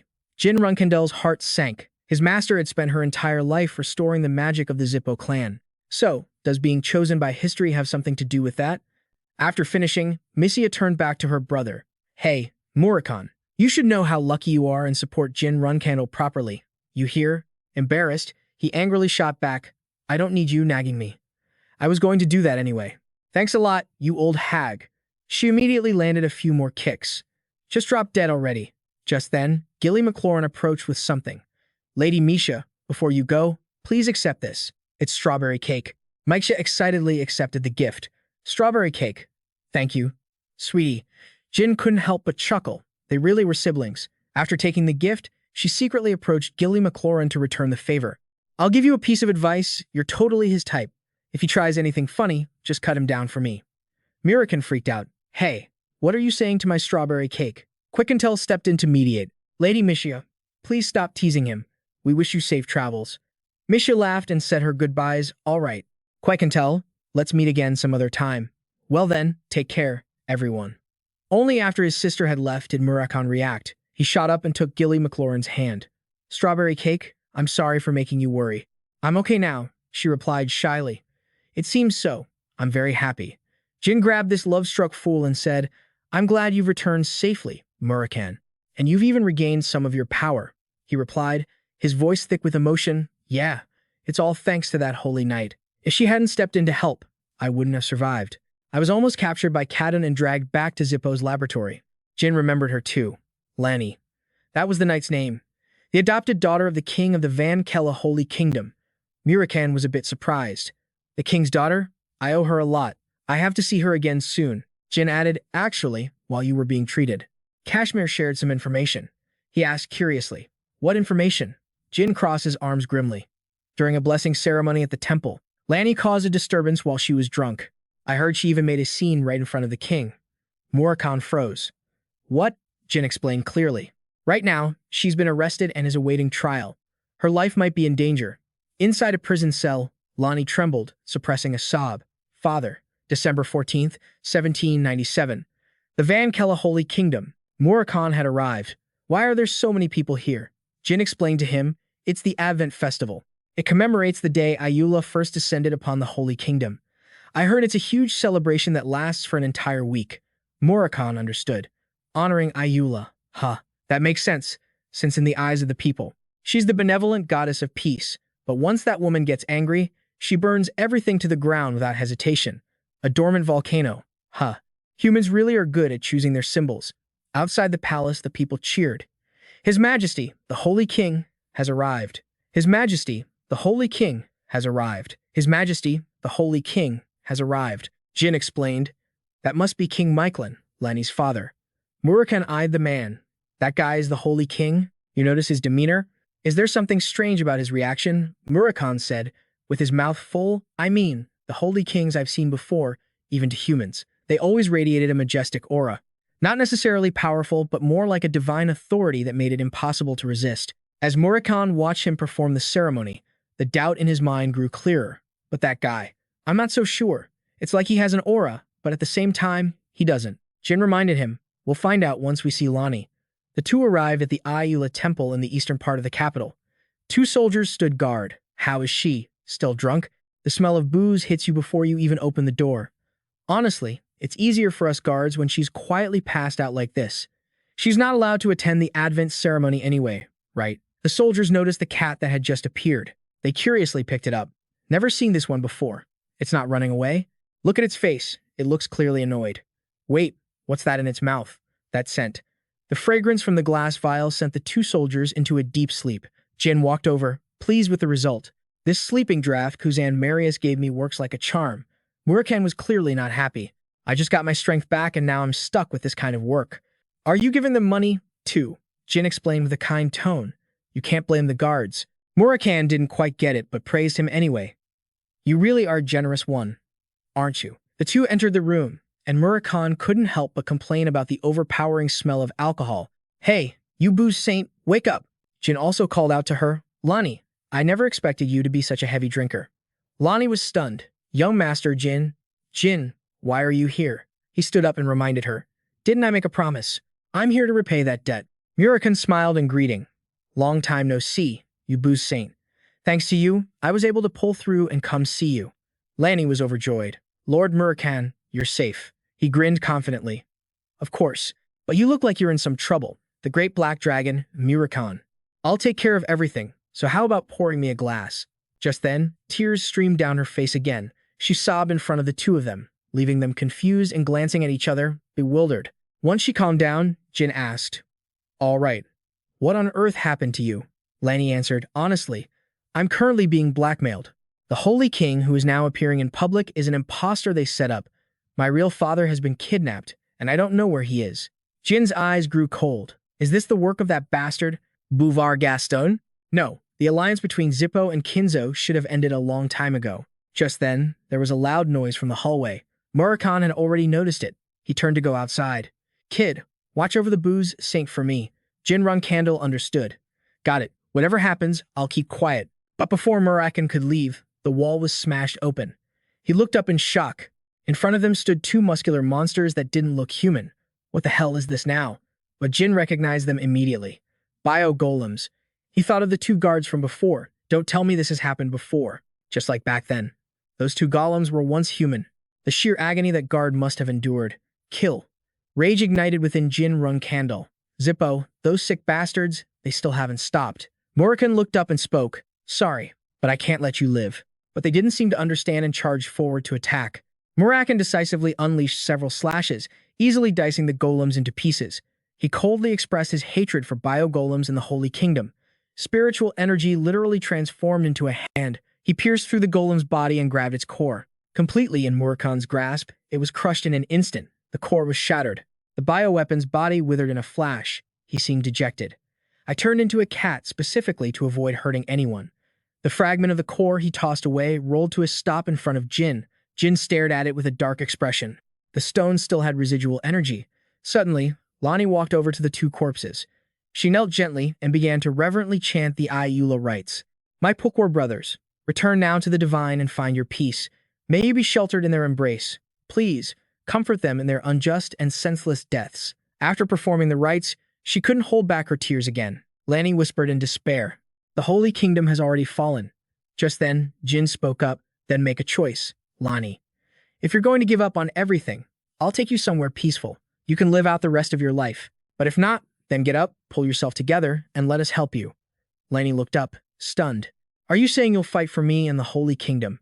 But Jin clarified, "No, it's because of what happened in Santel. As a member of the Runcandel clan, I cannot allow the Holy Kingdom to fall into Zippo's hands. So, consider this a deal I'm proposing as the heir of the Runcandel clan, and the heir to the Holy King."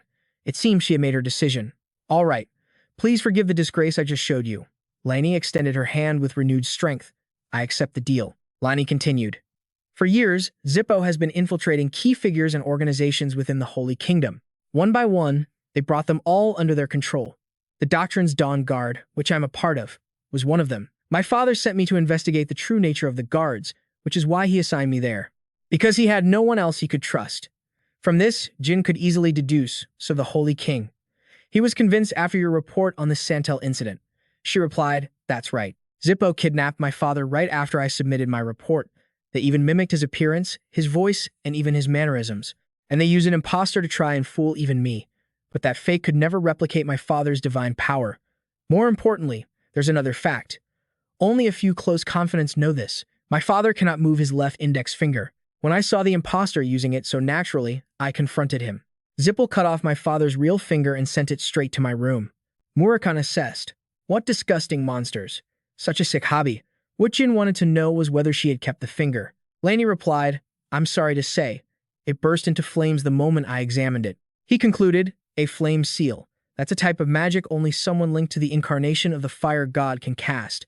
It had to be either Kilieg, Zippo, or Kadun. Who else knew the Holy King could no longer move his left index finger? Who else could have known? She listed each name, Chancellors Montiano and Kanu, along with Sir Batura, the commander of the Holy Knights. Jin inquired, which of them is the most trustworthy? Laney shook her head miserably. Not a single one. Montiano and Kanu are in charge of law and administration, respectively. They were my father's lifelong friends, but when I mentioned the finger, her voice filled with disappointment, they just smiled as if to say, we've got you right where we want you. When the most powerful people after my father turned out to be on Zippel's side, I was utterly devastated. I thought all hope was lost. Murakan frowned and asked, what about that Batura guy, the commander of the Holy Knights? I've never met him directly, Lenny said, recalling what she knew of him. He's long been calling for my father's abdication and for establishing a stronger alliance with Zippel. He's famous for those extremist stances. Jin wondered, is that why you've never met him? She revealed something.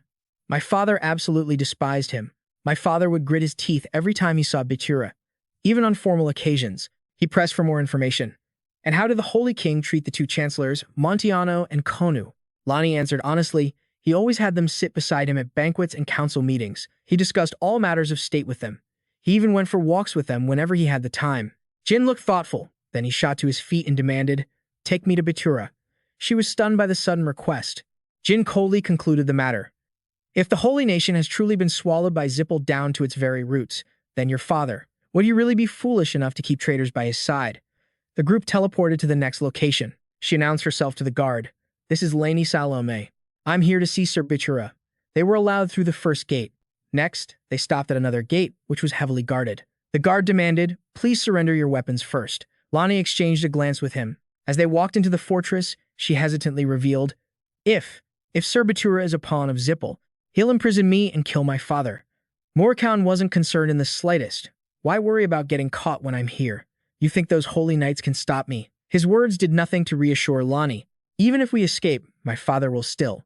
Jin cut her off. The chances of the real Holy King being alive are close to zero. They've already swallowed this kingdom whole. With a perfect imposter, they have no reason to keep him alive. Seeing how blunt he was, Murakan said helplessly, Hey, kid. She replied gloomily, I know. Like you said, we have to meet Sir Batura and settle this. The setting sun cast its light into the room. Batura looked as if he had been waiting for them. Oh, look who it is. Lani Salam, daughter of the esteemed Holy King and a well-known troublemaker in the Dawn Guard. And who are these people with you? She introduced them. They are my friends. His eyes sharpened as he sized them up. Batura scoffed, friends? What friends? These are the ones who killed my men at the Bronze Palace and ran off like a bunch of scum. Anyway, we were looking for you, but now you've come crawling back here on your own. You must have learned your lesson, right? If you keep acting like this, surely you understand your father's head could roll at any moment. He ordered his subordinate, Ken. The man awaited his command. Yes, Captain. Batura instructed. Inform Zippel that we've captured Lanny. As for the other two, drag them down to the dungeon. They have a lot to confess. A murderous aura emanated from Murakan. If it's come to this, then... Jin calmly stopped him. Stay put for now. Murakan was suspicious. Why not? We should deal with them before they report to Zippel. Ken and another subordinate spoke up. Who do you think you're dealing with? You're awfully arrogant for a bunch of fugitives. Don't do anything stupid. Just come with us quietly. Resist, and neither you nor your father will make it out alive. Batura stood to the side, letting his subordinates humiliate them. Lanny was filled with immense regret. We shouldn't have come here. Teardrops pattered onto the floor. She blamed herself. Damn it, I'm too helpless to save the Holy Nation. Or my father. This is unbearable, Jin uttered in a low voice. Lani looked forward to see Ken's head flying from his shoulders. It had happened right before her eyes. Batura had been the one to strike them down. I don't know what your relationship with Renan is, but thank you very much. I'm truly sorry for letting you bear all of this alone. I'm glad you came to me. You can rest easy now." This sudden twist completely surprised Murakan, who sheathed his sword and continued, "You've been through a lot." Bitura gently called her name, Lanny. She covered her face and sobbed, "Sir Bitura. I suspected you." He comforted Lanny. "What's important is that you're safe." Jin let out a sigh of relief. "I'm glad my guess was correct, but I am surprised you recognize me, Sir Bitura. I saw you at the single-log bridge banquet hosted by the Garden of Swords. You sat quietly in a corner, had one drink, and left, so it's understandable that you wouldn't have noticed me." He turned to her and said, "As for Lanny, your father and I were political rivals on the surface, but we were only playing that role to maintain the balance of power." He understood now. Zippel, unaware of that, must have approached you first. Bitura admitted, "That's right. They're under the delusion that they've recruited me and that the Holy Nation is now split into two factions." Jin made a vague guess. "You mean a pro-Zippel faction and an anti-Zippel faction?" He replied, "No. A pro-Zippel faction and a pro-Kinzello faction. It's unbelievable. But Kinzello has an imposter in their ranks. The current fake Holy King was created by them." He now had his answer. So, Kinzello really is involved. Bitura revealed more. Initially, Zippel and Kinzello formed an alliance to seize control of the Holy Nation. But for some unknown reason, that alliance has since fallen apart. After that, the kingdom split into a moderate faction following Zippel and a hardline faction following Kinzello. Only a very small part, so you're truly on the Holy Kingdom's side. He handed the man a fragment, replying, "I see. When did the biological cyborg experiments begin?" "This fragment is part of a biological cyborg's core. When I rescued Lanny from the Holy Palace, the soldiers there had been turned into biological cyborgs." He clenched his fist in hatred. "Kinzello began their experiments about half a year ago, taking innocent civilians and soldiers to the ancient city of Auterium." Kinzello, not Zippo. Lanny was shocked by the numbers. More than 100 people are being sacrificed as test subjects every month. That's unbelievable. "I had no idea this was happening." Bitura comforted Lanny. "This isn't your fault. It was our mistake for not speaking up when we should have. Your father and I failed you, and that is why the Holy Kingdom has fallen into such ruin. I apologize." Murakan questioned him. "Hey, Commander Bitura, when things got this bad, did you never ask Runcandel or any other power for help?" The man retorted, "If Runcandel got involved in this mess, do you think our country could survive?" He agreed. "He's right, Murakan. Runcandel wouldn't help the kingdom. They'd use it as an excuse to start a war. What Runcandel wants isn't a neutral Holy Kingdom, but the healing powers of the saints and the treasures in the eternal vault." He sighed and replied, "Fair enough." The commander added, "Zippo also knows about Kinzello's biological cyborg experiments, but it seems they haven't intervened." Jin explained. "That's because Zippo is playing the long game, considering public opinion for the day they confront Kinzello to fight over the Holy Kingdom. That's how those hypocrites operate." And an image appeared in his mind. Come to think of it, those biological cyborgs.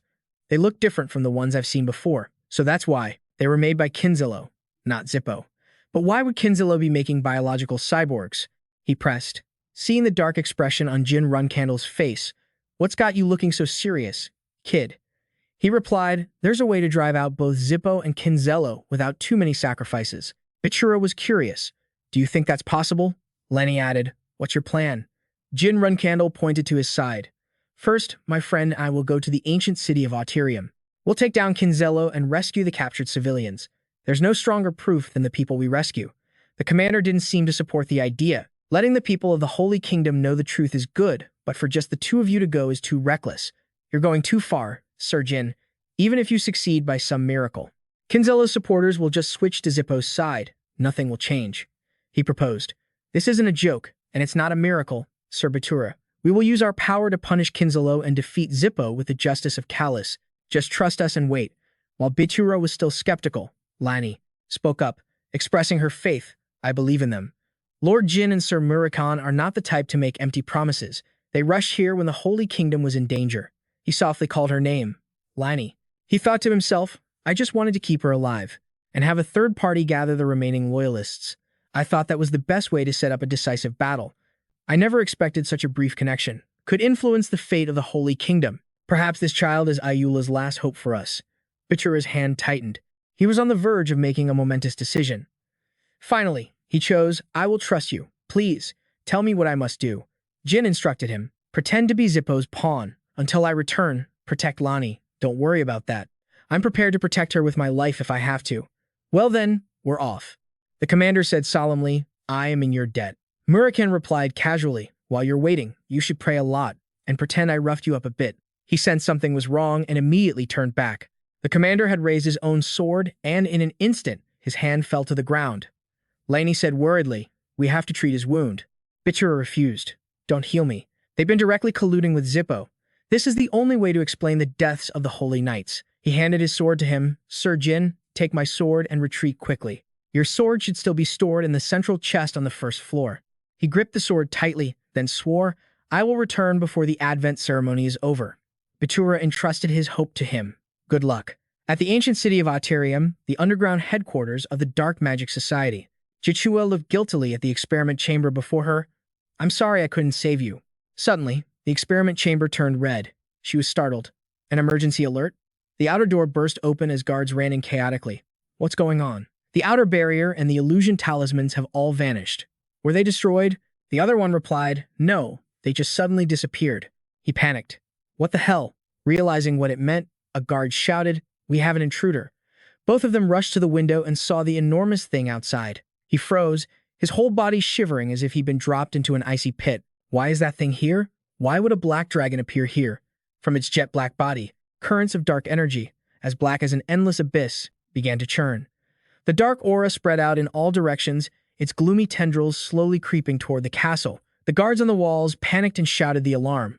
We're under attack. All magic squads, to your positions. Murakan remained silent, but the pressure emanating from him grew heavier. Waves of dense, dark energy surged forth like the tide of night, launching toward their target with insane power, a blast of ultimate dark might. It tore through the air like a tempest. The grim power continued its relentless assault. The entire castle was submerged in a thick darkness, suffocating all light without a single crack. Murakan was calm, as if savoring his prey's despair, while the two guards tried to block the attack with a magical shield. A voice, filled with fear, cried out, what is this darkness? Magic isn't working. Murakan's massive body twisted, and another wave of dark energy crashed down heavily. It felt like it was crushing space itself. Murakan powerfully beat his wings, soaring high into the air, then focused all his strength into a single blow aimed straight at the castle. A pillar of brilliant energy in the darkness shot down from the sky. Pitch-black cubes descended like the hammer of a death god. The terrifying pressure made the very air tremble. His deep voice echoed like a judgment from the abyss. Those of you still alive, prepare to face your death. I am your death. From below, Jin watched this majestic display of power. Only now did he understand. Murakan. No wonder he's always bragging about his prime. If this is only 40% of his power, then while Murakan is causing a ruckus, I need to use the secret passage Kashmir told me about and find the captured citizens. Chukan ran frantically toward the danger. An intruder? Susan angrily demanded. Are you telling me the great barrier we erected was destroyed that easily? Right in front of them, a brilliant white mass of light suddenly appeared. The light was so intense it felt like it swallowed the entire space. Murakan's giant fist came crashing down from the sky. Its weight seemed to want to crush the very ground. They both instinctively widened their eyes in horror at the crushing weight and the spreading tremors. That punch slammed straight into the magic shield, letting out a deafening crack. The mages struggled to maintain it, coughing up blood from the strain. Susan quickly assessed the situation, knowing they couldn't escape the Black Dragon's sight, and decisively gave the order. We can't escape the Black Dragon's line of sight. Find a way to distract it. While you do that, Chukan, you're on defense. We have to hold out until he arrives. Chukan immediately began chanting a strange incantation. A deep, muffled sound echoed as if from an abyss, the rhythmic, eerie chant seeming to carve into the very air. He tightened his grip on the weapon in his hand. His fingers turned white from the force of his grip as he raised the weapon, blending it with the chant into a dark ritual. The atmosphere suddenly turned chilling. As the burst of power swirled with a crimson aura, a massive magic circle appeared, enveloping the entire row of experiment tanks. Streaks of crimson lightning shot down, flashing amidst the smoke and heat. Chukan looked on in satisfaction as the great formation was completed, a continuous stream of energy charging into the test subjects' bodies. There was movement inside. The surrounding glass trembled, then spiderweb cracks spread across its surface.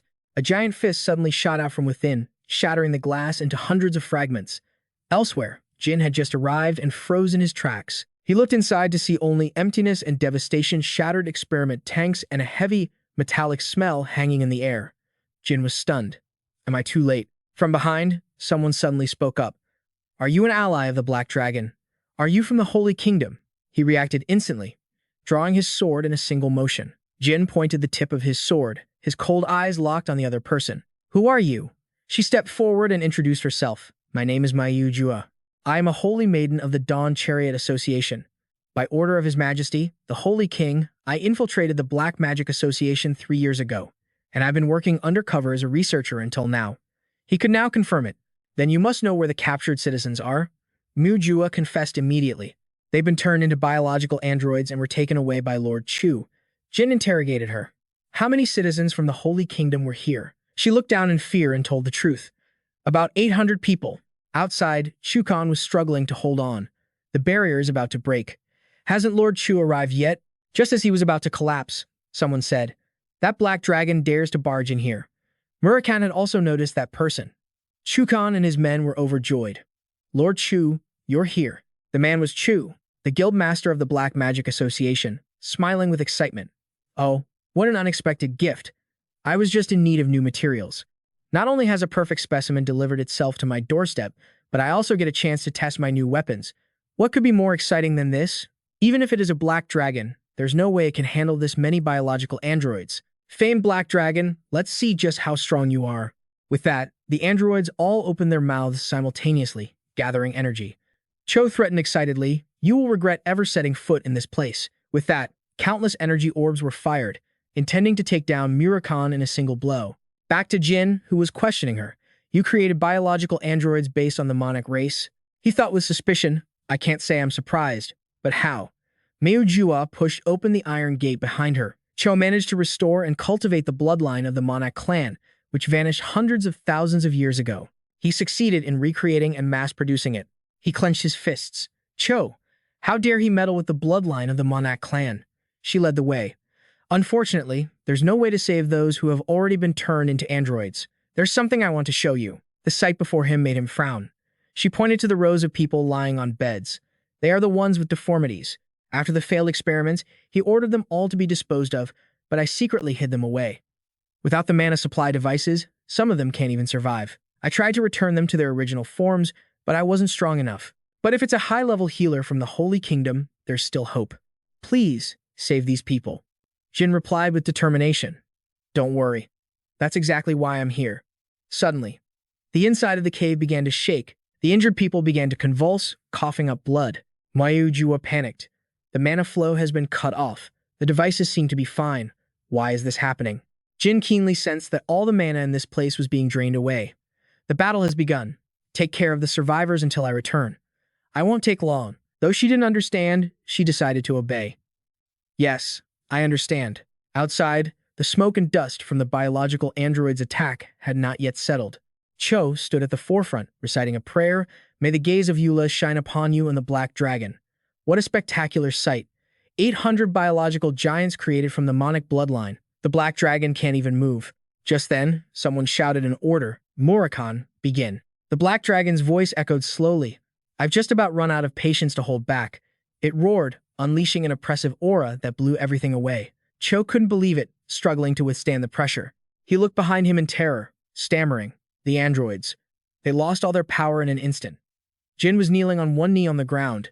He had transformed into his contractor form, a radiant aura emanating from his body. "You captured innocent civilians and turned them into monsters. You dared insult my bloodline. You bastards, I'll tear you to pieces." Chukan stared in shock, recognizing that form. "Baman? Why is he here?" Chu was also startled. "Did you say Baman?" Jin didn't react to them, his hand on the hilt of his sword. "Today, all of you." He leaped high into the air. Countless orbs of holy light rained down, his words a final judgment promising to erase them from this world. The light seemed like salvation to the bio-robots, blinding Khan's men and serving as a death sentence for Khan himself. The slash came down like a blast of light and thunder, blowing up a huge section of the sky. A single one of Jin's moves blew away the horde of bio-robots. Khan was stunned, unable to believe this power. He saw it clearly as the boy passed by him. A light flashed from his chest, and Khan immediately recognized it. It was a dragon's heart. He couldn't contain his excitement. "It's beautiful. I want it. It's mine. Give it to me. Give me your precious heart." The madman Khan roared, "Tear out his heart." Instantly, bio-robots charged at Jin. Without hesitation, he swung his arm, blowing another group of them to pieces.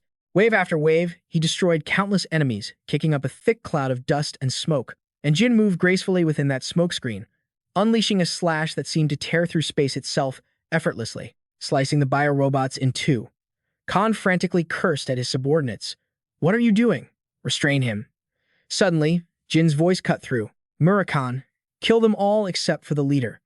The dragon's eyes glowed brightly as darkness began to spread. Piece of cake. Only then did Khan's eyes widen in terror. The power of darkness from the surrounding shadows was drawn in, converging completely into Murakan's domain.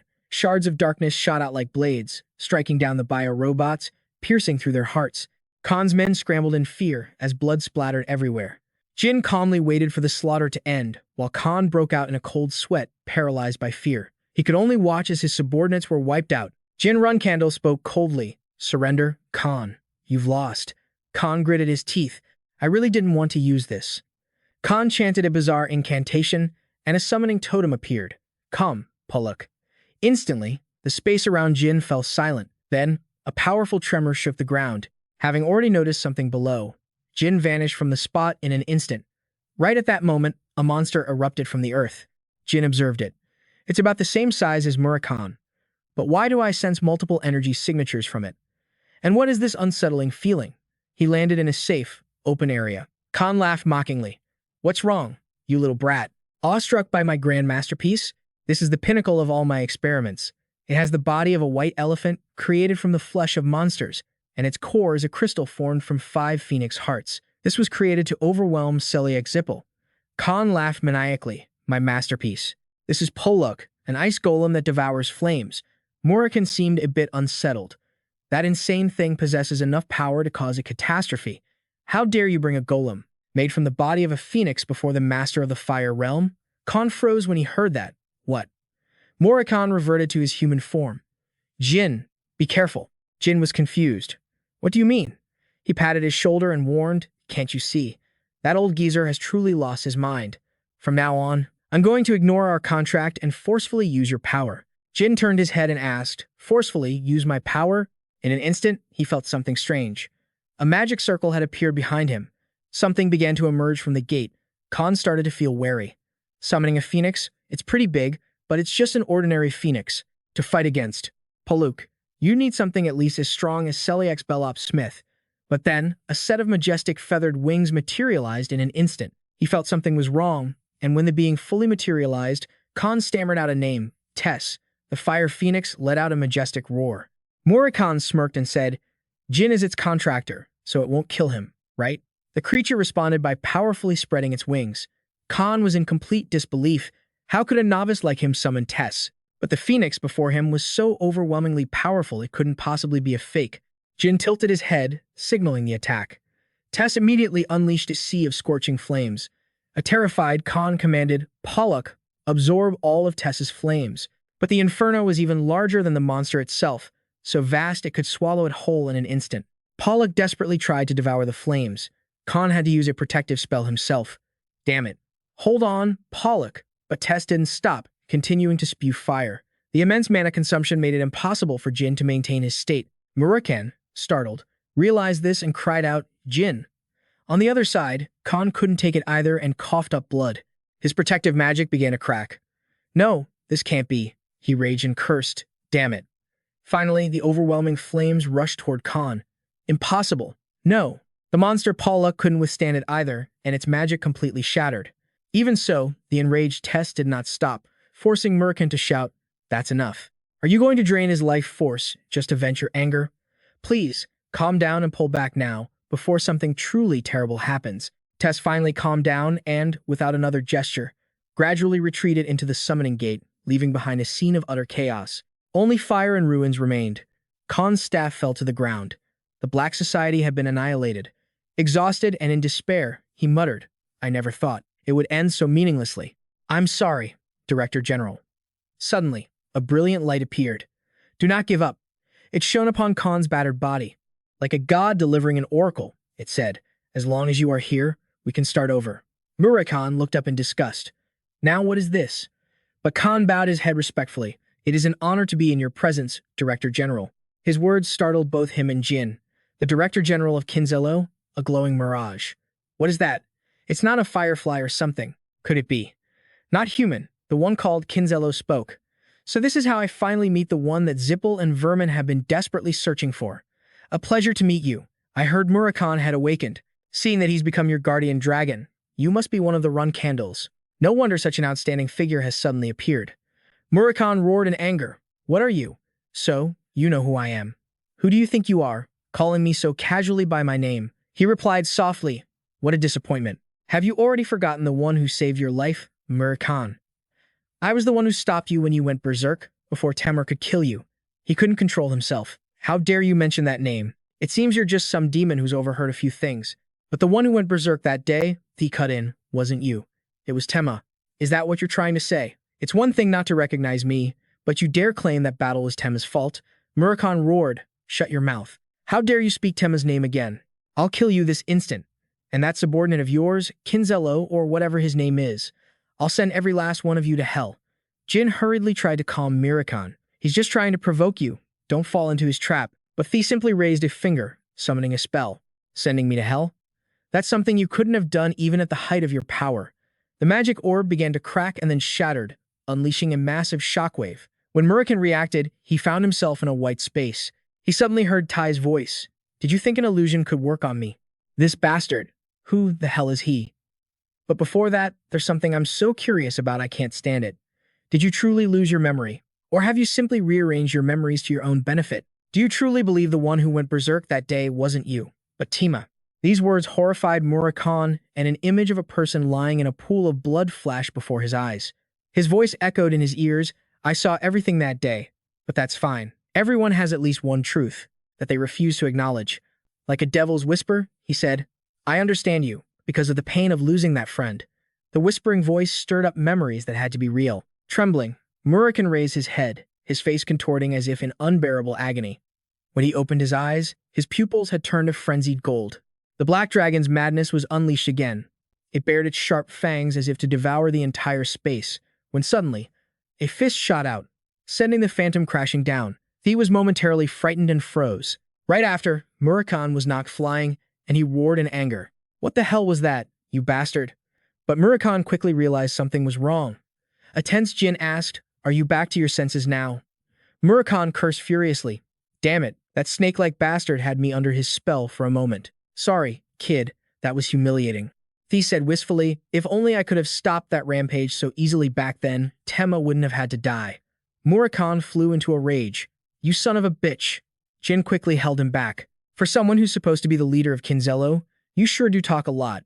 If you were really powerful enough to stop the first patriarch of the Runcandel clan, you could have wiped us out in a single move.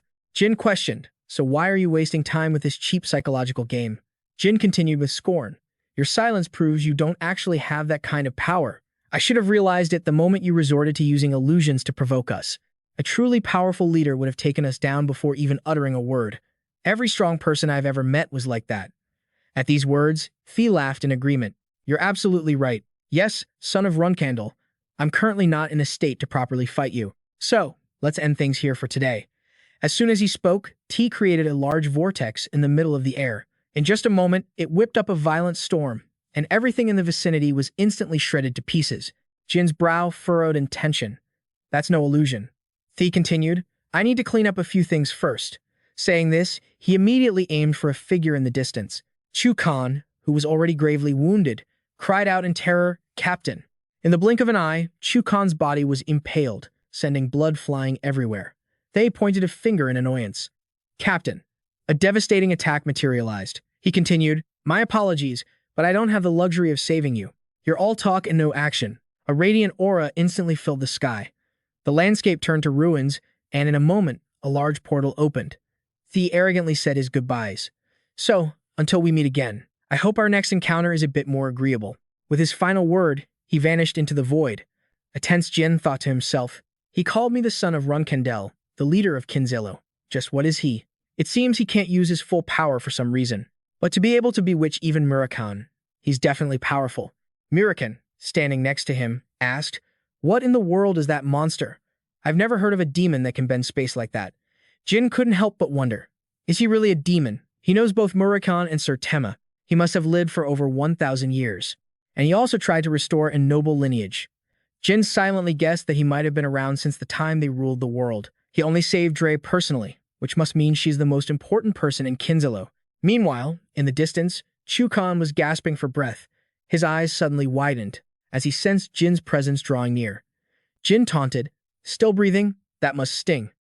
To be cut down by your own master." Any last words? In response, Chukan rasped, "Ba me lo. My grimoire." Jin swiftly snatched a small piece of paper from the air. After giving it to him, the man took his final breath. Jin quickly unfolded the paper and read it.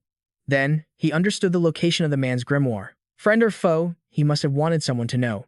No mage wants their life's work to disappear without a trace. At this thought, Jin froze. Wait, a grimoire. A moment later, Jin headed for a particular shop, saying, "I met a saint here. She was sent by the Holy King on a special mission. She must know where Rion Jafer's grimoire is hidden." Meanwhile, deep inside a cave, a crowd of people were kneeling before a saint. The saint. Jin Runcandel's eyes flew open in shock. "Sister Sala, what happened here?" One of them sobbed in reply, "She used up all of her life force to save us, and has returned to the arms of Iola." Jin froze solid upon hearing the news. The man continued with a pained voice. "Before she passed, she asked me to give this to you." Taking the notebook, Jin fell into a stunned silence, his thoughts filled with despair. "I will never forget your sacrifice. I swear I will expose the truth to the world so there will be no more victims like you. Mayu Runcandel and Sala, the most virtuous saint I have ever known."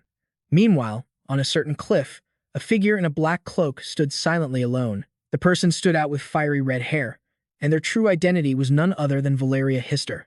Sometime later, at the main assembly hall of Kinzoro, there, a worried Rome asked Bere, "The commander is very late.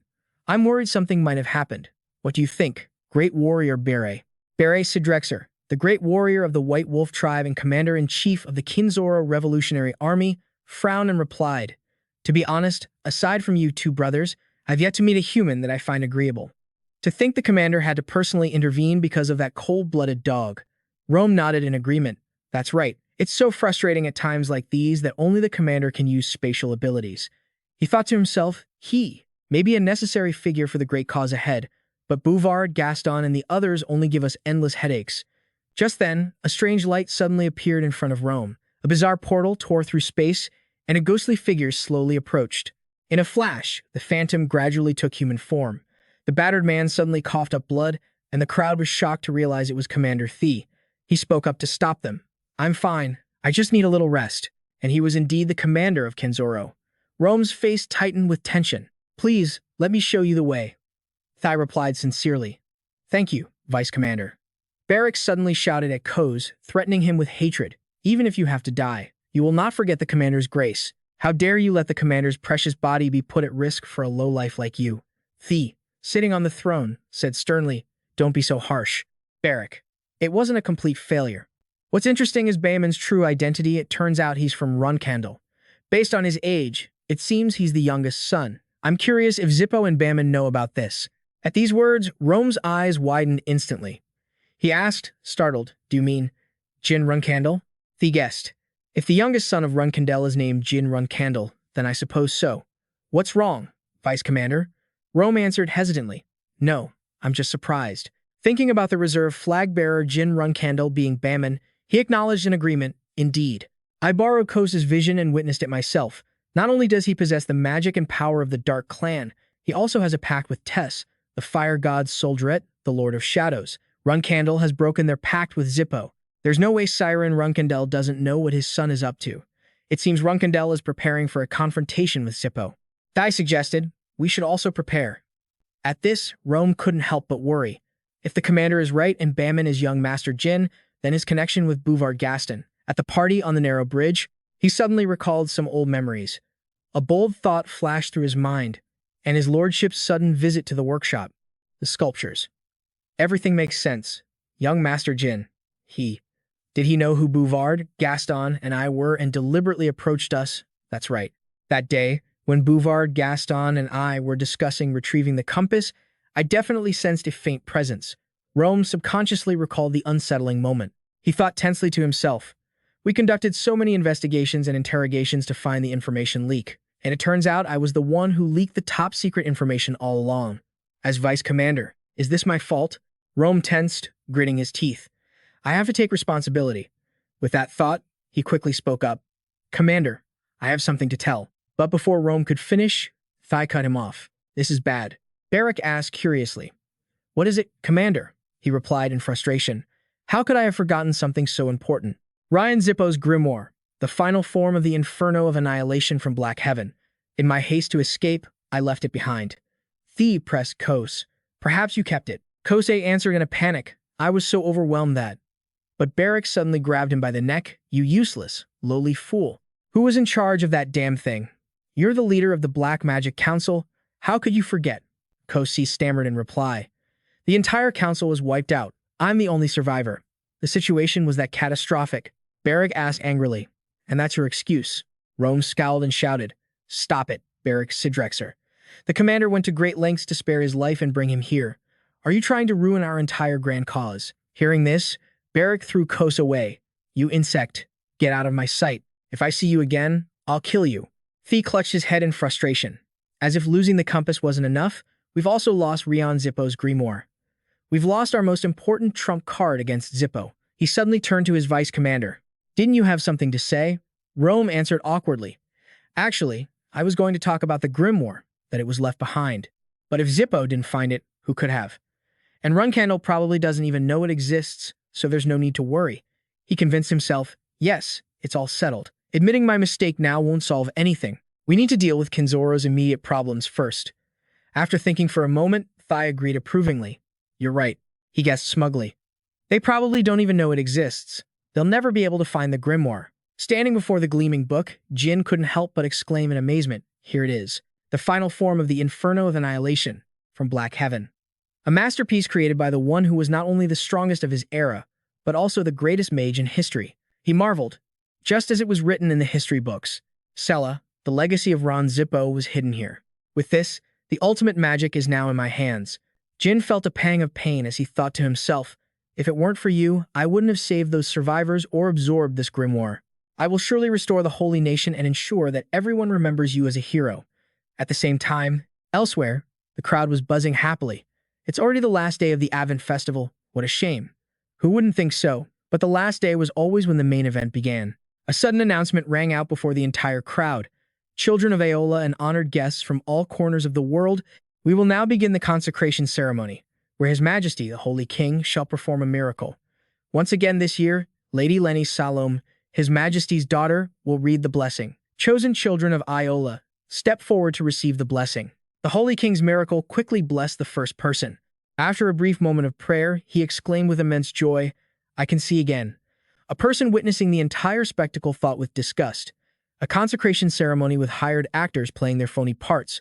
Unable to take it anymore, that person shot to their feet. A curse echoed in their mind. How disgusting.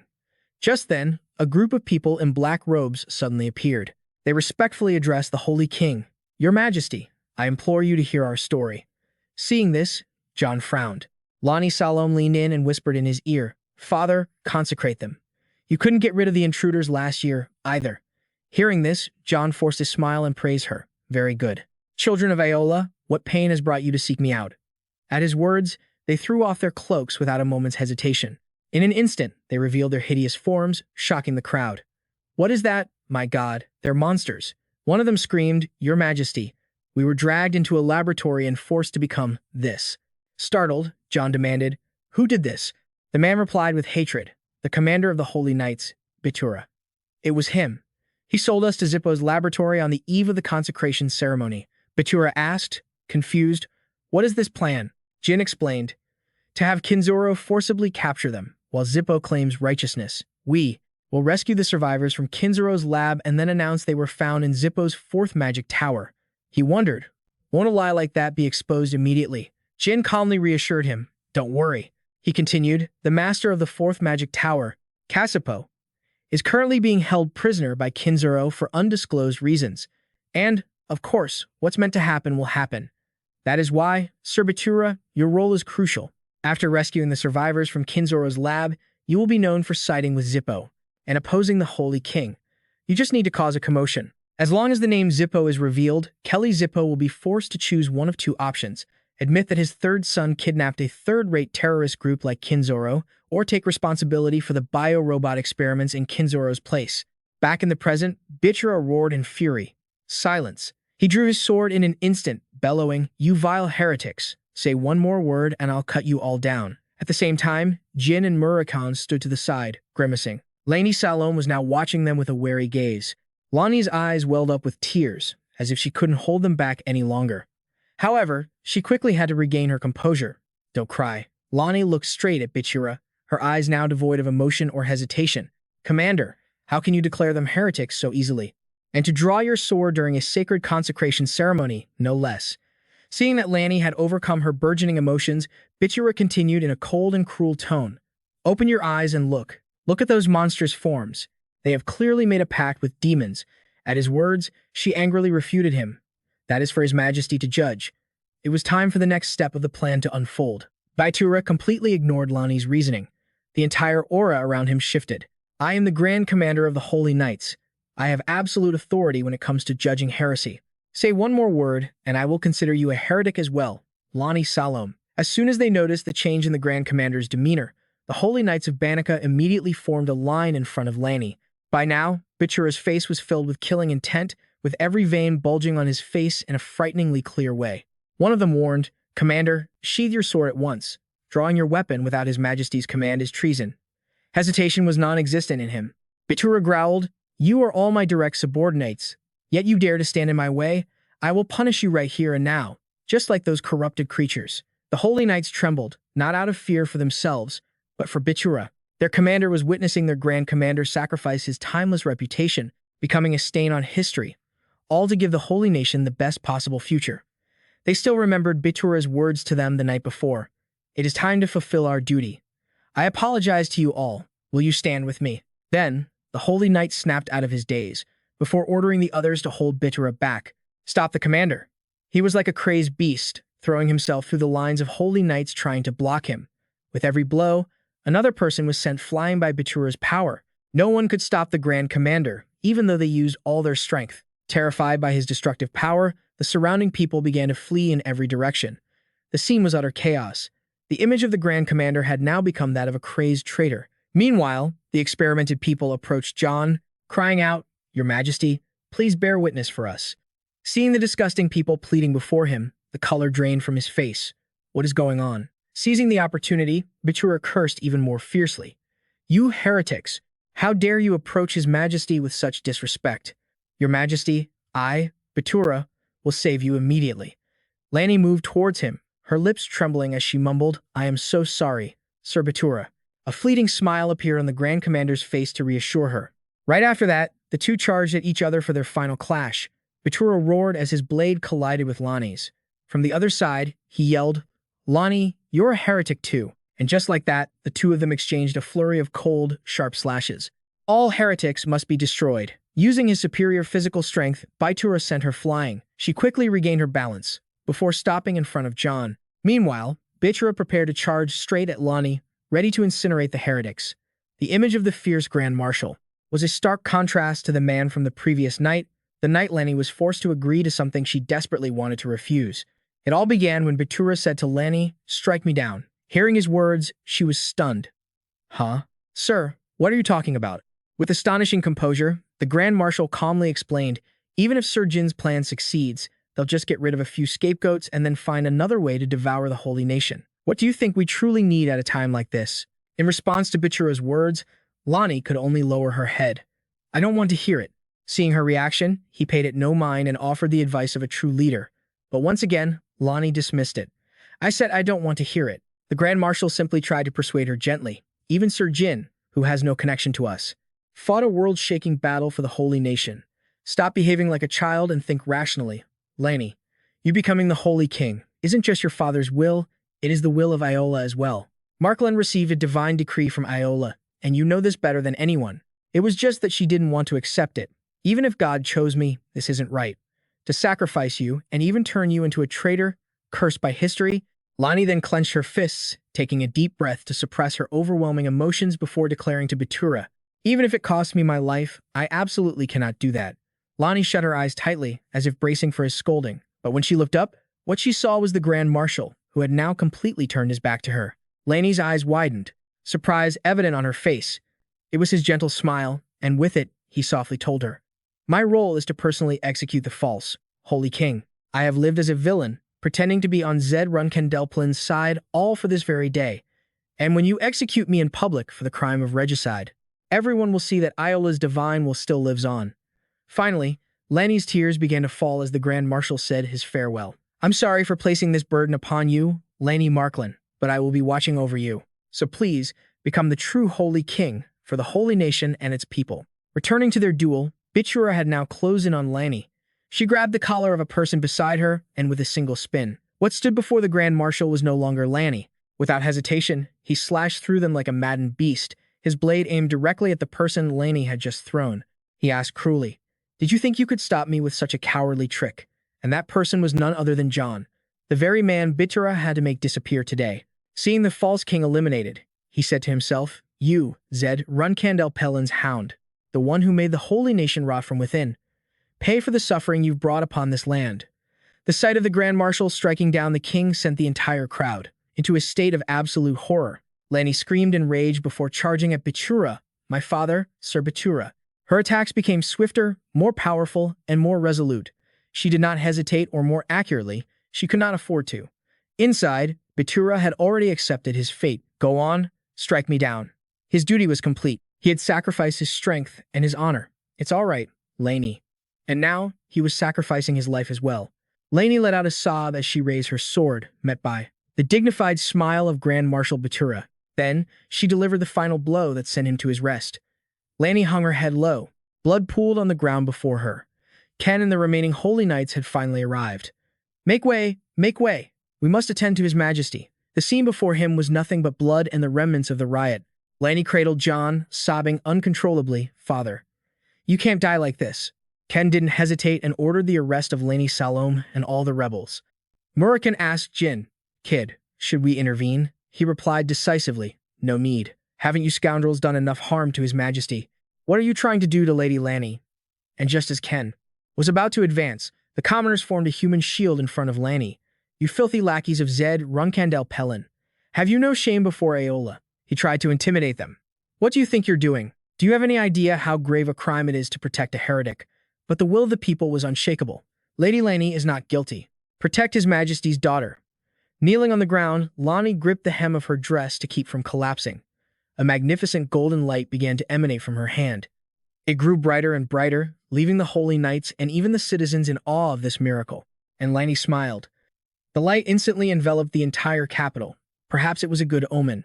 It was the divine will of Aola that Bichura had mentioned. Immediately, swords were dropped to the ground without any resistance. The citizens also knelt in unison before this wondrous light. Lonnie then raised the light high, her face twisting as she fought to hold back tears. And so, the entire capital was bathed in that golden light, as if undergoing a final purification. Looking down at the cold ground, a smile could still be seen on Bichura's unmoving body. The Grand Marshal's mission was accomplished. After that fateful day, Holy King Lenny Salome became a hero, the one who saved the holy nation of Van Kella from Zed Runcandel and became the new beacon of hope after ascending the throne. The situation was quickly brought under control. Bichura's body was being preserved and awaited burial. Among the lists that Bichura had prepared for Kinzero and Zed Runcandelpo, only the list of Zed Runcandelpos was announced. Zed Runcandel's agents were captured. In response, St. King Lanny vehemently protested. Zed Runcandel in front of all her subjects. She firmly declared that even though the hero who saved the survivors could not be named, he had confirmed that the Bioroid experiments were conducted in Zed Runcandel fourth magic tower. We officially demand Zed Runcandel must provide an explanation for this. Until a statement is made, my father's funeral will not proceed. As a result, the attention of the entire world is now focused on Van Kella and Zed Runcandel. People everywhere began passing around newspapers. Breaking news, printed clearly on the front page were the faces of Bichura and Lonnie Salome. A Van Kella traitor, in collusion with Zed Runcandel, had assassinated the Holy King. The Holy King's daughter, Salome, will succeed the throne. After reading this, Default became enraged and burned the newspaper to ashes. It was reported that human experiments had been conducted in Van Kella at one of Zed Runcandel magic towers. This information had spread to every corner of the nation. The Holy Queen, Rani Salome, officially demanded that Zed Runcandel provide an explanation. Sitting in her office, Rosa sat silently, contemplating the recent turn of events. After a moment, she finally spoke. "So, it's finally blown up. Zed Runcandel Pelin and Kinzoro have made the first move. We originally had no just cause to interfere with the Holy Kingdom, but now we do. I will report to the clan leader myself. You are to go to Vankella as a condolence envoy. Hearing her command, Joshua bowed his head before leaving. Yes, mother. Meanwhile, in a quiet land covered in snow, a small grave rested on a plot of land. Luna placed a bouquet of flowers on top of the grave. She knelt to pay her respects, kneeling before the grave of Taymun Marius. 2 words slowly escaped Luna's lips, Nanny. Then, the sound of slow footsteps came from behind her. Luna instinctively turned around, wondering who was approaching. She came face to face with Kashmir, along with Kuzan and Varys. Greetings, Lady Luna. I am Kashmir Amphion, leader of the 7-colored Phoenix. These 2 were raised by your nanny, Taymun Marius, as the assassins Kuzan and Varys. So, it's you 2, Luna said gently to them. I suspected you would show up sooner or later. Come and pay your respects. Seeing that Varys didn't react, Luna asked her, Is there something you want to say to me? Tears began to stream down the female assassin's face. Varys then started running past Luna towards Taymun's grave. Luna didn't say anything, but simply smiled. A gentle smile as Varys ran past, before she collapsed to her knees in front of her nanny's grave. Varys clung to the gravestone, trying to hold herself up as she wept bitterly. Meanwhile, Kuzan remained standing in front of Luna. Seeing this, she asked curiously, Is there something you wish to say to me? However, Kuzan didn't respond and just stood there silently. As if something was weighing on his mind, he thought to himself, the person that mother truly cherished as her own child. Luna Runcandel. Then, without hesitation, he bowed deeply before Luna, which took her by surprise. Kuzan then thanked her. Luna responded with a kind smile. She gently told Kuzan, Go on. I'm sure Nanny wants to see you too. Kashmir, who had been watching their conversation from a distance, now spoke up. Kuzan, does that guy actually know how to smile? We've been traveling together for so long, and I've never seen him smile once. Actually, there's another reason I came here. This is a letter from young Master Jin. Taking the paper from Kashmir, Luna began to read it. This is, Kashmir explained, I'm sure you've already heard about the situation in Vankella. Currently, Jin is writing an article to expose the truth about the Holy Kingdom. When the article is finished, please set out with us. I will explain the details on the way. Meanwhile, inside a magnificent castle, a voice reported, Patriarch, it seems we can no longer avoid this.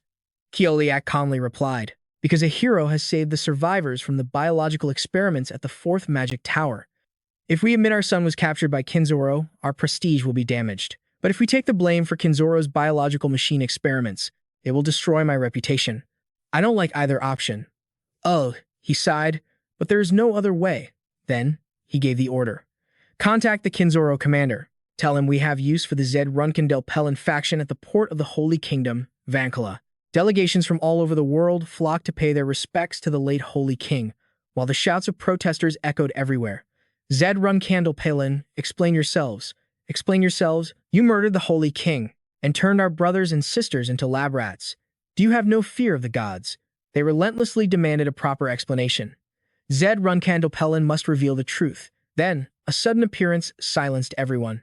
A colossal airship was slowly flying over the high mountains towards the Holy Kingdom. Everyone was stunned by this display of power. From within the airship, a voice boomed, the Zed Runcandel Pelin clan hereby makes a statement. Murakan showed clear disgust. How arrogant. Coming here to explain themselves with such a high and mighty attitude. Jin agreed. Yeah. Who would have thought they'd arrive riding the Kojak? Mon began to speak. First, we declare that the death of the Holy King was an accident, and we offer our deepest condolences. As the public is aware, the main Zed Runcandel Pelin family did indeed interfere politically in Henner. With the help of officials who colluded with us, horrific biological experiments were conducted on the populace. However, all biocreation experiments, the political interventions, and all other crimes were the personal transgressions of Zed Runcandel Pelin, the master of the 4th Magic Tower. The Zed Runcandel Pelin clan received no reports of such activities. Zed Runcandel Pelin, blinded by ambition, has brought shame upon our clan. These words left Jin utterly speechless. Did they bargain with Kinzoro to get Zed Runcandel Pelin back? Mon continued his explanation. This is an act of treason, and according to the laws of our clan, Zed Runcandel Pelin is hereby exiled from the family, and will face severe punishment. At this, Jin Runcandel gritted his teeth. This is insane. They're willing to cast out their own pure-blooded Zed Runcandel Pelin kin as a sacrificial lamb. Immediately after, Kak's bound body was displayed in the middle of the square. These bastards. They're trying to incite the public's fury, that the Zed Runcandelpos disappear from this place at once. The people of Van Kella began shouting curses at the wretched bastards.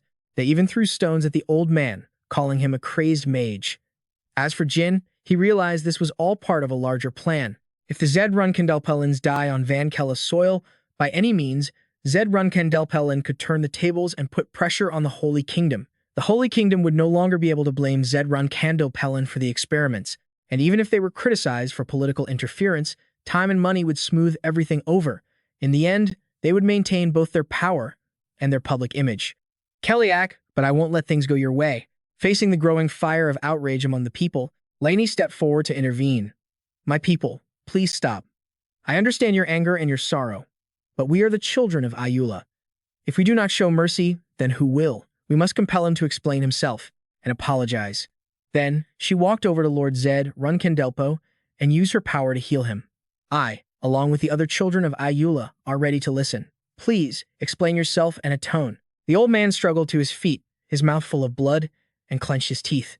Finally, word by word, he spoke. I, Lord Zed Runcandelpo, master of the fourth magic tower, have brought shame upon my family through my personal greed and desires, and have conducted horrific biological experiments on the people of the Holy Kingdom.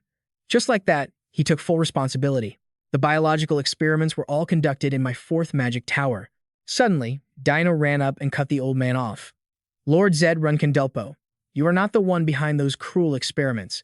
Why are you lying and taking the blame for someone else? Then he shouted for everyone to hear. People of the Holy Kingdom, please forgive my impertinence. My name is Dino Jacqueline, and I stand here today to expose the truth for all of you. At the same time, Dino gripped his bag. Please, take a look at this.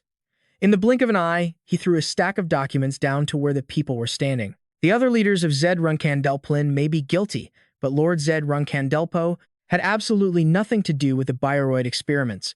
The crowd started to recognize Dino. What? Is this for real? Dino Jacqueline. Isn't he the famous reporter who exposed Maluron Zed Runcandelpellin's biological experiments? Witnessing everything unfold, Jin resolved not to let the enemy get what they wanted. Even if they sacrificed a pure-blooded Zed Runcandelpellin, they would not escape justice. I will expose the filthy truth of you, Zed Runcandelpellin scum, starting right here in the Holy Kingdom. The reporters picked up the flyers, their faces filled with doubt. The first one spoke up, the Dark Magic Society under Kinzalo. The person next to him added, you mean the survivors weren't rescued from the fourth tower, but from the ancient dark magic fortress, Autorium, and Lord Zed Runcandelpo was kidnapped and held prisoner? After finishing reading, one of them scoffed, Hey, Dino Jacqueline, are you trying to mess with your fellow journalists? A pure-blooded Zed Runcandelpellin kidnapped by a bunch of third-rate terrorists like Kinzalo? Dino, annoyed, retorted loudly, Kinzalo is not just some third-rate terrorist group. They are one of the Zippo clan's greatest allies. Even journalists like us would have no way of knowing that. Next, he brought up a past incident.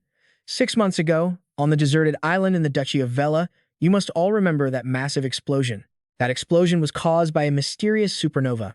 The crowd immediately started whispering. One reporter asked, a supernova? You mean that barman guy? The person next to him was in disbelief.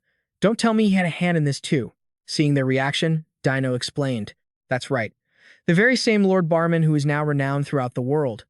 At the scene of that explosion, Zippo and Kinzalo were secretly planning a transaction. In the shadows, far from the public eye, Lord Barman, who had long been tracking Zippo's crimes, witnessed it firsthand, and a battle broke out when Barman disrupted the deal between the two powers.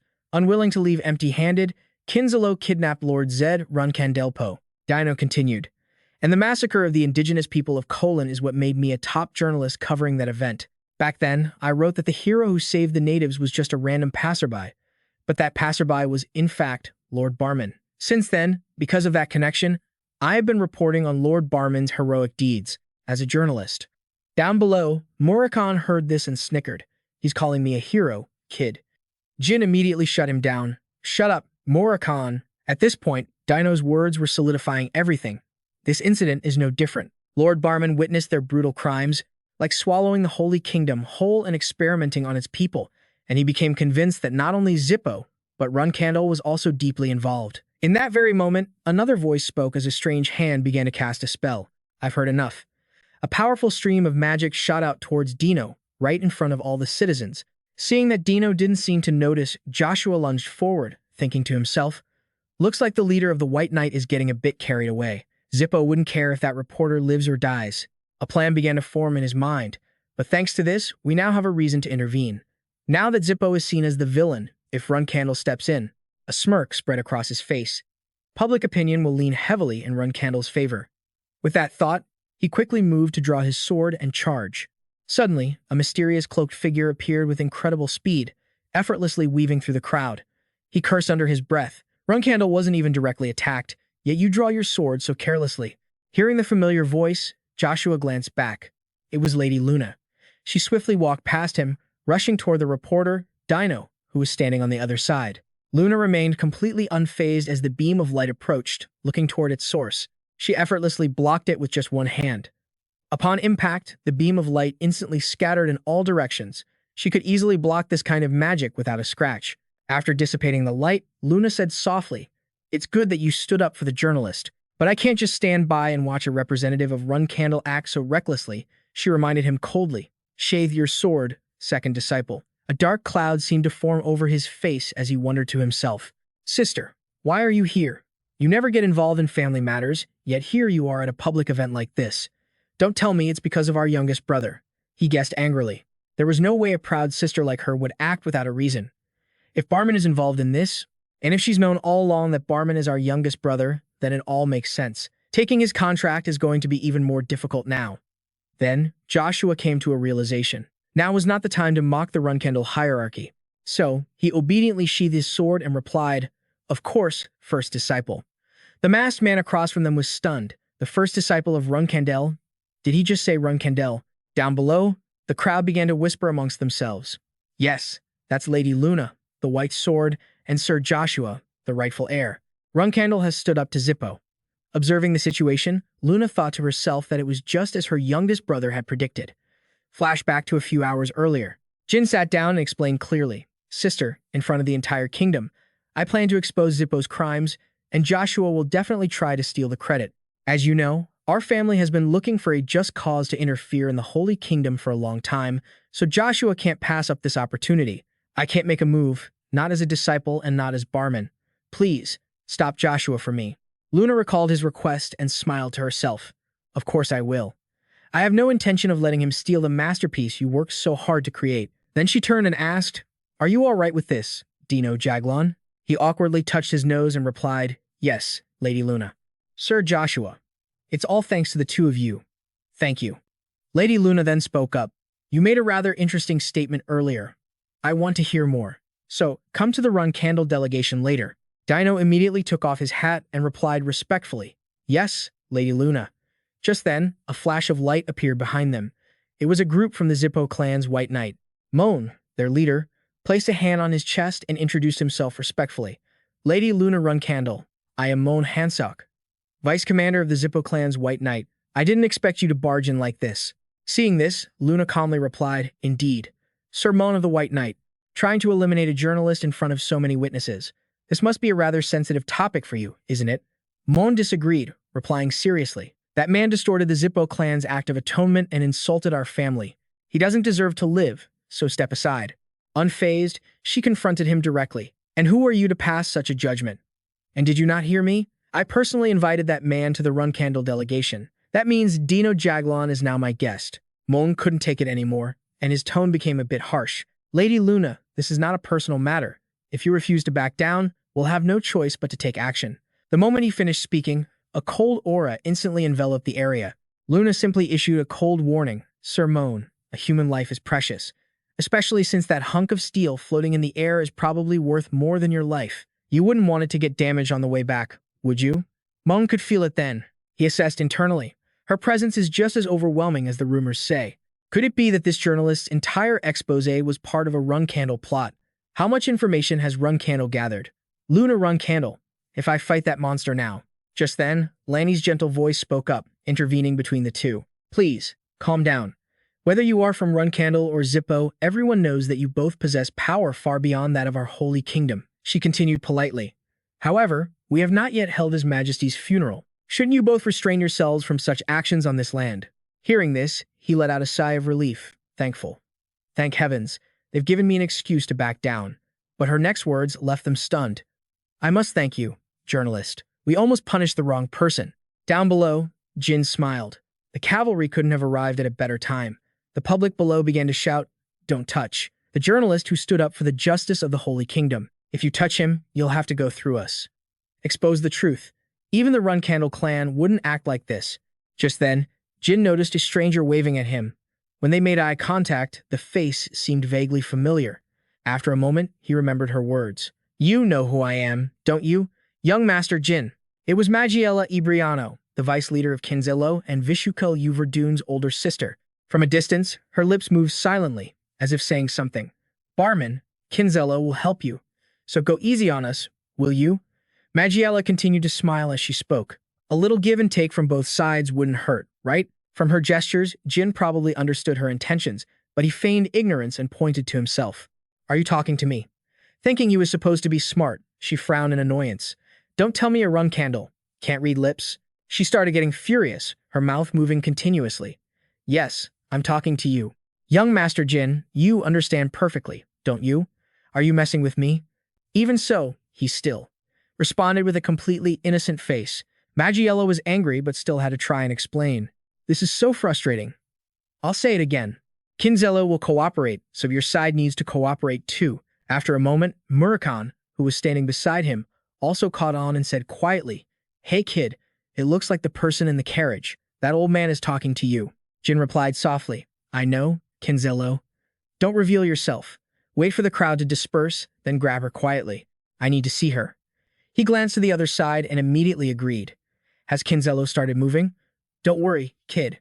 I'll bring her to you right away. Meanwhile, Magiella was still desperately calling out, Hey, Bayman, you understand, right? Suddenly, the crowd became agitated, shoving her and startling her.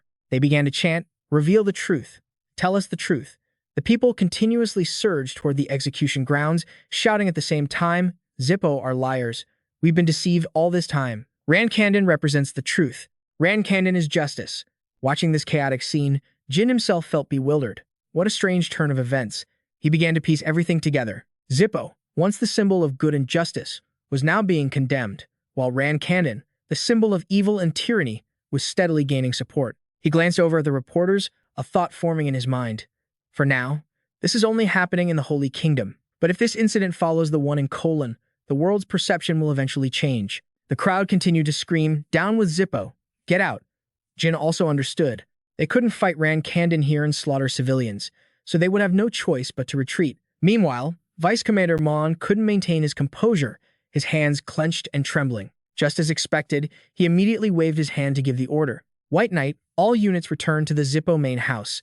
Immediately after, the ship of light appeared right on cue and quickly flew away, leaving behind the one abandoned by her clan, Luna. She didn't hesitate to turn and say, Let's retreat. You too, Second Knight, Dino Joshua. He watched her back with a mysterious look and a smile. Luna departed like a flash of light amidst the cheers of the people. Runcandel. Afterward, Kak realized Lanny was approaching him. The old man lowered his head and spoke quietly. I have no more excuses. Just do what you must. Lonnie looked down at him with a cold, stern expression.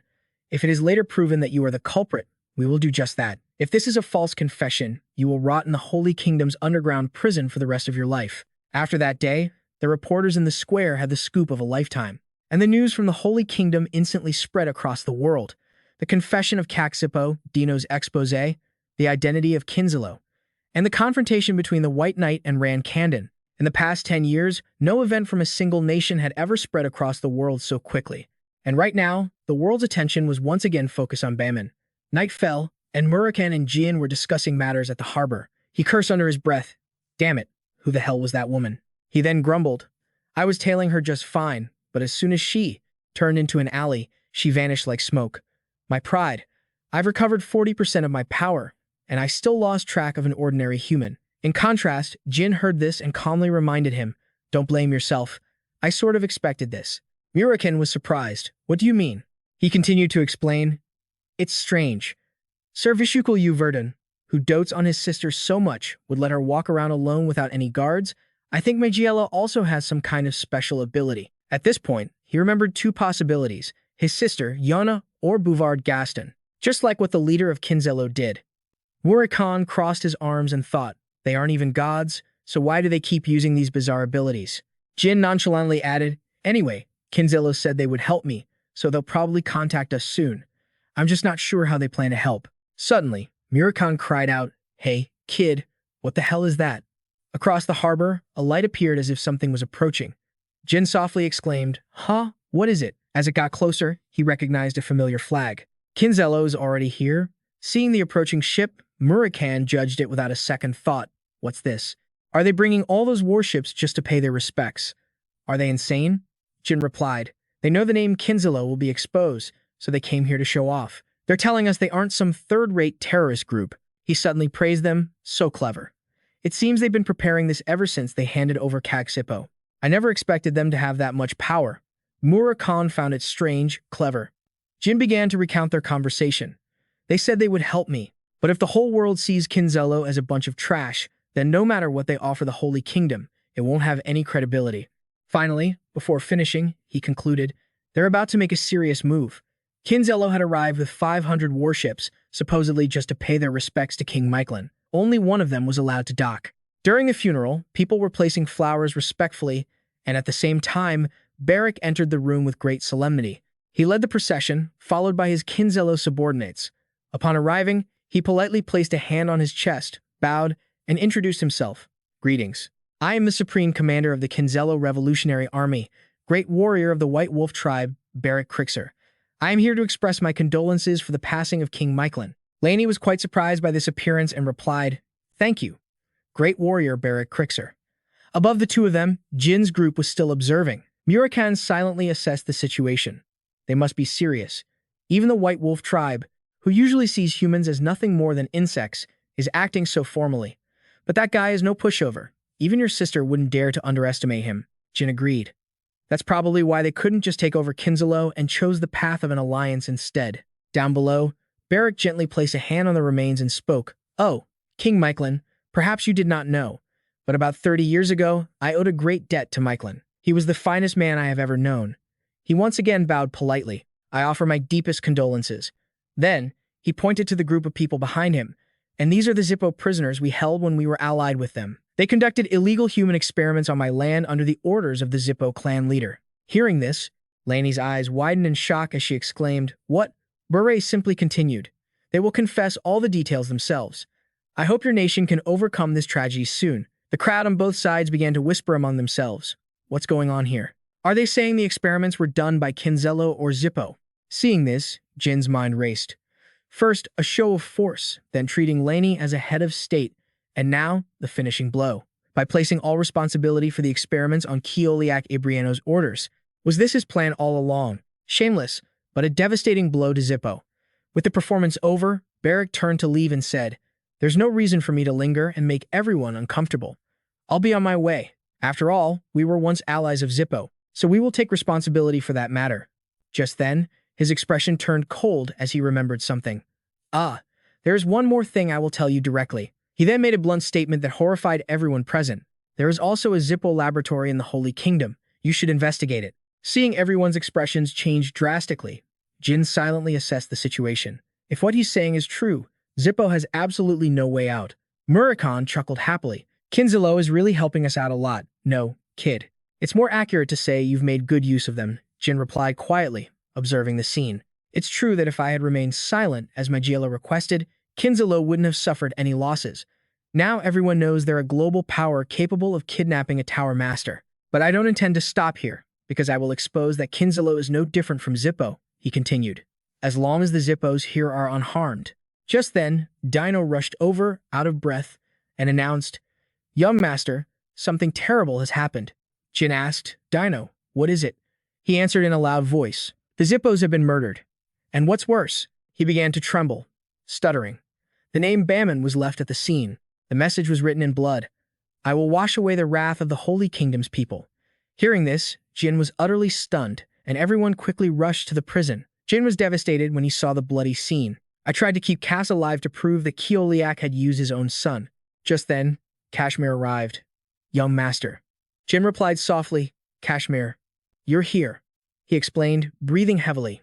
Yes, I came as part of the condolence delegation. I heard the news from the seven-colored peacock. How could something like this happen during a funeral? Kashmir quickly asked a nearby soldier. Weren't the golden shields guarding the prison? The man replied firmly, I have no excuse.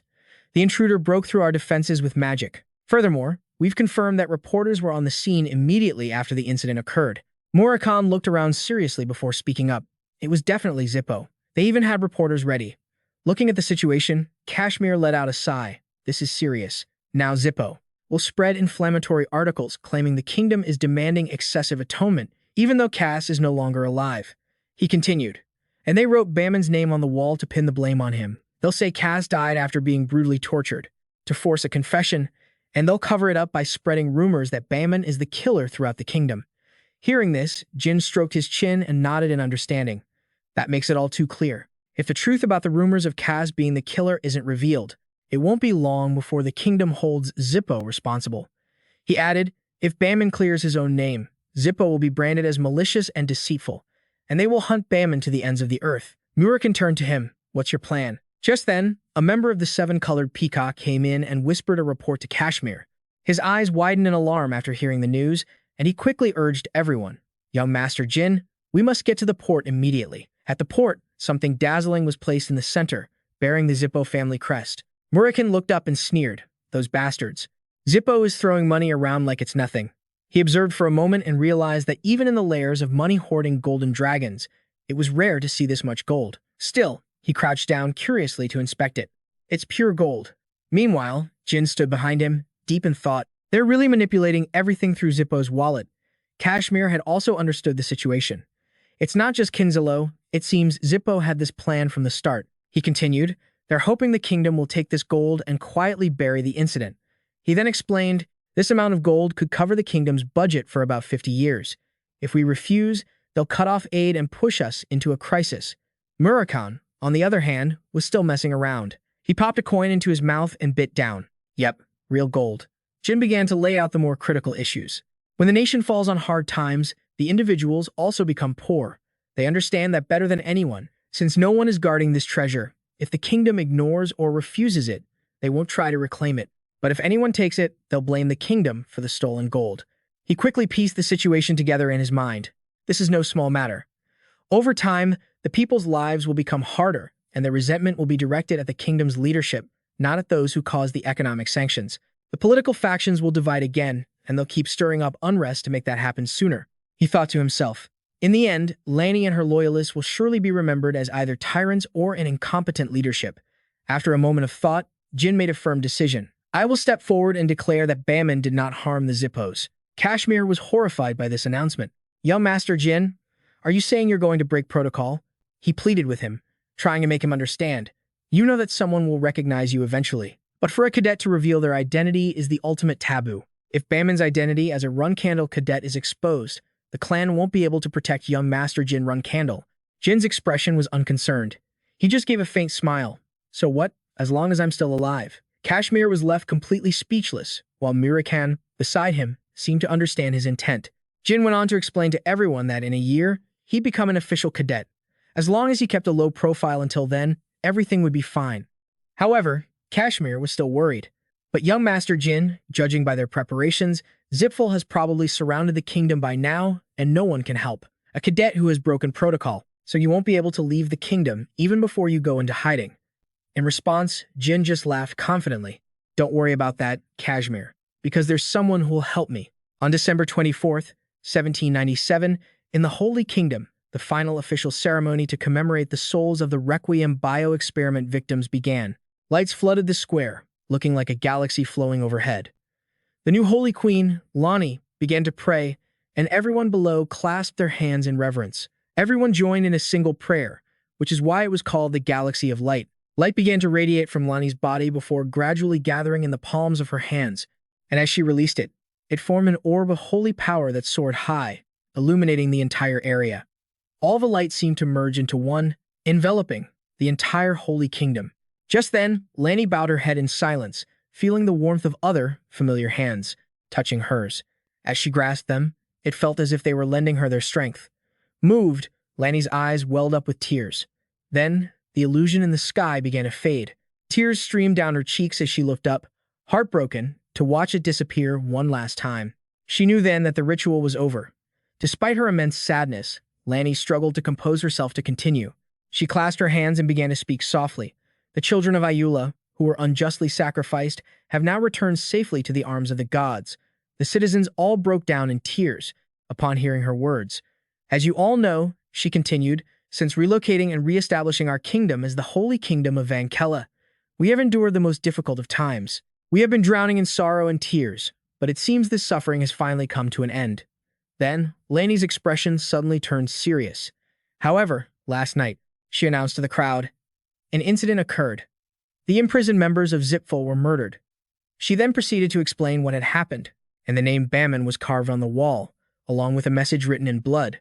By blood, the wrath of the Holy Kingdom's people will be cleansed. However, the Baman I know would never do such a thing. At that moment, a cloaked figure began to walk onto the platform as Laney continued her introduction. He is the hero who risked his life to protect our kingdom and a dear friend of mine. I am honored to introduce him to you now. The figure ascended the steps one by one, and finally turned to face the crowd. He removed his hood and spoke politely. It's a pleasure to meet you all. A familiar voice echoed across the Holy Kingdom. This man is Jin Runcandel, a cadet of the House of Runcandel. At this revelation, all the reporters in attendance gasped in shock. What? Down below, Joshua's face turned pale. He cursed inwardly. He's insane, causing such a scene at his age. Up on the platform, Jin shot him a sideways glance and smirked. His mind was in chaos. That brat. Even if I have to break the clan rules, you swore nothing would happen to him, right? He shouldn't have trusted that precious contract. At that moment, Jin remembered different words. Because Mother will protect you at all costs, there will be no reason to punish me. Jin then put on his half-mask and announced clearly. And as you all know, I am Baman. The leader of Zipful set a trap for me, even going so far as to kill his own son to lure me out.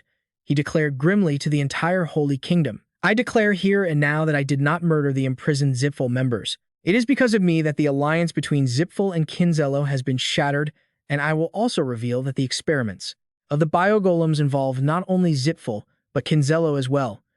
At that exact moment, the hidden opposition faction angrily gave an order. That's Baman. Execute him on sight. But Jin wasn't the least bit worried. He glanced aside and thought, make your move. Down below, Joshua clenched his jaw.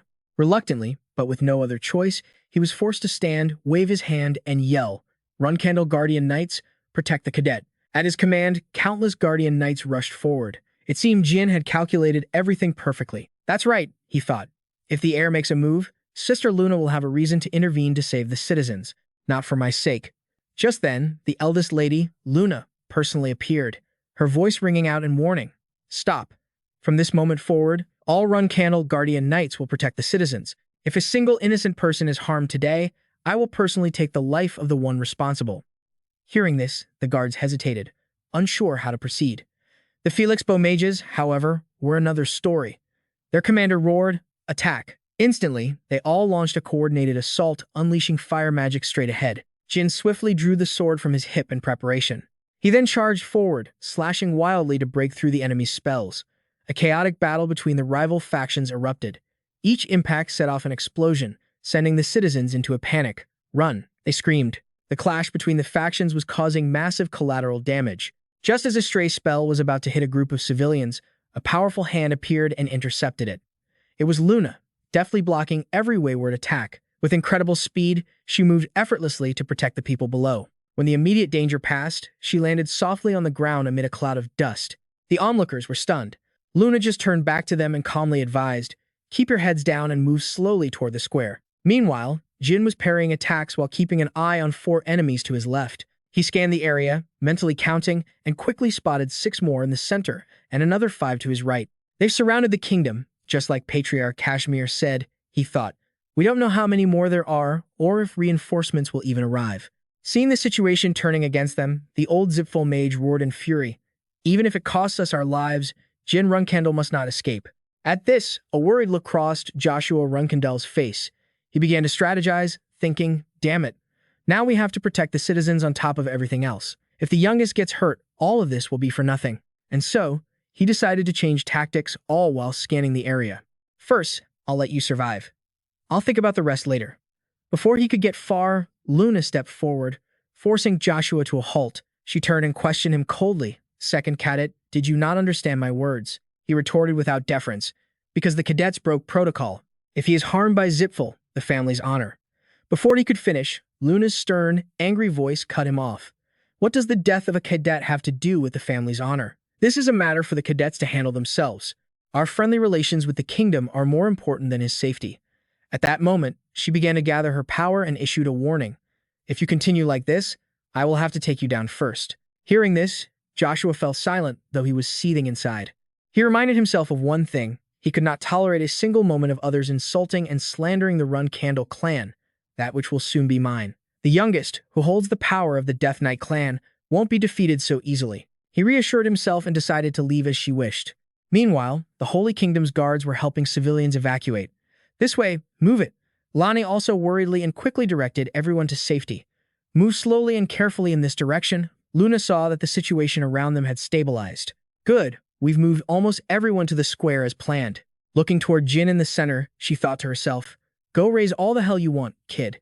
He scraped his sword along the ground, bracing himself. Then, his mood shifted to one of confidence now that everything was settled. Have all the civilians reached the square? Now we can finally fight.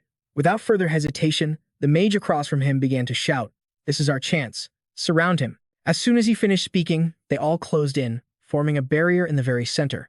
Jin, completely unafraid, raised his ebony chain sword to the sky, gathering light.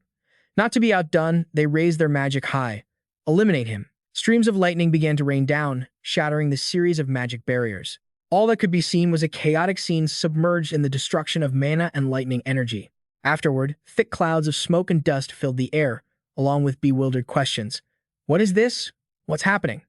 The dense cloud of dust ahead completely obscured their vision. To their astonishment, a giant Suri cat suddenly appeared, and the mage's eyes widened.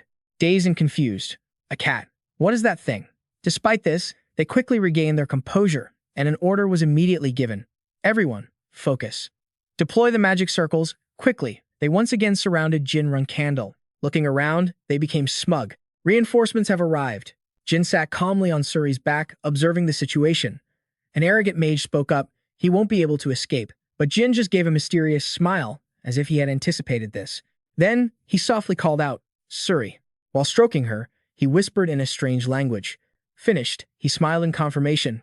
Got it? She chirped happily in agreement. At that very moment, the Zipfel mages began to shout orders. Aim for Jin Runcandel. They all directed their magic forward in a unified attack. The entire scene was engulfed in a chaotic storm of multicolored light.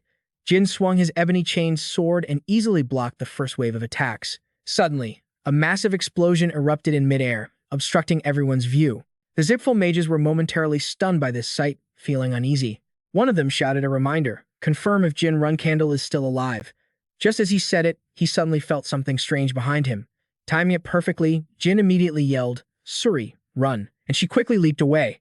Afterward, all that was seen was a black streak tearing through the chaotic crowd, accompanied by terrified screams. The mages, despite being battered and bruised, still managed to shout after him. One of them was completely bewildered. Where is he? I can't see him. This astonishing speed made it impossible for them to even track him, let alone give chase. The jet-black figure moved swiftly. Wherever it went, red blood flowed. Witnessing this scene, they were utterly stunned. No way. Those are mages. A Zipfel mage was sweating profusely, unable to believe his eyes. Is this guy really a Runcandel cadet? A moment later, Jin returned on Suri's back. He patted her head in praise. Good girl, Suri. Thanks to you, we pulled off a pincer movement. He cheerfully suggested. Now, shall we move on to the next step? Suri leaped up as if in silent agreement.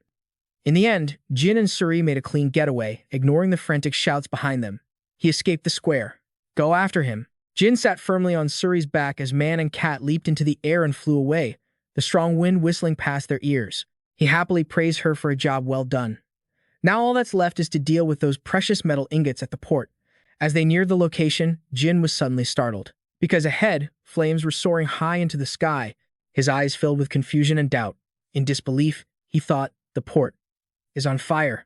As they got a little closer, they saw that the place was indeed engulfed in a sea of fire. Within the towering flames, the faint silhouette of a person appeared. He was laughing maniacally, watching everything be devoured by the ferocious blaze. Veridin exclaimed excitedly, burn it all down. Dante, however, was worried sick. Brother Veridin, the fire is spreading behind us. We have to run. Just then, Suri's adorable, soft, furry paws gently touched down on the ground. Not far from them, Jin spoke up curiously. What the? Why are you here? Hearing the sound, the boy flinched and turned around, only to see Jin Runcandel. Dante's eyes immediately lit up, and he couldn't stop himself from cheering. Jin Runcandel. Veradin was also taken aback, looking around dumbfounded. Huh? Jin Runcandel?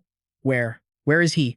Once he got a clear look and confirmed who it was, his voice filled with excitement. Jin Runcandel. It really is you. Then, both of them rushed towards him. Veradin buried his face in Suri's soft fur, petting it. Wow, this is the Runcandel's prized Mayu, right? How did you get so close with it? Dante happily nuzzled his head against its nose. I want one too. Suri let out a magnanimous meow in reply. Jin quickly jumped off its back, his expression growing serious. That's enough chit-chat. He pointed toward the raging fire. Did you start that fire over there? Dante chuckled and pointed to the person beside him. To be precise, it was Sir Veradin who started it. But to everyone's surprise, Veradin pointed at Jin and boldly declared, No, you're the one who started it. His words left the other two utterly speechless. What? Dante was just as stunned. Sir Veradin, Jin just got here, right? You must have been the one who started the fire. Veradin quickly cut him off. Let's just say Jin did it. Okay. He's a Runcandel cadet anyway, so we can pass it off as his achievement. Dante's face was filled with confusion. Why are you insisting on something so absurd? You were the one who started the fire. Veradin grabbed his friend's shoulders and shook him relentlessly. Just drop it. I don't care. Let's just say Jin did it. Otherwise, we'll both be in trouble. But Dante still couldn't accept this kind of logic. Why so suddenly? No one said anything like this before we came here. Your firm stance on not forgiving crimes committed by your own family. Was all of that a lie? Jin watched the two of them bicker back and forth and let out a sigh, already figuring things out. He probably realized something was wrong after he did it. This scandal is too serious. We can't draw any attention. What should I do with these two heirs? He said in a stern voice. Silence. We don't have time to stand around talking in circles. The zipful mages who want to kill me will be here soon. Dante froze. His blue eyes filled with confusion. What is that supposed to mean? Jin admitted it bluntly. I'm the one who leaked the entire story about the kingdom's incident. As soon as the words left his mouth, Dante exclaimed in shock. What? Are you saying you're Baman? Veradin was just as shocked. You're Baman? Seeing their reactions, Jin calmly confirmed, yes. Be that as it may, are you saying Veradin is the one who burned those precious ingots? It's fine if you say I did it. I was planning on doing it anyway. The expressions on the other two changed several times in a split second. Their range of emotions was quite a sight. Jin Runcandel frowned slightly and continued. The problem is, I just revealed that I'm Baman back at the square. I even revealed that I'm a Runcandel cadet. So they're definitely going to hunt me to the ends of the earth. So what do you think will happen? If you two heirs are seen acting like this right now? Veradin's expression suddenly darkened, and his voice became hesitant and broken. What? Seeing his expression, Jin quickly tried to reassure him. Why are you getting so worked up? Don't do anything foolish, Veradin. A powerful aura of spiritual energy quickly erupted from around Veradin. These shameless bastards. I'll kill every last one of them. Who cares about the family's prestige? Is it so important that innocent people have to die for it? The shockwave from his power spread out, forcing even Jin to be on guard. He thought with a sense of helplessness. Of course, you'd act first and think later. Are you going to let your anger get the best of you again? Raising the scepter in his hand, Veradin questioned Jin. You know what these gold bars mean, don't you? Jin Runcandel answered frankly, Calm down, Veradin. Of course I know. That's precisely why I revealed my identity and stepped forward to deal with these precious ingots. The fire blazed higher and higher, and Veradin's voice was filled with outrage. And you're telling me to calm down, even though you know. Seeing his unstable emotions, Jin said impatiently, Me, stepping up is different from you, stepping up. I'm acting as a neutral third party. I can give the kingdom a reason to refuse the gold and then get out of it. But you, if you kill the Zipful mages with your own hands right now out of a personal grudge, what will you do after that? At this point, the power in his hands had reached its peak. Father will understand my intentions. Jin's eyes suddenly filled with horror. The assassins who killed your brother. The Zed Runcandel heirs. Were sent by your father. Don't tell me you. Just then, the clamor of voices echoed from the distance.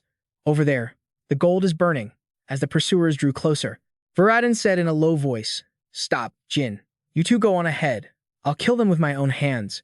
Seeing the tense situation before him, Jin couldn't help but be startled. He thought to himself, the Melso Amchan fire gem. His control is more stable now, and his mana is stronger than when I saw him in Samir. His level must have increased during that time, right? As expected of the man who was supposed to be the next head of the Zed Runcandelier clan, he's far too righteous. Faced with this, he had to resort to a drastic measure. All right then, we'll go on ahead, Veradin. The moment Dante heard that, his eyes flew wide open, unable to believe his ears. What are you saying, Jin? If we just run, Veradin will Jin immediately shouted, cutting Dante off. You already tried to stop me. And while Veradin was distracted, he swiftly landed a perfectly aimed punch right on his jaw. Struck by the blow, Veradin was knocked backward and sent tumbling several times across the ground. The magic from before was now dispelled, and Jin Runcandel's voice rang out. And you have honorably lost to me. Veradin was now unconscious, foaming at the mouth as he lay on the ground. Seeing this, Dante was extremely worried for his friend. His mana is flowing in reverse. Leaving him like this is dangerous. But a cloak was suddenly thrown over his head. Dante, this is no time to be worrying about that. The Zipful mages will take care of him anyway. Jin quickly tied a knot, completely restraining Dante in an instant. You were never here. Then, he grabbed a tuft of Suri's fur to pull himself onto its back. Seated securely on the high-level magic beast, Jin gave a loud command, bite. Dante, wrapped in the cloak, was quickly snatched up in Suri's jaws. Realizing what was happening, one of the Zipful mages cried out in alarm. He's trying to escape. He immediately raised his staff and commanded, we have to stop him at all costs. Everyone, cast Wind Prison. At his word, in just an instant, the spell was summoned with incredible power. The formation created by the Zipful mages was overwhelming to behold. The power of the Wind Prison swirled like a vortex as it rushed forward to attack. The shockwave rushed in to surround them, momentarily startling even Suri and Jin. Facing the opponent's overwhelming aura that shook the very space around them, Jin calmed himself, hiding his unreadable expression behind a half-smile. An 8-star spell, huh? He calmly gathered energy between his hands. I knew this would happen, so I prepared a little gift. The space around them seemed to grind to a halt. Jin's eyes were now filled with a sharp intensity. Soon after, a sphere of immense spiritual power formed in his hands. He quickly unleashed the sphere, sending it straight towards the Wind Prison formation. The Zipful mage's eyes widened in unconscious terror. That sphere. It's absorbing the surrounding mana. Don't tell me that's. Jin smirked at their expressions and uttered a single word. Reverse Heaven. He calmly watched as the Reverse Heaven sphere absorbed all the spiritual power from the Wind Prison formation. Very quickly, the mages were drained of their mana. The leader trembled. The Runcandel clan dares to violate the treaty with the Zipful clan, and to use magic, no less. And you're nothing but a mere cadet. As usual, Jin remained unfazed by the threat. I have no personal grudge against you. It's just that you're from the Zipful clan. The energy absorption process was nearing its end, and in the next instant, a massive explosion erupted. The mages were engulfed by the wave of power. Their desperate screams echoed tragically as the scene at the port descended into chaos, with flames reaching high into the sky.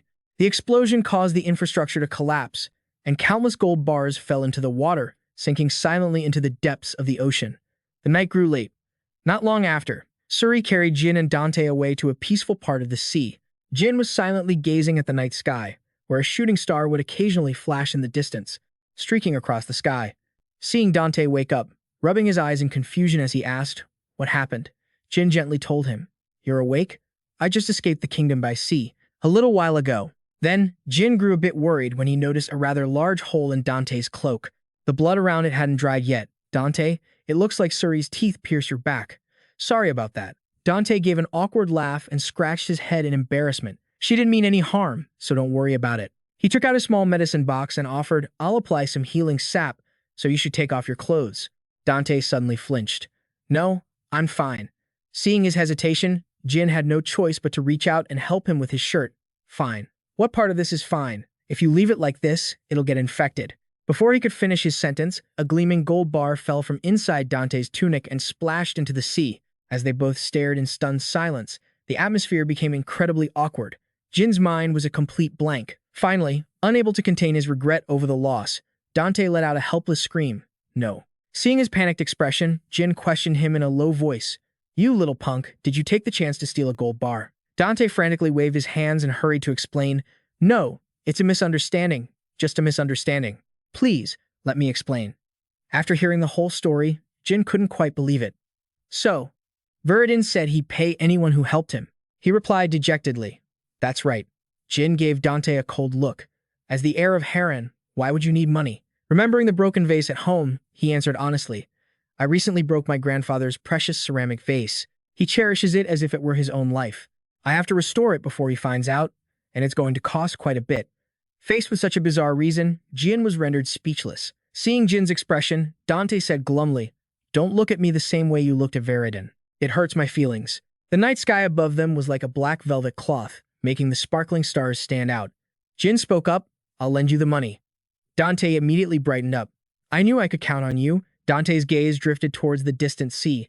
Then he hesitated. "By the way, I'm worried about Veridin." Jin chuckled and reassured him, "Don't worry, he won't die.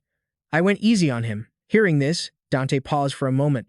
"That's not what I meant." With a smile still on his lips, Jin continued, "You mean he'll go back to his family and cause trouble? Surely you know why I knocked him out." Dante replied softly, "That's not it, either. Like me. My friend, Veridin is the same. He seems completely unaware of what his clan has been doing all this time." The air suddenly fell silent. Jin's expression changed at that. After a moment of silence, he spoke up. "Of course, no clan is without its dirt.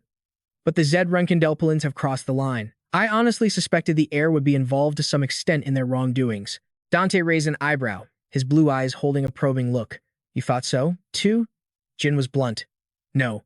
If he knew, he wouldn't have burned the gold or tried to kill his own family. And he wouldn't have used Amtrion's sorrowful cat fireball, either. It's impossible." Dante immediately agreed. "Exactly." Feeling as if a weight had been lifted, he perked up. "So what's going to happen now?" Looking straight at him, Jin Runcandel shared his speculation. "I think Veridin only has two possible futures: confront his clan and be exiled, or abandon his own will and obey the clan. Or will he be eliminated like the other Zed Runcandel Pelins?" The moment those words left his mouth, Dante's eyes filled with horror. He was extremely worried. "Then, we have to find a way to help him, right?" Jin Runcandel's face instantly turned cold, because in response to Dante's suggestion, his mind was a complete blank. Veridin Zed Runcandel Pelin isn't like you, someone who's been exiled from his clan. In his past life, he was a genius mage who was highly regarded by his clan. He reached the 9th circle before the age of 30, and with his wonderful personality, he earned everyone's admiration. All the young mages admired him. If he had never met the boy, his life would have been peaceful.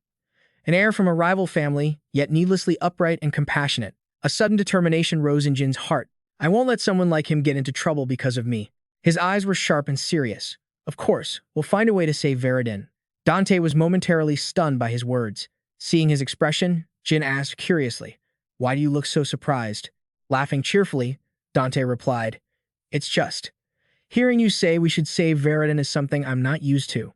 He also laughed to himself, because he never expected he'd make such a decision either.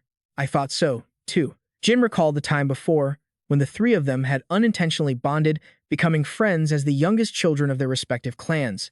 But he had never truly acknowledged that rivalrous connection, not even in the training grounds. When they had happily gathered and mentioned the word friends, Jin had just laughed it off. Even later in Samir, when it seemed their friendship had solidified, he had soberly dismissed it as mere banter over drinks. And now, Jin Runcandel himself was saying he would personally save Veridin. The surprise he felt now seemed like a minor side effect. Seeing Dante laugh while wiping away tears, Jin Runcandel couldn't help but feel confused. "What's wrong with you?" His gaze suddenly shifted in one direction as he quietly reminded him, "Anyway, we should go listen to what Veridin thinks. Let's head there." Dante was slightly startled and hesitantly asked for confirmation. "You mean the place we designated in case something happened?" Watching the many dolphins that had suddenly appeared on the sea's surface, Jin nonchalantly nodded. "Yeah, there." He let out an "oh" of understanding. Suri carried the two of them forward. Beneath the water's surface, the silhouette of a giant whale silently swimming alongside them suddenly appeared. Then, its massive body abruptly leaped into the air, causing the sea to churn violently and send spray everywhere. Suri, extremely excited, let out a joyful cry of "Mellow, mellow." Although the truth had been revealed, the incident in the Holy Kingdom seemed to be drawing to a close. The world once again erupted in turmoil due to the growing interest in Runcandel's provisional flag-bearer, Jin Runcandel. When Talaris heard this news, she was very surprised. They had offered a reward of 100 million gold coins and lifelong personal protection. As expected, she exclaimed happily, "He's truly worthy of being considered a candidate for my son-in-law." An angry voice cut her off. "Mother." Talaris teased back, "Oh my." Inside the palace, "You must call me Madam, my dear daughter." In another location, someone gently placed a hot cup of tea on a table. Trouble big enough to lead to an all-out war with Runcandel. Vanessa stared at the headlines in the newspaper, unable to hide her astonishment. Causing such chaos, He's truly just like Sir Siren Runcandel. At the same time, an owl appeared with a newspaper in hand and called out, Yana, recently Jin. But before he could finish his sentence, the newspaper was snatched from his hand. Yona read it while swinging her legs with great amusement, leaving the owl bewildered. Then she suddenly burst out laughing cheerfully. Looks like he's doing well. On the front page was a notice offering a 100 million gold coin reward for anyone who could capture Jin Runcandel. The night sky over the Black Sea was tinged with mystery. The atmosphere here was incredibly tense. Siren Runcandel's expression was grim and unreadable, neither angry nor pleased, and he remained that way for a very long time. The Patriarch had received news of the young master but hadn't said a word, which made Khan grow increasingly anxious. He noticed that Siren Runcandel's hands, which held the newspaper, were unconsciously tightening their grip, crushing a corner of it. Unable to bear it any longer, Khan took a deep breath and reported, Lady Rosa Runcandel has urgently summoned the knights. They said they are awaiting the Patriarch's decision. It seemed they were ready to dispatch the knights immediately to capture the young master. Siren Runcandel's expression changed slightly, the corner of his mouth twitching into a barely perceptible smile. Then, he calmly made a remark. That's quite an achievement. I sent him out to build a reputation, and he has elevated not only his own name, but the prestige of Runcandel as well. He trampled the honor of the Zed Runcandepelan clan into the ground. There's no reason not to call that an achievement. The Patriarch had finally spoken. Without a moment's hesitation, Khan immediately agreed. That's right. But a second later, Siren Runcandel's voice suddenly turned grave. However, and just then, a monster lunged out from the darkness to attack. Yet, he paid it no mind. The youngest has always known how to take responsibility. Siren Runcandel tilted his body slightly, dodging the flying debris. Issue an emergency wanted order for the youngest immediately. Its attack having missed, the monster roared in fury with a terrifying screech. It then blocked his path and struck again with its giant arm. Siren Runcandel's voice remained calm. Finding the youngest is now the duty of all former knights, former guardian knights, and former cadets. If an outsider brings him in, reward them with 300 million gold coins and the absolute protection of Runcandel, whether he is alive or dead. As he finished speaking, a sword strike carrying immense power flashed, tearing through space as it shot forward. In the blink of an eye, the monster was completely obliterated by the attack. Not a trace was left. Siren Runcandel's eyes were ice-cold and filled with killing intent. Bringing back his corpse is also acceptable. The patriarchs of the two great clans, Runcandel and Zippo, had personally intervened, offering bounties of 300 million and 100 million gold coins respectively. This was a sum that could boost the economies of several nations and was the highest bounty ever offered since the dawn of civilization. For this reason, even regular armies and organizations of small kingdoms began desperately searching for Jin Runcandel. World-class mercenary corps like the Black King Mercenaries and the Demon Corps also began their own independent searches. Subsequently, smaller mercenary groups formed alliances and started to take action. But it was Runcandel and Zippo who searched for Jin the most fiercely. From cities to the countryside, from desolate mountain ranges and hidden caves to every island in the ocean, they hunted for Jin using transfer gate travel records. It was revealed to the world that the last known place Jin had visited was Tikan, and Kashmir was overwhelmed with search requests from every faction. Looking at the mountain of paperwork before him, Kashmir couldn't help but let out a soft groan. In a lavish room, where everyone had gathered, Quickhantel suddenly spoke up. Are they finally all gone? Her voice carried a hint of exhaustion. Yes, Zippo was the last one. The searches in Tikan are complete. Zippo's mages searched my safe houses quite thoroughly, and it disgusts me. Then Elisa spoke up slowly. Regardless, thanks to those who helped with the search, Zippo has no other choice but to monitor their own movements. They're snooping around without any valid reason or evidence. Hearing this, Kashmir nodded in agreement. That's right. Even Zippo can't just use warp gates to freely manipulate neutral forces outside the Lutero Magic Federation. Enya then quickly interjected, her voice still a bit agitated. I was surprised when the Baimong Special Task Force arrived. Because of this, they found out that the remnant from the Dark Magic Council incident, Jin Grey, was actually young Master Jin. Her eyes lit up. I didn't expect them to even find my alias from back then, Austin Grey. Enya chuckled softly and continued. Actually, among the academy students from Baimong who survived back then, I revealed my identity to someone who used to bully me, but seeing the special task force leave after meeting me, it seems that person didn't report my identity to their superiors. Maybe he realized something after being indebted to me. I guess so, right? Enya's face was full of glee. Right after, Joshua exclaimed, oh man, in any case, it's a good thing Runcandel didn't come to search. If Lord Siren's order hadn't forbidden any Runcandel member from setting foot in Tikan without young Master Jin's permission, They probably would have smashed everything and caused chaos. Kashmir sighed dejectedly. Indeed, the atmosphere suddenly grew heavy. Edwin spoke with a thoughtful expression. However, why would the Patriarch issue such an order? I also didn't expect Lord Siren to make that decision. Now the whole world is after young Master Jin. Her whole body trembled, and her voice couldn't hide her anxiety. I'm so scared. I'm afraid something will happen to the young master. As soon as she finished, Enya started to tear up too. Me too. I can't live without young Master Jin. Just then, Quick-Antle spoke calmly to reassure everyone. Calm down. If it's Jin, he'll be fine. He always has a plan, so what we have to do is just wait quietly. Outside, amidst the lights illuminating every street, someone's urgent voice rang out, search everywhere. Anyone who looks suspicious, grab them, no matter what. The frantic sound of footsteps followed one after another as someone shouted, over there. In a hidden corner, Jin and Dante hid quietly behind large wooden crates, watching as groups of soldiers ran back and forth in chaos. Witnessing the scene, Dante couldn't help but worry. Jin, this place is no joke. You didn't just come to observe the situation, did you? He glanced around and said in a low voice, we have to understand the situation before Veridon West does so we can react. I already anticipated some of this. Dante's voice carried a hint of doubt, but besides Zippo and their supporters, I didn't think there would be this many forces chasing after you. Just then, a gust of wind blew a piece of paper, sending it spinning until it landed next to Dante. It caught his attention, and he picked it up. Ha! With just a glance, Dante's eyes went wide, and he stammered, Jin, this is. Seeing his unusual reaction, Jin turned to him. What is it? So Dante handed him the paper.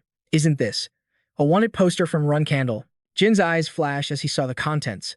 No wonder. With a reward like this, you could found a nation. Elsewhere, Vanessa quietly held a similar notice and frowned slightly. This is truly chaotic. Her expression briefly turned pensive. Lord Siren, what are you plotting? Just then, the heavy sound of an engine was heard outside the house, along with a mechanical voice announcing Zippo announcement. This is a search area. Please cooperate. Hearing this, Vanessa slowly cracked the door open to look outside. Witnessing the scene, she couldn't help but exclaim, the whole world is in an uproar. Vanessa stood silently amidst the noisy atmosphere, thinking to herself, you have to pass Lord Siren's test this time too, Jin. At the detached palace, a magnificent structure covered in a layer of frost, Cirrus Endormion was striding angrily across the cold, icy floor. She gritted her teeth, her voice full of indignation. This is insane.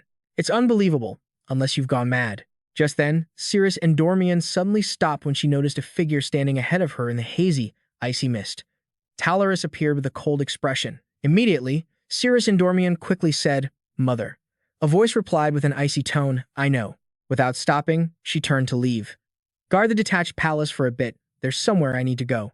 Seeing this, Cirrus Endormion gently stopped her, full of questions. Elsewhere, a sharp sword overflowing with magic rained down thousands upon thousands of slashes without rest. The monster didn't even have time to scream before it was submerged in Siren's sea of swords. In an instant, its body disintegrated into wisps of hazy smoke. Just then, Talaris quietly appeared behind Siren.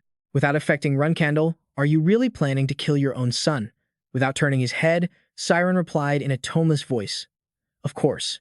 Talaris slowly advanced, and with every footstep, the ground was instantly consumed by frost. You shouldn't do this unless you've gone mad. Talaris tightened her grip on her sword.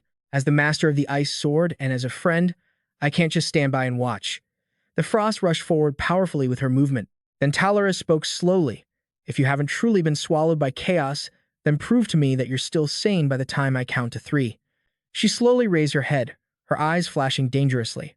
If not, I will cut you down. She tightened her grip on the sword. With that, a frosty aura instantly erupted. Just then, Siren's lips curled into a slight smirk. You still haven't forgotten our promise. He spoke in a calm voice that carried an immeasurable weight. Sheath your sword, Talaris. Your assumption is wrong. Those words made a light flash in her eyes. Immediately after, Siren turned, and a casual slash shattered the layer of frost behind him. Seeing his expression, Talaris's entire body relaxed for a moment. She let out a soft breath, then quickly turned and sheathed her sword. Talaris's voice became cold again, but the killing intent was gone. Were you really trying to scare people like that? I thought you had actually been swallowed by chaos. Even as your friend, I had to know if you would truly stop me. After a moment, Talaris sighed and spoke slowly. Now come on out. Where has the charming lion of Runcandel gone? Why was only this grumpy old man left behind? After speaking, she looked up with a sharp and serious gaze. All right, now tell me. What is your true intention?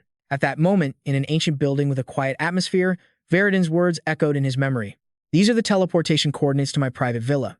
If anything happens, let's meet here.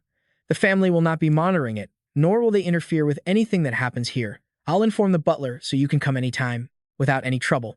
Inside the room, Jin spoke slowly. Father has given me another chance, while Dante paced back and forth with a worried expression. Jin, are you insane? How could you interpret a wanted notice like that? His whole body trembled as he spoke through gritted teeth. Your father personally put up a 300 million bounty. It can't be just for show. In contrast to his friend's anxiety, Jin explained calmly. That's right. If I get caught, I'll definitely be killed. But what if, by the end of my probationary night term, I return safely after more than a year without being captured? Dante's gaze unconsciously fell on the rack of wooden staves nearby. He gently lifted one. At that moment, Jin Runcandel continued coldly. My reputation will pierce the heavens, and I'll become the probationary knight who played both the Zipples and the Runcandels for fools. Dante then heated the staff over the flames and asked, So, Lord Siren Runcandel will remove the bounty on you? You mean he'll withdraw the wanted order? Of course, he won't remove the bounty on the probationary knight, Jin Runcandel. Hearing this, Jin smiled slyly. But is there a bounty on the official knight, Jin Runcandel? Dante's voice was low, still unable to hide his anxiety. Ha, if it's you, you might actually be able to do it. But honestly, I'm not so sure. Do you really think you can evade both Runcandel and Zipple and survive for over a year? Jin lowered his head. I'll have to try. A glint appeared in his eyes as he thought to himself. In the land of the Sundered Brethren, it's possible. Looking at the wanted poster on the table, Jin thought. Father knew that too, and that's why he issued this order. Suddenly, a bright light flashed outside the window, drawing their attention. Dante spoke in a low voice. The villa's teleportation light is glowing. Someone's finally here. The sound of someone's footsteps echoed slowly across the ground. The sound made Jin frown slightly, a bad feeling rising within him. It's not Veridin's presence. Is it someone else? Then he spoke coldly. It doesn't seem to be Veridin. Dante nodded in agreement. I agree. Watching the cloaked figure outside the window, he narrowed his eyes. Ah, maybe it's the butler. Jin replied slowly. His aura is too strong for a butler, and the fact is, this villa has been unattended for days. Just then, the mysterious person suddenly drew a sharp sword. The blade flashed with a cold aura. Witnessing this, Dante calmly assessed, It seems he's noticed us. Hearing this, Jin replied with an indifferent expression. He might not be one of Veridin's people, so let's just take him down first. Instantly, Dante also got into a ready stance. Got it.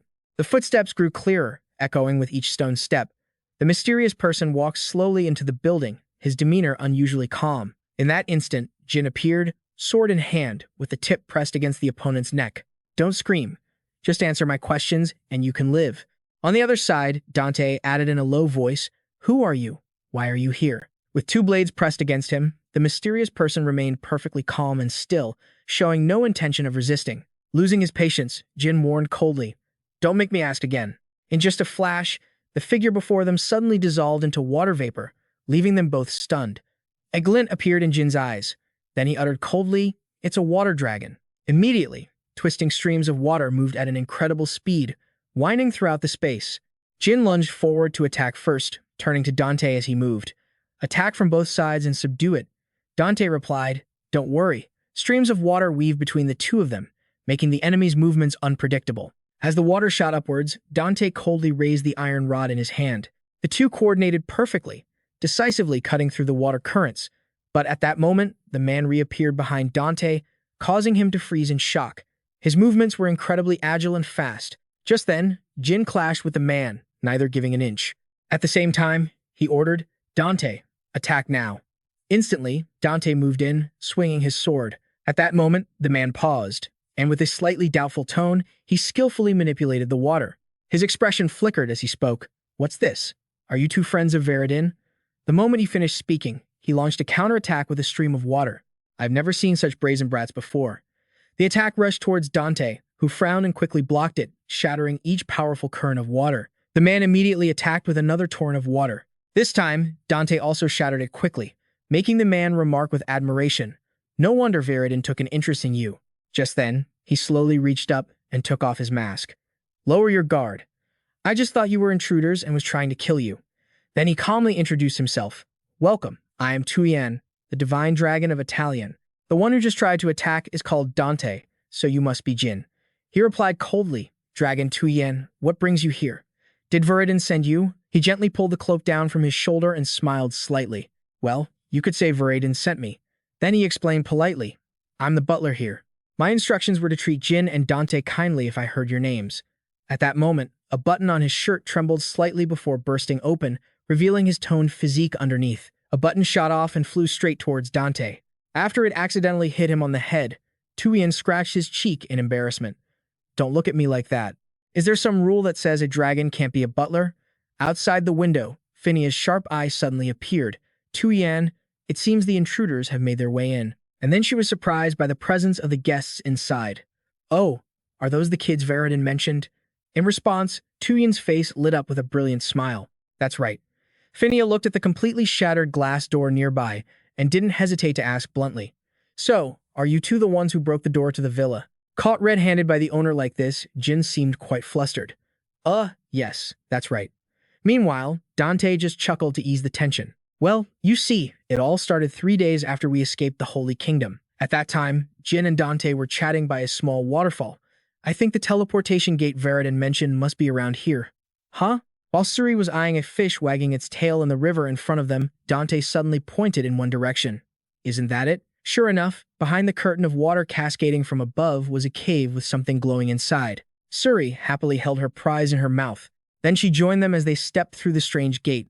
A classical building situated in the middle of a dense forest appeared, and Dante quickly recognized it.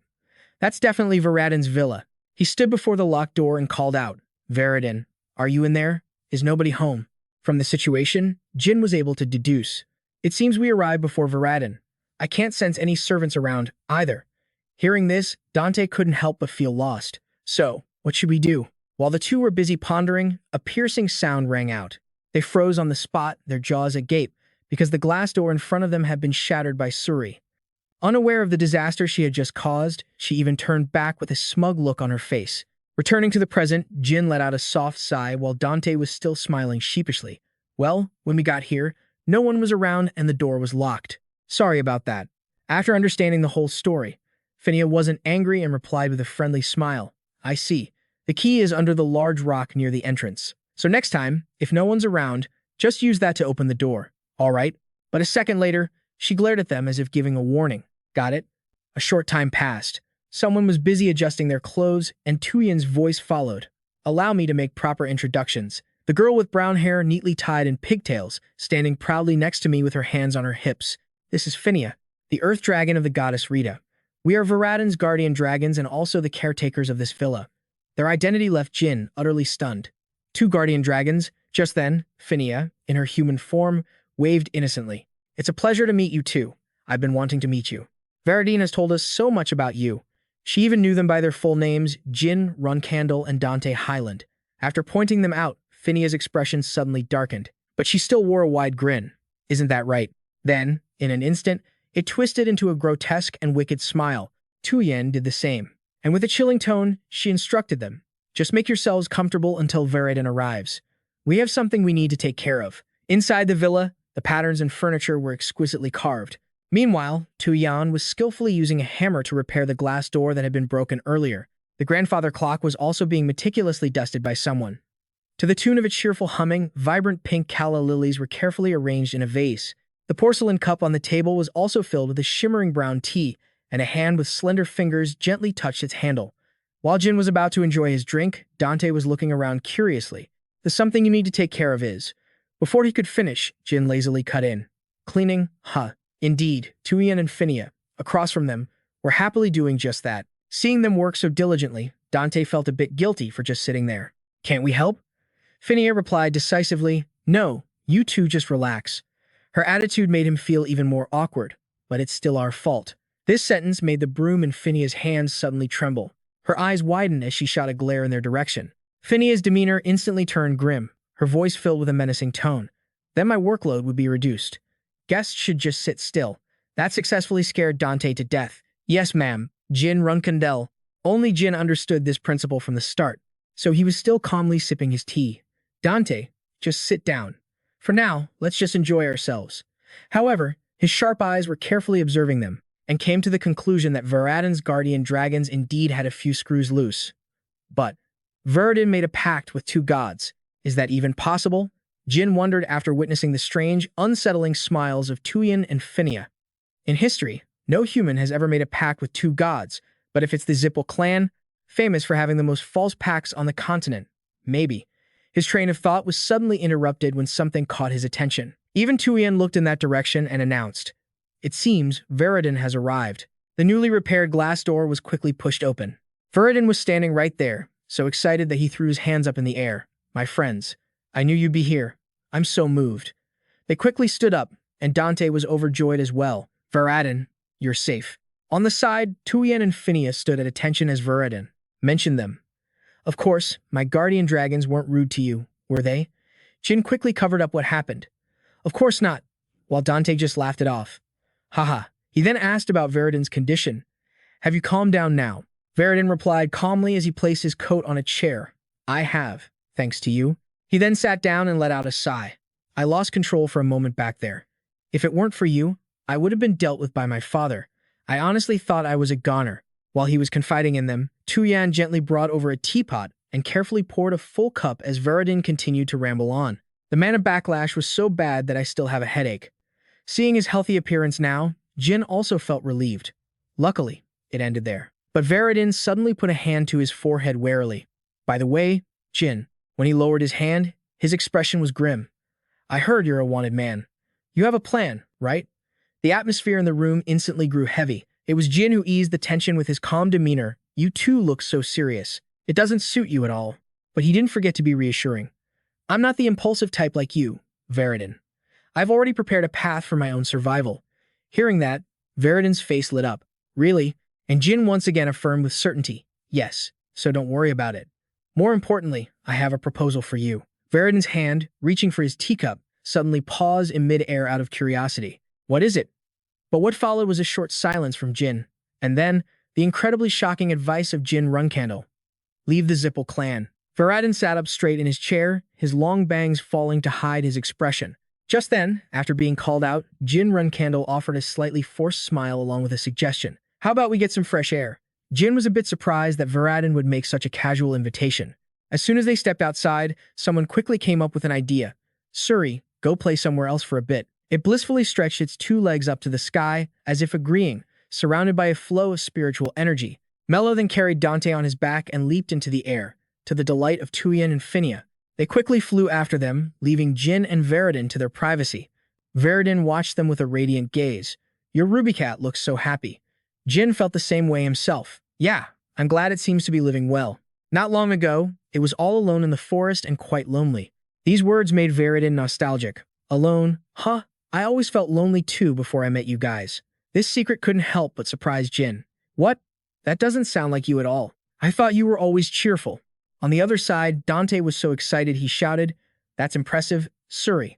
While Tuyen and Phinia happily glided against the wind, Veradin slowly began to open up. "Jin, have you ever experienced something like this?" His gaze was still fixed on them in the distance. "You read a diary that you wrote in the past, and it describes things you have no memory of at all." But Jin didn't understand the other's hidden meaning. "What are you suddenly talking about?" It was then that Veradin pulled a notebook from his sleeve. "Take a look at this. It's a diary I wrote on the day my mana reflux treatment ended." Jin's eyes immediately fell on the diary as soon as it was placed on the table. A page dated December 25th, 1797, read as follows. "If it weren't for that person, I would have almost died yesterday. I'm sick of my clan's decisions, but I never thought I would lose control like that. Thank God, I'm still alive." He was right. If I had eliminated the clan's mages, Father would have probably disposed of me as well. I almost lost them both, too. I hope they are both safe. The more Jin read, the more confused he felt. It was written exactly as it had happened. "So what's the problem?" His question made Veradin smile with relief. "So you think so too? I'm glad I have someone to confirm it with." Jin's expression immediately darkened, his voice faltering in disbelief. "Don't tell me you." And then Jin's pupils constricted the moment the other man answered bluntly, "That's right. I don't remember anything about the events in the Holy Kingdom that are written in that diary. It seems that He suddenly paused for a moment as a light breeze suddenly blew, making the leaves on the trees rustle softly. Veradin raised a finger to scratch his face and then laughed self-deprecatingly at his own situation. "My memories have been tampered with. Under the clear water, Suri, Tuyan, and Phinia were swimming joyfully with other small creatures. Meanwhile, Dante, who was on the shore, was also told this truth. Memory manipulation. What do you mean? Varadin patiently explained from the beginning. Just as it says, I wrote the diary right after my mana reflux treatment ended, but after a follow-up treatment session, the memories from that day disappeared. When I came here and warmly welcomed you, worried about you, I was just pretending. Based on what was written in my diary and my reports. After a moment of silence, Jin turned to look at him seriously for confirmation. If what you're saying is true, then the memory manipulation must have happened during the follow-up treatment. Viridin's eyes narrowed thoughtfully. That's right. The clan has been rummaging through my memories for a long time. At first, I thought it was my uncle's doing, but after he died and it happened again, I started to suspect the elders. Meanwhile, Jin's expression also grew serious because of this issue. This is just my speculation, but maybe they were removing other memories and accidentally touched upon the Holy Kingdom incident. Perhaps they couldn't manipulate it perfectly. This line of thought made him burst out laughing. Oh, that sounds convincing. I feel like we found a clue. Varadin's reaction was unbelievable to Jin Runcandel. Is that something you can respond to so cheerfully? His eyes stared intently at the other man, feeling an undeniable sense of unease. Memory manipulation. The story began 3 hours ago, when Kashmir reported the situation seriously. Lakshi has returned, but there's something strange. Lakshi has no memory of the period when he was missing. As expected, the boy was currently cuddling Yuria, looking bewildered. I was kidnapped? I'm sure Lady Violetta said she would teach me draconic magic. And then what happened? The image of the mysterious man with the oval-shaped object in his hands suddenly appeared in Jin Runcandel's mind. If it's the same as what happened back then, just the thought of that possibility made his face turn grim. The demon stone. Just then, the bobber on the water's surface suddenly jerked violently. This sign of a fish biting made Dante's eyes widen with excitement. The fish below tried to escape by pulling hard, yanking the bobber deep underwater. While Jin was still lost in thought, wondering if Varadin's memory manipulation was also related to the demon stone, he turned to see Dante gritting his teeth. He was in a tug-of-war with the fish below, and Jin then glanced at Varadin, who was eagerly cheering for the fish, seemingly having forgotten his earlier sadness. Jin wondered to himself, maybe the reason he risked his life to burn those gold bars wasn't just because of the incident in the Holy Kingdom. The fishing line, which had been churning the water violently, suddenly went still. This caught Dante by surprise, his green eyes staring at the situation ahead in bewilderment. As Jin started to draw a conclusion, he might have known about the demon stone even before the incident in the Holy Kingdom. Or perhaps he'd witnessed other brutal crimes committed by the Zippel clan, and in his confusion, he also discovered the incident in the Holy Kingdom. Maybe he had rebelled impulsively. Something massive, following the fishing line, was rising to the surface right before their eyes. It turned out to be a gigantic fish, thrashing in midair and spraying water everywhere. It leaped once before splashing back into the river with a huge thud. Water sprayed out to both sides. Jin quickly covered his eyes, while Varadin was less fortunate. I want to ask if he knows about the demon stone, but if they can manipulate memories. This conversation could also be leaked. I need to be careful. Jin looked at the other man's ridiculous state and couldn't help but wonder. Next, Jin noticed the other figure beside him had suddenly vanished. Varadin pointed forward in alarm.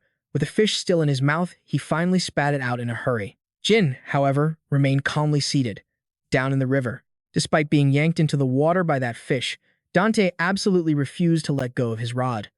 Suddenly, the fish froze when it saw Suri's glowing eyes. In a flash, the fish and Dante were once again flung into the air. Suri eagerly surfaced as well, as if showing off its prize. Although completely soaked, Varadin threw his head back and laughed heartily, while Dante was in a bit of a panic as he was in freefall. Amidst the chaotic scene, Jin's gaze remained fixed on the distance, and then a corner of his mouth curled up after he figured things out. But for now, isn't this fun enough? So, for the first time that day, Jin decided to forget the world's troubles and just enjoy this happy moment. Jin Runcandel. Only Dante was in a state of sheer panic, screaming wildly. Don't just stand there laughing, do something. Not long after that, small embers floated up and crackled in the quiet air. As a result of being soaked for so long, Dante let out a loud sneeze. Seeing his condition, Varadin paid it no mind and just laughed out loud. He raised his mug of beer and mused about life. To be enjoying ourselves in a situation this serious. We must be the biggest Jin Runcandels in the world. Though shivering, Dante completely agreed with this conclusion. That's right, aren't we always like this whenever we meet? A fragment of memory of the three of them fighting and meeting flashed through his mind. No matter how serious or dangerous it was, they could always help each other, just like how Jin had acted quickly to save the other two. In a life-or-death situation, Dante remarked to himself before recalling the times the three of them had happily drunk beer together. But it always ended well, and there were also those times they enjoyed lavish feasts together. It seemed Jin was also reminiscing fondly, a gentle smile on his face, while Veradin had already tilted his head back and taken a long drink. The rush of emotion made him sigh in satisfaction. Good, that's really good. He then excitedly raised his beer mug high again. But I'm so relieved my memories of you two didn't disappear. Speaking of which, there's probably only one Jin Runcandel of a reason why the clan would manipulate my memories. Before Veradin could reveal it, Jin had already come to his own conclusion. To turn you into an heir who fits their ambitions, and the center of it all probably isn't the elders, but Kelly Zippel. The smile on the other's lips instantly froze, and Veradin's expression now looked incredibly strained. Makes sense, doesn't it? You already knew. His eyes darted over, studying the expression of the person beside him. Yeah, though you probably don't want to believe it. Veradin quickly cut him off in a somewhat awkward tone. It's just, I thought I was already an ideal heir, but I guess that wasn't enough for my father. Even though I've made pacts with 2 gods and my magic will soon reach 9 stars. These words made Jin dare only to think to himself, Veradin, you're living by someone else's will, not your own. A life filled with conspiracies and wrongdoing. But both he and Dante had the same thought, a puppet. Just then, Veradin spoke as if he had read their minds. A puppet. That's what you two were thinking, right? Hit right on the mark, Jin and Dante both flinched. What the how did you know? Luckily, the other man didn't seem to mind, because I feel the same way. He quickly changed the subject. So what are you going to do? Leave the Zippel clan? But Veradin's answer was unwavering. Jin, you know that's impossible, and I have my own duties. If the family is heading in the wrong direction, shouldn't I be the one to correct it? While they were deep in conversation, Suri, Yihan, and Finia were relaxing comfortably nearby. No matter how complicated things got, Veradin could always make himself feel optimistic. When I become the Patriarch, I'll fix everything. I'll return the Zippel clan to the proud family I once knew. But Jin didn't believe this, so he urged Veradin in a serious tone. That's completely unrealistic. Your memories are being manipulated, and it will happen again. Do you think you can overcome that? The you at that time won't be the same person you are now. In response, his voice was calm, as if it were nothing. I know. Help me. Hearing this, Jin's pupils widened. After all the attempts to be cheerful, Veradin suddenly hung his head low. His hand skillfully concealed his expression. I know it's impossible. I know, but someday, even if I change, don't abandon me. He slowly lowered his hand after baring his heart. His other hand tightened its grip on the beer mug and raised it. In the end, Veradin still managed to force a smile, even though it looked incredibly distorted. And, will you help me? The atmosphere grew quieter, with only the soft crackle of tiny embers flying about in the wind. While Jin and Dante were still frozen in place, a strange cluster of light suddenly flashed behind them. Veradin's entire body went rigid. His eyes widened as he stared in that direction. But Finia and Tuyen quickly noticed the unusual presence and immediately rushed towards them. With a warning, everyone, get down. Behind the gaunt tree trunks, the light converged into a single point, growing increasingly blinding. Jin glared while trying to push Dante aside, as Tuyen and Finia stood guard in front of Veradin. They quickly channeled their mana to block the incoming blast of light. Its power was so immense that it obliterated everything, leaving the scene in utter chaos. After the attack, white smoke billowed up, and 2 massive furrows were carved through the forest, leading straight to the sea. At the same time, Tuyen and Finia were gritting their teeth to help Jin Runcandel maintain the magic circle. Jin himself was taken aback by this turn of events. Light magic. I've never even heard of a light magic user, not even in my past life, let alone one who can fire a beam with this much firepower. Who are you? Although he was shielding his eyes from the smoke with his hands, Veradin tried to assess the situation ahead. And then his pupils constricted in absolute terror. His eyes remained locked on the target, but his voice had become panicked. Jin, run. Get out of here now. Veradin's reaction was deeply unsettling. Someone strong enough to scare Veradin, who's about to reach 9 stars. With that, Jin immediately tried to figure out what was going on. With magic like this, it seems they're from your clan. But they're not from White Knight. Tell me who it is, Veradin. He called out softly when he saw the other man's body trembling uncontrollably, sweat pouring down his face. After a moment of silence, he finally managed to speak. There, the opposition. Through the thick smoke, the gloomy silhouette of someone appeared, wearing a bizarre plague doctor mask. As Veradin slowly continued to explain, I've only ever heard of them.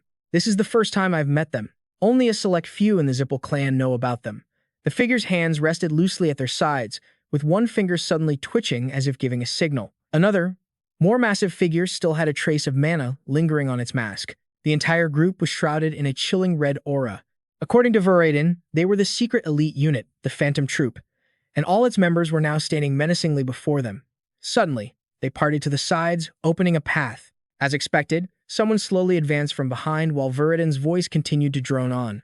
And the leader of that unit is my aunt, my father's older sister, Octavia Zippel. The person who had just appeared had the long, white hair characteristic of the Zippel clan, along with a pair of round, arrogant glasses on her face. It was none other than Octavia Zippel, commander of the Phantom Troop. She pushed up her glasses with a finger and spoke contemptuously. So the little brat really is here. Her cold, sharp eyes flashed as she looked towards Jin Runcandel. That Runcandel punk. Jin's expression also grew serious as he subconsciously committed her name to memory, Octavia Zippel. Before this, Jin had a conversation with Siren Runcandel in the study.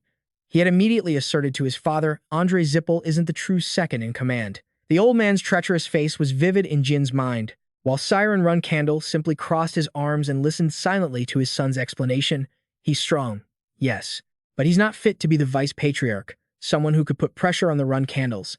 That's just my opinion. He never expected his father to confirm it. You are absolutely right. As you said, he is merely a vice patriarch. He could never be the second in command. There is another who holds power second only to Keliak. That is something I cannot tell you yet. Back in the present, Jin was now certain who Siren Runcandel had been referring to. So she's the second in command my father was talking about. At that moment, Veradin hastily turned to explain in a trembling voice, I didn't call her. I swear it wasn't me. But Jin already knew that, so he just advised, I won't misunderstand, so have your guardian dragons protect Dante as well. Hearing this, he immediately agreed. Ah, right. However, Octavia paid no mind to their actions and instead issued a challenge. Well then, let's see what the brat who's been causing a ruckus these past few days is really made of. In response, Jin clicked his tongue dismissively while casting a spell. His hand, brimming with a wealth of mana, slammed down onto the ground. A swirling vortex erupted around Jin for a brief moment. Before his face completely transformed, he threw a taunt at his opponent. You think you can catch me? Everyone, see you later. These words were for Dante and Veradin, who were still standing there, stunned. From within the thick smoke, he made a quick escape. Octavia didn't rush to act, but calmly ordered the Phantom Troop, capture him alive and bring him to me. They immediately shot off at a speed where the naked eye could only see streaks of light trailing through the air. At this, Veradin finally snapped out of his stupor and loudly questioned her. Aunt, why are you here? Octavia's brow furrowed, and she glanced at him with a look of disgust. It's been a while, Veradin and Guardian Dragons. Once I'm done, I'll be back. This simple but heavily implied statement made the remaining 4 people freeze on the spot. She added a special warning, so just sit still and watch. Although he desperately wanted to fight back, Veradin was too scared to speak. Meanwhile, Jin was moving as fast as he could, dashing through the forest, but the members of the Phantom Troop were hot on his heels. The round glasses on their faces were emitting a faint green mana. It wasn't just one of them. Almost all of them were preparing to unleash some kind of technique. On the first one's arm, suddenly, strange markings appeared. Before long, a rather long weapon materialized in his hand. It was a chain forged from magic, coiling in midair.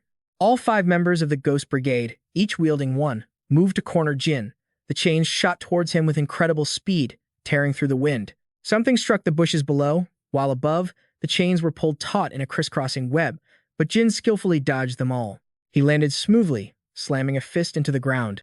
Then, he used the momentum from the impact to launch himself away. Alongside his path, a zigzagging beam of light gave chase. In an instant, it overtook him, and Jin noticed it too.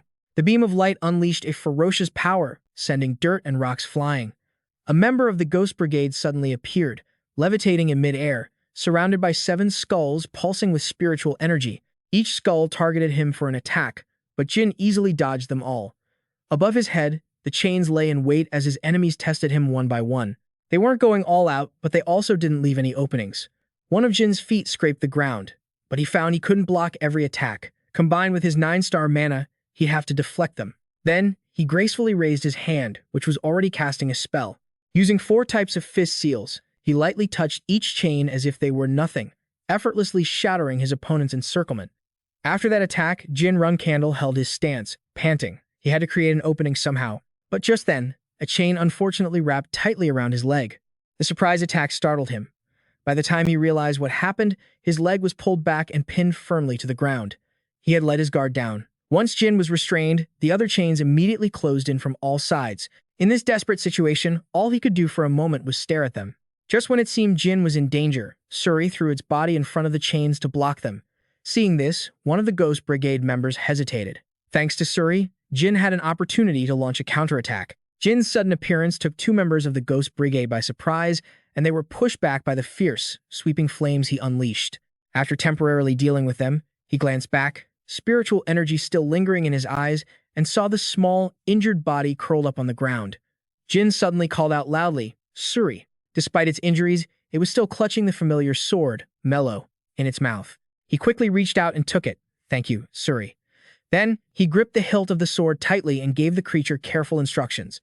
"You just rest until your wounds are completely healed." Suri replied weakly, as if obeying. Meow. The sword in his hand began to vibrate with Jin's energy. "When we first met, you avoided me because you were afraid of getting hurt, and now, I've let you get hurt again. I'm sorry." Then, he powerfully drew the sword, facing the Ghost Brigade. "Let's do this for real, you damn black crows." From a considerable distance, Verdun could see an explosion erupt in the forest. The force of the blast was so powerful it made him freeze on the spot, while Dante's brows furrowed in deep concern for the person there, Jin. Octavia, however, just remarked nonchalantly, "Looks like you've held out for quite a while against the Ghost Brigade."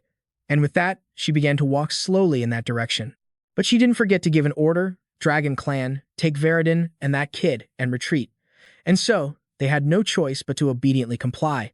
As Yihan and Finia returned, Verdun couldn't help but think, "Damn it, you have to survive, Jin." Back in the fight, Jin swung an iron hook fiercely through the air, while in his other hand, a serrated blade also shot forward with considerable speed. These were the weapons the Ghost Brigade was using against Jin.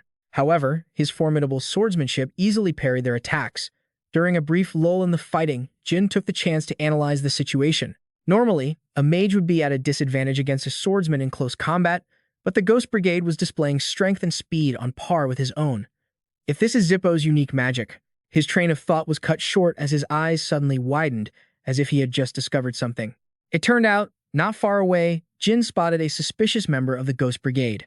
The way the opponent was clutching his staff in front of them made him realize the problem. It was the old, hunched-back woman who hadn't moved an inch this whole time. Is it her? He wondered. But this moment of realization created an opening for another enemy to attack.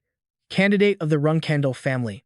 Compared to that smug look from before, your skills are pretty mediocre. With such a pitiful level of skill, you dare let your guard down in front of the Ghost Brigade.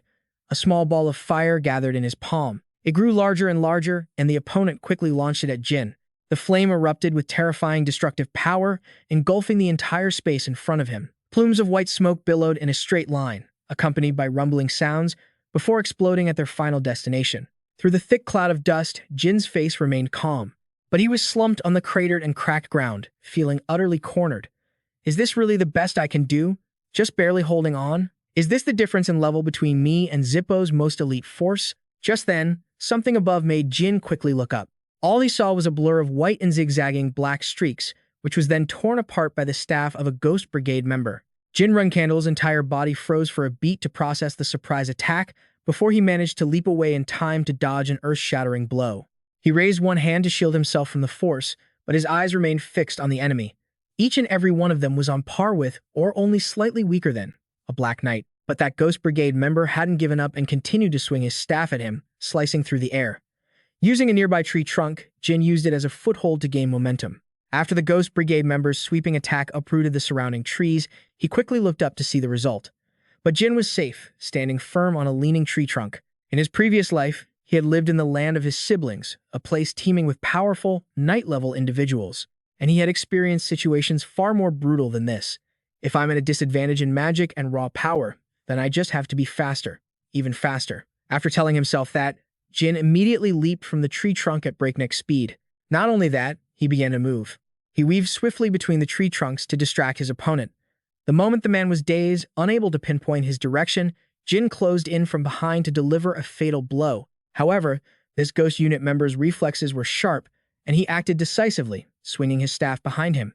But fortunately, Jin Runcandel's figure vanished in an instant, so the attack only hit empty air. The ghost unit member froze, sensing that Jin Runcandel had moved above him. Without a moment's hesitation, Jin poured all his strength into his footing on a tree trunk. And then, it snapped in two from the immense force. launching Jin forward in a straight line. All that could be seen afterward was an explosion. A massive boom echoed as dust billowed up. Through the hazy cloud, the sharp tip of Jin's sword was completely blocked by the ghost unit member's staff. Not stopping there, the man confidently declared right to Jin's face, "You're good for your age, but not good enough to even touch me." However, Jin didn't back down, channeling even more spiritual power. He activated his technique, Martial God's Three Swords, Sin Severance. The tip of his sword erupted with a brilliant golden energy. Finally, it broke through the staff, making the ghost unit member flinch in shock.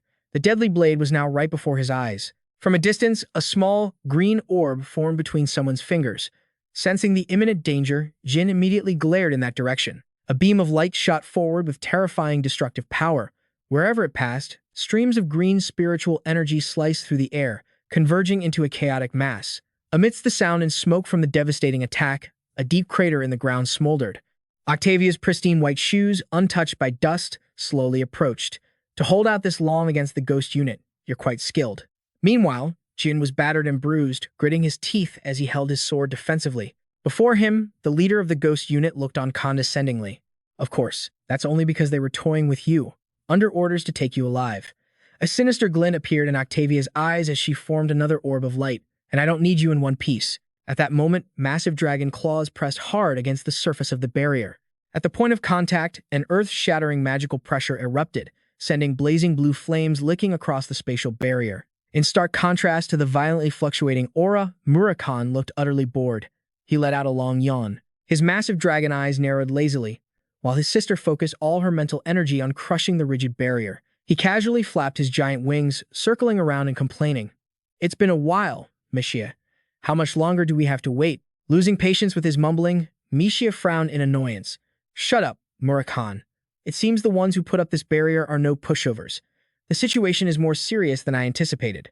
Murakan paused midair, his gaze turning thoughtful for a moment. "Is it really that bad?" The aura at her feet suddenly exploded in a dazzling flash, banishing the darkness of the void. "It's almost done. Get ready, Murakan."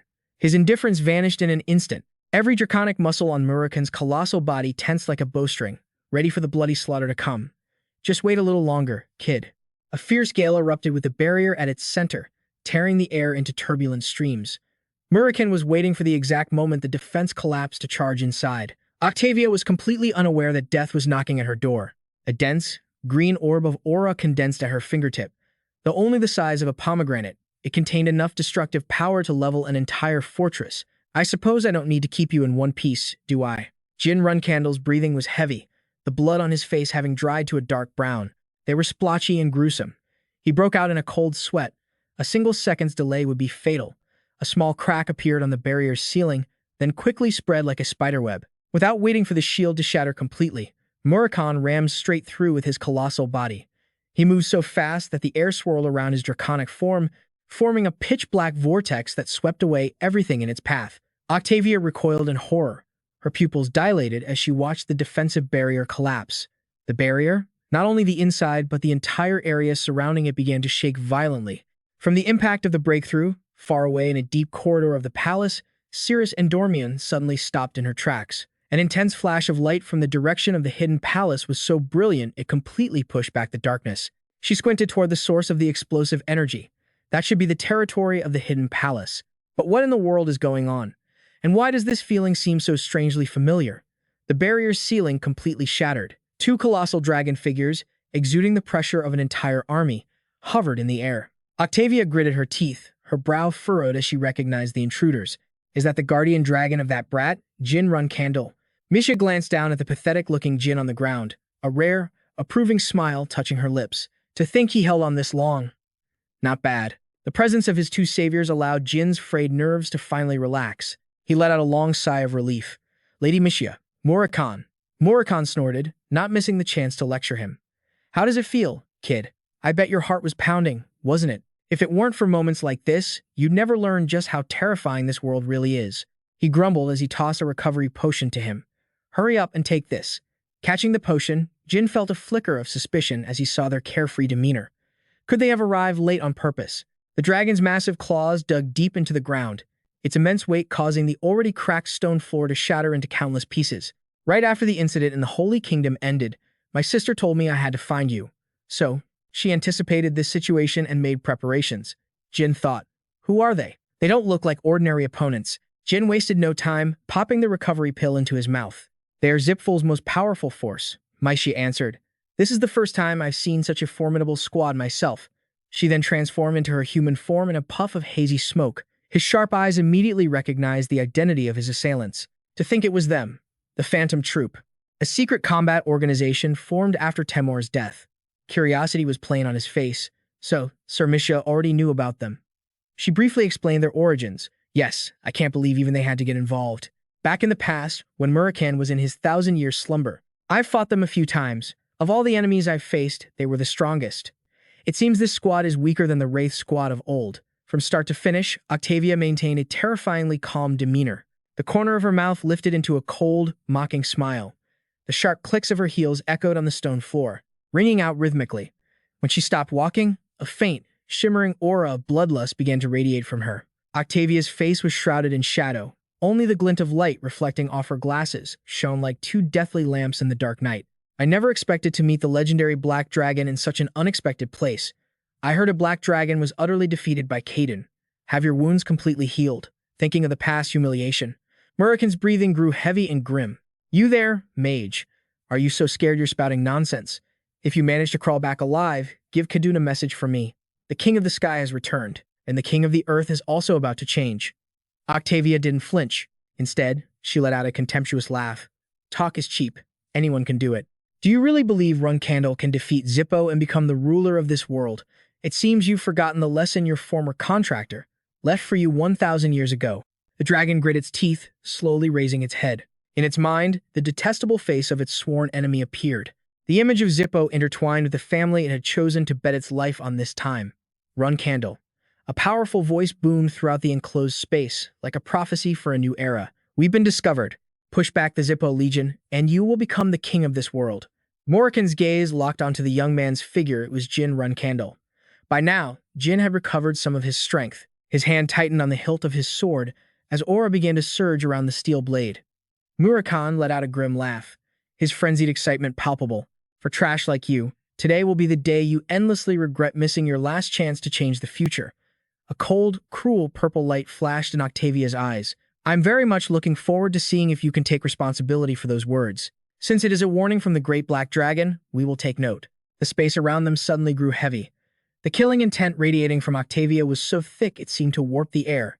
She changed her initial plan. Wraith Squad, forget capturing him, killed Jin Runcandel.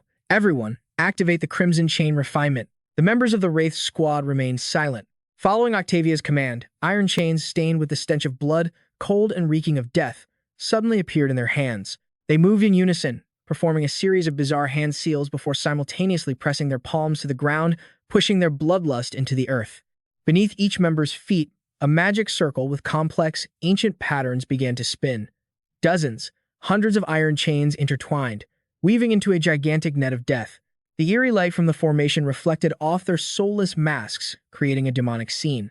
The dry, clattering sound of chains dragging and clashing against the ground echoed, signaling that death was near. With the Wraith Squad at its center, the Great Crimson Chain Refinement formation was complete, carrying with it destructive power. The might from the formation caused the once sturdy barrier to become transparent, and the sea in the distance began to churn violently. The ground beneath Murakan's feet was crushed into a fine powder under the pressure of its draconic legs. Did you just say you were going to kill that brat? The dragon's wings spread wide, giving a powerful flap that kicked up a cloud of dust as it soared into the air. I told you it was too late. It seems you lot are deaf. A dark aura condensed above its head, swirling and swallowing the sky itself. Shards of iron chains from the formation were sent flying by the absolute power. Two streams of energy, one of vicious iron chain magic, the other of ancient dark aura, clashed violently, creating a fragile balance. Witnessing Murakan's resistance, Octavia's pupils suddenly shifted to a brilliant green. Electric blue veins began to creep up from her neck onto her face. Then try and stop me. Behind her back, two massive flames erupted and transformed into a pair of brilliant, yet deadly, butterfly wings. Even more terrifying, the surface of the butterfly wings was covered with thousands of intricate, eye-shaped patterns that were spinning and staring intently at their target. The battle between the legendary Black Dragon and Octavia officially began. She gave a savage smile, her arm swinging down to give the order of execution. From the eyes on the butterfly wings, a dazzling stream of green light, carrying extreme destructive energy, erupted. At the same time, Murakan opened its massive jaws. The dark aura from all around frantically converged in its throat, forming a sphere of deep blue light. Two streams of divine energy, one green and one blue, shot out simultaneously, aimed straight at each other with unyielding intent. A world-shaking explosion echoed, rocking the entire island, and shattering all the laws of physics in the vicinity. The light from the impact was so intense that it obscured the entire scene, leaving the world with nothing but two opposing colors fighting for the right to kill. Witnessing this sight, Jin gritted his teeth, cold sweat drenching his palms. Murakan's aura is being pushed back. They're on a completely different level than any enemy we've faced before. If this battle drags on, we might not have a chance to win. He immediately turned, his voice urgent amidst the roar of energy. Lady Maisha, this is the territory of the secret labyrinth. If the situation turns against us, we need to make as much noise as possible. The master of the secret labyrinth will surely intervene. In complete contrast to Jin's panic, she remained as calm as if she were enjoying a show. As particles of aura around her began to swirl, condensing into a small, brilliant sphere in her palm. Do you really think I'd lose the moment the fight begins, Jin? Fine, we'll consider that plan after Murakan gets you out of here. This is just a precaution. The sphere of aura suddenly transformed into a long spear of pure, deadly, pale blue light. Maisha grasped the weapon, her entire body radiating the aura of a war god. But don't worry, even the old Phantom Legion, which was stronger than these guys, couldn't do a thing to me. Jin's eyes widened in utter shock. I knew Lady Maisha's skills would be formidable, but I thought it would be something like when Murakan recovered a portion of his strength. But this is far beyond my expectations. The aura I feel from her is unimaginably vast. Can an aura be this deep and dense? Maisha leaned forward slightly, pulling her aura spear back to build momentum. Now, I will open a path. The ground beneath her feet sank and cracked. It shattered under the immense pressure. A golden glint streamed from the corner of her eye as she channeled power into her arm, instructing in a low voice, "Escape with Murakan." The spear left her hand, tearing through the air with an eardrum-shattering roar. It shot forward like a bolt of lightning, leaving a blinding trail of light that split the battlefield in two. That small spear pierced through both layers of the massive barrier as if it were a thin sheet of paper. After the aftershock subsided, pale blue flames of aura still flickered around the edges of the hole. Octavia stared blankly at the ever-widening gap before her.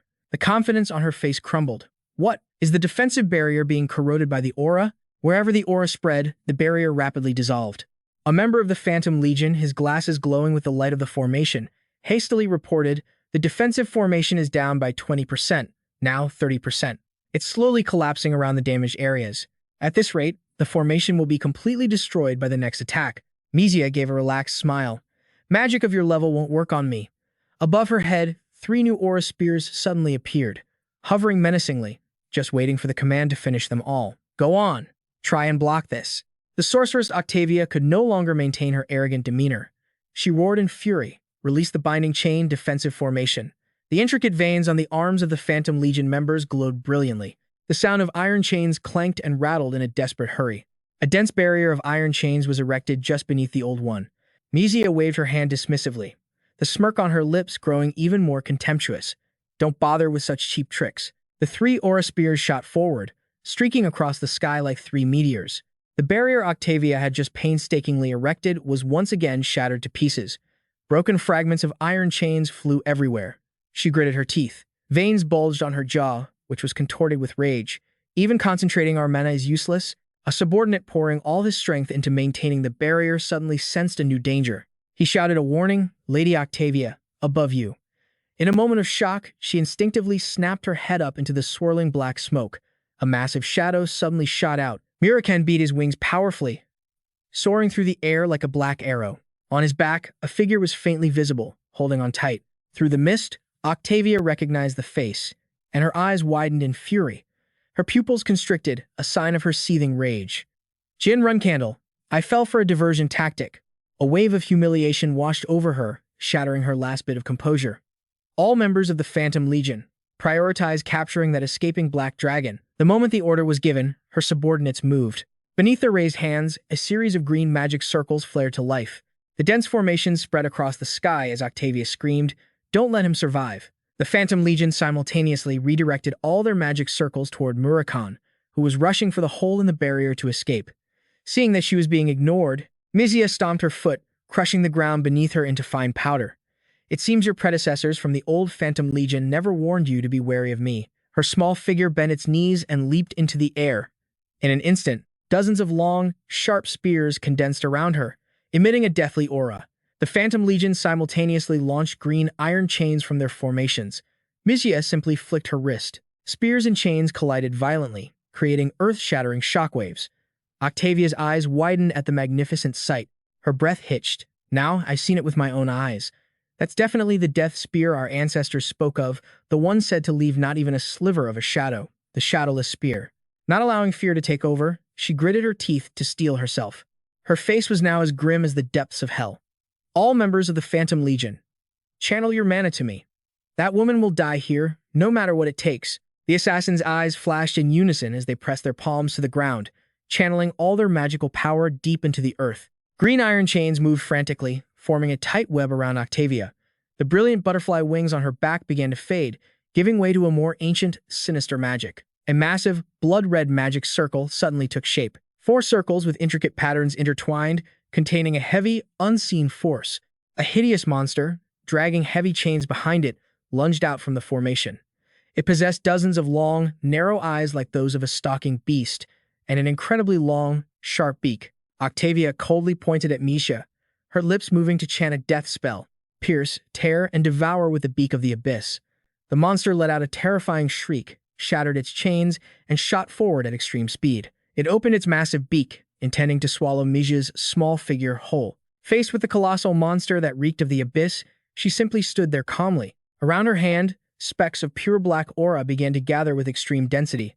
Misha suddenly clenched her fist. In the blink of an eye, tens of thousands of razor-sharp spears simultaneously pierced through the monster's colossal body from every angle. It hadn't even had time to close its mouth before it was pinned in midair. Every calculation, every trap, and all of Octavia's pride had been mercilessly crushed, again and again. Her entire body trembled uncontrollably. Her eyes were a web of bloodshot veins. Octavia's glasses were shattered, and she was shrieking hysterically. Misha witnessed her opponent's pathetic state. The blood inside Misha began to boil, an extreme sense of excitement spreading through her nerves. Now this is getting interesting. Let's play a little longer, Zippo. The space around her instantly warped, as tens of thousands of jet-black motes of light condensed once again, forming a forest of razor-sharp, invisible spears. Murakan beat his wings forcefully, taking advantage of the moment. Octavia's magic fell into chaos to shoot forward. Murakan spread his wings wide, gliding over the blanket of gray clouds that covered the sky. The wind shrieked past his ears, biting and fierce. On the black dragon's back, Jin kept his gaze fixed on the labyrinth that was gradually shrinking on the horizon. If it's Lady Maishia, there's no need to worry, but those guys are no ordinary enemies. Murakan sensed his companion's ragged breath. Kid, your condition is terrible. Can you really go straight to the land of inheritance like this? His face remained strangely calm. I want to hurry, too. But you can't travel in this state anyway. We'll go to the Jin Kingdom and get you a disguise. A deep chuckle rumbled from its throat, dispelling some of the tense atmosphere. Even though we're flying above the clouds, just the fact that I'm carrying you like this could attract the attention of many powers. Jin relaxed his entire body, letting the healing aura flow slowly through his veins. All right, I'll drop you off near the Jin Kingdom without drawing attention. Then I'll immediately return to Titan and tell them we'll meet again in a year. Murakan gave a peaceful smile amidst the clouds as the distant dawn began to break, dyeing the black dragon's wings pink. I'll be waiting, kid. The scene abruptly shifted. A pristine white snow covering every old pine tree and the vast ground. From deep within the dense forest, humming sounds broke the winter silence. On the half-frozen riverbank, members of the Watertail tribe were holding a campout. A Watertail warrior dove deep into the frigid water, then used his powerful tail to fling large, glossy black fish onto the bank. All right, food.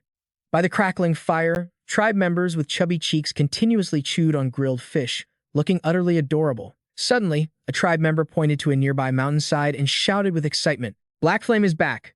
From the top of the slope, Black Flame was steering a sleigh, rushing down like the wind. At the foot of a sheer cliff was a well-concealed cave. Stepping inside, a feeling of warmth immediately enveloped him. Jin's eyes lit up with surprise as he observed the strange architecture. This is the village of the Watertail tribe that Black Flame told me about. I can't believe there's a village built right beneath the roots of a tree. The little houses are so charming. He walked on, searching for a familiar face. His footsteps stopped in front of a rustic wooden stable. By the way, where has everyone gone? Jin's gaze suddenly froze when he saw a creature with smooth brown fur lazily munching on hay in a corner of the stable. Humph. He knelt on one knee, gently scratching the animal under its chin. Long time no see. Looks like your masters are all out, huh? Jin didn't waste a single second. For the time being, until Black Flame returned, he immediately relaxed his center of gravity, lowering himself to sit on the cold ground. His hands clasped together, and a stream of blue mana began to swirl, condensing into a thin, sharp barrier that enveloped his body. I need to regulate my reverse mana flow.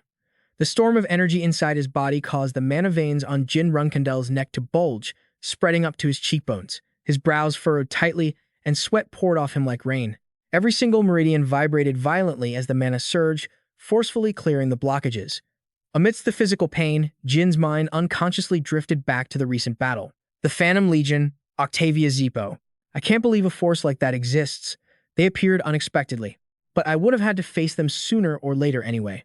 So, it's a good thing I got to understand their true power early on. The memory of Octavia's terrifying spell array from just a few hours ago was still deeply etched in his mind, along with the image of the monster summoned from the abyss. But then, another concern invaded Jin's thoughts. Besides, I'm so worried about Veridin, to think his memories are being manipulated. Why are the gods who contracted with Veridin just standing by and letting this happen? Don't tell me Kelly had a hand in those contracts too. Just how far has this gone? Zippo. A soft whisper pulled him from the torrent of his memories. In front of him, Black Flame was sternly reprimanding the Watertail tribe kids. If you keep causing trouble, you're going to get a scolding. The little one suddenly looked over, realizing he was awake. Black Flame turned back, a relieved smile on his face. You're awake, Jin. I've treated you. You were covered in wounds. But seizing the opportunity, the kids scrambled away. The sound of their feet pattered on the ground. Let's go. Run. Right on top of Jin Runcandel's head, Littletail was still using its tail as a pillow, curled up and sleeping soundly, even letting out tiny, wheezing snores. He felt confused by the reactions of the tribe members around him. Black Flame, it's been a while. Sorry for barging in like this. The situation was urgent, and I was so focused that I didn't even realize you were healing me. Thanks, but why is everyone laughing? Black Flame kindly held a bronze mirror up in front of Jin. He tilted his head slightly, causing the soundly sleeping little tail to lose its balance and slide off. In the mirror was a face covered in funny cartoon drawings in black ink. Jin raised a hand and deftly caught Littletail. He wasn't angry at all. In fact, he burst out laughing. What are these silly doodles? Did you guys do this? Not bad. Hearing the praise, the kids beamed with excitement. They raised their hands, proudly showing off their work. Black Flame's expression suddenly grew serious. More importantly, are you all okay? I saw the wanted poster. 400 million gold. Were you injured because of that? Everyone was worried. The surrounding Watertail tribe members all stopped what they were doing, their eyes silently fixed on him. Jin took a cloth and slowly wiped the ink from his face. Actually, I came here because I need help with that matter. This time, can I speak with the Tafut tribe? Night slowly fell, and in the quiet space, a blood-curdling scream echoed off the cliff walls. No way. Taka panicked, grabbing his chubby cheeks and shaking his head in absolute terror. Just disguising Lord Jin was hard enough, and now you're asking us to form a merchant caravan and cross the desert together. Impossible, impossible, impossible. Lord Jin is a top-class wanted criminal, marked by both Runcandel and Zipful. Jin asserted with immense confidence, I will propose a deal that your Tafut tribe will surely like. The dark flame beside him nodded in agreement. Curiosity finally won out over fear. Taka swallowed hard and timidly asked, what kind of deal is it? A sharp sound of metal scraping rang out. He drew the sword Bradamanti from his hip. That sudden action caused Taka to have a terrible misunderstanding. He squeezed his eyes shut and wailed miserably. Oh, gods, we're just weak beastmen. Please, spare us, just this once. Jin chuckled softly, his voice becoming gentler. Sorry for scaring you. If you help me, I'll give this sword to you. His chest was still heaving with tension. I thought you were threatening us. He carefully took it. Bradamante, he still couldn't suppress his suspicion. But are you really going to give this sword to us? He answered decisively, no. After we cross the desert, once the rumor of my death has spread, you just need to go to Runcandel and return this sword to them. You all will receive a reward beyond your wildest imagination. Taka's eyes suddenly sparkled as he imagined bars of pure gold, piled as high as a mountain. Oh, right after. He hastily clung to his last shred of reason. But will Runcandel really believe that story? He laid out every step in detail. That's precisely why we need to form a caravan and head into the desert. We'll say it was found in a remote ruin while crossing the Great Mitra Desert. A caravan heading for the Mitra Desert will attract the attention of the beast tribes, making the story more believable. From my family's perspective, just recovering the sword is reason enough for them to be grateful. That way, they won't harm you. This sword is one of the most famous swords of my clan. They will promise not only a huge reward but also guarantee your safety. Otherwise, the family's honor would be damaged. As long as the disguise is perfect and we act together, there won't be any problems. What do you say? Silence enveloped the cave. Taka's expression became unusually serious, his small brain furiously making calculations, weighing the survival of an entire race. After careful consideration, he took a deep breath, then bowed and respectfully offered the treasured sword back. Bradamante, we refuse this offer. Most of us are deeply indebted to you, Lord Jin, and we of the Tafa tribe do love money. But if it's discovered that we helped you, Lord Jin, our entire weak race could be wiped out. We really do want to help, but please, understand our situation. Jin silently reached out and took Bradamante. He stared at the sword pensively. Finally, he broke the tense atmosphere with a broad, relaxed smile. I'm sorry. I was only thinking from my own perspective. I understand if you refuse. I was planning to cross the Great Desert by myself anyway, so don't worry. Taka bowed his head again, his breath trembling with guilt. We are sorry. Just then, a brilliant, deep blue stream of mana suddenly flickered at the cave entrance. This strange phenomenon made him suspicious. From within the light, a small figure slowly approached. Every time its foot touched the barren ground, lush green flowers and grass instantly sprouted, blooming brilliantly right on the gray stone floor. Myriads of pink butterflies fluttered and danced around the figure. In the creature's hand was a scepter shaped like a cat's paw. Taka's breath came in ragged gasps, a mix of terror and reverence. What in the world am I witnessing? A being like that has come here in person. He snapped out of his daze and alerted all his tribesmen. The beastmen quickly moved in unison to welcome the master of this place, the cat tribe. The entire Tafa tribe immediately exited the cave. Together, they bowed low in a respectful greeting. We humbly greet the cat tribe. The dark flame also bowed sincerely. Greetings, cat tribe. Jin was quite curious upon learning the other's identity. The cat tribe, the ones who supposedly dug this cave. So that's why they're called the Masters? Viney stood on Jin's shoulder, waving its tiny hands excitedly. The rough, gravelly ground beneath their feet suddenly transformed into a crystal-clear lake, so transparent you could see the bottom. Tufts of green grass growing from the water's surface swayed gently in a magical breeze. The cat tribe member suddenly stopped right in front of Jin, the swarm of pink butterflies still circling them both. It slowly held out its small hand, revealing soft, pink pads towards him.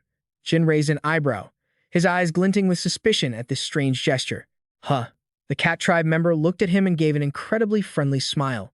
Its eyes crinkled into perfect crescents, radiating a warmth like the spring sun. Faced with the cat tribe member's gesture, which was just like a beckoning cat's, Jin Runcandel immediately guessed, "Are you telling me to bow my head?" Without hesitating for long, he did as he was told, but it still didn't stop waving its hand. You want me to come closer? When the distance between them closed, the cat tribe member's soft paw pad lightly touched Jin Runcandel's head, followed immediately by a startling flash of light that engulfed the entire area. The next second, a flurry of dreamy, pale pink butterfly wings fluttered through the air. Witnessed by the members of the Tafa tribe, Pansy's amazed voice rang out repeatedly. Whoa, whoa, whoa. His eyes twinkled like stars in the sky. He quickly explained the situation. You've received the blessing of the cat tribe. Jin couldn't help but be stunned as he confirmed. The blessing of the cat tribe. However, it suddenly disappeared the moment he wanted to speak. Come to think of it. Pansy, who was beside him, spoke up with a joyful tone on his behalf. They passed away a long time ago. Even seeing them like this is rare. No, this is the first time ever. Among the small beastmen, anyone who receives the blessing of the cat tribe is welcomed unconditionally, regardless of reason or race. So, we'll accept the deal we just discussed. Suspicion grew even stronger in Jin's heart, so much so that he had to ask, to all of you, what kind of beings is the cat tribe? And so began a lesson from the newly appointed teacher, Paingzi. That's a good question. The cat tribe are the masters of this place, and to protect small, weak beastmen like us, they created these complex, maze-like caves. Thanks to this, humans and ordinary beastmen can't find them. They don't even bother to look. There are countless caves like this hidden all over the world. Jin broke out in a sweat. He's talking too fast. As a bead of stunned sweat trickled down his cheek, he couldn't help but blurt out, "Are there really that many caves like this?" His mind was suddenly in utter chaos. In my past life, I'd never even heard of the cat tribe. They're clearly no ordinary beings. He then admitted it honestly. I had absolutely no idea. That makes sense. If I hadn't come with Dark Flame, I probably would have gotten lost too. To you all, they're like guardian gods, aren't they? Pansy immediately smiled so wide his eyes disappeared and confirmed once more. That's right. We all owe our lives to the cat tribe. However, getting back to the main point, Jin put on a serious expression and emphasized each word. I'm very grateful that the deal went through thanks to the cat tribe.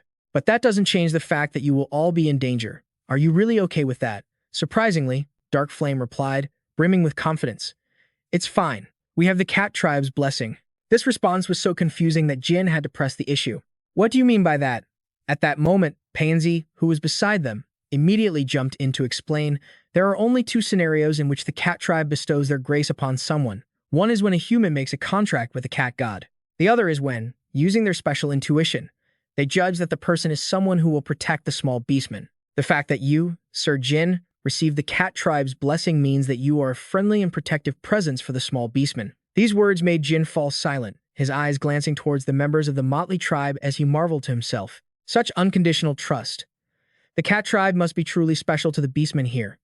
Is the cat tribe's blessing a power you can actually feel? At that same moment, Pansy started whispering into the ear of the leader who had brought Jin Runcandel here. Dark Flame, how about we split the reward 9 to 1? We'll take 9, you get 1. Any objections? But no matter how quietly he spoke, it couldn't escape Jin's hearing. Even if the Hydra-tailed tribe isn't greedy, a 9 to 1 split is outrageous. Let's split it 50-50. The sudden interjection made Pansy jump. Ah! Though he recoiled, he stubbornly kept his swindler's face on. Then how about 8 to 2? Jin was blunt and firm. So greedy. 50-50. Pansy kept trying to adjust the deal in his favor. 7-3. But Jin was adamant. 50-50. Hot sweat streamed down Pansy's forehead, almost mixing with the tears welling in his eyes. 6-4. But unfortunately, Jin was unmoved. 50-50. This finally made Pansy break down, sorrowfully listing all the reasons why. That's too little, Sir Jin. Please, reconsider. We'll handle crossing the Mitra Desert, preparing the caravan, and even disguising you, Sir Jin, so that no one will recognize you. On top of that, we'll be the ones to deliver the sword to Runcandel. A 50-50 split is really unfair. We of the motley tribe don't love gold because we're greedy. We love it for its precise calculation and fair distribution. Then he squeezed his eyes shut and bluntly declared, you get what you work for. We simply live with pride in our craft. No matter how you look at it, we're doing 90% of the work here, so we should get the bigger cut.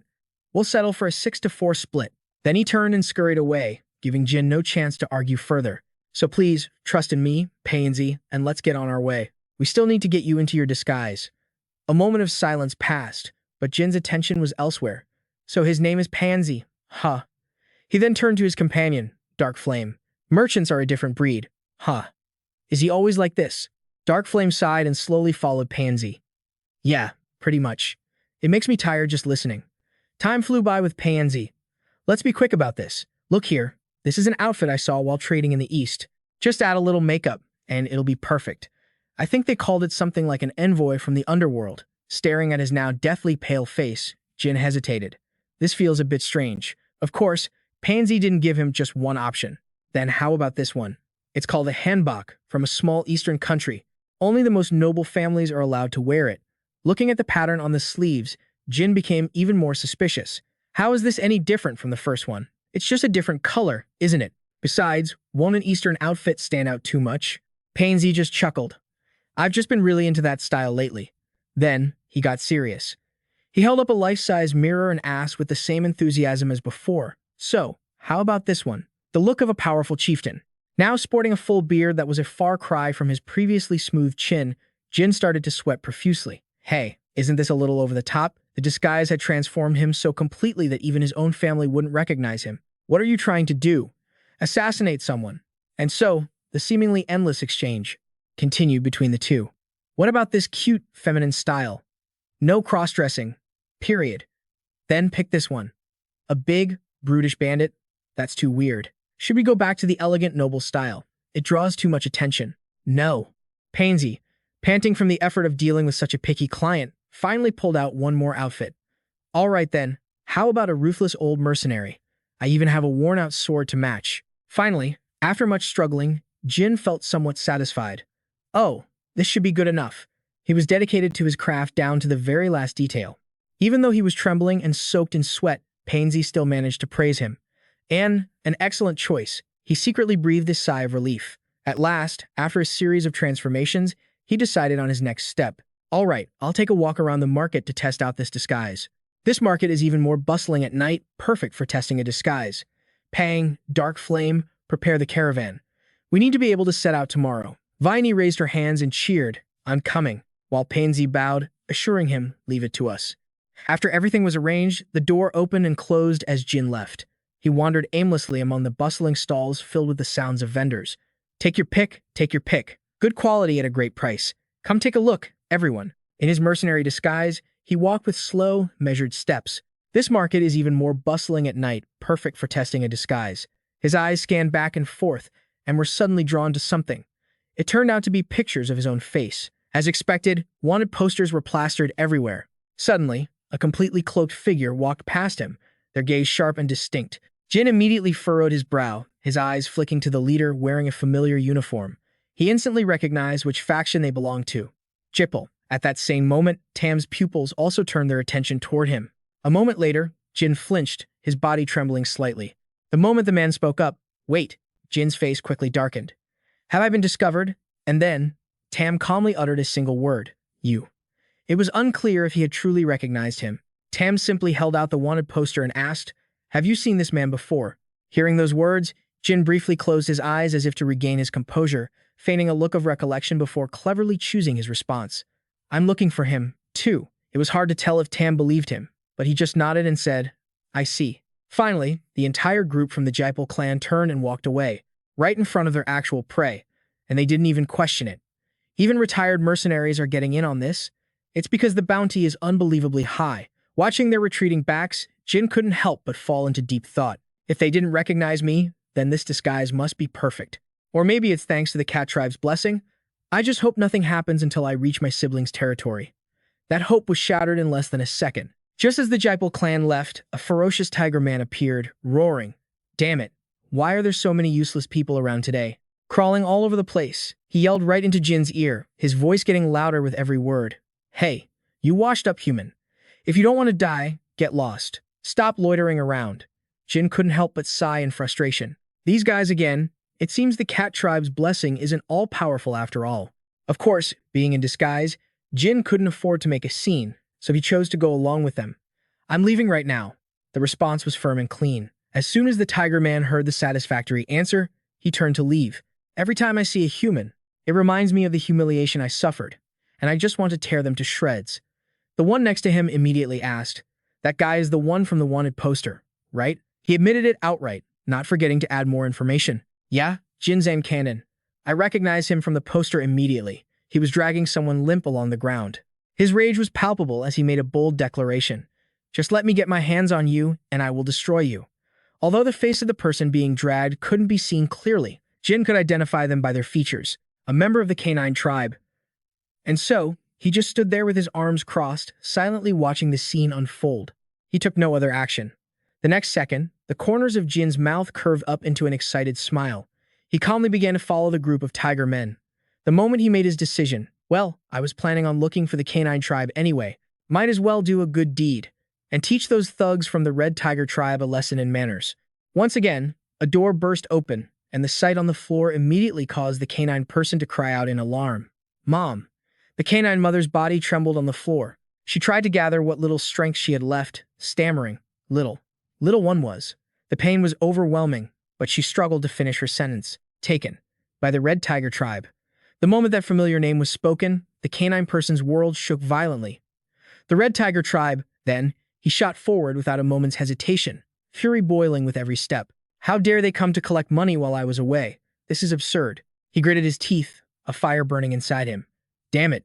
No beastman has ever been taken by the red tiger tribe and returned alive.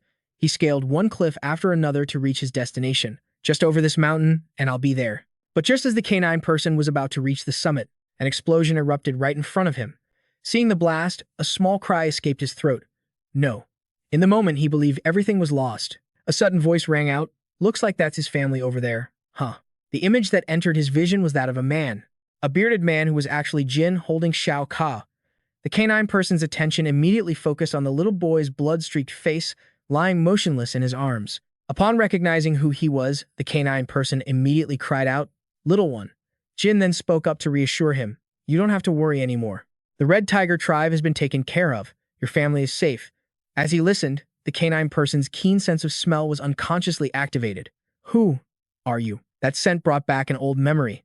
This is the person from back then? Once the realization hit, he immediately lowered himself into a respectful bow. You're the one who guided me to the Mitra Desert. Thank you, sir. Thank you so much for saving my little brother.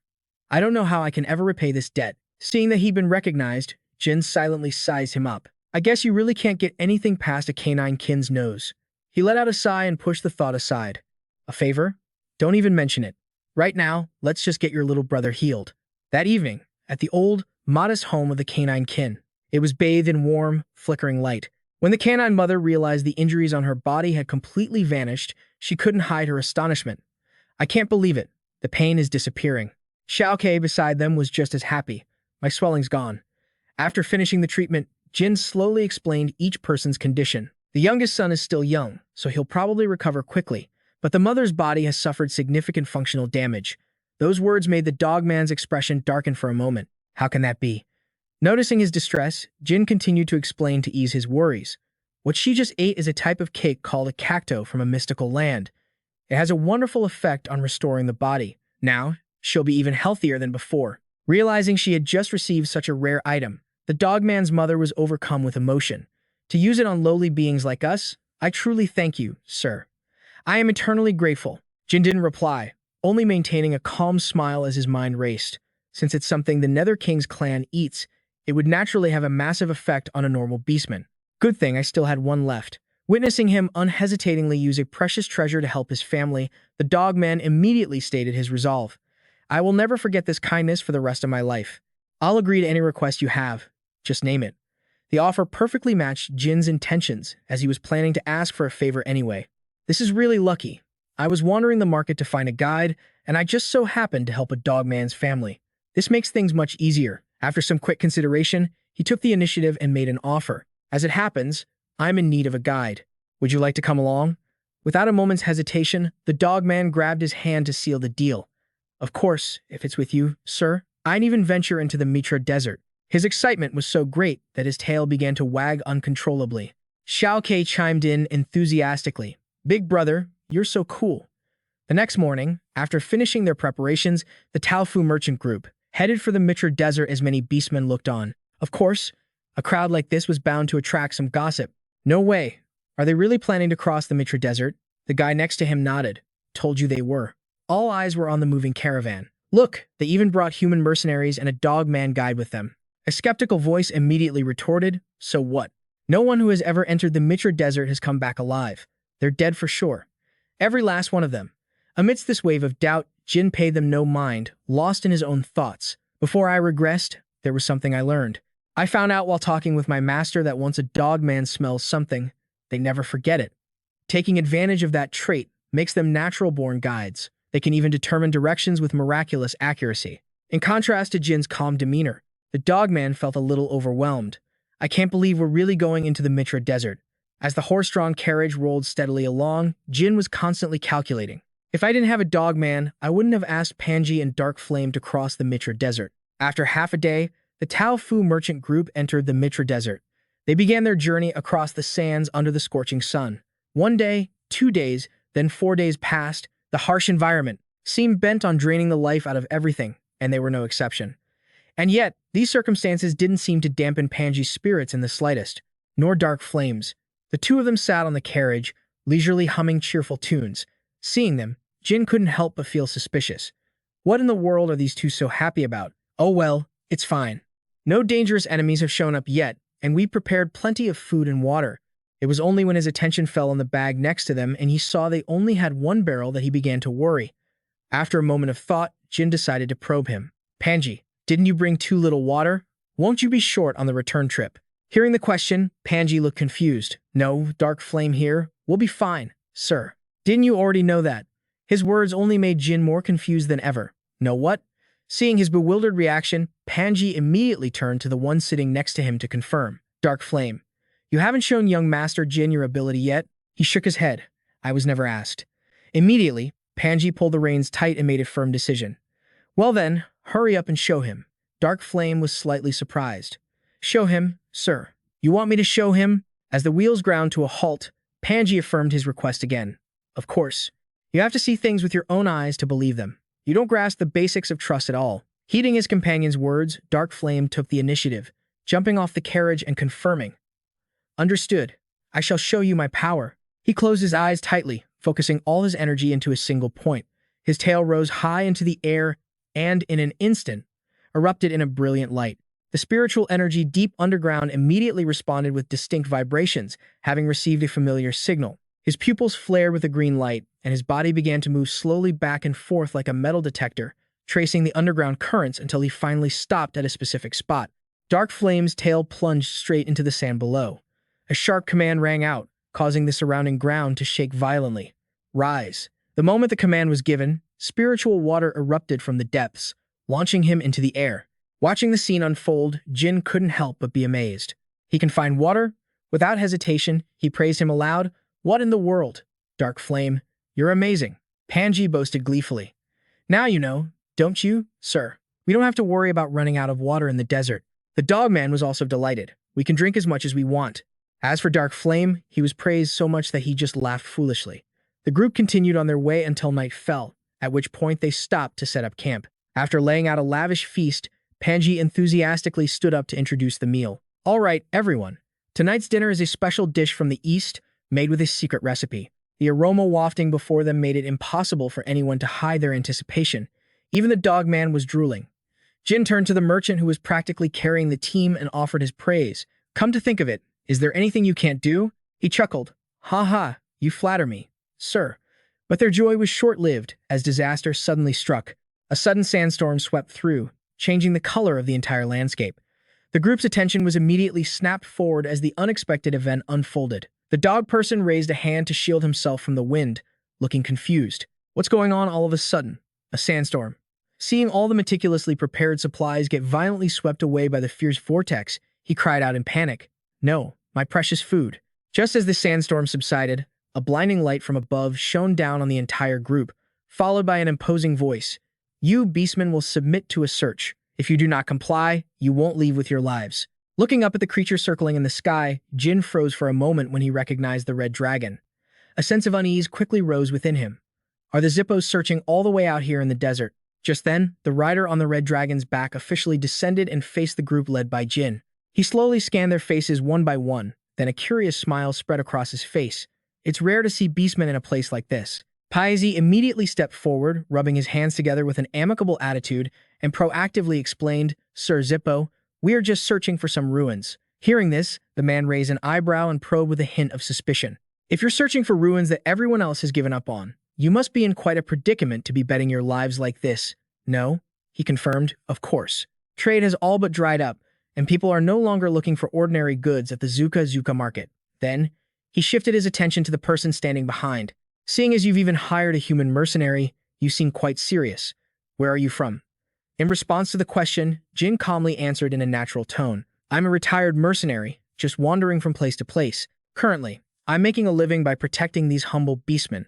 Not stopping there, the man continued to probe for information about the person he was looking for.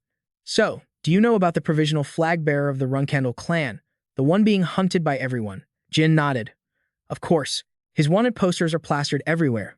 Hearing this, the man got straight to the point. Then I don't need to explain further. All humans must be searched, including you. We can't afford to miss any details, so submit to the search. As soon as the demand was made, Jin quietly weighed the situation. I don't know how many pursuers are in this area, so I don't want to cause any trouble. The man's hand reached out, intending to search him, which quickly turned Jin's contemplation into a decision. But I might have to take him out if things go south. Just as the man was about to touch him, a communication device suddenly went off, successfully preventing the impending conflict. We're under attack. We're being... The man's expression immediately changed, and he turned and left amidst the panicked sounds of his comrade calling for backup. The incident ended as quickly as it began, leaving behind a heavy atmosphere. Paisi let out a sigh of relief after the scare. I don't know what's going on, but that was lucky. Jin remained silent, keeping his suspicions to himself. Just as Paisi said, we got lucky. But who would dare attack the Zippo clan in the middle of the desert? Just as he was lost in thought, a name rang out, startling Jin. Yona, long time no see. Immediately, he whipped his head around towards the voice. Sis Yona, don't tell me she saw me. She had closed the distance and was hugging Dark Flame tightly, causing him to cry out frantically. So heavy, Jin couldn't help but be stunned. But how did she get here? Seeing that she paid no mind to her surroundings and was only focused on hugging the leader of the Water-tail tribe, Dark Flame, Jin Runcandel wondered in surprise. She knows Dark Flame, clasping him tightly in her arms, the space around Yona lit up. It's been a while, hasn't it? Dark Flame replied, Are you hungry? Today, Paisi, who was standing beside them watching the whole scene, let out a laugh and asked, You know her, Dark Flame? Who is she? And his answer made both the dog person and Paisi freeze in unison. Jin's older sister. Seeing him point forward, Yona was a bit surprised. Huh. Then, she circled the man who resembled her brother, sizing him up. A strain of her hair, like a radar for relatives, pointed straight at him. Recognizing a familiar face, Yona broke into a radiant smile and cheerfully called out his name. It's Jin. He didn't avoid it and frankly confirmed his identity while remaining cautious. Yes, sis Yona. Why are you here? Don't tell me you're here to capture me. His question was met with a heavy silence that seemed to freeze the air around them. Immediately after, the light in Yona's eyes flared, making Jin's intuition scream a warning. This isn't good. Drawing the two swords hidden behind her back, she confirmed her purpose without beating around the bush. I am here to capture you. A smile that revealed her gleaming teeth carried an unpredictable meaning. The aura around her instantly became oppressive and filled with killing intent. And then, Yona excitedly suggested, Let's play all night long. I just learned a new game, so you might actually die. Sensing the clear danger before him, Jin immediately spoke up in a panic. Sis, it's been a while. Let's just catch up a bit. Yona had guessed that Jin would come here because she saw him heading towards the land of inheritance and figured it was the most likely place for a wanted fugitive like him to go. Afterwards, Yona coincidentally met the Water-tail tribe and became close with them. She said she came to see him because she didn't know when she'd get another chance if Jin officially entered the land of inheritance. And so, after all that, Yona decided to stay with the feline tribe and the Water-tail tribe until the end. She decided she would protect the beastmen even if the group went their separate ways. That was all well and good, but this wasn't exactly beneficial for Jin. Even though she had exhausted herself on the way here. Seeing Yona humming songs with Paisi and Dark Flame in the back of the cart, the dog person chuckled teasingly. Hee. You all seem to get along pretty well, huh? Although Jin sighed to himself, he didn't hold any resentment in his heart. It's actually nice to see her, because he felt a sense of healing on this journey to the land of inheritance. When Paisi spotted a cactus patch, he immediately pulled one up and cut it into thin slices. The essence was used to apply to everyone's skin as face masks. Under the scorching sun, in just a moment, their skin, dry and chapped from the sun and wind, was restored and became radiant and glowing. Everyone was delighted, enjoying their new, dewy complexions. Dark Flame touched his face and couldn't help but marvel. So smooth. So very smooth. Just then, Yona suddenly placed a handmade cactus hat on its head. She couldn't help but burst out laughing at the little Dark Flame, who had short hair just like her. The sight made the whole group crack a smile, but the Dark Flame, realizing it was being made fun of, got furious and started chasing the prankster to give them a beating. Get back here. Time passed quietly until Jin suddenly stopped in his tracks at the sight before him. A giant object was blocking the path, and he couldn't hide his surprise. What is this? Pansy immediately gasped in excitement and called the creature by its proper name. Oh, it's a desert fish. The Dark Flame, on the other hand, started to look hungry. The strange name made Jin pause for a moment before he repeated it under his breath. A desert fish? Even the dog person was stunned. It's wild to see a dead fish in the desert, and man, it's huge. Pansy stressed, it's not dead. Hearing this, Jin whipped his head around in confusion. Not dead? He confirmed. That's right. It'll come back to life if it touches water. But if it wakes up, he explained, just as the Dark Flame's tail poked into the sand, it's going to be a huge problem. Then, she focused her power, unleashed her skill, and shouted, Wake up! From deep underground, a current of water suddenly erupted, mingling with Yona's excited cheers. Wake up! This startled Pansy, who quickly threw up his hands to stop her. Let me finish what I'm saying. If you wake it up now, but his warning came too late. The first drops of water splashed right onto the body of the massive, seemingly desiccated creature. This caused the sleeping desert fish to snap its large, round eyes wide open, while its tail began to thrash wildly, as if trying to find a way to start swimming. Seeing it sink deeper and deeper, Yana cheered from the side. It's going to burrow into the sand. All while Pansy screamed a warning from the vehicle. Get away from there right now. But in that exact instant, the desert fish began to twist its body, with enough force to send sand flying everywhere. The next second, it launched high into the air from where it had been lying. Seeing them completely off guard below, Pansy screamed in a panic. A newly awakened desert fish will eat anything in sight because it's starving. He watched as the monster, its maw wide open, dove down toward the two of them. But the dark flame and Yona, far from being scared, were filled with excitement. It's really awake, model.